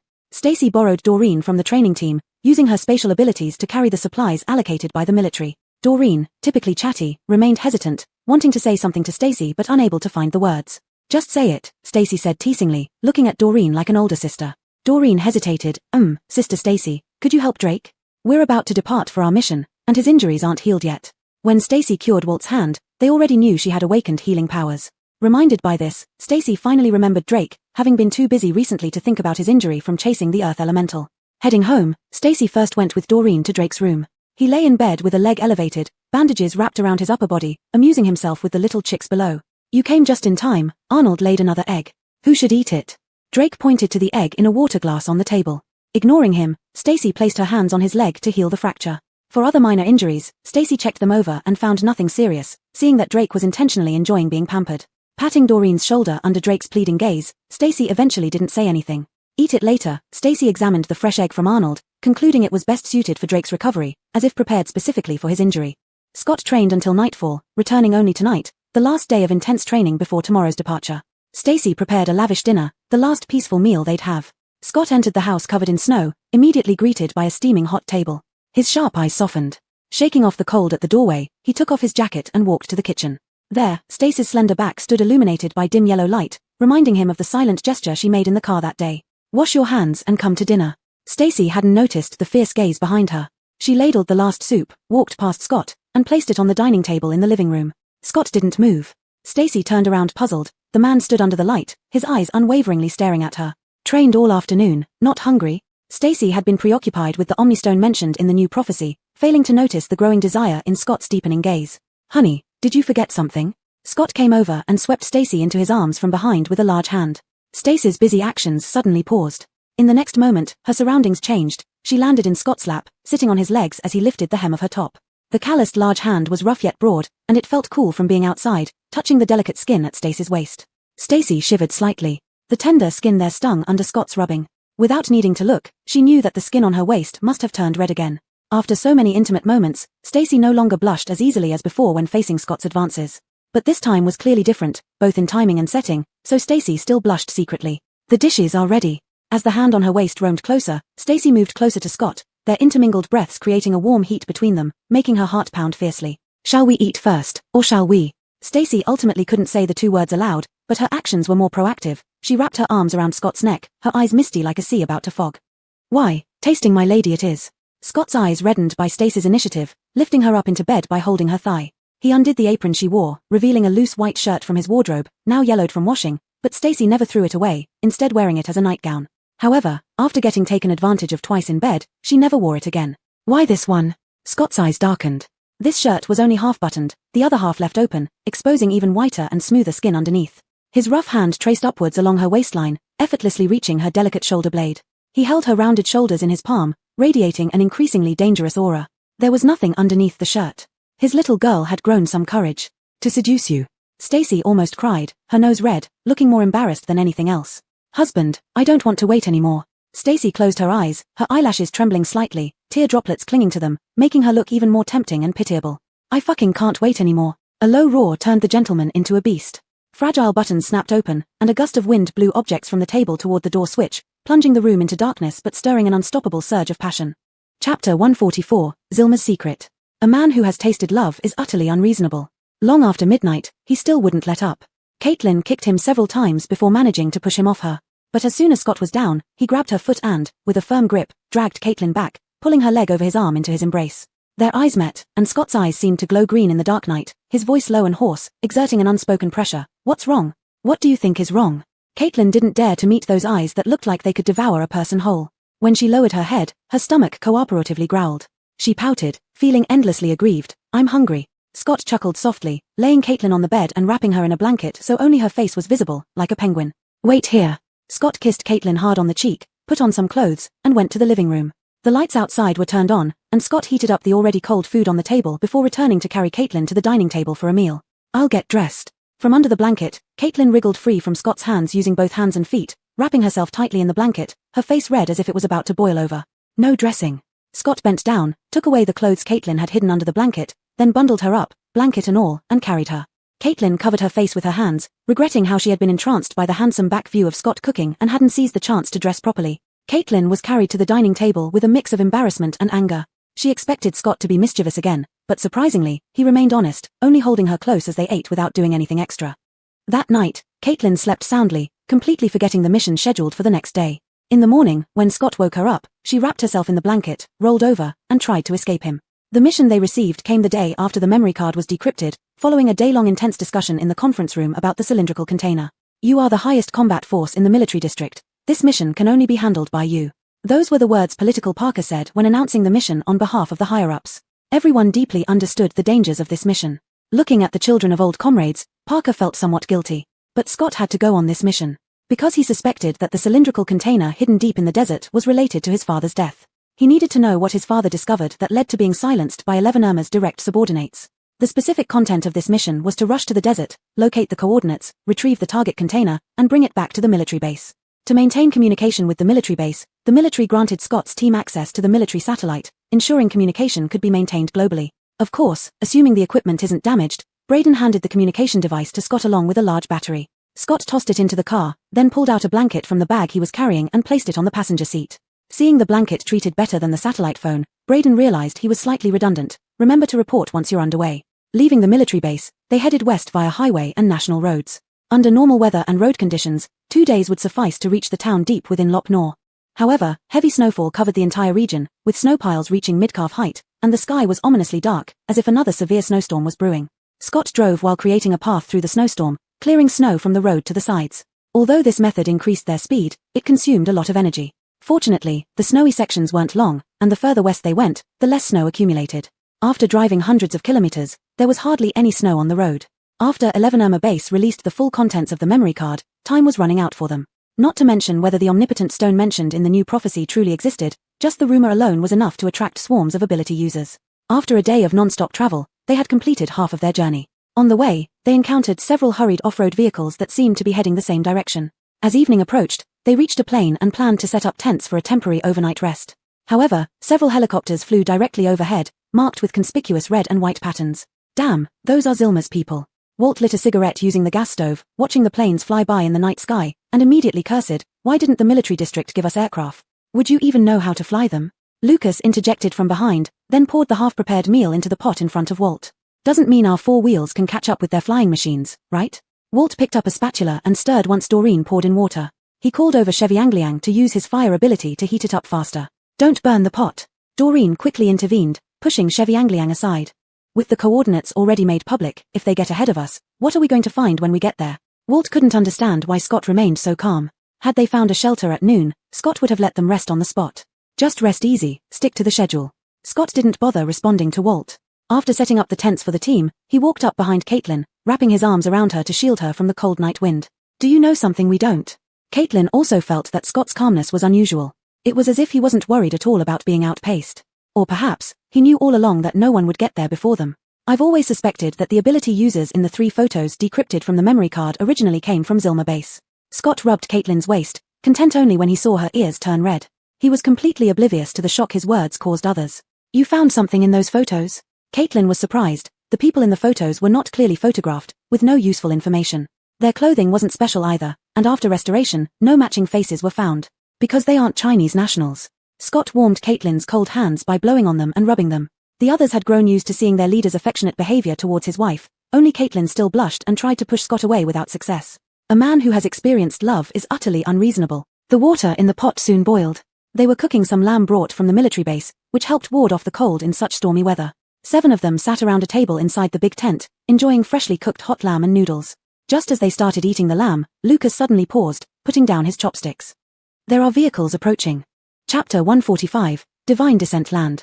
Everyone put down their chopsticks upon hearing, except for Cheviangliang, who was still vigorously gnawing on a bone. How long until they arrive? How many vehicles? Scott asked. 3 vehicles. They will likely intercept us in about 10 minutes, Lucas sensed carefully. After his psychic abilities rapidly advanced, he no longer needed to lie on the ground to feel external vibrations. Upon hearing it was 10 minutes, Doreen and others hastily stood up, ready to leave the tent to pack things up. Come back and sit down, Scott said calmly, showing no sign of urgency. When the military district provided supplies, I specifically instructed them that none of our supplies should bear any military insignia. Sage immediately understood Scott's implication and nodded in agreement. The number of psychics we encounter along the way will only increase. We can't keep avoiding them forever. As long as we don't expose our connection to the military, blending in with them will be more advantageous for our mission, Scott added. After making the decision, everyone picked up their chopsticks again. Remembering what Scott had left unsaid, they all turned their heads to him, waiting for him to continue. The reason I say the Earth-type psychics in the desert are not Chinese is because I saw one of them at the Hallam base, Scott explained. The predecessor of Hallam base was a research institute for genetic viruses, with over 200 affiliated institutes globally. The one we've been clashing with is one of the earliest established ones. Scott tore off a piece of meat for Stacy, seasoned it, and placed it in Stacy's bowl. After the apocalypse, their base split into 2 factions, which became enemies. The faction issuing assassination tasks bears the Wen surname. Scott referred to the first case of mutated zombies in the amusement park, the child being held in someone's arms. But those who have access to core secrets are from the main line of Hallam, Scott continued. Stacy thought for a moment. This indicates that the 2 factions within the Hallam base play different roles in this matter. To be more precise, this is the result of their internal struggle, Lucas, whose intelligence matched that of Scott and Stacy, said, but what are they fighting for? It's not like footprints on the moon. Stacy finished eating the strip of meat Scott had torn for her and suddenly remembered Amon, who was kidnapped by the Hallam base. Perhaps, it's the genetic code for human evolution. Who could resist such temptation after witnessing so many psychics surpassing human limits? If this were true, where did the initial gene agent or catalyst come from that awakened psychics in ordinary people and led to their evolution? The answer might only be revealed once they found the cylindrical container buried in the desert. Lucas detected the 3 vehicles rapidly approaching from behind. Scott's vehicle and tents were set up far from the road, not obstructing traffic. However, these newcomers still stopped near them. The numbers on both sides were uneven, but the newcomers did nothing unusual. They simply asked for directions and set up their own tents and stoves nearby. Insane, why do they insist on being our neighbors on such a long journey? Drake muttered. He pulled out a rat living underground near their camp and used his psychic ability to eavesdrop from a warm spot nearby. Shavistaning didn't cause any trouble initially, but Drake stiffened suddenly, nearly choking on the mutton in his mouth. What happened? Doreen hurriedly passed him a bowl of freshly made lamb soup, looking worried. Eat slowly, we still have plenty of lambs from last time. After coughing for a while, Drake took the lamb soup, pushed Doreen back into her seat, and whispered to everyone, finish eating and run quickly. Why should we run? Doreen was scared, guessing he had used his psychic ability to eavesdrop. What did you hear? They're from the 3 vehicles of the Sci-Hi base. Jason is in one of those cars. Drake covered Doreen's mouth and dragged her under his armpit. Being pursued by an enemy right outside was indeed terrifying. However, why be afraid? Stacy waved dismissively. Don't forget, I'm level 10 now. Defeating him would be easy. Indeed, there was no need to flee since they were heading to Lopner anyway. No matter how they changed their route, they'd end up at the same destination. Moreover, since the 3 vehicles had already passed and Jason hadn't recognized them, if he didn't act against them, they could remain safe for some time. This peace lasted until the next morning. Stacy was still sleeping in her sleeping bag, but after Scott went out to keep watch in the morning, the loss of his body heat made it hard for Stacy to sleep soundly. "Captain, no need to be so hostile. I came here to discuss traveling together," Jason said, dressed as neatly as usual in a windbreaker and casual pants, wearing leather gloves and looking every inch the well-groomed young master. Walt and others stood behind Scott, shielding Stacy's tent completely, preventing Jason from having any improper thoughts about their big sister-in-law. "We won't hold past events against each other. The road ahead is tough. It would be better if we traveled together rather than fight alone," Jason said. "There's no need." Scott rejected him outright. There was no possibility of cooperation with someone who had kidnapped his wife. "Do you not want Hallam's plans to fail?" Jason asked. "You should have guessed what they've done by now. The location of the Divine Descent land has been made public, and everyone is rushing there like moths to a flame. But is their goal really just that broken stone?" Jason's words were neither heavy nor light, even tinged with amusement. But the 2 unfamiliar terms conveyed in his words sent chills down their spines. The Psi-High base, under Jason, had always had private dealings with Hallam, and according to Scott's speculation, the apocalypse was closely related to Hallam. Since Jason had this connection, he must know more than they did. For example, Divine Descent land, and that broken stone. Chapter 146, Falling into the Trap. "Is this what you call Shenjiangdi for the coordinates?" Stacy emerged from the tent, wrapped in a coat of Scott. The weather was splendid today, with clear skies and not a cloud in sight. A thin layer of snow covered the ground outside the tent, indicating that it had snowed lightly last night. Scott seemed somewhat displeased that Stacy had left the tent. He gave Biff a warning look, then approached to secure the coat around Stacy's body and pulled her into his arms. "I'm always willing to answer questions for my lady," Biff said as he removed his sunglasses, neatly folding them before handing them over to someone behind him. However, the next moment, a bolt of lightning split the sky and struck right at Biff's feet. Biff swiftly retreated 1 step back, revealing a puff of black smoke from the tip of his leather shoes. Seeing this, Biff's subordinates immediately moved to take action but were halted by a raised hand from Biff. "Captain's ability has improved once more, enviable indeed." Biff directed these words towards Scott, yet his gaze lingered on Stacy. "Next time you talk without thinking, I'll strike your mouth." Scott pressed Stacy's fluffy head against his chest. "Why am I talking without thinking?" Biff smiled. "You've already accepted my betrothal gifts, so naturally, you've agreed to the marriage. Heartfelt thanks for the 5,000 spirit cores, they were payment for guiding our base members through the divine strategy." Stacy spoke from Scott's chest, muffled yet sharp. "I thought, as per your duty, guiding the 4C's base members through divine strategy was included." Biff failed to learn from his past mistakes, still addressing Stacy as my lady. Scott didn't let such an affront stand idle. Instantly, he unleashed his ability, striking towards Biff. Prepared, Biff had already removed his gloves. His pale, bloodless palms released sharp icicles mid-air, intercepting Scott's thunder strike. Upon collision, a loud noise erupted. Scott quickly shielded Stacy behind him while Drake and Shevufeng stepped forward as well. With Stacy's assistance, Scott's abilities advanced significantly. He broke through the level 10 advancement bottleneck, overpowering Biff. Due to high impurity content within divine strategy, Biff's absorption must be cautious, limiting his progression. This battle now bore no resemblance to their confrontation months ago at the Qinghe shelter city. Without any chance to retaliate, Scott relentlessly pressured Biff with fierce attacks, leaving Biff struggling to defend. "Don't fight." Stacy quickly intervened. Both sides had already clashed with each other's followers as soon as their leaders engaged. If this fight started, it wouldn't end well. The opposing side wasn't weak. Even if they could win, it would only be a close victory, both sides sustaining injuries, a poor choice, especially with their mission at hand. Scott hadn't intended to fight Biff to the death either, just to teach him a lesson for eyeing his wife. With a few meters between them, Scott stood on the ground scorched by his lightning, activating wind ability and forcefully slapped Biff.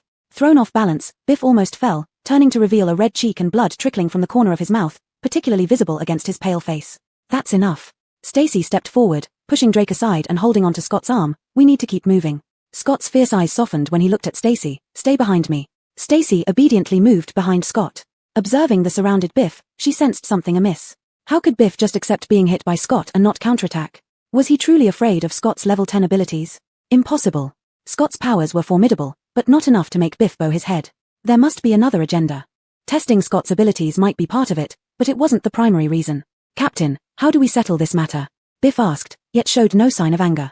He wiped away blood with his thumb, his smile hinting at some accomplishment. "Settle your damn self. You have a crush on our sister-in-law? Let's see if you can eat it." Walt, finding an opening, spat at Biff and lunged at the ability user engaging him, unleashing his full power. Not quite. Lucas immediately sensed the hidden agenda of Biff and his group. He raised his arm, and instantly a dragon seemed to rise from his feet, the earth beneath him heaving and cracking as if something was rapidly burrowing underground toward the direction of the battle. At the same moment, Lucas shouted loudly as a warning, "Walt, Chevy Angliang, get back here." "Ha!" Biff's lips curled upwards, revealing white teeth stained with blood, a sight that was somewhat terrifying. It's already too late.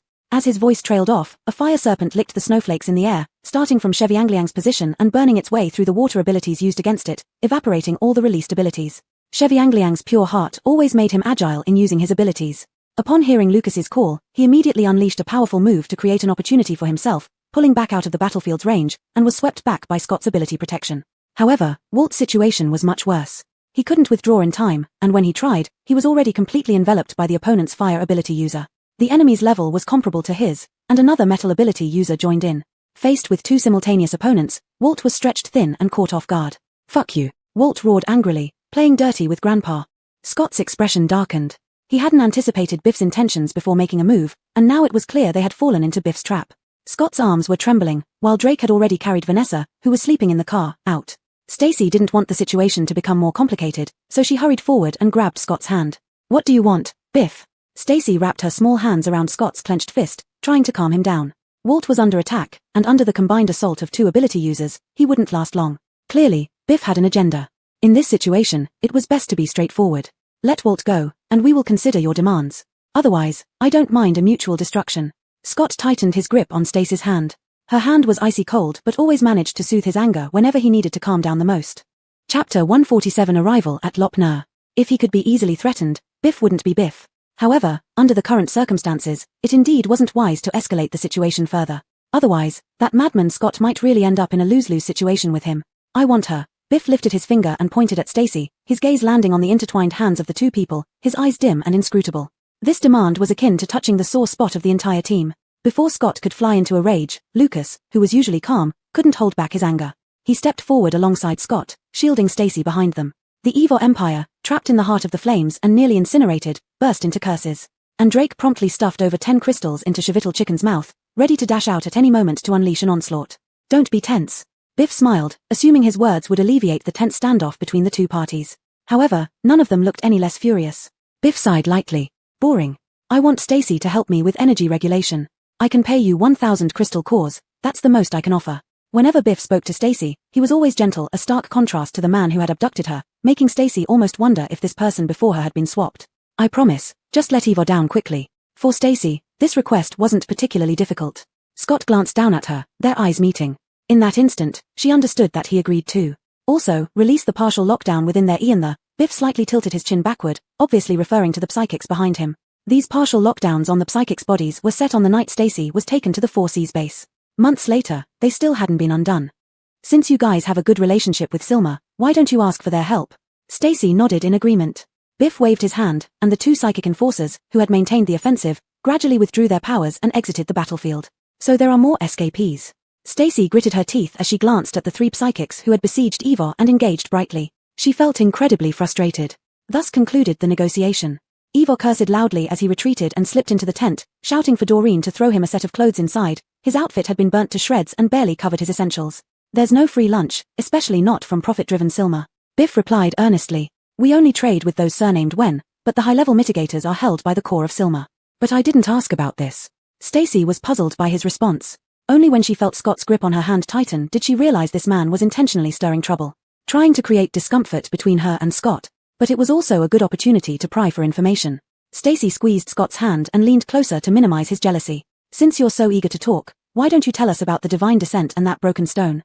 "Maybe another time." Biff glanced meaningfully at Scott and waved to his subordinates. Both sides tied it up and set off again toward Lop Nur town. The shortest route was only one path. Even if they didn't intend to travel together, they couldn't avoid each other traveling one after the other.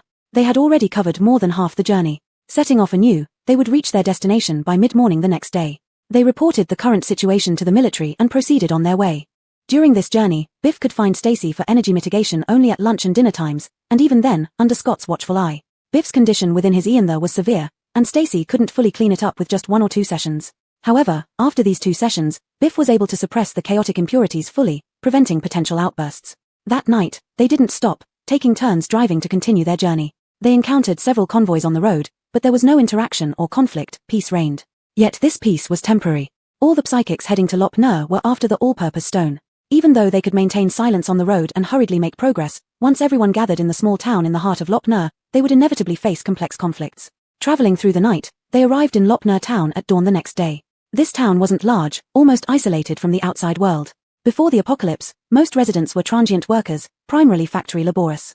There weren't many zombies wandering around the outskirts of the town, and they had mostly been cleared out by the psychics who had arrived earlier. When Stacy and her group drove to the large square, there were already more than a dozen vehicles parked in front, including a red and white painted helicopter prominently stationed in the center. The number of people here is more than we expected. A quick glance showed that next to the vehicles were tents and makeshift stoves. One of the RVs parked at the edge was considered a luxurious residence. The main buildings in the center of the town had already been occupied by the early arrivals. Stacy's group found a place to park their car and set up tents around it, close enough to each other for mutual support. After settling in roughly, they left Chevy Angliang and Doreen to guard the camp while the others dispersed to gather information. These people had arrived much earlier than Stacy's group and likely had already explored the surrounding uninhabited areas. Since there was no disturbance, it suggested that no one had yet found the so-called all-purpose stone. There weren't many people in the square, only about a dozen in total, all with wary expressions as if they were guards left behind by their teams. Most of them were busy with their own tasks, eyeing the two new, formidable-looking convoys with various expressions. The most eye-catching feature in the square was the helicopter under which several tents were pitched. Outside these tents stood people in red and white uniforms of Silma, gathered in a group as if discussing something. This helicopter should have arrived yesterday. They are still here observing the situation, which seems a bit odd. Stacy tugged at Scott's sleeve. They belong to the Wen clan. They don't know any more about the exact location of the Divine Descent site than we do. Scott glanced briefly at the helicopter before continuing to observe the surroundings, keeping Stacy protected in his arms, vigilant against the unknown parties. Sister. Chevy Angliang suddenly appeared behind them, sucking on a lollipop given by Doreen, pointing towards the tent direction. Sister Doreen says, "There's a call from home." Home, meaning the military. Chapter 148, Dig for Me.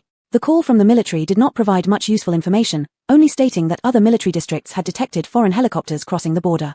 When preparing to strike, the helicopters vanished into thin air like ghosts and could not be traced. Stacy and his team naturally knew what that was. There must be a spatial ability user in Skirma's team, and their rank was extremely high, probably exceeding Doreen's current ability rank by at least one level. Their spatial ability user could compress space over short distances mid-air, enabling a spatial leap in flight paths to avoid military radar and strikes, allowing them to reach the divine landing site as quickly as possible. Moreover, high-level spatial abilities were not limited to this. They could also create an oxygenated space within space, serving as temporary shelters for individuals, teams, or even a helicopter when necessary. In Qinghe City, Ben was able to disappear without a trace by hiding in the oxygenated space created by the spatial ability of a team member, leaving Arnold's attack with no target. After concluding the call with the military, Scott and others drove off in a vehicle, planning to take a spin around the uninhabited areas nearby. They brought a computer from the military district that could connect to satellite signals. Lucas input the specific latitude and longitude of the divine landing site, generating a route map. The area surrounding the town of Lopnor Desert is all uninhabited for 500 kilometers around. The vast desert stretches endlessly, with yellow sand and earth as far as the eye can see, not a hint of green in sight. Lucas was the only one with any sense of direction in the group. According to the marked route on the computer, they proceeded forward, encountering a car spinning in circles in the desert midway. "Hey, brother, stop for a moment." That car chased after Scott and company for 10 minutes before catching up and honking. A large, burly figure emerged halfway out from the passenger seat. "Brother, stop for a moment." The man sported a full beard, with chapped lips and a face covered in sand, looking quite anxious as he knocked on the car window twice. Scott stopped the car and opened the window cautiously, glancing over. "Brother, we've been through the desert ahead. There's nothing there," the man shouted hoarsely, "but we can't find our way back. Can you help us get back?" "How long have you been out here?" Scott looked up at the sky. It was overcast today, with a moderate wind blowing, thick clouds obscuring the sky, leaving only a distinct bright spot where the sunlight shone through. "I lost count. We came out at night." The man licked his lips and pulled out an empty bottle from the car. "Brother, give us some water. They left town late at night, couldn't tell directions. These people are really, should I say they're brave or just don't care about their lives." Lucas sneered, stowing away the computer and filling a bottle of water from the large bucket under the seat. "These kinds of people are harmless." Lucas handed the water bottle to the front seat, trying to establish a connection. With enough water stored in Doreen's spatial ability, giving them a little bit was no trouble at all for them but a life-saving act for those parched and dying. Without getting out of the car, Scott took the water bottle and tossed it across the window to the man who was half out of the car. The man expressed deep gratitude, then sincerely added, "Brother, I'm not lying. We've thoroughly checked that area. It's all just yellow sand, nothing else. That bright spot is the sun, remember that. Face the sun, 30 degrees to your right, and you'll reach the town in half an hour." Ignoring their pleadings, Scott pointed at the bright spot behind the clouds, succinctly showing them the way. The other party seemed eager to persuade further, but those inside the car were already impatient to return home, so they didn't insist and watched as Scott's car drove off. They hurriedly followed the direction given by Scott, fearing that if they delayed, the sun might shift westward, altering the angle and causing them to miss the direction of the town. Only after confirming that the other party wasn't chasing did Lucas pull out the computer again, locating their current position. They did indeed come from the marked point. If they don't have an earth element ability user in their car, It would be hard for them to detect if anything is buried underground. Lucas said. How much farther? Stacy asked. Lucas glanced at the map. 3 kilometers straight. They accelerated along this direction. Just as they were nearing their destination, they suddenly heard some distant car sounds. So, Scott immediately slowed down, made a couple of turns, pretending to be casually driving around. Lucas also had Doreen put away the computer, sitting leisurely in the backseat with eyes closed, while actually using her ability to probe deep into the ground beneath the car to inspect the underground conditions. They were now very close to the marked location. Given Lucas's ability level, he could easily explore the situation underground at the marked point. As they got closer, they discovered that there were 5 or 6 vehicles scattered around, not appearing to belong to the same group. Lucas's probing ability came up empty, but instead sensed other Earth element abilities probing underground. 4 or 5 Earth element abilities intersected, essentially giving each other a heads up. Those people looked over when they heard the car sounds. By the time Scott parked in a safe spot, one person had already walked out from the crowd and approached them. Brother, your team has an Earth element ability user, right? The man's tone was certain, not asking but confirming. Lucas got out of the car and admitted it straightforwardly, I am. We've been circling this wall for quite some time, and found nothing. The person opposite pointed to the earthen wall they had surrounded. The size and height of that earthen wall closely matched the one in the picture. Stacy walked to the angle shown in the photo, recalling the landmarks on that photo and comparing them with the wall before him. The shapes matched, the degree of damage was nearly identical, and the distinctive large pit on one side was also evident. It was almost certain this was the wall in the picture. Stacy glanced at the dozen or so people present, feeling suspicion and caution rising in his heart. The new oracle spread through audio and could not transmit pictures, so these people couldn't know the connection between the landmark points and the earthen wall. Why did they find this place so precisely? I suggest we work together to dig a hole at the location in the photo. One of the earth element ability users stepped forward, adjusting his square-framed glasses. Stacy froze when he heard them mention photo. Apart from military satellites still functioning, only radio could be used over large areas, but audio can't transmit images. So how did these people get hold of the photos? We didn't find anything using our abilities. Digging a hole won't help. I say we should go back quickly. We've come too far just to suffer here. Another person complained, it's just a bluff. The square-framed glasses wearer angrily retorted, you're wrong. Can an oracle be fake? The first oracle appeared 3 months ago, and the apocalypse started shortly after. Is that a coincidence? You guys are crazy, arguing here? The man who initially approached Scott and his group glared at the others, instantly silencing them. Fergus, we're sorry. The two lowered their heads, forced to apologize. Fergus pondered for a long while, smoking a cigarette in one breath, then swore. We've come all this way, don't drag me down. Follow my order, dig. Chapter 149, Fear. The other teams had no objections, all turning their attention to Shevufeng who had just arrived. Shevufeng shrugged, I have no objection. But, with such a big fuss, how can you be sure that the marker point is definitely here? Shevufeng asked before Stacy. Do you guys not have phones? Fergus said, pulling out a pre-apocalypse latest model Apple phone from his pocket, fiddled with it for a bit to find some photos, and handed it over to Shevufeng. After the apocalypse, phones became pretty useless, so we threw them away long ago. Shevufeng took it, and after looking at it, his expression changed slightly. He turned to look at Scott and Stacy, giving a slight nod. The picture in this person's phone was indeed one of the 3 pictures on the memory card, the one where the cylindrical container was being buried underground by a machine. What is this? The wall in this photo looks like this. Shevufeng returned the phone to Fergus, pretending not to understand while looking at the earthen wall in front of him. This photo suddenly appeared on my phone, Fergus explained, pointing at the 2 men beside him. They also had this happen on the day of the new prophecy's descent. This photo inexplicably appeared on their phones. I think it must be a message from the prophecy. Fergus looked devout, deeply convinced. But Stacy felt a chill down her spine. Even if she didn't know that voice belonged to Scott's father, Stacy never considered the prophecy as a divine warning about the disaster. Because it sounded more like a demon's whisper, like a cruel hunter's final revelry before killing its prey. But after learning the truth of the prophecy, Stacy understood that it wasn't a demon, but rather an alarm bell rung by someone using their life. Yet where did the alarm come from? How did the bell ringer know that the great calamity was imminent? After much exploration, Stacy found that the content of the memory card, along with the deepening entanglements of the Shilma base and the apocalypse, suggested this disaster was not merely a global catastrophe like an earthquake or global warming. No. The emergence of the zombie virus, this grand disaster of the post-apocalyptic world, now seemed more like a man-made phenomenon hidden within an uncontrolled accident, eventually leading to a common catastrophe for all humanity. If the zombie virus was really man-made, then who were the people behind it? Also, photos appearing unexpectedly on everyone's phones, the inexplicable container, and the omnipotent stone. These things far exceeded human capabilities. Controlling smartphones via ESP was something Stacy had never heard of in either her past or present life. And based on the rules governing the types of awakened powers humans possessed, this kind of ability likely did not exist. In just a few seconds, these thoughts rapidly flashed through Stacy's mind, some half-formed, some complete, forming a coherent logical chain. There was something beyond human capability, transforming humanity completely in the form of the apocalypse. Perhaps it accelerated human evolution, or used the zombie virus to change the direction of human evolution. So what would its ultimate goal be? Stacy didn't dare think further, as she feared even her rebirth might be part of its game, especially since the speed of evolution after rebirth had quickened, making everything feel like it was on fast forward. This time, directly sending photos to everyone's phones certainly looked like provoking greater internal wars among espers. It felt like there was a giant hand, unseen, guiding the course of this world according to its whims. Stacy. Scott hurried over, hugging Stacy tightly. He stroked her face, which had suddenly turned pale, frowning deeply. What's wrong? Where does it hurt? In just a moment, Stacy's lips had lost all color, her eyes full of panic, trembling severely as she leaned into Scott's embrace. So I firmly believe that the omnipotent stone must be under this patch of sand. Fergus put away his phone, glancing briefly at the woman being comforted, finding her troublesome and unwilling to look more. Such a delicate woman coming to Lopner, why not find an esper to take care of her, ensuring she has no worries? That would be much easier. Shevufeng looked at Stacy worriedly, unsure what was wrong with her, but Fergus's words indeed made him feel strange and uneasy.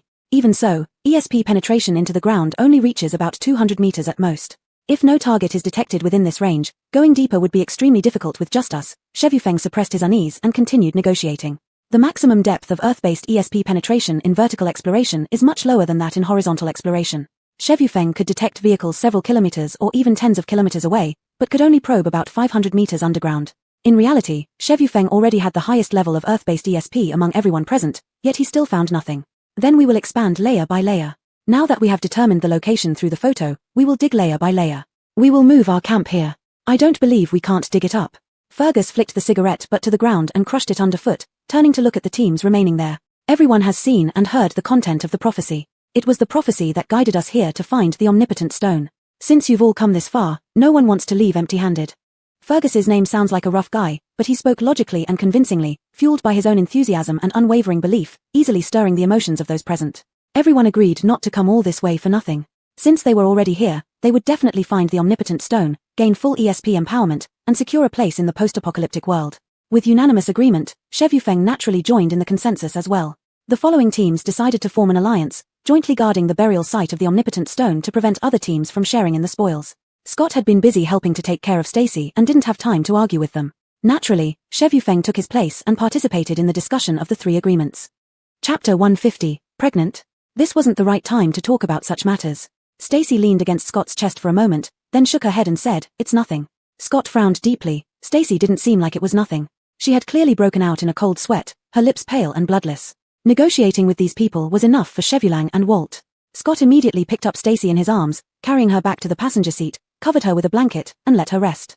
I'm fine. Stacy's complexion had regained some of its rosy hue after being genuinely frightened by her speculation. But all this was just conjecture based on one clue. Even if there were some traces, there was no concrete evidence, there was really no need to scare herself. Taking a step back, even if what she guessed was true, the apocalypse had already arrived. Apart from accepting and resisting the whims of fate, what other options did humanity have? Scott saw that Stacy was still distracted, stroked her face, and suddenly blurted out, "Are you pregnant?" Spit. Before Stacy could blush, Doreen, who was drinking water behind them, directly sprayed out the precious water resource. Doreen coughed violently as he pushed open the car door and escaped outside. Stacy turned red, burying her head into Scott's chest, not knowing what to say. It had only been 2 days since they last slept together. Even if she was pregnant, it wouldn't be possible for her body to react this soon. Realizing he had misspoken, Scott cupped Stacy's cheeks and kissed her hard. Really nothing? Now Stacy looked somewhat normal, her lips pink and her eyes moist. Yeah, I just thought of something, got scared. Stacy spoke honestly. I'll tell you later. Don't overthink things. Scott kissed Stacy on the forehead gently, concern flickering in his eyes. What Stacy could guess, Scott also sensed. Brother. The few people who had been having a small meeting had dispersed to prepare individually. Shevufeng returned to the car window and saw his brother kissing his sister-in-law. Shevufeng coughed lightly to cover up the scene, while Scott patted Stacy's head and lifted his gaze. Speak. They're preparing to dig now, others plan to move the camp back to the town, Shevufeng said a little helplessly. Especially with Fergus, who was not an Earth-type psychic user, it was impossible to communicate properly with him. But the disturbance here is impossible to hide from other Earth-type psychics. Once someone realizes large-scale use of psychic powers, all teams from the town will come. Should we participate? Asked Shevufeng. He found no targets underground at depths of 300 meters or deeper. For him, it made no sense to continue digging deeper. Participate, Scott pondered for a moment. But don't move the camp over here. Brother, the military analysis clearly indicates the depth is 300 meters underground, but I've checked this area already. Within 300 meters, there's nothing, Shevufeng asked. According to military data, the cylindrical container was 1.5 meters in diameter, buried 300 meters deep underground. Yet here, there was absolutely nothing. What if the container can evade detection by Earth-type psychic users? Stacy suddenly countered. Based on current information, we can confirm it contains the so-called Omni Stone. If it truly grants all abilities as described in the new prophecy, avoiding detection wouldn't be surprising. Stacy turned to look at Chevulang, who fell silent. It's my arrogance. After a pause, Chevulang suddenly showed embarrassment. I overlooked this point. As they spoke, several Earth-type psychic users began preparing to dig, calling Chevulang's name. Brother and sister-in-law, I'm going over there. Chevulang greeted Scott and Stacy before turning to join them. Be careful, Scott said simply but sincerely. Digging a hole in the desert wasn't easy. Earth-type psychic users needed to collaborate, preventing quicksand from collapsing, allowing them to dig deeper. However, the alliance these individuals proposed to jointly protect this location obviously wasn't feasible. After several psychics worked together, nearby Earth-type psychic users noticed the fluctuations in psychic energy and swiftly gathered along the direction of the energy. With Fergus leading the rest of the psychics, their numbers were significantly outnumbered, but Fergus was still poised for action. Just as Fergus bared his teeth, ready for a fight, the sound of helicopters echoed in the sky. Everyone looked up, and the distinctive red and white helicopter from the Zillimer base appeared in their line of sight as if breaking through the air. Even Hu Ge had to back down when he saw Zillimer's vehicle. Zillimer's Earth-type psychic users are overpowered, Walt muttered under his breath. He knew the maximum lateral distance Chevulang could investigate based on his psychic ability level. Yet, Zillimer's team, located more than half an hour away in the small town, managed to respond so quickly. Scott, their space-type psychic user is too powerful. After folding space, their Earth-type psychic user can achieve the maximum range of exploration. The helicopter landed nearby. Scott glanced at one of the men in Zillimer's uniform who got off the helicopter, then quickly averted his gaze. Stacy followed Scott's gaze and noticed a familiar face among the group. Scott had likely been looking at this person. If Stacy remembered correctly, this man was part of the team that abducted Landon in Qinghe City, and he had avoided eye contact with Scott, even hiding behind others. Isn't he one of Zillimer's core members? Why is he in the literature team? Just as Stacy voiced her question, she saw the man wave his hand, storing the helicopter into space, then turned around and moved to the other side further away from Scott's group, hiding behind others again. At this moment, vehicles from the Sai Hai base arrived. Yang Kulang, wearing his long coat, stood out stylishly amidst the desert, turning the once desolate and lifeless no man's land into a lively scene. The tense atmosphere emanated from Zillimer's people, and the so-called alliance instantly fell apart. Everyone harbored ulterior motives, and the timid ones were already retreating. Chapter 151, The Battlefield of Titans. Fearlessness belongs to the inexperienced, but even a seasoned tiger fears the pack of wolves.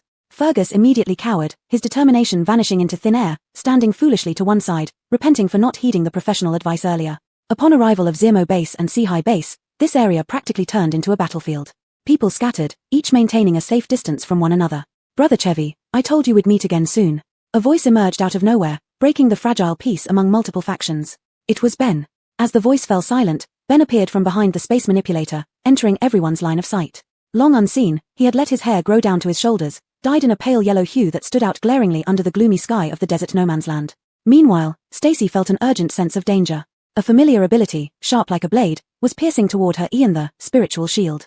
He seemed to be trying to pry open Stacy's already shattered Ian to check the results of his attack from months ago. A repeat performance. Stacy immediately activated her ability, releasing an offensive power to counter it. Upon unexpectedly receiving a response, Ben's face changed dramatically. His previously maintained smile froze, then turned cold and obsessive. The confrontation escalated as Stacy pretended to struggle while countering Ben's attack with her Ian. Ben's hostility toward her was highly targeted, yet Stacy could not understand where this came from. Aside from Scott, she found no other common ground between them. But Ben's attitude toward Scott was quite peculiar. During their last encounter, he did not completely seal Scott's abilities. Instead, he attacked his own teammates to save Scott. This time, Ben's target was solely her. Among the many psychics present, none were affected by his powers. But Ben had underestimated her. Stacy was no longer the same person she was in Qinghe City. During her time in the military district, thousands of psychics arrived successively. Through countless refinement and enhancement sessions, she solidified and elevated her psychic level. Now facing Ben, whose abilities had not improved much, she didn't need to fully mobilize her Ian to stand a chance against him. You working for Conley surprises me, said Scott, pulling Stacy into his arms and wrapping her in a blanket, shielding her between the vehicle and himself. Ben chuckled ambiguously, looking through the car window at the bundle held by Scott, growing angrier inside. Chevy brother's wife is very interesting.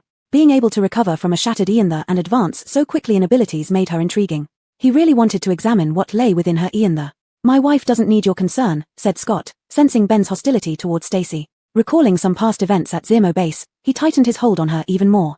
Everyone is here for the omnipotent stone. Reminiscing won't do much good. Jimmy walked over briskly, easily passing through the broken defenses around Fergus, reaching the angle shown in the photo. Why the change of heart? Didn't we agree to form an alliance? Jimmy tutted, his gaze falling on Stacy, hidden and wrapped up. No one responded to Jimmy. After a few seconds of tense silence, Ben spoke first, though his question wasn't confrontational but heavily pressing. Alliance. Are you leaving Zemo base? Ben's Mandarin remained stiff, almost sounding petulant, sending chills down everyone's spine. Before answering that, I need to ask, whose side are you on, the Wens or the Zemos? Jimmy brushed off his sleeves, seemingly disapproving. Ben only smiled, effectively changing the subject. Following the same routine, both the Earth psychics from Zemo base and Sea High base reported identical findings after probing. Digging deep holes in the desert requires teamwork. No one could succeed alone. At this point, there was only one option.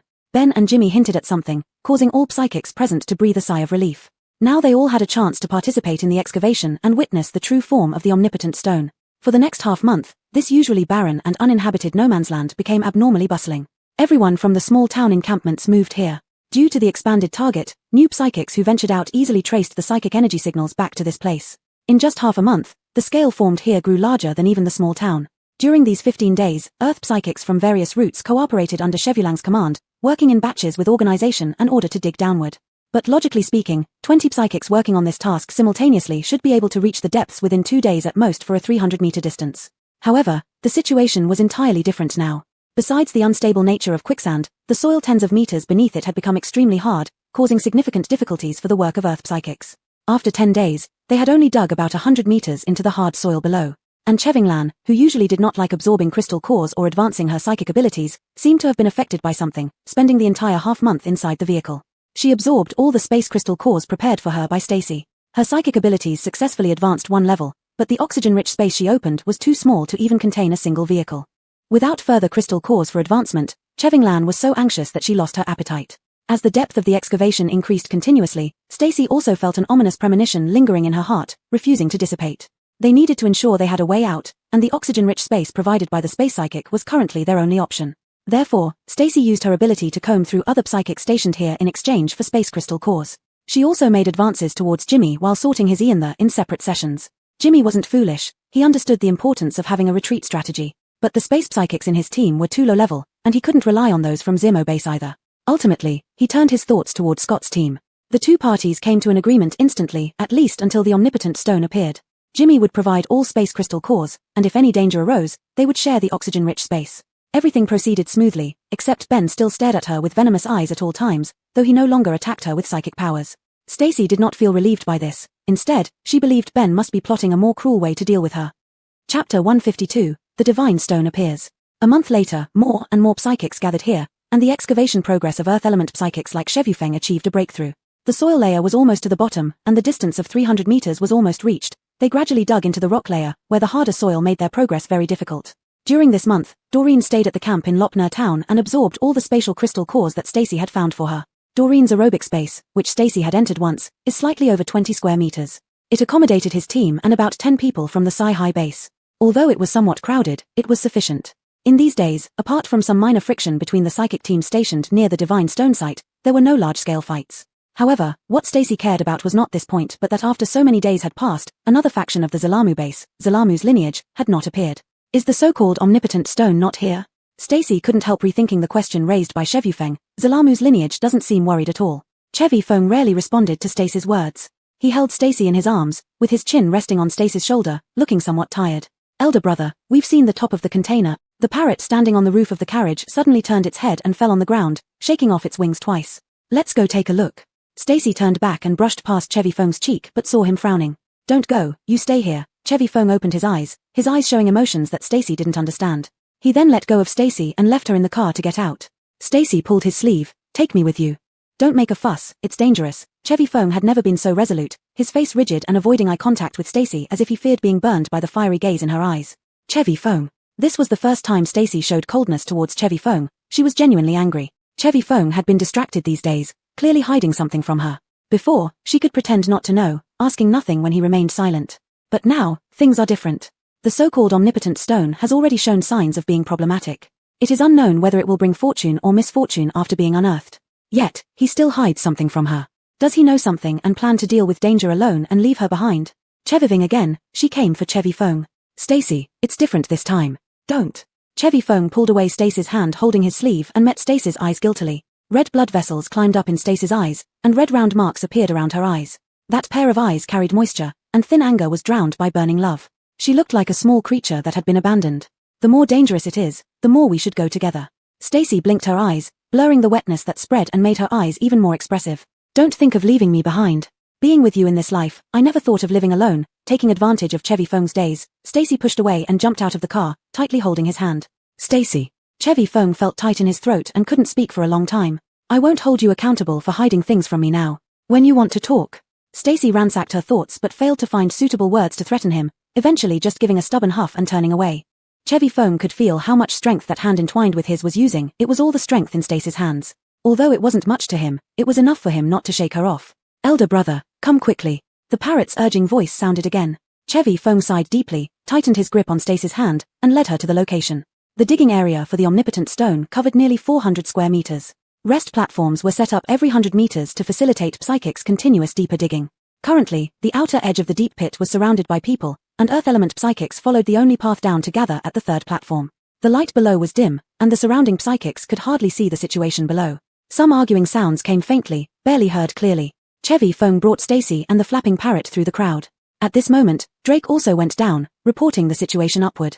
The rocks around the container are too hard for Earth Element Psychics to move, the parrot said. And, preliminary observations show that the cylindrical container is made of metal, but the surface is too smooth to tie ropes for lifting it up.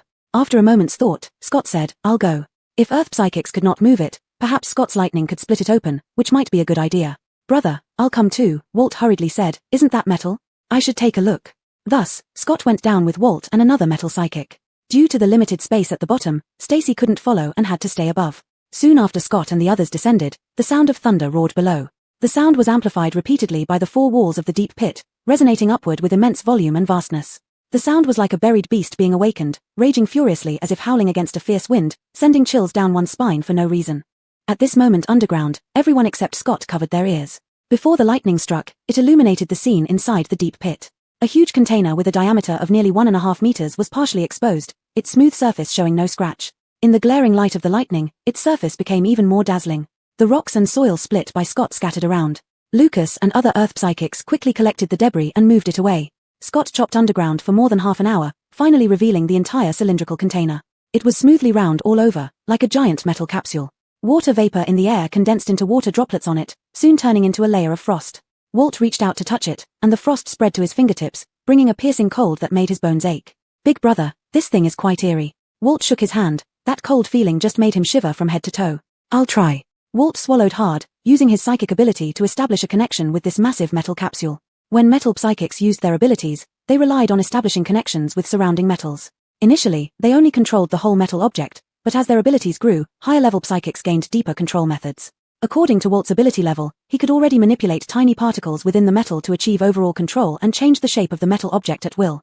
Walt had never encountered this type of metal before, so he thought it would take some effort to connect with this large object. But unexpectedly, this metal was very compatible with his psychic abilities. As soon as Walt extended his probing ability, it was instantly locked onto. Chapter 153, Test Subject Number 1. Walt cursed under his breath, thinking that no metal had ever harmonized with him like this before. Such a large capsule, if it were used as a weapon, wouldn't it wreak havoc?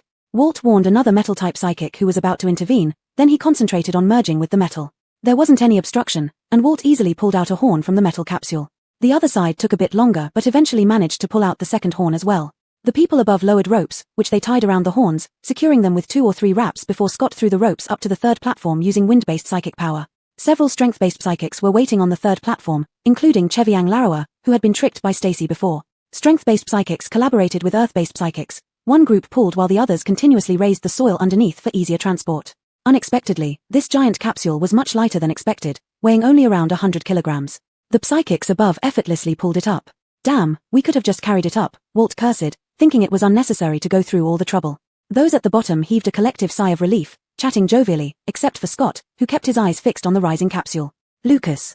After noticing how light the capsule was, the earth-based psychics stopped escorting it. The capsule dangled mid-air, looking precarious. Don't let it fall, Scott said in an odd voice. Lucas didn't quite understand but still obeyed despite not seeing the necessity. Lucas supported the capsule while others used their powers to move themselves out of the way. Scott stood next to Lucas, moving slowly upward with the capsule. Throughout the process, Scott remained silent, his solemn expression revealing profound sorrow since he first saw the metal container, creating an atmosphere of intense sadness and hidden pain. It seemed there was something inside capable of stirring his emotions. Lucas couldn't help but suspect that their usually taciturn leader knew something about the contents of the container. Its light weight made transportation easier, and the ascent from the third platform was faster. Within 10 minutes, the large capsule was lifted out of the deep pit. Outside the deep pit, dark clouds had dispersed. Scott stared at the container, his eyes dry and sensitive to the bright desert sun, squinting slightly as tears welled up. A tightness gripped Scott's chest. He had thought he would never see this container again. During the ascent, he had buried his immense grief deep within. Only Lucas, who noticed subtle signs, knew how close Scott had been to breaking down upon seeing it. Scott. Stacy, worried about the situation below, despite updates from Drake, found Scott's earlier mood unsettling. Bumping into Stacy, Scott sensed her anxiety. His gaze shifted from the container, and he lowered his head, gently touching her forehead with his chin. "I'm fine." The warmth between Scott and Stacy eased the tension. Walt, vigilant, stepped forward to shield them. Once the metal capsule was hoisted up, the atmosphere became tense.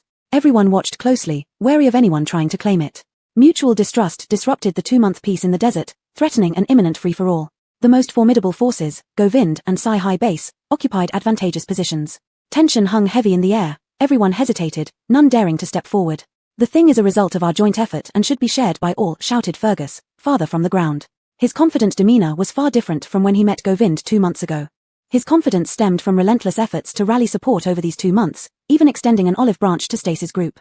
His persuasion was convincing. "How can we let Govind and Psi-High Base bully us on Chinese soil?" Fergus, speaking in his passionate northeastern dialect, always managed to stir hearts with his fiery rhetoric. In this situation, the alliance he proposed was indeed hard to refuse. "You bunch of peasants, even if you get your hands on Jiangshan, you wouldn't be able to open it," Ben said, his chin raised slightly, exuding an unbearable sense of superiority. Stacy picked up the unfamiliar term Jiangshan and realized that Govind called the large capsule Jiangshan. But what did that mean? Divine descent. Jiangshan. They couldn't possibly believe that some god would descend here, could they? The thought made Stacy freeze. Her heart raced violently, as if her throat had been gripped tightly. She felt like she had grasped a corner of a secret. It was like the innate danger sense of prey, her racing heart telling Stacy clearly that this time, the true secret was close. "So, what do you want to do?" Biff rubbed the gloves on his hands and glanced at his unreliable allies. Stacy didn't even look at him. Scott glanced up at him, and their years of understanding confirmed his answer. "Of course, we take it back to Govind Base." Ben sounded logical yet utterly impolite. Govind Base has the most advanced technology support and can safely extract the omnipotent stone. His self-righteousness immediately drew strong dissatisfaction from everyone. The temporary coalition became highly charged, quickly degenerating into curses, but no one actually made a move. "The military told us to bring it back. How can we now?" Stacy tried to push away her unease but still felt a chill when looking at the large capsule. "We won't bring it back." Scott took a deep breath, seeming to gather immense courage before continuing. "I've been lying to you all along." Scott's voice trembled. "I've always known about the divine descent ground and Jiangshan, but I never told you. My psychic ability didn't awaken during the escape, but rather..." Scott paused, pulling Stacy into his arms tightly as if fearing she would run away. "I am test subject number 1. Chapter 154, Shocking Divine Descent. The noise from the psychics grew louder and louder, the tense atmosphere becoming increasingly taut. "Damn it, if you can fight, then stop the King arguing." Fergus threw the cigarette in his hand to the ground and immediately unleashed his psychic power, rushing forward. Fergus was a spatial psychic, deeply versed in offensive abilities. In just a few steps, he flashed to the front of the crowd, dagger in hand, and charged towards Ben who stood with his arms crossed, looking disdainful. However, this time there was no need for Ben to move. The psychics around him immediately stepped up to block. The two of them started fighting. Although Fergus's power was slightly weaker, his spatial dodging ability was top-notch, like a slippery fish in water that couldn't be caught. Thus, they were locked in a stalemate. With Fergus leading the charge, the psychics behind him could no longer stay put. Although individually they weren't as strong as those from the Sherma base, their numbers were substantial. Chinese tactics relied on coordination between different psychic systems. Even though they were less powerful than the opposition, they had a chance at victory through teamwork. Amidst the chaotic shouting, a familiar suppressive psychic energy that had clashed twice before descended heavily and pressingly. Ben was standing behind the battling groups, one hand stroking his half-long blonde hair while the other hovered in midair. A transparent wave radiated out from his palm, revealing the path of his ability. This oppressive force quickly spread over everyone. Penelope used her psychic power to protect her team members, observing the situation without doing anything extra. "Shavisi Fong, I said I would stay with you forever, so no matter what you have hidden, I can forgive you." Penelope established a protective layer of psychic energy among her teammates, turning to look at Shavisi Fong with a piercing gaze. "Penelope, but I will still get angry, so when I forgive you depends on your actions." Shavisi Fong's eyes never left Penelope's face. While she was using her psychic powers to maintain the protective layer, she was also giving him an intense stare, telling him she would still get angry. It was like a kitten warning a human with its ruffled tail, trying to tell the human not to provoke it again. Despite not being very intimidating, it somehow came across as adorable. But the human held back. Shavisi Fong leaned down and kissed Penelope's stern little face. "Does this count as a good performance?" Stop fooling around," Penelope almost lost her composure.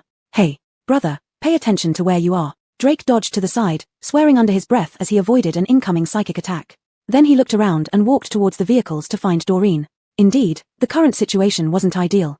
Shavisi Foam lifted his eyelids and glanced around. Although chaos reigned outside, the situation had become clear. Ben's psychic level was formidable, handling so many opponents with ease, but the duration of psychic intrusion into Iantha extended slightly. While Penelope and Shavisi Foam were talking, several opponents already buckled under Ben's pressure, their psychics locked and collapsing. Just as they thought Ben might lessen the pressure, Sherma's psychics seemed to lose all restraint. Penelope saw a metal system psychic cleave an already incapacitated opponent in two. Not right, they're getting serious. Lucas, standing beside Penelope, stomped his foot, causing his psychic power to rush along the ground to intercept another psychic attacker. Just as an ice blade was about to strike, a wall of sand and rock rose up, blocking the fatal blow. At the same time, Penelope pushed her limits, expanding her psychic coverage to shield everyone in the central battlefield. This time Penelope poured all her strength into both defense and offense against Ben. Ben focused his psychic power entirely on attacking the opposing psychics, leaving almost no protection for his own team. This allowed Penelope to easily penetrate the Iantha of every Sherma member, setting up numerous seals. Ben's usually aloof expression finally cracked. He glared angrily at Penelope's direction, grabbing a dagger from a nearby psychic's waist and holding it defensively, waiting for the right moment. He must kill Penelope personally. This woman's rapid psychic progression was terrifying. She was definitely more than just a healer. At the same time, he didn't forget to withdraw his attacks and instead concentrated on protecting his own psychics, engaging in a final showdown with Penelope. All the psychics on the field suffered as a result of the duel between the two healers. Every collision of energies sent painful reverberations through the Iantha of every psychic present. This can't go on, sister-in-law, I'm barely holding up. Walt twisted his neck and hissed. The confrontation did not last long. Just as both sides were exerting more force, they suddenly sensed a third-party psychic power intervening. This third-party psychic power was not a mediating ability, yet it could interject into the struggle, gathering a transparent energy orb between them. No one could see this energy orb, only Stacy and Ben, who were part of the confrontation, could perceive it. This energy orb originated from the central metal container Jiangshun. Just as Stacy was about to issue a warning, the Jiangshun standing in the center of the battlefield suddenly emitted a deafening hum. Along with that hum, invisible shockwaves surged outward like a wall of vacuum, sweeping across everyone present. The confrontation between Stacy and Ben was forced to halt. When the air wall swept over, everything seemed to freeze.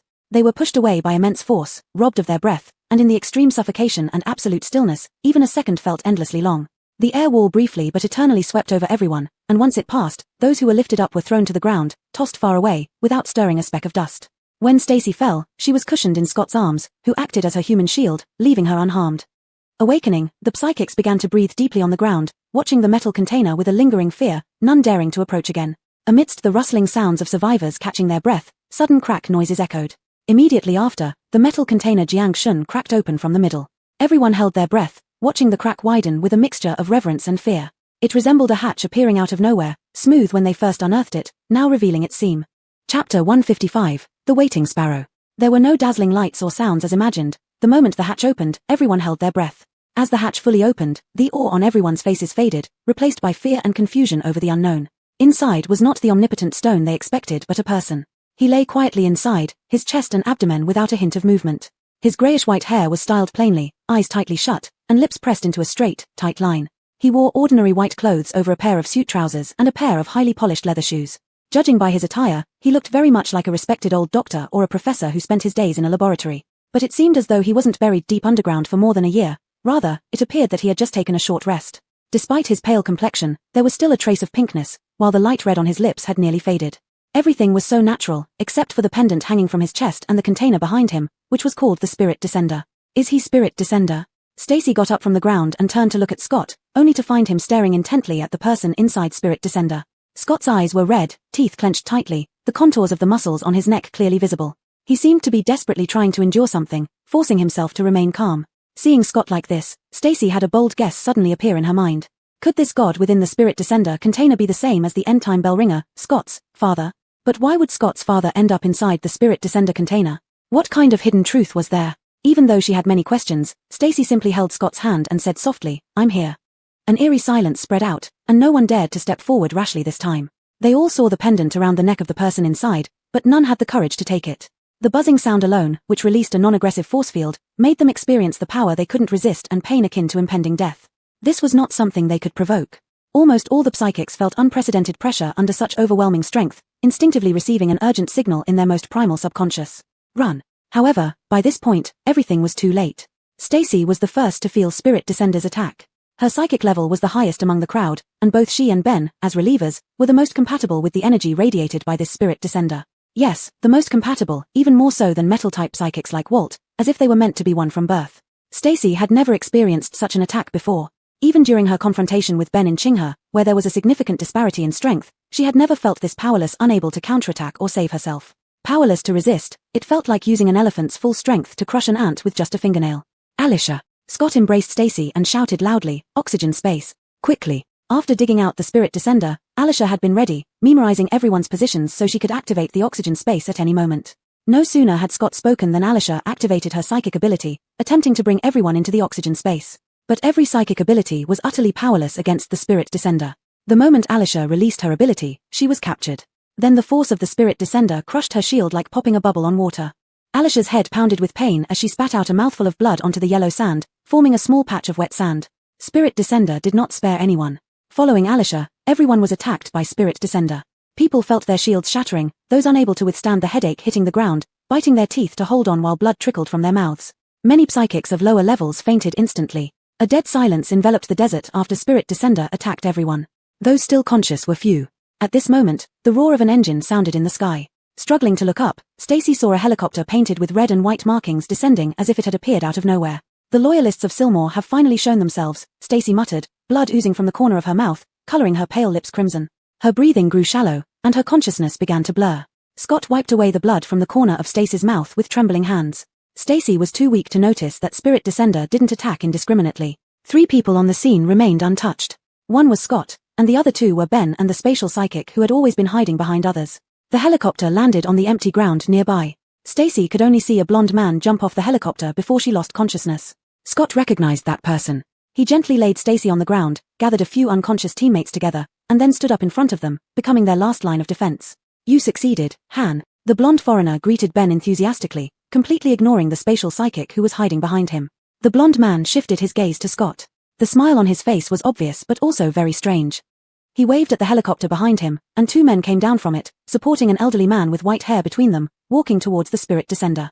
The one being supported was none other than Amon, who had been abducted to the Silmore base for months. "Chevy, there's an old saying in Huagua, an able man knows when to yield." The blonde man said with a hint of regret, "If you surrender now, I can overlook past grievances." There's another old saying in Huagua, throughout history, who can escape death? Scott did not hesitate. He stood firmly in front of his teammates, like a shield, his gaze as solid as rock. "I can also promise you to let your father rest in peace." The blonde man continued, "Everything you want, I can promise you." Scott's firm expression wavered slightly. He looked at his father inside the Spirit Descender, clenching his fists tightly. "If your father were alive, he would make the same choice as you." Amon was brought in front of the Spirit Descender. Inside was his most outstanding student he had cultivated over the years. His heart was heavy with bitterness, and his vision quickly blurred. They had lost contact before the apocalypse, apparently due to an earlier accident. Well done, Amon kept the praise in his heart. Dying with dignity, that was his student. Chapter 156, She Comes from the Omnipotent Stone. After Stacy fainted, her consciousness entered a strange space. It seemed to be her divine strategy, but it was already shattered into fragments. She wandered among these pieces, momentarily letting her mind go blank, forgetting everything that had just happened. Inside this divine strategy wasn't only herself, there was another woman. This woman wore elaborate ancient attire, with a striking red dress that stood out as the only bright color in this misty space. "Who are you?" Stacy asked. "The one who bestowed all of this upon you." The woman's voice was ethereal, echoing from all directions. She faced away from Stacy, looking at the shattered energy body inside Stacy's divine strategy, her delicate hands gently touching it. It was a nearly perfect hand, flawless, resembling a piece of jade, without even a wrinkle. "I don't understand," Stacy said, slowly walking behind her. Her own dirty and tattered clothes formed a stark contrast with the luxurious attire before her, like a commoner accidentally entering a palace and standing before a high and mighty princess, feeling inferior. Helping humanity evolve, accelerating the evolution of this world. The woman's jade-like hands continued to touch the energy body within Stacy's divine strategy. Miraculously, under her manipulation, the scattered fragments of energy began to come together, coalescing back into a whole. The word evolution pierced Stacy's senses, abruptly snapping her out of her confusion. She recalled everything that had just happened, the god descent, the omnipotent stone, and the last thing she saw before losing consciousness, a blonde-haired man. "Are you the omnipotent stone?" Stacy asked with difficulty, even she couldn't believe the words coming out of her mouth. Could the omnipotent stone really be this woman? "Not entirely," the woman replied, making a final gesture. Stacy's divine strategy energy body was completely restored, yet her connection to it grew weaker and weaker. To be precise, I am only a part of the omnipotent stone. The woman looked approvingly at her work, waving her hand again, causing the energy body to rapidly spin and visibly expand by more than double. She comes from the omnipotent stone. Stacy was deeply shocked. They had never imagined that the omnipotent stone could be a conscious life form. Regaining her composure, Stacy asked, "How many people like you exist within the omnipotent stone?" "You ask too many questions." The woman's voice, initially gentle, now turned icy. Finally, she turned her head, revealing a side face as flawless as carved jade. Her gaze wasn't cold, yet her presence was so chilling it left one breathless. "For an inanimate object, there is no need for me to answer these questions," the woman said.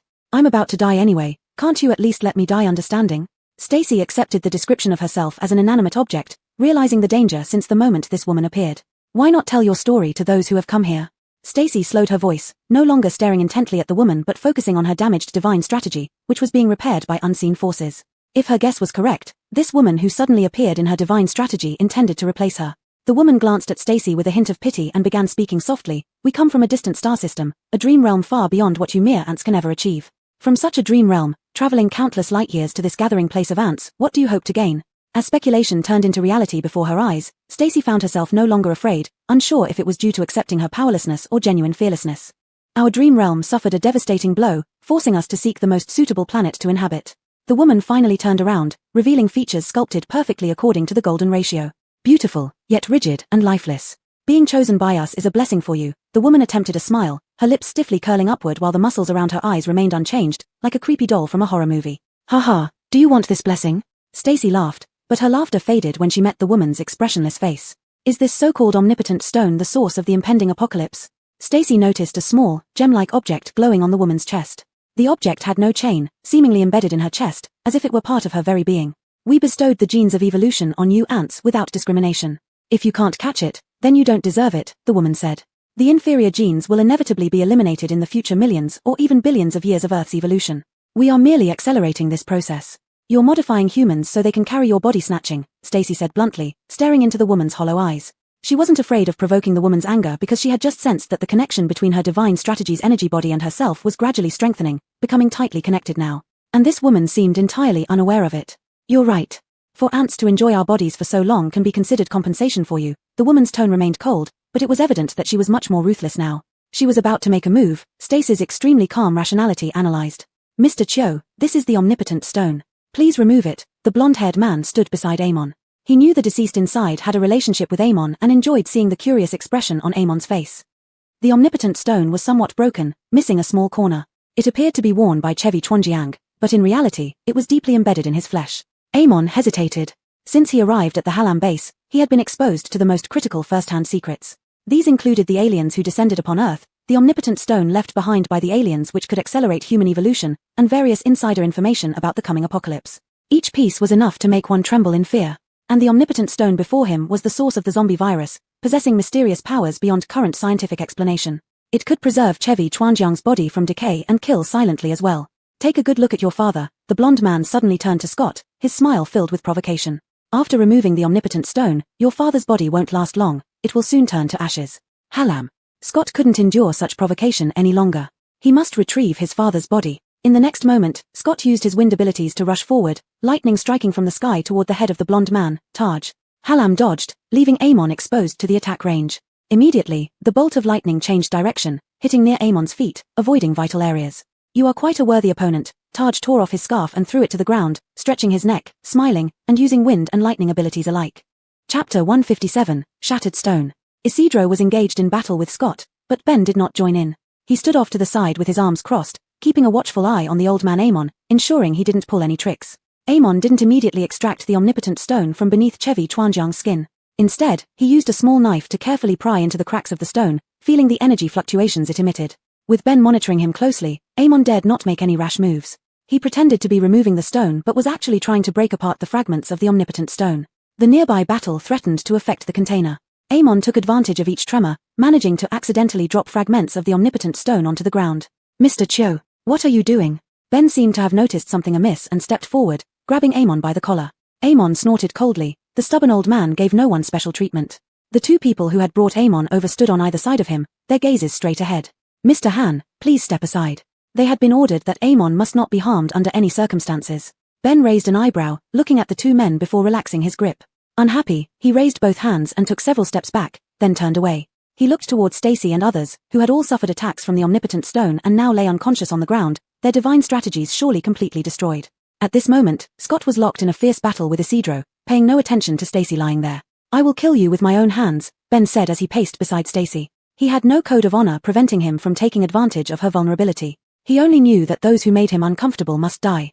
"Taking my brother Chevy is your original sin." Ben crouched down, raising a dagger high. His target was Stacy's heart. One strike would be enough to kill her several times over. "Ben, stay away from her." Just as Ben was about to strike, Scott caught sight of the dagger in his hand during their fight. Without hesitation, Scott abandoned Isidro's attack and charged toward Stacy, disregarding the possible deadly counterattacks behind him, exposing his back completely. Even knowing Isidro would strike him fatally from behind, he had to return to Stacy's side. His Stacy couldn't be harmed. However, he was too far away. No matter how fiercely he exerted his abilities, he was blocked by Isidro's sudden appearance. "The ultimate ability user, let me show you a glimpse." Isidro grinned wickedly, like a malevolent spirit playing with everything, sending chills through one's bones. By giving up the initiative, Scott lost his ability to retaliate an advantage. Instantly, his arm was struck by a burst of fire from Isidro, followed by an ice spike piercing his chest. Still unsatisfied, Isidro activated his metal abilities, drawing all nearby metals like a whirlwind, pelting Scott with weapons such as shovels and daggers. If these were to rain down on Scott like needles, he would surely die. As all the metal objects approached within inches of Scott, his gaze remained fixed on Stacy. Wounded, he could barely use his powers. Seeing the incoming metallic projectiles, he could do little to defend himself. In this last moment, the scene abruptly changed for Scott. 1 second he was in the center of the onslaught, the next he appeared dozens of meters away in the sand. Scott fell to his knees, losing balance. When he looked up, the space ability user, who had been unnoticed until now, finally raised his head. "You can't kill him." The man's eyes stared intensely from under thick bangs at Isidro, undaunted despite the latter's twisted smile. When one ability reaches its peak, it can transcend all things. Although Isidro possessed all types of abilities, none of them were fully mastered. Any single ability, when perfected, would easily surpass him. "What did you say?" Isidro raised his hand, and the sharpest dagger from the pile of metal flew into it. Facing the timid space ability user who dared to block him, his smile widened. "You can't kill him," the boy repeated, obstinate and unafraid. "Then shall I kill you instead?" Isidro licked the blade tip with his tongue, his eyes bulging out as if mad. "Mark is right, you can't kill him." Ben's dagger still hovered above Stacy's heart, but he hadn't stabbed down because Scott had just faced a perilous situation. "Stay away from her." The voice was squeezed out of Scott's throat, accompanied by sputtering blood foam. "Ben, don't touch her." Scott knelt on the ground, covered in his own blood, trembling and barely holding on. He used one hand to prop himself up on the sandy ground, dragging his leg pierced by an ice spike, moving towards Stacy. "I protected you, yet you protect her." Ben looked at Scott with a hurt expression, struggling to crawl towards him despite his severe injuries. But he wasn't crawling towards Scott, it was towards the woman he was about to kill. This woman, all because of this woman, she took brother Chevy. In the next moment, Ben raised the dagger with all his strength, aiming to plunge it into the woman's heart with everything he had. At that moment, Amon glanced at his most accomplished student for the last time, his eyes welling up with scalding tears. The blade embedded in Chevy Chuanjiang's skin sliced through the flesh, and a hand quickly reached inside, grabbing the cracked base of the omnipotent stone, tearing it off forcefully and smashing it against the metal casing of the spirit vessel. Back at Isidro's base, Amon had discovered the fragility of the omnipotent stone while studying its fragments. And now, the omnipotent stone shattered as expected, large pieces flying in all directions without making any sound. Stacy, lying under Ben's dagger, suddenly opened her eyes at the sound. Chapter 158, Stacy's Revenge. The moment Stacy opened her eyes, she saw a dagger hanging high above her head. She gasped in fright, and the person holding the dagger was evidently startled by her sudden awakening, momentarily forgetting his action.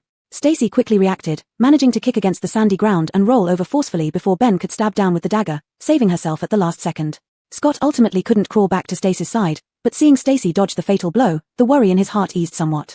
Just as he was about to get up, Scott felt a small, hard object that was icy cold. His hand barely touched it when he shivered from the chill. "Do you see? The person you protect doesn't even think of you."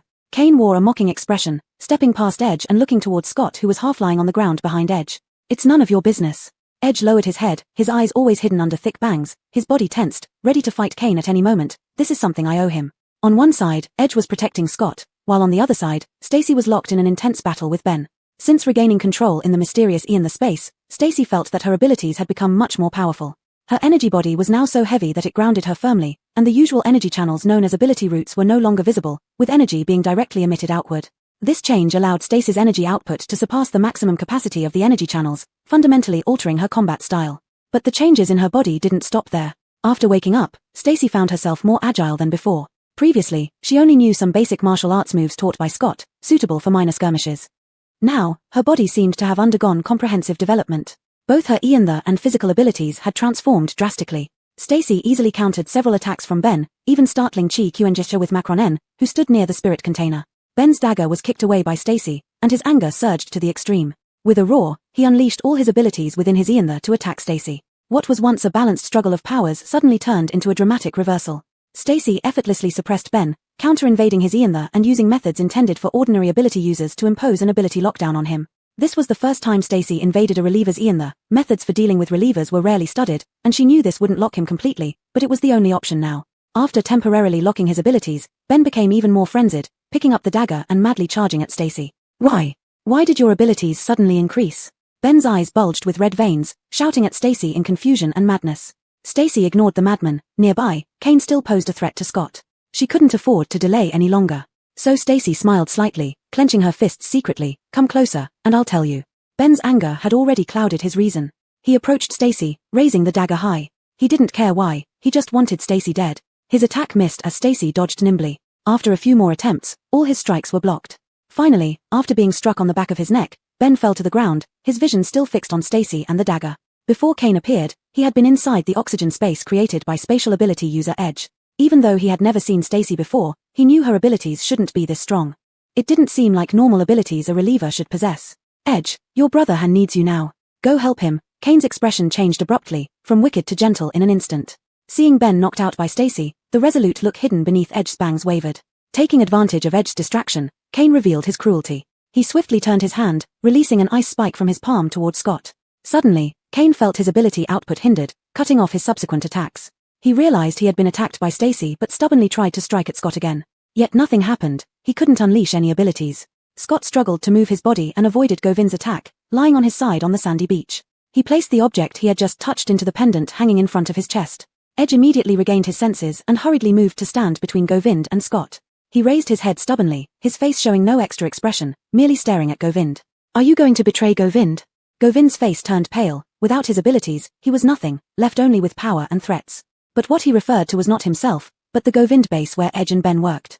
Edge remained silent, noticing Stacy approaching from the corner of his eye but ignoring it, continuing to confront Govind as if providing cover for Stacy. Scott's injuries were severe, and Stacy felt the pain in her heart. She saw the blood flowing from his wound, soaking the sand beneath him. Stacy came to Scott's side from behind Edge. She half-carried Scott up from the ground, letting him lean against her. Go now. Leave old Chi behind, I won't touch you, hurry up and leave. Stacy glanced at the distorted face of Govind and again invaded his eenther with her abilities. Govind's eenther was extremely chaotic, with a vast, disorderly energy body where various ability energies intertwined. The ability roots were tangled together in a mess. Stacy's gaze made Govind uncomfortable. It was filled with intense hatred, almost as if she could drip blood from her eyes. It felt like knives pricking at Govind's body. And that stinging sensation was not imaginary. Stacy was using her abilities to sever each of Govind's ability roots one by one. I won't kill you. Stacy held Scott's wounds with both hands, the snow and ice water turning her palms red. Her smile was tearful, her voice trembling as she tried to control herself. I want you to wish you were dead. As she spoke, all of Govind's ability roots within his eenther were severed. Then Stacy fiercely activated her abilities, causing Govind's energy body and eenther to explode one after another. Unlike what Ben did to Stacy, which was just a crack, Stacy completely shattered Govind's energy body and eenther, leaving no possibility of repair. Remember this, there are some people you cannot touch, Stacy declared. Chapter 159, Landon's Choice. When eenther collapsed, Govind experienced excruciating pain, clutching his head and rolling on the ground, even smashing his head against the ground. But the desert was full of quicksand and fine soil. No matter how hard he tried to smash his head down, it did nothing to alleviate the incomparable agony brought by the destruction of his eenther. Edge couldn't bear to watch and eventually knocked him out cold. Then he carried him and threw him onto the helicopter. Aliona did not touch the space ability user named Edge or Ben, considering they had protected Scott for her sake. Girl, I know your good intentions, but this item can only be researched in Govind's base. I have to go with them. Landon spread his hands open, revealing fragments of omnipotent stones wrapped in a handkerchief. No. Aliona was about to refuse when suddenly Scott squeezed her hand, and she hesitated before nodding. Grandpa Chio, you must hurry. The unspoken words behind that sentence were understood by Landon. Landon nodded. Grandpa will wait for you. After Govind base's people left in the helicopter, Aliona effectively stopped Scott's bleeding. Just now, with the presence of Govind base's people, Scott refused Aliona's full use of her abilities to treat him. Now that they were gone, she had no more reservations. Does it hurt? Aliona wiped away tears, holding Scott's face, pressing her forehead against his. If you're safe, it doesn't hurt, said Scott. Blood surged up into his mouth. Whenever he spoke, dark red blood flowed from the corner of his mouth. Bright white light shone from Aliona's forehead, though it wasn't obvious under the sun's rays. This time her ability had surged, including the healing powers, which had also strengthened to some extent. But Scott's injuries were too severe for her to completely relieve his pain. Removing the ice spears from Scott's body caused the previously stopped bleeding to start again like a gushing spring. Aliona trembled inside, using both hands to press the largest open wound on his abdomen, trying her best to stop the bleeding. Don't cry. Scott raised a hand to wipe the tears off Aliona's cheeks but accidentally smeared blood across her face. Why did you get hurt?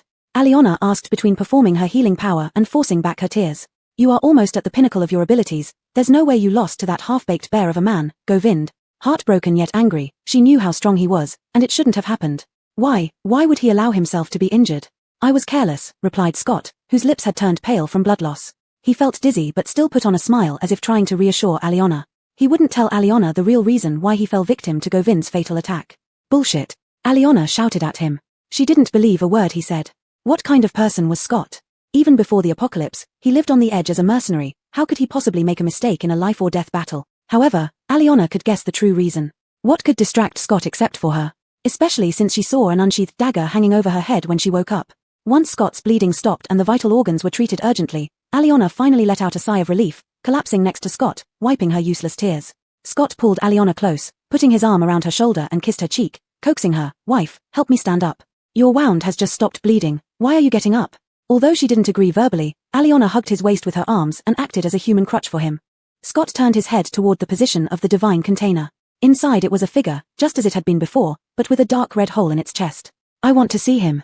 Scott, looking at the person in the container, stood up slowly with the support of Aliona. Inside the divine container was Scott's father. Aliona understood his feelings and didn't block him anymore. She supported him, step by step approaching the divine container. Only after they approached did they feel the cold radiating from within the divine container. It seemed more like a freezer, freezing Chevy Chuanjiang's remains solid to preserve them so long without decay. With Aliona's support, Scott stood silently in front of the container, staring at his father for a long time. So long that Aliona was frozen stiff by the cold radiating from it until Scott, seemingly regaining awareness, hugged her tightly, kissing her cold ear. Let's take father home. Stacy patted Scott's back, stepped away from his embrace, and walked over to the divine container, closing the hatch door. The freezing function of this container is still intact. It should be able to support us until we return to the military base. Stacy inspected around the container and found no damage. Without the omnipotent stones inside, the pressure on everyone from the divine container disappeared. Not long after Govind's helicopter left, the many ability users who were attacked by the omnipotent stones gradually woke up. Upon waking, they all discovered that their Iantha had been destroyed in the attack. Being brought down from a powerful ability user akin to heaven's favored child to an ordinary person unable to harm even a chicken was a fall too great for anyone to accept. The group reacted differently. Some kept their heads down in silence, others wept bitterly, and there were those who grabbed each other by the collar, shouting and fighting. Stop your damn complaining. You chose to come here yourselves. Just being alive is good enough, so stop whining. Big Fergus also had bloodshot eyes, but he accepted the situation faster than the others. After a few curses, he gathered his team and led them into the vehicle. At this time, Lucas, Walt, and several others woke up as well. Their Iantha had also been shattered, and they sat on the ground staring at each other. Despite their anger and sorrow, they still held hope. Brother, let's go back. Lucas remained calm, supporting Walt, who had somehow gotten injured, and came to Scott and Stacy. Sister-in-law. Walt clenched his face, looking extremely angry, as if ready to rush forward and slash someone. You have, Lucas quickly covered Walt's mouth with his hand, glancing cautiously around before giving Walt a slap on the arm. Don't say anything rash, Lucas whispered, nodding towards the other ability users behind them. With their Iantha broken, each person harbored immense despair and anger. If Stacy's abilities became known now, it would cause trouble.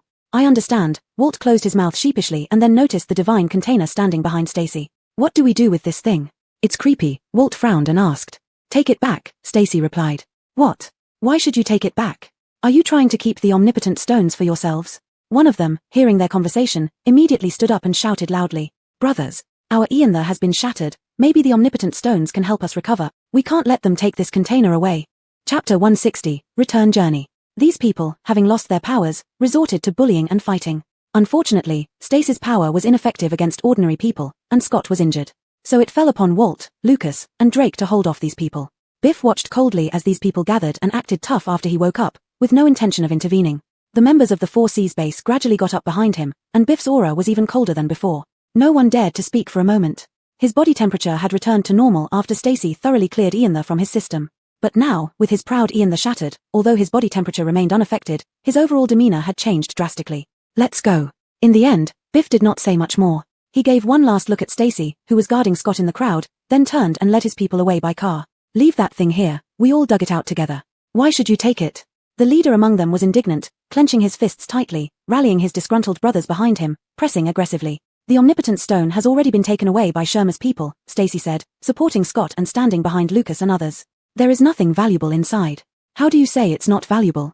The leader snatched a shovel from someone behind him and pointed it straight at Stacy, becoming increasingly agitated. Brothers. The man raised the shovel high and turned to face the more than 100 people who had just lost their abilities and become ordinary people. There's an omnipotent stone in that container. Let's seize it back. That way, we can restore our abilities, and the omnipotent stone can grant us all abilities. This inspiring speech touched everyone's heart, stirring up passionate indignation. A wave of fury swept over the former psychics, who were now ordinary people, making them unite against Stacy and his group. Soon, Stacy and his companions were surrounded. Stacy, supporting Scott, backed up until they stood in front of the psychic container, with nowhere left to retreat. Drake. Stacy couldn't tolerate any longer. Sometimes dealing with irrational people was like dealing with beasts. Drake responded immediately, quickly patting Vanessa's chest. When the omnipotent stone launched its attack, Drake hadn't managed to release Vanessa in time and fainted. Vanessa was sheltered under him, avoiding Han Xiaoming's search. Fortunately, Vanessa's power wasn't affected by the attack from the omnipotent stone. After waking up, the first thing Drake did was confirm with Vanessa if her power could still function properly. At that time, Vanessa nodded firmly under everyone's watchful eyes, and the whole team breathed a sigh of relief, almost taking turns hugging Vanessa to kiss her chick head. Now, with Stacy giving the order, Drake had no hesitation. He patted Vanessa's chest and held her high on his shoulder.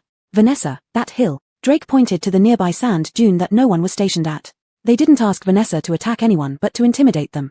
To deal with a crowd of ordinary people who had lost their powers, showing off a power was enough. Vanessa graciously called out twice, without drawing too much attention. But in the next moment, a huge fire dragon erupted from Vanessa's mouth, which startled everyone even more than when she usually attacked. As soon as the fire dragon appeared, hot waves surged out. The insiders protected by Vanessa were untouched, but others had no protection.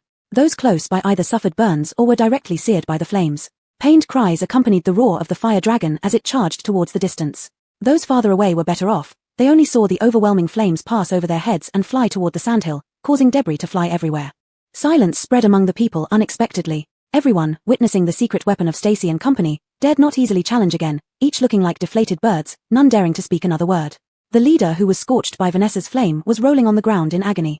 Annoyed by the noise, Vanessa chirped twice and spat out a gust of cold air to stop his bleeding and ease his pain.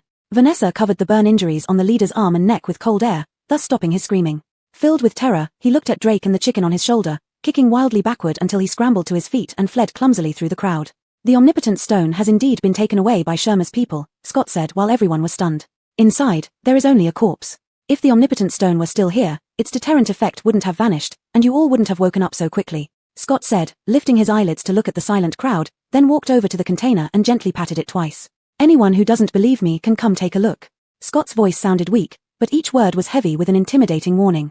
The threat from Scott came from the chicken perched on Drake's shoulder. The chick had now grown into a full-sized hen, a proud big sister, fattened by Drake, with feathers gleaming in the sunlight like iridescent black. As long as Drake gave the command, the chick would squawk until her throat smoked and vomit out everything inside her. No one dared to challenge Scott's words. The crowd exchanged looks, and after a brief silence, they made way for Scott and his group. There was nothing left in the divine descent ground that could attract anyone. After Stacy and company left with the container, everyone found their vehicles and departed in dejection. All of Scott's supplies were stored in Doreen's spatial bag, and what remained in the car wasn't enough for even one meal. Without food, water was a necessity. When they stopped by the Lopner town to fill up some water, they found that the water source had already been claimed by some late-arriving psychics. These people took advantage of the situation, knowing that the psychics who went to the divine descent ground had lost their powers, demanding crystal cores in exchange for water. After Ian the Shattered, there was almost no hope of repair. Survival was more realistic than clinging to a vague hope, so many chose to trade their crystal cores for water. Scott and company encountered a large, hefty man at the entrance of Lopner town. He held a large bucket of water and some supplies, as if waiting specifically for them. Lucas immediately recognized him as the fat man who got lost in the wasteland and had borrowed a bottle of water from them. Big brothers, I heard about what happened. Those who went lost their powers, my condolences.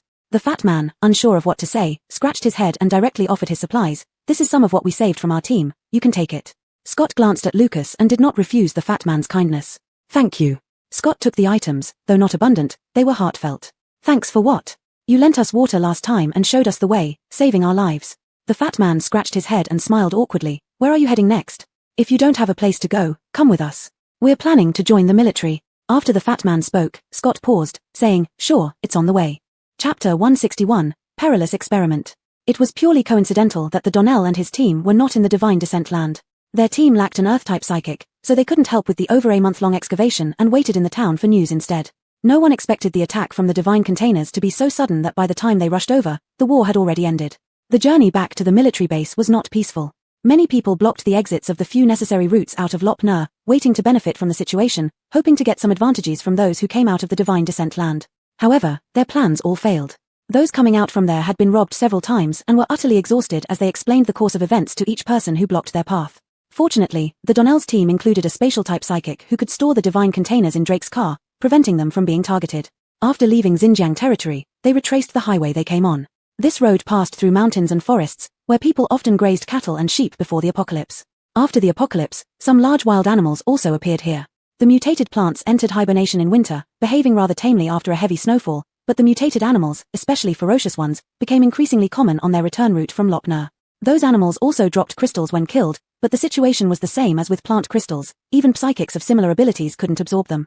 Drake collected many animal crystals along the way, feeding 2 to Vanessa, while storing the rest himself. Upon returning to the military base, everyone was immediately taken away by Braden before they could settle down. Chevy Fong returned the Divine container to the Donnell and placed it on the transport vehicle. What's inside? Braden seemed very excited. Chevy Fong hadn't mentioned the shattering of the Divine strategy in communications, only saying they brought something back from below. It's my father's remains, Chevy Fong said in a matter-of-fact tone, showing no emotion, as if the person inside had nothing to do with him. I hope my father can be laid to rest. Buck, upon hearing the news, was also very excited. The mission was completed, and significant progress had been made, which was certainly inspiring. But he didn't expect that after Chevy Fong and his 6 companions returned, they looked listless and dejected, like they had lost a loved one. And Chevy Fong's first words were quite surprising. Yes, of course, but... Chevy Fong, the military must follow procedures and rules, you should understand this, Parker explained, giving Buck a look to calm him down. We will ensure your father is laid to rest, but before that, there are some necessary procedures we need you to cooperate with. Chevy Fong was injured and in poor spirits. Oral took over and asked, how do we cooperate? Tell us everything you know, and about your father's remains. Parker found it hard to say, looking troubled. According to procedure, we must examine the remains from the Divine event. I disagree. Chevy Fong firmly refused and then, leaning on Oral, suddenly fainted. Caught off guard, Oral panicked and quickly sat down on the ground holding Chevy Fong, checking his temperature. Chevy Fong had a high fever. Ignoring Buck and Parker, Oral placed her hand on his forehead, activating her healing ability to thoroughly examine him.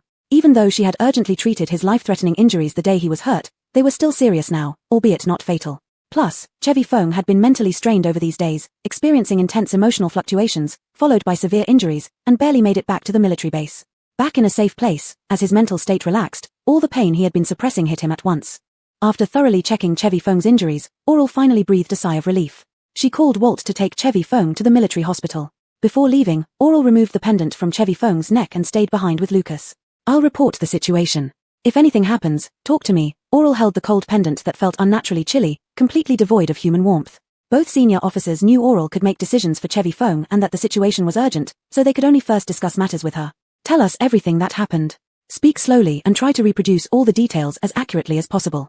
Buck had someone turn on the recording equipment, while Parker personally typed on the computer to record. There were only the 4 of them in the room. Lucas, who had been involved in the excavation plan, was clearer about what happened before the Divine container emerged. I detected no abnormalities underground using my psychic ability. However, when we excavated the soil layers based on the position in the photo, changes occurred in the crust structure beneath the sand. The soil was extremely hard, especially the rock layer near the Divine container, far exceeding normal hardness. Lucas answered some questions and narrated the excavation process in detail to the 2 leaders. Nearly an hour passed before they got around to asking what happened after the Divine container was unearthed. The omnipotent stone was embedded in Professor Chevy Chuanjiang's chest, Stacy said, using Professor Chevy Chuanjiang out of respect for both the dead and the living. It released a force that attacked everyone. This attack was devastating. Apart from Scott, Ben, and the spatial-type psychic called Edge, all psychics' divine strategies shattered. Stacy paused. Including mine. Based on Scott's recollections and my deductions, they were all the first successful test subjects of the Hallam base, Stacy said. What? Parker was startled. They had no prior knowledge of these test subjects. What kind of test subjects? Stacy hesitated but eventually decided to spill everything.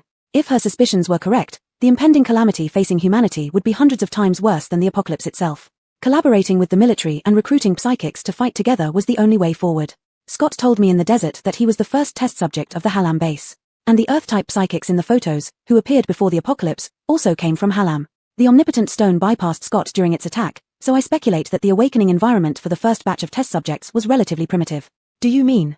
Buck frowned, seeming to grasp Stacy's thoughts, but it was too extraordinary to believe. Direct contact with the omnipotent stone, Stacy enunciated each word carefully. The omnipotent stone, the direct cause of the catastrophic apocalypse, could shatter all nearby psychics' divine strategies upon its destruction. From this, it can be inferred how perilous the experiment must have been, awakening psychic abilities through direct contact with the omnipotent stone. Chapter 162, Primitive Method. Only by awakening abilities through the most primitive methods can one possibly be immune to the attack power of the omnipotent stone, Stacy said. Because they have all experienced such an attack before and survived. You're saying this is an experiment by Zilmo? Buck still found it hard to believe. This is the only explanation, Stacy replied, opening the pendant in her hand to reveal the fragment of the omnipotent stone inside. This is the piece left for us by Ian, who deliberately shattered the omnipotent stone. At the same time, it saved Stacy's life. Back then, if Ian hadn't smashed the omnipotent stone in time, the woman inside Ian there would have surely taken her place. The remaining fragments were taken back by Ian to the Zilmo base for research. Stacy handed the pendant to Buck. Buck had no idea about the power of the omnipotent stone. Seeing such a small stone, he felt like it was a joke and casually reached out to grab it. Bruce's action scared Stacy. She tried to stop him, but it was too late. Buck. Old Bruce. Parker was also startled and quickly grabbed Bruce's arm with one hand while knocking the pendant out of his hand with the other. The pendant containing the omnipotent stone fell to the ground, and the energy released from the fragment had already burned Bruce's hand.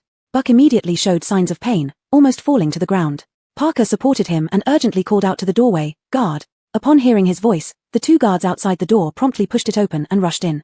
But at this moment, Stacy sensed a terrifying danger approaching. She rushed over and kicked the two guards out of the room, then locked the door from the inside. Outside, the guards pounded on the door, and under such assault, the lock began to give way after just a few seconds. "Don't come in if you don't want to die." The overwhelming fear made Stacy agitated, kicking the door forcefully from the inside and yelling, "Stacy, what's going on?" Parker, supporting the now writhing Buck, knew that Stacy wouldn't act irrationally. Something must be wrong, so he chose to trust her. "Don't come in," Parker shouted at the two people outside. Moments later, it became quiet outside, leaving only Buck's strained groans as he endured the pain. Buck isn't an ability user. When he touched the omnipotent stone, it emitted a very peculiar energy. Stacy, whose emotions influenced by the omnipotent stone finally calmed down somewhat, approached the fragment on the ground. Her gaze suddenly became vacant, and she instinctively reached out to pick it up. "Big sister," Lucas called out nervously. "Stacy, don't take the risk." Parker also stopped her. Lucas rushed over and kicked away the nearby fragment. Stacy snapped out of her daze, pulling back her hand with a cold sweat breaking out on her back. What happened just now? She couldn't remember anything. All she knew was that she wanted to pick up the object on the ground. Why she wanted to pick it up and what it was, she didn't know. For a moment, her mind was blank, as if bewitched. Too dangerous. Buck had fainted in Parker's arms, who urgently slapped his face. "Old Bruce. Wake up, old Bruce." Stacy paused. Since she had decided to cooperate with the military, it would be difficult to hide her abilities any longer. "I'll check." Stacy came to Bruce's side and extended her hand, activating her ability as she placed it on Bruce's forehead, examining his condition. There wasn't anything particularly unusual about Bruce's body, except for some confusion in his brain, as if something was trying to take root but lacked nourishment and was about to wither. "Lucas, use something to cushion it. Bring the omnipotent stone here." Stacy was shocked, not expecting this. Buck's situation resembled something growing wildly inside his skull, much like Ian the. "Stacy, you." Parker was puzzled yet full of worry. "I believe Buck will thank me for this decision," Stacy said firmly, grabbing Bruce's hand and catching the omnipotent stone passed by Lucas. Parker did not intervene, understanding Bruce. If given such an opportunity, Bruce wouldn't hesitate. The omnipotent stone fell into Bruce's palm, and in the next moment, he woke up from his unconscious state. An intense pain swelled in his head, as if something was trying to root itself inside his skull, pressing against surrounding nerves and organs. Bruce opened his eyes, bloodshot whites indicating agony. He struggled free from Chevy's embrace, instinctively gripping the object tighter in his hand despite a cut forming in his palm. He felt no pain. Buck went berserk in the small conference room, fresh red blood dripping from his palm, leaving bloody footprints on the floor. The tables and chairs in the conference room were all damaged. The guards outside knocked on the door again but were held back by Parker each time. Everyone in the room watched Buck anxiously, while Stacy's eyes gradually turned red. So this is what it looks like to awaken abilities through the most primitive method. Just a fragment of the omnipotent stone made Buck fall into madness and pain. How helpless and painful must it have been for Scott when he faced the entire omnipotent stone. The process was brief yet long. Just as the guard brought senior leadership to break down the door, Buck finally collapsed from exhaustion, his tightly clenched hand finally loosening, revealing a palm that was torn and bloody. Parker allowed the people outside to come in and explained the situation to the brigadier general who rushed over. Meanwhile, Stacy came to Buck's side and activated her ability to check his final awakening status. The growth formed well and was much more extensive than that of ordinary ability users. Ability users awakened through primitive methods were inherently stronger than others from birth. After sending Buck to the military hospital, Parker delivered the fragment of the omnipotent stone to the research institute within the military base. However, Stacy never agreed to let the military take the remains of Chevy Chuanjiang in the god-descending vessel for research. Scott slept for a day and night at the hospital. When he woke up, he saw Buck in a patient gown sitting on the adjacent bed, holding a cup of water with one hand and using his bandaged hand to transport ice cubes out of the cup. "You're awake." Buck eagerly showed off his newly awakened ability to Scott, the ice cubes slowly forming a stream of water under his control, which then transformed into various strange patterns. "What happened in the military base?" Scott frowned, immediately becoming anxious, trying to get out of bed. "Where's Stacy? If not for a large-scale zombie attack, why would such a massive military base allow a colonel to be on the front lines and get injured? What about Stacy? Where is his Stacy?" Scott pulled back the covers and got out of bed, pulling out the 4-needle and running barefoot towards the door. I'm here. At that moment, Stacy squeezed in from the doorway with 2 lunchboxes in her hands, followed by Parker and other members of the team. Stacy. The sudden unease vanished the moment he saw Stacy, but only hugging her could fill the emptiness in his heart. Chapter 163 Replacement. Stacy pushed Scott away somewhat shyly. With so many people in the room, how could this man just hug her like that? What exactly happened? Scott pulled Stacy around carefully to ensure she wasn't hurt before heaving a sigh of relief. He took the lunchbox from her hands and placed it aside, then led her to his bed, warming her hands with his large palms. Early spring was still quite cold in the north, and Stacy's trip to the cafeteria left her hands frozen red. While others might not have noticed, Scott's heart ached. Such tasks should not fall on Stacy. Most visitors came to see Buck and didn't require much explanation from Stacy. After revealing his true self, Buck narrated the events with added details. "I've turned a disaster into a blessing." Buck chuckled, raising his cup and pointing at Stacy. "She's my benefactor." After some commotion in the ward, the head nurse chased everyone out. Trevor narrowly missed the nurse's fierce expression as he arrived. After some small talk, Trevor got to the point. He had an old phone that wasn't used much but still useful for taking photos. He found one photo inside and handed it to Stacy and Scott. "A batch of new psychics came yesterday. There's someone familiar among them. Take a look." Confused, Stacy accepted the phone. The picture showed only a side profile, likely due to the person's high alertness preventing a full face shot. But even just a side view, Stacy recognized him, the original organizer of all psychics, Fergus. "He joined the military?" Stacy returned the phone to Trevor. "Under what identity?" "Psychic identity," Trevor replied, puzzled himself. It shouldn't be possible. He emerged from the Divine Descent land. Almost all psychics who did are now ordinary people. How did he escape the attack of the Omnipotent Stone? Trevor raised a question that also puzzled Stacy. If Fergus was attacked by the Omnipotent Stone in the Divine Descent land and hadn't awakened originally through the Primal Way, why did his psychic abilities return? "Do you know him?" Stacy looked at Scott.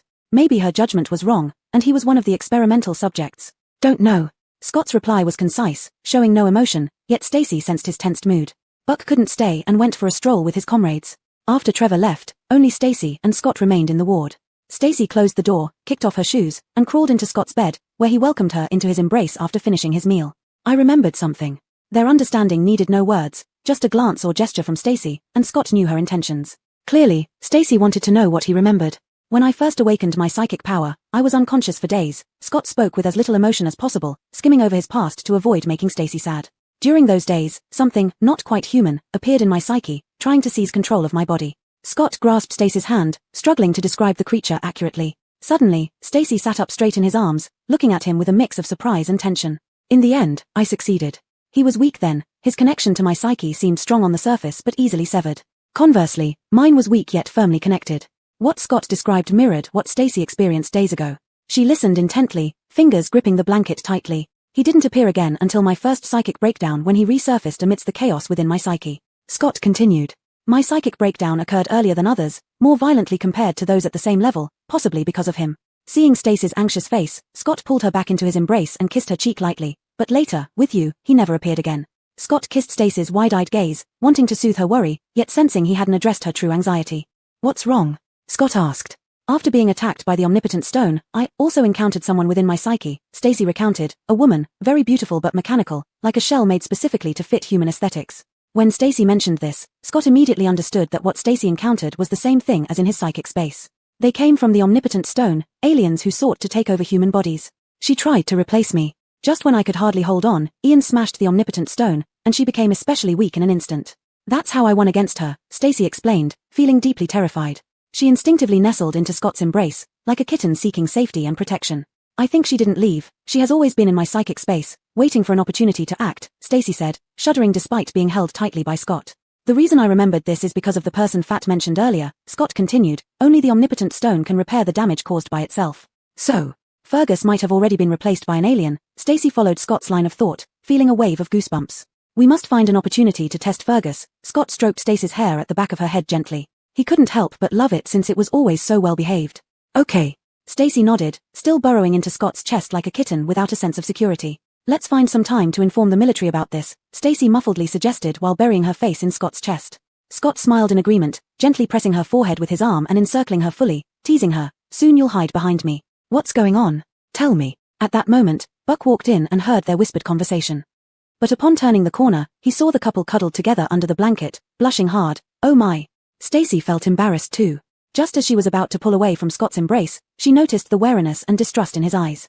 Stacy suddenly realized something. The surprise on her face flashed briefly and then vanished. Chapter 164, The Chevittle Chick is Taken Away. Stacy covered her face and giggled shyly, fumbling through the topic with a hastily made-up excuse. Buck was evidently immersed in the joy of awakening his ability, seemingly unaware of Stacy's concealment from him. Stacy probed a few more times but still couldn't tell if Buck was the original one or not, so she could only temporarily give up. Both Buck and Scott were not seriously injured. On the day they woke up, they were discharged from the hospital. Buck was taken away by Parker, and Scott returned to their small home they hadn't been back to for a long time. When they returned, two groups of people were confronting each other downstairs in the dormitory building. From a distance, Stacy noticed Chevu Hengan and a few others among them. Chevu Hengan was tightly holding Vanessa in his arms, and the others protected him and the little chick behind them. These are orders from superiors. Are you defying military orders? Confronting Chevu Hengan and his group were a few people with white clothes peeking out of their cotton coats, all accompanied by guards who acted very confidently. I don't care whose order it is. If anyone tries to take my chicken, no way. Chevu Hengan opened his coat and tucked Vanessa into his chest, wrapping himself up tightly. I won't accept your damn orders, and if you push me too far, I'll leave immediately. The leader in white was furious, not noticing someone approaching from behind. His guard noticed and hurriedly held him back. Stacy slowly walked closer, supporting Scott. Before she could see who the people were, she saw a large metal cage on a stroller placed on the ground. It was obvious what the cage was for, given Chevu Hengan's angry outburst. Feeling uncomfortable, Stacy glanced coldly at these people. There were words printed on their winter coats. Researchers from the Northern Field. Scott frowned slightly, roughly understanding what was happening. The Northern Field Research Institute was a specialized facility within the military zone dedicated to researching abilities. Due to its importance, the institute had always been treated well by the military, and many researchers weren't soldiers, gradually becoming arrogant. What kind of attitude is this? The military feeds you. This is how you fulfill your duty. One pointed at Chevu Hengan's nose, then at the chick in his arms. Don't say we need your chicken for research now. Even if we didn't. So what? Stacy interrupted coldly, her voice never colder. We risked our lives in the desert, bringing back what the military wanted, and in your eyes, it's worthless. Stacy helped Scott sit on a stone bench downstairs. His leg wound hadn't fully healed yet, preventing him from standing for long. It's an order from above. Our latest project is about mutated animals, and this chick is the only one in the military zone. The leader acted as if he was entitled. Deep down, Stacy understood that if their team hadn't shattered the divine strategy, these people wouldn't dare act so boldly. Elder sister, you're finally back. I'm taking Vanessa away from here. This place isn't fit for humans, Chevu Hengan raged, clearly having suffered during the past few days. This dormitory building was specifically allocated for ability holders. After returning and the news of the shattered divine strategy spread, they inevitably faced some bullying. Chevu Hengan, give the chick to him. Scott suddenly said. What? Chevu Hengan panicked, turning around with disbelief, questioning, even if you don't like Vanessa, you can't send Vanessa to be an experimental animal. Heard that. Your boss has spoken. The leader instantly became smug, waving his hand to command his guard to grab the chick. The Institute's guards were rare awakened soldiers in the military, executing orders efficiently. Upon receiving the command, they immediately picked up the cage. Don't you dare. Chevu Hengan panicked again, turning around and holding the trembling little chick. Careful, I'll burn you bald. The two guards hesitated, but continued. They didn't know the chick's combat ability, but seeing it tremble so much, it seemed controllable. Chevu Hengan. In the tense moment, Stacy suddenly spoke, surprising Chevu Hengan even more. Give Vanessa to them. Chevu Hengan was genuinely furious this time. Ignoring everyone else, even Stacy, who Vanessa considered as a mother figure. Stacy, you. Vanessa, eat well and drink well. We'll come to pick you up tonight, Stacy said, glancing at the men in white coats. If anyone tries to hurt you, don't hold back, just fight. The little chick stood on Chevu Hengan's palm, trembling like it was shivering from fear, but upon hearing Stacy's words, it miraculously calmed down gradually. Take it easy. Stacy gave Chevu Hengan a reassuring look, then encouraged the little chick. Vanessa, consider this an outing. Chirp. Vanessa, influenced by its mommy, immediately stood up straight and assumed a fighting stance, glaring at the two guards holding the cage. Vanessa. Chevu Hengan received Stacy's gaze, thought for a moment, and whispered instructions into Vanessa's ear. Eat all the edible things there and come back happy. Chirp. Vanessa held its head high and made a strong chirping sound before jumping into the cage from Chevu Hengan's hand as if it were heading out for a battle, creating a rather comical scene. After these people left, Chevyu Hengan immediately confronted Stacy and Scott. What do you mean? They are obviously going to experiment on Vanessa, aren't you afraid? Stacy looked indifferent. Afraid of what? That Vanessa will destroy their research base. You know Vanessa's offensive power, even Scott couldn't beat it. But Chevyu Hengan felt that was true after thinking about it, but he was still worried about whether the little chick would be well fed and rested. Go find Buck. At this point, Scott finally shook his head, pulling Stacy's arm and said helplessly, I thought you understood my intention. Find Buck. Stacy paused in surprise, then suddenly realized, you mean, go ahead. Scott didn't let Stacy finish, nodded with a somewhat mysterious smile. It wasn't clear yet who was inside Buck's body now, but considering how the little chick had been taken away, it could serve as a test for Buck. If it was still the old Buck, he would undoubtedly be enraged and go to the Institute's head to retrieve the little chick, even lodging a formal complaint with the higher-ups. But if Buck had been possessed by something else, the decisions he would make would be quite intriguing. Chapter 165, Imposter. Buck seems to have raised your suspicions. Drake was getting ready to change clothes and accompany Stacy to lodge a complaint. Stacy, leaning on Scott's shoulder, whispered, Did you notice something? Do you remember Clayton's power? Scott held Stacy's slightly cold hand in his own, warming it. Of course I do. His body was so cold that he nearly froze me to death. Stacy recalled how she had shivered despite being wrapped in a blanket while sharing a vehicle with Clayton. He has ice-type powers, and before the destruction of Ian they were at their peak. But even so, have you ever seen him turn ice into water? Scott kissed Stacy's fingertips twice, and as she leaned closer to his cheek, he kissed her face again. No, I haven't. Stacy shook her head. But turning ice into water should be a second-tier ability, right? It's possible he hasn't developed that yet. Each type of power has its unique properties, Scott explained. Theoretically speaking, ice and water should belong to the same type. Chevik Walt, a metal type, can heat their metal arms by accelerating the movement of metal molecules, enhancing their attack capability. And wind types can control the speed of air currents, while fire types can control plasma to adjust flame temperatures. But water types can't alter water forms by controlling water molecule vibrations, Scott said. After this reminder, Stacy connected many dots and arrived at a conclusion. Ice-water type powers aren't rare, but all the ice or water type power users I've met couldn't switch between ice and water. So, Stacy paused, unable to find the right words to describe this conclusion. It's like a bug in Power Awakening, but it reflects some condition on the planet where the omnipotent stone originated, different from Earth. Scott's deep thinking far exceeded Stacy's expectations. She listened quietly, her heart already tumultuous. Maybe they've never seen water. Stacy suddenly remembered how Buck would tirelessly transform water into ice and back in the hospital room, like a child with a new toy. If the earthization of the omnipotent stone resulted in creating both water and ice types but left them incapable of converting between the two, then maybe the owner of the stone can bridge this gap. Scott picked up an old-looking book from the table. He rarely read books. This one was the one he often referred to before leaving the military zone. It was *selected works of Mao Zedong Star. But what Scott wanted Stacy to focus on wasn't the content but the term earthization. The omnipotent stone invaded Earth, altering the genetic chain of Earth's organisms.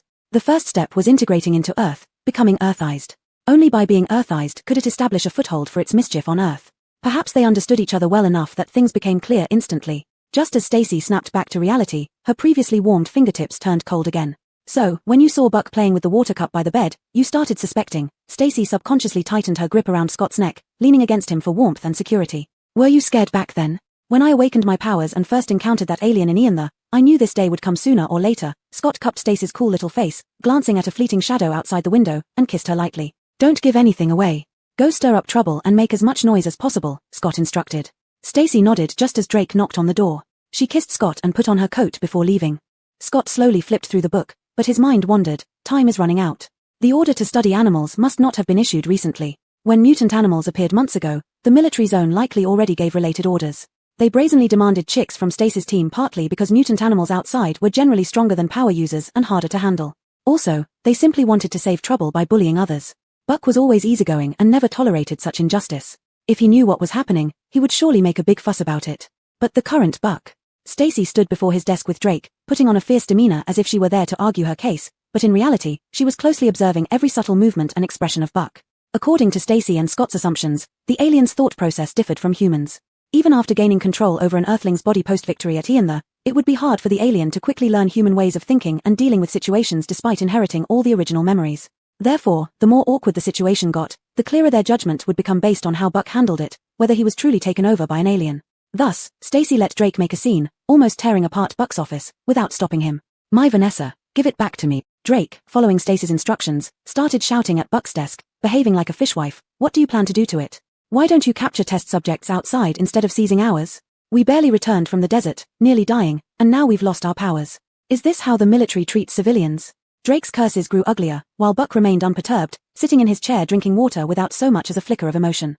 The guards outside kept a close watch on the unfolding drama inside.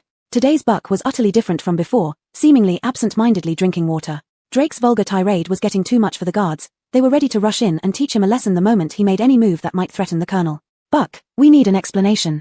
Seeing Drake running out of steam, Stacy sensed the right time to apply pressure and deliver an ultimatum to this imposter. If you can't handle this matter, I'll go to the brigadier or even the major general. I believe someone in such a large military zone can take charge. Chapter 166, A Small Chicken Causing Big Trouble. It was Parker who came to mediate. Kirsty hugged her arms, letting Drake vent his anger while watching Parker try to calm him down and kick Buck with his foot. Parker and Buck had always been partners. One played the good cop, the other the bad cop. It was their working habit. Today, even though Drake might have a point, his behavior was indeed excessive. Whether it was for show or not, he still needed to be reprimanded and punished. Otherwise, military discipline would become a mere decoration, losing its deterrent power. In the past, whenever something happened, Buck would automatically assume his role without much prompting from Parker. Today, however, he remained silent, as if he were mute, sitting there without a word. Old Bruce, say something. Parker finally couldn't hold back and pushed Buck. You handle it. I've got some business, Buck coughed, put down his teacup, and walked away with a troubled look. Parker was left in the mess, completely puzzled. Where did he go? Parker asked the guard at the door. The guard peered through the window for a while. It looks like the training ground. T.S. Parker hit the table unhappily. This old Bruce, does he want to strike now that he has awakened abilities? Kirsty glanced around the office, not daring to take risks. Then we can only ask Parker to come with us to help get Vanessa back. You girl, you're usually so sensible, why today? Parker wasn't good at playing the bad guy, and old Bruce left him hanging. He had no choice but to tough it out. I'll go with you, but expect punishment when we return. Kirsty didn't really care about the punishment. She wasn't officially part of the military, just a contractor who signed a confidentiality agreement. The research institute was located on the north side of the military district, quite far from here. Kirsty didn't let the guard drive them, saying she hadn't returned to the military area for a long time and wanted to walk. Do you girls ever feel any urgency? Parker was again puzzled by their actions today. How could everyone be acting so strangely? Kirsty looked around and, seeing no one nearby, gave Drake a signal.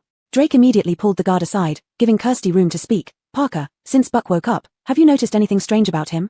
Now that you mention it, yes, I thought he was just overly excited about awakening his ability, so I didn't pay much attention. Parker thought back and felt something had changed. What's going on? Kirsty briefly explained her and Chevy Tsong's near replacement incident and their deductions to Parker, presenting their suspicion solemnly. We have sufficient reason to suspect that Buck's consciousness has been replaced by an alien invader.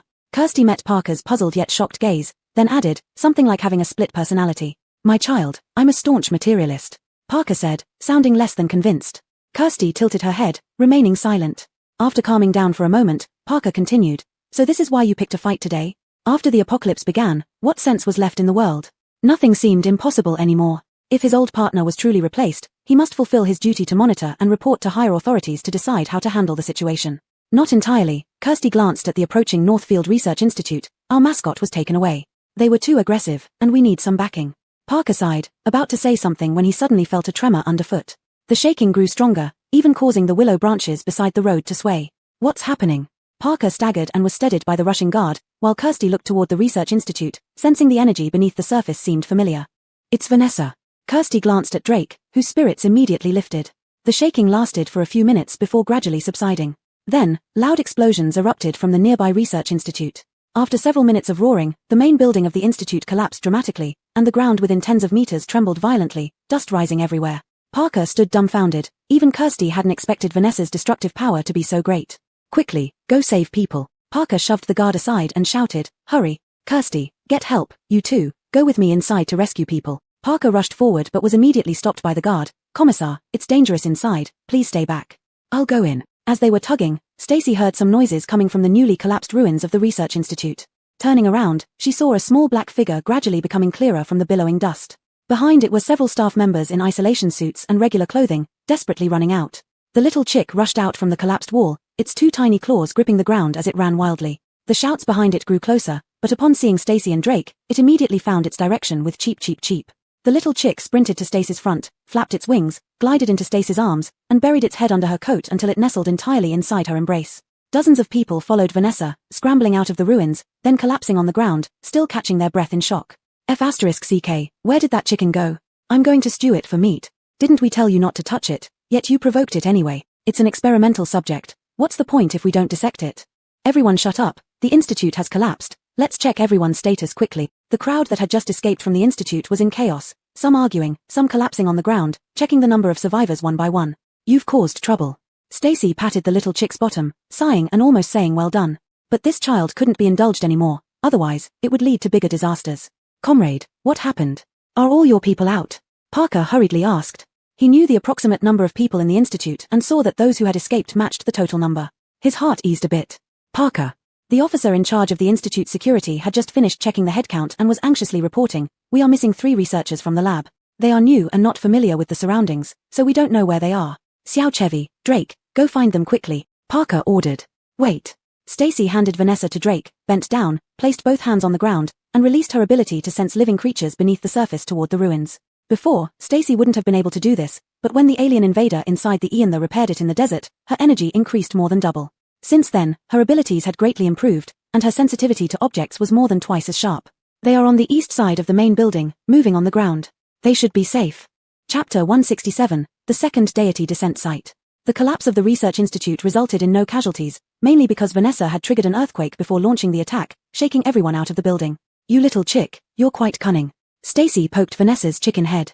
Vanessa shrank into Drake's arms, knowing it had caused trouble, and now it was as obedient as a roast chicken waiting to be carved. Stacy was summoned to the office for a lecture. Buck was much more authoritative this time, slamming his hand on the table and glaring, looking quite convincing. Do you know how serious the situation is? All research materials and equipment are stored in that institute. Can we be blamed for this? They wanted to dissect Vanessa. Would Vanessa just stand there and let them do it? Stacy retorted without hesitation. Buck scolded for a few more sentences but felt somewhat guilty seeing Parker remained silent all along. Coughing twice, he sat back down and motioned toward Parker. It's all your indulgence that spoils them, said Buck. Parker touched his nose and observed Buck's every move quietly. Then he found a list from his notebook and placed it on the table, looking at Stacy. No need to hold you accountable further, but make your chicken spit out that fragment. What fragment? Stacy was confused for a moment but then quickly realized what it was about, pinched Vanessa's neck, and lifted it from Drake's armpit, raising his voice in disbelief. You ate the omnipotent stone fragment? It was indeed obedient, made to eat everything it could, and it really did eat everything. Stacy calmed down and examined Vanessa closely, finding no signs of discomfort. He immediately replied, it can't spit it out. Anything Vanessa eats cannot be vomited up. Stacy pressed Vanessa's head back into Drake's chest, blocking it from view as he faced Parker directly. Nonsense. Buck interjected first. There is only one omnipotent stone fragment, and it's the only one in the military district. Now how can we conduct our research with it gone? Now that you've lost all your research equipment, what are you researching anyway? Drake retorted bluntly. Stacy's words today were always edged, which gave him some clues. Stacy was intentionally goading Buck to work in tandem with Parker. With that in mind, Drake didn't mind joining in. Buck was speechless for a moment, finally slamming the table hard and pointing at Stacy. Disgraceful. Look at your people. Is this acceptable? Further probing was meaningless. Buck wouldn't act like this normally. In front of strangers, he might pretend, but among those familiar with him, he'd likely roll up his sleeves to fight. Go back and wait for your punishment. Leave the chicken here, see if we can figure out how to retrieve the omnipotent stone, said Buck. That won't work. What good ideas do you have? Stacy rejected it outright, standing up with Drake. When Vanessa wants to spit it out, it will happen naturally. Before leaving, Stacy exchanged a complicated look with Parker, confirming that this Buck had indeed been replaced. He's such a fool. Back home, Stacy complained to Scott, are aliens all fools? They look so dumb. Stacy used his powers to heal Scott's wounds. Although the injuries were severe, they were already healing, and 2 sessions of treatment would ensure complete recovery. They are still learning, said Scott. Our time is running out. Once they learn to blend into the crowd, we'll have no way to distinguish them. That night, after Stacy healed Scott's abdominal wound, Scott was ready for some fun again, pressing Stacy onto the bed to take full advantage, before falling asleep contentedly with Stacy in his arms. However, just as they were about to fall asleep, sounds from the same floor suddenly woke Stacy partially, who then burrowed deeper into Scott's embrace. Just as he was about to continue sleeping, he heard Drake shouting outside, someone come quick, thief stealing chickens. Vanessa, bite his butt, set fire to him. Drake's foul-mouthed shouting woke everyone in the building, but the dark night outside the dormitory saw no spark of light. In the dead of night, with even dogs asleep, the lights in Scott and Stacy's room lit up again. I sleep with Vanessa every night, but tonight Vanessa suddenly disappeared.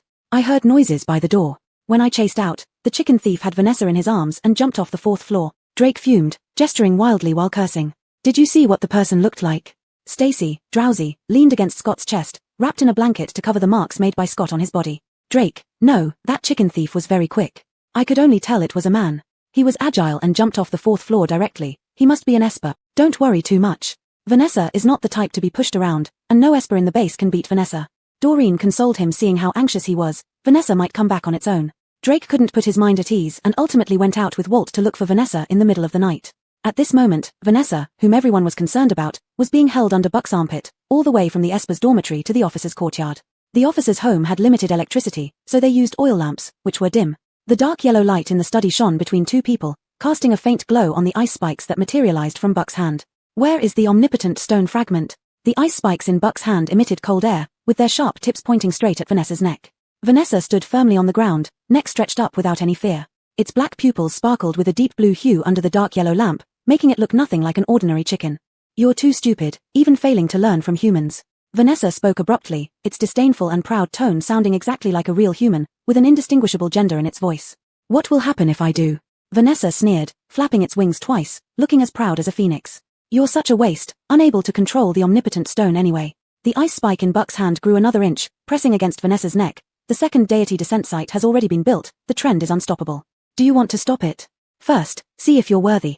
Chapter 168, Calling Your Mother to Pluck Out All Your Feathers. The chick indeed returned on its own, but not before it demolished the officer's compound and set Buck's residence ablaze. Most of the officers lived near the officer's compound, and when there was a commotion at Buck's place, all the guards from surrounding areas rushed to the scene immediately. Parker had been restless over the replacement of Buck. Since his residence was nearest to Buck's, the moment there was a commotion, he quickly got dressed and rushed out. Buck's house was engulfed in flames. When Parker rushed out, water-type psychics nearby had already arrived and were using their abilities to extinguish the fire. Amidst the flames and smoke, a jet-black chick darted out from the fire, its feathers flicking off some embers that it swatted away into nothingness mid-air.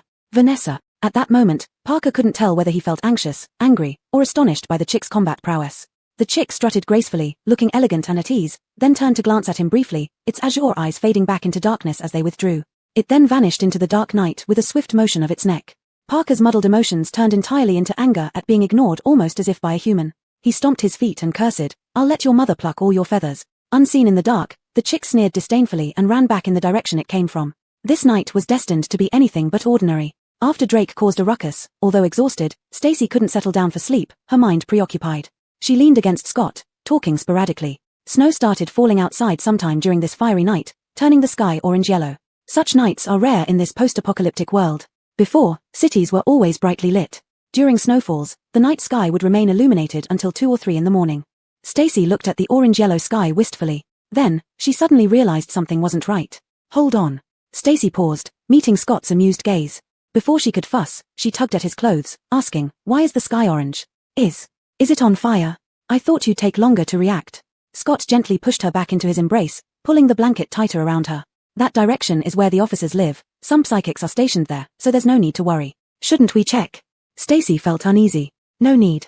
Scott kissed her forehead, then held her close. "Rest well. If someone comes causing trouble, you won't get any sleep."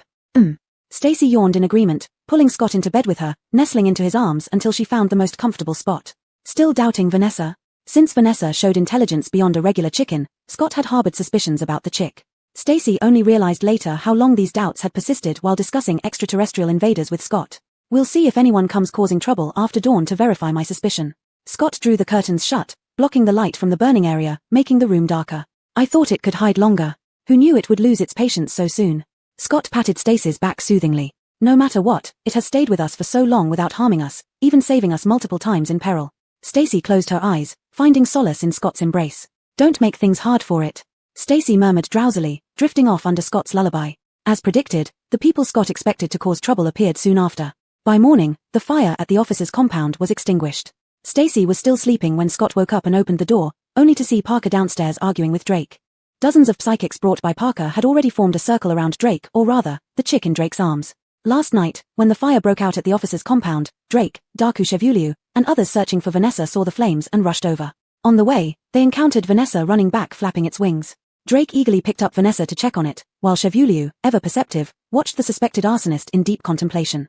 Parker said that after the fire last night, he saw Vanessa running out of Buck's yard with his own eyes. Feng stood beside Chevy Songfeng, hesitating for a moment before asking, "Brother, don't you think there's something suspicious about Vanessa?" Chevy Songfeng didn't respond. It wasn't surprising that someone as intelligent and perceptive as Feng could detect the abnormality with the chick. And the reason why the chick chose to directly set fire to Buck's home rather than returning quietly was probably because it didn't plan to keep pretending any longer. It wanted to make some noise to draw the military district's attention entirely to itself. Realizing this, Chevy Songfeng clearly and strongly felt that the time left for humanity was truly short. "Chevy Yuangran, this is different from before. Your chicken attacked an officer in the military district, and we must take control of it, Parker declared. If the military district can't accommodate us, just say so, and we'll leave immediately, Chevy Euengran retorted, accusing, I figured it out, the one who tried to steal Vanessa yesterday was one of you. You failed to steal Vanessa, so now you're giving it an imaginary charge? Chevy Euengran seemed stuck in some bizarre loop, blinded by the chick's superficial compliance. Stop dreaming, maybe you set the fire yourself. Now you're defaming our obedient and well-behaved Vanessa. He's not all right. Chevy Feng covered his face, finding it hard to watch the brainless defense of the chick by Chevy Euengran below him, as if Chevy Euengran had been dumbed down. At that moment, the obedient and well-behaved chick in Chevy Euengran's words struggled out of his arms, stood with its legs spread like a compass, and spewed a flame that singed Parker's hair. All the psychics present were stunned, rushing forward to extinguish the fire on Parker's head. The others positioned themselves in front of Parker, facing off against the chick on the ground, pecking at its feathers. But they had all heard of the chick's combat abilities, and no one dared to make the first move, fearing to provoke it. The tense atmosphere was ready to erupt at any moment. At this point, Chevy Songfeng was leaning on the railing of the 4th floor, and someone had silently slipped into his arms. Chevy Songfeng put his arm around Stacy, shielding her from the cold wind, and shouted down to Parker, we have something important to report. Chapter 169 The First Person Possessed. Scott said he had something to report, and Chevittle Chick immediately stopped its rampage. It turned its head towards the upstairs direction and ceased attacking. Perhaps sensing their urgency, Stacy felt that Chevittle Chick seemed to understand they had important matters to discuss, so it stopped causing trouble. Chev Hengan picked up Vanessa, still feeling shaken as he held it in his arms, and gave a couple of reprimands. This time was different from the previous incident. It involved alien invaders, and almost all senior military leaders were present. Perhaps due to injuries sustained from last night's fire, Buck wasn't in attendance. Parker chaired the meeting and insisted on wearing a cap, probably to cover his hair burnt bald by Vanessa this morning. Scott, can you take responsibility for what you said today? Parker asked solemnly, recording notes. I cannot, Scott answered honestly. As the leaders started to look puzzled and stern, he continued, because the one reporting today is not me. What do you mean? Not you. Then who? Parker looked confused, glancing instinctively at Stacy. Stacy was also looking at Scott, clearly not understanding what he meant. Vanessa, are you going to confess, or shall I do it for you? Under the table, Scott squeezed Stacy's hand twice. Without turning back, he addressed the chicken in Chev Hengan's arms. The meeting room fell silent. The senior officials exchanged looks and finally all glanced at Parker, their questions evident though unspoken. Who is this Vanessa? Scott, are you talking nonsense? Parker was even more perplexed. Is this the time for you to be disruptive? You caused such a commotion just to talk to our top brass.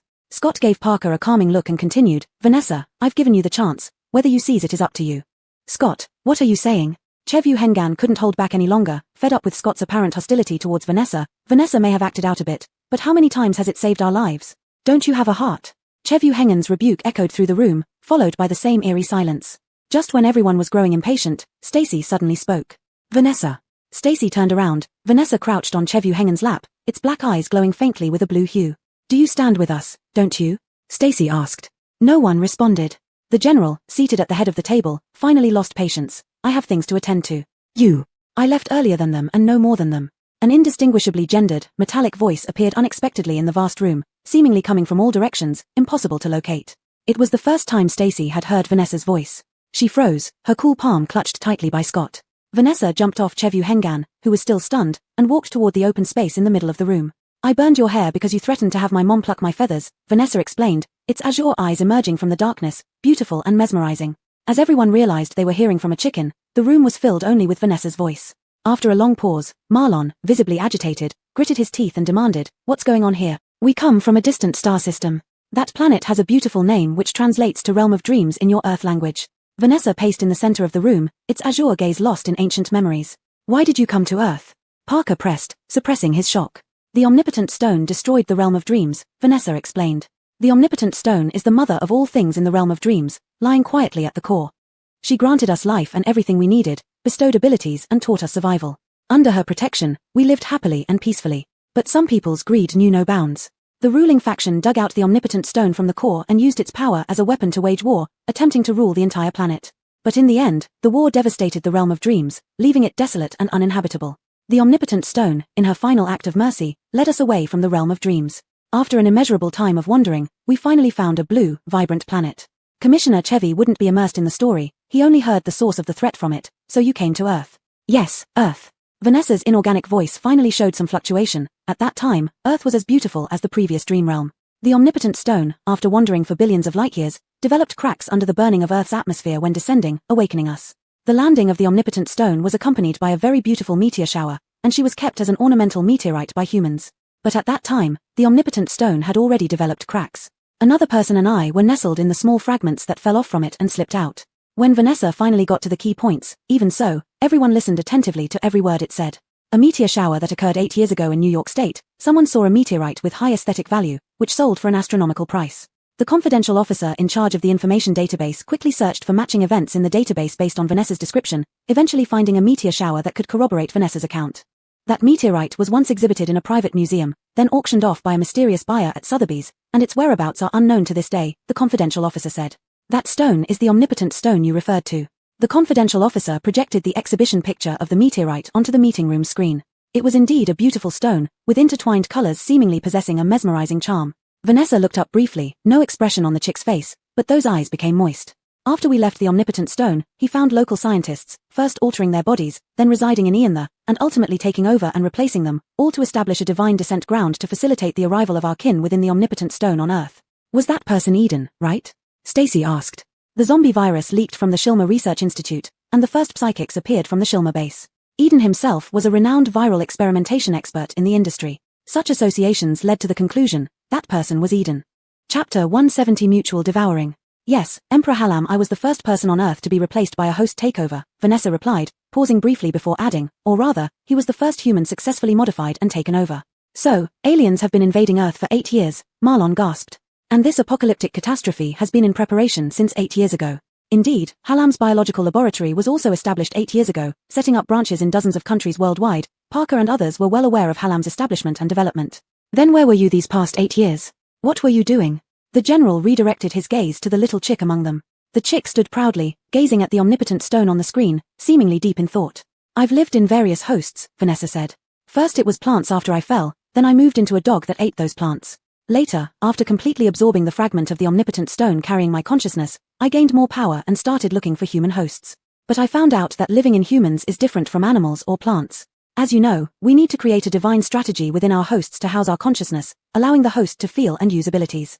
Once the divine strategy forms, the host can sense and use their powers. Animals and plants have weak independent thinking, so even after forming the divine strategy, they often don't even notice its existence, let alone try to release powers. They're very easy to control. But humans are highly advanced beings, hard to take over, and even harder to control. Our parasitism is both an evolution and a virus for them. The first human I parasitized was a homeless man. During the modification, he suddenly went insane, biting anyone on the street, and was unfortunately shot by police officers. My second attempt was luckier. The elderly man was a farmer whose genes matched easily, making it simple for me to take him over. He gave me 2 extra years of life, during which I discovered secrets hidden in the human gene chain. A colonel who had been listening intently immediately stood up shocked. Gerhard recognized him as the colonel directly responsible for the Northfield Research Institute. The Northfield Research Institute primarily focused on the relationship between human genes and ability awakening, a subject of significant interest and importance, with even commanding officers holding high ranks. What secret? The colonel asked eagerly, hoping for an answer to their long-sought-after question. Whether one can accept our transformation depends on their genetic makeup. Vanessa turned to look at the colonel, her tone slightly mocking. With humanity's current level, they can't even cultivate zombie viruses, much less discover the key. It had been over a year since the apocalypse began, and experts in biology and medicine had been trying to cultivate zombie viruses, hoping to develop vaccines or find the key to human ability awakening. However, no progress had been made. So, you discovered this key? Gerhard's voice was gentle, almost encouraging, but with clear anticipation. Of course. Vanessa paused, not continuing her mockery of the colonel when facing Gerhard, seeming unusually obedient and shy. After failures, we evolved sharp senses to choose better host prey. This is our evolutionary advantage, Vanessa said with some pride. Seeing how readily Vanessa answered, the colonel grew anxious to ask more questions but was motioned to wait by Parker. Gerhard continued earnestly, can this ability be replicated? We really need it. The moment Gerhard spoke, Chevy Seifing frowned, grabbing her around the waist and pulling her chair closer to him. Gerhard looked into Chevy Seifing's eyes, confused, then lowered her head, cowed. Someone was being jealous again. Of course not. Vanessa hadn't noticed Chevy Seifing's actions, otherwise she would have mocked him further. What value can you bring to us? Parker, following Marlon's instructions, asked straightforwardly, you deliberately drew our attention to yourself, and your master even lobbied for a conversation with us. You must have something valuable to offer. Gerhard, I believe you are on our side, aren't you? Gerhard repeated his earlier question, which Vanessa had not yet answered. I'm not sure. Vanessa looked at Gerhard without speaking for a moment. Gerhard sensed some confusion in her, as if she hadn't decided yet. Standing against your kind might be hard to accept, but Gerhard, as original inhabitants of Earth, we also have the right to protect our living space. Gerhard gently persuaded. You've lived on Earth for 8 years, can you really bear to see it continue to decline?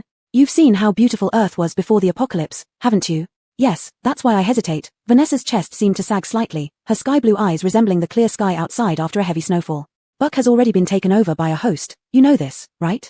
Vanessa finally lifted her head, looking towards Marlon.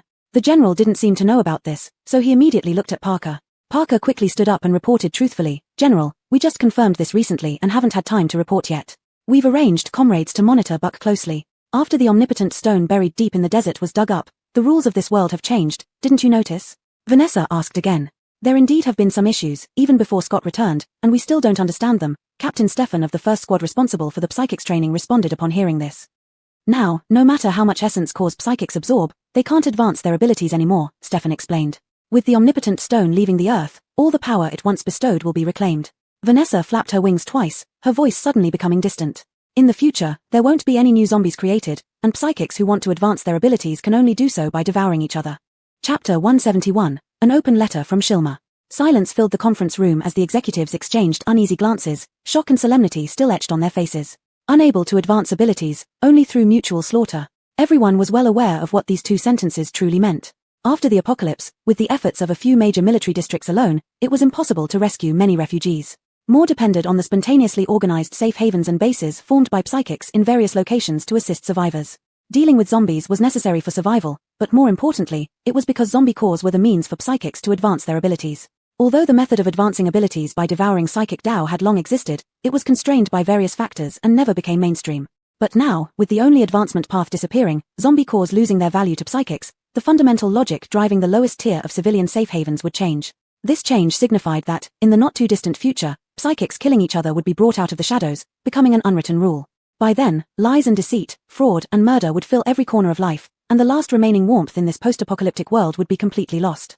And those most affected, the most pitiful, would be the ordinary survivors who were defenseless. Psychics cannibalizing each other would inevitably lead to a sharp decrease in their numbers. Those who survived would mostly be ruthless, certainly not kind-hearted people. How could such people possibly go to great lengths to protect worthless ordinary people? Nathaniel only mentioned there wouldn't be new zombies, implying the zombie virus had disappeared, and bitten humans wouldn't mutate into zombies. However, this didn't mean they wouldn't die or be eaten by zombies. Cold sweat gradually climbed up everyone's spines, especially for Sage who had once witnessed psychics slaughtering each other. She broke into cold sweat, recalling she had died back then due to her Tao being taken away. Everything happened earlier than expected. But this is not your most pressing problem. Nathaniel scanned everyone with a mournful expression appearing on Sage's face, making him unhappy. Now that the second God Descent area has been completed, if you do not intervene soon, you will lose the chance. Nathaniel recalled what Buck told him last night, his blue eyes darkening for a moment. What is the purpose of the God Descent area? Political Parker asked. Is it hard to understand? Nathaniel turned around, his plump body standing tall, as if he was about to crow, to summon gods. To use the second God Descent area to bring all alien invaders from the omnipotent stone into this world, Sage felt a chill run through her body, shrinking into Scott's arms. To incite psychics to kill each other is to select the strongest one to serve as the best host for its leader. Scott held Sage tightly, noticing her icy hands, immediately took off his jacket and put it on her. So where exactly is this so-called second God Descent area? The general, fully aware of the severity, gravely asked, we must strike at it. I don't know, Nathaniel said frankly. After looking around twice, he remembered that person had already been burned and should be in the hospital, adding, ask your Buck for specifics. Throughout the interrogation of Buck, Nathaniel sat in the chicken coop-like booth as an external assistant. Once Buck realized he was discovered, he launched his psychic attack on the guards and tried to escape. In the next moment, Nathaniel spat out vines that tightly bound him, leaving only his head exposed. Damn, you helped humans betray your own kind. May you suffer. Buck cursed. Turns out aliens can also curse. Drake stood before the one-way glass, watching the little chick inside, feeling mixed emotions. Eldest sister, can I keep it in the future? Drake finally asked after observing for a long time. If he wishes, Sage absent-mindedly replied, gazing at the vine-bound Buck inside, recalling his former appearance. He had been a bad-tempered uncle who pretended to be reasonable in front of them, actually quite genuine, with emotions showing on his face, an interesting old man. But could he ever return? Just as Sage was lost in thought, the observation room door was pushed open by a confidentiality officer who had just attended the meeting. He rushed in holding a piece of paper. General, Shilma Base has issued an open letter to the entire Asian region. The officer handed the letter to the senior officers, succinctly summarizing its content. The letter says that the omnipotent stone has been repaired and is now stored in Shilma Base, inviting all survivors to witness the divine favor bestowed by the God Descent. This is a trap, Scott immediately realized. The second God Descent area is right in Shilma Base. By luring so many psychics there, he intends to provide containers for the alien invaders. Parker finished grimly, scanning the contents of the letter with a few glances before crumpling the absurd piece of paper and tossing it into the trash bin. "He's still being stubborn," Scott remarked after skimming the letter, then turned his gaze toward Buck, who remained silent inside the interrogation room. "Take this letter in," and read it aloud to him. "This letter, under the name of the Omnipotent Stone, invites psychics to gather, but at the same time, it serves as a clear signal to the scattered invaders outside." Scott explained. "Make him panic." Just as the Shilma letter was taken into the interrogation room, another confidentiality officer arrived at the observation room with several sheets of paper. Report: after Shilma's open letter, 2 more named psychics appeared on public channels. The officer wiped cold sweat from his forehead, his voice trembling. They claimed they had entered the desert days ago to excavate the Omnipotent Stone, and both said they have already obtained full abilities. They invited nearby psychics to join them on their way to Shilma base. The stage is set, and now even the audience is clapping along. Marlon watched the scene inside the interrogation room. Buck, having listened to Shilma's public letter, became visibly agitated, cursing loudly at Nathaniel and trying every means to provoke Nathaniel. "We must send people to destroy the God Descent area in Shilma base and completely crush their plot. Contact all available official forces and initiate a joint conference under the name of China's military and political authorities. These damn bastards really think no one can stop them on Earth." The general rarely swore, but this outburst made Parker drop the notebook he was holding. Chapter 172, Vanessa's Choice. The joint conference was held via video in a few hours. The testimony of the alien invader residing in Buck's body had lost its significance. His appearance was an accident, following the fragment of the Omnipotent Stone, and he only knew about the second God's Descent site because Edenai had mentioned it in passing during their time in the desert. Fuller, Drake. After completely dropping her disguise, Vanessa now acted like a fully independent adult. She no longer needed Drake to carry her. Even though she walked slowly due to her short legs, she insisted on walking by herself. "I provide you with this information, but it doesn't mean I will fight against my own kind for you." Vanessa stopped outside the interrogation room, making her final statement. "Helping you this much is to repay you for not eating me. After this, I'll leave." Vanessa. Upon hearing that Vanessa intended to leave, Drake immediately panicked. "Where are you going? Where can you go alone?" Vanessa. Fuller held back Drake, knelt down in front of Vanessa, and stroked her head. "Only the power of the Omnipotent Stone itself can restore the shattered Shindao damaged by its attacks. You know what needs to be done, right?" Fuller asked. "This isn't fighting against your kind, it's to repay me." Fuller said this because he sensed Vanessa's hesitation. It wasn't that she didn't want to help him, it was just the hurdle of opposing her own kind that she couldn't get over. But at this point, Fuller had to be selfish once for the sake of humanity, using his gratitude to coerce more valuable information from Vanessa. "I can help." Vanessa seemed conflicted but finally agreed after some thought. "And what about the alien inside Buck's body? Is there any way to make it leave?" Fuller continued to ask. Fuller had his own motives when asking this question. The 2 unnamed aliens inside Scott were always ticking time bombs, and who knew when they would wake up to find their lover replaced. Vanessa could guess Fuller's intentions. During their first meeting, Vanessa had detected the presence of his kin within Scott. Thus, Fuller's concern was also his concern, as he always cherished how good Fuller and Drake had been to him. No one had ever treated him so kindly. Vanessa truthfully replied, "There are only 2 ways for an invader to leave its host Shindao, either through the biological death of the host or by using the power of the Omnipotent Stone. Buck's consciousness remains intact, just deeply buried within the Shindao, unable to break free from its restraints. Therefore, I suggest bringing Buck to the second God's Descent site. Once the invader leaves, Buck might recover. The power of the Omnipotent Stone can create a passage for our kin residing in other organisms to return to the Omnipotent Stone," Vanessa explained. "As long as they no longer wish to stay in the host, they can return." "Do not wish to stay in the host?" Parker, who arrived hurriedly and only caught half of the conversation, asked confusedly, "What do you mean? Since they came here, they must have decided to inhabit the bodies. Why wouldn't they? Unless..." Parker paused, suddenly realizing, "You mean the invaders cannot gain control of the body, or like old Bruce, we have them under control." Vanessa said, "The best chance for an invader to seize control is during the initial invasion when the human Scion is most vulnerable. Once this opportunity is missed, it's difficult for the invader to wait for another chance." "Exactly. If they fail to achieve their ultimate goal and remain confined within the host, they might choose to return to the Omnipotent Stone," Fuller stated. Vanessa paused for a moment, his azure eyes flashing with uncertain light. "Actually, there's another way, thoroughly shattering the Omnipotent Stone. This would erase everything. All the invaders already in human Shindao or still within the Omnipotent Stone would cease to exist." He meant that once the Omnipotent Stone was destroyed, all alien invaders would be annihilated. "Then what about you?" Drake snapped out of his daze and quickly asked. Vanessa's voice remained calm, devoid of emotion. "I would be the same."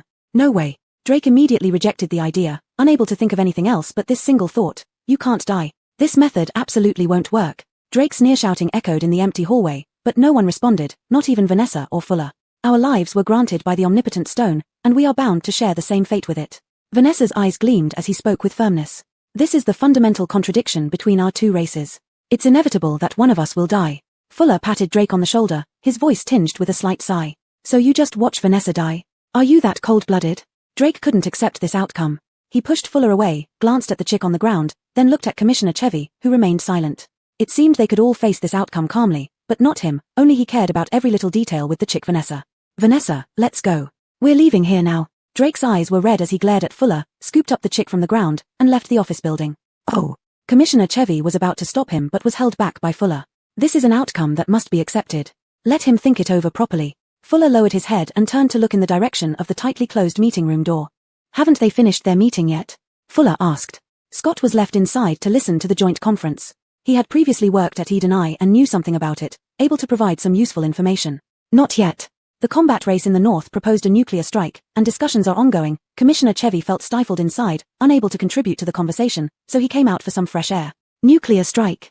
Fuller was also taken aback by the combat race's suggestion. A nuclear strike on the Shilmer base? Isn't that too much? How will the surviving civilians in that area live afterward? Isn't this decision too hasty? Fuller asked hesitantly. But after all, Shilmer's actions now threaten the safety of all humanity. Commissioner Chevy sighed deeply and walked to the window, pulling a cigarette from his pocket. He put it in his mouth but didn't light it, remaining silent. Chapter 173, The Final Battle. The joint meeting lasted for 5 hours, not concluding until late at night. Officials from various regional bases provided a range of solutions that were discussed and analyzed during the meeting, with nuclear strikes serving as the ultimate insurance. Stacy had been waiting for the result in Parker's office. She almost fell asleep before she collapsed into Scott's arms, opening her eyes groggily. Go back to sleep. Scott did not mention anything about the meeting to Stacy. He took off his coat and draped it over Stacy's shoulders, then carried her up and prepared to leave. All combat supplies will be ready tonight. You all rest well. Early tomorrow morning, military helicopters will escort you on your departure. Parker stood at the door, his expression equally solemn. I promise on behalf of the military that upon your return, all records of your past will be wiped clean. Parker said, if you wish to join the military, I can be your sponsor and promise you. We're going back first. Scott did not wait for Parker to finish painting this picture because he firmly believed it was unwise and unlucky to make such promises before a battle. Scott borrowed Parker's car parked outside the office building, placing Stacy in the passenger seat before starting the vehicle and turning on the heater. Then, he drove back to the dormitory. Aren't you cold? Scott freed one hand to touch Stacy's cheeks. Wrapped entirely in his clothes, Stacy's face felt warm. You have something on your mind. Under Scott's protection, Stacy naturally wasn't cold. She reached out to hold Scott's hand, warming it in her palms. The distance between the office and the dormitory was not far, just around the corner. If Scott hadn't worried about Stacy getting cold, they could have walked back without wasting much time.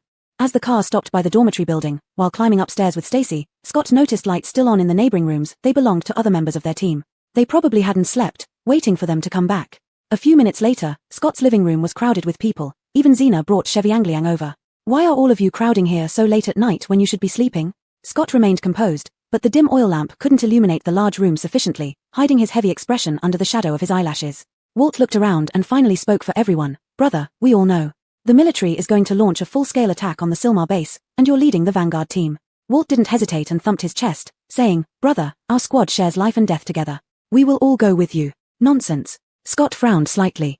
Sitting next to him, Stacy saw him clenching and releasing his jaw. You have become civilians now. Why take such risks? Scott scolded, barely suppressing his anger. Eldest sister, Vanessa has left.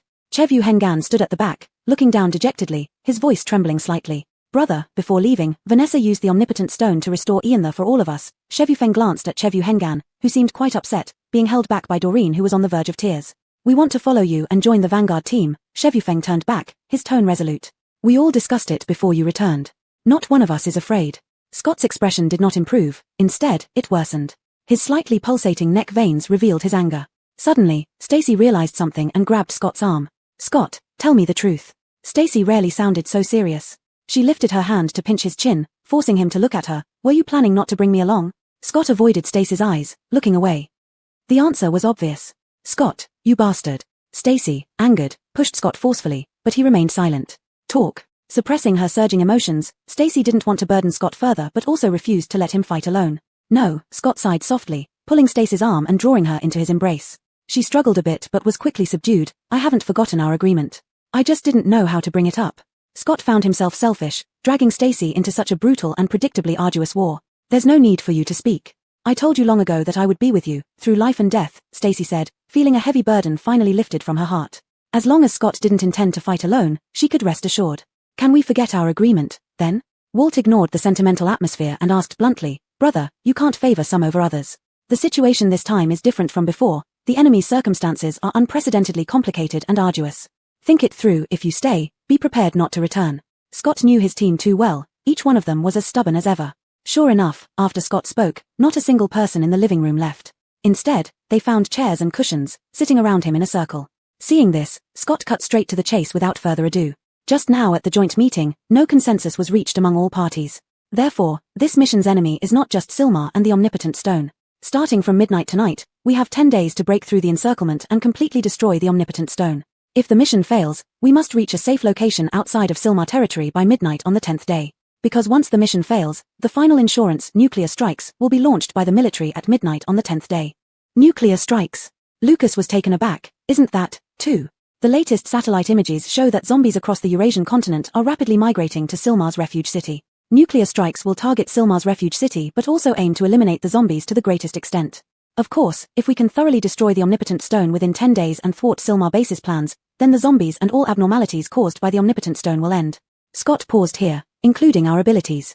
According to the latest information, a group of people have already arrived at the Silmar base and may have received the baptism of the Omnipotent Stone, replaced their consciousness, and transformed into a resistance force for alien invaders. And as I mentioned earlier, our enemies aren't limited to Silmar and the Omnipotent Stone.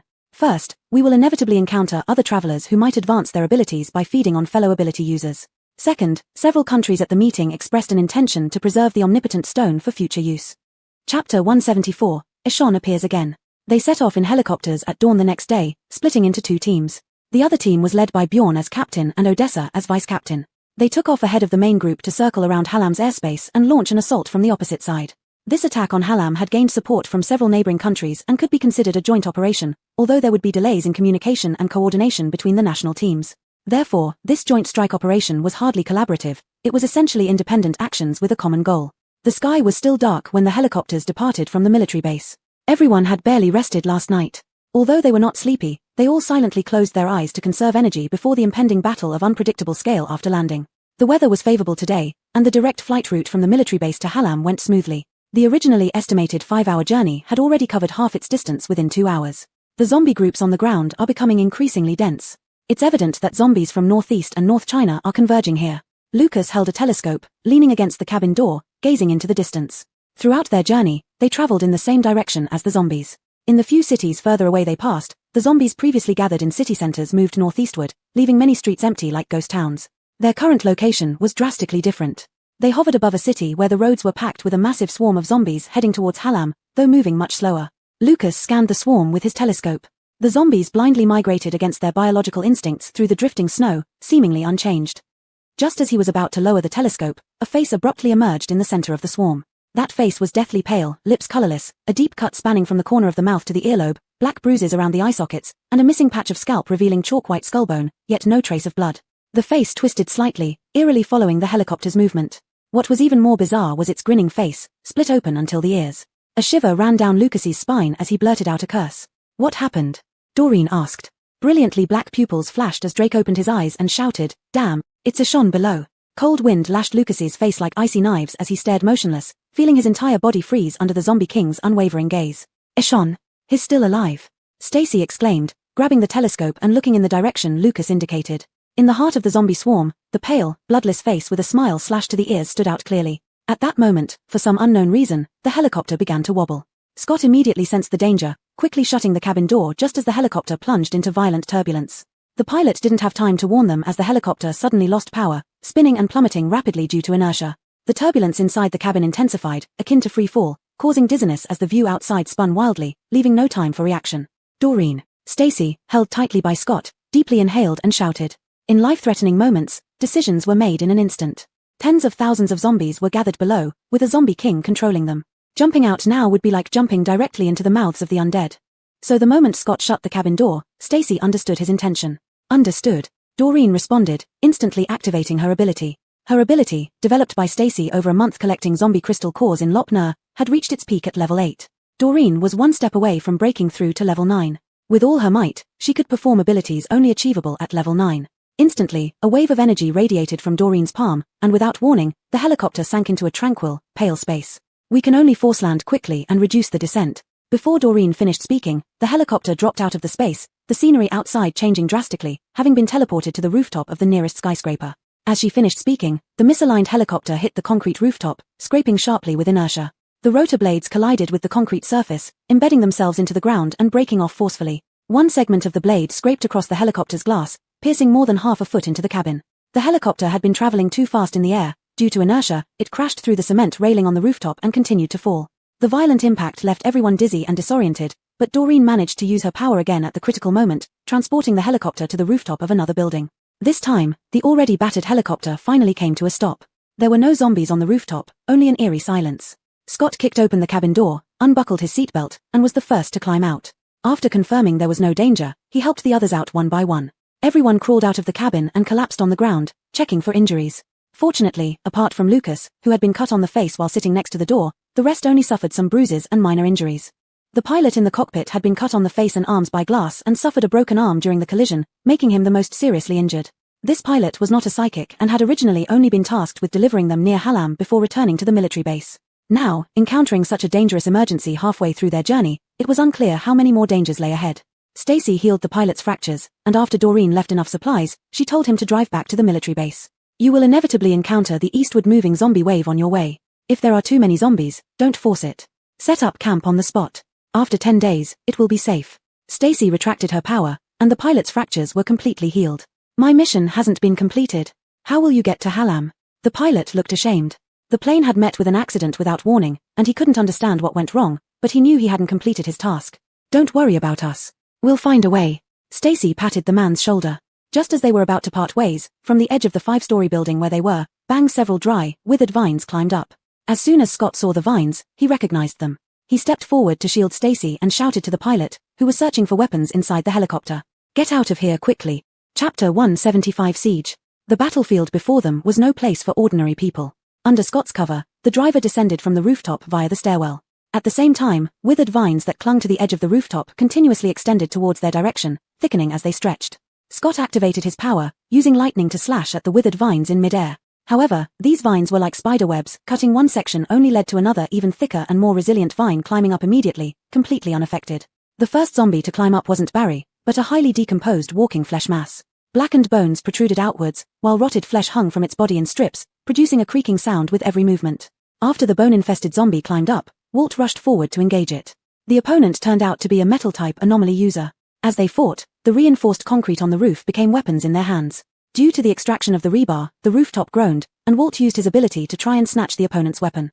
However, since they were evenly matched, the rebar remained an effective weapon in the hands of the zombie. Walt, leave that to Chevy Angliang, you deal with this one. Lucas held Chevy Angliang's arm and pointed at the decaying zombie, coaxing him like a child. Chevy Angliang, that thing is too ugly, incinerate it with fire. Chevy Angliang responded, and with a clash of his hands, a dragon of flames soared into the air, lapping up all the snowflakes suspended mid-air with tongues of fire. The heat wave engulfed everyone, making it feel like a summer day within moments. The second zombie that climbed up belonged to the wood category. Clinging to the initial withered vine, it swung its thick, woody vines towards everyone. Scott unleashed lightning to sever one of the vines, while Walt slashed through another with his metal blades. The sounds of battle behind them grew louder, the disgusting smell of burnt flesh permeating the air. Everyone looked over to see that Chevy Angliang had indeed complied, having thoroughly incinerated the zombie. F***CK.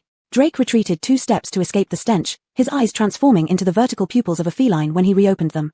More zombies began climbing up along the vines, which now covered the rooftop from all sides, providing routes for more zombies to ascend.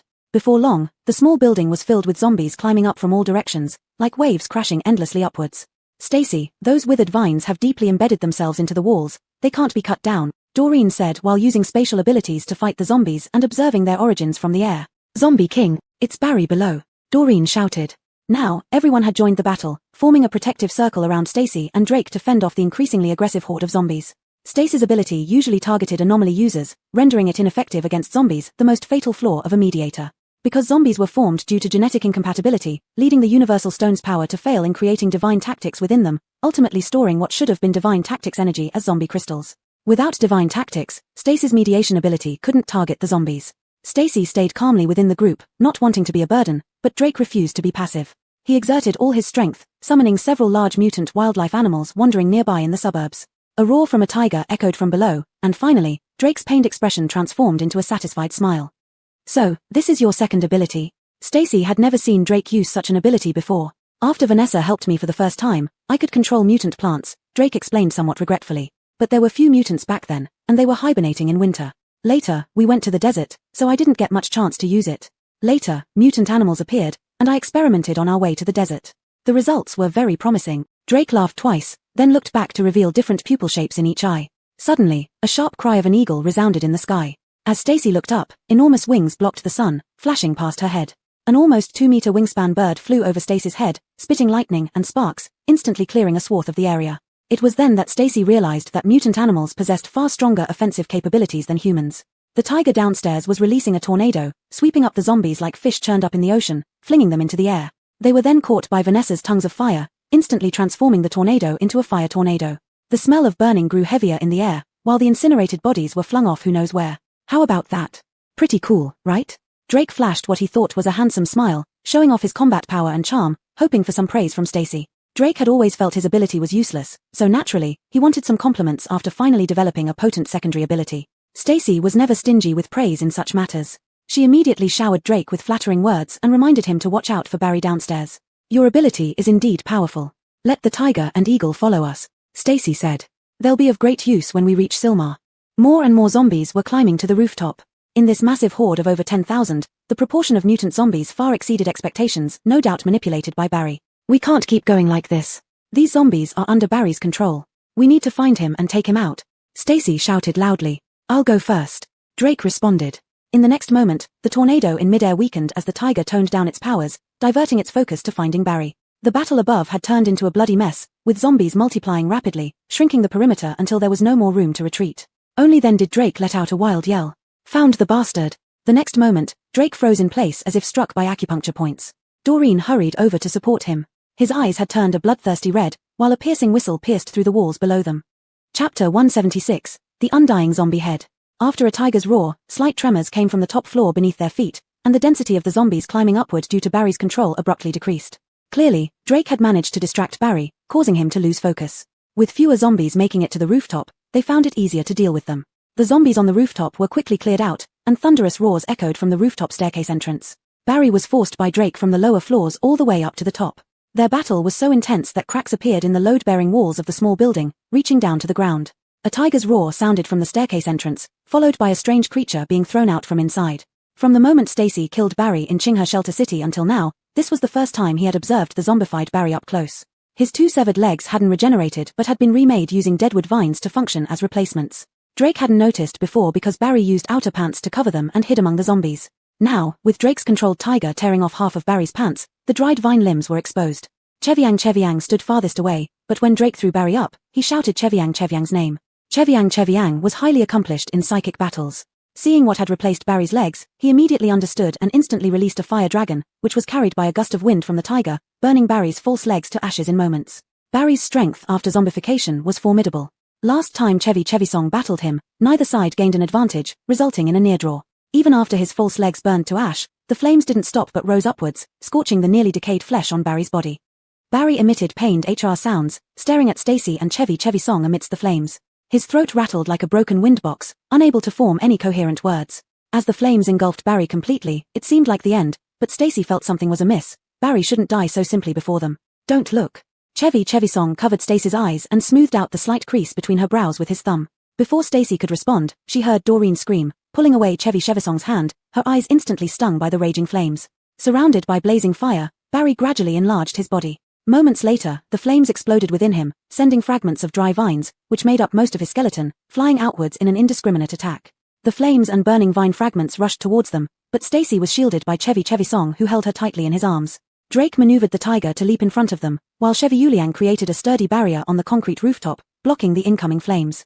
The earthen wall collapsed upon completion of its mission, while Barry rebirthed in the midst of the raging fire, reconstituting his body from dry vine pieces, slowly regaining human form. HRR.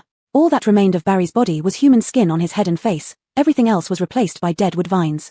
He extinguished a few remaining sparks on his body and looked at Stacy, the scene both bizarre and vivid. This thing can't be killed no matter what. Drake cursed. Attack his head. Stacy, pulled behind Chevisong for protection, felt uncomfortable from Barry's eerie gaze fixed on her. Only his head hasn't been replaced, maybe that's his weak spot, Stacy suggested. As soon as Stacy spoke, Chevisong tightened his grip on her hand, and dark clouds gathered overhead. After a blinding flash of lightning, a thunderous boom struck, splitting the sky and cleaving Barry's head off as he took his first step. Chevy Chevisong shielded Stacy from seeing this scene, but soon after, Barry's HR sound echoed again. Many vine strands extended from below his decapitated neck, intertwining wildly. Within moments, they formed a twisted skeletal structure. Damn it, Chevy Cheviang, burn it. Walt used a metal blade to sever the newly sprouted vines, feeling his scalp tingle. Chevy Yuliang built a surrounding wall with ventilation around Barry's head, while Cheviang cast a fire dragon inside. Though the fire prevented Barry from regenerating, it couldn't fully incinerate him. Chevisong unleashed several bolts of lightning. Even striking directly on Barry's head, they failed to crush it entirely. Is this damn thing Sun Wukong? Walt was horrified, looking at Scott who seemed to have run out of options. They couldn't keep burning it indefinitely, they still had a crucial mission to complete. Chevufeng, go check why the helicopter suddenly lost power, Scott instructed. Cheviang, keep burning. Chevufeng ran towards the helicopter and returned after a while. It's doing. The propellers are entangled with dead vines, and so is the engine, Chevufeng reported. Doreen, how far can you fold space? Scott asked again. 3 kilometers, Doreen thought for a moment, if carrying the helicopter, about 2 kilometers. Our helicopter was about 1,500 meters above the ground just now, Scott pondered for a bit. Keep burning, take everyone 3 kilometers away, then leave by helicopter. Doreen, you must complete all steps within 5 seconds. We can't afford to waste time here, Scott said. Doreen paused, her tone firm, I can do it. Their teamwork had been honed through countless battles. A glance from Walt and Cheviang immediately understood. He picked up the remaining vine body that Scott had decapitated, threw it into the earthen wall created by Chevufeng, and injected a fierce fire into it. In the next moment, Doreen folded space, taking everyone 3 kilometers away, released the stored helicopter, and transferred everyone into the helicopter. Scott sat in the pilot's seat and immediately started the helicopter according to the procedures. Meanwhile, Doreen activated her ability again, sending them another 2 kilometers away. The helicopter started in mid-air, jostled for a while, then accelerated to its maximum speed, speeding forward. Does Boss know how to fly planes? Walt seemed to have discovered something new, marveling as he fastened his seatbelt. He used to be a mercenary, skilled in sea, land, and air, Stacy explained on behalf of Scott. Before they left, Scott had reviewed helicopter driving on the helipad to ensure he could drive it back from Silmar. After all these twists and turns, they had already wasted half a morning, and dared not waste any more time, let alone the undead zombie head chasing them. Chapter 177 Hijacking. 2 hours later, they arrived near the Halam base. This area had become a center for zombies to gather. Dense hordes of zombies surrounded the outskirts of Halam's main district but didn't attack it. Instead, they wandered around like guardians. They chose a less crowded suburban forest far from the core zombie zone for their helicopter to land.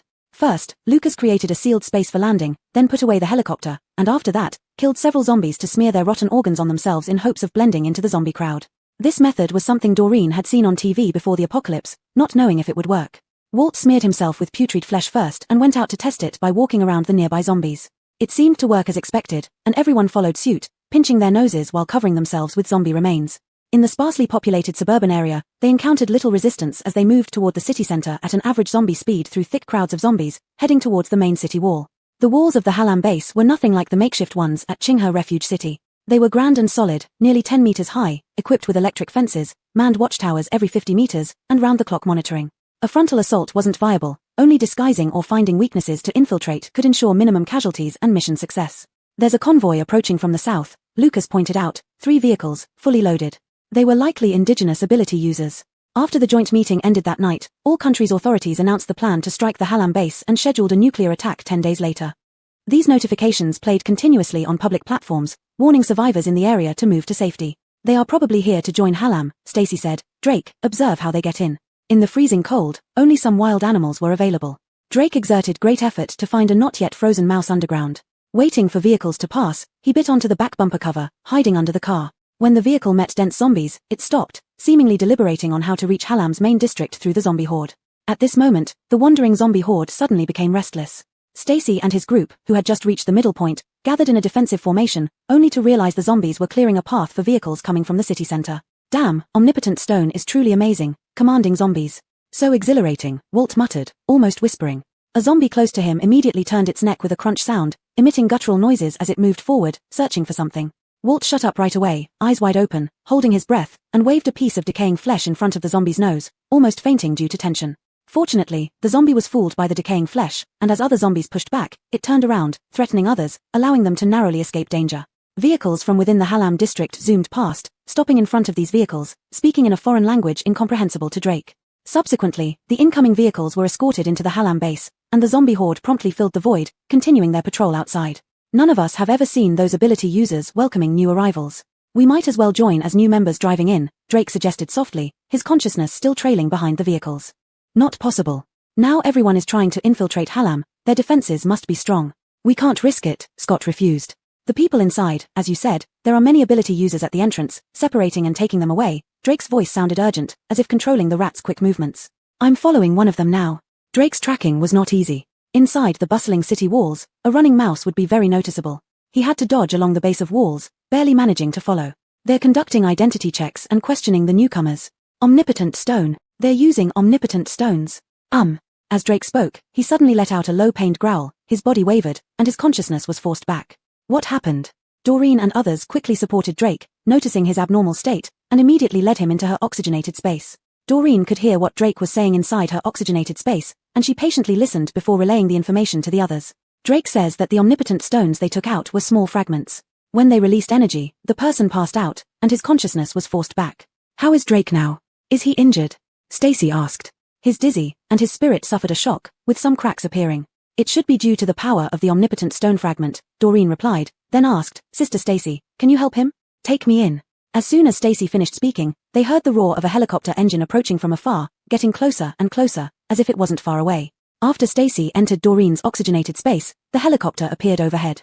It didn't plan to stop but flew straight over the zombie crowd below, heading towards the city center. It was a military-armed helicopter. Scott recognized its markings, identifying it as coming from the beautiful country across the ocean. They say one thing to your face and another behind your back. Shevufeng despised this behavior, but it was typical of the beautiful country, pretending to support strikes while secretly being in cahoots with Hallam. Without their support, how could Hallam, a mere virologist, expand his experimental base to dozens of countries worldwide in just 8 short years? The beautiful country's helicopter entered the main city walls without any hindrance. Scott stared at the flight path of the helicopter, deep in thought, and an idea began to form in his mind. They came from the east. There couldn't have been only one helicopter. Let's go, Scott said. Where are we going? Walt asked in a low voice. Scott's voice was cold. To hijack a helicopter. Chapter 178, Infiltrating Silmar. Sage was treating Drake's mental trauma inside Doreen's oxygenated space, but his injuries came from the omnipotent stone, which could only be healed by its own power. Sage was truly powerless. Did Nathaniel leave the omnipotent stone behind when it left? Sage withdrew her ability, and Drake's mind was still in slight turbulence, with minor fissures that weren't yet serious, but using his ability would lead to excruciating headaches. Drake responded by holding his head and nodding slightly, pulling a small cloth bag out of his pocket. Sage took it over, opening it to reveal a small fragment about the size of a fingernail. This was precisely the piece that Scott had brought back hidden inside a pendant from the desert. Will Nathaniel come back? Drake glanced at Sage through the gaps in his arms while gripping his head, groaning as he endured the intense pain within his mind. Sage remained silent. The moment Nathaniel handed over the fragment, it made its choice. Sage had never used an omnipotent stone before and wasn't sure how to operate it. After hesitating for a moment, she picked up the fragment from her pocket and held it. The first time she touched this fragment was in the military district when Buck was scorched by the omnipotent stone, entering its most primitive awakening process. She was also influenced by the power released from it, nearly losing consciousness. Sage always believed that last time being misled was due to the woman who had invaded her mind. Perhaps, just as Nathaniel said, that woman wanted to use the channel formed by the energy emitted from the omnipotent stone to return to it. After all, without control over her body, staying trapped in the mind was akin to being imprisoned. With trepidation, Sage picked up the fragment of the omnipotent stone. Expecting something to happen, nothing occurred at all. There was no fluctuation within her mind, nor any sign of the invader appearing. What's wrong? Can you do it? Drake groaned in pain, pounding his head with his fists in vain to relieve it. I'll give it a try. Without further thought, Sage closed her eyes and extended her ability into the omnipotent stone. Although just a fragment, the internal energy of the omnipotent stone remained vast and complex. Sage sensed many living things within it, gnawing and eroding her ability as if trying to weaken it.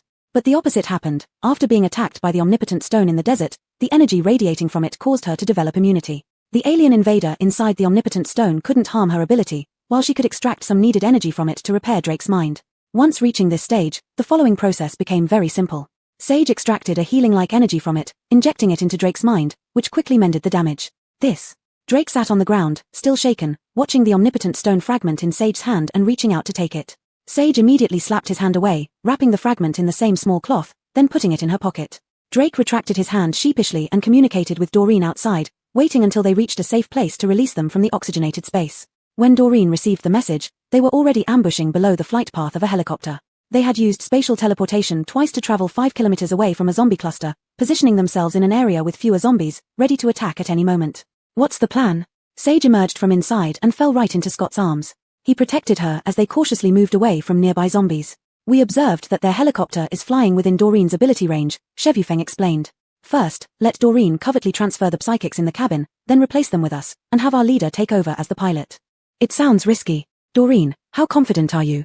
Sage turned to look at Doreen upon hearing this. The helicopter flew high and fast, with limited space moving continuously, making such a transfer extremely difficult, especially involving human subjects. Doreen clenched her teeth, her voice lacking confidence, 80%. That's enough. Sage firmly reassured Doreen, holding her hand and consoling her. For this mission, we're not even 80% confident overall. You having 80% is plenty. We trust you. Sage added. Doreen nodded silently, clenching her fist for encouragement. They didn't have to wait long before the roar of the helicopter from the east intruded into their ears again. According to previous calculations, they were to launch the attack right when the helicopter passed directly above them. Doreen meticulously timed and pinpointed the coordinates to send them into the cabin, while simultaneously transferring all the psychics inside out. But this process wasn't as smooth as they had imagined. There was a spatial-type psychic in the cabin who sensed the danger the moment Doreen attacked and immediately unleashed his ability to counter her. However, his ability level was far inferior to Doreen's. He was overpowered in an instant and tossed out of the cabin. The pilot was dealt with last. Walt manipulated metal blades to press against his neck, and before any words could be spoken, the pilot surrendered himself. There's a password for entering the main urban area.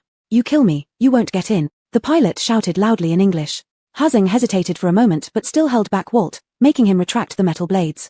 Don't play tricks, or you'll be the first to die. Scott threatened and then stood guard next to the pilot, watching him closely as the helicopter approached the main urban area of Silmar Base, following the instructions from the ground control tower to confirm the entry password. The pilot didn't lie. Entering indeed required a password. After confirming it correctly, permission to proceed was granted by the ground, but Scott felt something was amiss. Following the instructions, they arrived at a helipad. The pad was small, with no other helicopters around, and many soldiers dressed in combat uniforms were waiting, armed with rifles or rocket launchers. Rocket launchers for welcome, first time I've seen this, Scott sneered, signaling Walt to press the metal blade against the pilot's neck again. I don't know what this is about. The pilot visibly panicked, sweating profusely, shaking his head repeatedly, his face pale with fear. See that? Your master has abandoned you, Hazing said. The scene on the helipad made it clear that they were being surrounded, and the information must have come from the pilot's confirmed password. Though currently trapped, the pilot still held some value. Your master doesn't care if you live or die. If you want to survive, tell us the layout here. Chapter 179, Barrier and Weakness. The soldiers of the United States have always worked for pay, lacking any particularly firm beliefs, especially after they witnessed their loyal organizations mercilessly abandoning them. The hope of survival became even more attractive. Here. The pilot tremblingly picked up a map from the storage box and handed it to Scott. This was an airport management diagram of the Hallam base, simply indicating connections between several airports, as well as a layout of public facilities within the Hallam base. I've only been to the areas marked on this map. This time the pilot genuinely laid everything bare, divulging all he knew about Hallam. The information obtained from him was not much, but combined with the map and Scott's recollections, they could roughly deduce the current layout of the Hallam base, thus inferring the possible location of Jameson. Outside the cabin, the encirclement team was already in position. They took turns shouting into loudspeakers in Korean and English, while on the other side, rocket launchers and a squad of psychics were lined up. Big brother-in-law, the situation isn't good, Drake said grimly, while Doreen looked visibly anxious beside him. What happened? Stacy asked. Our psychic abilities can't be exerted outside, Drake explained. When I tried, it felt like being inside a container, my powers confined in a small space unable to extend outward. I wanted to use my teleportation ability to get everyone out, but I can't break through, Doreen said anxiously, glancing at the row of rocket launchers outside. At this moment, Lucas and others also tested their abilities, with results identical to what Drake described, like being trapped inside a large cover, unable to project their powers outward. They must have used omnipotent stones to create a psychic barrier. Stacy released her psychic powers to lightly probe. She touched the edge of the barrier, which seemed extremely thick, pressing down on them like a solid wall of air. Without waiting for them to think further, the people outside started counting down impatiently, warning that if they did not exit the helicopter within 30 seconds, they would commence intense rocket bombardment. Any ideas? Scott asked Stacy. He had just tried using his lightning power to split the barrier but found it too thick and resilient, like cotton. The energy density composing the barrier was far beyond his reach. His released powers were entirely absorbed without causing any damage. Yes. We need to go down first and find the location of those omnipotent stones, Stacy replied confidently. Using omnipotent stones to create a barrier definitely required a fragment of the stone, and that fragment must be nearby. After analyzing in Doreen's space earlier, Stacy had formed initial ideas on how to utilize omnipotent stones. Our mission is to thoroughly shatter these omnipotent stones, but now we haven't found a way to do so yet. For now, let's collect them, Stacy said. Seemingly becoming the core of the entire team, when Stacy spoke, even Drake and Walt visibly relaxed. Even the usually cautious Lucas appeared slightly relieved. Stacy couldn't help but feel amused but understood why it happened naturally. Before the countdown ended, Scott opened the helicopter door and jumped out first. Among the besieging forces outside were many of his old acquaintances. Upon seeing him, they froze, exchanging awkward glances before silently lowering their heads. That incident long ago had become an unspoken secret between them. No one dared mention the past, they only remembered Scott as a traitor of the Hallam base. Scott didn't care what his old friends thought. Supporting Stacy, he helped her down from the helicopter, every gesture showing affection. Behind these seemingly intimate movements, Stacy held an omnipotent stone fragment, holding her breath and focusing intensely to sense the location of another fragment and investigate the barrier's weakness. So it's our old acquaintance. Following the voice, a blonde-haired, blue-eyed man emerged from among the rocket launchers. Stacy immediately recognized him.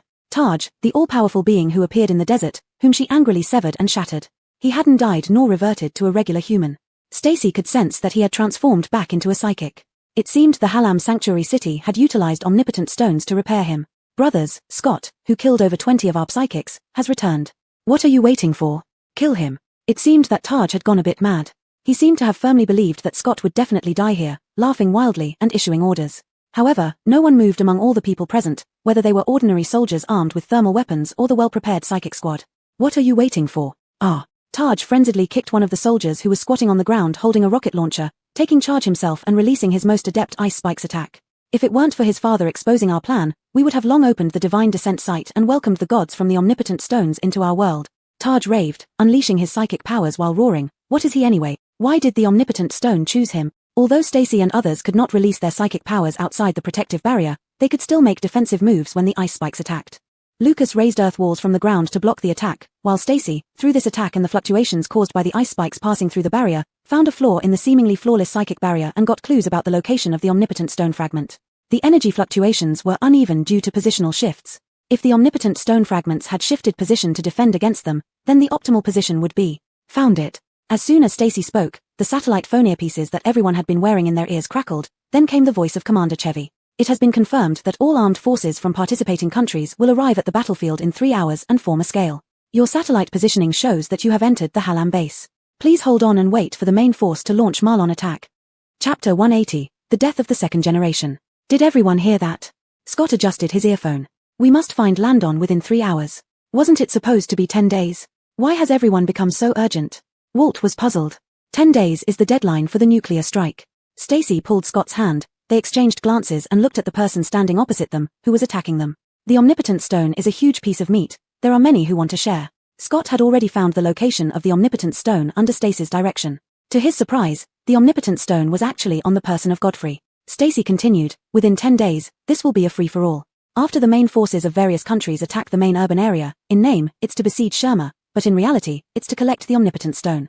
Godfrey was still frantically unleashing his powers, attacking their direction, but the protective barrier obviously wasn't up to standard. Not only did it restrict the extension of abilities within the barrier, but it also weakened external attacks entering the barrier. And as Godfrey launched frantic attacks, breaking through the barrier toward them, these were effortlessly blocked by a cement wall erected by Lucas. So, within 3 hours, we need not only to find Landon but also try to find all fragments of the omnipotent stone. This is our golden time, Lucas sighed lightly, understanding the intricacies.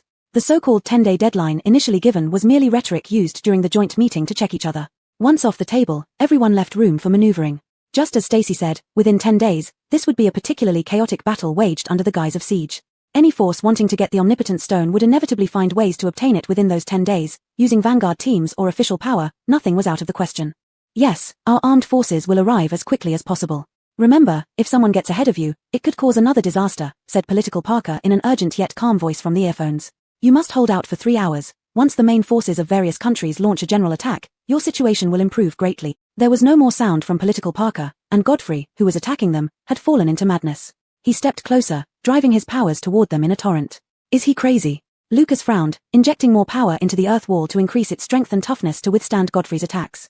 He has always been somewhat insane, Scott scoffed coldly, with killing intent rising in his heart. Don't do anything, just lure him over here. Yes. Lucas responded. All set in 10 seconds. Stacy had found a way to break the protective barrier but waited until Godfrey was close enough and sufficiently exposed before shattering the shield completely to achieve their ultimate goal. 10, 9, 8. Chevy Angliang stood behind them. Though what they discussed was too profound for him to understand, he caught in 10 seconds from Stacy. Chevy Angliang counted every second in sync with Godfrey's approaching footsteps. Lucas blocked all the intense attacks coming through the protective barrier, which further enraged Godfrey into relentless assaults. Every second within those 10 seconds felt both long and short. As Chevy Angliang solemnly counted down to 3, Lucas's hands between them had already gathered all the power he could release. 2. Sheviangliang continued counting. Scott slightly shifted his steps to the edge of the earth wall built by Lucas, wind ability swirling around his feet, ready to pounce. 1. Sheviangliang shouted the last second earnestly, his voice blending with Stacy's. Now. Stacy shouted. Holding fragments of the omnipotent stone in both hands, infusing them with power, the energy previously prepared surged forth instantly towards the relatively weak part of the protective barrier in front of Scott. The moment the barrier was hit, it immediately developed a hole, and at the same instant, wind sprouted beneath Scott's feet, and he dashed through the hole like a flash. At this moment, the defensive earth wall controlled by Lucas suddenly expanded dramatically, thickening and heightening several times over. Before anyone present reacted, Lucas received Sherma's full attack without the filter of the protective barrier. Scott flashed to the immediate rear of Godfrey, sweeping wind around his neck. The next moment, a gush of blood spurted out without warning, the thick red liquid splattering entirely onto the protective wall that Lucas erected. As a breeze blew by, layers of blood mist rose in the air. Godfrey lost his head, his face still bearing a. The vast helipad fell silent. Winter's chill had not yet passed, and some steam rose from the severed neck of the head before being rapidly cooled by the air. The defensive wall controlled by Lucas crumbled in the next moment, leaving Scott standing amidst the blood, his hands stained. This was the first time Stacy saw such a side of Scott. His speed was so fast that it didn't even leave any scar on Godfrey. Don't be afraid. Scott stepped over the body on the ground, coming to Stacy, pulling out a handkerchief from his pocket to wipe the remaining blood off his hands. I'll do it. Stacy took the handkerchief from Scott and noticed that his hands were trembling. She didn't wipe the blood off Scott's hands but lifted her arm to wipe the blood off the side of his face. No matter what happens to you, I'm not afraid, Stacy said. With Scott and Stacy at the center, the others formed a circle around them, facing outward towards the other enemies, staying alert. Lucas found the fragment of the omnipotent stone on Godfrey's body, wrapped it in the bloody handkerchief, and handed it to Stacy. Let's find Jameson first. Ignoring the blood on Scott's palms, Stacy reached out to take his hand and placed the fragment Lucas handed her into Scott's palm. Scott had already come into contact with the omnipotent stone, and he was immune to it, able to use it maximally like Stacy. There was a subtle resonance between the fragments of the omnipotent stone, easily overlooked by the holder. It was through this resonance that Stacy easily located another fragment. The corners of Scott's mouth barely curved upwards. He pulled Stacy forward and stood before everyone. Godfrey is dead. If you want to attack, do it now, otherwise, we're leaving. Scott's voice was deep and cold, his gaze sweeping across everyone, intimidating many present. Especially the psychics present could sense how powerful this force was. Moreover, Scott's wife was famously known for once having sealed and even shattered Godfrey's strategy. It seems you're all cowards. Let's go. Walt sneered. Don't let them leave. At this moment, a voice suddenly echoed among the crowd, and moments later, a young man stood up from the ranks, pointing at Scott with righteous indignation. That's him, chosen by the omnipotent stone but betraying the trust of the omnipotent God. We must kill him to honor the omnipotent stone, otherwise, the God will punish us. This guy, his brain is sick. Before Walt could curse, Sheviangliang's unusually serious voice sounded behind them, causing Doreen to burst into laughter. Chapter 181, Obstacles Galore. Govind Base had been in operation for a long time, and there were no few individuals who had been brainwashed by the omnipotent stone. As soon as this person spoke up, many of the fanatics were jolted out of their shock. But in the next moment, just as they wanted to make a move, they realized they had completely lost the ability to do so. As that person began inciting the crowd, Stacy quietly released his relief power, locking down all the psychic's mental abilities without them even noticing. After Stacy made his move, Doreen also took action. With a wave of her hand, she collected all the thermal weapons within the range of her power into her space, including those rocket launchers, which instantly found themselves in their hands. Cheviang held the rocket launcher that suddenly appeared in his hand, fiddled with it for a long time without understanding how to use it, and accidentally touched somewhere. The rocket launcher shot out in a burst. Startled, Cheviang threw the thing away directly, only to find out that the rocket launcher's power was far less impressive than his own psychic power, leading him to spit in disdain. Not only regular soldiers but also the psychics discovered that their powers were locked down and fell into chaos immediately, looking like they had been sentenced to death. Fellow comrades, I give you a heads up considering we once worked together, Scott said. In 3 hours, forces from various countries will attack the main city area of Govind. If you don't want to die, leave here now.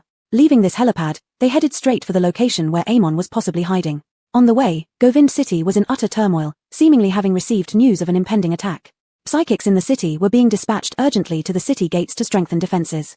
They rushed against the flow toward the laboratory, encountering little resistance on their way. Everything went too smoothly, making Stacy feel uneasy. It's not right. Lucas stopped walking, extending his psychic senses deep into the soil beneath them, detecting an extremely powerful, airtight-like psychic force that was tightening around them like a web. This power is indeed earth-based, but its energy density is something I can barely match, much like the defensive barrier we encountered earlier, Lucas said, growing increasingly concerned. This disparity in strength was more pronounced than the defensive barrier earlier. It was truly troublesome. It seems another batch of omnipotent stones is being delivered to us. Walt didn't share Lucas's worries. He rubbed his hands, ready for a big fight. Indeed, I think so too. A familiar voice echoed nearby, catching Walt's statement. Following this voice was none other than Ben, whom they had recently clashed with in the desert. Stacy's face turned grim upon seeing Ben, knowing he was quite a difficult opponent. What Stacy hadn't anticipated was that following Ben was Biff from the Sci-High base. The spatial psychic Mark followed closely behind Ben, facing off with Doreen. Brother Chevy, your injuries are all healed. Ben looked at Scott with complex eyes filled with meaning. He seemed to be in a good mood, approaching a few steps closer without any pretense, as if just to get a good look at Scott. Ben's gaze was intricate, almost suffocating, which infuriated Doreen. She particularly wanted to tear that mask off his face and expose the facade beneath. You're collecting omnipotent stones as well. Scott wasn't in Ben's jovial mood and wasn't surprised by Biff's appearance. Biff had always craved extraordinary power, chasing after the might of omnipotent stones, so his presence in Govind base was no surprise. Of course, who wouldn't love omnipotent stones? Ben stopped about 7 or 8 meters away from Scott, noting the bloodstains on Scott's hands and recalling the messages from the small helipad. Brother Chevy, what a pity. I missed witnessing you kill. Ben sighed regretfully, his eyes flickering with hidden intent as he glanced at Stacy. Stacy didn't notice his gaze, focusing instead on using the omnipotent stone in her hand to probe the contracting web that Lucas had detected. Regardless of Ben's ramblings, she was determined to find a flaw in that web. The web originated from an Earth-based power underground, yet the 3 people in front of them were not Earth-based. This meant they had other forces hidden around them. Why did you ambush us here? Stacy lowered her eyes as Scott's grip on her hand tightened. To know you would come, of course, Ben answered eagerly, capturing Stacy's attention with his usual manner. His words were laden with implications, hinting at untold secrets. It seems Ian is really here. Stacy glanced at Scott, seeing the same confirmation in his eyes. Stacy lowered her voice. The omnipotent stone is with Ben, and also, in the building behind us, there's an Earth-based psychic. Lucas, with this power, go and force out that Earth-based psychic. Stacy, speaking, delved into the omnipotent stone to extract Earth-based psychic abilities and transmitted it through her relief power into Lucas's psychic tactics. Handing over the omnipotent stone directly to Lucas would have been the best choice, but the repelling energy inside would burn any psychic who first touches it. Thus, in such urgent circumstances, using Stacy as a medium was the only way. Ben on the opposite side was supporting the Earth-based psychic's actions similarly. Before Lucas could respond, he instantly felt a thick, pure energy injected into his psychic tactics. This energy didn't merge with the psychic body but directly flowed into his energy roots for immediate use. Lucas clearly felt this pure ability shared nearly the same origin as the underground web, making it sufficient to counterattack. In the next moment, everyone in the team except Scott had the same sensation as Lucas. They immediately understood that Stacy was extracting energy from the omnipotent stone for them and promptly entered combat readiness. Move. Scott, receiving Stacy's signal, growled low and charged at Biff. At the same time, Lucas delved into the soil beneath, forcibly tearing apart the just-formed underground web that was about to tighten, turning around and attacking the hiding place of the opposing Earth-based psychic alongside Walt. Brightly followed Doreen, challenging the spatial psychic Mark. Finally, and most importantly, Stacy faced Ben's attack head-on. The confrontation between the 2 relief psychics was smokeless. Chapter 182 7 Fragments. This battle was won without any suspense.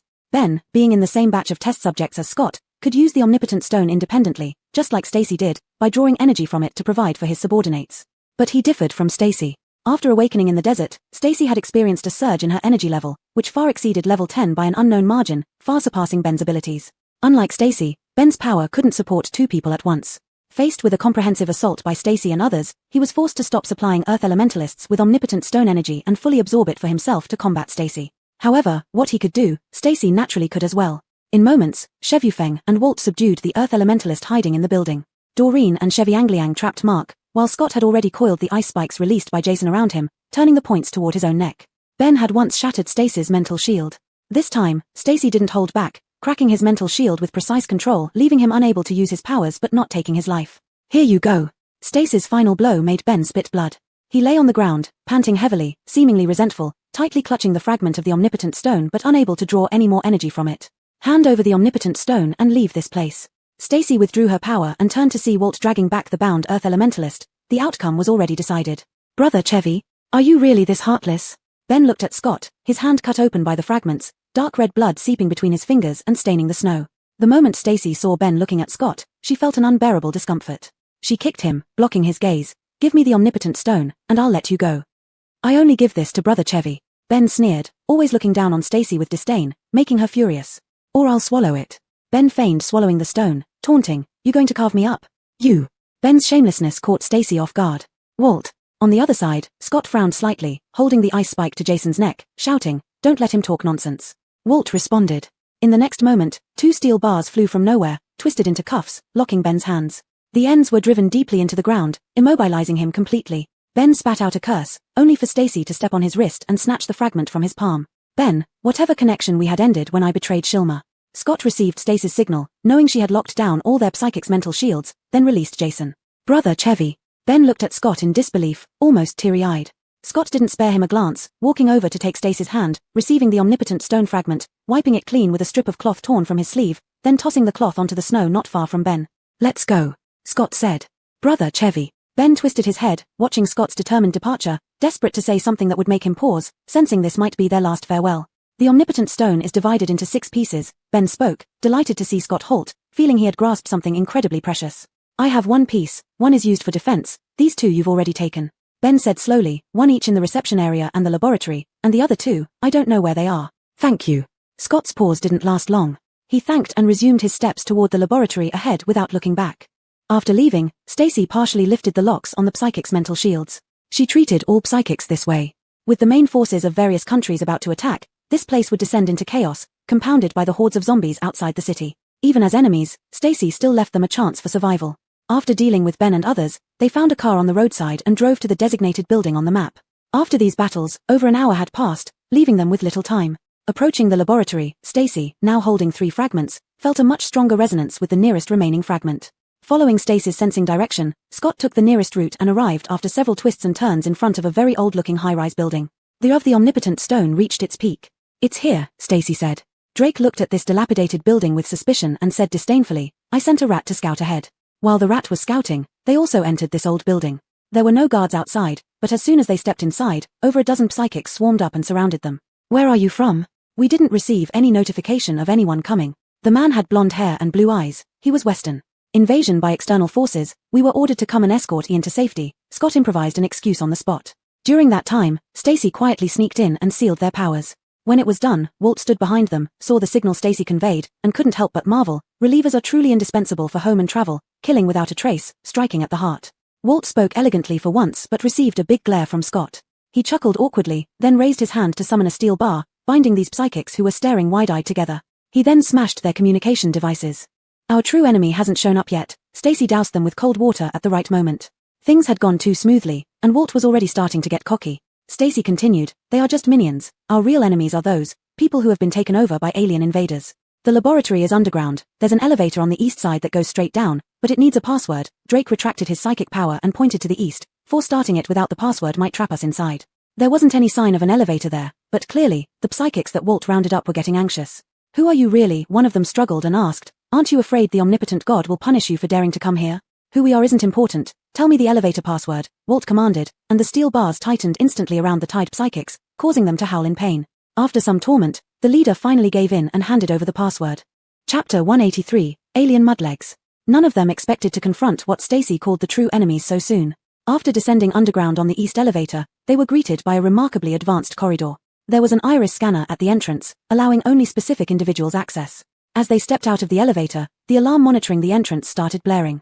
They unexpectedly collided with alien invaders who had taken over human bodies and ended up in an unprepared battle against them. There were 5 or 6 of them, all unfamiliar faces to Stacy, but she could sense the mutated pure energy in their abilities as soon as they unleashed their powers. Facing such opponents, Stacy's soothing ability felt ineffective. It wasn't like dealing with ordinary ability users. Every step inside Shitaimo was extremely difficult. She couldn't disable a large number of abilities at once but had to tackle each one individually. As long as Scott and the others held on long enough, she could block their ability channels. But this was taking too long, and by the time Stacy blocked all of them, it might already be too late. When Stacy was at her wit's end, she suddenly saw a familiar figure behind a glass door.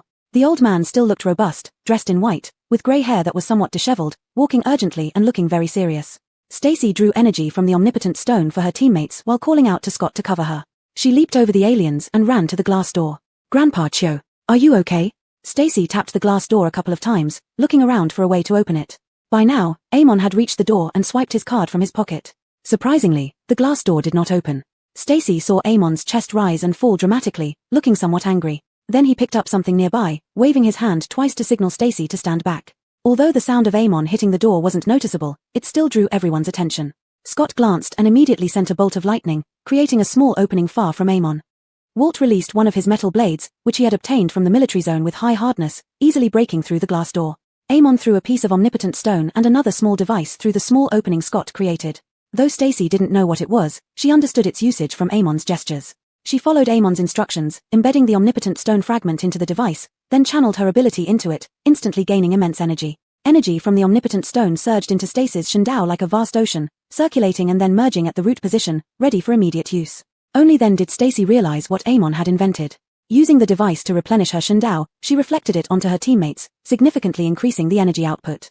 This turned the tide of the battle, and Stacy gradually entered the Shindao of the invaders, blocking their abilities. Walt Doreen, tie them up and put them in the oxygenated space. Holding the device like a precious treasure, Stacy waited for Walt's blade to break through the thick glass. After dealing with the invaders, Scott pulled Stacy behind him and threw a bolt of lightning, which was several times more efficient than Walt. Grandpa Cho, what did you research? It's so useful. Stacy excitedly crawled through the opening into the room. Inside was a huge laboratory with many tall incubators on either side, each containing a living person. They wore breathing apparatuses on their mouths and noses, eyes closed tightly, seemingly unconscious and unaware of the outside world. Ian, what is this? Stacy asked, confused. That damn bunch of scoundrels have brought all the soothers from the Salerno base here as experimental subject. Amon cursed, walking to the main control switch, pulling it down with great force. Only then did Stacy realize that after arriving at Salerno base, they hadn't seen any soothers except Ben on the helipad. Salerno base had the highest proportion of soothers, and during such a large-scale battle on the helipad, high-level soothers would definitely have been present. But in her haste to leave, Stacy hadn't noticed this fact. Her identity as a soother had been made public long ago, yet on the helipad, no soother had attacked her. It turned out they were all trapped in this underground experimental base. Why wasn't Ben brought over here? Stacy asked. As Amon pulled down the main switch, the yellow viscous liquid in the containers began to recede, ending all experiments. The soothers in the incubators gradually woke up. Because Ben was already a failed experiment subject, Scott explained.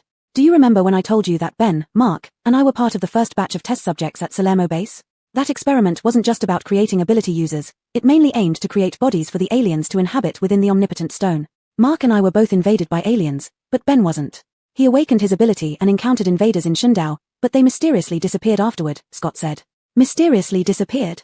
Stacy was puzzled, finding the experience eerily familiar. Thinking back now, the invader probably returned to the omnipotent stone right after Ben's first contact with it upon awakening, Scott explained. This is similar to your experience. Indeed, during Buck's awakening, I had a moment of confusion, and after that, I never sensed the invader again, Stacy nodded.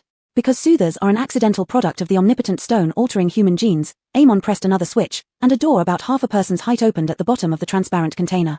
Upon seeing this, the soothers inside looked delighted, quickly removing various tubes from their bodies and climbing out. Accidental product? Stacy paused, looking at Scott. Does that mean they are like water or ice ability users, a result of terrestrialization? You used a good term, but soothers are different from others, Amon nodded. These alien mudlegs can't use the bodies of soothers. But soothers are widely recognized as the strongest ability, Amon paused, pointing at Stacy. Chevikyu, when abilities reach a certain level, they can sweep through anything. These mudlegs couldn't possibly let the strongest ability be controlled by humans, so they took me to study this. Chapter 184, The Beginning of the Chaos. Stacy obtained 2 ability-enhancing amplification devices from Landon. The relievers they had rescued all chose to join Scott's team under his suggestion. One of us is lucky enough to survive the energy entity enlargement experiment, said one elderly woman.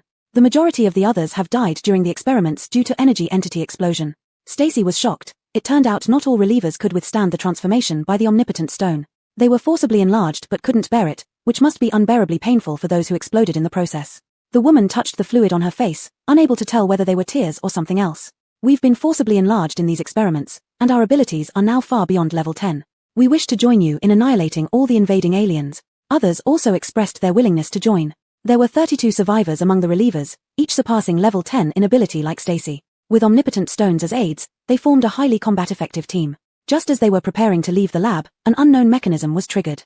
Suddenly, loud noises echoed continuously in the lab, and huge metal partitions fell from all sides of the vast laboratory, instantly enclosing it completely. Amidst the cacophony, Stacy sensed a faint signal transmitted by an omnipotent stone.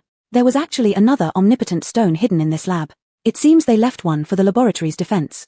Stacy, find the position of the omnipotent stone, Scott paused. The rest, go find the exit. Everyone immediately got to work. Stacy held the 4 fragments in her hand, injecting her ability to locate the remaining fragment. Before long, Lucas created holes in the floor and ceiling, only to find similar partitions about a meter outside the lab's flooring and ceiling. Lucas's ability failed to break through these obstacles within a short time. Neither did Scott's lightning nor Sheviangliang's fire attacks make much of an impact. These unique giant partitions not only possessed high hardness and toughness but also seemed capable of neutralizing their ability attacks. Meanwhile, Drake found a non-dormant ability tree in the lab. After deep thought, he moved the tree to a gap made by Lucas and Scott, then used his ability to accelerate its growth. An hour later, with help from Stacy, Drake managed to grow the tree enough to break the peculiar material wall. Based on her perception, Stacy found that small fragment outside the wall. Due to its weakness, it had been overlooked when it existed alongside other larger pieces. As Stacy and the others left the experimental building, 3 hours had already passed. The ground was shaking, black smoke rose from nearby main districts, and soon, bomber sounds resonated from the sky. Stacy looked up to see several bombers circling over the main city area of Silmar, quickly passing after dropping bombs, stirring up white clouds. They have launched an attack. Stacy fell silent for a moment. Now, they had 5 of the 7 fragments of the omnipotent stone, with the remaining 2, one located at reception, the other still unknown. Possibly on the body of Silmar I. Scott discerned Stacy's thoughts. But they didn't have time to search for both fragments, they could only choose one. Old Chevy, can you hear me? With that, Scott decisively opened the satellite phone and called Parker. A moment later, Parker's voice came through. How is it going? The front line has started attacking, our troops are in the west of the main city, how are your casualties? There is no time, where are Bjorn and Odessa? Let them go to the reception of Silmar immediately to get the fragment of the omnipotent stone, said Scott. Once acquired, head to the center of the battle to find us. After saying this, Scott hung up directly, looking into the distance with an indiscernible expression. I know where he is. The he Scott referred to was Silmar I, the human initially taken over by aliens and the mastermind behind all this. They found a few vehicles on the way and raced towards the city center. He must be at the heart of the spirit altar, the same place my father was murdered. Scott gritted his teeth, his knuckles turning white on the steering wheel. How could Stacy not understand? Silmar I was the real culprit behind Scott's father's death, and despite being away for so long, how could he forget such deep-seated hatred? What is the spirit altar? Stacy was hearing about this for the first time, intuitively feeling it had a direct connection to Silmar I's conspiracy. The spirit altar has been under construction since the establishment of this Silmar base. It is located in the central district, built on the foundation of the city's original emergency shelter square, taking great efforts and time to construct. If I'm not mistaken, the exact location of the second divine descent site is that altar, right? Stacy suddenly realized. The first divine descent site in the desert was to usher in the end times, while the second divine descent site was to bring the creature within the omnipotent stone to Earth, possessing human bodies to dominate the planet. Is just a ruse, used to brainwash the believers of the so-called omnipotent gods. Stacy said. You're right. Scott turned at the intersection ahead, and the appearance of the square rebuilt as an altar came into view. It was unknown when snow began falling from the sky, covering the muddy road with a layer of frost. The roads here were muddy, the accumulated snow pressed into mud by vehicles, with signs of being bombed by shells. On the square, it was crowded with Silmar-based psychics kneeling in red and white combat uniforms. A rough count showed there were several thousand people here, and on that elevated platform, the so-called sacred altar, stood a blonde, blue-eyed Western man dressed in a white robe. With all the commotion outside, why aren't they guarding the city gates? What are they doing, kneeling before a foreign devil? Walt cursed. Isn't it obvious? Scott braked and led everyone off the car, advancing cautiously on foot. At this moment, several bombers flew overhead again, dropping bombs over the square. Scott shouted a warning. Several bombs fell from the sky, and at a distance of about 20 meters above the ground, many rings of light appeared in the sky. They were redirected by spatial psychics stationed around, changing their course through space transfer. In the next instant, a bomb appeared out of nowhere directly above them. Doreen panicked and instinctively used her ability to redirect the bomb at the last possible moment. The bomb exploded beside their ears, the building hit by it collapsing instantly. More bombs followed closely behind, causing thunderous booms. Chapter 185, You're Crazy. The guards in the city are just the leftover small fries, while those gathered here all have psionic levels above grade 6. Stacy extended her psionic probe, detecting traces of Brevin activating the omnipotent stone in the air. It's too late, Brevin has already made his move, Stacy said. She Elmu activated the omnipotent stone and bestowed its power upon these people. This kind of power is something I've never encountered before. I suspect he's connecting invaders into these people's tactical mind. That might be She Elmu's instinct as an alien. They coexist with the omnipotent stone, so they must have a unique way to link with it, Lucas explained. Stacy showed signs of anxiety and immediately signaled Lucas. Lucas then instructed the 30-plus relievers following him and stationed them around, on guard for any ambushes. All the relievers behind him activated their psionics, swiftly covering the thousands of psionics on the square. Their actions couldn't escape Brevin's perception. The moment the relievers extended their powers, Brevin looked in their direction almost instantly. They only saw the person standing on the dais point towards them, causing all the psionics to spring into action. Everyone, we're facing an unprecedented battle, are you all ready? Scott, as he spoke, unleashed wind and lightning with a flip of his hand. Facing him were thousands of rapidly approaching psionics, while behind him stood only 5 psionics and 33 relievers, including Stacy. A single 10th grade reliever could hold back 1,000 troops, but there was also a formidable enemy that couldn't be ignored, Brevin. I will deal with Brevin. All of you must do your utmost to fight against the psionics. After Stacy finished speaking, she gathered all the omnipotent stones in her palm and activated the device left by Amon, guiding massive energy orbs into her body and dispersing them to others. At the same time, Brevin wasn't idle either. He had already tapped into the maximum energy of the omnipotent stone and poured it into all the psionics under his command. The sounds of combat erupted. Scott led the rest into the midst of the enemy, leaving Doreen to protect the relievers. Stacy's continuous transmission of psionics became a powerful support for them.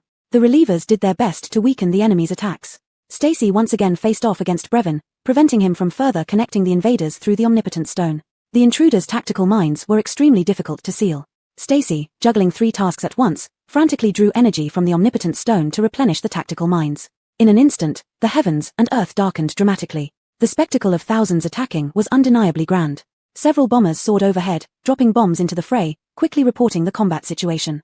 This battle no longer cared about deathmarks. In the struggle for survival, if you didn't leave a deathmark, you'd end up dead yourself. All forces outside the city converged towards the center. Just over 10 minutes after the battle started, the first batch of reinforcements finally arrived. They were foreigners. Regardless of their intentions, as long as they came, they could all be considered reinforcements. The scale of the chaos was unprecedented. Various psionics clashed mid-air, and none of the buildings around the square were spared from destruction. Broken walls and ruins were everywhere, scorched trees burned fiercely, and snow evaporated into a mist. Amidst the chaos, only Stacy and her group maintained a semblance of calmness, shielded entirely by Doreen's spatial transfer circles. All incoming psionics or debris were redirected by Doreen, striking back at the attackers. As more reinforcements joined the chaos, Brevin, under Stacy's interference, had abandoned connecting invaders and instead focused on supporting the psionics and countering the relievers' seals. The battle reached a stalemate, with neither side gaining any advantage. Amidst this deadlock, Stacy suddenly recalled an event in the desert when the woman within her tactical mind was about to attack her. The damage to the omnipotent stone caused her significant injury due to a surge of disrupted psionic energy. Although the woman couldn't replace her as a reliever, the damaged omnipotent stone indeed harmed her at that moment. Doreen, ask Jameson how to destroy the omnipotent stone. Stacy thought of a solution but was stumped. She had studied the omnipotent stone when it first came into her hands. It was incredibly hard, even impervious to Scott's thunder. How could it be destroyed? Jameson, who had been studying it at the base for a long time, might have some insights. And now, Amon was staying in Doreen's oxygenated space. Chio Elder said, no power can break the omnipotent stone except the omnipotent stone itself, Doreen relayed. This one sentence from Chio Elder enlightened Stacy. She looked at the 5 fragments in her palm and had a plan. I must find a way to get the omnipotent stone fragment from Shi Earlmu. Stacy pondered, noticing that Shi Earlmu was enveloping the fragment with his psionic power, suspending it mid-air. Suddenly, a bold idea leaped into her mind. If Shi Earlmu realized her intention to destroy the omnipotent stone, he would surely protect it with his life. But if... Doreen, take me to Brevin as quickly as possible. Stacy carefully stored the other fragments and left one in her palm. Stacy, it's too dangerous. What are you going to do? Doreen hesitated, looking at Stacy anxiously. Stacy's expression was grave yet urgent. Shavistan to me, hurry. Doreen paused for a moment. The deadlock had lasted too long. If this continued, they would drain Stacy's energy like leeches, eventually exhausting her. Finally, she obeyed Stacy's command, creating a spatial transfer energy ring and swiftly sending Stacy to Brevin before anyone could react or stop them. No one expected Stacy to brazenly rush to Brevin directly. Not even Scott anticipated this move. His heart raced, and he immediately ordered Doreen to transport him as well. However, in the next moment, an extremely powerful energy surge radiated outward from the platform where Brevin stood, quickly affecting everyone on the battlefield. The shock was no less intense than the attack by the omnipotent stone in the desert. Everyone felt a violent jolt within their minds. Especially those invaders Brevin had connected through the omnipotent stone. Some were so badly affected that they coughed up blood. Before Doreen's spatial transfer energy ring had time to disappear, Stacy was knocked backward by the powerful wave, falling directly into the energy ring and landing in Scott's arms. We won. Stacy, leaning against Scott, smiled weakly, but a trickle of blood dripped from the corner of her mouth. You're crazy. Scott clutched Stacy's arm tightly. He couldn't focus on what she said, his eyes red with anger and fear. Chapter 186, Destruction of the Omnistone. The Omnistone fragment in Jermaine's hand shattered the moment Stacy rushed over. Stacy used the 2 devices given by Landon to channel the energy from one of the fragments into her divine strategy, while converting the other entirely into attack energy, which surged directly toward Jermaine. Even though Jermaine was an alien invader who had infiltrated a human body, he was still residing within the human's divine strategy. In this situation, the attack power derived from the complete force of the Omnistone that Stacy mobilized was enough to shatter Jermaine's divine strategy instantly. His only option and most instinctive reaction was to also unleash all the power of the Omnistone to counter Stacy. Such an outcome would prevent his divine strategy from breaking and save his life, but it couldn't protect the Omnistone.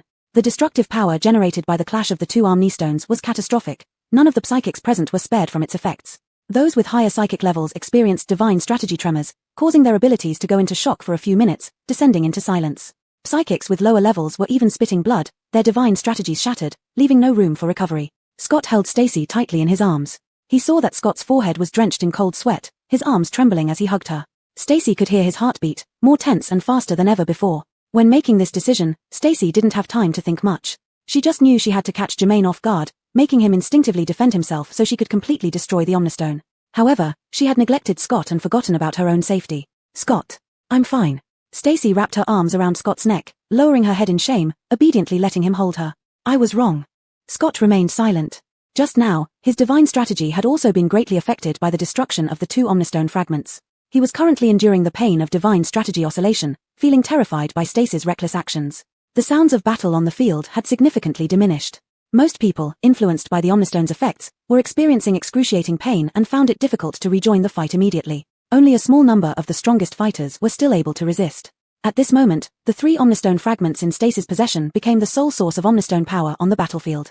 The fragments seemed to have some special connection with the invaders, who one by one rose and advanced towards Stacy.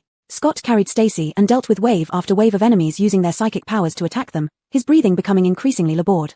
Stacy could see the tense vertical lines on the side of his face, his jaw clenched tightly. He looked extremely angry. As long as Bjorn and Odessa can return with the last Omnistone fragment, we can win. Stacy tried to explain herself as more and more people attacked them. Struggling to keep up, Stacy grew anxious. Put me down, it's too dangerous. Give them here. Scott barely contained his anger, not looking at Stacy's remorseful face. All the Omnistone fragments. Stacy hesitated. Destroying the Omnistone could only be done by using its self-destruction mechanism, and it wasn't hard to guess what Scott intended to do with the fragments. The psychics on the field gradually recovered, enduring the pain and continuing the fight. More and more people rushed towards them, unwilling to die and vying for the upper hand. She couldn't give them to him, Stacy thought. Just as Scott didn't want Stacy to get hurt while destroying the Omnistone, Stacy didn't want him to suffer either. She wiped the blood from the corner of her mouth. Just as she was about to soothe Scott's emotions, she suddenly saw several cars speeding towards them from the collapsed street corner far away. The first 2 vehicles were racing as if in pursuit. Scott followed Stacy's gaze and saw that the driver of the leading car was indeed Bjorn, while the person chasing from behind was unfamiliar, likely from the opposing side. Since they were pursuing Bjorn relentlessly, their intent must be to seize the Omnistone fragment. Bjorn's vehicle got caught up in the psychic battle as soon as it arrived. The Omnistone fragment they carried emitted a similar special signal to the invaders. The invaders who had just started to recover analyzed the situation and immediately abandoned attacking Stacy, swarming towards Bjorn's vehicle instead. Let's go help. Stacy grabbed Scott's shoulders, her voice urgent. If Sherma's people get the fragment from Bjorn, everything I did will have been for nothing. Scott frowned, acknowledging the logic in Stacy's words despite his reluctance. The Omnistone fragment in Bjorn's hands had become crucial to the entire war. Scott put Stacy down, instructed Doreen to take care of her, and then charged into the crowd, clearing a path to aid Bjorn. Stacy calmed down for a moment and resumed her previous operation, drawing power from the Omnistone to transmit to everyone. For a time, the location of Bjorn's vehicle became the center of the melee. Walt and others rushed over to help, while Drake stood guard beside Stacy. A falcon's cry descended from the sky, stirring up lightning and sparks that ignited a great fire, blocking the path of those who followed. The roar of a tiger soon followed, as it was caught by the branches of the ancient tree in the middle of the square and fell into the crowd. It opened its mouth and spat out a tornado, sweeping up the flames on the ground and spreading them around. That tree. Stacy was surprised. Weren't trees supposed to be dormant this season? Drake laughed proudly. With so many psychic powers at my disposal, of course I forced it to awaken. Wild beasts and birds of prey knew no fear. The more they were attacked, the angrier they became. After joining the battle, the situation on the battlefield changed once again. By now, nearly an hour had passed since the start of the melee. Vanguard teams from various countries arrived almost simultaneously, with main forces advancing as well. Commissioner Chevy Zheng and Braden personally took the field, leading their subordinates to the scene. However, they were blocked on the other side of the square and could not join up, only able to participate in the battle and spread the firepower. As reinforcements increased, the pressure on the combatants decreased. Stacy no longer needed to provide psychic energy transmission to others but instead focused all her power on Scott, who was in the midst of danger. In the chaos, Scott received full support from Stacy and used one of the fragments in his hand to forcefully push through the encirclement of numerous invaders, finally reaching Bjorn. With a bolt of lightning, he split open Bjorn's vehicle and pulled him out. Where is it? Give it to me. More people surrounded the vehicle, whether invaders or reinforcements. Any force that wanted the Omnistone could tell there was a fragment here. Time was running out, and seeing Stacy in the distance, eye contact made, Scott made the same decision as Stacy. Bjorn handed the item to Scott and re-engaged in the melee, providing cover for his next move. Scott held one piece of Omnistone in each hand, with lightning intertwining in his palms, triggering internal energy disturbances within the stones. When Jermaine rushed over in a fury, and as Stacy widened her eyes realizing Scott's action, familiar yet intense vibrations radiated out again. Devastating energy waves spread suddenly, plunging the psychics, who had just recovered, back into icy depths. Stacy felt the destructive energy wave that made her divine strategy tremble. Looking in Scott's direction, she chuckled wryly. You still dare to be tough with me. Chapter 187, Epilogue. The chaos had escalated, with opposing sides fighting each other without knowing who exactly they belonged to. In this situation, Stacy, carrying the remaining 3 omnipotent stones, became particularly dangerous. As the 4 pieces of omnipotent stone fragments were destroyed one after another, the intruders on the scene, especially Xenon, were driven nearly mad. That woman is holding all the remaining omnipotent stone fragment. Xenon screamed wildly, drawing the attention of everyone around. The ashes from the previous destruction of the omnipotent stones hadn't even settled, and the strong desire for survival and the lust for control born in the apocalypse pushed everyone to surge toward Stacy. Lang Cheving, go to Parker and bring Jameson out. In 1 minute, I will destroy the other 3 fragments. Taking advantage of the chaos as the psychics were being attacked by the destructive force of the omnipotent stones, Stacy quickly used her healing psychic ability to stabilize Ian for Lang Cheving. Go quickly. Stacy gave Lang Cheving a push, watching as she disappeared through a transfer energy ring. Then, she turned to Chevu Hengan with relief. Withdraw your psychic power and let it run its course. Stacy grabbed Chevu Hengan's arm, holding the 3 omnipotent stones in her hand, counting down to the time when she would act. In the final moments, Lang Cheving left Jameson with Parker, cleared the few remaining supplies in her space pocket, and returned to Stacy's side, only to be held by Chevu Hengan's hand. Scott and Bjorn dealt with the frenzied psychics, stepping on their shoulders and riding the whirlwind back to Stacy's side. Walt and others were forced back by the wave-like momentum, retreating behind Stacy and the Alleviators, forming the last shield. Even more psychics with similar stances stood in front of them, creating a protective barrier to buy Stacy the final moments she needed. Stacy, destroy the omnipotent stones immediately. Parker's voice crackled through the earpiece, the static overpowering the human voice. Facing humans who wielded psychics' powers mercilessly, Stacy felt the unreality of the moment while holding the last 3 fragments that had caused the apocalypse. It was like a bloody farce that would eventually return to peace. The static in the earpiece crackled again, and 2 of the 3 omnipotent stone fragments in Stacy's hand were taken away by Scott. Let's do it. Scott cupped Stacy's face and kissed her gently. All sounds became background noise, and a deafening boom accompanied by blinding white light emitted from their hands. The collision of the 3 omnipotent stone fragments released unprecedented energy, sweeping across all the present psychics in the psychic mindscape, causing them to shatter completely. The boom left an eerie silence, and the shattered deprived everyone of the psychic powers they had become accustomed to relying on. The alien invaders within the human psychics were expelled and vanished into thin air. A trickle of blood dripped from the corner of Stacy's lips, while Scott's lips turned pale, tasting the heavy bitterness of blood. Stacy's vision blurred as she lost consciousness in Scott's arms, both falling into unconsciousness while embracing each other, seeing each other's gentle faces as the last thing before losing consciousness. The absurdity of the apocalypse ended in this chaotic battle. The rooted in the psychic's brains dissipated like smoke, turning super-evolved psychic abilities into a fleeting memory. The zombies outside the city, like marionettes with cut strings, collapsed at the same moment the omnipotent stones were destroyed, disappearing along with the psychic's powers.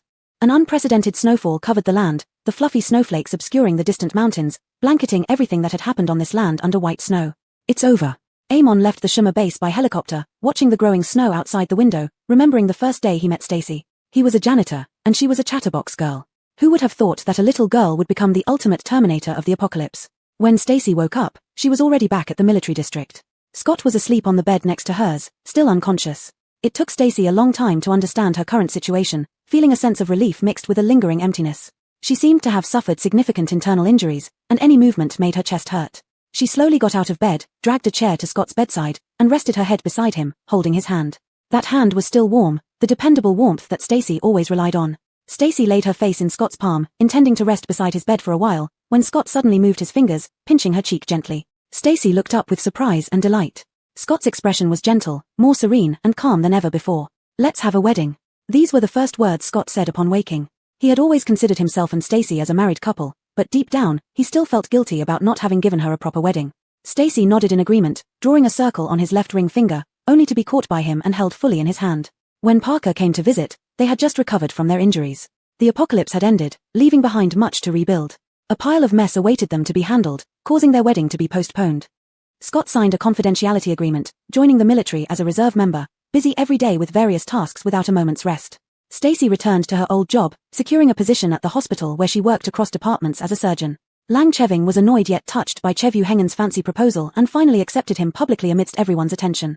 Lucas remained solitary and free-spirited, coming and going as he pleased, living a carefree life. Xena appeared under the tight protection of Cheviangliang and Walt.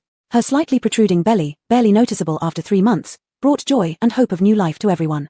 This was the first newborn in the military district after the apocalypse, greeting the sunrise, symbolizing hope.